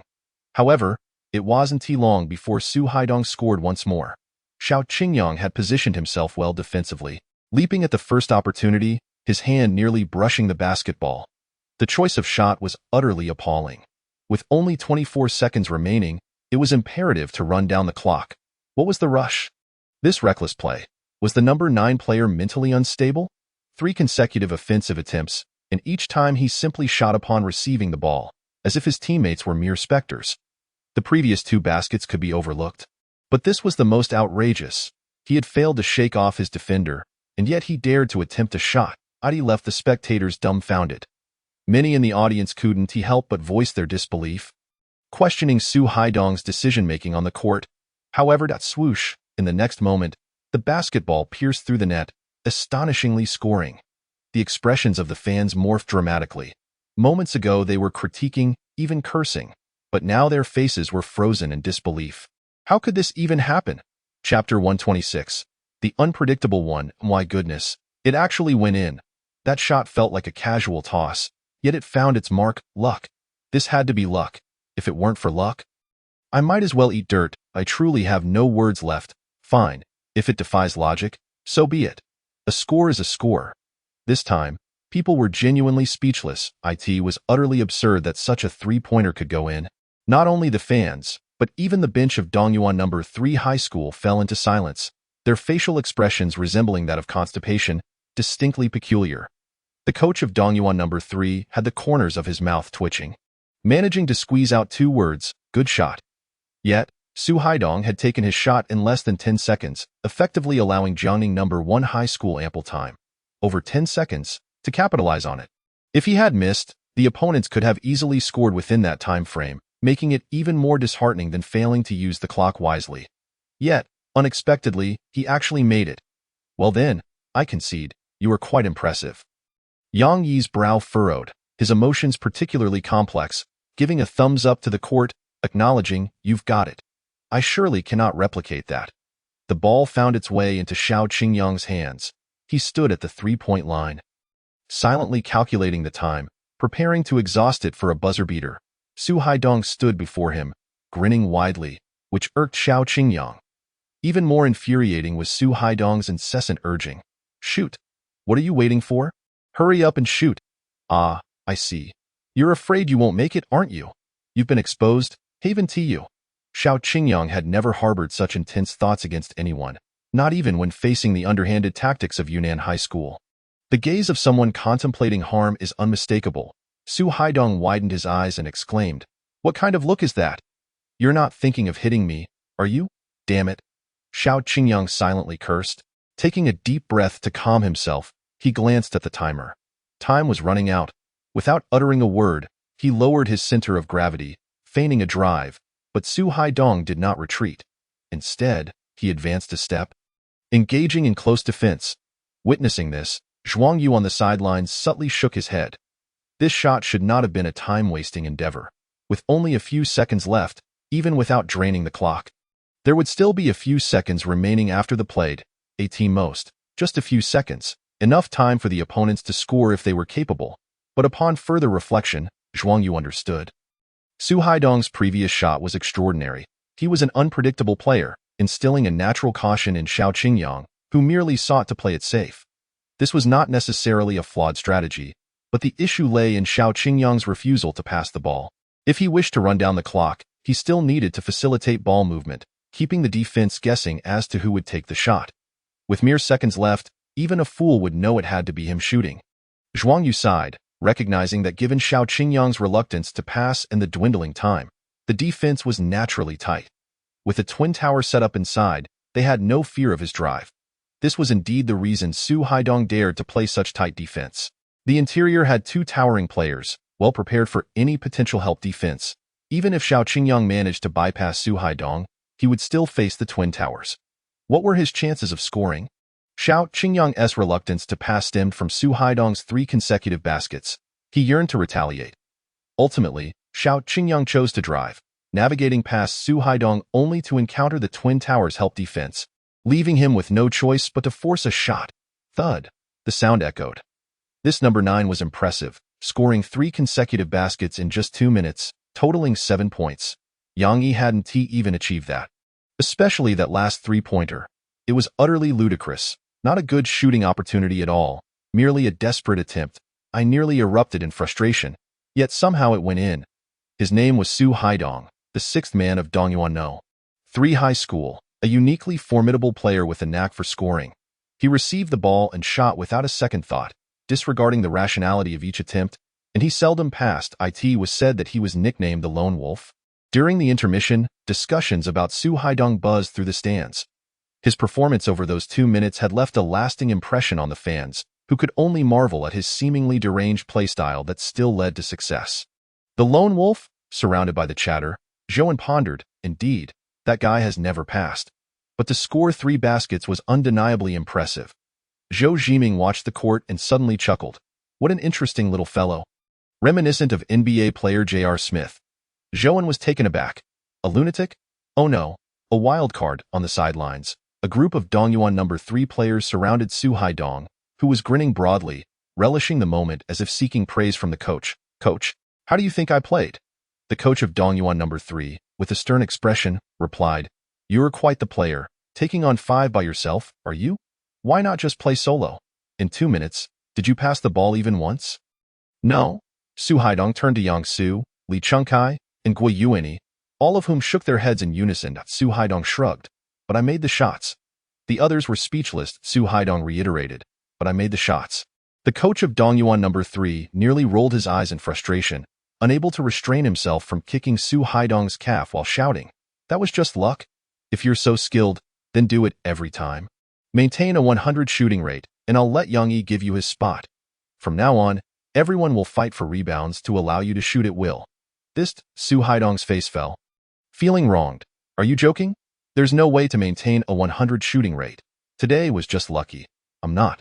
The coach had a love-hate relationship with Su Haidong. He waved his hand to interrupt, adopting a serious demeanor. From now on, you need to pass the ball. You can't just shoot every time. I didn't tease Sin Yang Su and Li Chengkai into be your laborers for rebounding. Su Haidong glanced at Yang Su and Li Chengkai, nodding, Oh, understood. Chapter 127, Strengths and Weaknesses. Meanwhile, the players of Jiangning No. 1 High School gathered around their coach. Their expressions were somewhat morose, particularly Xiao Qingyang, whose feelings were complex. He couldn't quite articulate them himself. Frustration was but a small part of it. More significantly, he felt utterly speechless. As the substitution period approached, the final 2 minutes would see him matched against Su Haidong. And he had only missed 1 buzzer beater to end those 2 minutes. He had attempted 3 shots, successfully landing 2, which was commendable. Yet, the score gap had widened to 7 points. Despite his solid performance, it felt as though he had underperformed. Xiao Qingyang replied. At that moment, Coach Yang Guohui scanned the players and said, Yuan Feng, Yang Fei, Zhang Shuezhou, Zhang Yong, Zhuang Yu, you 5 will go in next. The players were taken aback by this arrangement. Only Zhuang Yu remained unfazed, exchanging a knowing glance with the coach and deducing his intentions. Compared to the previous substitution lineup, this one was markedly different. 4 out of 5 players were replaced. Retaining only Yuan Feng, Coach Gao Xiaoguang furrowed his brow, speaking up, Isn't this lineup a bit too short on the perimeter? Also, there's no small forward. Indeed, Yuan Feng concurred, puzzled. The interior lineup was without question. Han Hui lacked shooting ability and struggled to contend with the opposing team's inside presence. Hence Yuan Feng needed to stay on. However, what about the perimeter? How could 3 guards function cohesively? Zhang Yong, at just 178 cm, was a defensive liability. If Xiao Qingyang couldn't manage Su Haidong, how could Zhang Yong defend without becoming a sieve? Listen to me, Coach Yang Guohui pressed his hand down, smiling wryly. I understand our perimeter height is a disadvantage, but to enhance our outside shooting and scoring capability, this is the only option. The 6th man from the opposing team will be your responsibility. Zhuang Yu. He glanced at Zhuang Yu as he spoke. You'll be tasked with guarding number 9, Su Haidong. Zhuang Yu acknowledged with a nod. Zhuang Yu, Zhang Yong, Zhang Shuezhou, and Yuan Feng all had shooting capabilities. Yang Fei will handle the inside alone. The four of you stay on the perimeter. If you have an opportunity, shoot without hesitation. Be resolute. The last command was delivered in a booming voice. It was clear to everyone that the coach had made a significant decision with this lineup, requiring considerable courage. Yes, Zhuang Yu responded promptly, decisively. Understood, will comply. The others echoed. Subsequently, Coach Yang Guohui unfurled the tactical board, making several adjustments to the strategy. Just then, a voice pierced through the air, and Xian extended her slender hand towards Coach Yang, offering him a thermos. Have some water. Yang Guohui acknowledged with a sound of understanding, receiving the thermos and twisting it open, yet his gaze remained steadfastly fixed on the court. Noticing the coach's palpable tension, and Xian could not restrain her curiosity. Coach, do you also think this lineup is too risky? She continued. If that's the case, why are we still using this formation? It's merely a rotation period. And with Zhuang Yu on the court, it should suffice. At that moment, the substitutes, Han Hui, Gao Xiaoguang, and others, perked up their ears. It wasn't just Xian who was puzzled. They too shared her confusion. Xian understood only partially. While the group of players exhibited expressions of sudden realization, Tio put it simply, it was a matter of leveraging strengths while avoiding weaknesses. On the court, Dong Yuan number 3 seized the rebound and initiated a counterattack. After reaching the front court, Gui Yuani passed the ball to Su Haidong. Upon receiving the ball and seeing Zhuang Yu before him, he couldn't help but chuckle. Looks like it's your turn. I've heard you're the ace player from Jiangning No. 1. You should be better than that number 15, Shao Qingyang, right? Do you have the confidence to defend against me? Zhuang Yu shook his head. Upon seeing this, Su Haidong burst into laughter. What's this? You backing down already? It seems you're not even as good as that number 15. Not at all. Zhuang Yu replied calmly. What I mean is, whether you can defend against me is the real concern for you. To be honest, you won't be able to stop me, huh? Su Haidong was momentarily taken aback, then raised an eyebrow. Such bravado, humph. Let us see if you can keep up with me first. In the next moment, Su Haidong lifted his heel, hoisting the ball upward as if to shoot, mirroring his previous encounter with Shao Qingyang. However, Zhuang Yu remained still, not moving an inch. Su Haidong was dumbfounded.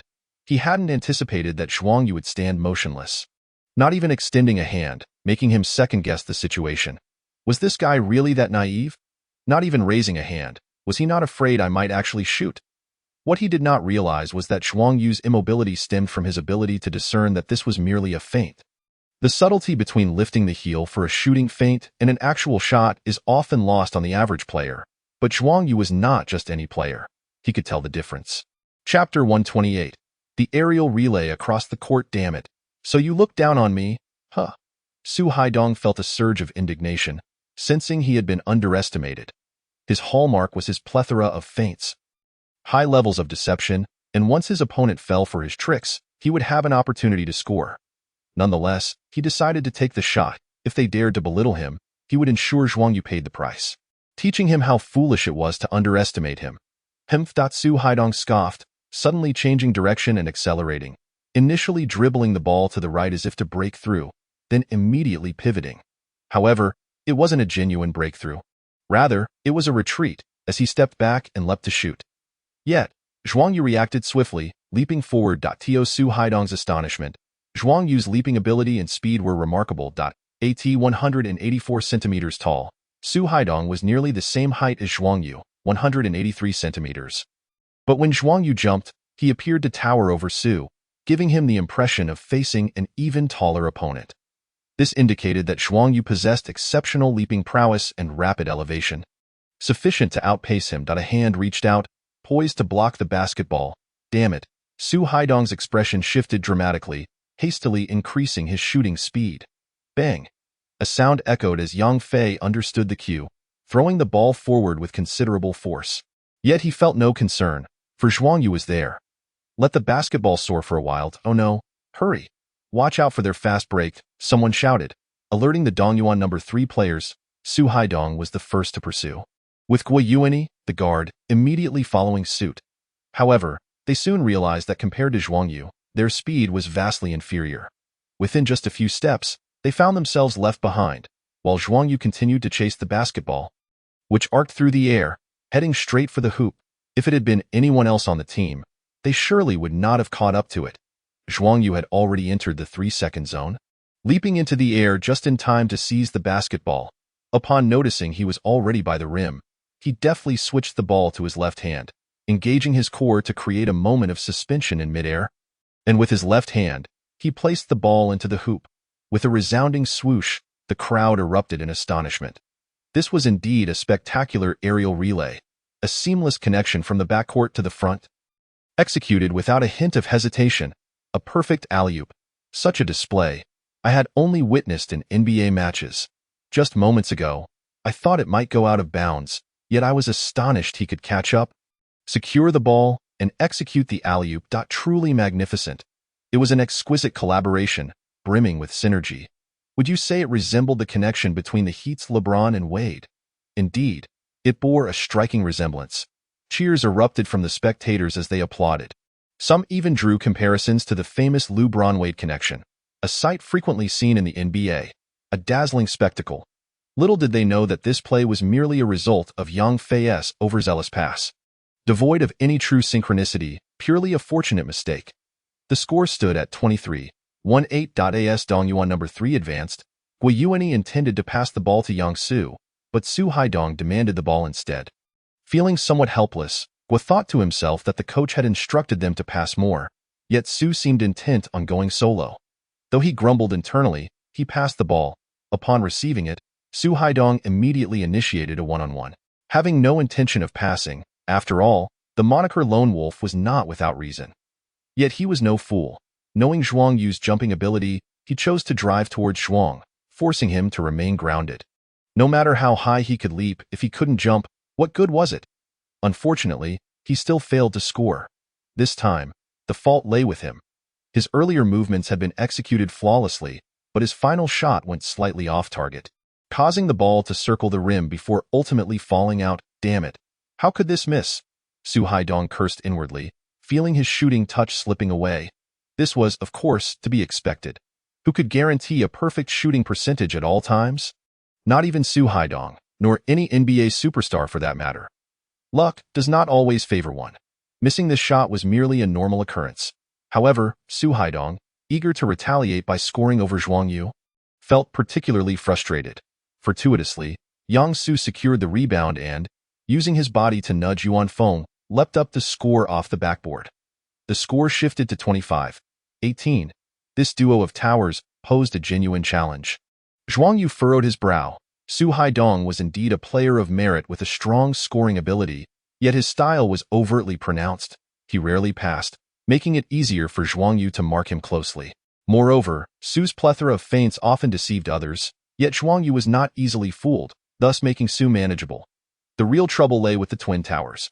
Brothers, let's attack, Zhuang Yu called out, simultaneously signaling to his teammates to adhere to the coach's strategy.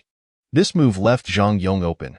Yuan Feng immediately passed the ball to Zhang Yong, who, upon receiving it, took a three-point shot. With a satisfying swish, the ball sailed through the net. Perfectly executed. Yay, what a great shot. The players on the bench erupted in excitement, cheering enthusiastically. This shot was crucial. Jiangning number 1 relied heavily on their outside shooting, and Zhang Yong's three-pointer was a vital component. However, relying solely on Zhang Yong was insufficient. Moments later, Zhuang Yu once again penetrated and passed to Yuan Feng, who pretended to pass to Zhang Yong, misleading the defender, only to take the shot himself. Swish, a mid-range jumper found its mark. Simultaneously, Dong Yuan No. 3 was scoring as well. Su Haidong's third attempt finally hit the target, and he flashed a triumphant smile at Zhuang Yu. Yet, Zhuang Yu paid him no mind, swiftly transitioning into a counterattack. Upon reaching the front court, he distributed the ball and then darted, circling the interior, shaking off Su Haidong, and arriving at the right corner to receive the ball, immediately launching a three-point shot. Swish, another successful attempt. In an instant, the score changed to 29-26. Chapter 129. Outscore Them, Part 1. In the stands, fans buzzed with discussion. The focal point was, of course, Zhuang Yu. It was evident that he surpassed Xiao Qingyang, dominating his matchup against Su Haidong. In just a few minutes. Zhuang Yu had already secured 5 points, while Su Haidong managed only 2, and under Zhuang Yu's influence, Jiangning number 1 showcased a multifaceted offensive strategy. Had it not been for the twin towers of Dongyuan No. 3 each scoring, they might have already lost their lead. a perfect 3-for-3 shooting percentage was not standard. However, Zhuang Yu from Jiangning number 1 is indeed defending exceptionally well. Zhou Jiming remarked. It seems Jiangning know. One strategy is to counter the Twin Towers with outside shooting. If they can't draw fouls, this is indeed a viable tactic. On the court, as Dongyuan number 3 launched their attack, Su Haidong remained unyielding, stepping beyond the three-point arc and demanding the ball from Guo. However, Guo did not comply, instead passing it to Zhao Kai. Zhao Kai then relayed it to Yang Su, who prepared for a low-post isolation. Bang! This shot did not find its target, and Yuan Feng grabbed the rebound, passing it to Zhuang Yu. As Zhuang Yu approached the front court, Su Haidong immediately charged forward, positioning himself defiantly before Zhuang Yu, coldly stating, "I'm standing right here. If you dare, shoot over me. Bring it on." As soon as he finished speaking, Zhuang Yu unexpectedly responded, causing a sudden jolt in Su Haidong's heart. Before he could react, Zhuang Yu had already leaped into action. Damn it! Su Haidong cursed inwardly, immediately springing into action, his hand reaching towards Zhuang Yu. He realized he was already too late to seal the shot, so he opted to obstruct Zhuang Yu's line of sight, his hand nearly covering Zhuang Yu's face entirely. However, a swishing sound from behind made Su Haidong's heart tremble in disbelief. How could a shot still go in with his eyes covered? This was utterly unreasonable. After scoring, Zhuang Yu turned around without any superfluous gestures. He was not like Xiao Qingyang. The little tricks that worked on Xiao Qingyang were tantamount to courting death when applied to him. "You want me to shoot against you? Very well then, beep." Dongyuan number 3 high school called for a timeout. Chenka, Zhao Kai, Gu Yuani, you three take a break. The coach of Dongyuan number 3 high school did not substitute Su Haidong, but rather replaced the other 3 players. He then brought in substitute power forward Peng Jun, along with Yang Yi and Lu Yuan. With a stern expression, he clearly expressed his dissatisfaction with the players' performance over the past few minutes, his gaze sweeping over Su Haidong as he spoke in a severe tone. "Stop thinking about playing solo. If you want to retaliate, that's fine, but is it really necessary to confront the opponent head-on? Don't you know how to set a screen?" The coach of Dongyuan number 3 high school had also noticed that Zhuang Yu was defending exceptionally well.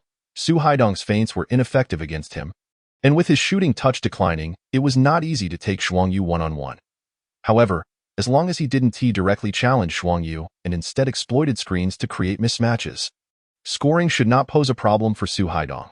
"Lu Yuan, you'll still guard that number 7 and make sure to defend against their three-point shots." "Understood," the players replied. Meanwhile, Coach Yang Guohui also made substitutions, directly replacing Yuan Feng with Xiao Qingyang, altering the lineup to Yang Fei, Xiao Qingyang, Zhang Xuezhou, Zhang Yong, and Zhuang Yu. This was a configuration of 1 big and 4 small players, taking an even more unconventional approach than the previous 3 guards. The crowd collectively tensed, responding in unison. The possession now belonged to Dongyuan number 3 high school. The players on the court were Yang Su, Peng Jun, Yang Yi, Su Haidong, and Lu Yuan. On the opposing side stood Yang Fei, Xiao Qingyang, Zhang Xuezhou, Zhang Yong, and Zhuang Yu. Upon seeing Jiangning number 1 high school's 1 big and 4 small lineup, the coach of Dongyuan number 3 high school frowned, surprised by the aggressiveness of Jiangning's coach. Originally, they were at a disadvantage in the paint, and now they had only 1 player inside. Were they completely abandoning the interior game? This was reckless, exceedingly reckless. The coach of Dongyuan number 3 high school shook his head, doubting the viability of such a strategy. This was not merely unorthodox. It was akin to dancing on the edge of a razor. One misstep, and disaster would ensue. Meanwhile, in the stands, Zhouan was momentarily stunned, staring wide-eyed at the court. "Uncle, what's Jiangning number 1 high school trying to do?" Zhou Jiming waved his hand dismissively, retorting, "No need to be so astonished. It's nothing remarkable. What is so surprising about 1 big and 4 small? It is not a rare occurrence." He then shifted his tone, adding, "However, it is indeed quite uncommon to see this formation in domestic high school games. Is offense really the best defense? I must admit, Jiangning number 1 high school's coach possesses considerable audacity." Zhouan quickly pressed, "But will this work? Who knows?" Zhou Jiming replied bluntly, "Anyone with a modicum of basketball knowledge understands that this is a gamble. Both the advantages and disadvantages are magnified. Whether it succeeds depends on the player's performance on the court." Not only did the audience doubt Jiangning number 1 high school's overly audacious move, many fans in the stands were shaking their heads. Skeptical of the strategy, point 1 big and 4 small, completely abandoning the interior game. Was this not sheer folly? In today's basketball landscape, dominance in the paint is still paramount. Not to mention, even in the NBA, few teams dare to employ such tactics, which are not widely accepted on the court. Dong Yuan number 3 high school advanced, with Lu Yuan disregarding Su Haidong's request for the ball. He would not indulge Su Haidong's bad habits and instead push the ball to Yang Yi. Xiao Qingyang stepped up, blocking Yang Yi's path. Yang Yi glanced at the unfolding situation, smiled slightly, and passed the ball to substitute power forward Peng Jiyuan. At this moment, Zhang Shuizhou was assigned to guard Peng Jun. The height and weight disparity was glaringly apparent, and Peng Jun's impressive 195 centimeters stature left Zhang Shuizhou feeling rather helpless. Help defense, Zhuang Yu called out. Xiao Qingyang immediately moved to assist. Chapter 130. Score them dead, Part 2. The ball went in. Yang Yi scored another 2 points. Xiao Qingyang acknowledged. Jiangning number 1 high school was on the offensive. Upon reaching the front court, Zhuang Yu made a swift drive. Showing no signs of hesitation, he would not stop for a half-court battle but immediately surged forward. Then distributed the ball. Xiao Qingyang, understanding the unspoken cues, began to move, heading towards the left corner. He then cut along the baseline, and as Zhuang Yu delivered the pass, he received the ball without delay and took a jump shot. Swish! A soft sound echoed as the ball went in. The entire offensive sequence took less than 10 seconds, astounding the players of Dong Yuan number 3 high school, causing their coach to frown. An unsettling feeling crept over him. Moments later, Yang Yi attracted the defense, then passed the ball to Yang Su, who in turn delivered it to Su Haidong, allowing Su Haidong to score on a cut. However, as he turned around, Zhuang Yu charged into the front court again, driving and distributing the ball, forcing Dong Yuan number 3 high school to instinctively collapse their defense. Several players surrounded Zhuang Yu, yet the ball slipped through the crowd, landing in the hands of Zhang Yong. Positioned at the right side 45-degree angle beyond the arc, don't hesitate, Zhuang Yu shouted. Zhang Yong received the ball and immediately took the shot. Bang! A dull thud resonated as Zhang Yong's heart skipped a beat. But fortunately, the basketball bounced straight up before plunging into the net. A 3-pointer. The score was tied. Goodness, they were closing the gap with 3-pointers so quickly. Just moments ago, a 7-point difference existed, and while Dong Yuan no. 3 high school had been scoring, they were still caught up. TSK, they could actually play like this, abandoning the paint, forsaking defense, relying solely on offense to secure victory. Is it really possible? Was it not said that defense wins championships? This left the spectators somewhat bewildered. The players from Dong Yuan number 3 high school also changed their expressions, with someone on the bench rising momentarily before sitting back down, muttering, "Luck. It was just a stroke of luck that it went in." This shot was indeed fortunate, but what about the next one? Ball. Su Haidong called for it. This time Lu Yuan passed it to him, then cleared out. Zhuang Yu continued to guard Su Haidong, while Zhang Yong took on Lu Yuan. As Su Haidong's scoring ability far surpassed Lu Yuan's, Su Haidong, first establishing a triple threat position, advanced a step before preparing to pull up for a shot, hoping to catch Zhuang Yu off guard. However, Zhuang Yu had already discerned his intentions. He leaped at the first opportunity, his vertical leap significantly superior to Su Haidong's. That moment, his arm shot up high, and before Su Haidong could release his shot, Zhuang Yu's hand was already on the basketball. What? Su Haidong exclaimed in shock. With a resounding slap, the basketball was sent flying. Zhuang Yu swiftly landed and took off, sprinting towards the front court like a bolt of lightning. Damn it, Su Haidong swore.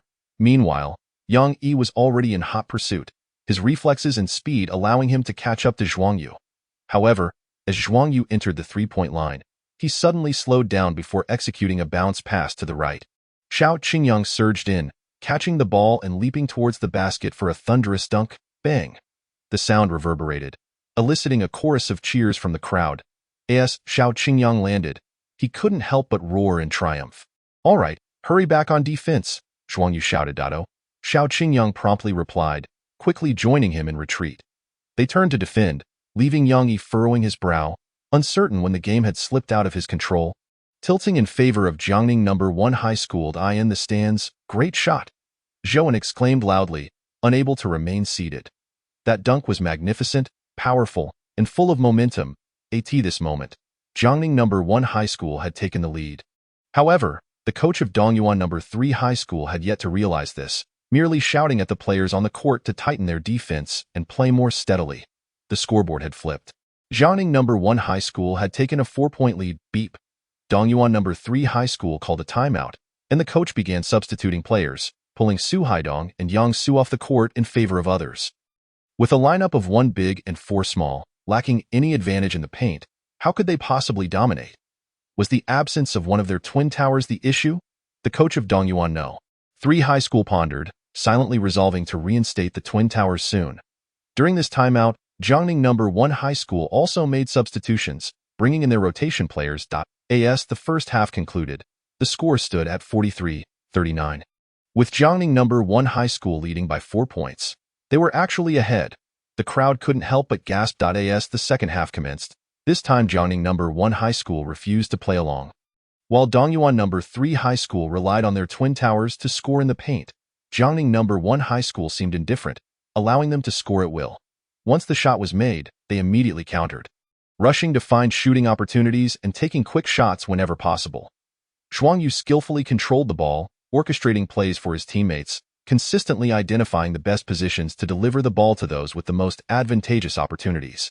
His teammates did not disappoint him. In an instant, the game transformed into a scoring frenzy, with Dongyuan number 3 high school racking up points through their twin towers while Jiangning number 1 high school scored from beyond the arc, each side pursuing their own scoring methods. This peculiar scene left fans at a loss for words. It seemed as if neither side could contain the other, as they both continuously poured in points. The score rising at an astonishing pace. Chapter 131. Victory for Jiangning number 1 high school. Just moments ago, the spectators were engrossed in the thrilling contest of points between both teams, completely oblivious to the score. Now, as they finally register the situation, they realize that Jiangning number 1 high school is astonishingly ahead by 9 points. What on earth is happening? Am I seeing things? Zhou, equally bewildered, admits that he too had been so captivated by the game that he failed to monitor the score. It seems to stem from the 3-point shots, remarks Zhou Jiming. Jiangning number 1 primarily relies on their perimeter shooting, successfully landing more 3-pointers, whereas Dongyuan number 3 has yet to score a single 3-pointer. Although it appeared that both teams were evenly matched, a 3-pointer and a 2-pointer are not equivalent. 3 successful 3-pointers surpass 2-point shots by 3 points, and adding just one more 2-pointer results in a 5-point lead. Hence, it is not surprising that Jiangning number 1 is ahead by 9 points. Zhou, nonetheless, feels enlightened, exclaiming in admiration, "I never imagined this approach could be effective. Isn't defense supposed to be paramount?" He shakes his head. Realizing that this is the crux of Dongyuan number 3's substantial deficit, they abandon their defensive advantage in favor of a shootout. While it may seem they haven't suffered as a result, the opposing team has succeeded in scoring significantly more 3-pointers. Even if the total number of baskets is equal, Dongyuan number 3 remains at a disadvantage. On the sidelines, the coach of Dongyuan number 3 slaps his forehead in frustration, lamenting, "I sensed something was amiss. It turns out this was the issue." At this moment, he comprehends that their defensive strategy has faltered. Why engage in a shootout when it is tantamount to undermining their own strengths? With their towering duo, the advantage lies in defense. Why relinquish that in favor of an offensive struggle? Sighing, he reflects that this realization has come a tad too late. Had he grasped it sooner, the outcome might have been different. Gather round. I have something to say. A group of players responds in unison. Over here, fortunately, the impact has been positive. Understood, SO coach. Shall we continue with this strategy? Yang Guohui ponders for a moment before vehemently raising his fist. Yes, we shall persist in this manner. Keep shooting. The team comprehends. The intermission swiftly passes. Jiangning number 1 is now led by Xiao Qingyang, who introduces a rotation, also deploying Han Hui. As soon as he enters, Su Haidong scores effortlessly, as long as he isn't up against Zhuang Yu. His feints prove highly effective. However, Xiao Qingyang maintains a tranquil demeanor, showing no signs of distress. Upon reaching the offensive end, Xiao Qingyang cuts to receive the ball and isolate Su Haidong, driving towards him and pushing him aside before making a layup. How is it that he, who previously had the upper hand against Jiangning number 1's number 15, Xiao Qingyang, is now at a disadvantage? Some spectators are puzzled, while others discern the underlying factors, explaining, the circumstances are different now. Previously, number 9 was merely fortunate. His shot selection was subpar, and such scores cannot consistently maintain a high success rate. Moreover, Jiangning number 1's number 15 is evidently playing with greater composure now, opting for sensible offensive choices rather than pursuing every one-on-one opportunity. Furthermore, Dongyuan number 3 lacks their twin towers. Previously, with their towering duo, even if the offense was primarily driven by number 9, the defensive impact of the twin towers was undeniable. Now, without them, their defensive capabilities have severely diminished, allowing the opponents to penetrate and challenge the basket, altering the dynamics entirely. As the minutes slip by, the point differential expands to 1-1. At this juncture, the coach of Dongyuan number 3 calls for a timeout, reluctantly substituting the main lineup, including the Twin Towers and Young E. Jiangning number 1 also brings in their starters, despite Dongyuan number 3 adjusting their strategy to focus on defense rather than engage in a shootout. Expanding their interior presence to contest perimeter shots, this inadvertently opens the door for Zhuang Yu, making his scoring opportunities far simpler. With Jiangning number 1 leading by 11 points, Dongyuan number 3 must not only regain control but also close a significant scoring gap. Damn it, guard that number 7. Stop him, the coach of Dongyuan number 3 exclaims in exasperation. What are you doing? Lu Yuan, can't you defend better? He just breezed past you. As the game clock dwindles, the urgency escalates. Several players from Dongyuan number 3 feel disheartened. They have been performing admirably, yet each time they inch closer to catching up, Zhuang Yu consistently pops up to score. The gap appears manageable, yet they cannot seem to bridge it. I don't want this either, Lu Yuan mutters under his breath, a look of bitterness on his face. He has given his all, but truly cannot contain that number 7. As the final buzzer sounds, the score settles at 84-80, with Dongyuan number 3 narrowly losing by 4 points. Mere moments away, yet it feels like an insurmountable chasm. Curse that number 7 kid. Several players from Dongyuan number 3 silently curse, reflecting on how, in the last few minutes, if not for Zhuang Yu's timely scores, they might have turned the tide. Yet, there are no what-ifs in the end. The match has concluded with Jiangning No. 1 emerging victorious. Chapter 132. Dongyuan Basketball School. Who would have thought that Jiangning number 1 would triumph? I certainly did not expect that Dongyuan number 3, boasting Twin Towers and star player Young E, along with the exceptional 6th man Su Haidong, would fall to Jiangning number 1.1. Cannot dwell on hypotheticals. The court is akin to a battlefield, where circumstances shift in an instant and anything can transpire. That is the essence of basketball, and indeed, as the dust settles on the match, the audience quiets, allowing for a more objective critique of the contest. Many feel that Dongyuan number 3's defeat is somewhat unfortunate, but they must also concede that Jiangning number 1 is formidable, with a coach who possesses remarkable audacity. Let us go. Zhou Jiming rises, turning to his nephew. When is Jiangning number 1's next match? Never mind. Let's wait for the elimination rounds. Ah, uncle, you plan to return? Zhouan responds in surprise. This time, it was Zhouan who had insisted on dragging his uncle along, primarily hoping for a free ride, as it was conveniently located at the school. Zhou Jiming chuckles. Jiangning number 1 is quite intriguing. Such a team is a rarity among domestic high school squads. I want to see just how far they can go. Zhouan nods in agreement, grinning. I too am curious to see if they can reach the top 8, or even the semi-finals or finals. The two depart the gymnasium. Interestingly, although they both hail from Dongyuan City, they are not particularly avid supporters of Dongyuan number 3 and lack extensive knowledge about the team. 2 hours later. Ding ding dotto. Zhouan immediately leaps from the car and dashes away.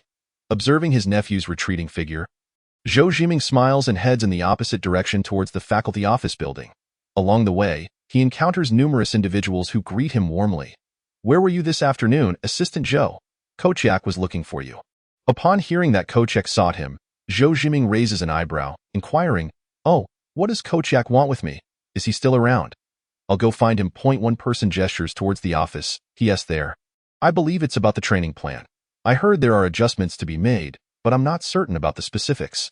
Zhou Jiming nods. This school adopts a model that integrates professional training with academic study, aimed at cultivating exceptional young basketball athletes, and operates under a semi-militarized management system. Though the institution is not large, it is highly specialized. IT is the first basketball training center established by the NBA globally. Serving as a pilot project, To emphasized the importance of this initiative. The NBA even dispatched renowned coach Ron Yak to serve as the chief coach for the school. Meanwhile, Zhou Jiming acts as Coach Yak's assistant and translator, having spent time abroad, and is thus considered a seasoned figure in basketball. Arriving at Coach Yak's office, Zhou Jiming knocks on the door. A voice quickly responds from within, "Come in." Zhou Jiming opens the door to find an elderly Caucasian gentleman, visibly over 70, with thinning hair, seated at a desk, engrossed in writing. "This is Coach Ron Yak." "Coach Yak," Zhou Jiming calls out. Coach Yak looks up with a warm smile, gesturing for Zhou Jiming to take a seat. "I heard you attended a match. Was it a CBA game?" "No," Zhou Jiming replies, somewhat surprised that Coach Yak is not discussing work matters but rather inquiring about his outing. He continues, "It was a high school basketball game between the champion teams of two cities." "Oh, a high school basketball league." Coach Yak seems intrigued. "They must be around the same age as our students." "Please, tell me more about the match. I'm quite interested." Zhou Jiming quickly grasps the reason for Coach Yak's interest, since the competitors are also teenagers.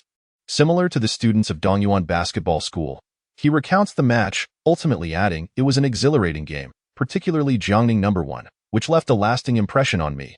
Their style of play distinctly differs from that of most domestic high school teams. I am uncertain whether this is their inherent strategy or if they adopted it due to their opponent's height advantage, but they truly excelled. They are a remarkable group of young men." After listening, Coach Yak nods. "That sounds quite promising. If the opportunity arises, I shall make it a point to watch them. Now, let us discuss work matters." Zhou Jiming nodded, not taking Coach Yak's words seriously, as he understood that Coach Yak was quite occupied and likely lacked the time to observe. A large bus traversed the highway from Nanning to Jiangning, carrying the members of the Jiangning No. 1 high school basketball team. The players were mostly resting with their eyes closed, and Zhuang Yu was also asleep. However, a tickling sensation on his nose stirred him awake. Upon opening his eyes, he discovered that it was an Xian's hair, lifted by the air conditioning, that had brushed against him, and Xian was also leaning against her seat.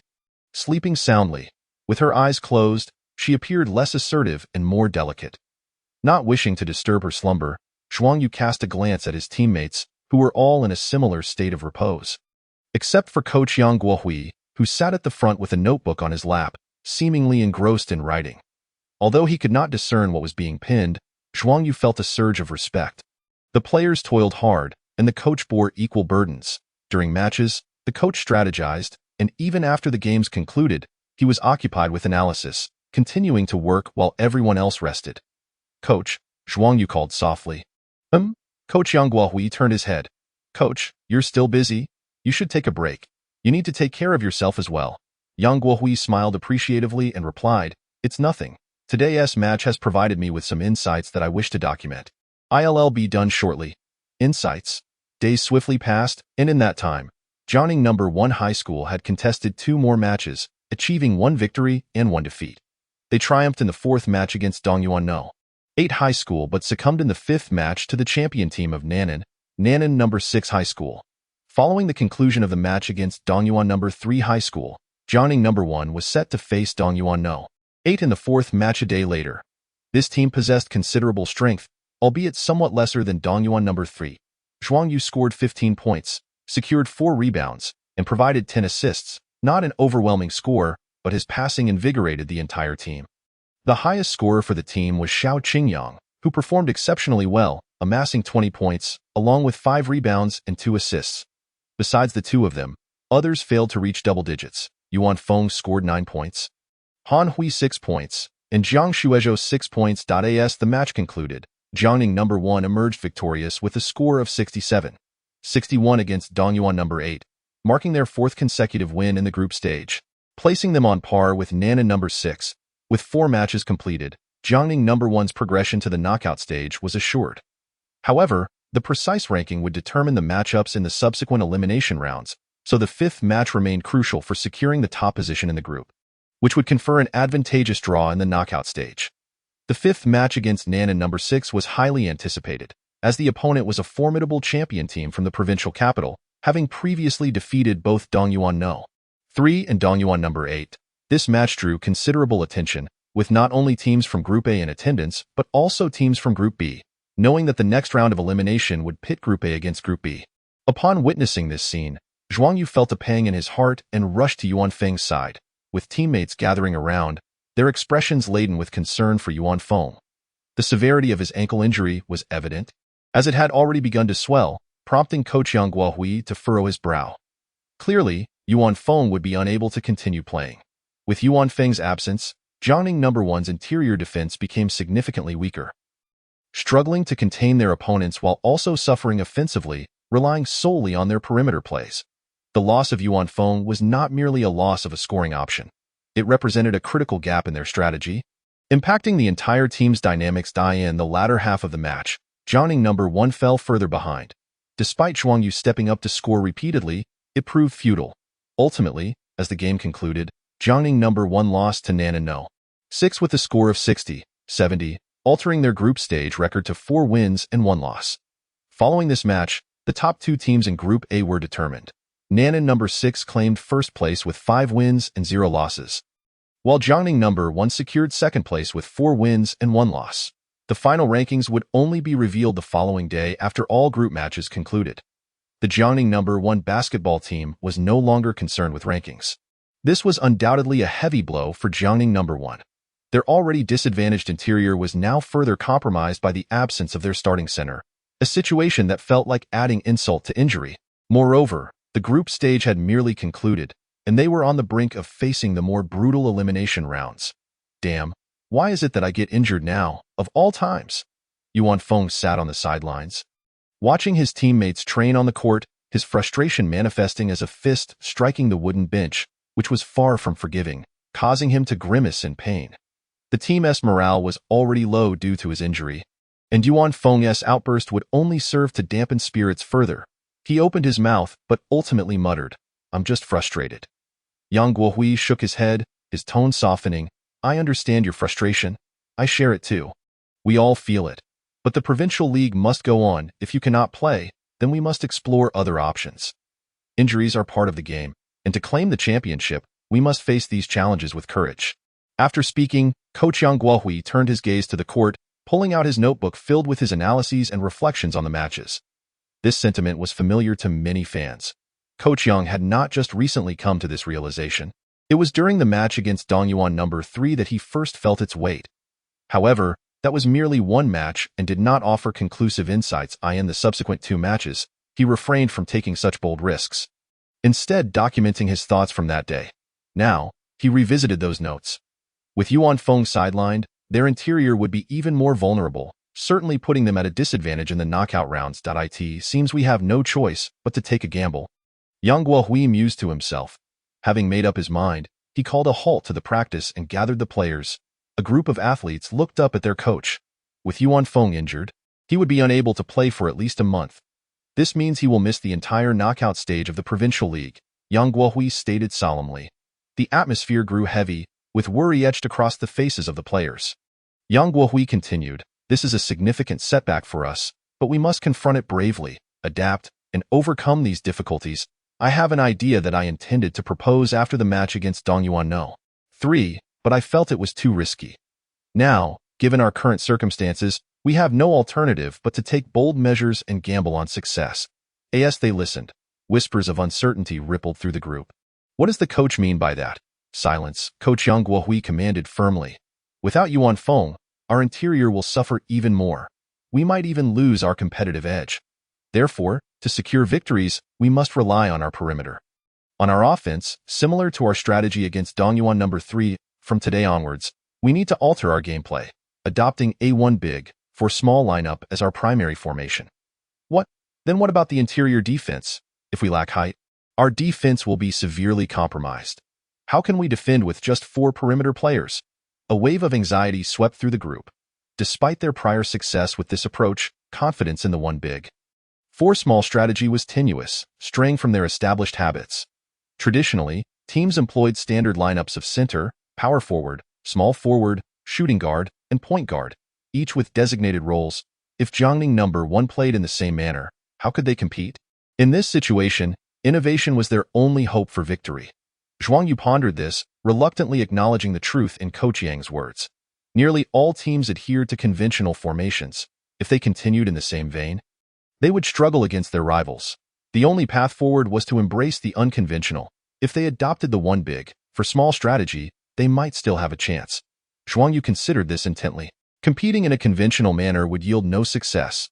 Thus, they were left with no choice but to take risks. The match against Dongyuan number 3 had merely set the stage. Had Yuan Feng not been injured, Coach Yang would not have felt compelled to make such a decision. Very well, Coach Yang Guohui declared with a sweeping gesture, "This is our decision. I am not seeking your opinions. I am merely informing you of my resolution. Starting today, we will adjust our training regimen and intensify our practice of the new lineup and tactics, disperse, and prepare for the scrimmage."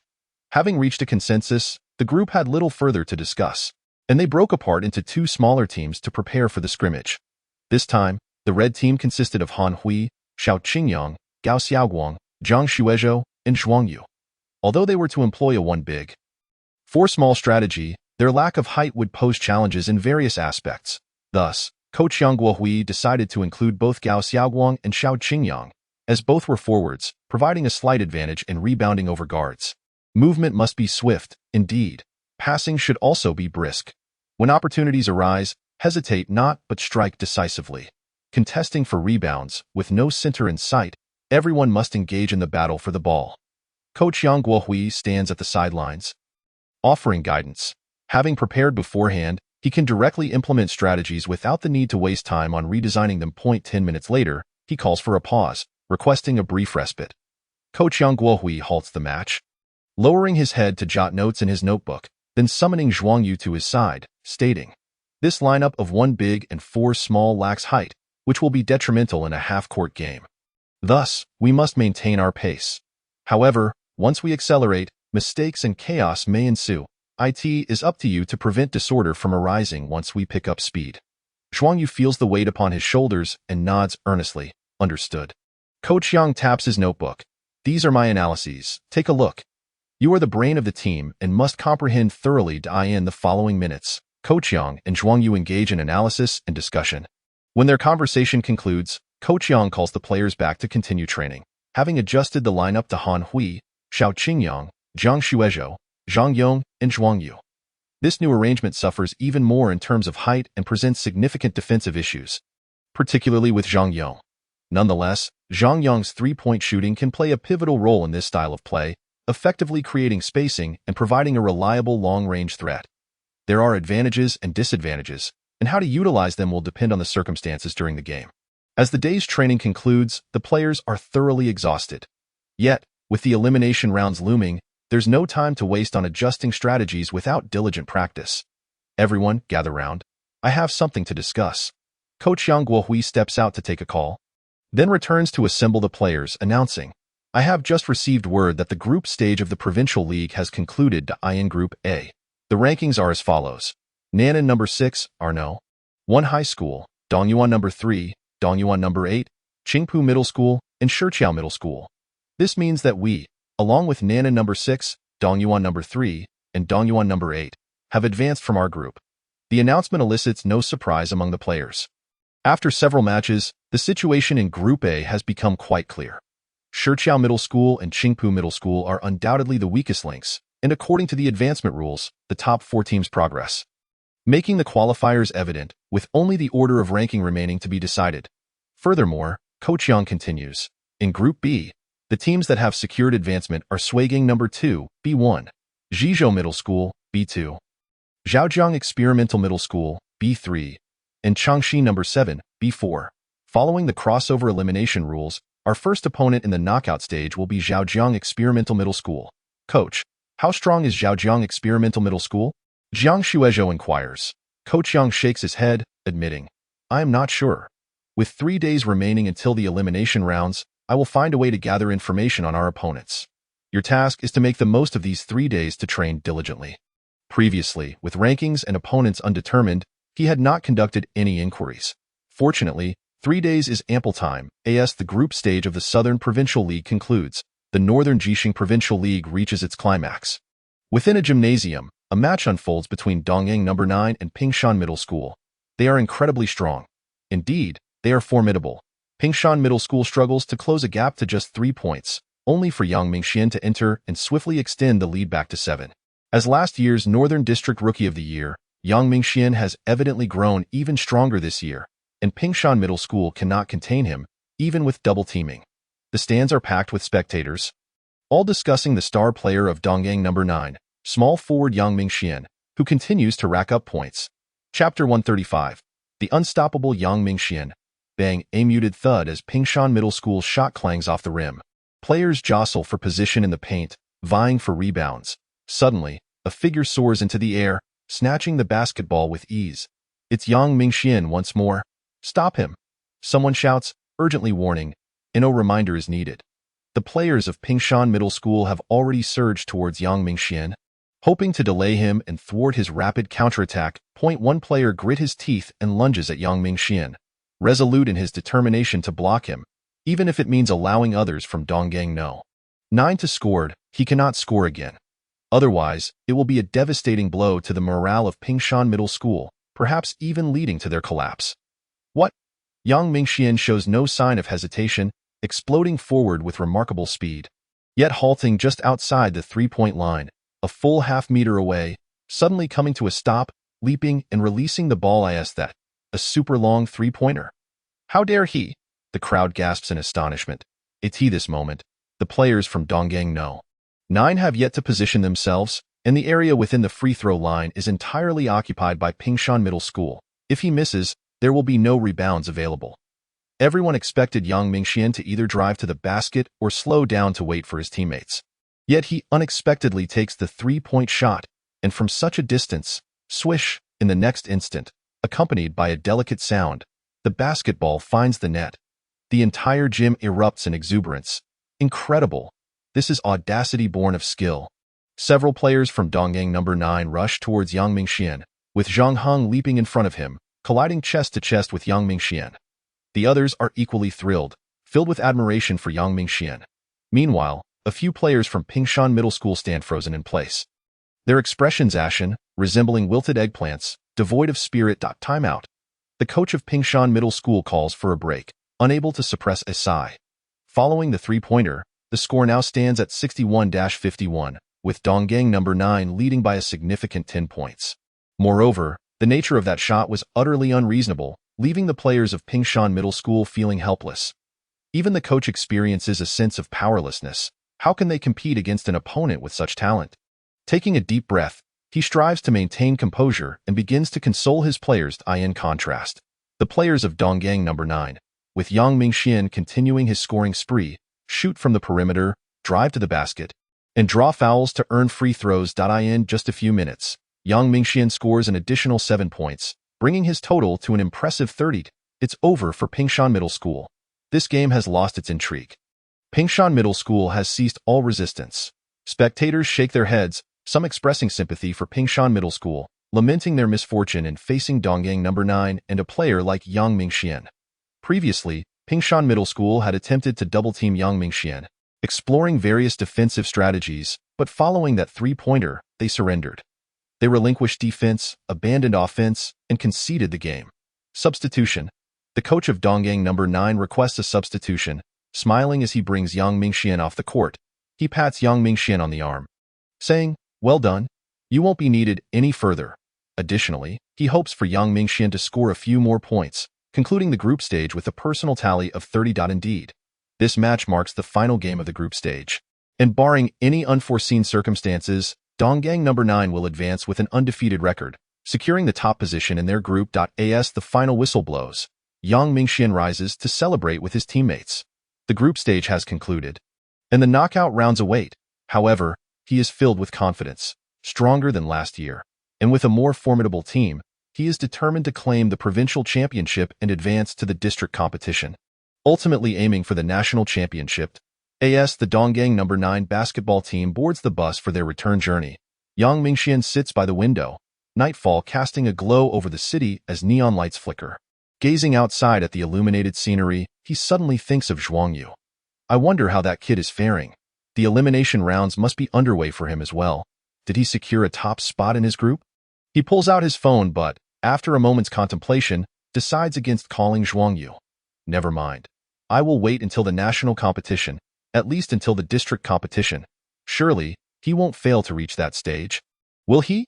Yang Mingxian smiles. If that happens, I shall have a good laugh at his expense. As for whether Jianing No. 1 High School has claimed the City League championship or managed to advance in the Provincial League, Yang Mingxian refrains from inquiring, yet he holds faith in Zhuang Yu. In Jiangning City, Today marks the commencement of the Southern Provincial High School Basketball League elimination rounds, with 4 groups in total. Each comprising 4 teams, 16 teams will compete in the knockout stage, where the first round will feature a 16-8 elimination format. This match is once again held in a high school gymnasium. Only the teams that reach the top 8 will transition to the Provincial Sports Hall, which will also feature televised broadcasts. However, when the team from Jiangning No. 1 High School arrived at the gymnasium, they discovered an unusual gathering of individuals in the front rows of the audience. Each of them held a camera. Some were meticulously cleaning their lenses, others were adjusting their equipment, while a few aimed their cameras at the court, clicking away with a series of sharp shutter sounds. Are they reporters? Yang Fei's eyes widened, and he suddenly felt a wave of anxiety wash over him, causing him to stammer. It was a rare sight. Han Hui shot him a glance, then casually swept his already grown bangs aside, striking a pose he believed to be charming, and remarked, "Well, this is a match between the top 16. It's quite normal to have a few reporters, isn't it?" "Oh, right." Yang Fei nodded vigorously in agreement. Chapter 136. The elimination round begins. In truth, it wasn't just Yang Fei who felt this way. Zhuang Yu, Xiao Qingyang, Yuan Feng, and others were equally on edge. This was their first encounter with reporters and cameras, and the mere thought of possibly appearing in some publication, no matter how insignificant it might be online, filled them with excitement. However, their focus quickly shifted. The basketball team from Zhaojiang Experimental School had arrived. The group of players from Zhaojiang Experimental School approached, locking eyes with the players from Jiangning No. 1 High School. When their gazes fell upon Yuan Feng, a smirk of delight crept onto their faces. In terms of strength, Jiangning No. 1 High School had the upper hand over Zhaojiang Experimental School. After all, Jiangning No. 1 High School was the second seed in Group A, while Zhaojiang Experimental School was merely the third seed in Group B. Moreover, Group A was known as the Group of Death, filled with formidable teams, making Jiangning No. 1 High School's second-place finish significantly more valuable. Facing Jiangning No. 1 High School, Zhaojiang Experimental School initially felt apprehensive, lacking confidence. However, upon learning that Jiangning's starting center would not be participating, their spirits soared. The absence of a key player would undoubtedly diminish Jiangning No. 1 High School's strength, making them feel emboldened.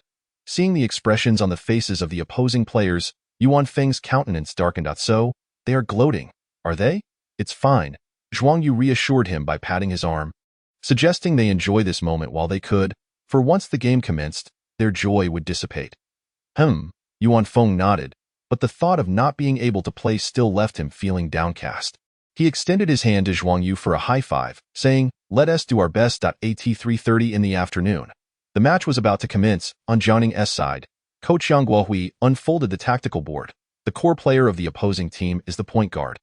Lu Ming that he has steady ball control, excellent passing abilities, and a decent shooting touch. "Zhuang Yu, it's up to you to contain him. Do you have any issues with that?" "None at all," Zhuang Yu replied instantly. "Very well," Coach Yang Guohui said, clearly satisfied. He continued, "Zhang Shuezhou, you will be responsible for guarding their shooting guard. Zhang Long, he possesses impressive breakthrough skills, so be cautious. Xiao Qingyang, you'll defend their small forward, Zhang Yuan. His skills are relatively mediocre. Feel free to allow him some space for outside shots, but keep an eye on the paint and assist with interior defense when necessary. Gao Xiaoguang, you'll guard their power forward. Your height may be a disadvantage, so try to maneuver in front to disrupt their reception. Han Hui, the center position is yours." The group nodded in agreement. Taking a deep breath, Coach Yang Guohui tapped the tactical board, sketching out strategies as he spoke. "Let us execute our offense according to our tactics. I want to emphasize one thing. Your shots must be decisive. The more resolute you are, the easier it becomes to score." After laying out the plan, he stowed away the tactical board. "Let us show them that even without a key center, we can still emerge victorious." "Yes," the team responded in unison. The game began. Jiangning's lineup featured 1 big man and 4 smaller players: Han Hui, Gao Xiaoguang, Xiao Qingyang, Zhang Shuezhou, and Zhuang Yu. Observing this arrangement, many spectators in the audience began to murmur amongst themselves, some shaking their heads in disbelief. Clearly skeptical of Jiangning No. 1 High School strategy. Even with their starting center injured, surely they could substitute a backup center. While the backup might be slightly weaker, they shouldn't be at such a disadvantage in terms of height. But now, they appear to have entirely abandoned their interior defense. Was Jiangning No. 1 High School resigning themselves to defeat? Guys, focus on exploiting their interior. This is a gift we shouldn't refuse. The players from Zhaojiang Experimental School were positively gleeful. With the absence of a starting center, Yuan Feng, and now with no interior defense at all, it seemed Jiangning No. 1 High School had come merely to offer a warm welcome. The starting lineup for Zhaojiang Experimental School featured center Deng Bowen, 197 centimeters. Power forward Yu Chengkai, 195 centimeters. Small forward Zhang Yuan, 186 centimeters. Shooting guard Zhang Long, 185 centimeters. And point guard Lu Ming, 184 centimeters. Actually, aside from the two taller players, the heights of the three perimeter players were not significantly greater than those from Jiangning No. 1 High School. Thus, Coach Yang Guohui's defensive strategy was clear. Focus on containing the three perimeter players, while allowing the two inside to score. As neither had particularly strong scoring abilities, he was confident that relying solely on these two would not secure victory. However, the jump ball proved pivotal. Deng Bowen tapped the ball back to Lu Ming, who then advanced the ball to the front court and called for a pick dash and dash rolled. As the team's star player, Lu Ming intended to take matters into his own hands, seeking to establish an early lead. Yet, as he moved one step to the right, he furrowed his brow in surprise. Zhuang Yu had adeptly circumvented Deng Bowen's screen and positioned himself directly in front of Lu Ming. Lu Ming shot a disgruntled glance at Deng Bowen, signaling him to refrain from further screens. He was determined to go solo. Lu Ming executed a crossover dribble, elevating his center of gravity, feigning a jump shot, intending to deceive Zhuang Yu. The moment Zhuang Yu rose on his toes, Lu Ming planned to lower his center of gravity and either drive past him or change direction to evade Zhuang Yu. Yet, Zhuang Yu remained steadfast, not budging an inch. Lu Ming was taken aback. Had his feint been discerned? That shouldn't be the case. Surely he should have exhibited some reaction. But Zhuang Yu simply stood before him, one hand raised, the other resting at his side, devoid of unnecessary movements. Lu Ming frowned again, attempting to change direction and accelerate past Zhuang Yu, but he still could not shake him off. Lu Ming was left with no choice but to opt for a jump shot, releasing the ball in Zhuang Yu's face. Unfortunately, standing at only 184 cm, his height advantage was negligible against Zhuang Yu, whose leaping ability far surpassed his own. Thud. The shot failed to find the mark. Being disrupted, the players from Jiangning No. 1 High School sprang into action. Han Hui, Xiao Qingyang, Gao Xiaoguang, and Zhang Shuezhou all rushed towards the paint, vying for the rebound. Zhaojiang Experimental School had underestimated them, thinking that merely containing Han Hui would suffice, not realizing that Jiangning No. 1 High School was determined to fight for every rebound, ultimately allowing Gao Xiaoguang to secure it. Swish, Gao Xiaoguang quickly passed to Zhuang Yu, who initiated a fast break, darting up the court like a whirlwind. Glancing at his teammates' positions, he swiftly passed the ball to Xiao Qingyang. Spotting the absence of defenders in the paint, Xiao Qingyang surged toward the basket, executing a layup to score, bringing the tally to 2-0. Zhaojiang Experimental School countered. This time, Lu Ming refrained from attempting a solo play. He had realized his earlier arrogance. After all, the player sidelined due to injury was a center, not a guard. Zhuang Yu was the core player for Jiangning No. 1 High School, reputed to have the upper hand even against Yang Yi from Dongyuan No. 3 High School. It wouldn't be so easy to outmaneuver him. Pick, Lu Ming called for a screen. However, still unable to shake Zhuang Yu, he promptly passed the ball to Deng Bowen, pulling defenders away to allow Deng Bowen to exploit a low post opportunity. Deng Bowen pushed Han Hui back toward the paint, turning halfway after 2 steps, using his rear to nudge Han Hui, then leaping up to score off the glass. The score was now tied at 2-2. Chapter 137.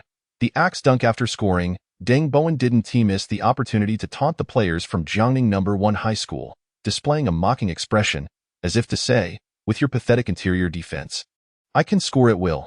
Yet, no one on Jiangning's side paid him any heed.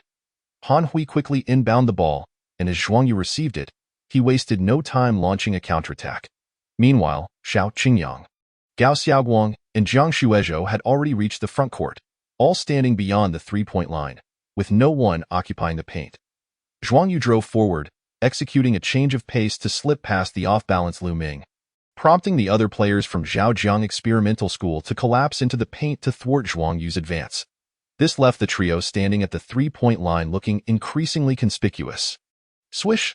Zhuang Yu passed the ball to Gao Xiaoguang. Watch out for the three-pointer, someone shouted from the bench as Yu Chengkai lunged toward Gao Xiaoguang. seeing Gao Xiaoguang lift the ball as if preparing to shoot. He leaped into the air. However, Gao Xiaoguang did not take the shot, merely faking it. He tapped the ball forward to draw the defender's attention, then swiftly passed it to Zhang Shuizhou, standing at the left corner beyond the three-point line. Zhang Shuizhou's position was already rather inconspicuous, and with Zhaojiang Experimental School's defense now thoroughly disrupted, no one was paying attention to him. The closest defender, Zhang Long, was over 2 meters away, and realizing he wouldn't reach in time, he decided to forego the attempt to contest the shot. It's not guaranteed to go in anyway, Zhang Long thought to himself. Swish! The next moment, he was proven wrong as the basketball gracefully swished through the net. A beautiful three-pointer. Zhang Long's expression stiffened, feeling a sting of embarrassment, only to hear his coach's booming voice. Be more aggressive on defense. Don't leave anyone open. Yes, he mumbled, shrinking his neck as he jogged back into the front court. The score now stood at 5-2, with Zhaojiang Experimental School on the attack.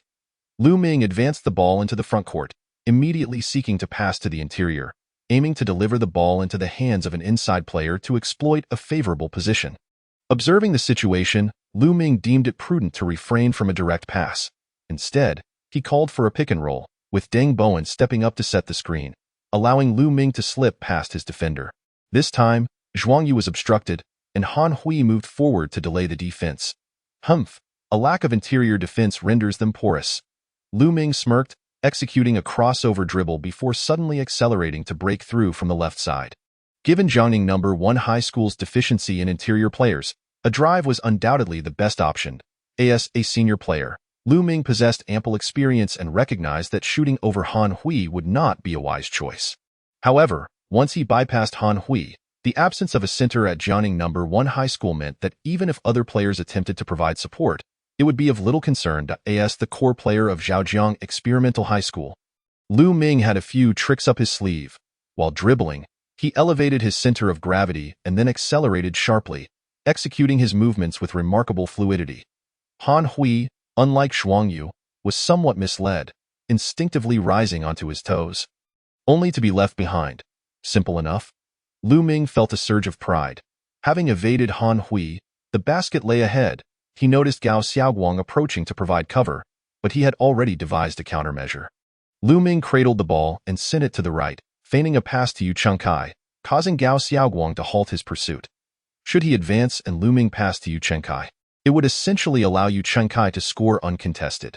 Nevertheless, this was merely a deceptive pass, designed to make Gao Xiaoguang pause, granting Lu Ming an opportunity for an easy layup.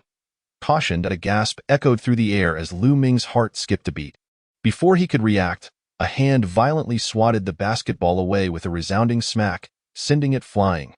Who was it? Lu Ming's heart trembled. He could not fathom why he had been blocked. Han Hui had already been outmaneuvered, and Gao Xiaoguang had fallen for his ruse. Who else could it be? Zhuang Yu. Moments ago, Zhuang Yu had been impeded by Deng Bowen, but how could he remain stationary for long? He promptly circled around Deng Bowen, witnessing Lu Ming bypass Han Hui and mislead Gao Xiaoguang, and with the ball poised for the basket, Zhuang Yu had caught up, delivering a resounding rejection. The basketball soared to the left, landing perfectly in the hands of Xiao Qingyang, who seized the opportunity to counterattack, crossing the midline in an instant. Fall back on defense. Beware of the fast break.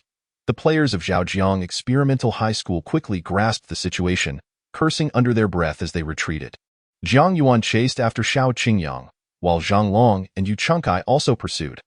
However, Yu Chengkai was too slow and had already been left behind as they reached the front court. Xiao Qingyang charged towards the basket, with Zhang Long positioned in front and Jiang Yuan trailing closely behind, while Yu Chengkai lagged at the back. Suddenly, Yu Chengkai felt a gust of wind rush past him. He turned to see a figure darting ahead, leaving only a silhouette. The jersey bore a conspicuous number 7. Good grief. Zhuang Yu. Yu Chengkai realized. How could he be so fast? Hadn't he just completed a block? Barely had the thought crossed his mind when he saw Zhuang Yu had already left him behind and caught up with Jiang Yuan. His speed akin to the wind as he stepped inside the three-point line. Xiao Qingyang slightly slowed down, glancing back with a smile before taking 3 large strides. It appeared as though he was going for a layup, and both Zhang Long and Jiang Yuan assumed he intended to score, leaping up in unison to trap him. Yet, Xiao Qingyang passed the ball. The pass was exquisite. No, it seemed excessively high. Too high. How can he catch that? In the stands, the audience gasped as they saw Xiao Qingyang pass the ball backward. They initially praised the move, only to realize that it was perhaps too lofty. Simultaneously, Zhuang Yu leaped into the air. No way. Good heavens, he isn't attempting an alley-oop, is he? The crowd caught on. Zhuang Yu's jump was indeed impressive.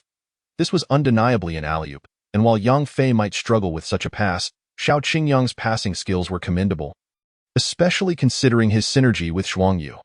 The height of the pass was intentional, designed to allow Zhuang Yu to execute an alley-oop. Zhuang Yu grasped Xiao Qingyang's intention, soaring into the air like a great rock. Capturing the basketball mid-flight, his arm extending beyond the rim. In that moment, he decided to dunk. The next instant, Zhuang Yu let out a low growl, engaging his core, astonishingly pausing mid-air for a heartbeat. It was as though space had frozen. Time suspended, and Zhuang Yu lingered in the air for an instant, raising the ball with his right hand, his arms swinging down like a battle axe. Bang! A thunderous sound resonated as the rim shuddered. Was that a battle axe dunk? My heavens, was that truly a battle axe alley-oop? I can't be seeing things. The audience was left in awe. The reporters on the sidelines were equally dumbfounded. Who could have anticipated such a dunk in a high school game? Who would have thought? They lamented, wishing to smash their cameras, having entirely forgotten to capture the moment. Chapter 138. One-sided battle. This was indeed a battle axe dunk. Let us not forget, it was an alley-oop as well. It had been ages since Zhuang Yu executed such a dunk. His return was nothing short of explosive, making my heart race. The bench of Jiangning No. 1 High School erupted in cheers as the substitute players leapt up in applause for Zhuang Yu's dunk. Yang Fei, a towering figure over 1.9 meters, feigned weakness, clutching his chest, eliciting laughter from everyone. An Xian also chuckled, her brows curving and her eyes sparkling with excitement. This moment reminded her of when she first encountered Zhuang Yu. Back then, she had only witnessed a breathtaking dunk and a fleeting silhouette, unaware it was Zhuang Yu. Having searched tirelessly for that individual, that dunk had left an indelible impression, still vivid in her memory. Etched deep in her mind, well done. Coach Yang Guohui clapped in approval. It was not solely due to the dunk's brilliance. It significantly boosted the morale of Jiangning No. 1 High School while simultaneously demoralizing Zhaojiang Experimental High School. What thoughts would occupy the minds of Zhaojiang Experimental High School players in the wake of such a stunning dunk? It was utterly inconceivable, profoundly shocking. This was precisely the sentiment swirling in the minds of the Zhaojiang Experimental High School players, who were left reeling from the impact of the dunk. In an instant, their expressions shifted. The ease had vanished, replaced by solemnity, with some revealing traces of fear in their eyes. The dunk was extraordinary, and Zhuang Yu was formidable. How could one not feel apprehensive when facing such an opponent? No matter, let us focus on defending the next play. The coach of Zhaojiang Experimental High School shouted from the sidelines. Though internally, he was filled with trepidation. Had the game not just begun, he would have called for a timeout. Lu Ming nodded, retrieving the ball in the backcourt as he initiated the offense. Yet, everyone could sense that the players of Zhaojiang Experimental High School were affected. Particularly Lu Ming. After several passes, the ball still found its way to the interior. This was not only because the interior was Zhaojiang Experimental High School's strong point, but also due to Jiangning No. 1 High School's defense being focused on the perimeter. The height of both teams' perimeter players was comparable, while Xiao Qingyang and Zhuang Yu exhibited superior physical attributes and defensive prowess. Even at the point of Zhang Xuezhou, it was essentially a 50-50 scenario. It couldn't be said with certainty that he could contain his opponent, but would not allow them to dominate either. Coupled with the fact that core player Lu Ming was hesitant to be aggressive, Zhaojiang Experimental High School's perimeter struggled to make an impact, relegating them to passing the ball inside. This time, Yu Chenkai received the ball on the low post on the right side, then executed a back-to-the-basket move. Using his back to press against Gao Xiaoguang, leveraging his height and weight to inch closer to the basket before spinning for a bank shot. The ball went in, making the score 7-4. Phew. The coach of Zhaojiang Experimental High School exhaled. Although this shot was not as spectacular as the opponent's dunk, at least they had managed to score. However, mere seconds later, Jiangning No. 1 High School scored again. Their counterattacks were relentless. They seemed indifferent to how Zhaojiang Experimental High School played. Whether they scored or not, they would immediately inbound the ball and launch another counterattack. The other players fared better. But Zhaojiang Experimental High School's 2 interior players truly struggled to keep pace. Only 3 perimeter players could fall back in time. However, Zhuang Yu and Xiao Qingyang possessed such individual prowess that it hardly mattered whether their teammates were in position. As long as Zhaojiang Experimental High School's interior players were not adequately positioned, they would attack without hesitation. Although Zhaojiang Experimental High School's 2 interior players had an advantage, their speed was simply insufficient. The opponent's counterattack was too swift for them to match. Indeed, this had devolved into a full-scale shootout, with Zhaojiang Experimental High School relying on interior scoring, while Jiangning No. 1 High School capitalized on its perimeter players. You score yours, and I'll score mine. The spectators murmured among themselves, unable to suppress their astonishment. This match was unlike any they had witnessed before. They had never seen such a game where players did not wait for their teammates to position themselves or strategize to counter the opponent's strengths, but instead focused solely on offense. Wait, isn't this akin to the previous group match between Jiangning No. 1 High School and Dongyuan No. 3 High School? Some spectators who had seen the earlier group match suddenly recognized the resemblance. Instantly, those nearby became intrigued and hurriedly inquired, "What did you just say about the group match?" One person explained, "In the group match between Jiangning No. 1 High School and Dongyuan No. 3 High School." Jiangning No. 1 High School was initially at a disadvantage, but they later changed their strategy. He gestured toward the court, that's it, replacing defense with offense. Consequently, Dongyuan No. 3 High School and Jiangning No. 1 High School engaged in a furious exchange.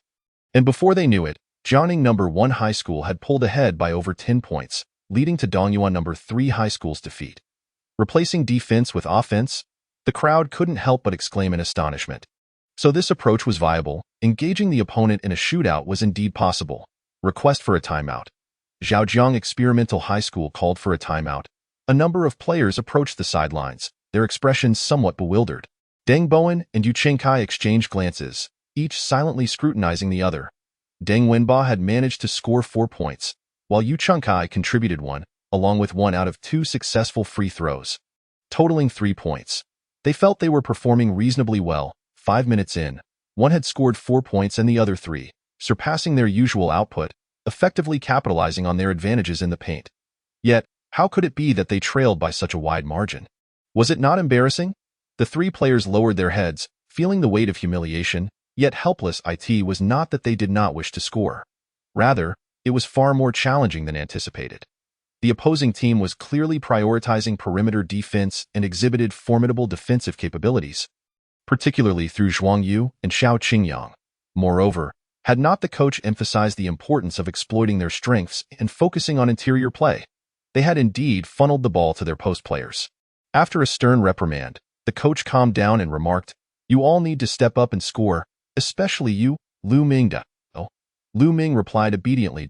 As the core player of the team, he had not managed to score a single point in 5 minutes, while Zhuang Yu from Jiangning No. 1 High School had already racked up 4 points along with 3 assists, making the disparity evident.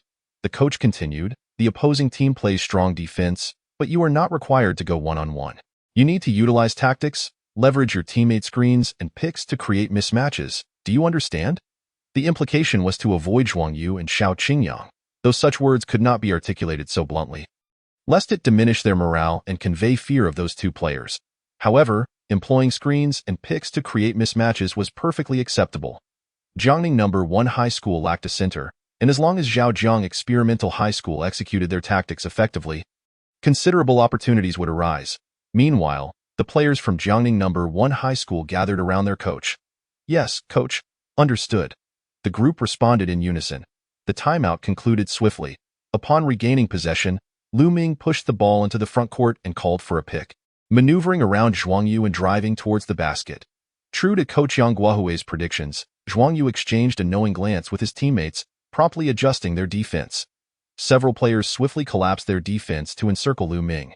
Observing the paint filled with Jiangning No. 1 High School players, Lu Ming could not help but curse under his breath, opting instead to pass the ball out.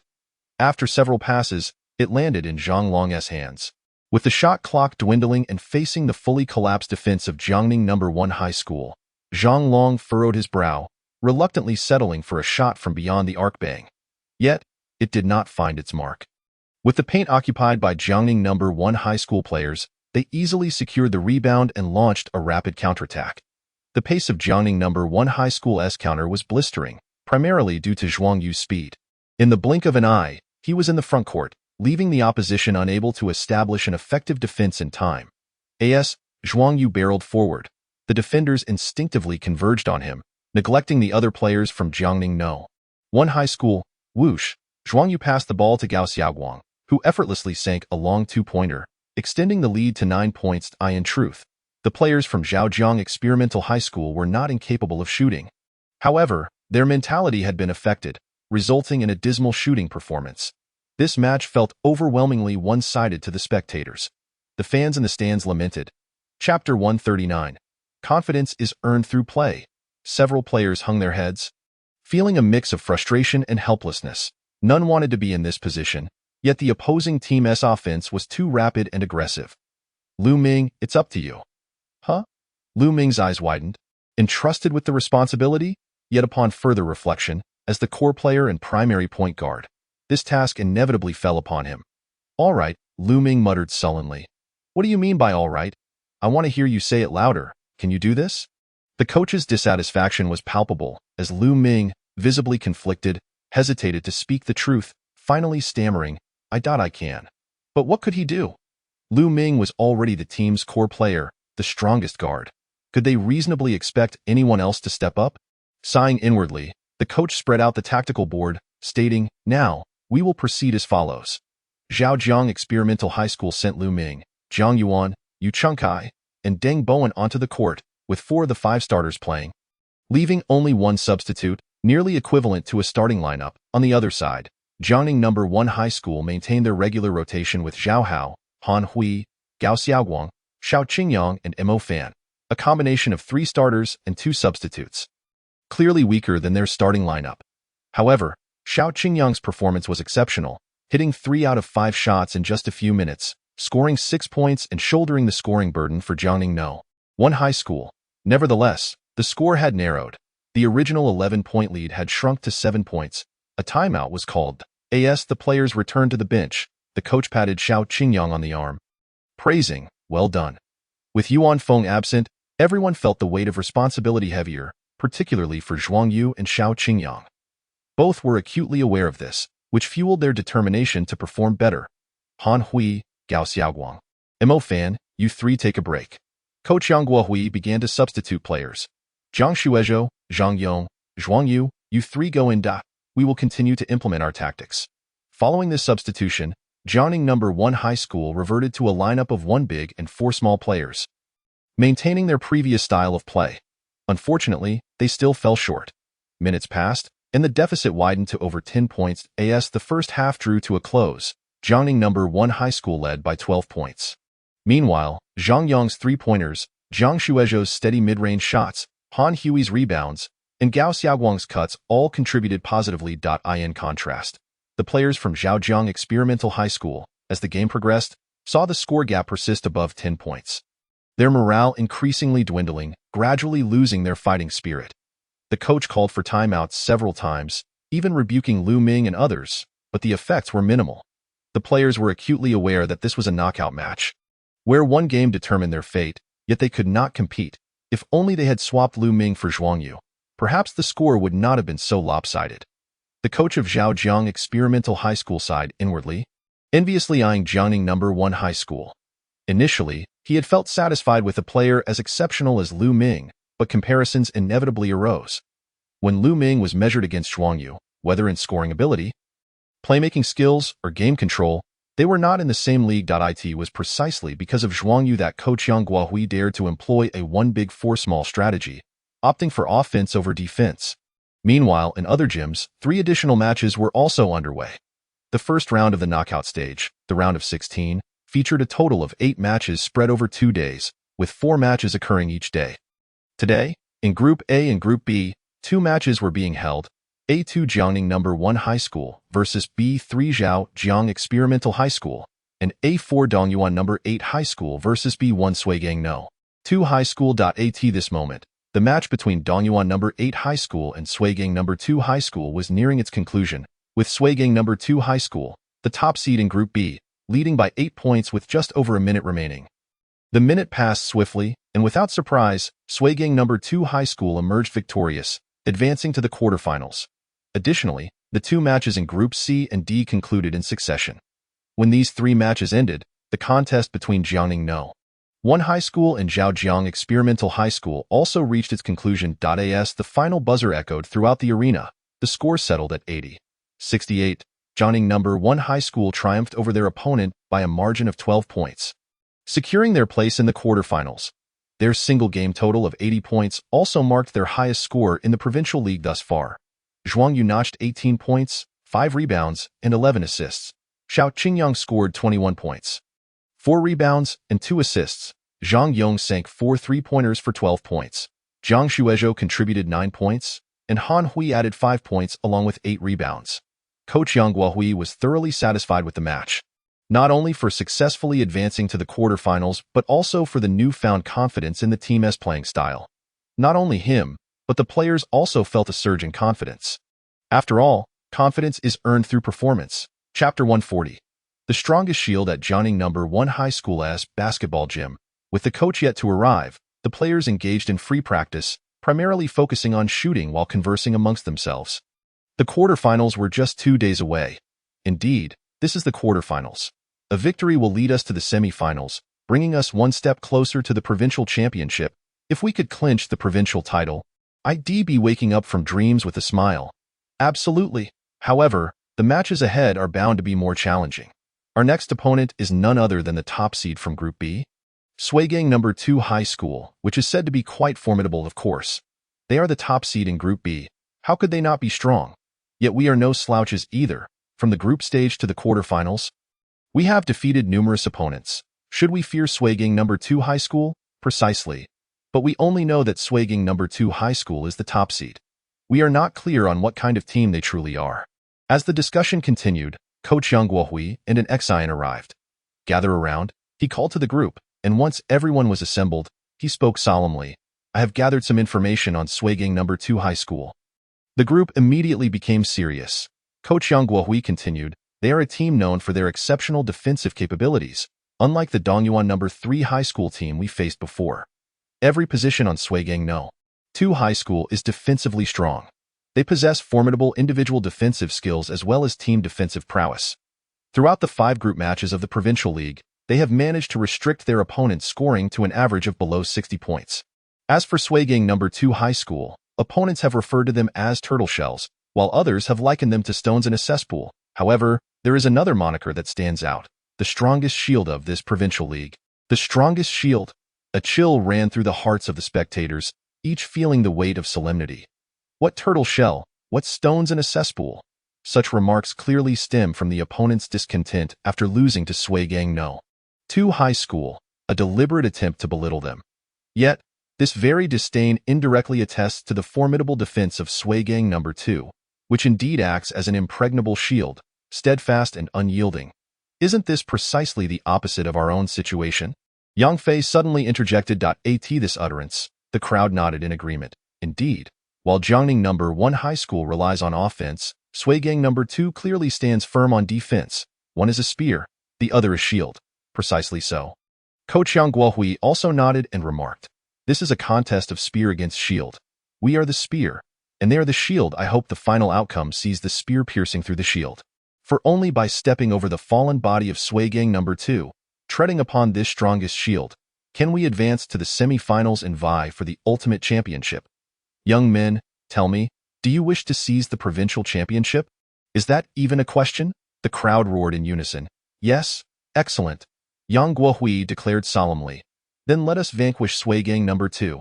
Eliminate all obstacles on our path to glory. Victory for Jiangning number 1. Victory. Witnessing the players' fervor and spirit, Coach Yang Guohui felt a sense of satisfaction.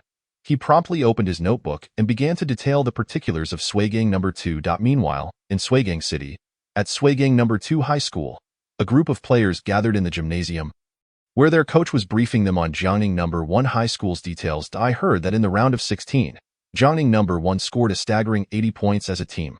Wow, scoring 80 points in a single match. Jiangning number 1 possesses remarkable offensive prowess. This team is one that wins through offense. I never expected to encounter such a team. It's truly intriguing, as teams like this are my favorite. I just want to know if their offense will be as sharp when faced with us. Shuigang number 2. Several players were engaged in discussion. The team's primary point guard, Tan Bin, nudged small forward Lu Jingyin with a wink and said with a grin, "Little dear, let us make a bet. I'll guard Zhuang Yu, you guard Xiao Qingyang, and we'll see who can restrict the other scoring more effectively. If I win, you have to call me bro from now on. None of that little dear nonsense." Lu Jingyin, a freshman with solid fundamentals and exceptional defense, had a rather delicate appearance, which led some in the team to teasingly call him Little Dear. He was not fond of this nickname, and his expression darkened as he retorted, "I won T-bet with you. We are a team, and teamwork in defense is what matters. TCH. Tan Bin scoffed. Just then, the coach of Shuigang number 2 approached. "Lu Jingyin is right. We are a team and emphasize team defense." He first nodded approvingly at Lu Jingyin, then turned to Tan Bin with a stern expression. "You think you're quite capable, huh? Well, I have a task for you. Make sure Zhuang Yu doesn't T-score a single point. If you succeed, not only will Lu Jingyin call you bro, I will too." Tan Bin's expression froze, and he quickly replied, "I wouldn't dare ask it that you wouldn't dare or simply cannot." "I wouldn't dare, nor can I." Tan Bin, quite straightforward, lowered his head in defeat, readily conceding.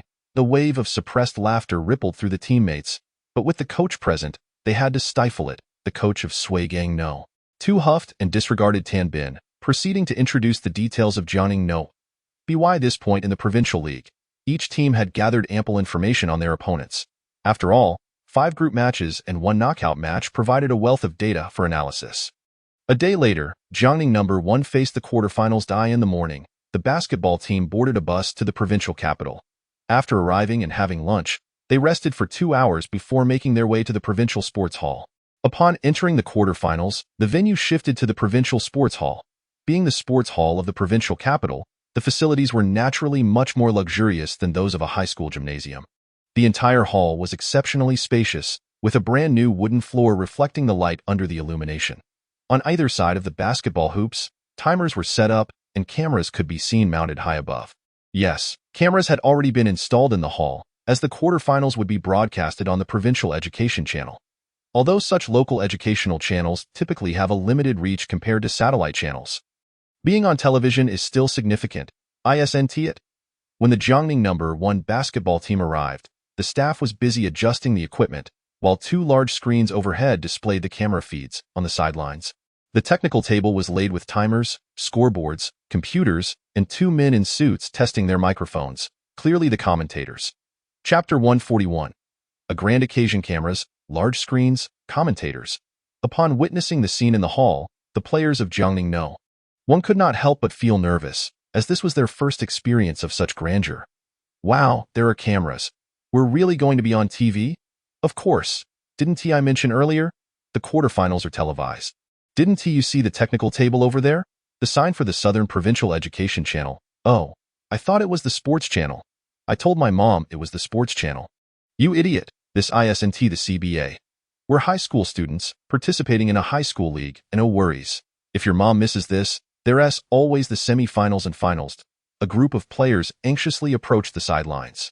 Coach Yang Guohui was also somewhat nervous, yet he maintained a calm demeanor, reassuring the players, "Don't be tense. It's just a game, no different from before. All right, let us warm up, take it easy." The team took to the court to begin their warm-up. Shortly thereafter, the players of Shuigang number 2 arrived. A stir erupted in the audience, clearly indicating that Shuigang number 2 had a significant fanbase, being the top of Group B. With supporters cheering for them, a group of players approached, casting glances at the players of Jiangning number 1. Neither side concealed their animosity, locking eyes in a tense standoff, sparks of rivalry igniting the air. Zhuang Yu scanned the opposing players and suddenly caught a glance from a young man standing about 6 feet tall, robustly built, and with dark skin. Tan Bin, the organizing guard from Shuigang No. 2. Zhuang Yu instantly recognized him. While he had never seen him before, he was well acquainted with the information about his opponent. Noticing Zhuang Yu's gaze, Tan Bin raised 2 fingers, gesturing towards his eyes, then pointed at Zhuang Yu, implying that he would keep a close watch on him. Zhuang Yu narrowed his eyes and turned away. "Ha, coward." Seeing Zhuang Yu turn away without meeting his gaze seemed to provoke Tan Bin into laughter. Just as he was about to call Zhuang Yu a coward, he noticed Zhuang Yu had his hand behind his back, giving him the finger. Tan Bin's anger flared. He too wanted to return the gesture, but Zhuang Yu had already turned away, leaving him frustrated and unable to retaliate. Aside from Tan Bin, the others did not display excessive provocation.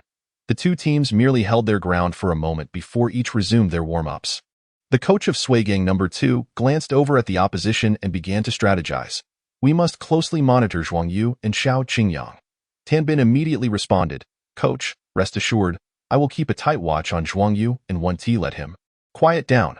The coach of Sui Gang number 2 interrupted sharply and continued. Especially Zhuang Yu. He can both score and organize plays, serving as the tactical core of Jiangning number 1. If we can restrict him, our defense will be halfway successful. Additionally, there is Xiao Qingyang. He is also a crucial scoring asset for Jiangning number 1. Lu Jingyin, you're responsible for him, while the rest should focus on Zhuang Yu. Xiao Qingyang, you can only guard him one-on-one. Upon hearing this, Lu Jingyin replied, Coach, I'm on it. The coach of Sui Gang number 2, with a gentle expression, nodded at him and added, Our defensive focus will be on perimeter shooting. We must retreat promptly and avoid leaving anyone open, understood? Understood. As for the offense, we will execute according to our strategy. Huashan, Changbing, you two possess an advantage in the paint. Take the initiative to attack. After outlining the plan, the coach of Sui Gang number 2 stood up and declared loudly, Play well. We are only allowed to win, not to lose. On Jiangning number 1's side, the players responded in unison. Subsequently, Coach Yang Guohui reiterated a few points, primarily emphasizing their offensive strategy. One team was grounded in defense while the other relied on offense. Thus, each emphasized their respective strengths. Both coaches understood that to defeat their adversary, they needed to maximize their strengths beyond what the opponent could muster.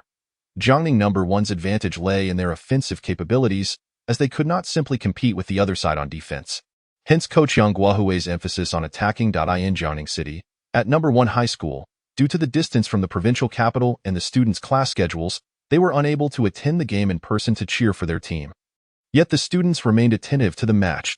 As the bell rang, signaling the end of class, the teacher announced the break and exited the classroom of Class 8, Grade 1. As soon as the teacher departed, the students eagerly exclaimed, Quick, turn on the television. Hurry, we only have 10 minutes. Do not dawdle. I wonder if the match has begun? Amidst the clamor of urgency, Zhao Pengzi, surprising everyone with a speed that belied his physique, darted forward and deftly switched on the television. The classroom was equipped with a TV, but it was only permitted for viewing the news broadcasts in the afternoon or during weekend breaks. Otherwise, it was strictly off limits. However, today was different. Even if it was forbidden, they would clandestinely watch the game. The channel had already been tuned in, and as the screen flickered to life, the players from both teams were seen taking to the court, signaling the imminent start of the match. Perfect timing, it's just about to begin. Zhao Pengzi, step aside, you're blocking the view. The students erupted with excitement, their eyes fixated on the television. The game commenced with a jump ball. Sui Gang number 2 high school secured possession, sending the ball to the backcourt. Tan Bin skillfully controlled the ball, advancing to the front court where he faced off against Zhuang Yu. The two appeared to be engaged in a silent exchange. The words inaudible. Suddenly, Tan Bin made a swift change of direction, attempting to outmaneuver Zhuang Yu in a surprising turn. Zhuang Yu intercepted the ball, swiftly darting past Tan Bin to initiate a fast break, ultimately scoring a layup. 2 points secured. What a splendid play! The students of Class 8 erupted in cheers, their voices rising in excitement. What began as a modest cheer transformed into a cacophony that reverberated throughout the entire teaching building. Startling the students of Class 8. It turned out they were not the only ones watching. Other classes were also tuned in. Although their individual cheers were subdued, collectively they created a significant noise. This realization quelled their fear. It was impossible for the teachers to remain oblivious, and there was no longer any need for secrecy. After all, with so many witnesses, the saying the law does not penalize the crowd rang true. So why fear the game? Chapter 142. Sui Gang number 2 high school's defense in the provincial city's gymnasium. The match had commenced, with Jiangning number 1 high school securing the first points, leading 2 o'clock. Greetings to all our viewers. I am your commentator, Lu Yu, and welcome to the quarterfinals of the Southern Province High School Basketball League. The commentator on the left, donned in glasses and a black suit, spoke clearly. We are now witnessing the game between Jiangning number 1 high school and Sui Gang number 2 high school. The match has begun, and Zhuang Yu from Jiangning number 1 has scored the first 2 points following a successful steal and quick counterattack. At this juncture, it was time for his partner to chime in. The commentator on the right, a man in his 30s wearing a slightly ill-fitting suit, adjusted it awkwardly to conceal his belly. "Hello, everyone.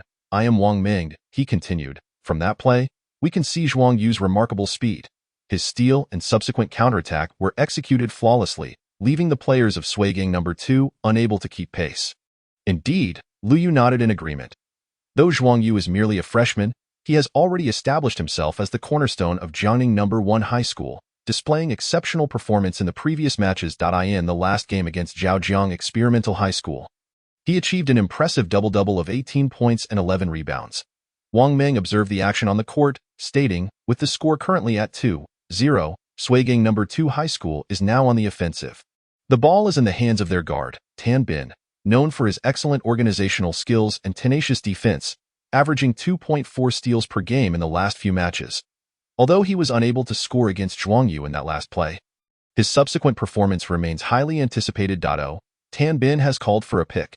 Today, Jiangning number 1 High School's starting lineup features Han Hui, Gao Xiaoguang, Xiao Qingyang, Zhang Shuizhou, and Zhuang Yu, while Suigang number 2 High School has also deployed their regular starters: center Huashan, 197 centimeters, power forward Changbing, 195 centimeters, small forward Lu Jingyin, 189 centimeters, shooting guard Feng Zhao, 186 centimeters, and point guard Tan Bin, 185 centimeters.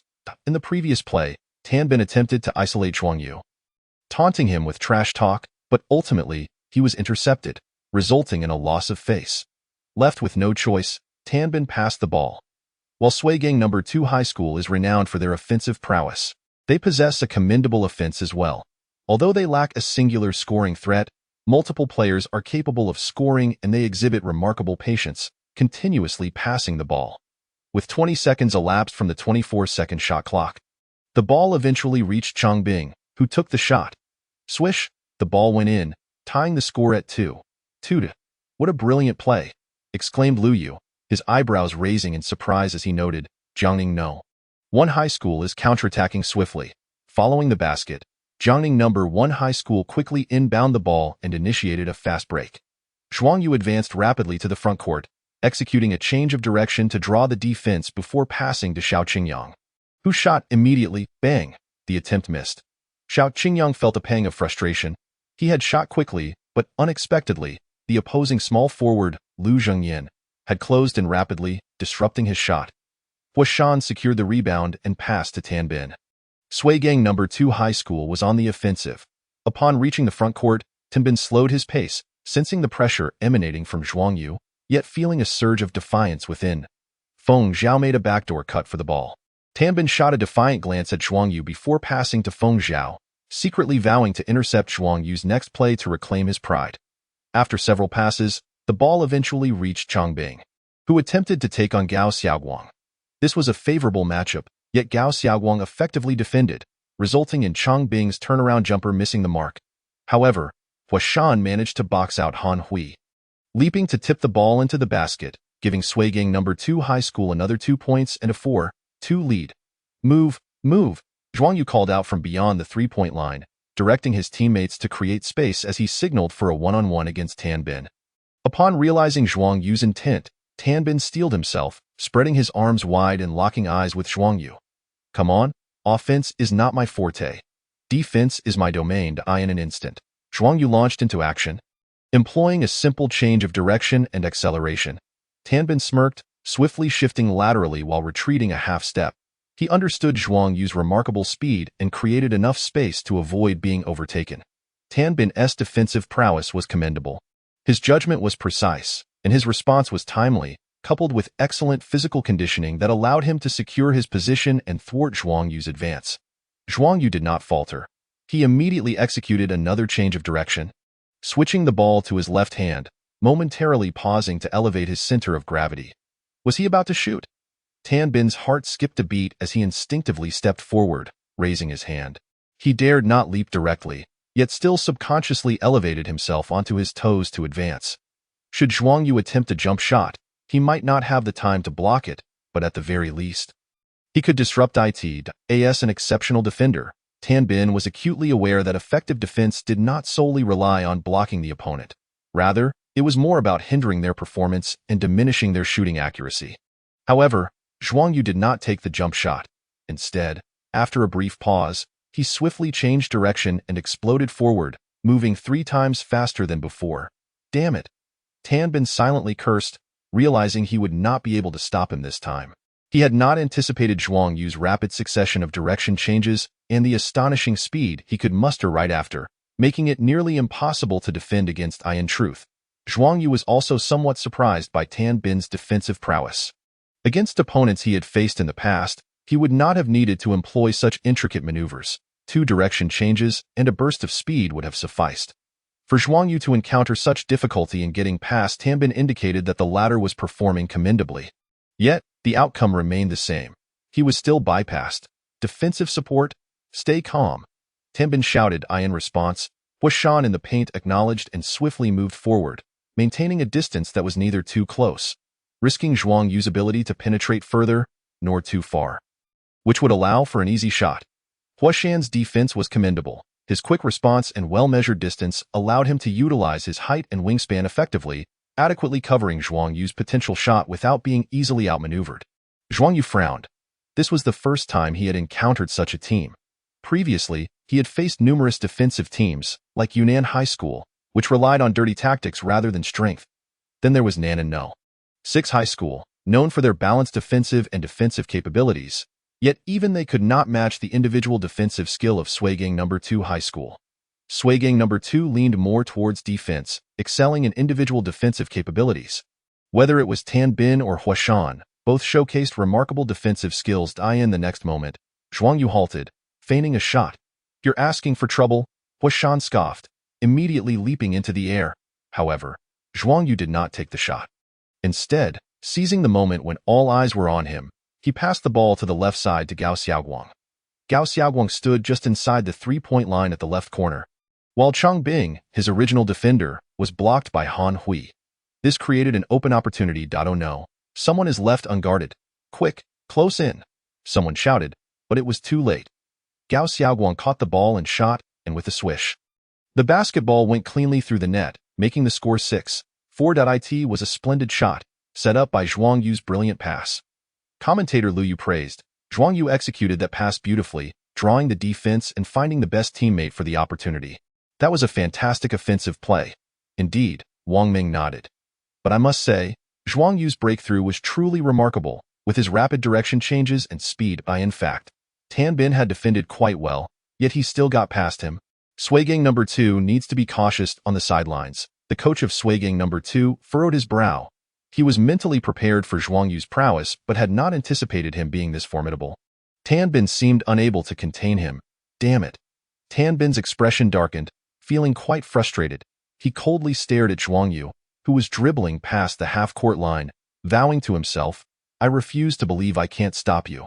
His once proud defense was proving ineffective against Zhuang Yu, who consistently evaded him, an outcome Tan Bin found hard to accept. He had to stop Zhuang Yu. He simply had to. In the next moment, Zhuang Yu abruptly retreated, creating a bit of distance, then suddenly accelerated, leaning his body to the right, lowering his center of gravity. Tan Bin immediately shifted laterally. Yet at that moment, Zhuang Yu gripped the basketball with his right hand and sent it behind his waist. His toes touching the ground as he lightly leaped. Tan Bin's heart raced. A behind-the-back dribble.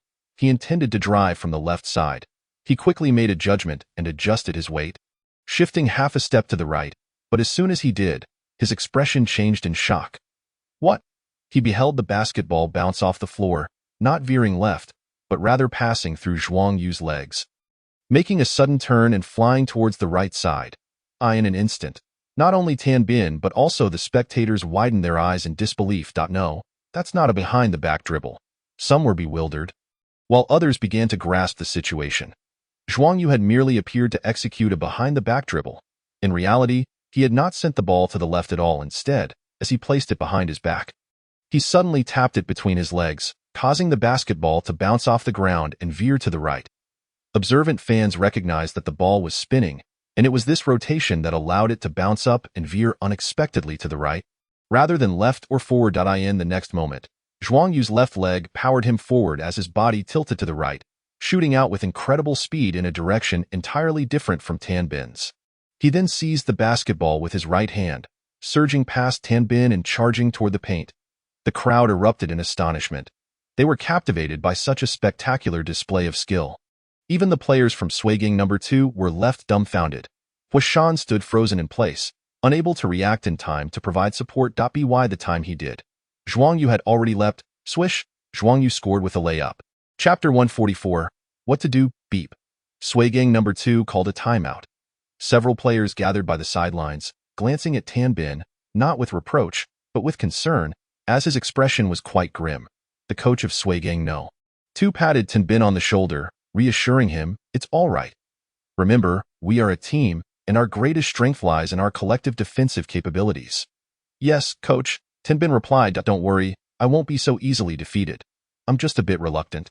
After a pause, he added with a wry smile, "I must admit, Zhuang Yu's breakthrough is indeed impressive. I've never encountered someone this formidable." Seeing that Tan Bin had not been dispirited and had quickly adjusted his mindset, the coach of Shuigang No. 2 nodded with satisfaction. "All right, we'll make some substitutions. First," he replaced power forward Changbing and shooting guard Feng Zhao with 2 substitutes, then spread out the tactical board to redraw the strategy. On the other side, Coach Yang Guohui also made substitutions, taking Han Hui and Gao Xiaoguang off the court and replacing them with Zhao Hao and Zhang Yong. He then instructed, "In these next few minutes, Zhuang Yu's breakthroughs have created numerous opportunities for you. Make sure to capitalize on them and put the ball in the basket. Understood?" "Understood," the players chorused. Zhang Yong, Yang Guohui called out, "Pay attention to your positioning. Keep an eye on your teammates' passes, and always be ready to shoot." The reason for his specific admonition to Zhang Yong was that he needed to score. Failing to do so would leave a gap in their defense. Thus, Coach Yang Guohui emphasized this point, also signaling to Zhuang Yu and the others to feed the ball to Zhang Yong. As the timeout concluded, this was precisely what Coach Yang Guohui had anticipated. Jiangning No. 1 initiated a counterattack. Upon reaching the front court, Zhuang Yu prepared to create opportunities for his teammates through another breakthrough, but as soon as he made a move, support defenders immediately closed in. "Are they starting to double-team?" Zhuang Yu frowned. Clearly, the opposing team had adjusted their defensive strategy, no longer allowing Tan Bin to defend him alone. Other players were now assisting Tan Bin in containing his breakthroughs. Zhuang Yu distributed the ball to Xiao Qingyang. Once the opposing team commenced double-teaming, the defensive pressure on Jiangning No. 1's other players weakened. With the ball in hand, Xiao Qingyang accelerated, charging towards the opponent's paint. Then passed the ball out to Zhang Yong. Bang, however, Zhang Yong missed.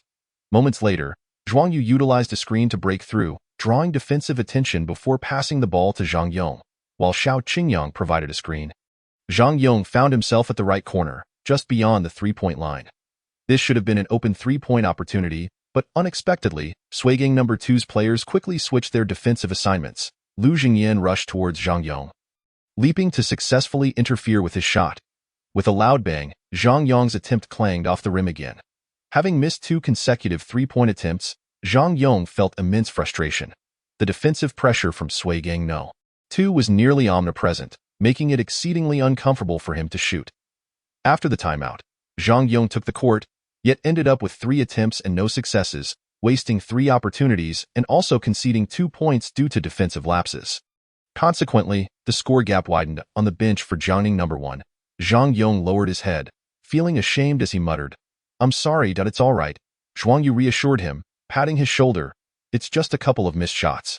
We all have off days, don't let it weigh on you." This was meant to comfort Zhang Yong, but Zhuang Yu understood that the reason for Zhang Yong's misses was largely due to the overwhelming pressure from the opponent's defense. With strong individual defenders and effective help defense, even when Zhang Yong found open looks, the defenders closed in almost immediately.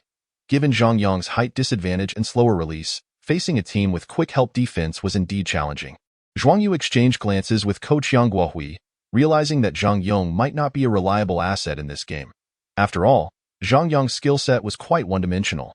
Coach Yang Guohui had always been quite restrained in utilizing Zhang Yong, deploying him only in suitable situations and allowing him to focus on one task. If the game situation became unfavorable, Zhang Yong's three-point threat diminished, and if his shooting touch faltered, he became less useful. Both sides deployed their rotation lineups. On Jiangning No. 1 middle school side, it was led by Xiao Qingyang, while Suigang No. 2 middle school fielded Lu Zhengyan and Feng Zhao, two key players accompanied by three substitutes. The decision to send Lu Zhengyan onto the court was clearly a strategy aimed at countering Xiao Qingyang. Bang! A dull thud echoed as Xiao Qingyang's shot clanged off the rim. Indeed, Zhuang Yu lowered his voice. Primarily to maintain the morale of the team up to this point, Xiao Qingyang had only managed to score 5 points, with a dismal shooting percentage of merely 28.6, having made only 2 out of 7 attempts, a far cry from his usual standards. This predicament was largely due to Suigang No. 2's small forward, Lu Zhengyan. Standing at a height comparable to Xiao Qingyang, Lu possessed long arms and swift movements, akin to a piece of taffy sticking closely to Xiao Qingyang. Moreover, he seemed tireless. Even when Xiao Qingyang was without the ball, standing motionless, he remained glued to him. Lu Zhengyan focused solely on defending Xiao Qingyang, neglecting to score, organize plays, or even contest rebounds, as Suigang No. 2 had sufficient presence in the paint. When one player dedicates themselves entirely to defense, coupled with exceptional defensive prowess, they become a formidable threat. Zhuang Yu sighed inwardly. Xiao Qingyang had never encountered such an opponent. Even against a star player like Yang Yi, he had never felt this overwhelmed. The pressing issue now was that Zhang Yong was unreliable, and Xiao Qingyang was effectively neutralized, with the team trailing in points. What could be done? Chapter 145. The Sharpest Spear, Part 1. On the court, the score gap widened further. Jiangning No. 1 middle school's rotation lineup consisted of Yang Fei, Zhao Huai, Gao Xiaoguang, Xiao Qingyang, and Mo Fan. Within this configuration, Xiao Qingyang was the undisputed linchpin, both the initiator of the offense and the most crucial finisher. If he could not sustain his scoring output, it would be increasingly challenging for the others. After all, they were up against Suigang No. 2, renowned for its defensive capabilities. Even though Suigang No. 2 fielded a rotation team, it did not imply their defense was weak. Although comparatively weaker than their starting lineup, this was merely a relative assessment. Consequently, Jiangning No. 1 found themselves in a scoring drought. With Xiao Qingyang unable to score, neither could the others, merely watching the deficit grow from 5 points to 7. Then to 9. Requesting a timeout. As the gap reached 9 points, Coach Yang Guohui had no choice but to call a timeout. If this continued, the deficit could exceed 10 points, which would severely affect Jiangning No. 1's morale. Gasping for breath, Xiao Qingyang sat on the bench, panting heavily. He was feeling the pressure of the defense, struggling with his offensive rhythm, and his stamina was depleted. Of course, Lu Zhengyan from Suigang No. 2 was not faring much better. Containing Xiao Qingyang was no easy feat, and his exertion would inevitably be greater than that of Xiao Qingyang. Zhuang Yu patted Xiao Qingyang on the back, offering silent support. Zhao Huai, Mo Fan, you two take a breather, Coach Yang Guohui announced, substituting in Jiang Shuizhou and Zhuang Yu. Zhuang Yu, he continued, looking at him with a serious tone, if your teammates are struggling, take the initiative. Zhuang Yu nodded firmly. He had anticipated this, aware that the opposing defense's intensity was challenging for his teammates to handle, resulting in low shooting percentages, especially with Xiao Qingyang being so effectively guarded. The team's dilemma lay in their offense. He had to step up and score. Taking a deep breath, Zhuang Yu glanced over at Suigang No. 2, his blood surging with adrenaline. I'm not just a passer. Everyone must contest for rebounds. This is crucial, Coach Yang Guohui reiterated. The team responded in unison. After the arrangements were made, the timeout concluded. Meanwhile, Suigang No. 2 also made substitutions, bringing in their starting center, Huashan, and guard Tanbin. With the exception of the power forward being a substitute, the other 4 players were all starters. Observing both teams had made changes, commentator Lu Yu immediately remarked, Jiangning No. 1 has brought Zhuang Yu back into the game. Beside him, Wang Ming added, Suigang No. 2 has also made substitutions, introducing center Huashan and guard Tanbin, enhancing their interior presence and aiming to limit Zhuang Yu. It must be said that Suigang No. 2's response was timely. Indeed, Lu Yu nodded. Now, we shall see if Zhuang Yu's presence can improve Jiangning No. 1's offense. Both commentators presumed Zhuang Yu would take on a playmaking role, as did the fans in the stands. However, to their surprise, Zhuang Yu immediately took it upon himself to score. As the offense activated, Zhuang Yu signaled for his teammates to reposition. Yang Fei set a screen at the top, and Zhuang Yu maneuvered around it. Shaking off Tanbin, the opposing center, Huashan, rushed to intercept, but Zhuang Yu showed no hesitation, swiftly changing direction right in front of him. Huashan had left just enough space to react, but Zhuang Yu's sharp pivot was both expansive and rapid. He was past him in an instant. Damn it! Huashan cursed under his breath as he turned. Yet Zhuang Yu was even quicker. He had already leapt, leaning forward, left hand cradling the basketball as he directed it towards the hoop. Fingertips lightly brushing the ball. Huashan attempted to block, but failed to make contact. Swish!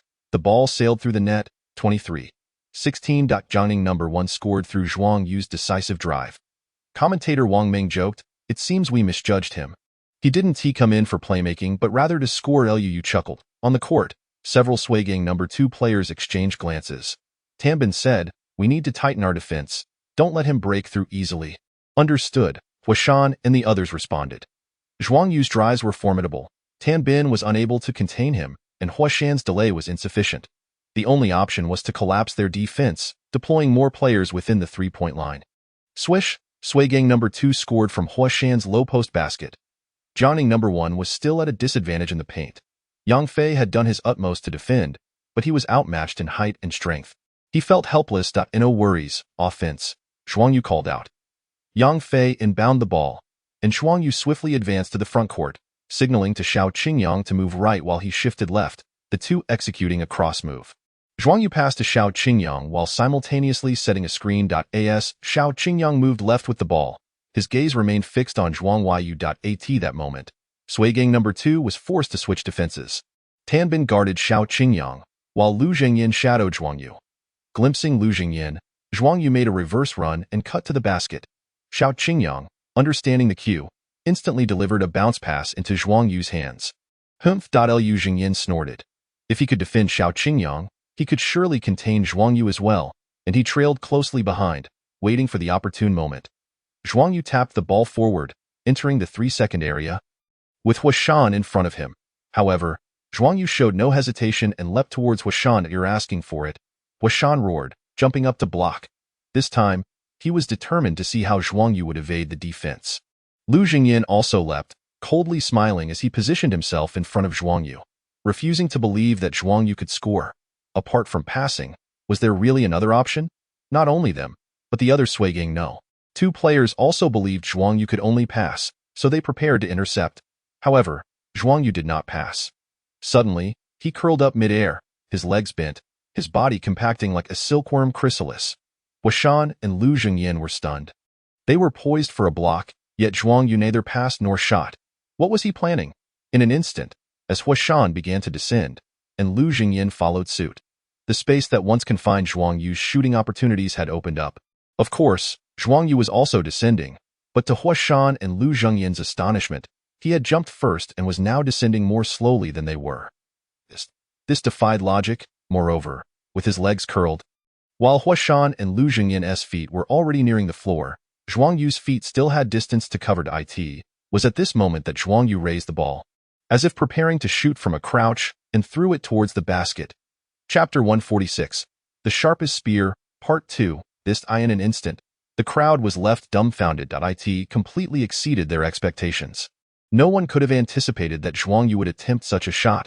The difficulty level was astonishingly high. Swish! Yet, with a soft sound, the basketball descended into the net. The vast arena suddenly fell silent. As spectators stared in astonishment at the swaying net, struggling to grasp the reality of the moment. How was this possible? Even the 2 commentators fell silent. "Damn, that guy just got lucky," grumbled Chang Bingyu from Shuigang No. 2's bench, visibly frustrated. His teammates nodded in agreement, convinced it was merely a stroke of luck. The most incredulous were Huashan and Lu Zhengyin. Watching Zhuang Yu sit down on the court after the shot and quickly spring back up, Lu Zhengyin furrowed his brow, noticing that Zhuang Yu's expression bore no trace of elation. Instead, it was marked by an unsettling calmness, as if it were entirely expected. "No, this is impossible," Lu Zhengyin shook his head. Though a shadow of doubt loomed over him, the exertion of defending Xiao Qingyang had drained him, yet he had never felt this level of uncertainty when facing Zhuang Yu. The score now stood at 25-18. Huashan approached Lu Zhengyin, discontent evident in his tone. "I refuse to believe he can keep this up." Indeed, Lu Zhengyin nodded, exhaling deeply. It was true. Zhuang Yu could not replicate such a feat every time. But that did not mean he could not score otherwise. The defense of Suigang No. 2 Middle School remained relentless, with Xiao Qingyang attempting yet another shot, which unfortunately did not find its mark, leaving him visibly frustrated. Fortunately, Zhang Shuizhou made a successful cut to the basket and scored, while Suigang No. 2's shooting percentage was also quite low, managing only one more score, bringing the tally to 27-20. As the game clock ticked away rapidly, the 7-point gap persisted, prompting a faint smile from the coach of Suigang No. 2. Bang! A dull thud echoed as Suigang No. 2 missed a shot. The first middle school seized the rebound and launched a counterattack. Zhuang Yu advanced to the front court, glanced at the scoreboard, and signaled his teammates before executing a drive and passing the ball to Xiao Qingyang. Zhuang Yu then began to move, circling inside, using Yang Fei's screen to shake off Tan Bin and positioning himself at the left corner beyond the three-point line. Whoosh! The ball came his way. "Watch out for the three," someone exclaimed. Tan Bin was obstructed, but Lu Zhengyin lunged forward, leaping high with outstretched arms, confident in his ability to block the shot due to his height and wingspan. However, he missed entirely. To everyone's astonishment, Zhuang Yu executed a leaning three-pointer. Lu Zhengyin froze, his fingers almost grazing the basketball, yet it slipped away.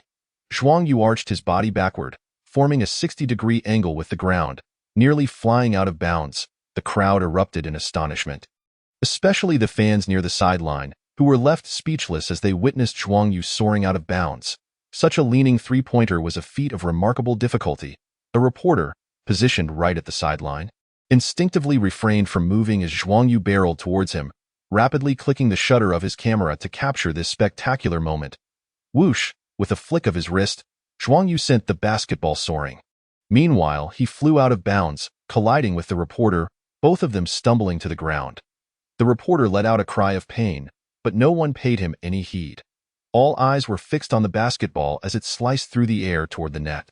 Swish! A soft, clear sound resonated. It took a couple of seconds for the crowd to process what had just happened, but then a thunderous cheer erupted from the stands, fans leaping in joy, celebrating the miraculous shot. Incredible! A leaning three-pointer, and it went in. I am left speechless. Lu Zhengyin stood frozen in disbelief. If Zhuang Yu's previous basket was a stroke of luck, what then could be said of this one?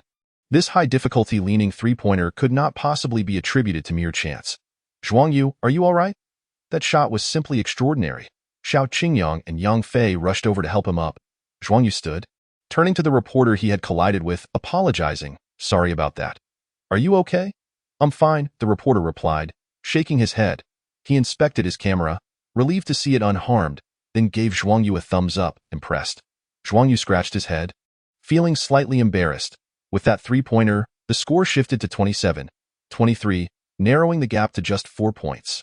Suigang No. 2 called a timeout, with the coach first substituting Chang Bing into the game, then gravely instructing, "Make sure to guard Zhuang Yu closely. Prioritize his defense. It's acceptable to let others from Jiangning No. 1 school score, but we must contain Zhuang Yu." The players nodded, feeling the weight of their coach's unusual intensity and focus on a single player.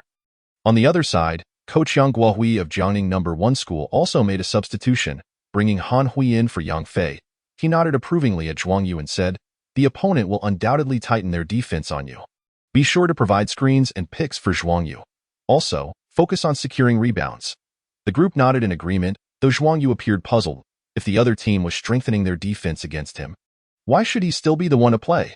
Shouldn't he draw defenders and allow his teammates to score? The timeout ended swiftly. As Zhuang Yu and his teammates returned to the court, Coach Yang Guohui turned to the coach of Suigang No. 2 and smirked, "You may possess the strongest defense, but we have the sharpest offense." With Suigang No. 2 regaining possession, they moved the ball inside, where Chang Bing faced off against Gao Xiaoguang. Upon encountering double-team pressure, he quickly gathered the ball, feigning a shot before passing it inward to Huashan, who scored with a bank shot. The score became 29-23. Yet, turning around, Zhuang Yu and Xiao Qingyang executed a two-man play, with Xiao Qingyang driving the ball and then passing it to Zhuang Yu. After receiving the ball, Zhuang Yu faked a jump shot, causing Tan Bin to leap, then accelerated, stepping into the paint to release a floater over Huashan. The shot had a high arc, and despite Huashan's desperate leap, he could not reach it. Hearing only the soft swish behind him, a look of resignation on his face. Chapter 147. The Sharpest Offense, Part 2. Seconds later, bang. Zhuang Yu attempted another shot, a sudden stop jump shot, but this time it did not go in. The basketball ricocheted off the rim. The players from Sui number 2 exhaled in relief, thinking they had finally succeeded in thwarting him. However, Han Hui snatched the rebound. Noticing Zhuang Yu's keen eyes, he executed a bounce pass. And before Tan Bin could react, Zhuang Yu had vanished, cutting through the middle to catch Han Hui's pass, smoothly finishing with a layup drip. As they looked at the scoreboard, despite being ahead by 2 points. The players of Sui number 2 could not muster any joy. They had once led by 9 points, only to witness Zhuang Yu single-handedly narrow the gap to a mere 2 points. This instilled a sense of defeat among the players. They prided themselves on being the strongest defense, yet could not contain Zhuang Yu. "I'll guard Zhuang Yu," Lu Jingyan declared. "No need." Tan Bin immediately rejected. "I can handle it." Lu Zhengyan's temper flared, showing no regard for his seniority. "What can you handle? Zhuang Yu has scored so many points already. I will guard him. No more arguments." Tan Bin, equally incensed, retorted, "You think you can just step in? You also defended him before, and what happened? You couldn't stop him." Before Lu Zhengyan could reply, the coach of Sui number 2 shouted, "Enough! Everyone, be quiet." Once silence fell, he furrowed his brow and said, "No one can handle him alone. We will double-team him in the second half." Double-team? The players were momentarily stunned. They rarely employed double-teaming, usually relying on man-to-man defense or team help when necessary. Now, their coach was insisting on a double-team for Zhuang Yu. "Coach," Feng Zhao hesitated, "Zhuang Yu can pass the ball. If we double-team him, we risk leaving others from Jiangning number 1 school open. With his passing ability, he will surely find the open teammate and distribute the ball. Am I unaware?" The coach of Sui No. 2 glared, fully aware of the risks involved in double-teaming a player capable of passing. Yet, what choice did he have? Taking a deep breath, he continued, "Fine, that's the plan. The moment he gets the ball, we double-team him." As for the risk of leaving Jiangning number 1 school's other players open, he decided to take a gamble, determined not to let Zhuang Yu score freely. In the blink of an eye, the second half commenced. Both teams fielded their starting lineups. After reviewing the first half, the two commentators found themselves at odds. "Mr. Wang," Liu inquired, "how do you think the second half will unfold? Can Jiangning number 1 school catch up or even surpass the score?" Wang Meng nodded, then shook his head, saying, "Let us not forget, Jiangning number 1 school isn't solely reliant on Zhuang Yu. Players like Xiao Qingyang and Zhang Shuezhou are also quite skilled. They didn't perform well in the first half, but it's unlikely they will maintain that level of play throughout the entire game. Moreover, can Sui number 2 genuinely contain Zhuang Yu?" In summary, one commentator clearly favored Sui number 2, while the other had evidently shifted support to Jiangning No. 1 school. As the commentators spoke, the spectators in the stands began to divide into 2 factions. Meanwhile, in Jiangning City, Jiangning number 1 school, Class 8 of the first year. Indeed, the one on the right has a keen eye and makes accurate analyses. Xiao Qingyang failed to perform in the first half, but he is bound to explode in the second half, not to mention Zhuang Yu. 15 points. The students discussed animatedly. Just then, the school bell rang, and the students sighed in frustration, lamenting how quickly the 10-minute break had passed. The second half had only just begun. On West Street, in a small noodle shop, Li Huilan was bustling about. It was still afternoon, but the noodle shop operated all day, catering to those with busy schedules and irregular meal times, ensuring customers from morning until night. "Boss lady, I would like a large bowl of beef noodles."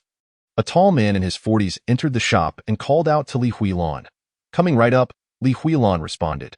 Noticing the LCD television mounted on the wall was on, the man suddenly had a thought and said, "Boss lady, could you change the channel?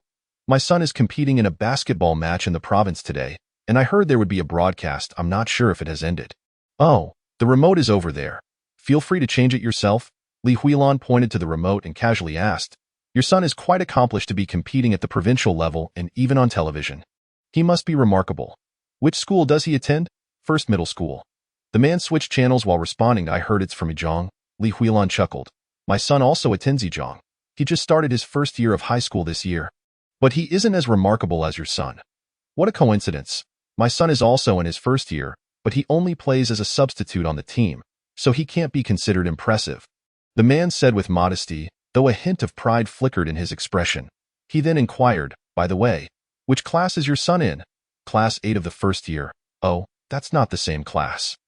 My son is in class 11 of the first year. His name is Young Fei. As he spoke, The man had already switched to the Southern Province's education channel, where the match was entering the second half. However, he was disappointed not to see his son on the court. He had intended to point him out to the proprietress, but alas, his son did not play. Soon, a bowl of noodles was served. The man ate while watching the game, hoping his son would take the court. Unfortunately, even after finishing his meal, he did not see his son play and had to settle the bill and leave. As the guests departed, Li Huilan picked up the remote to change the channel, but since it was halftime, she missed seeing Zhuang Yu and casually switched to another channel before busying herself again. In the provincial capital, the gymnasium was in a timeout. Chapter 148. Unlimited Firepower. What a pity. Indeed, in these few minutes, Suigang No. 2 Middle School has double-teamed Zhuang Yu, and the other players from Jiangning Yizhong have had numerous scoring opportunities. Yet many have been squandered. There were 2 or 3 completely open chances, with no one within 2 meters, but they failed to score. It's truly regrettable. Xiao Qingyang's performance today is quite subpar. His shooting percentage is alarmingly low. We thought Zhuang Yu would break out under pressure, but fans in the audience were discussing. From trailing by 2 points at halftime to now being behind by 7, Jiangning Yizhong was losing due to their inability to seize opportunities. As soon as the second half began, Suigang No. 2 Middle School initiated their double team on Zhuang Yu, immediately swarming him upon receiving the ball, even choosing to leave other Jiangning Yizhong players unguarded to prevent him from scoring. Zhuang Yu did not force the issue. He was capable of passing, and upon being double-teamed, he quickly passed the ball to a teammate. Unfortunately, his teammates' shooting percentages were dismal. No, it was beyond merely low. It was, in strict terms, catastrophic. In just a few minutes, Jiangning Yizhong's entire team managed to score only 3 points. Gao Xiaoguang made a layup, and then Han Hui went to the free throw line, making 1 out of 2 attempts for a single point. Leaving no one else to score. In those few minutes, Xiao Qingyang attempted 2 shots, missing both, while Zhuang Yu attempted 1 3-pointer, which also failed to find the net, as did the other players. Zhuang Yu and a few others approached the sidelines. The atmosphere in Jiangning Yizhong's resting area felt somewhat somber. Coach Yang Guohui cast a glance at Xiao Qingyang, feeling genuinely frustrated.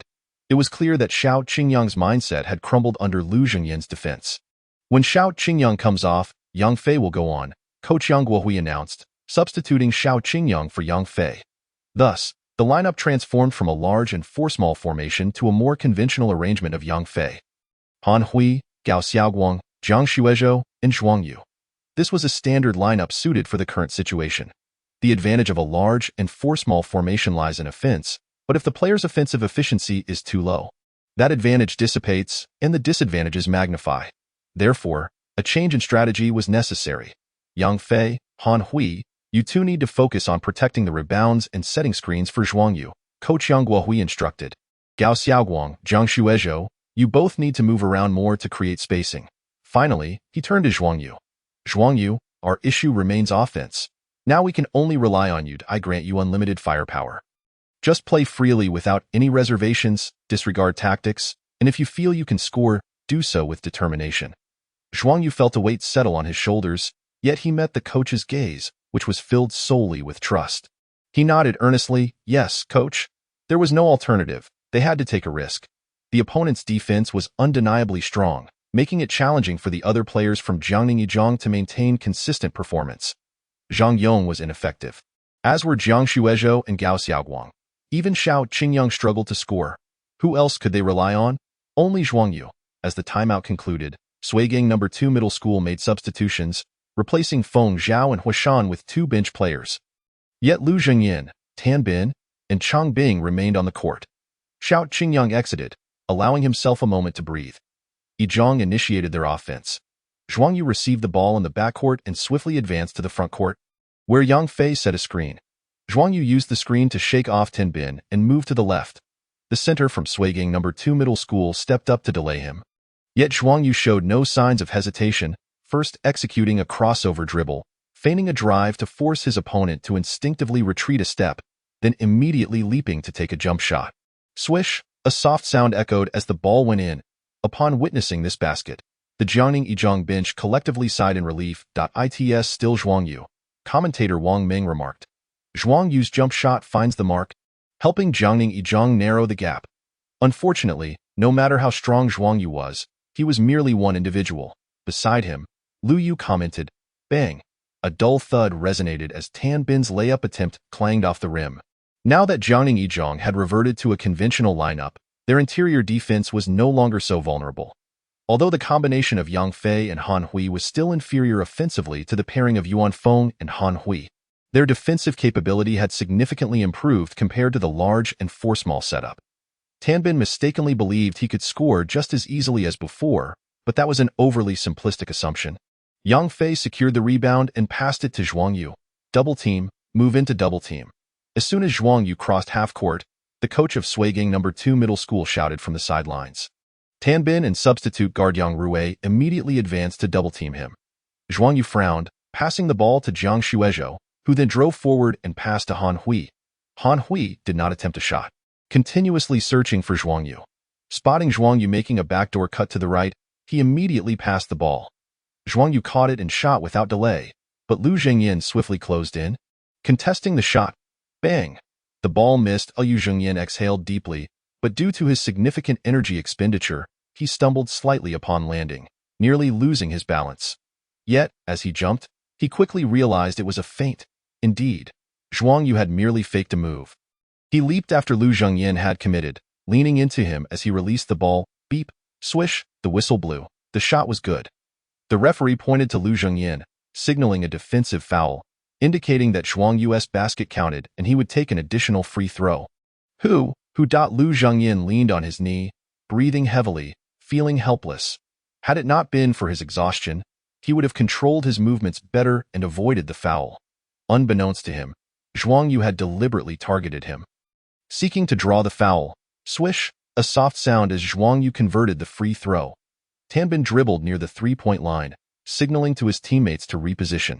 He was in no rush to attack, intending to run down the clock, with only 30 seconds remaining. After this offensive possession, he aimed to leave Jiangning Yizhong with merely 10 seconds. As the 24-second shot clock dwindled to 8 seconds. Tan Bin initiated the offense, calling for a screen before moving right and passing to Yang Rui, who then distributed the ball to Lu Zhengyin. Upon seeing the ball in Lu Zhengyin's hands, Zhuang Yu's eyes lit up, abandoning Tan Bin to rush over. By this point, time was running out, and Lu Zhengyin decided to take the shot himself, fearing that passing might lead to a 24-second violation. He took a deep breath, made a probing step, then leaped to execute a fadeaway jumper. Aware of his fatigue, he opted for the fadeaway to minimize the risk of being blocked. Watch out. Suddenly, gasps filled the air. Lu Zhengyin's heart raced as he sensed danger, but in mid-air, coupled with the backward lean, he was unable to alter his actions. Chapter 149. Zhuang Yu is unstoppable. Crack! A hand emerged from behind, swatting the basketball away. The ball was sent flying, and Lu Zhengyin turned to see a number 7. What a play! Wang Ming exclaimed. That was a splendid block.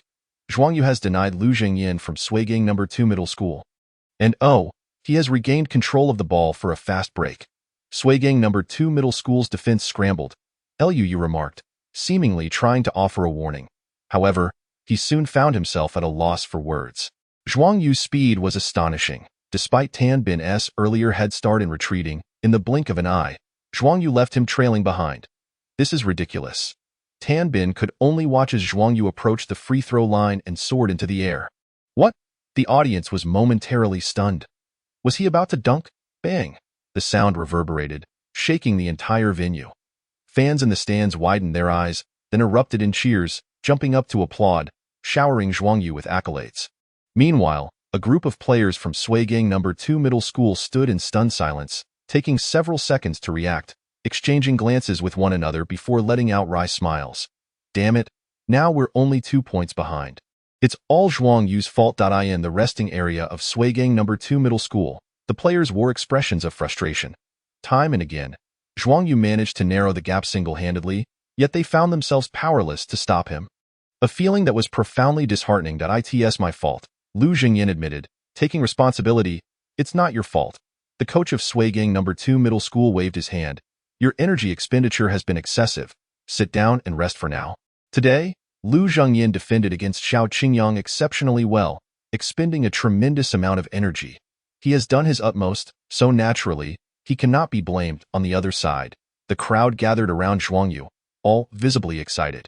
Coach Yang Guohui also revealed a smile, for in crucial moments, One must rely on Zhuang Yu.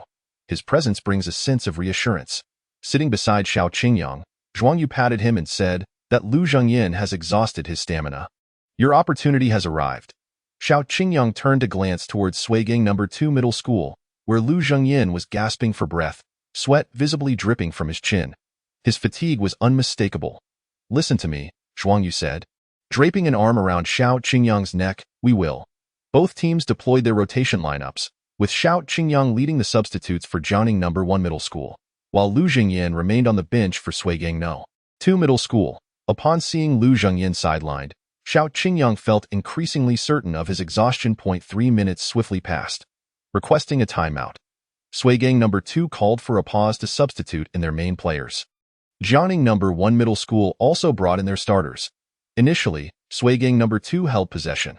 Tanbin advanced the ball into the front court and passed to Huashan, who executed a low-post play, leveraging his height and reach to score.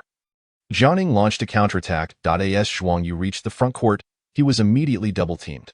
Without hesitation, he passed the ball to Xiao Qingyang, signaling for everyone to clear out and allow Xiao Qingyang to go one-on-one.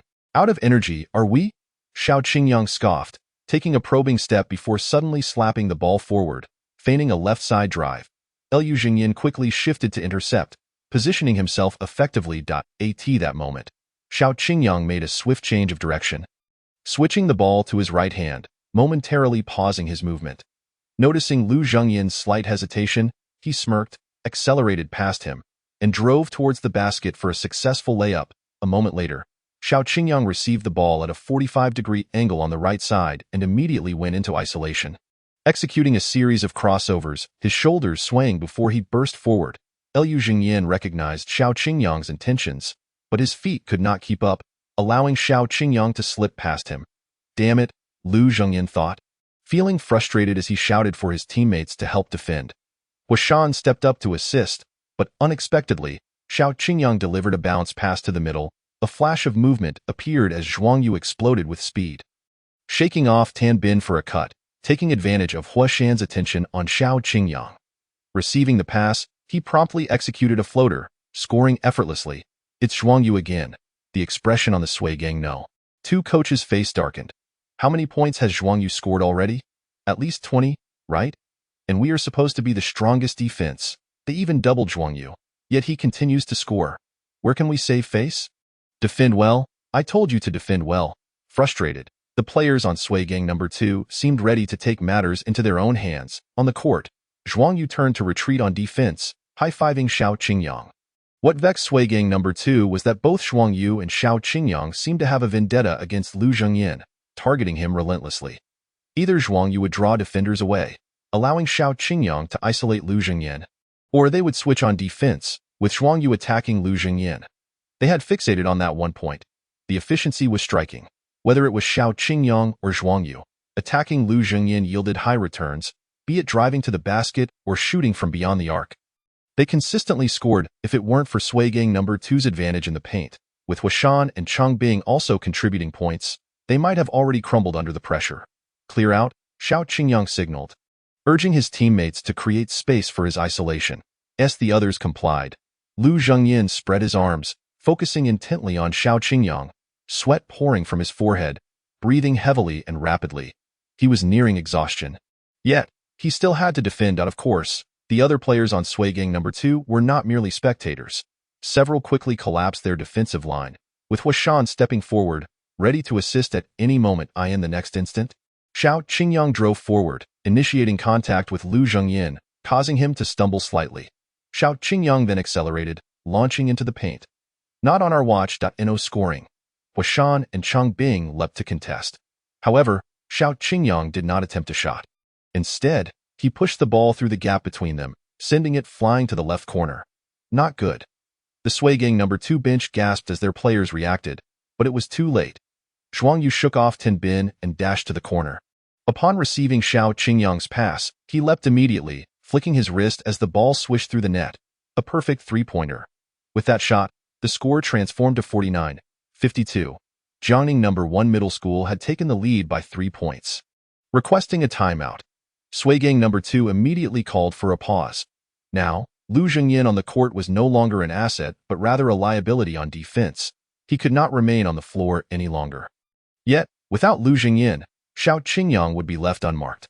The coach of Suigang No. 2 rubbed his temples, feeling a headache coming on. Zhuang Yu alone was already difficult to handle, and adding Xiao Qingyang made it even more challenging. On Jiangning's side, with the lead established, the atmosphere shifted from somber to lively. Yang Fei, Zhang Yong, and others surrounded Zhuang Yu, fervently discussing their strategy. Xiao Qingyang wiped the sweat from his brow and grabbed Zhuang Yu's arm, saying, "I can't go on much longer. You'll have to carry the weight." Zhuang Yu turned his head. Xiao Qingyang forced a smile. Lu Jingyin on the other side is spent. Do you think I am in much better shape? I can only attract some defenders. The finishing will still rely on you. All right, Zhuang Yu replied, rolling his eyes. As the game resumed, Suigang No. 2 scored immediately, but before they could celebrate, Jiangning No. 1 quickly retaliated.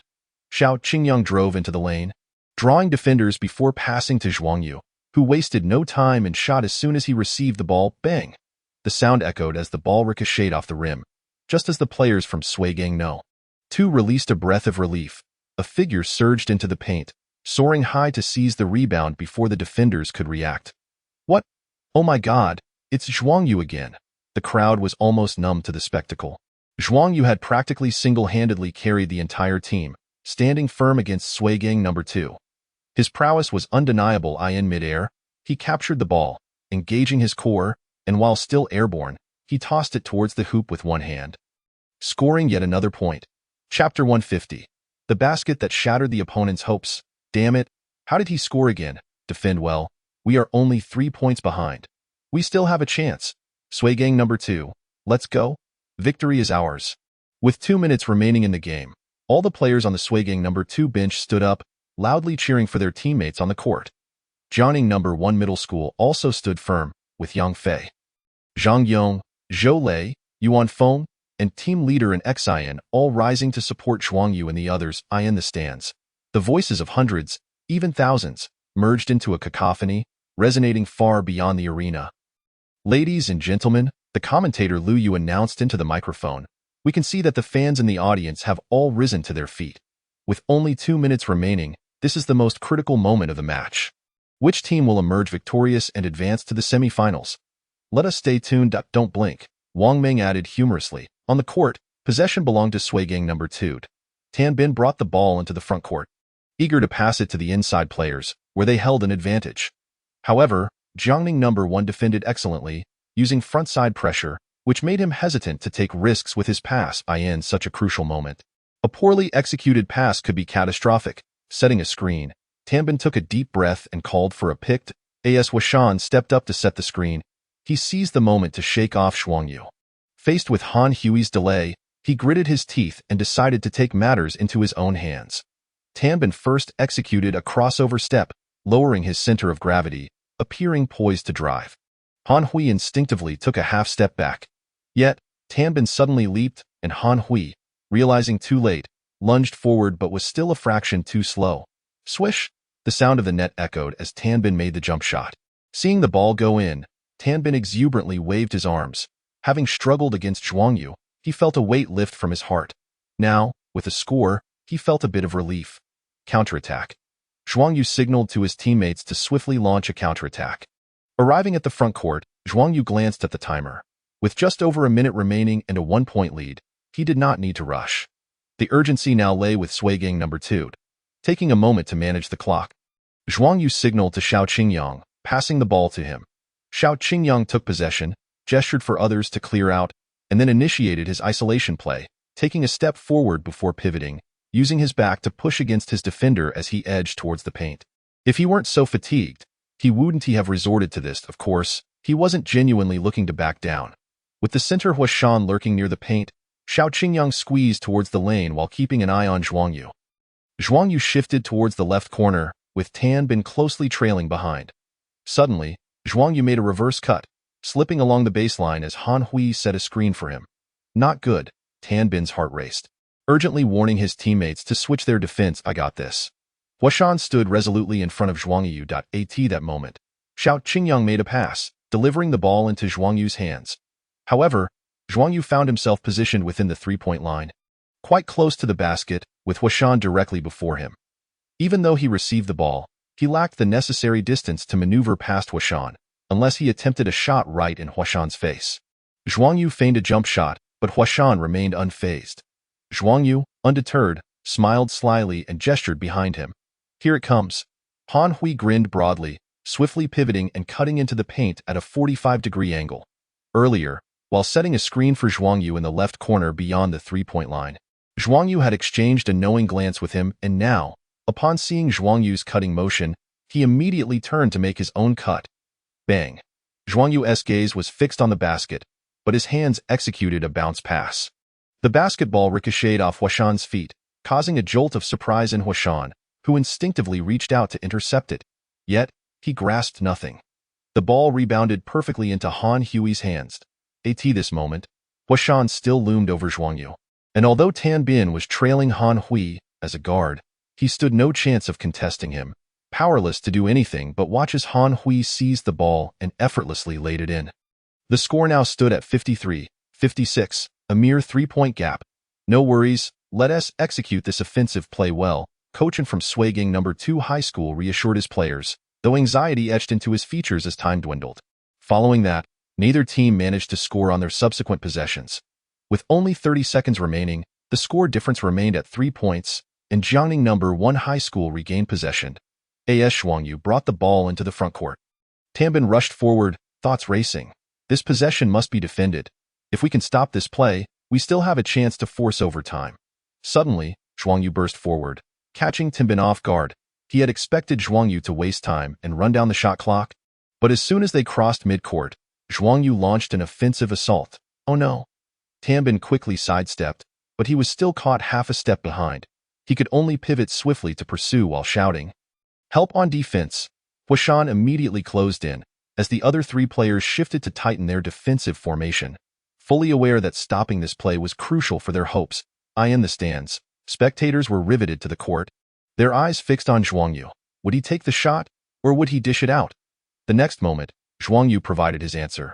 Facing Huashan's defense, this time he did not pass. Instead, he chose to charge forward. Leaning into Huashan's presence, a loud thud resonated as the two collided. Huashan momentarily halted, while Zhuang Yu was pushed back. This guy is stronger than he looks, Huashan thought, a wave of relaxation washing over him. Zhuang Yu's strength exceeded expectations, and the impact rendered Huashan unable to contest the shot. However, Zhuang Yu, despite being knocked off balance, still managed to twist his body in midair, halting for a brief moment, right hand cradling the basketball, and launched it towards the hoop. Huashan was left astounded.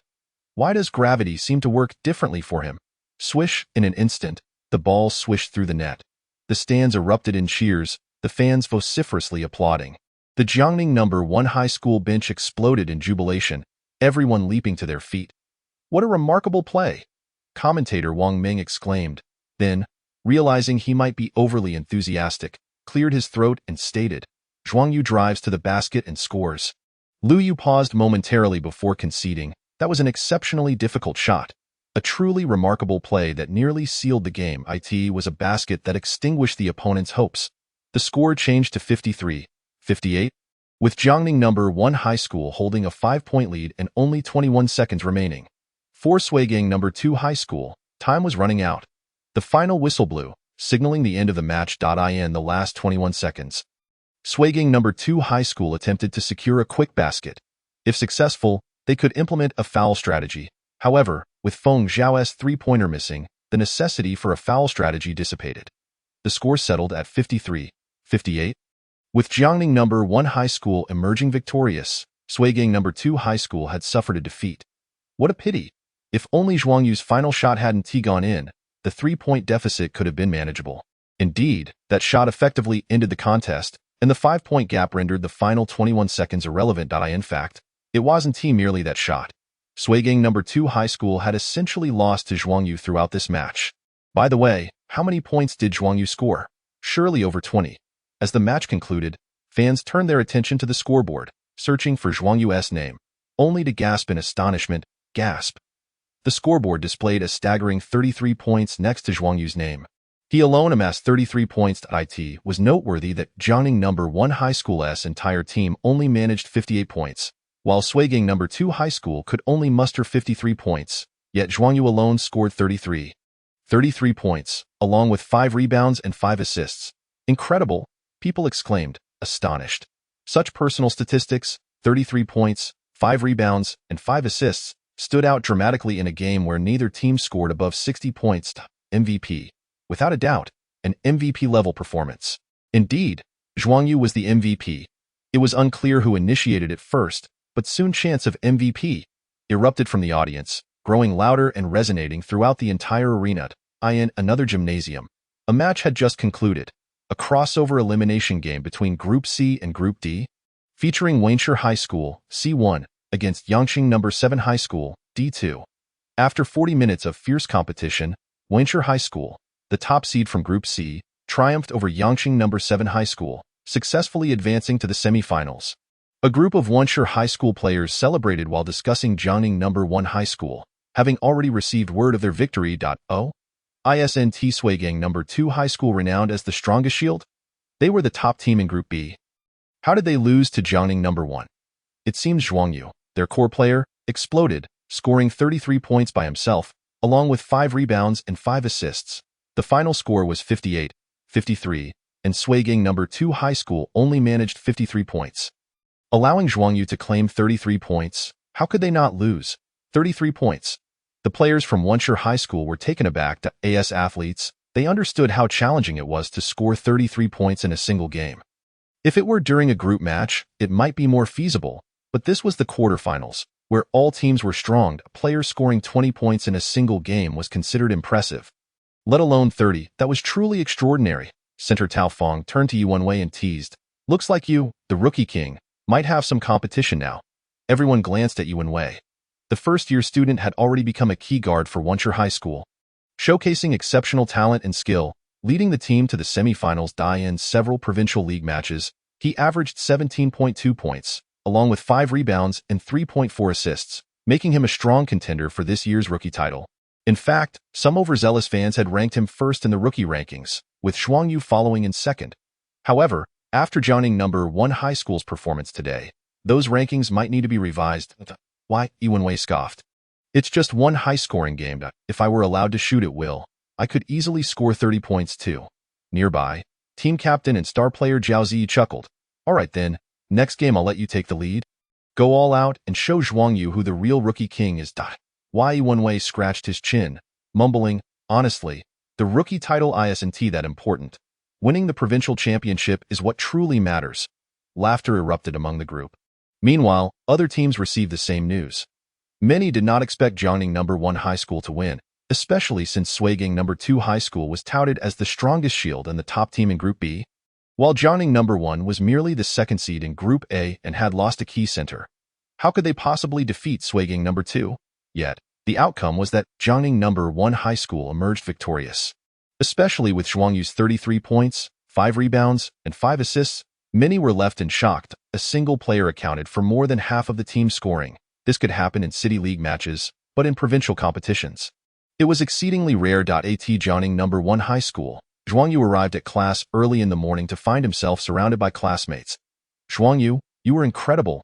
Thanks to you, we might have lost otherwise. Wow, you scored 33 points all by yourself? How did you do it? What a shame we have classes now. We missed the full game. Can you tell us what happened in detail? The excited chatter was relentless. Since the conclusion of the game, the entire school had erupted in celebration of the team reaching the semifinals, fervently discussing Zhuang Yu. From last night until today, he had been the talk of the school, and several girls had rushed to class 8 early in the day, but unfortunately, Zhuang Yu arrived late and missed them. Well, to be honest, I was just playing casually, Zhuang Yu replied sheepishly, and somehow ended up winning and scoring over 30 points. The group fell silent, unsure how to respond. Even the subject teachers praised him one by one, insisting he speak in front of the class, which left Zhuang Yu feeling quite bashful. He was fine with showing off himself, but being pushed into the spotlight was a different matter altogether. The lunchtime, an ex-Ian came to invite him to eat together, and on their way to the cafeteria, several girls shot him flirtatious glances. At last, an ex-Ian succumbed to her anger and boldly linked her arm with Zhuang Yu's, thereby dispersing the surrounding admirers. Naturally, regarding his troubles, Zhao Pengzi and the teammates expressed their deep sympathy. If possible, they would willingly share his burdens. After school in the afternoon, the team gathered for training. Coach Yang Guohui arrived early, representing the school to distribute bonuses for the team reaching the semi-finals, while informing everyone that the quarterfinals had concluded and the top 4 teams had emerged. Without delving into Group C-D, Coach Yang announced, on our side, Group A-B, aside from us, Nana No. 6 High School has triumphed over the second place in Group B and successfully advanced to the semi-finals. Thus, our opponent in the semi-finals will be Nana No. 6 High School indeed. The players exchanged looks, their eyes ablaze with competitive spirit. This outcome was not unexpected.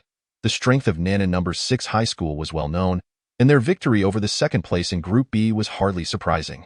Moreover, facing Nana No. 6 High School in the semi-finals was something the players had been eagerly anticipating, especially since they had lost to them during the group stage due to Yuan Feng's injury, leaving them with a sense of regret.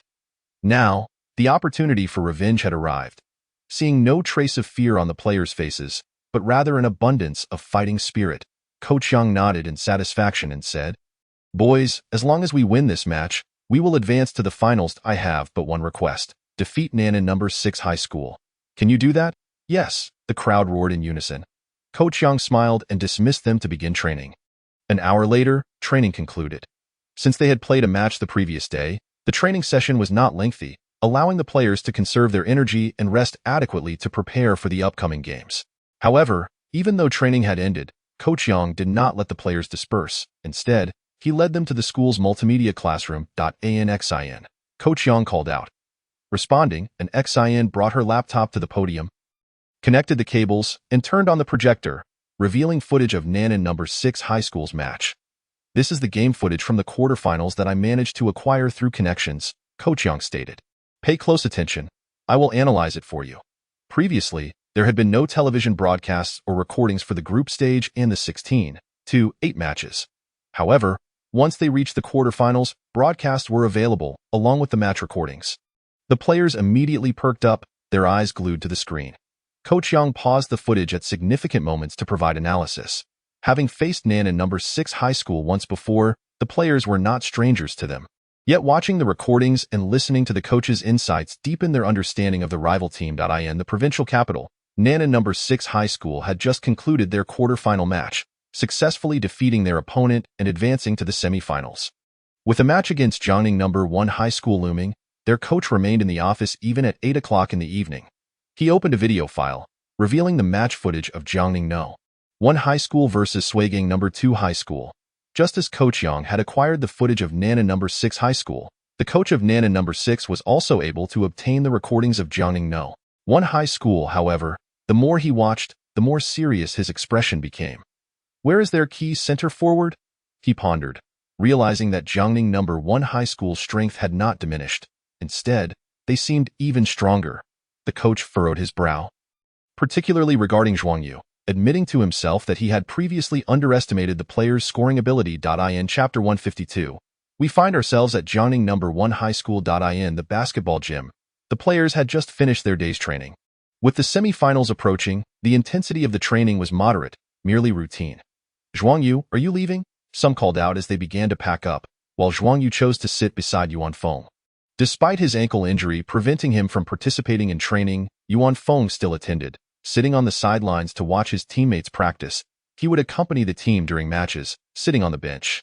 As he put it, although he couldn't fight alongside his brothers on the court, he could still cheer them on from the sidelines. Taking the water Zhuang Yu offered, Yuan Feng rolled his eyes and said, "So you think it's the same whether I'm here or not?" "Huh?" Zhuang Yu chuckled. "I never said that." He had noticed Yuan Feng's unusual demeanor during training and decided to stay behind to talk. Yuan Feng shook his head and urged, "Zhuang Yu, promise me you will win. Even if we can't take the championship, we must win this match." Zhuang Yu was puzzled. "Who are you talking about?" Yuan Feng replied. "Have you noticed? The Zhao brothers, Zhao Hao and Zhao Huai, have always worn the same pair of shoes. They seem never to have changed them. This, Zhuang Yu paused. The Zhao brothers were not particularly active in the team, but neither were they withdrawn.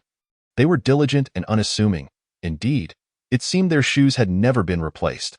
Although they were kept clean, it was evident they had been worn for a long time. Moreover, their shoes and clothing matched perfectly. Previously, Zhuang Yu had thought it was typical for twins to dress alike, as many young twins did. But now he realized that only children behave that way.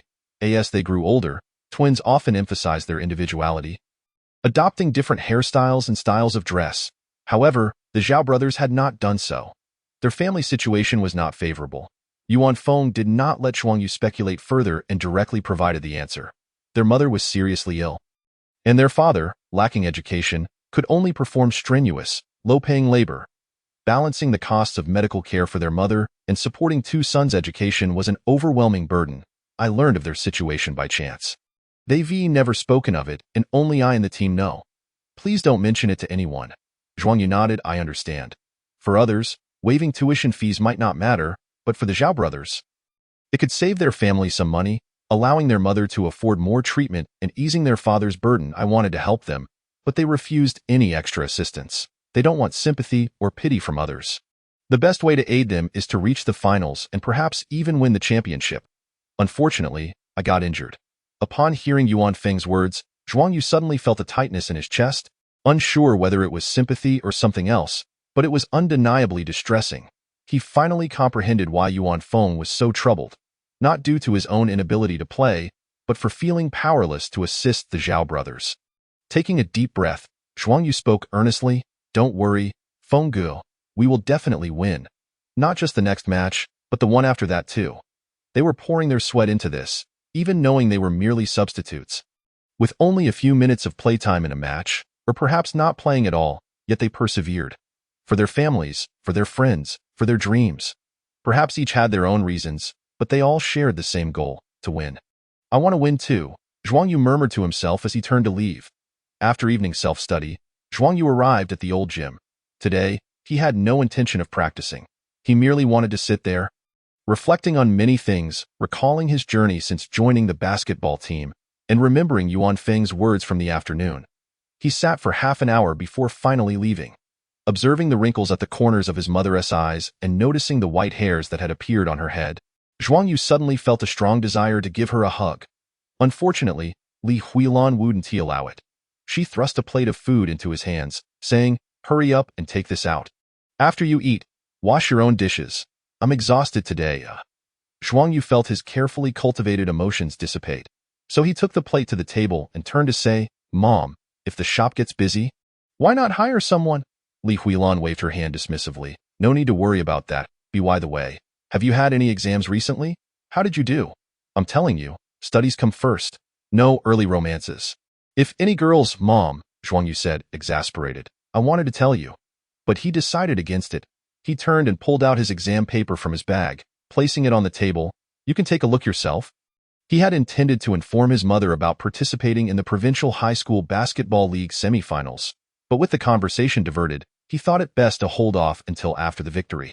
Li Huilan was evidently more concerned about his studies. Upon seeing Zhuang Yu present the exam paper, she quickly wiped her hands and picked it up, scanning it with a smile of approval. "Not bad, but don't get complacent. Keep it up." Zhuang Yu nodded, digging into his meal. It seemed his decision was wise. His mom only cared about his studies, and thankfully, his grades were satisfactory. Chapter 153. Semifinals? Re-encounter with Nanan No. 6 High School. The semifinals had arrived. Only 4 teams remain, thus the scheduling is not as intense as before. The semifinals will feature 1 match per day, concluding in 2 days. Following a 2-day break, the final will take place. At this stage of the Provincial League, bolstered by prior television broadcasts and media promotions, an increasing number of spectators are showing interest in the matches. Even before the games have commenced, a throng has already gathered at the Provincial Gymnasium. "Come on, hurry up, what's the rush? This is the Provincial Gymnasium. The seating is ample, and there are surely vacant spots. Still, we must hurry. If we're late, the front seats will undoubtedly be taken. We've traveled over 3 hours by car. It would be a shame to end up seated at the back." Indeed, a group of young men hastily entered the gym, comprising Wu Shi, Li Guangmao, Zhao Yuanhao, and Wang Hongfei from Jiangning No. 1 High School's Class 8.4. Of them pooled their resources for transportation, which turned out to be just right. In fact, they were not alone. Upon entering the venue, they discovered that students from other classes at Jiangning No. 1 High School had also arrived, gathering together spontaneously. Some held banners aloft, displaying slogans such as "Go Jiangning No. 1 High School" and "Victory for Jiangning No. 1. Wow, so many people have come. I thought it was just us. I didn't expect other classmates to show up as well. This is fantastic. However, there are just too many people. They remarked that it wasn't that Jiangning number 1 had an overwhelming number of attendees. In truth, it was only a few dozen students from their school. The real crowd consisted of fans from other schools.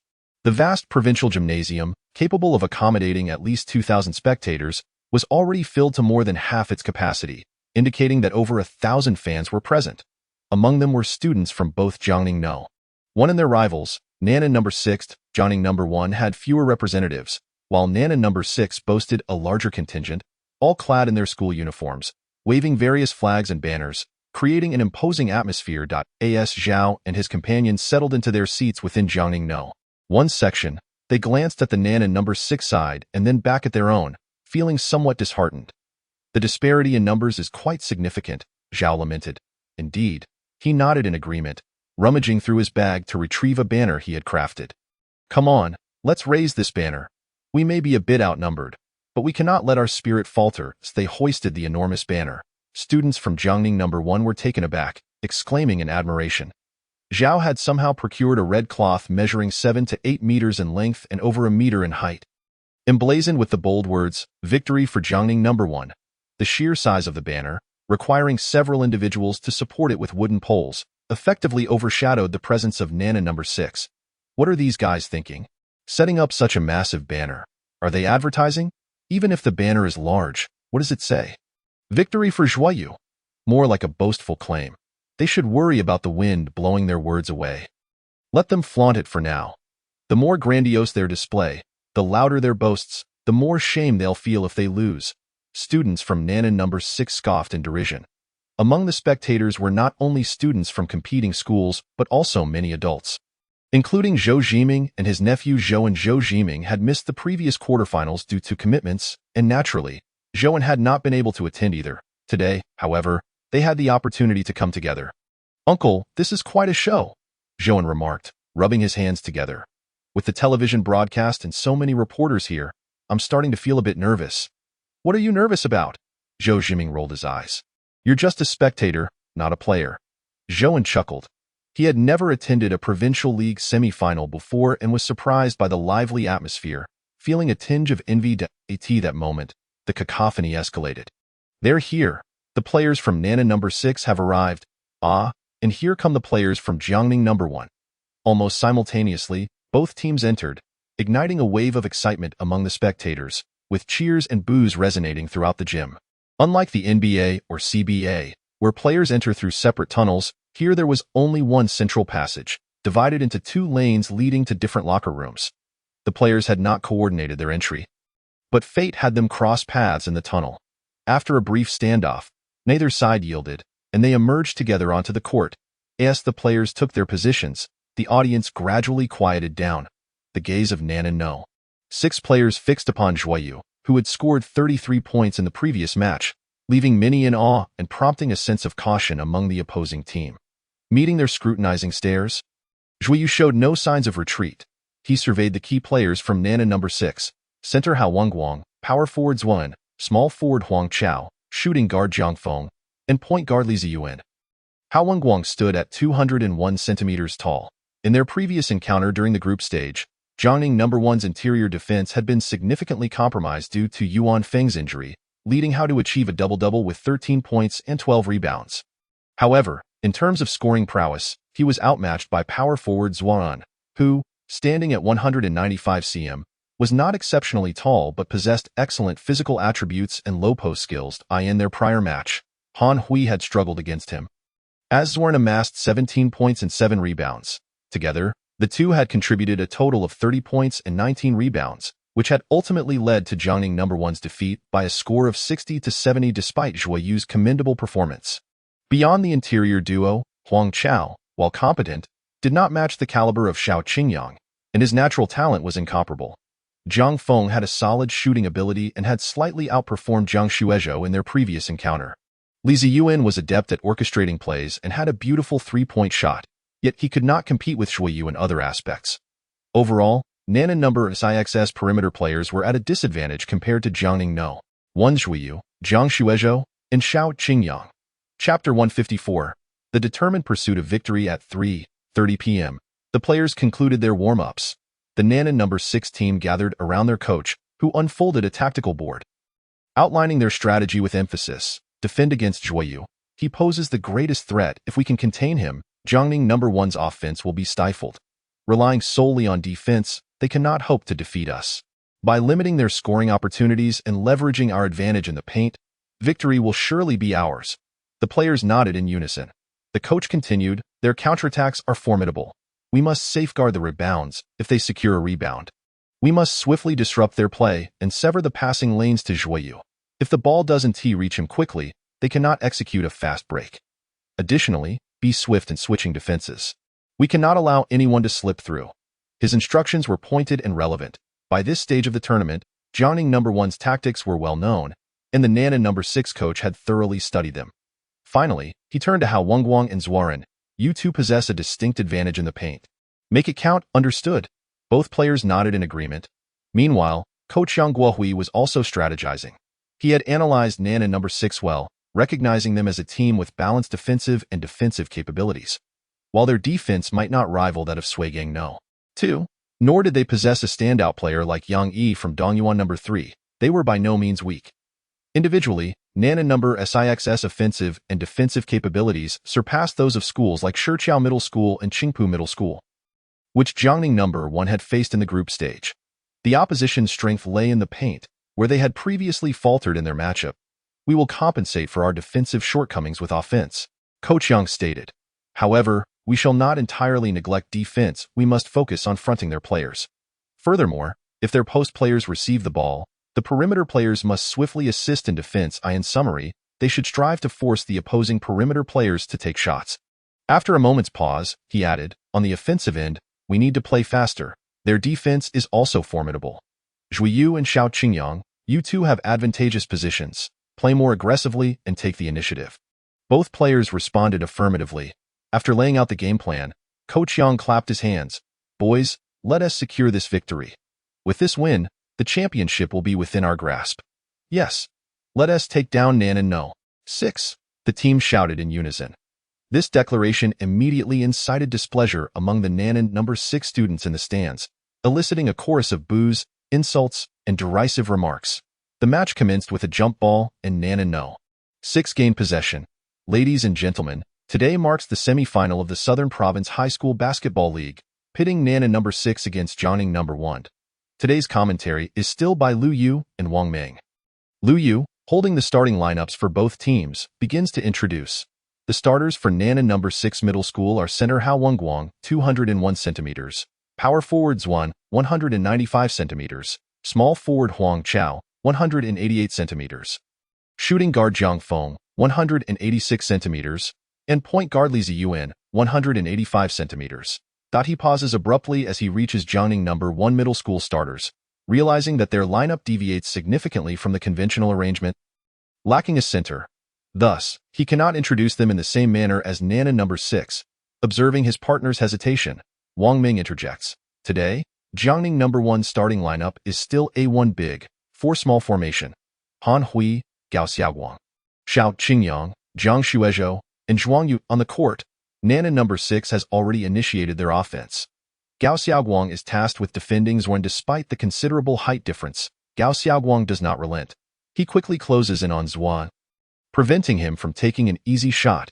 Zhuang furrows his brow, slapping the ball on the floor, attempting to use his body to forcefully maneuver past Gao Xiaoguang for a layup. However, as he makes his move, Zhuang Yu rushes in to provide help defense, nearly stealing the ball from Zhuang. Startled, Zhuang is compelled to secure the ball and pass it to his teammates, as a power forward.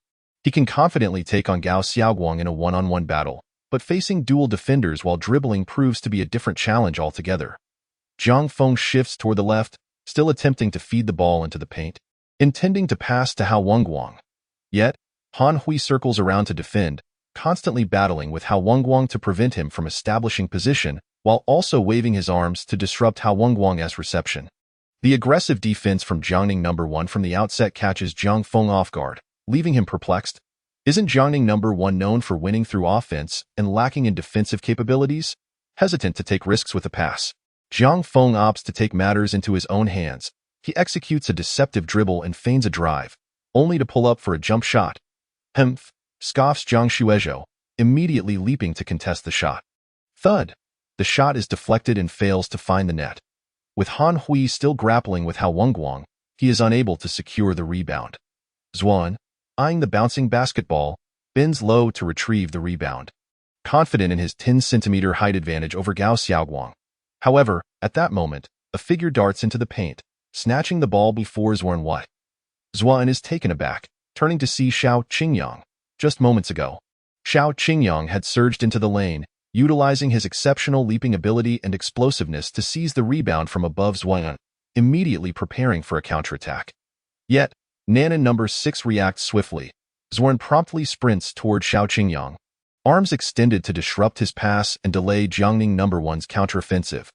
Xiao Qingyang frowns, forced to regain control of the ball before proceeding. Unfortunately, the counterattack fails to materialize. From the stands, Zhouan remarks with a hint of disappointment. Their defense is quite commendable.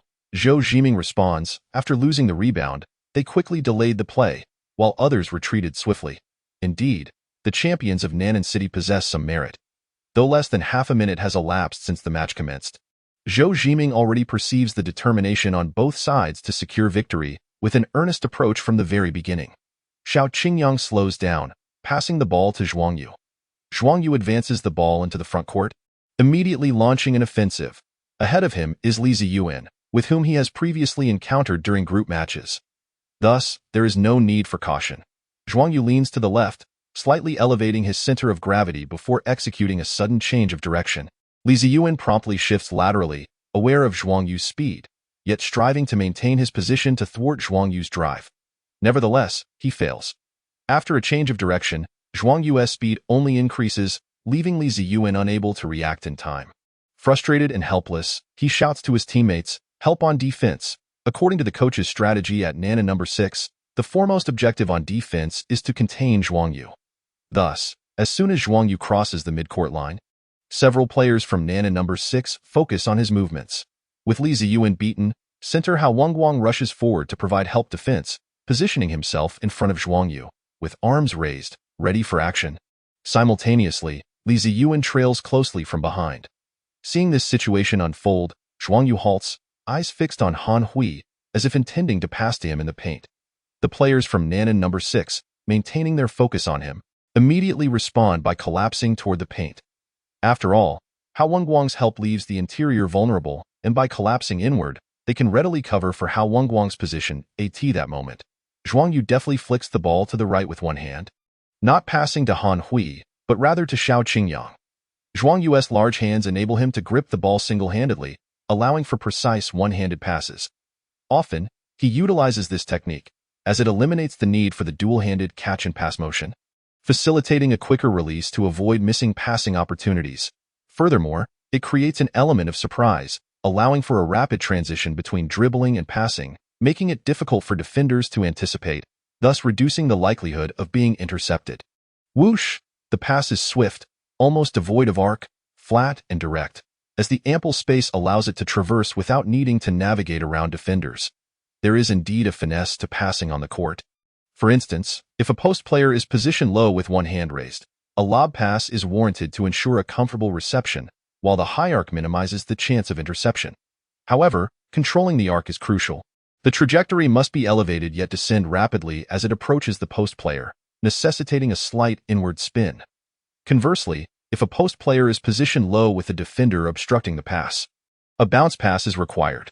When passing to perimeter players, a fast, flat pass is typically employed to minimize distance traveled, ensuring a powerful delivery that enhances speed, thus preventing interception while maintaining the opportunity.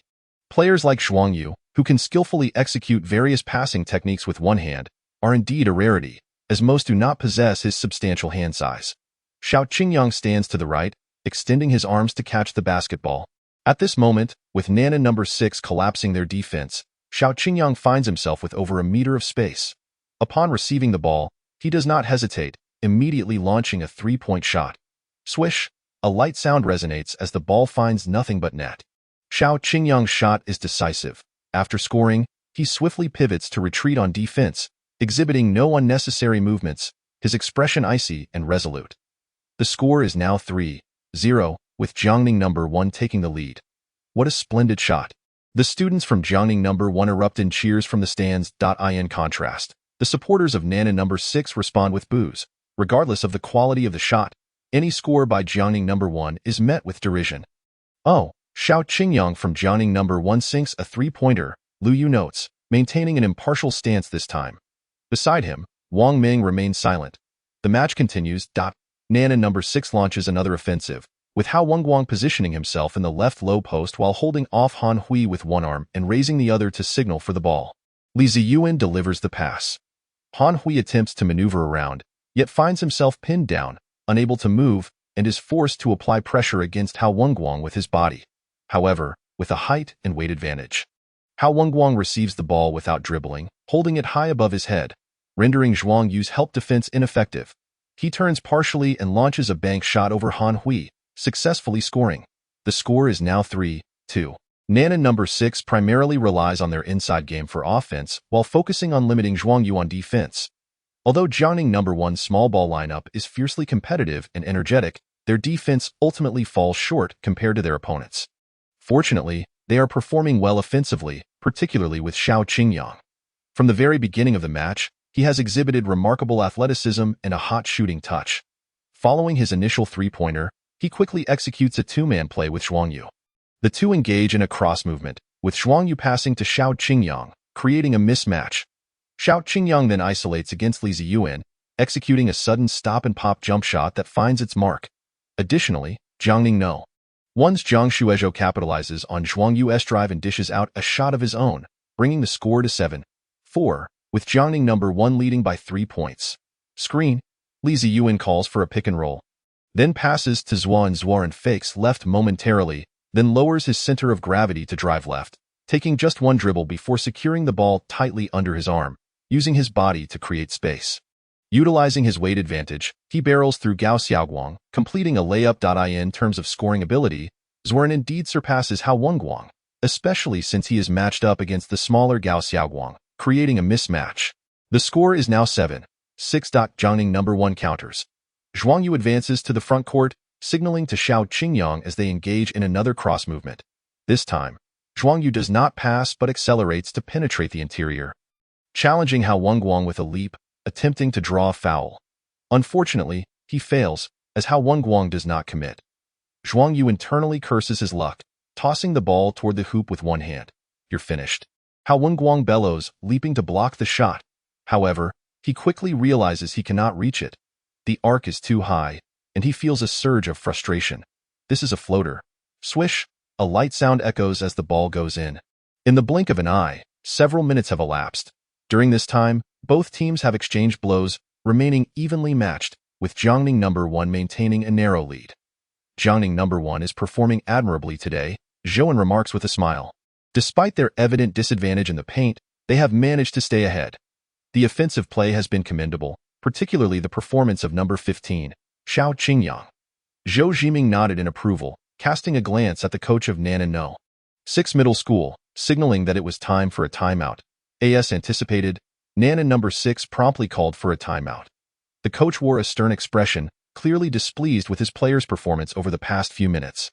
As several players, including Zhang Yong, approached the sidelines, Nanan number 6 made a substitution, replacing the small forward Huang Chao with the substitute player Zhang Qingfeng. In those few minutes, Xiao Qingyang had impressively made 3 out of 4 attempts, including a three-pointer, accumulating 7 points single-handedly, which undoubtedly placed the blame on Huang Chao, as the coach was dissatisfied with his display. Huang Chao offered a wry smile. He had done his utmost to defend. But Xiao Qingyang's form was simply too formidable today, and given the opponent's strength, he felt quite helpless. The coach of Nanan number 6 then unfolded the tactical board, stating, "Our defense in those recent minutes was lacking, particularly in regards to Xiao Qingyang." He turned to Zhang Qingfeng. "Your sole task is to guard Xiao Qingyang. Do not concern yourself with anything else. Is that clear?" "Yes," Zhang Qingfeng replied. Previously, the coach of Nanan no. 6 had studied the game footage of Jiangning number 1 Middle School versus Suigang number 2 Middle School, where Lu Jingyan's defensive strategy against Xiao Qingyang had left a profound impression on him.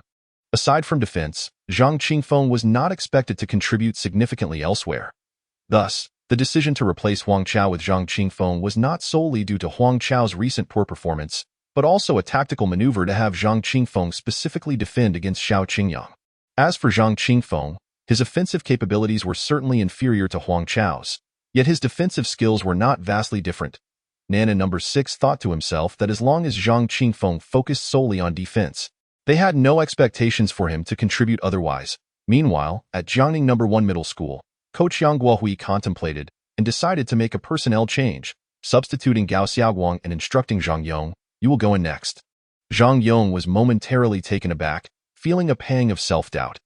Although the coach had not criticized him, he felt guilty, believing that as long as he couldn't make three-pointers, he was no different from rubbish. This had eroded his confidence. In fact, he hadn't anticipated being called upon today, considering the lesson learned from the previous game. It would have been entirely reasonable for the coach to leave him on the bench. "What expression is that? Do you not want to play?" Coach Yang Guohui glared. "No, it's not that." Just before he could finish, Coach Yang interrupted. "Be confident. I am aware of your strengths and weaknesses. And I understand the risks involved in putting you in, but I am not afraid. Ask Zhuang Yu and Xiao Qingyang. Are they afraid?" Zhuang Yu immediately shook his head, reassuring Zhang Yong, "It's fine. Just shoot. If you miss, we won't blame you." "Yes," Xiao Qingyang nodded in agreement. Han Hui and Jiang Shuizhou echoed the sentiment, affirming that even if he missed, they wouldn't hold it against him. Everyone has off days, and besides, he hadn't always been without rhythm. Feeling a surge of warmth from his teammates' support, Zhang Yong clenched his fist and declared, "I will strive to make my shots." Coach Yang Guohui patted him on the shoulder. "Xiao Qingyang is in great form today. The opposing team will likely bolster their defense against him. With Zhuang Yu and Xiao Qingyang drawing attention, you will certainly find opportunities for open shots. Relax and shoot as you normally would." Zhang Yong nodded in agreement. The timeout concluded swiftly, and it was evident that both teams had made substitutions. Commentator Lu Yu remarked, "Nana number 6 has brought in substitute small forward Zhang Qingfeng, while Jiangning number 1 has introduced guard Zhang Yong. I recall that during the quarterfinals, Zhang Yong played for Jiangning No. 1 against Sui Gang number 2, but he only lasted a few minutes before being benched," commented Wang Ming, glancing at his notes. "Zhang Yong is a pure three-point shooter. He struggled with his shooting last game. So it remains to be seen how he performs today." The game continued, with Nana number 6 maintaining their strategy focused on exploiting their advantage in the paint, which proved effective. With Zhang Yong now on the court, Jiangning number 1, already at a height disadvantage, found themselves further challenged. Left and scored, bringing the score to 11-10. Turning around, Jiangning number 1 initiated a counterattack. Zhuang Yu advanced to the front court and attempted to pass to Xiao Qingyang, only to find him tightly guarded by the newly substituted Zhang Qingfeng, who clung to Xiao Qingyang like a stubborn adhesive plaster. This reminded Zhuang Yu of Liu Zhengyin's tactics. Were they employing the same strategy? Zhuang Yu furrowed his brow and exchanged a knowing glance with Xiao Qingyang, who understood and made a cut towards the basket. Zhuang Yu immediately passed the ball to Xiao Qingyang, but his position was not ideal. Of course, Zhuang Yu did not intend for Xiao Qingyang to take the shot. He merely wanted him to draw the defense. Once in possession, Xiao Qingyang quickly passed to Zhang Yong beyond the arc. Swish, Zhang Yong made his first shot. 2 out of 3, quite commendable. Coach Yang Guohui smiled and nodded, pleased with Zhang Yong's performance today. He had indeed become an unexpected asset. Coach Yang Guohui had established his own criteria for utilizing Zhang Yong. If his three-point shooting percentage fell below 30%, he would not be used. If it exceeded 30%, he could be used sparingly. If it reached 40%, he could be utilized more frequently. And if it hit 50%, he would be indispensable. The rationale behind the high expectations for his three-point shooting percentage was primarily due to Zhang Yong's significant weaknesses on the defensive end. As both teams began to substitute out their starters for rotations. Nana number 6 launched a 9-4 run, turning a 2-point deficit into a 3-point lead over Jiangning number 1. The score had shifted. Zhuang Yu frowned and looked at the coach, requesting a substitution. Coach Yang Guohui called for a change. Zhuang Yu, Jiang Shuizhou, you two go in. Understood, they replied in unison. Following this substitution, Jiangning number 1's lineup shifted to Zhao Hao, Han Hui, Xiao Qingyang, Jiang Shuizhou, and Zhuang Yu. Upon entering the court, Zhuang Yu advanced the ball to the front court, initiated a pick and roll, and then passed to Jiang Shuizhou, who in turn passed to Xiao Qingyang. Xiao Qingyang executed a shot fake, causing his defender to instinctively rise on their toes. Seizing the moment, Xiao Qingyang then drove past Zhang Qingfeng, charging towards the basket. Whistle, bam! The referee blew the whistle as Xiao Qingyang fell to the ground. The referee pointed at Hao Wenguang, calling a defensive foul against him and signaling for Xiao Qingyang to take 2 free throws. As the shot had not gone in, "Are you all right?" Zhuang Yu extended his hand to help Xiao Qingyang up, noting that Hao Wenguang had hit him quite hard, sending him to the floor. "I am fine." Xiao Qingyang shook his head, responding to Zhuang Yu. "I'll continue to draw fouls on Hao Wenguang." "Was that intentional?"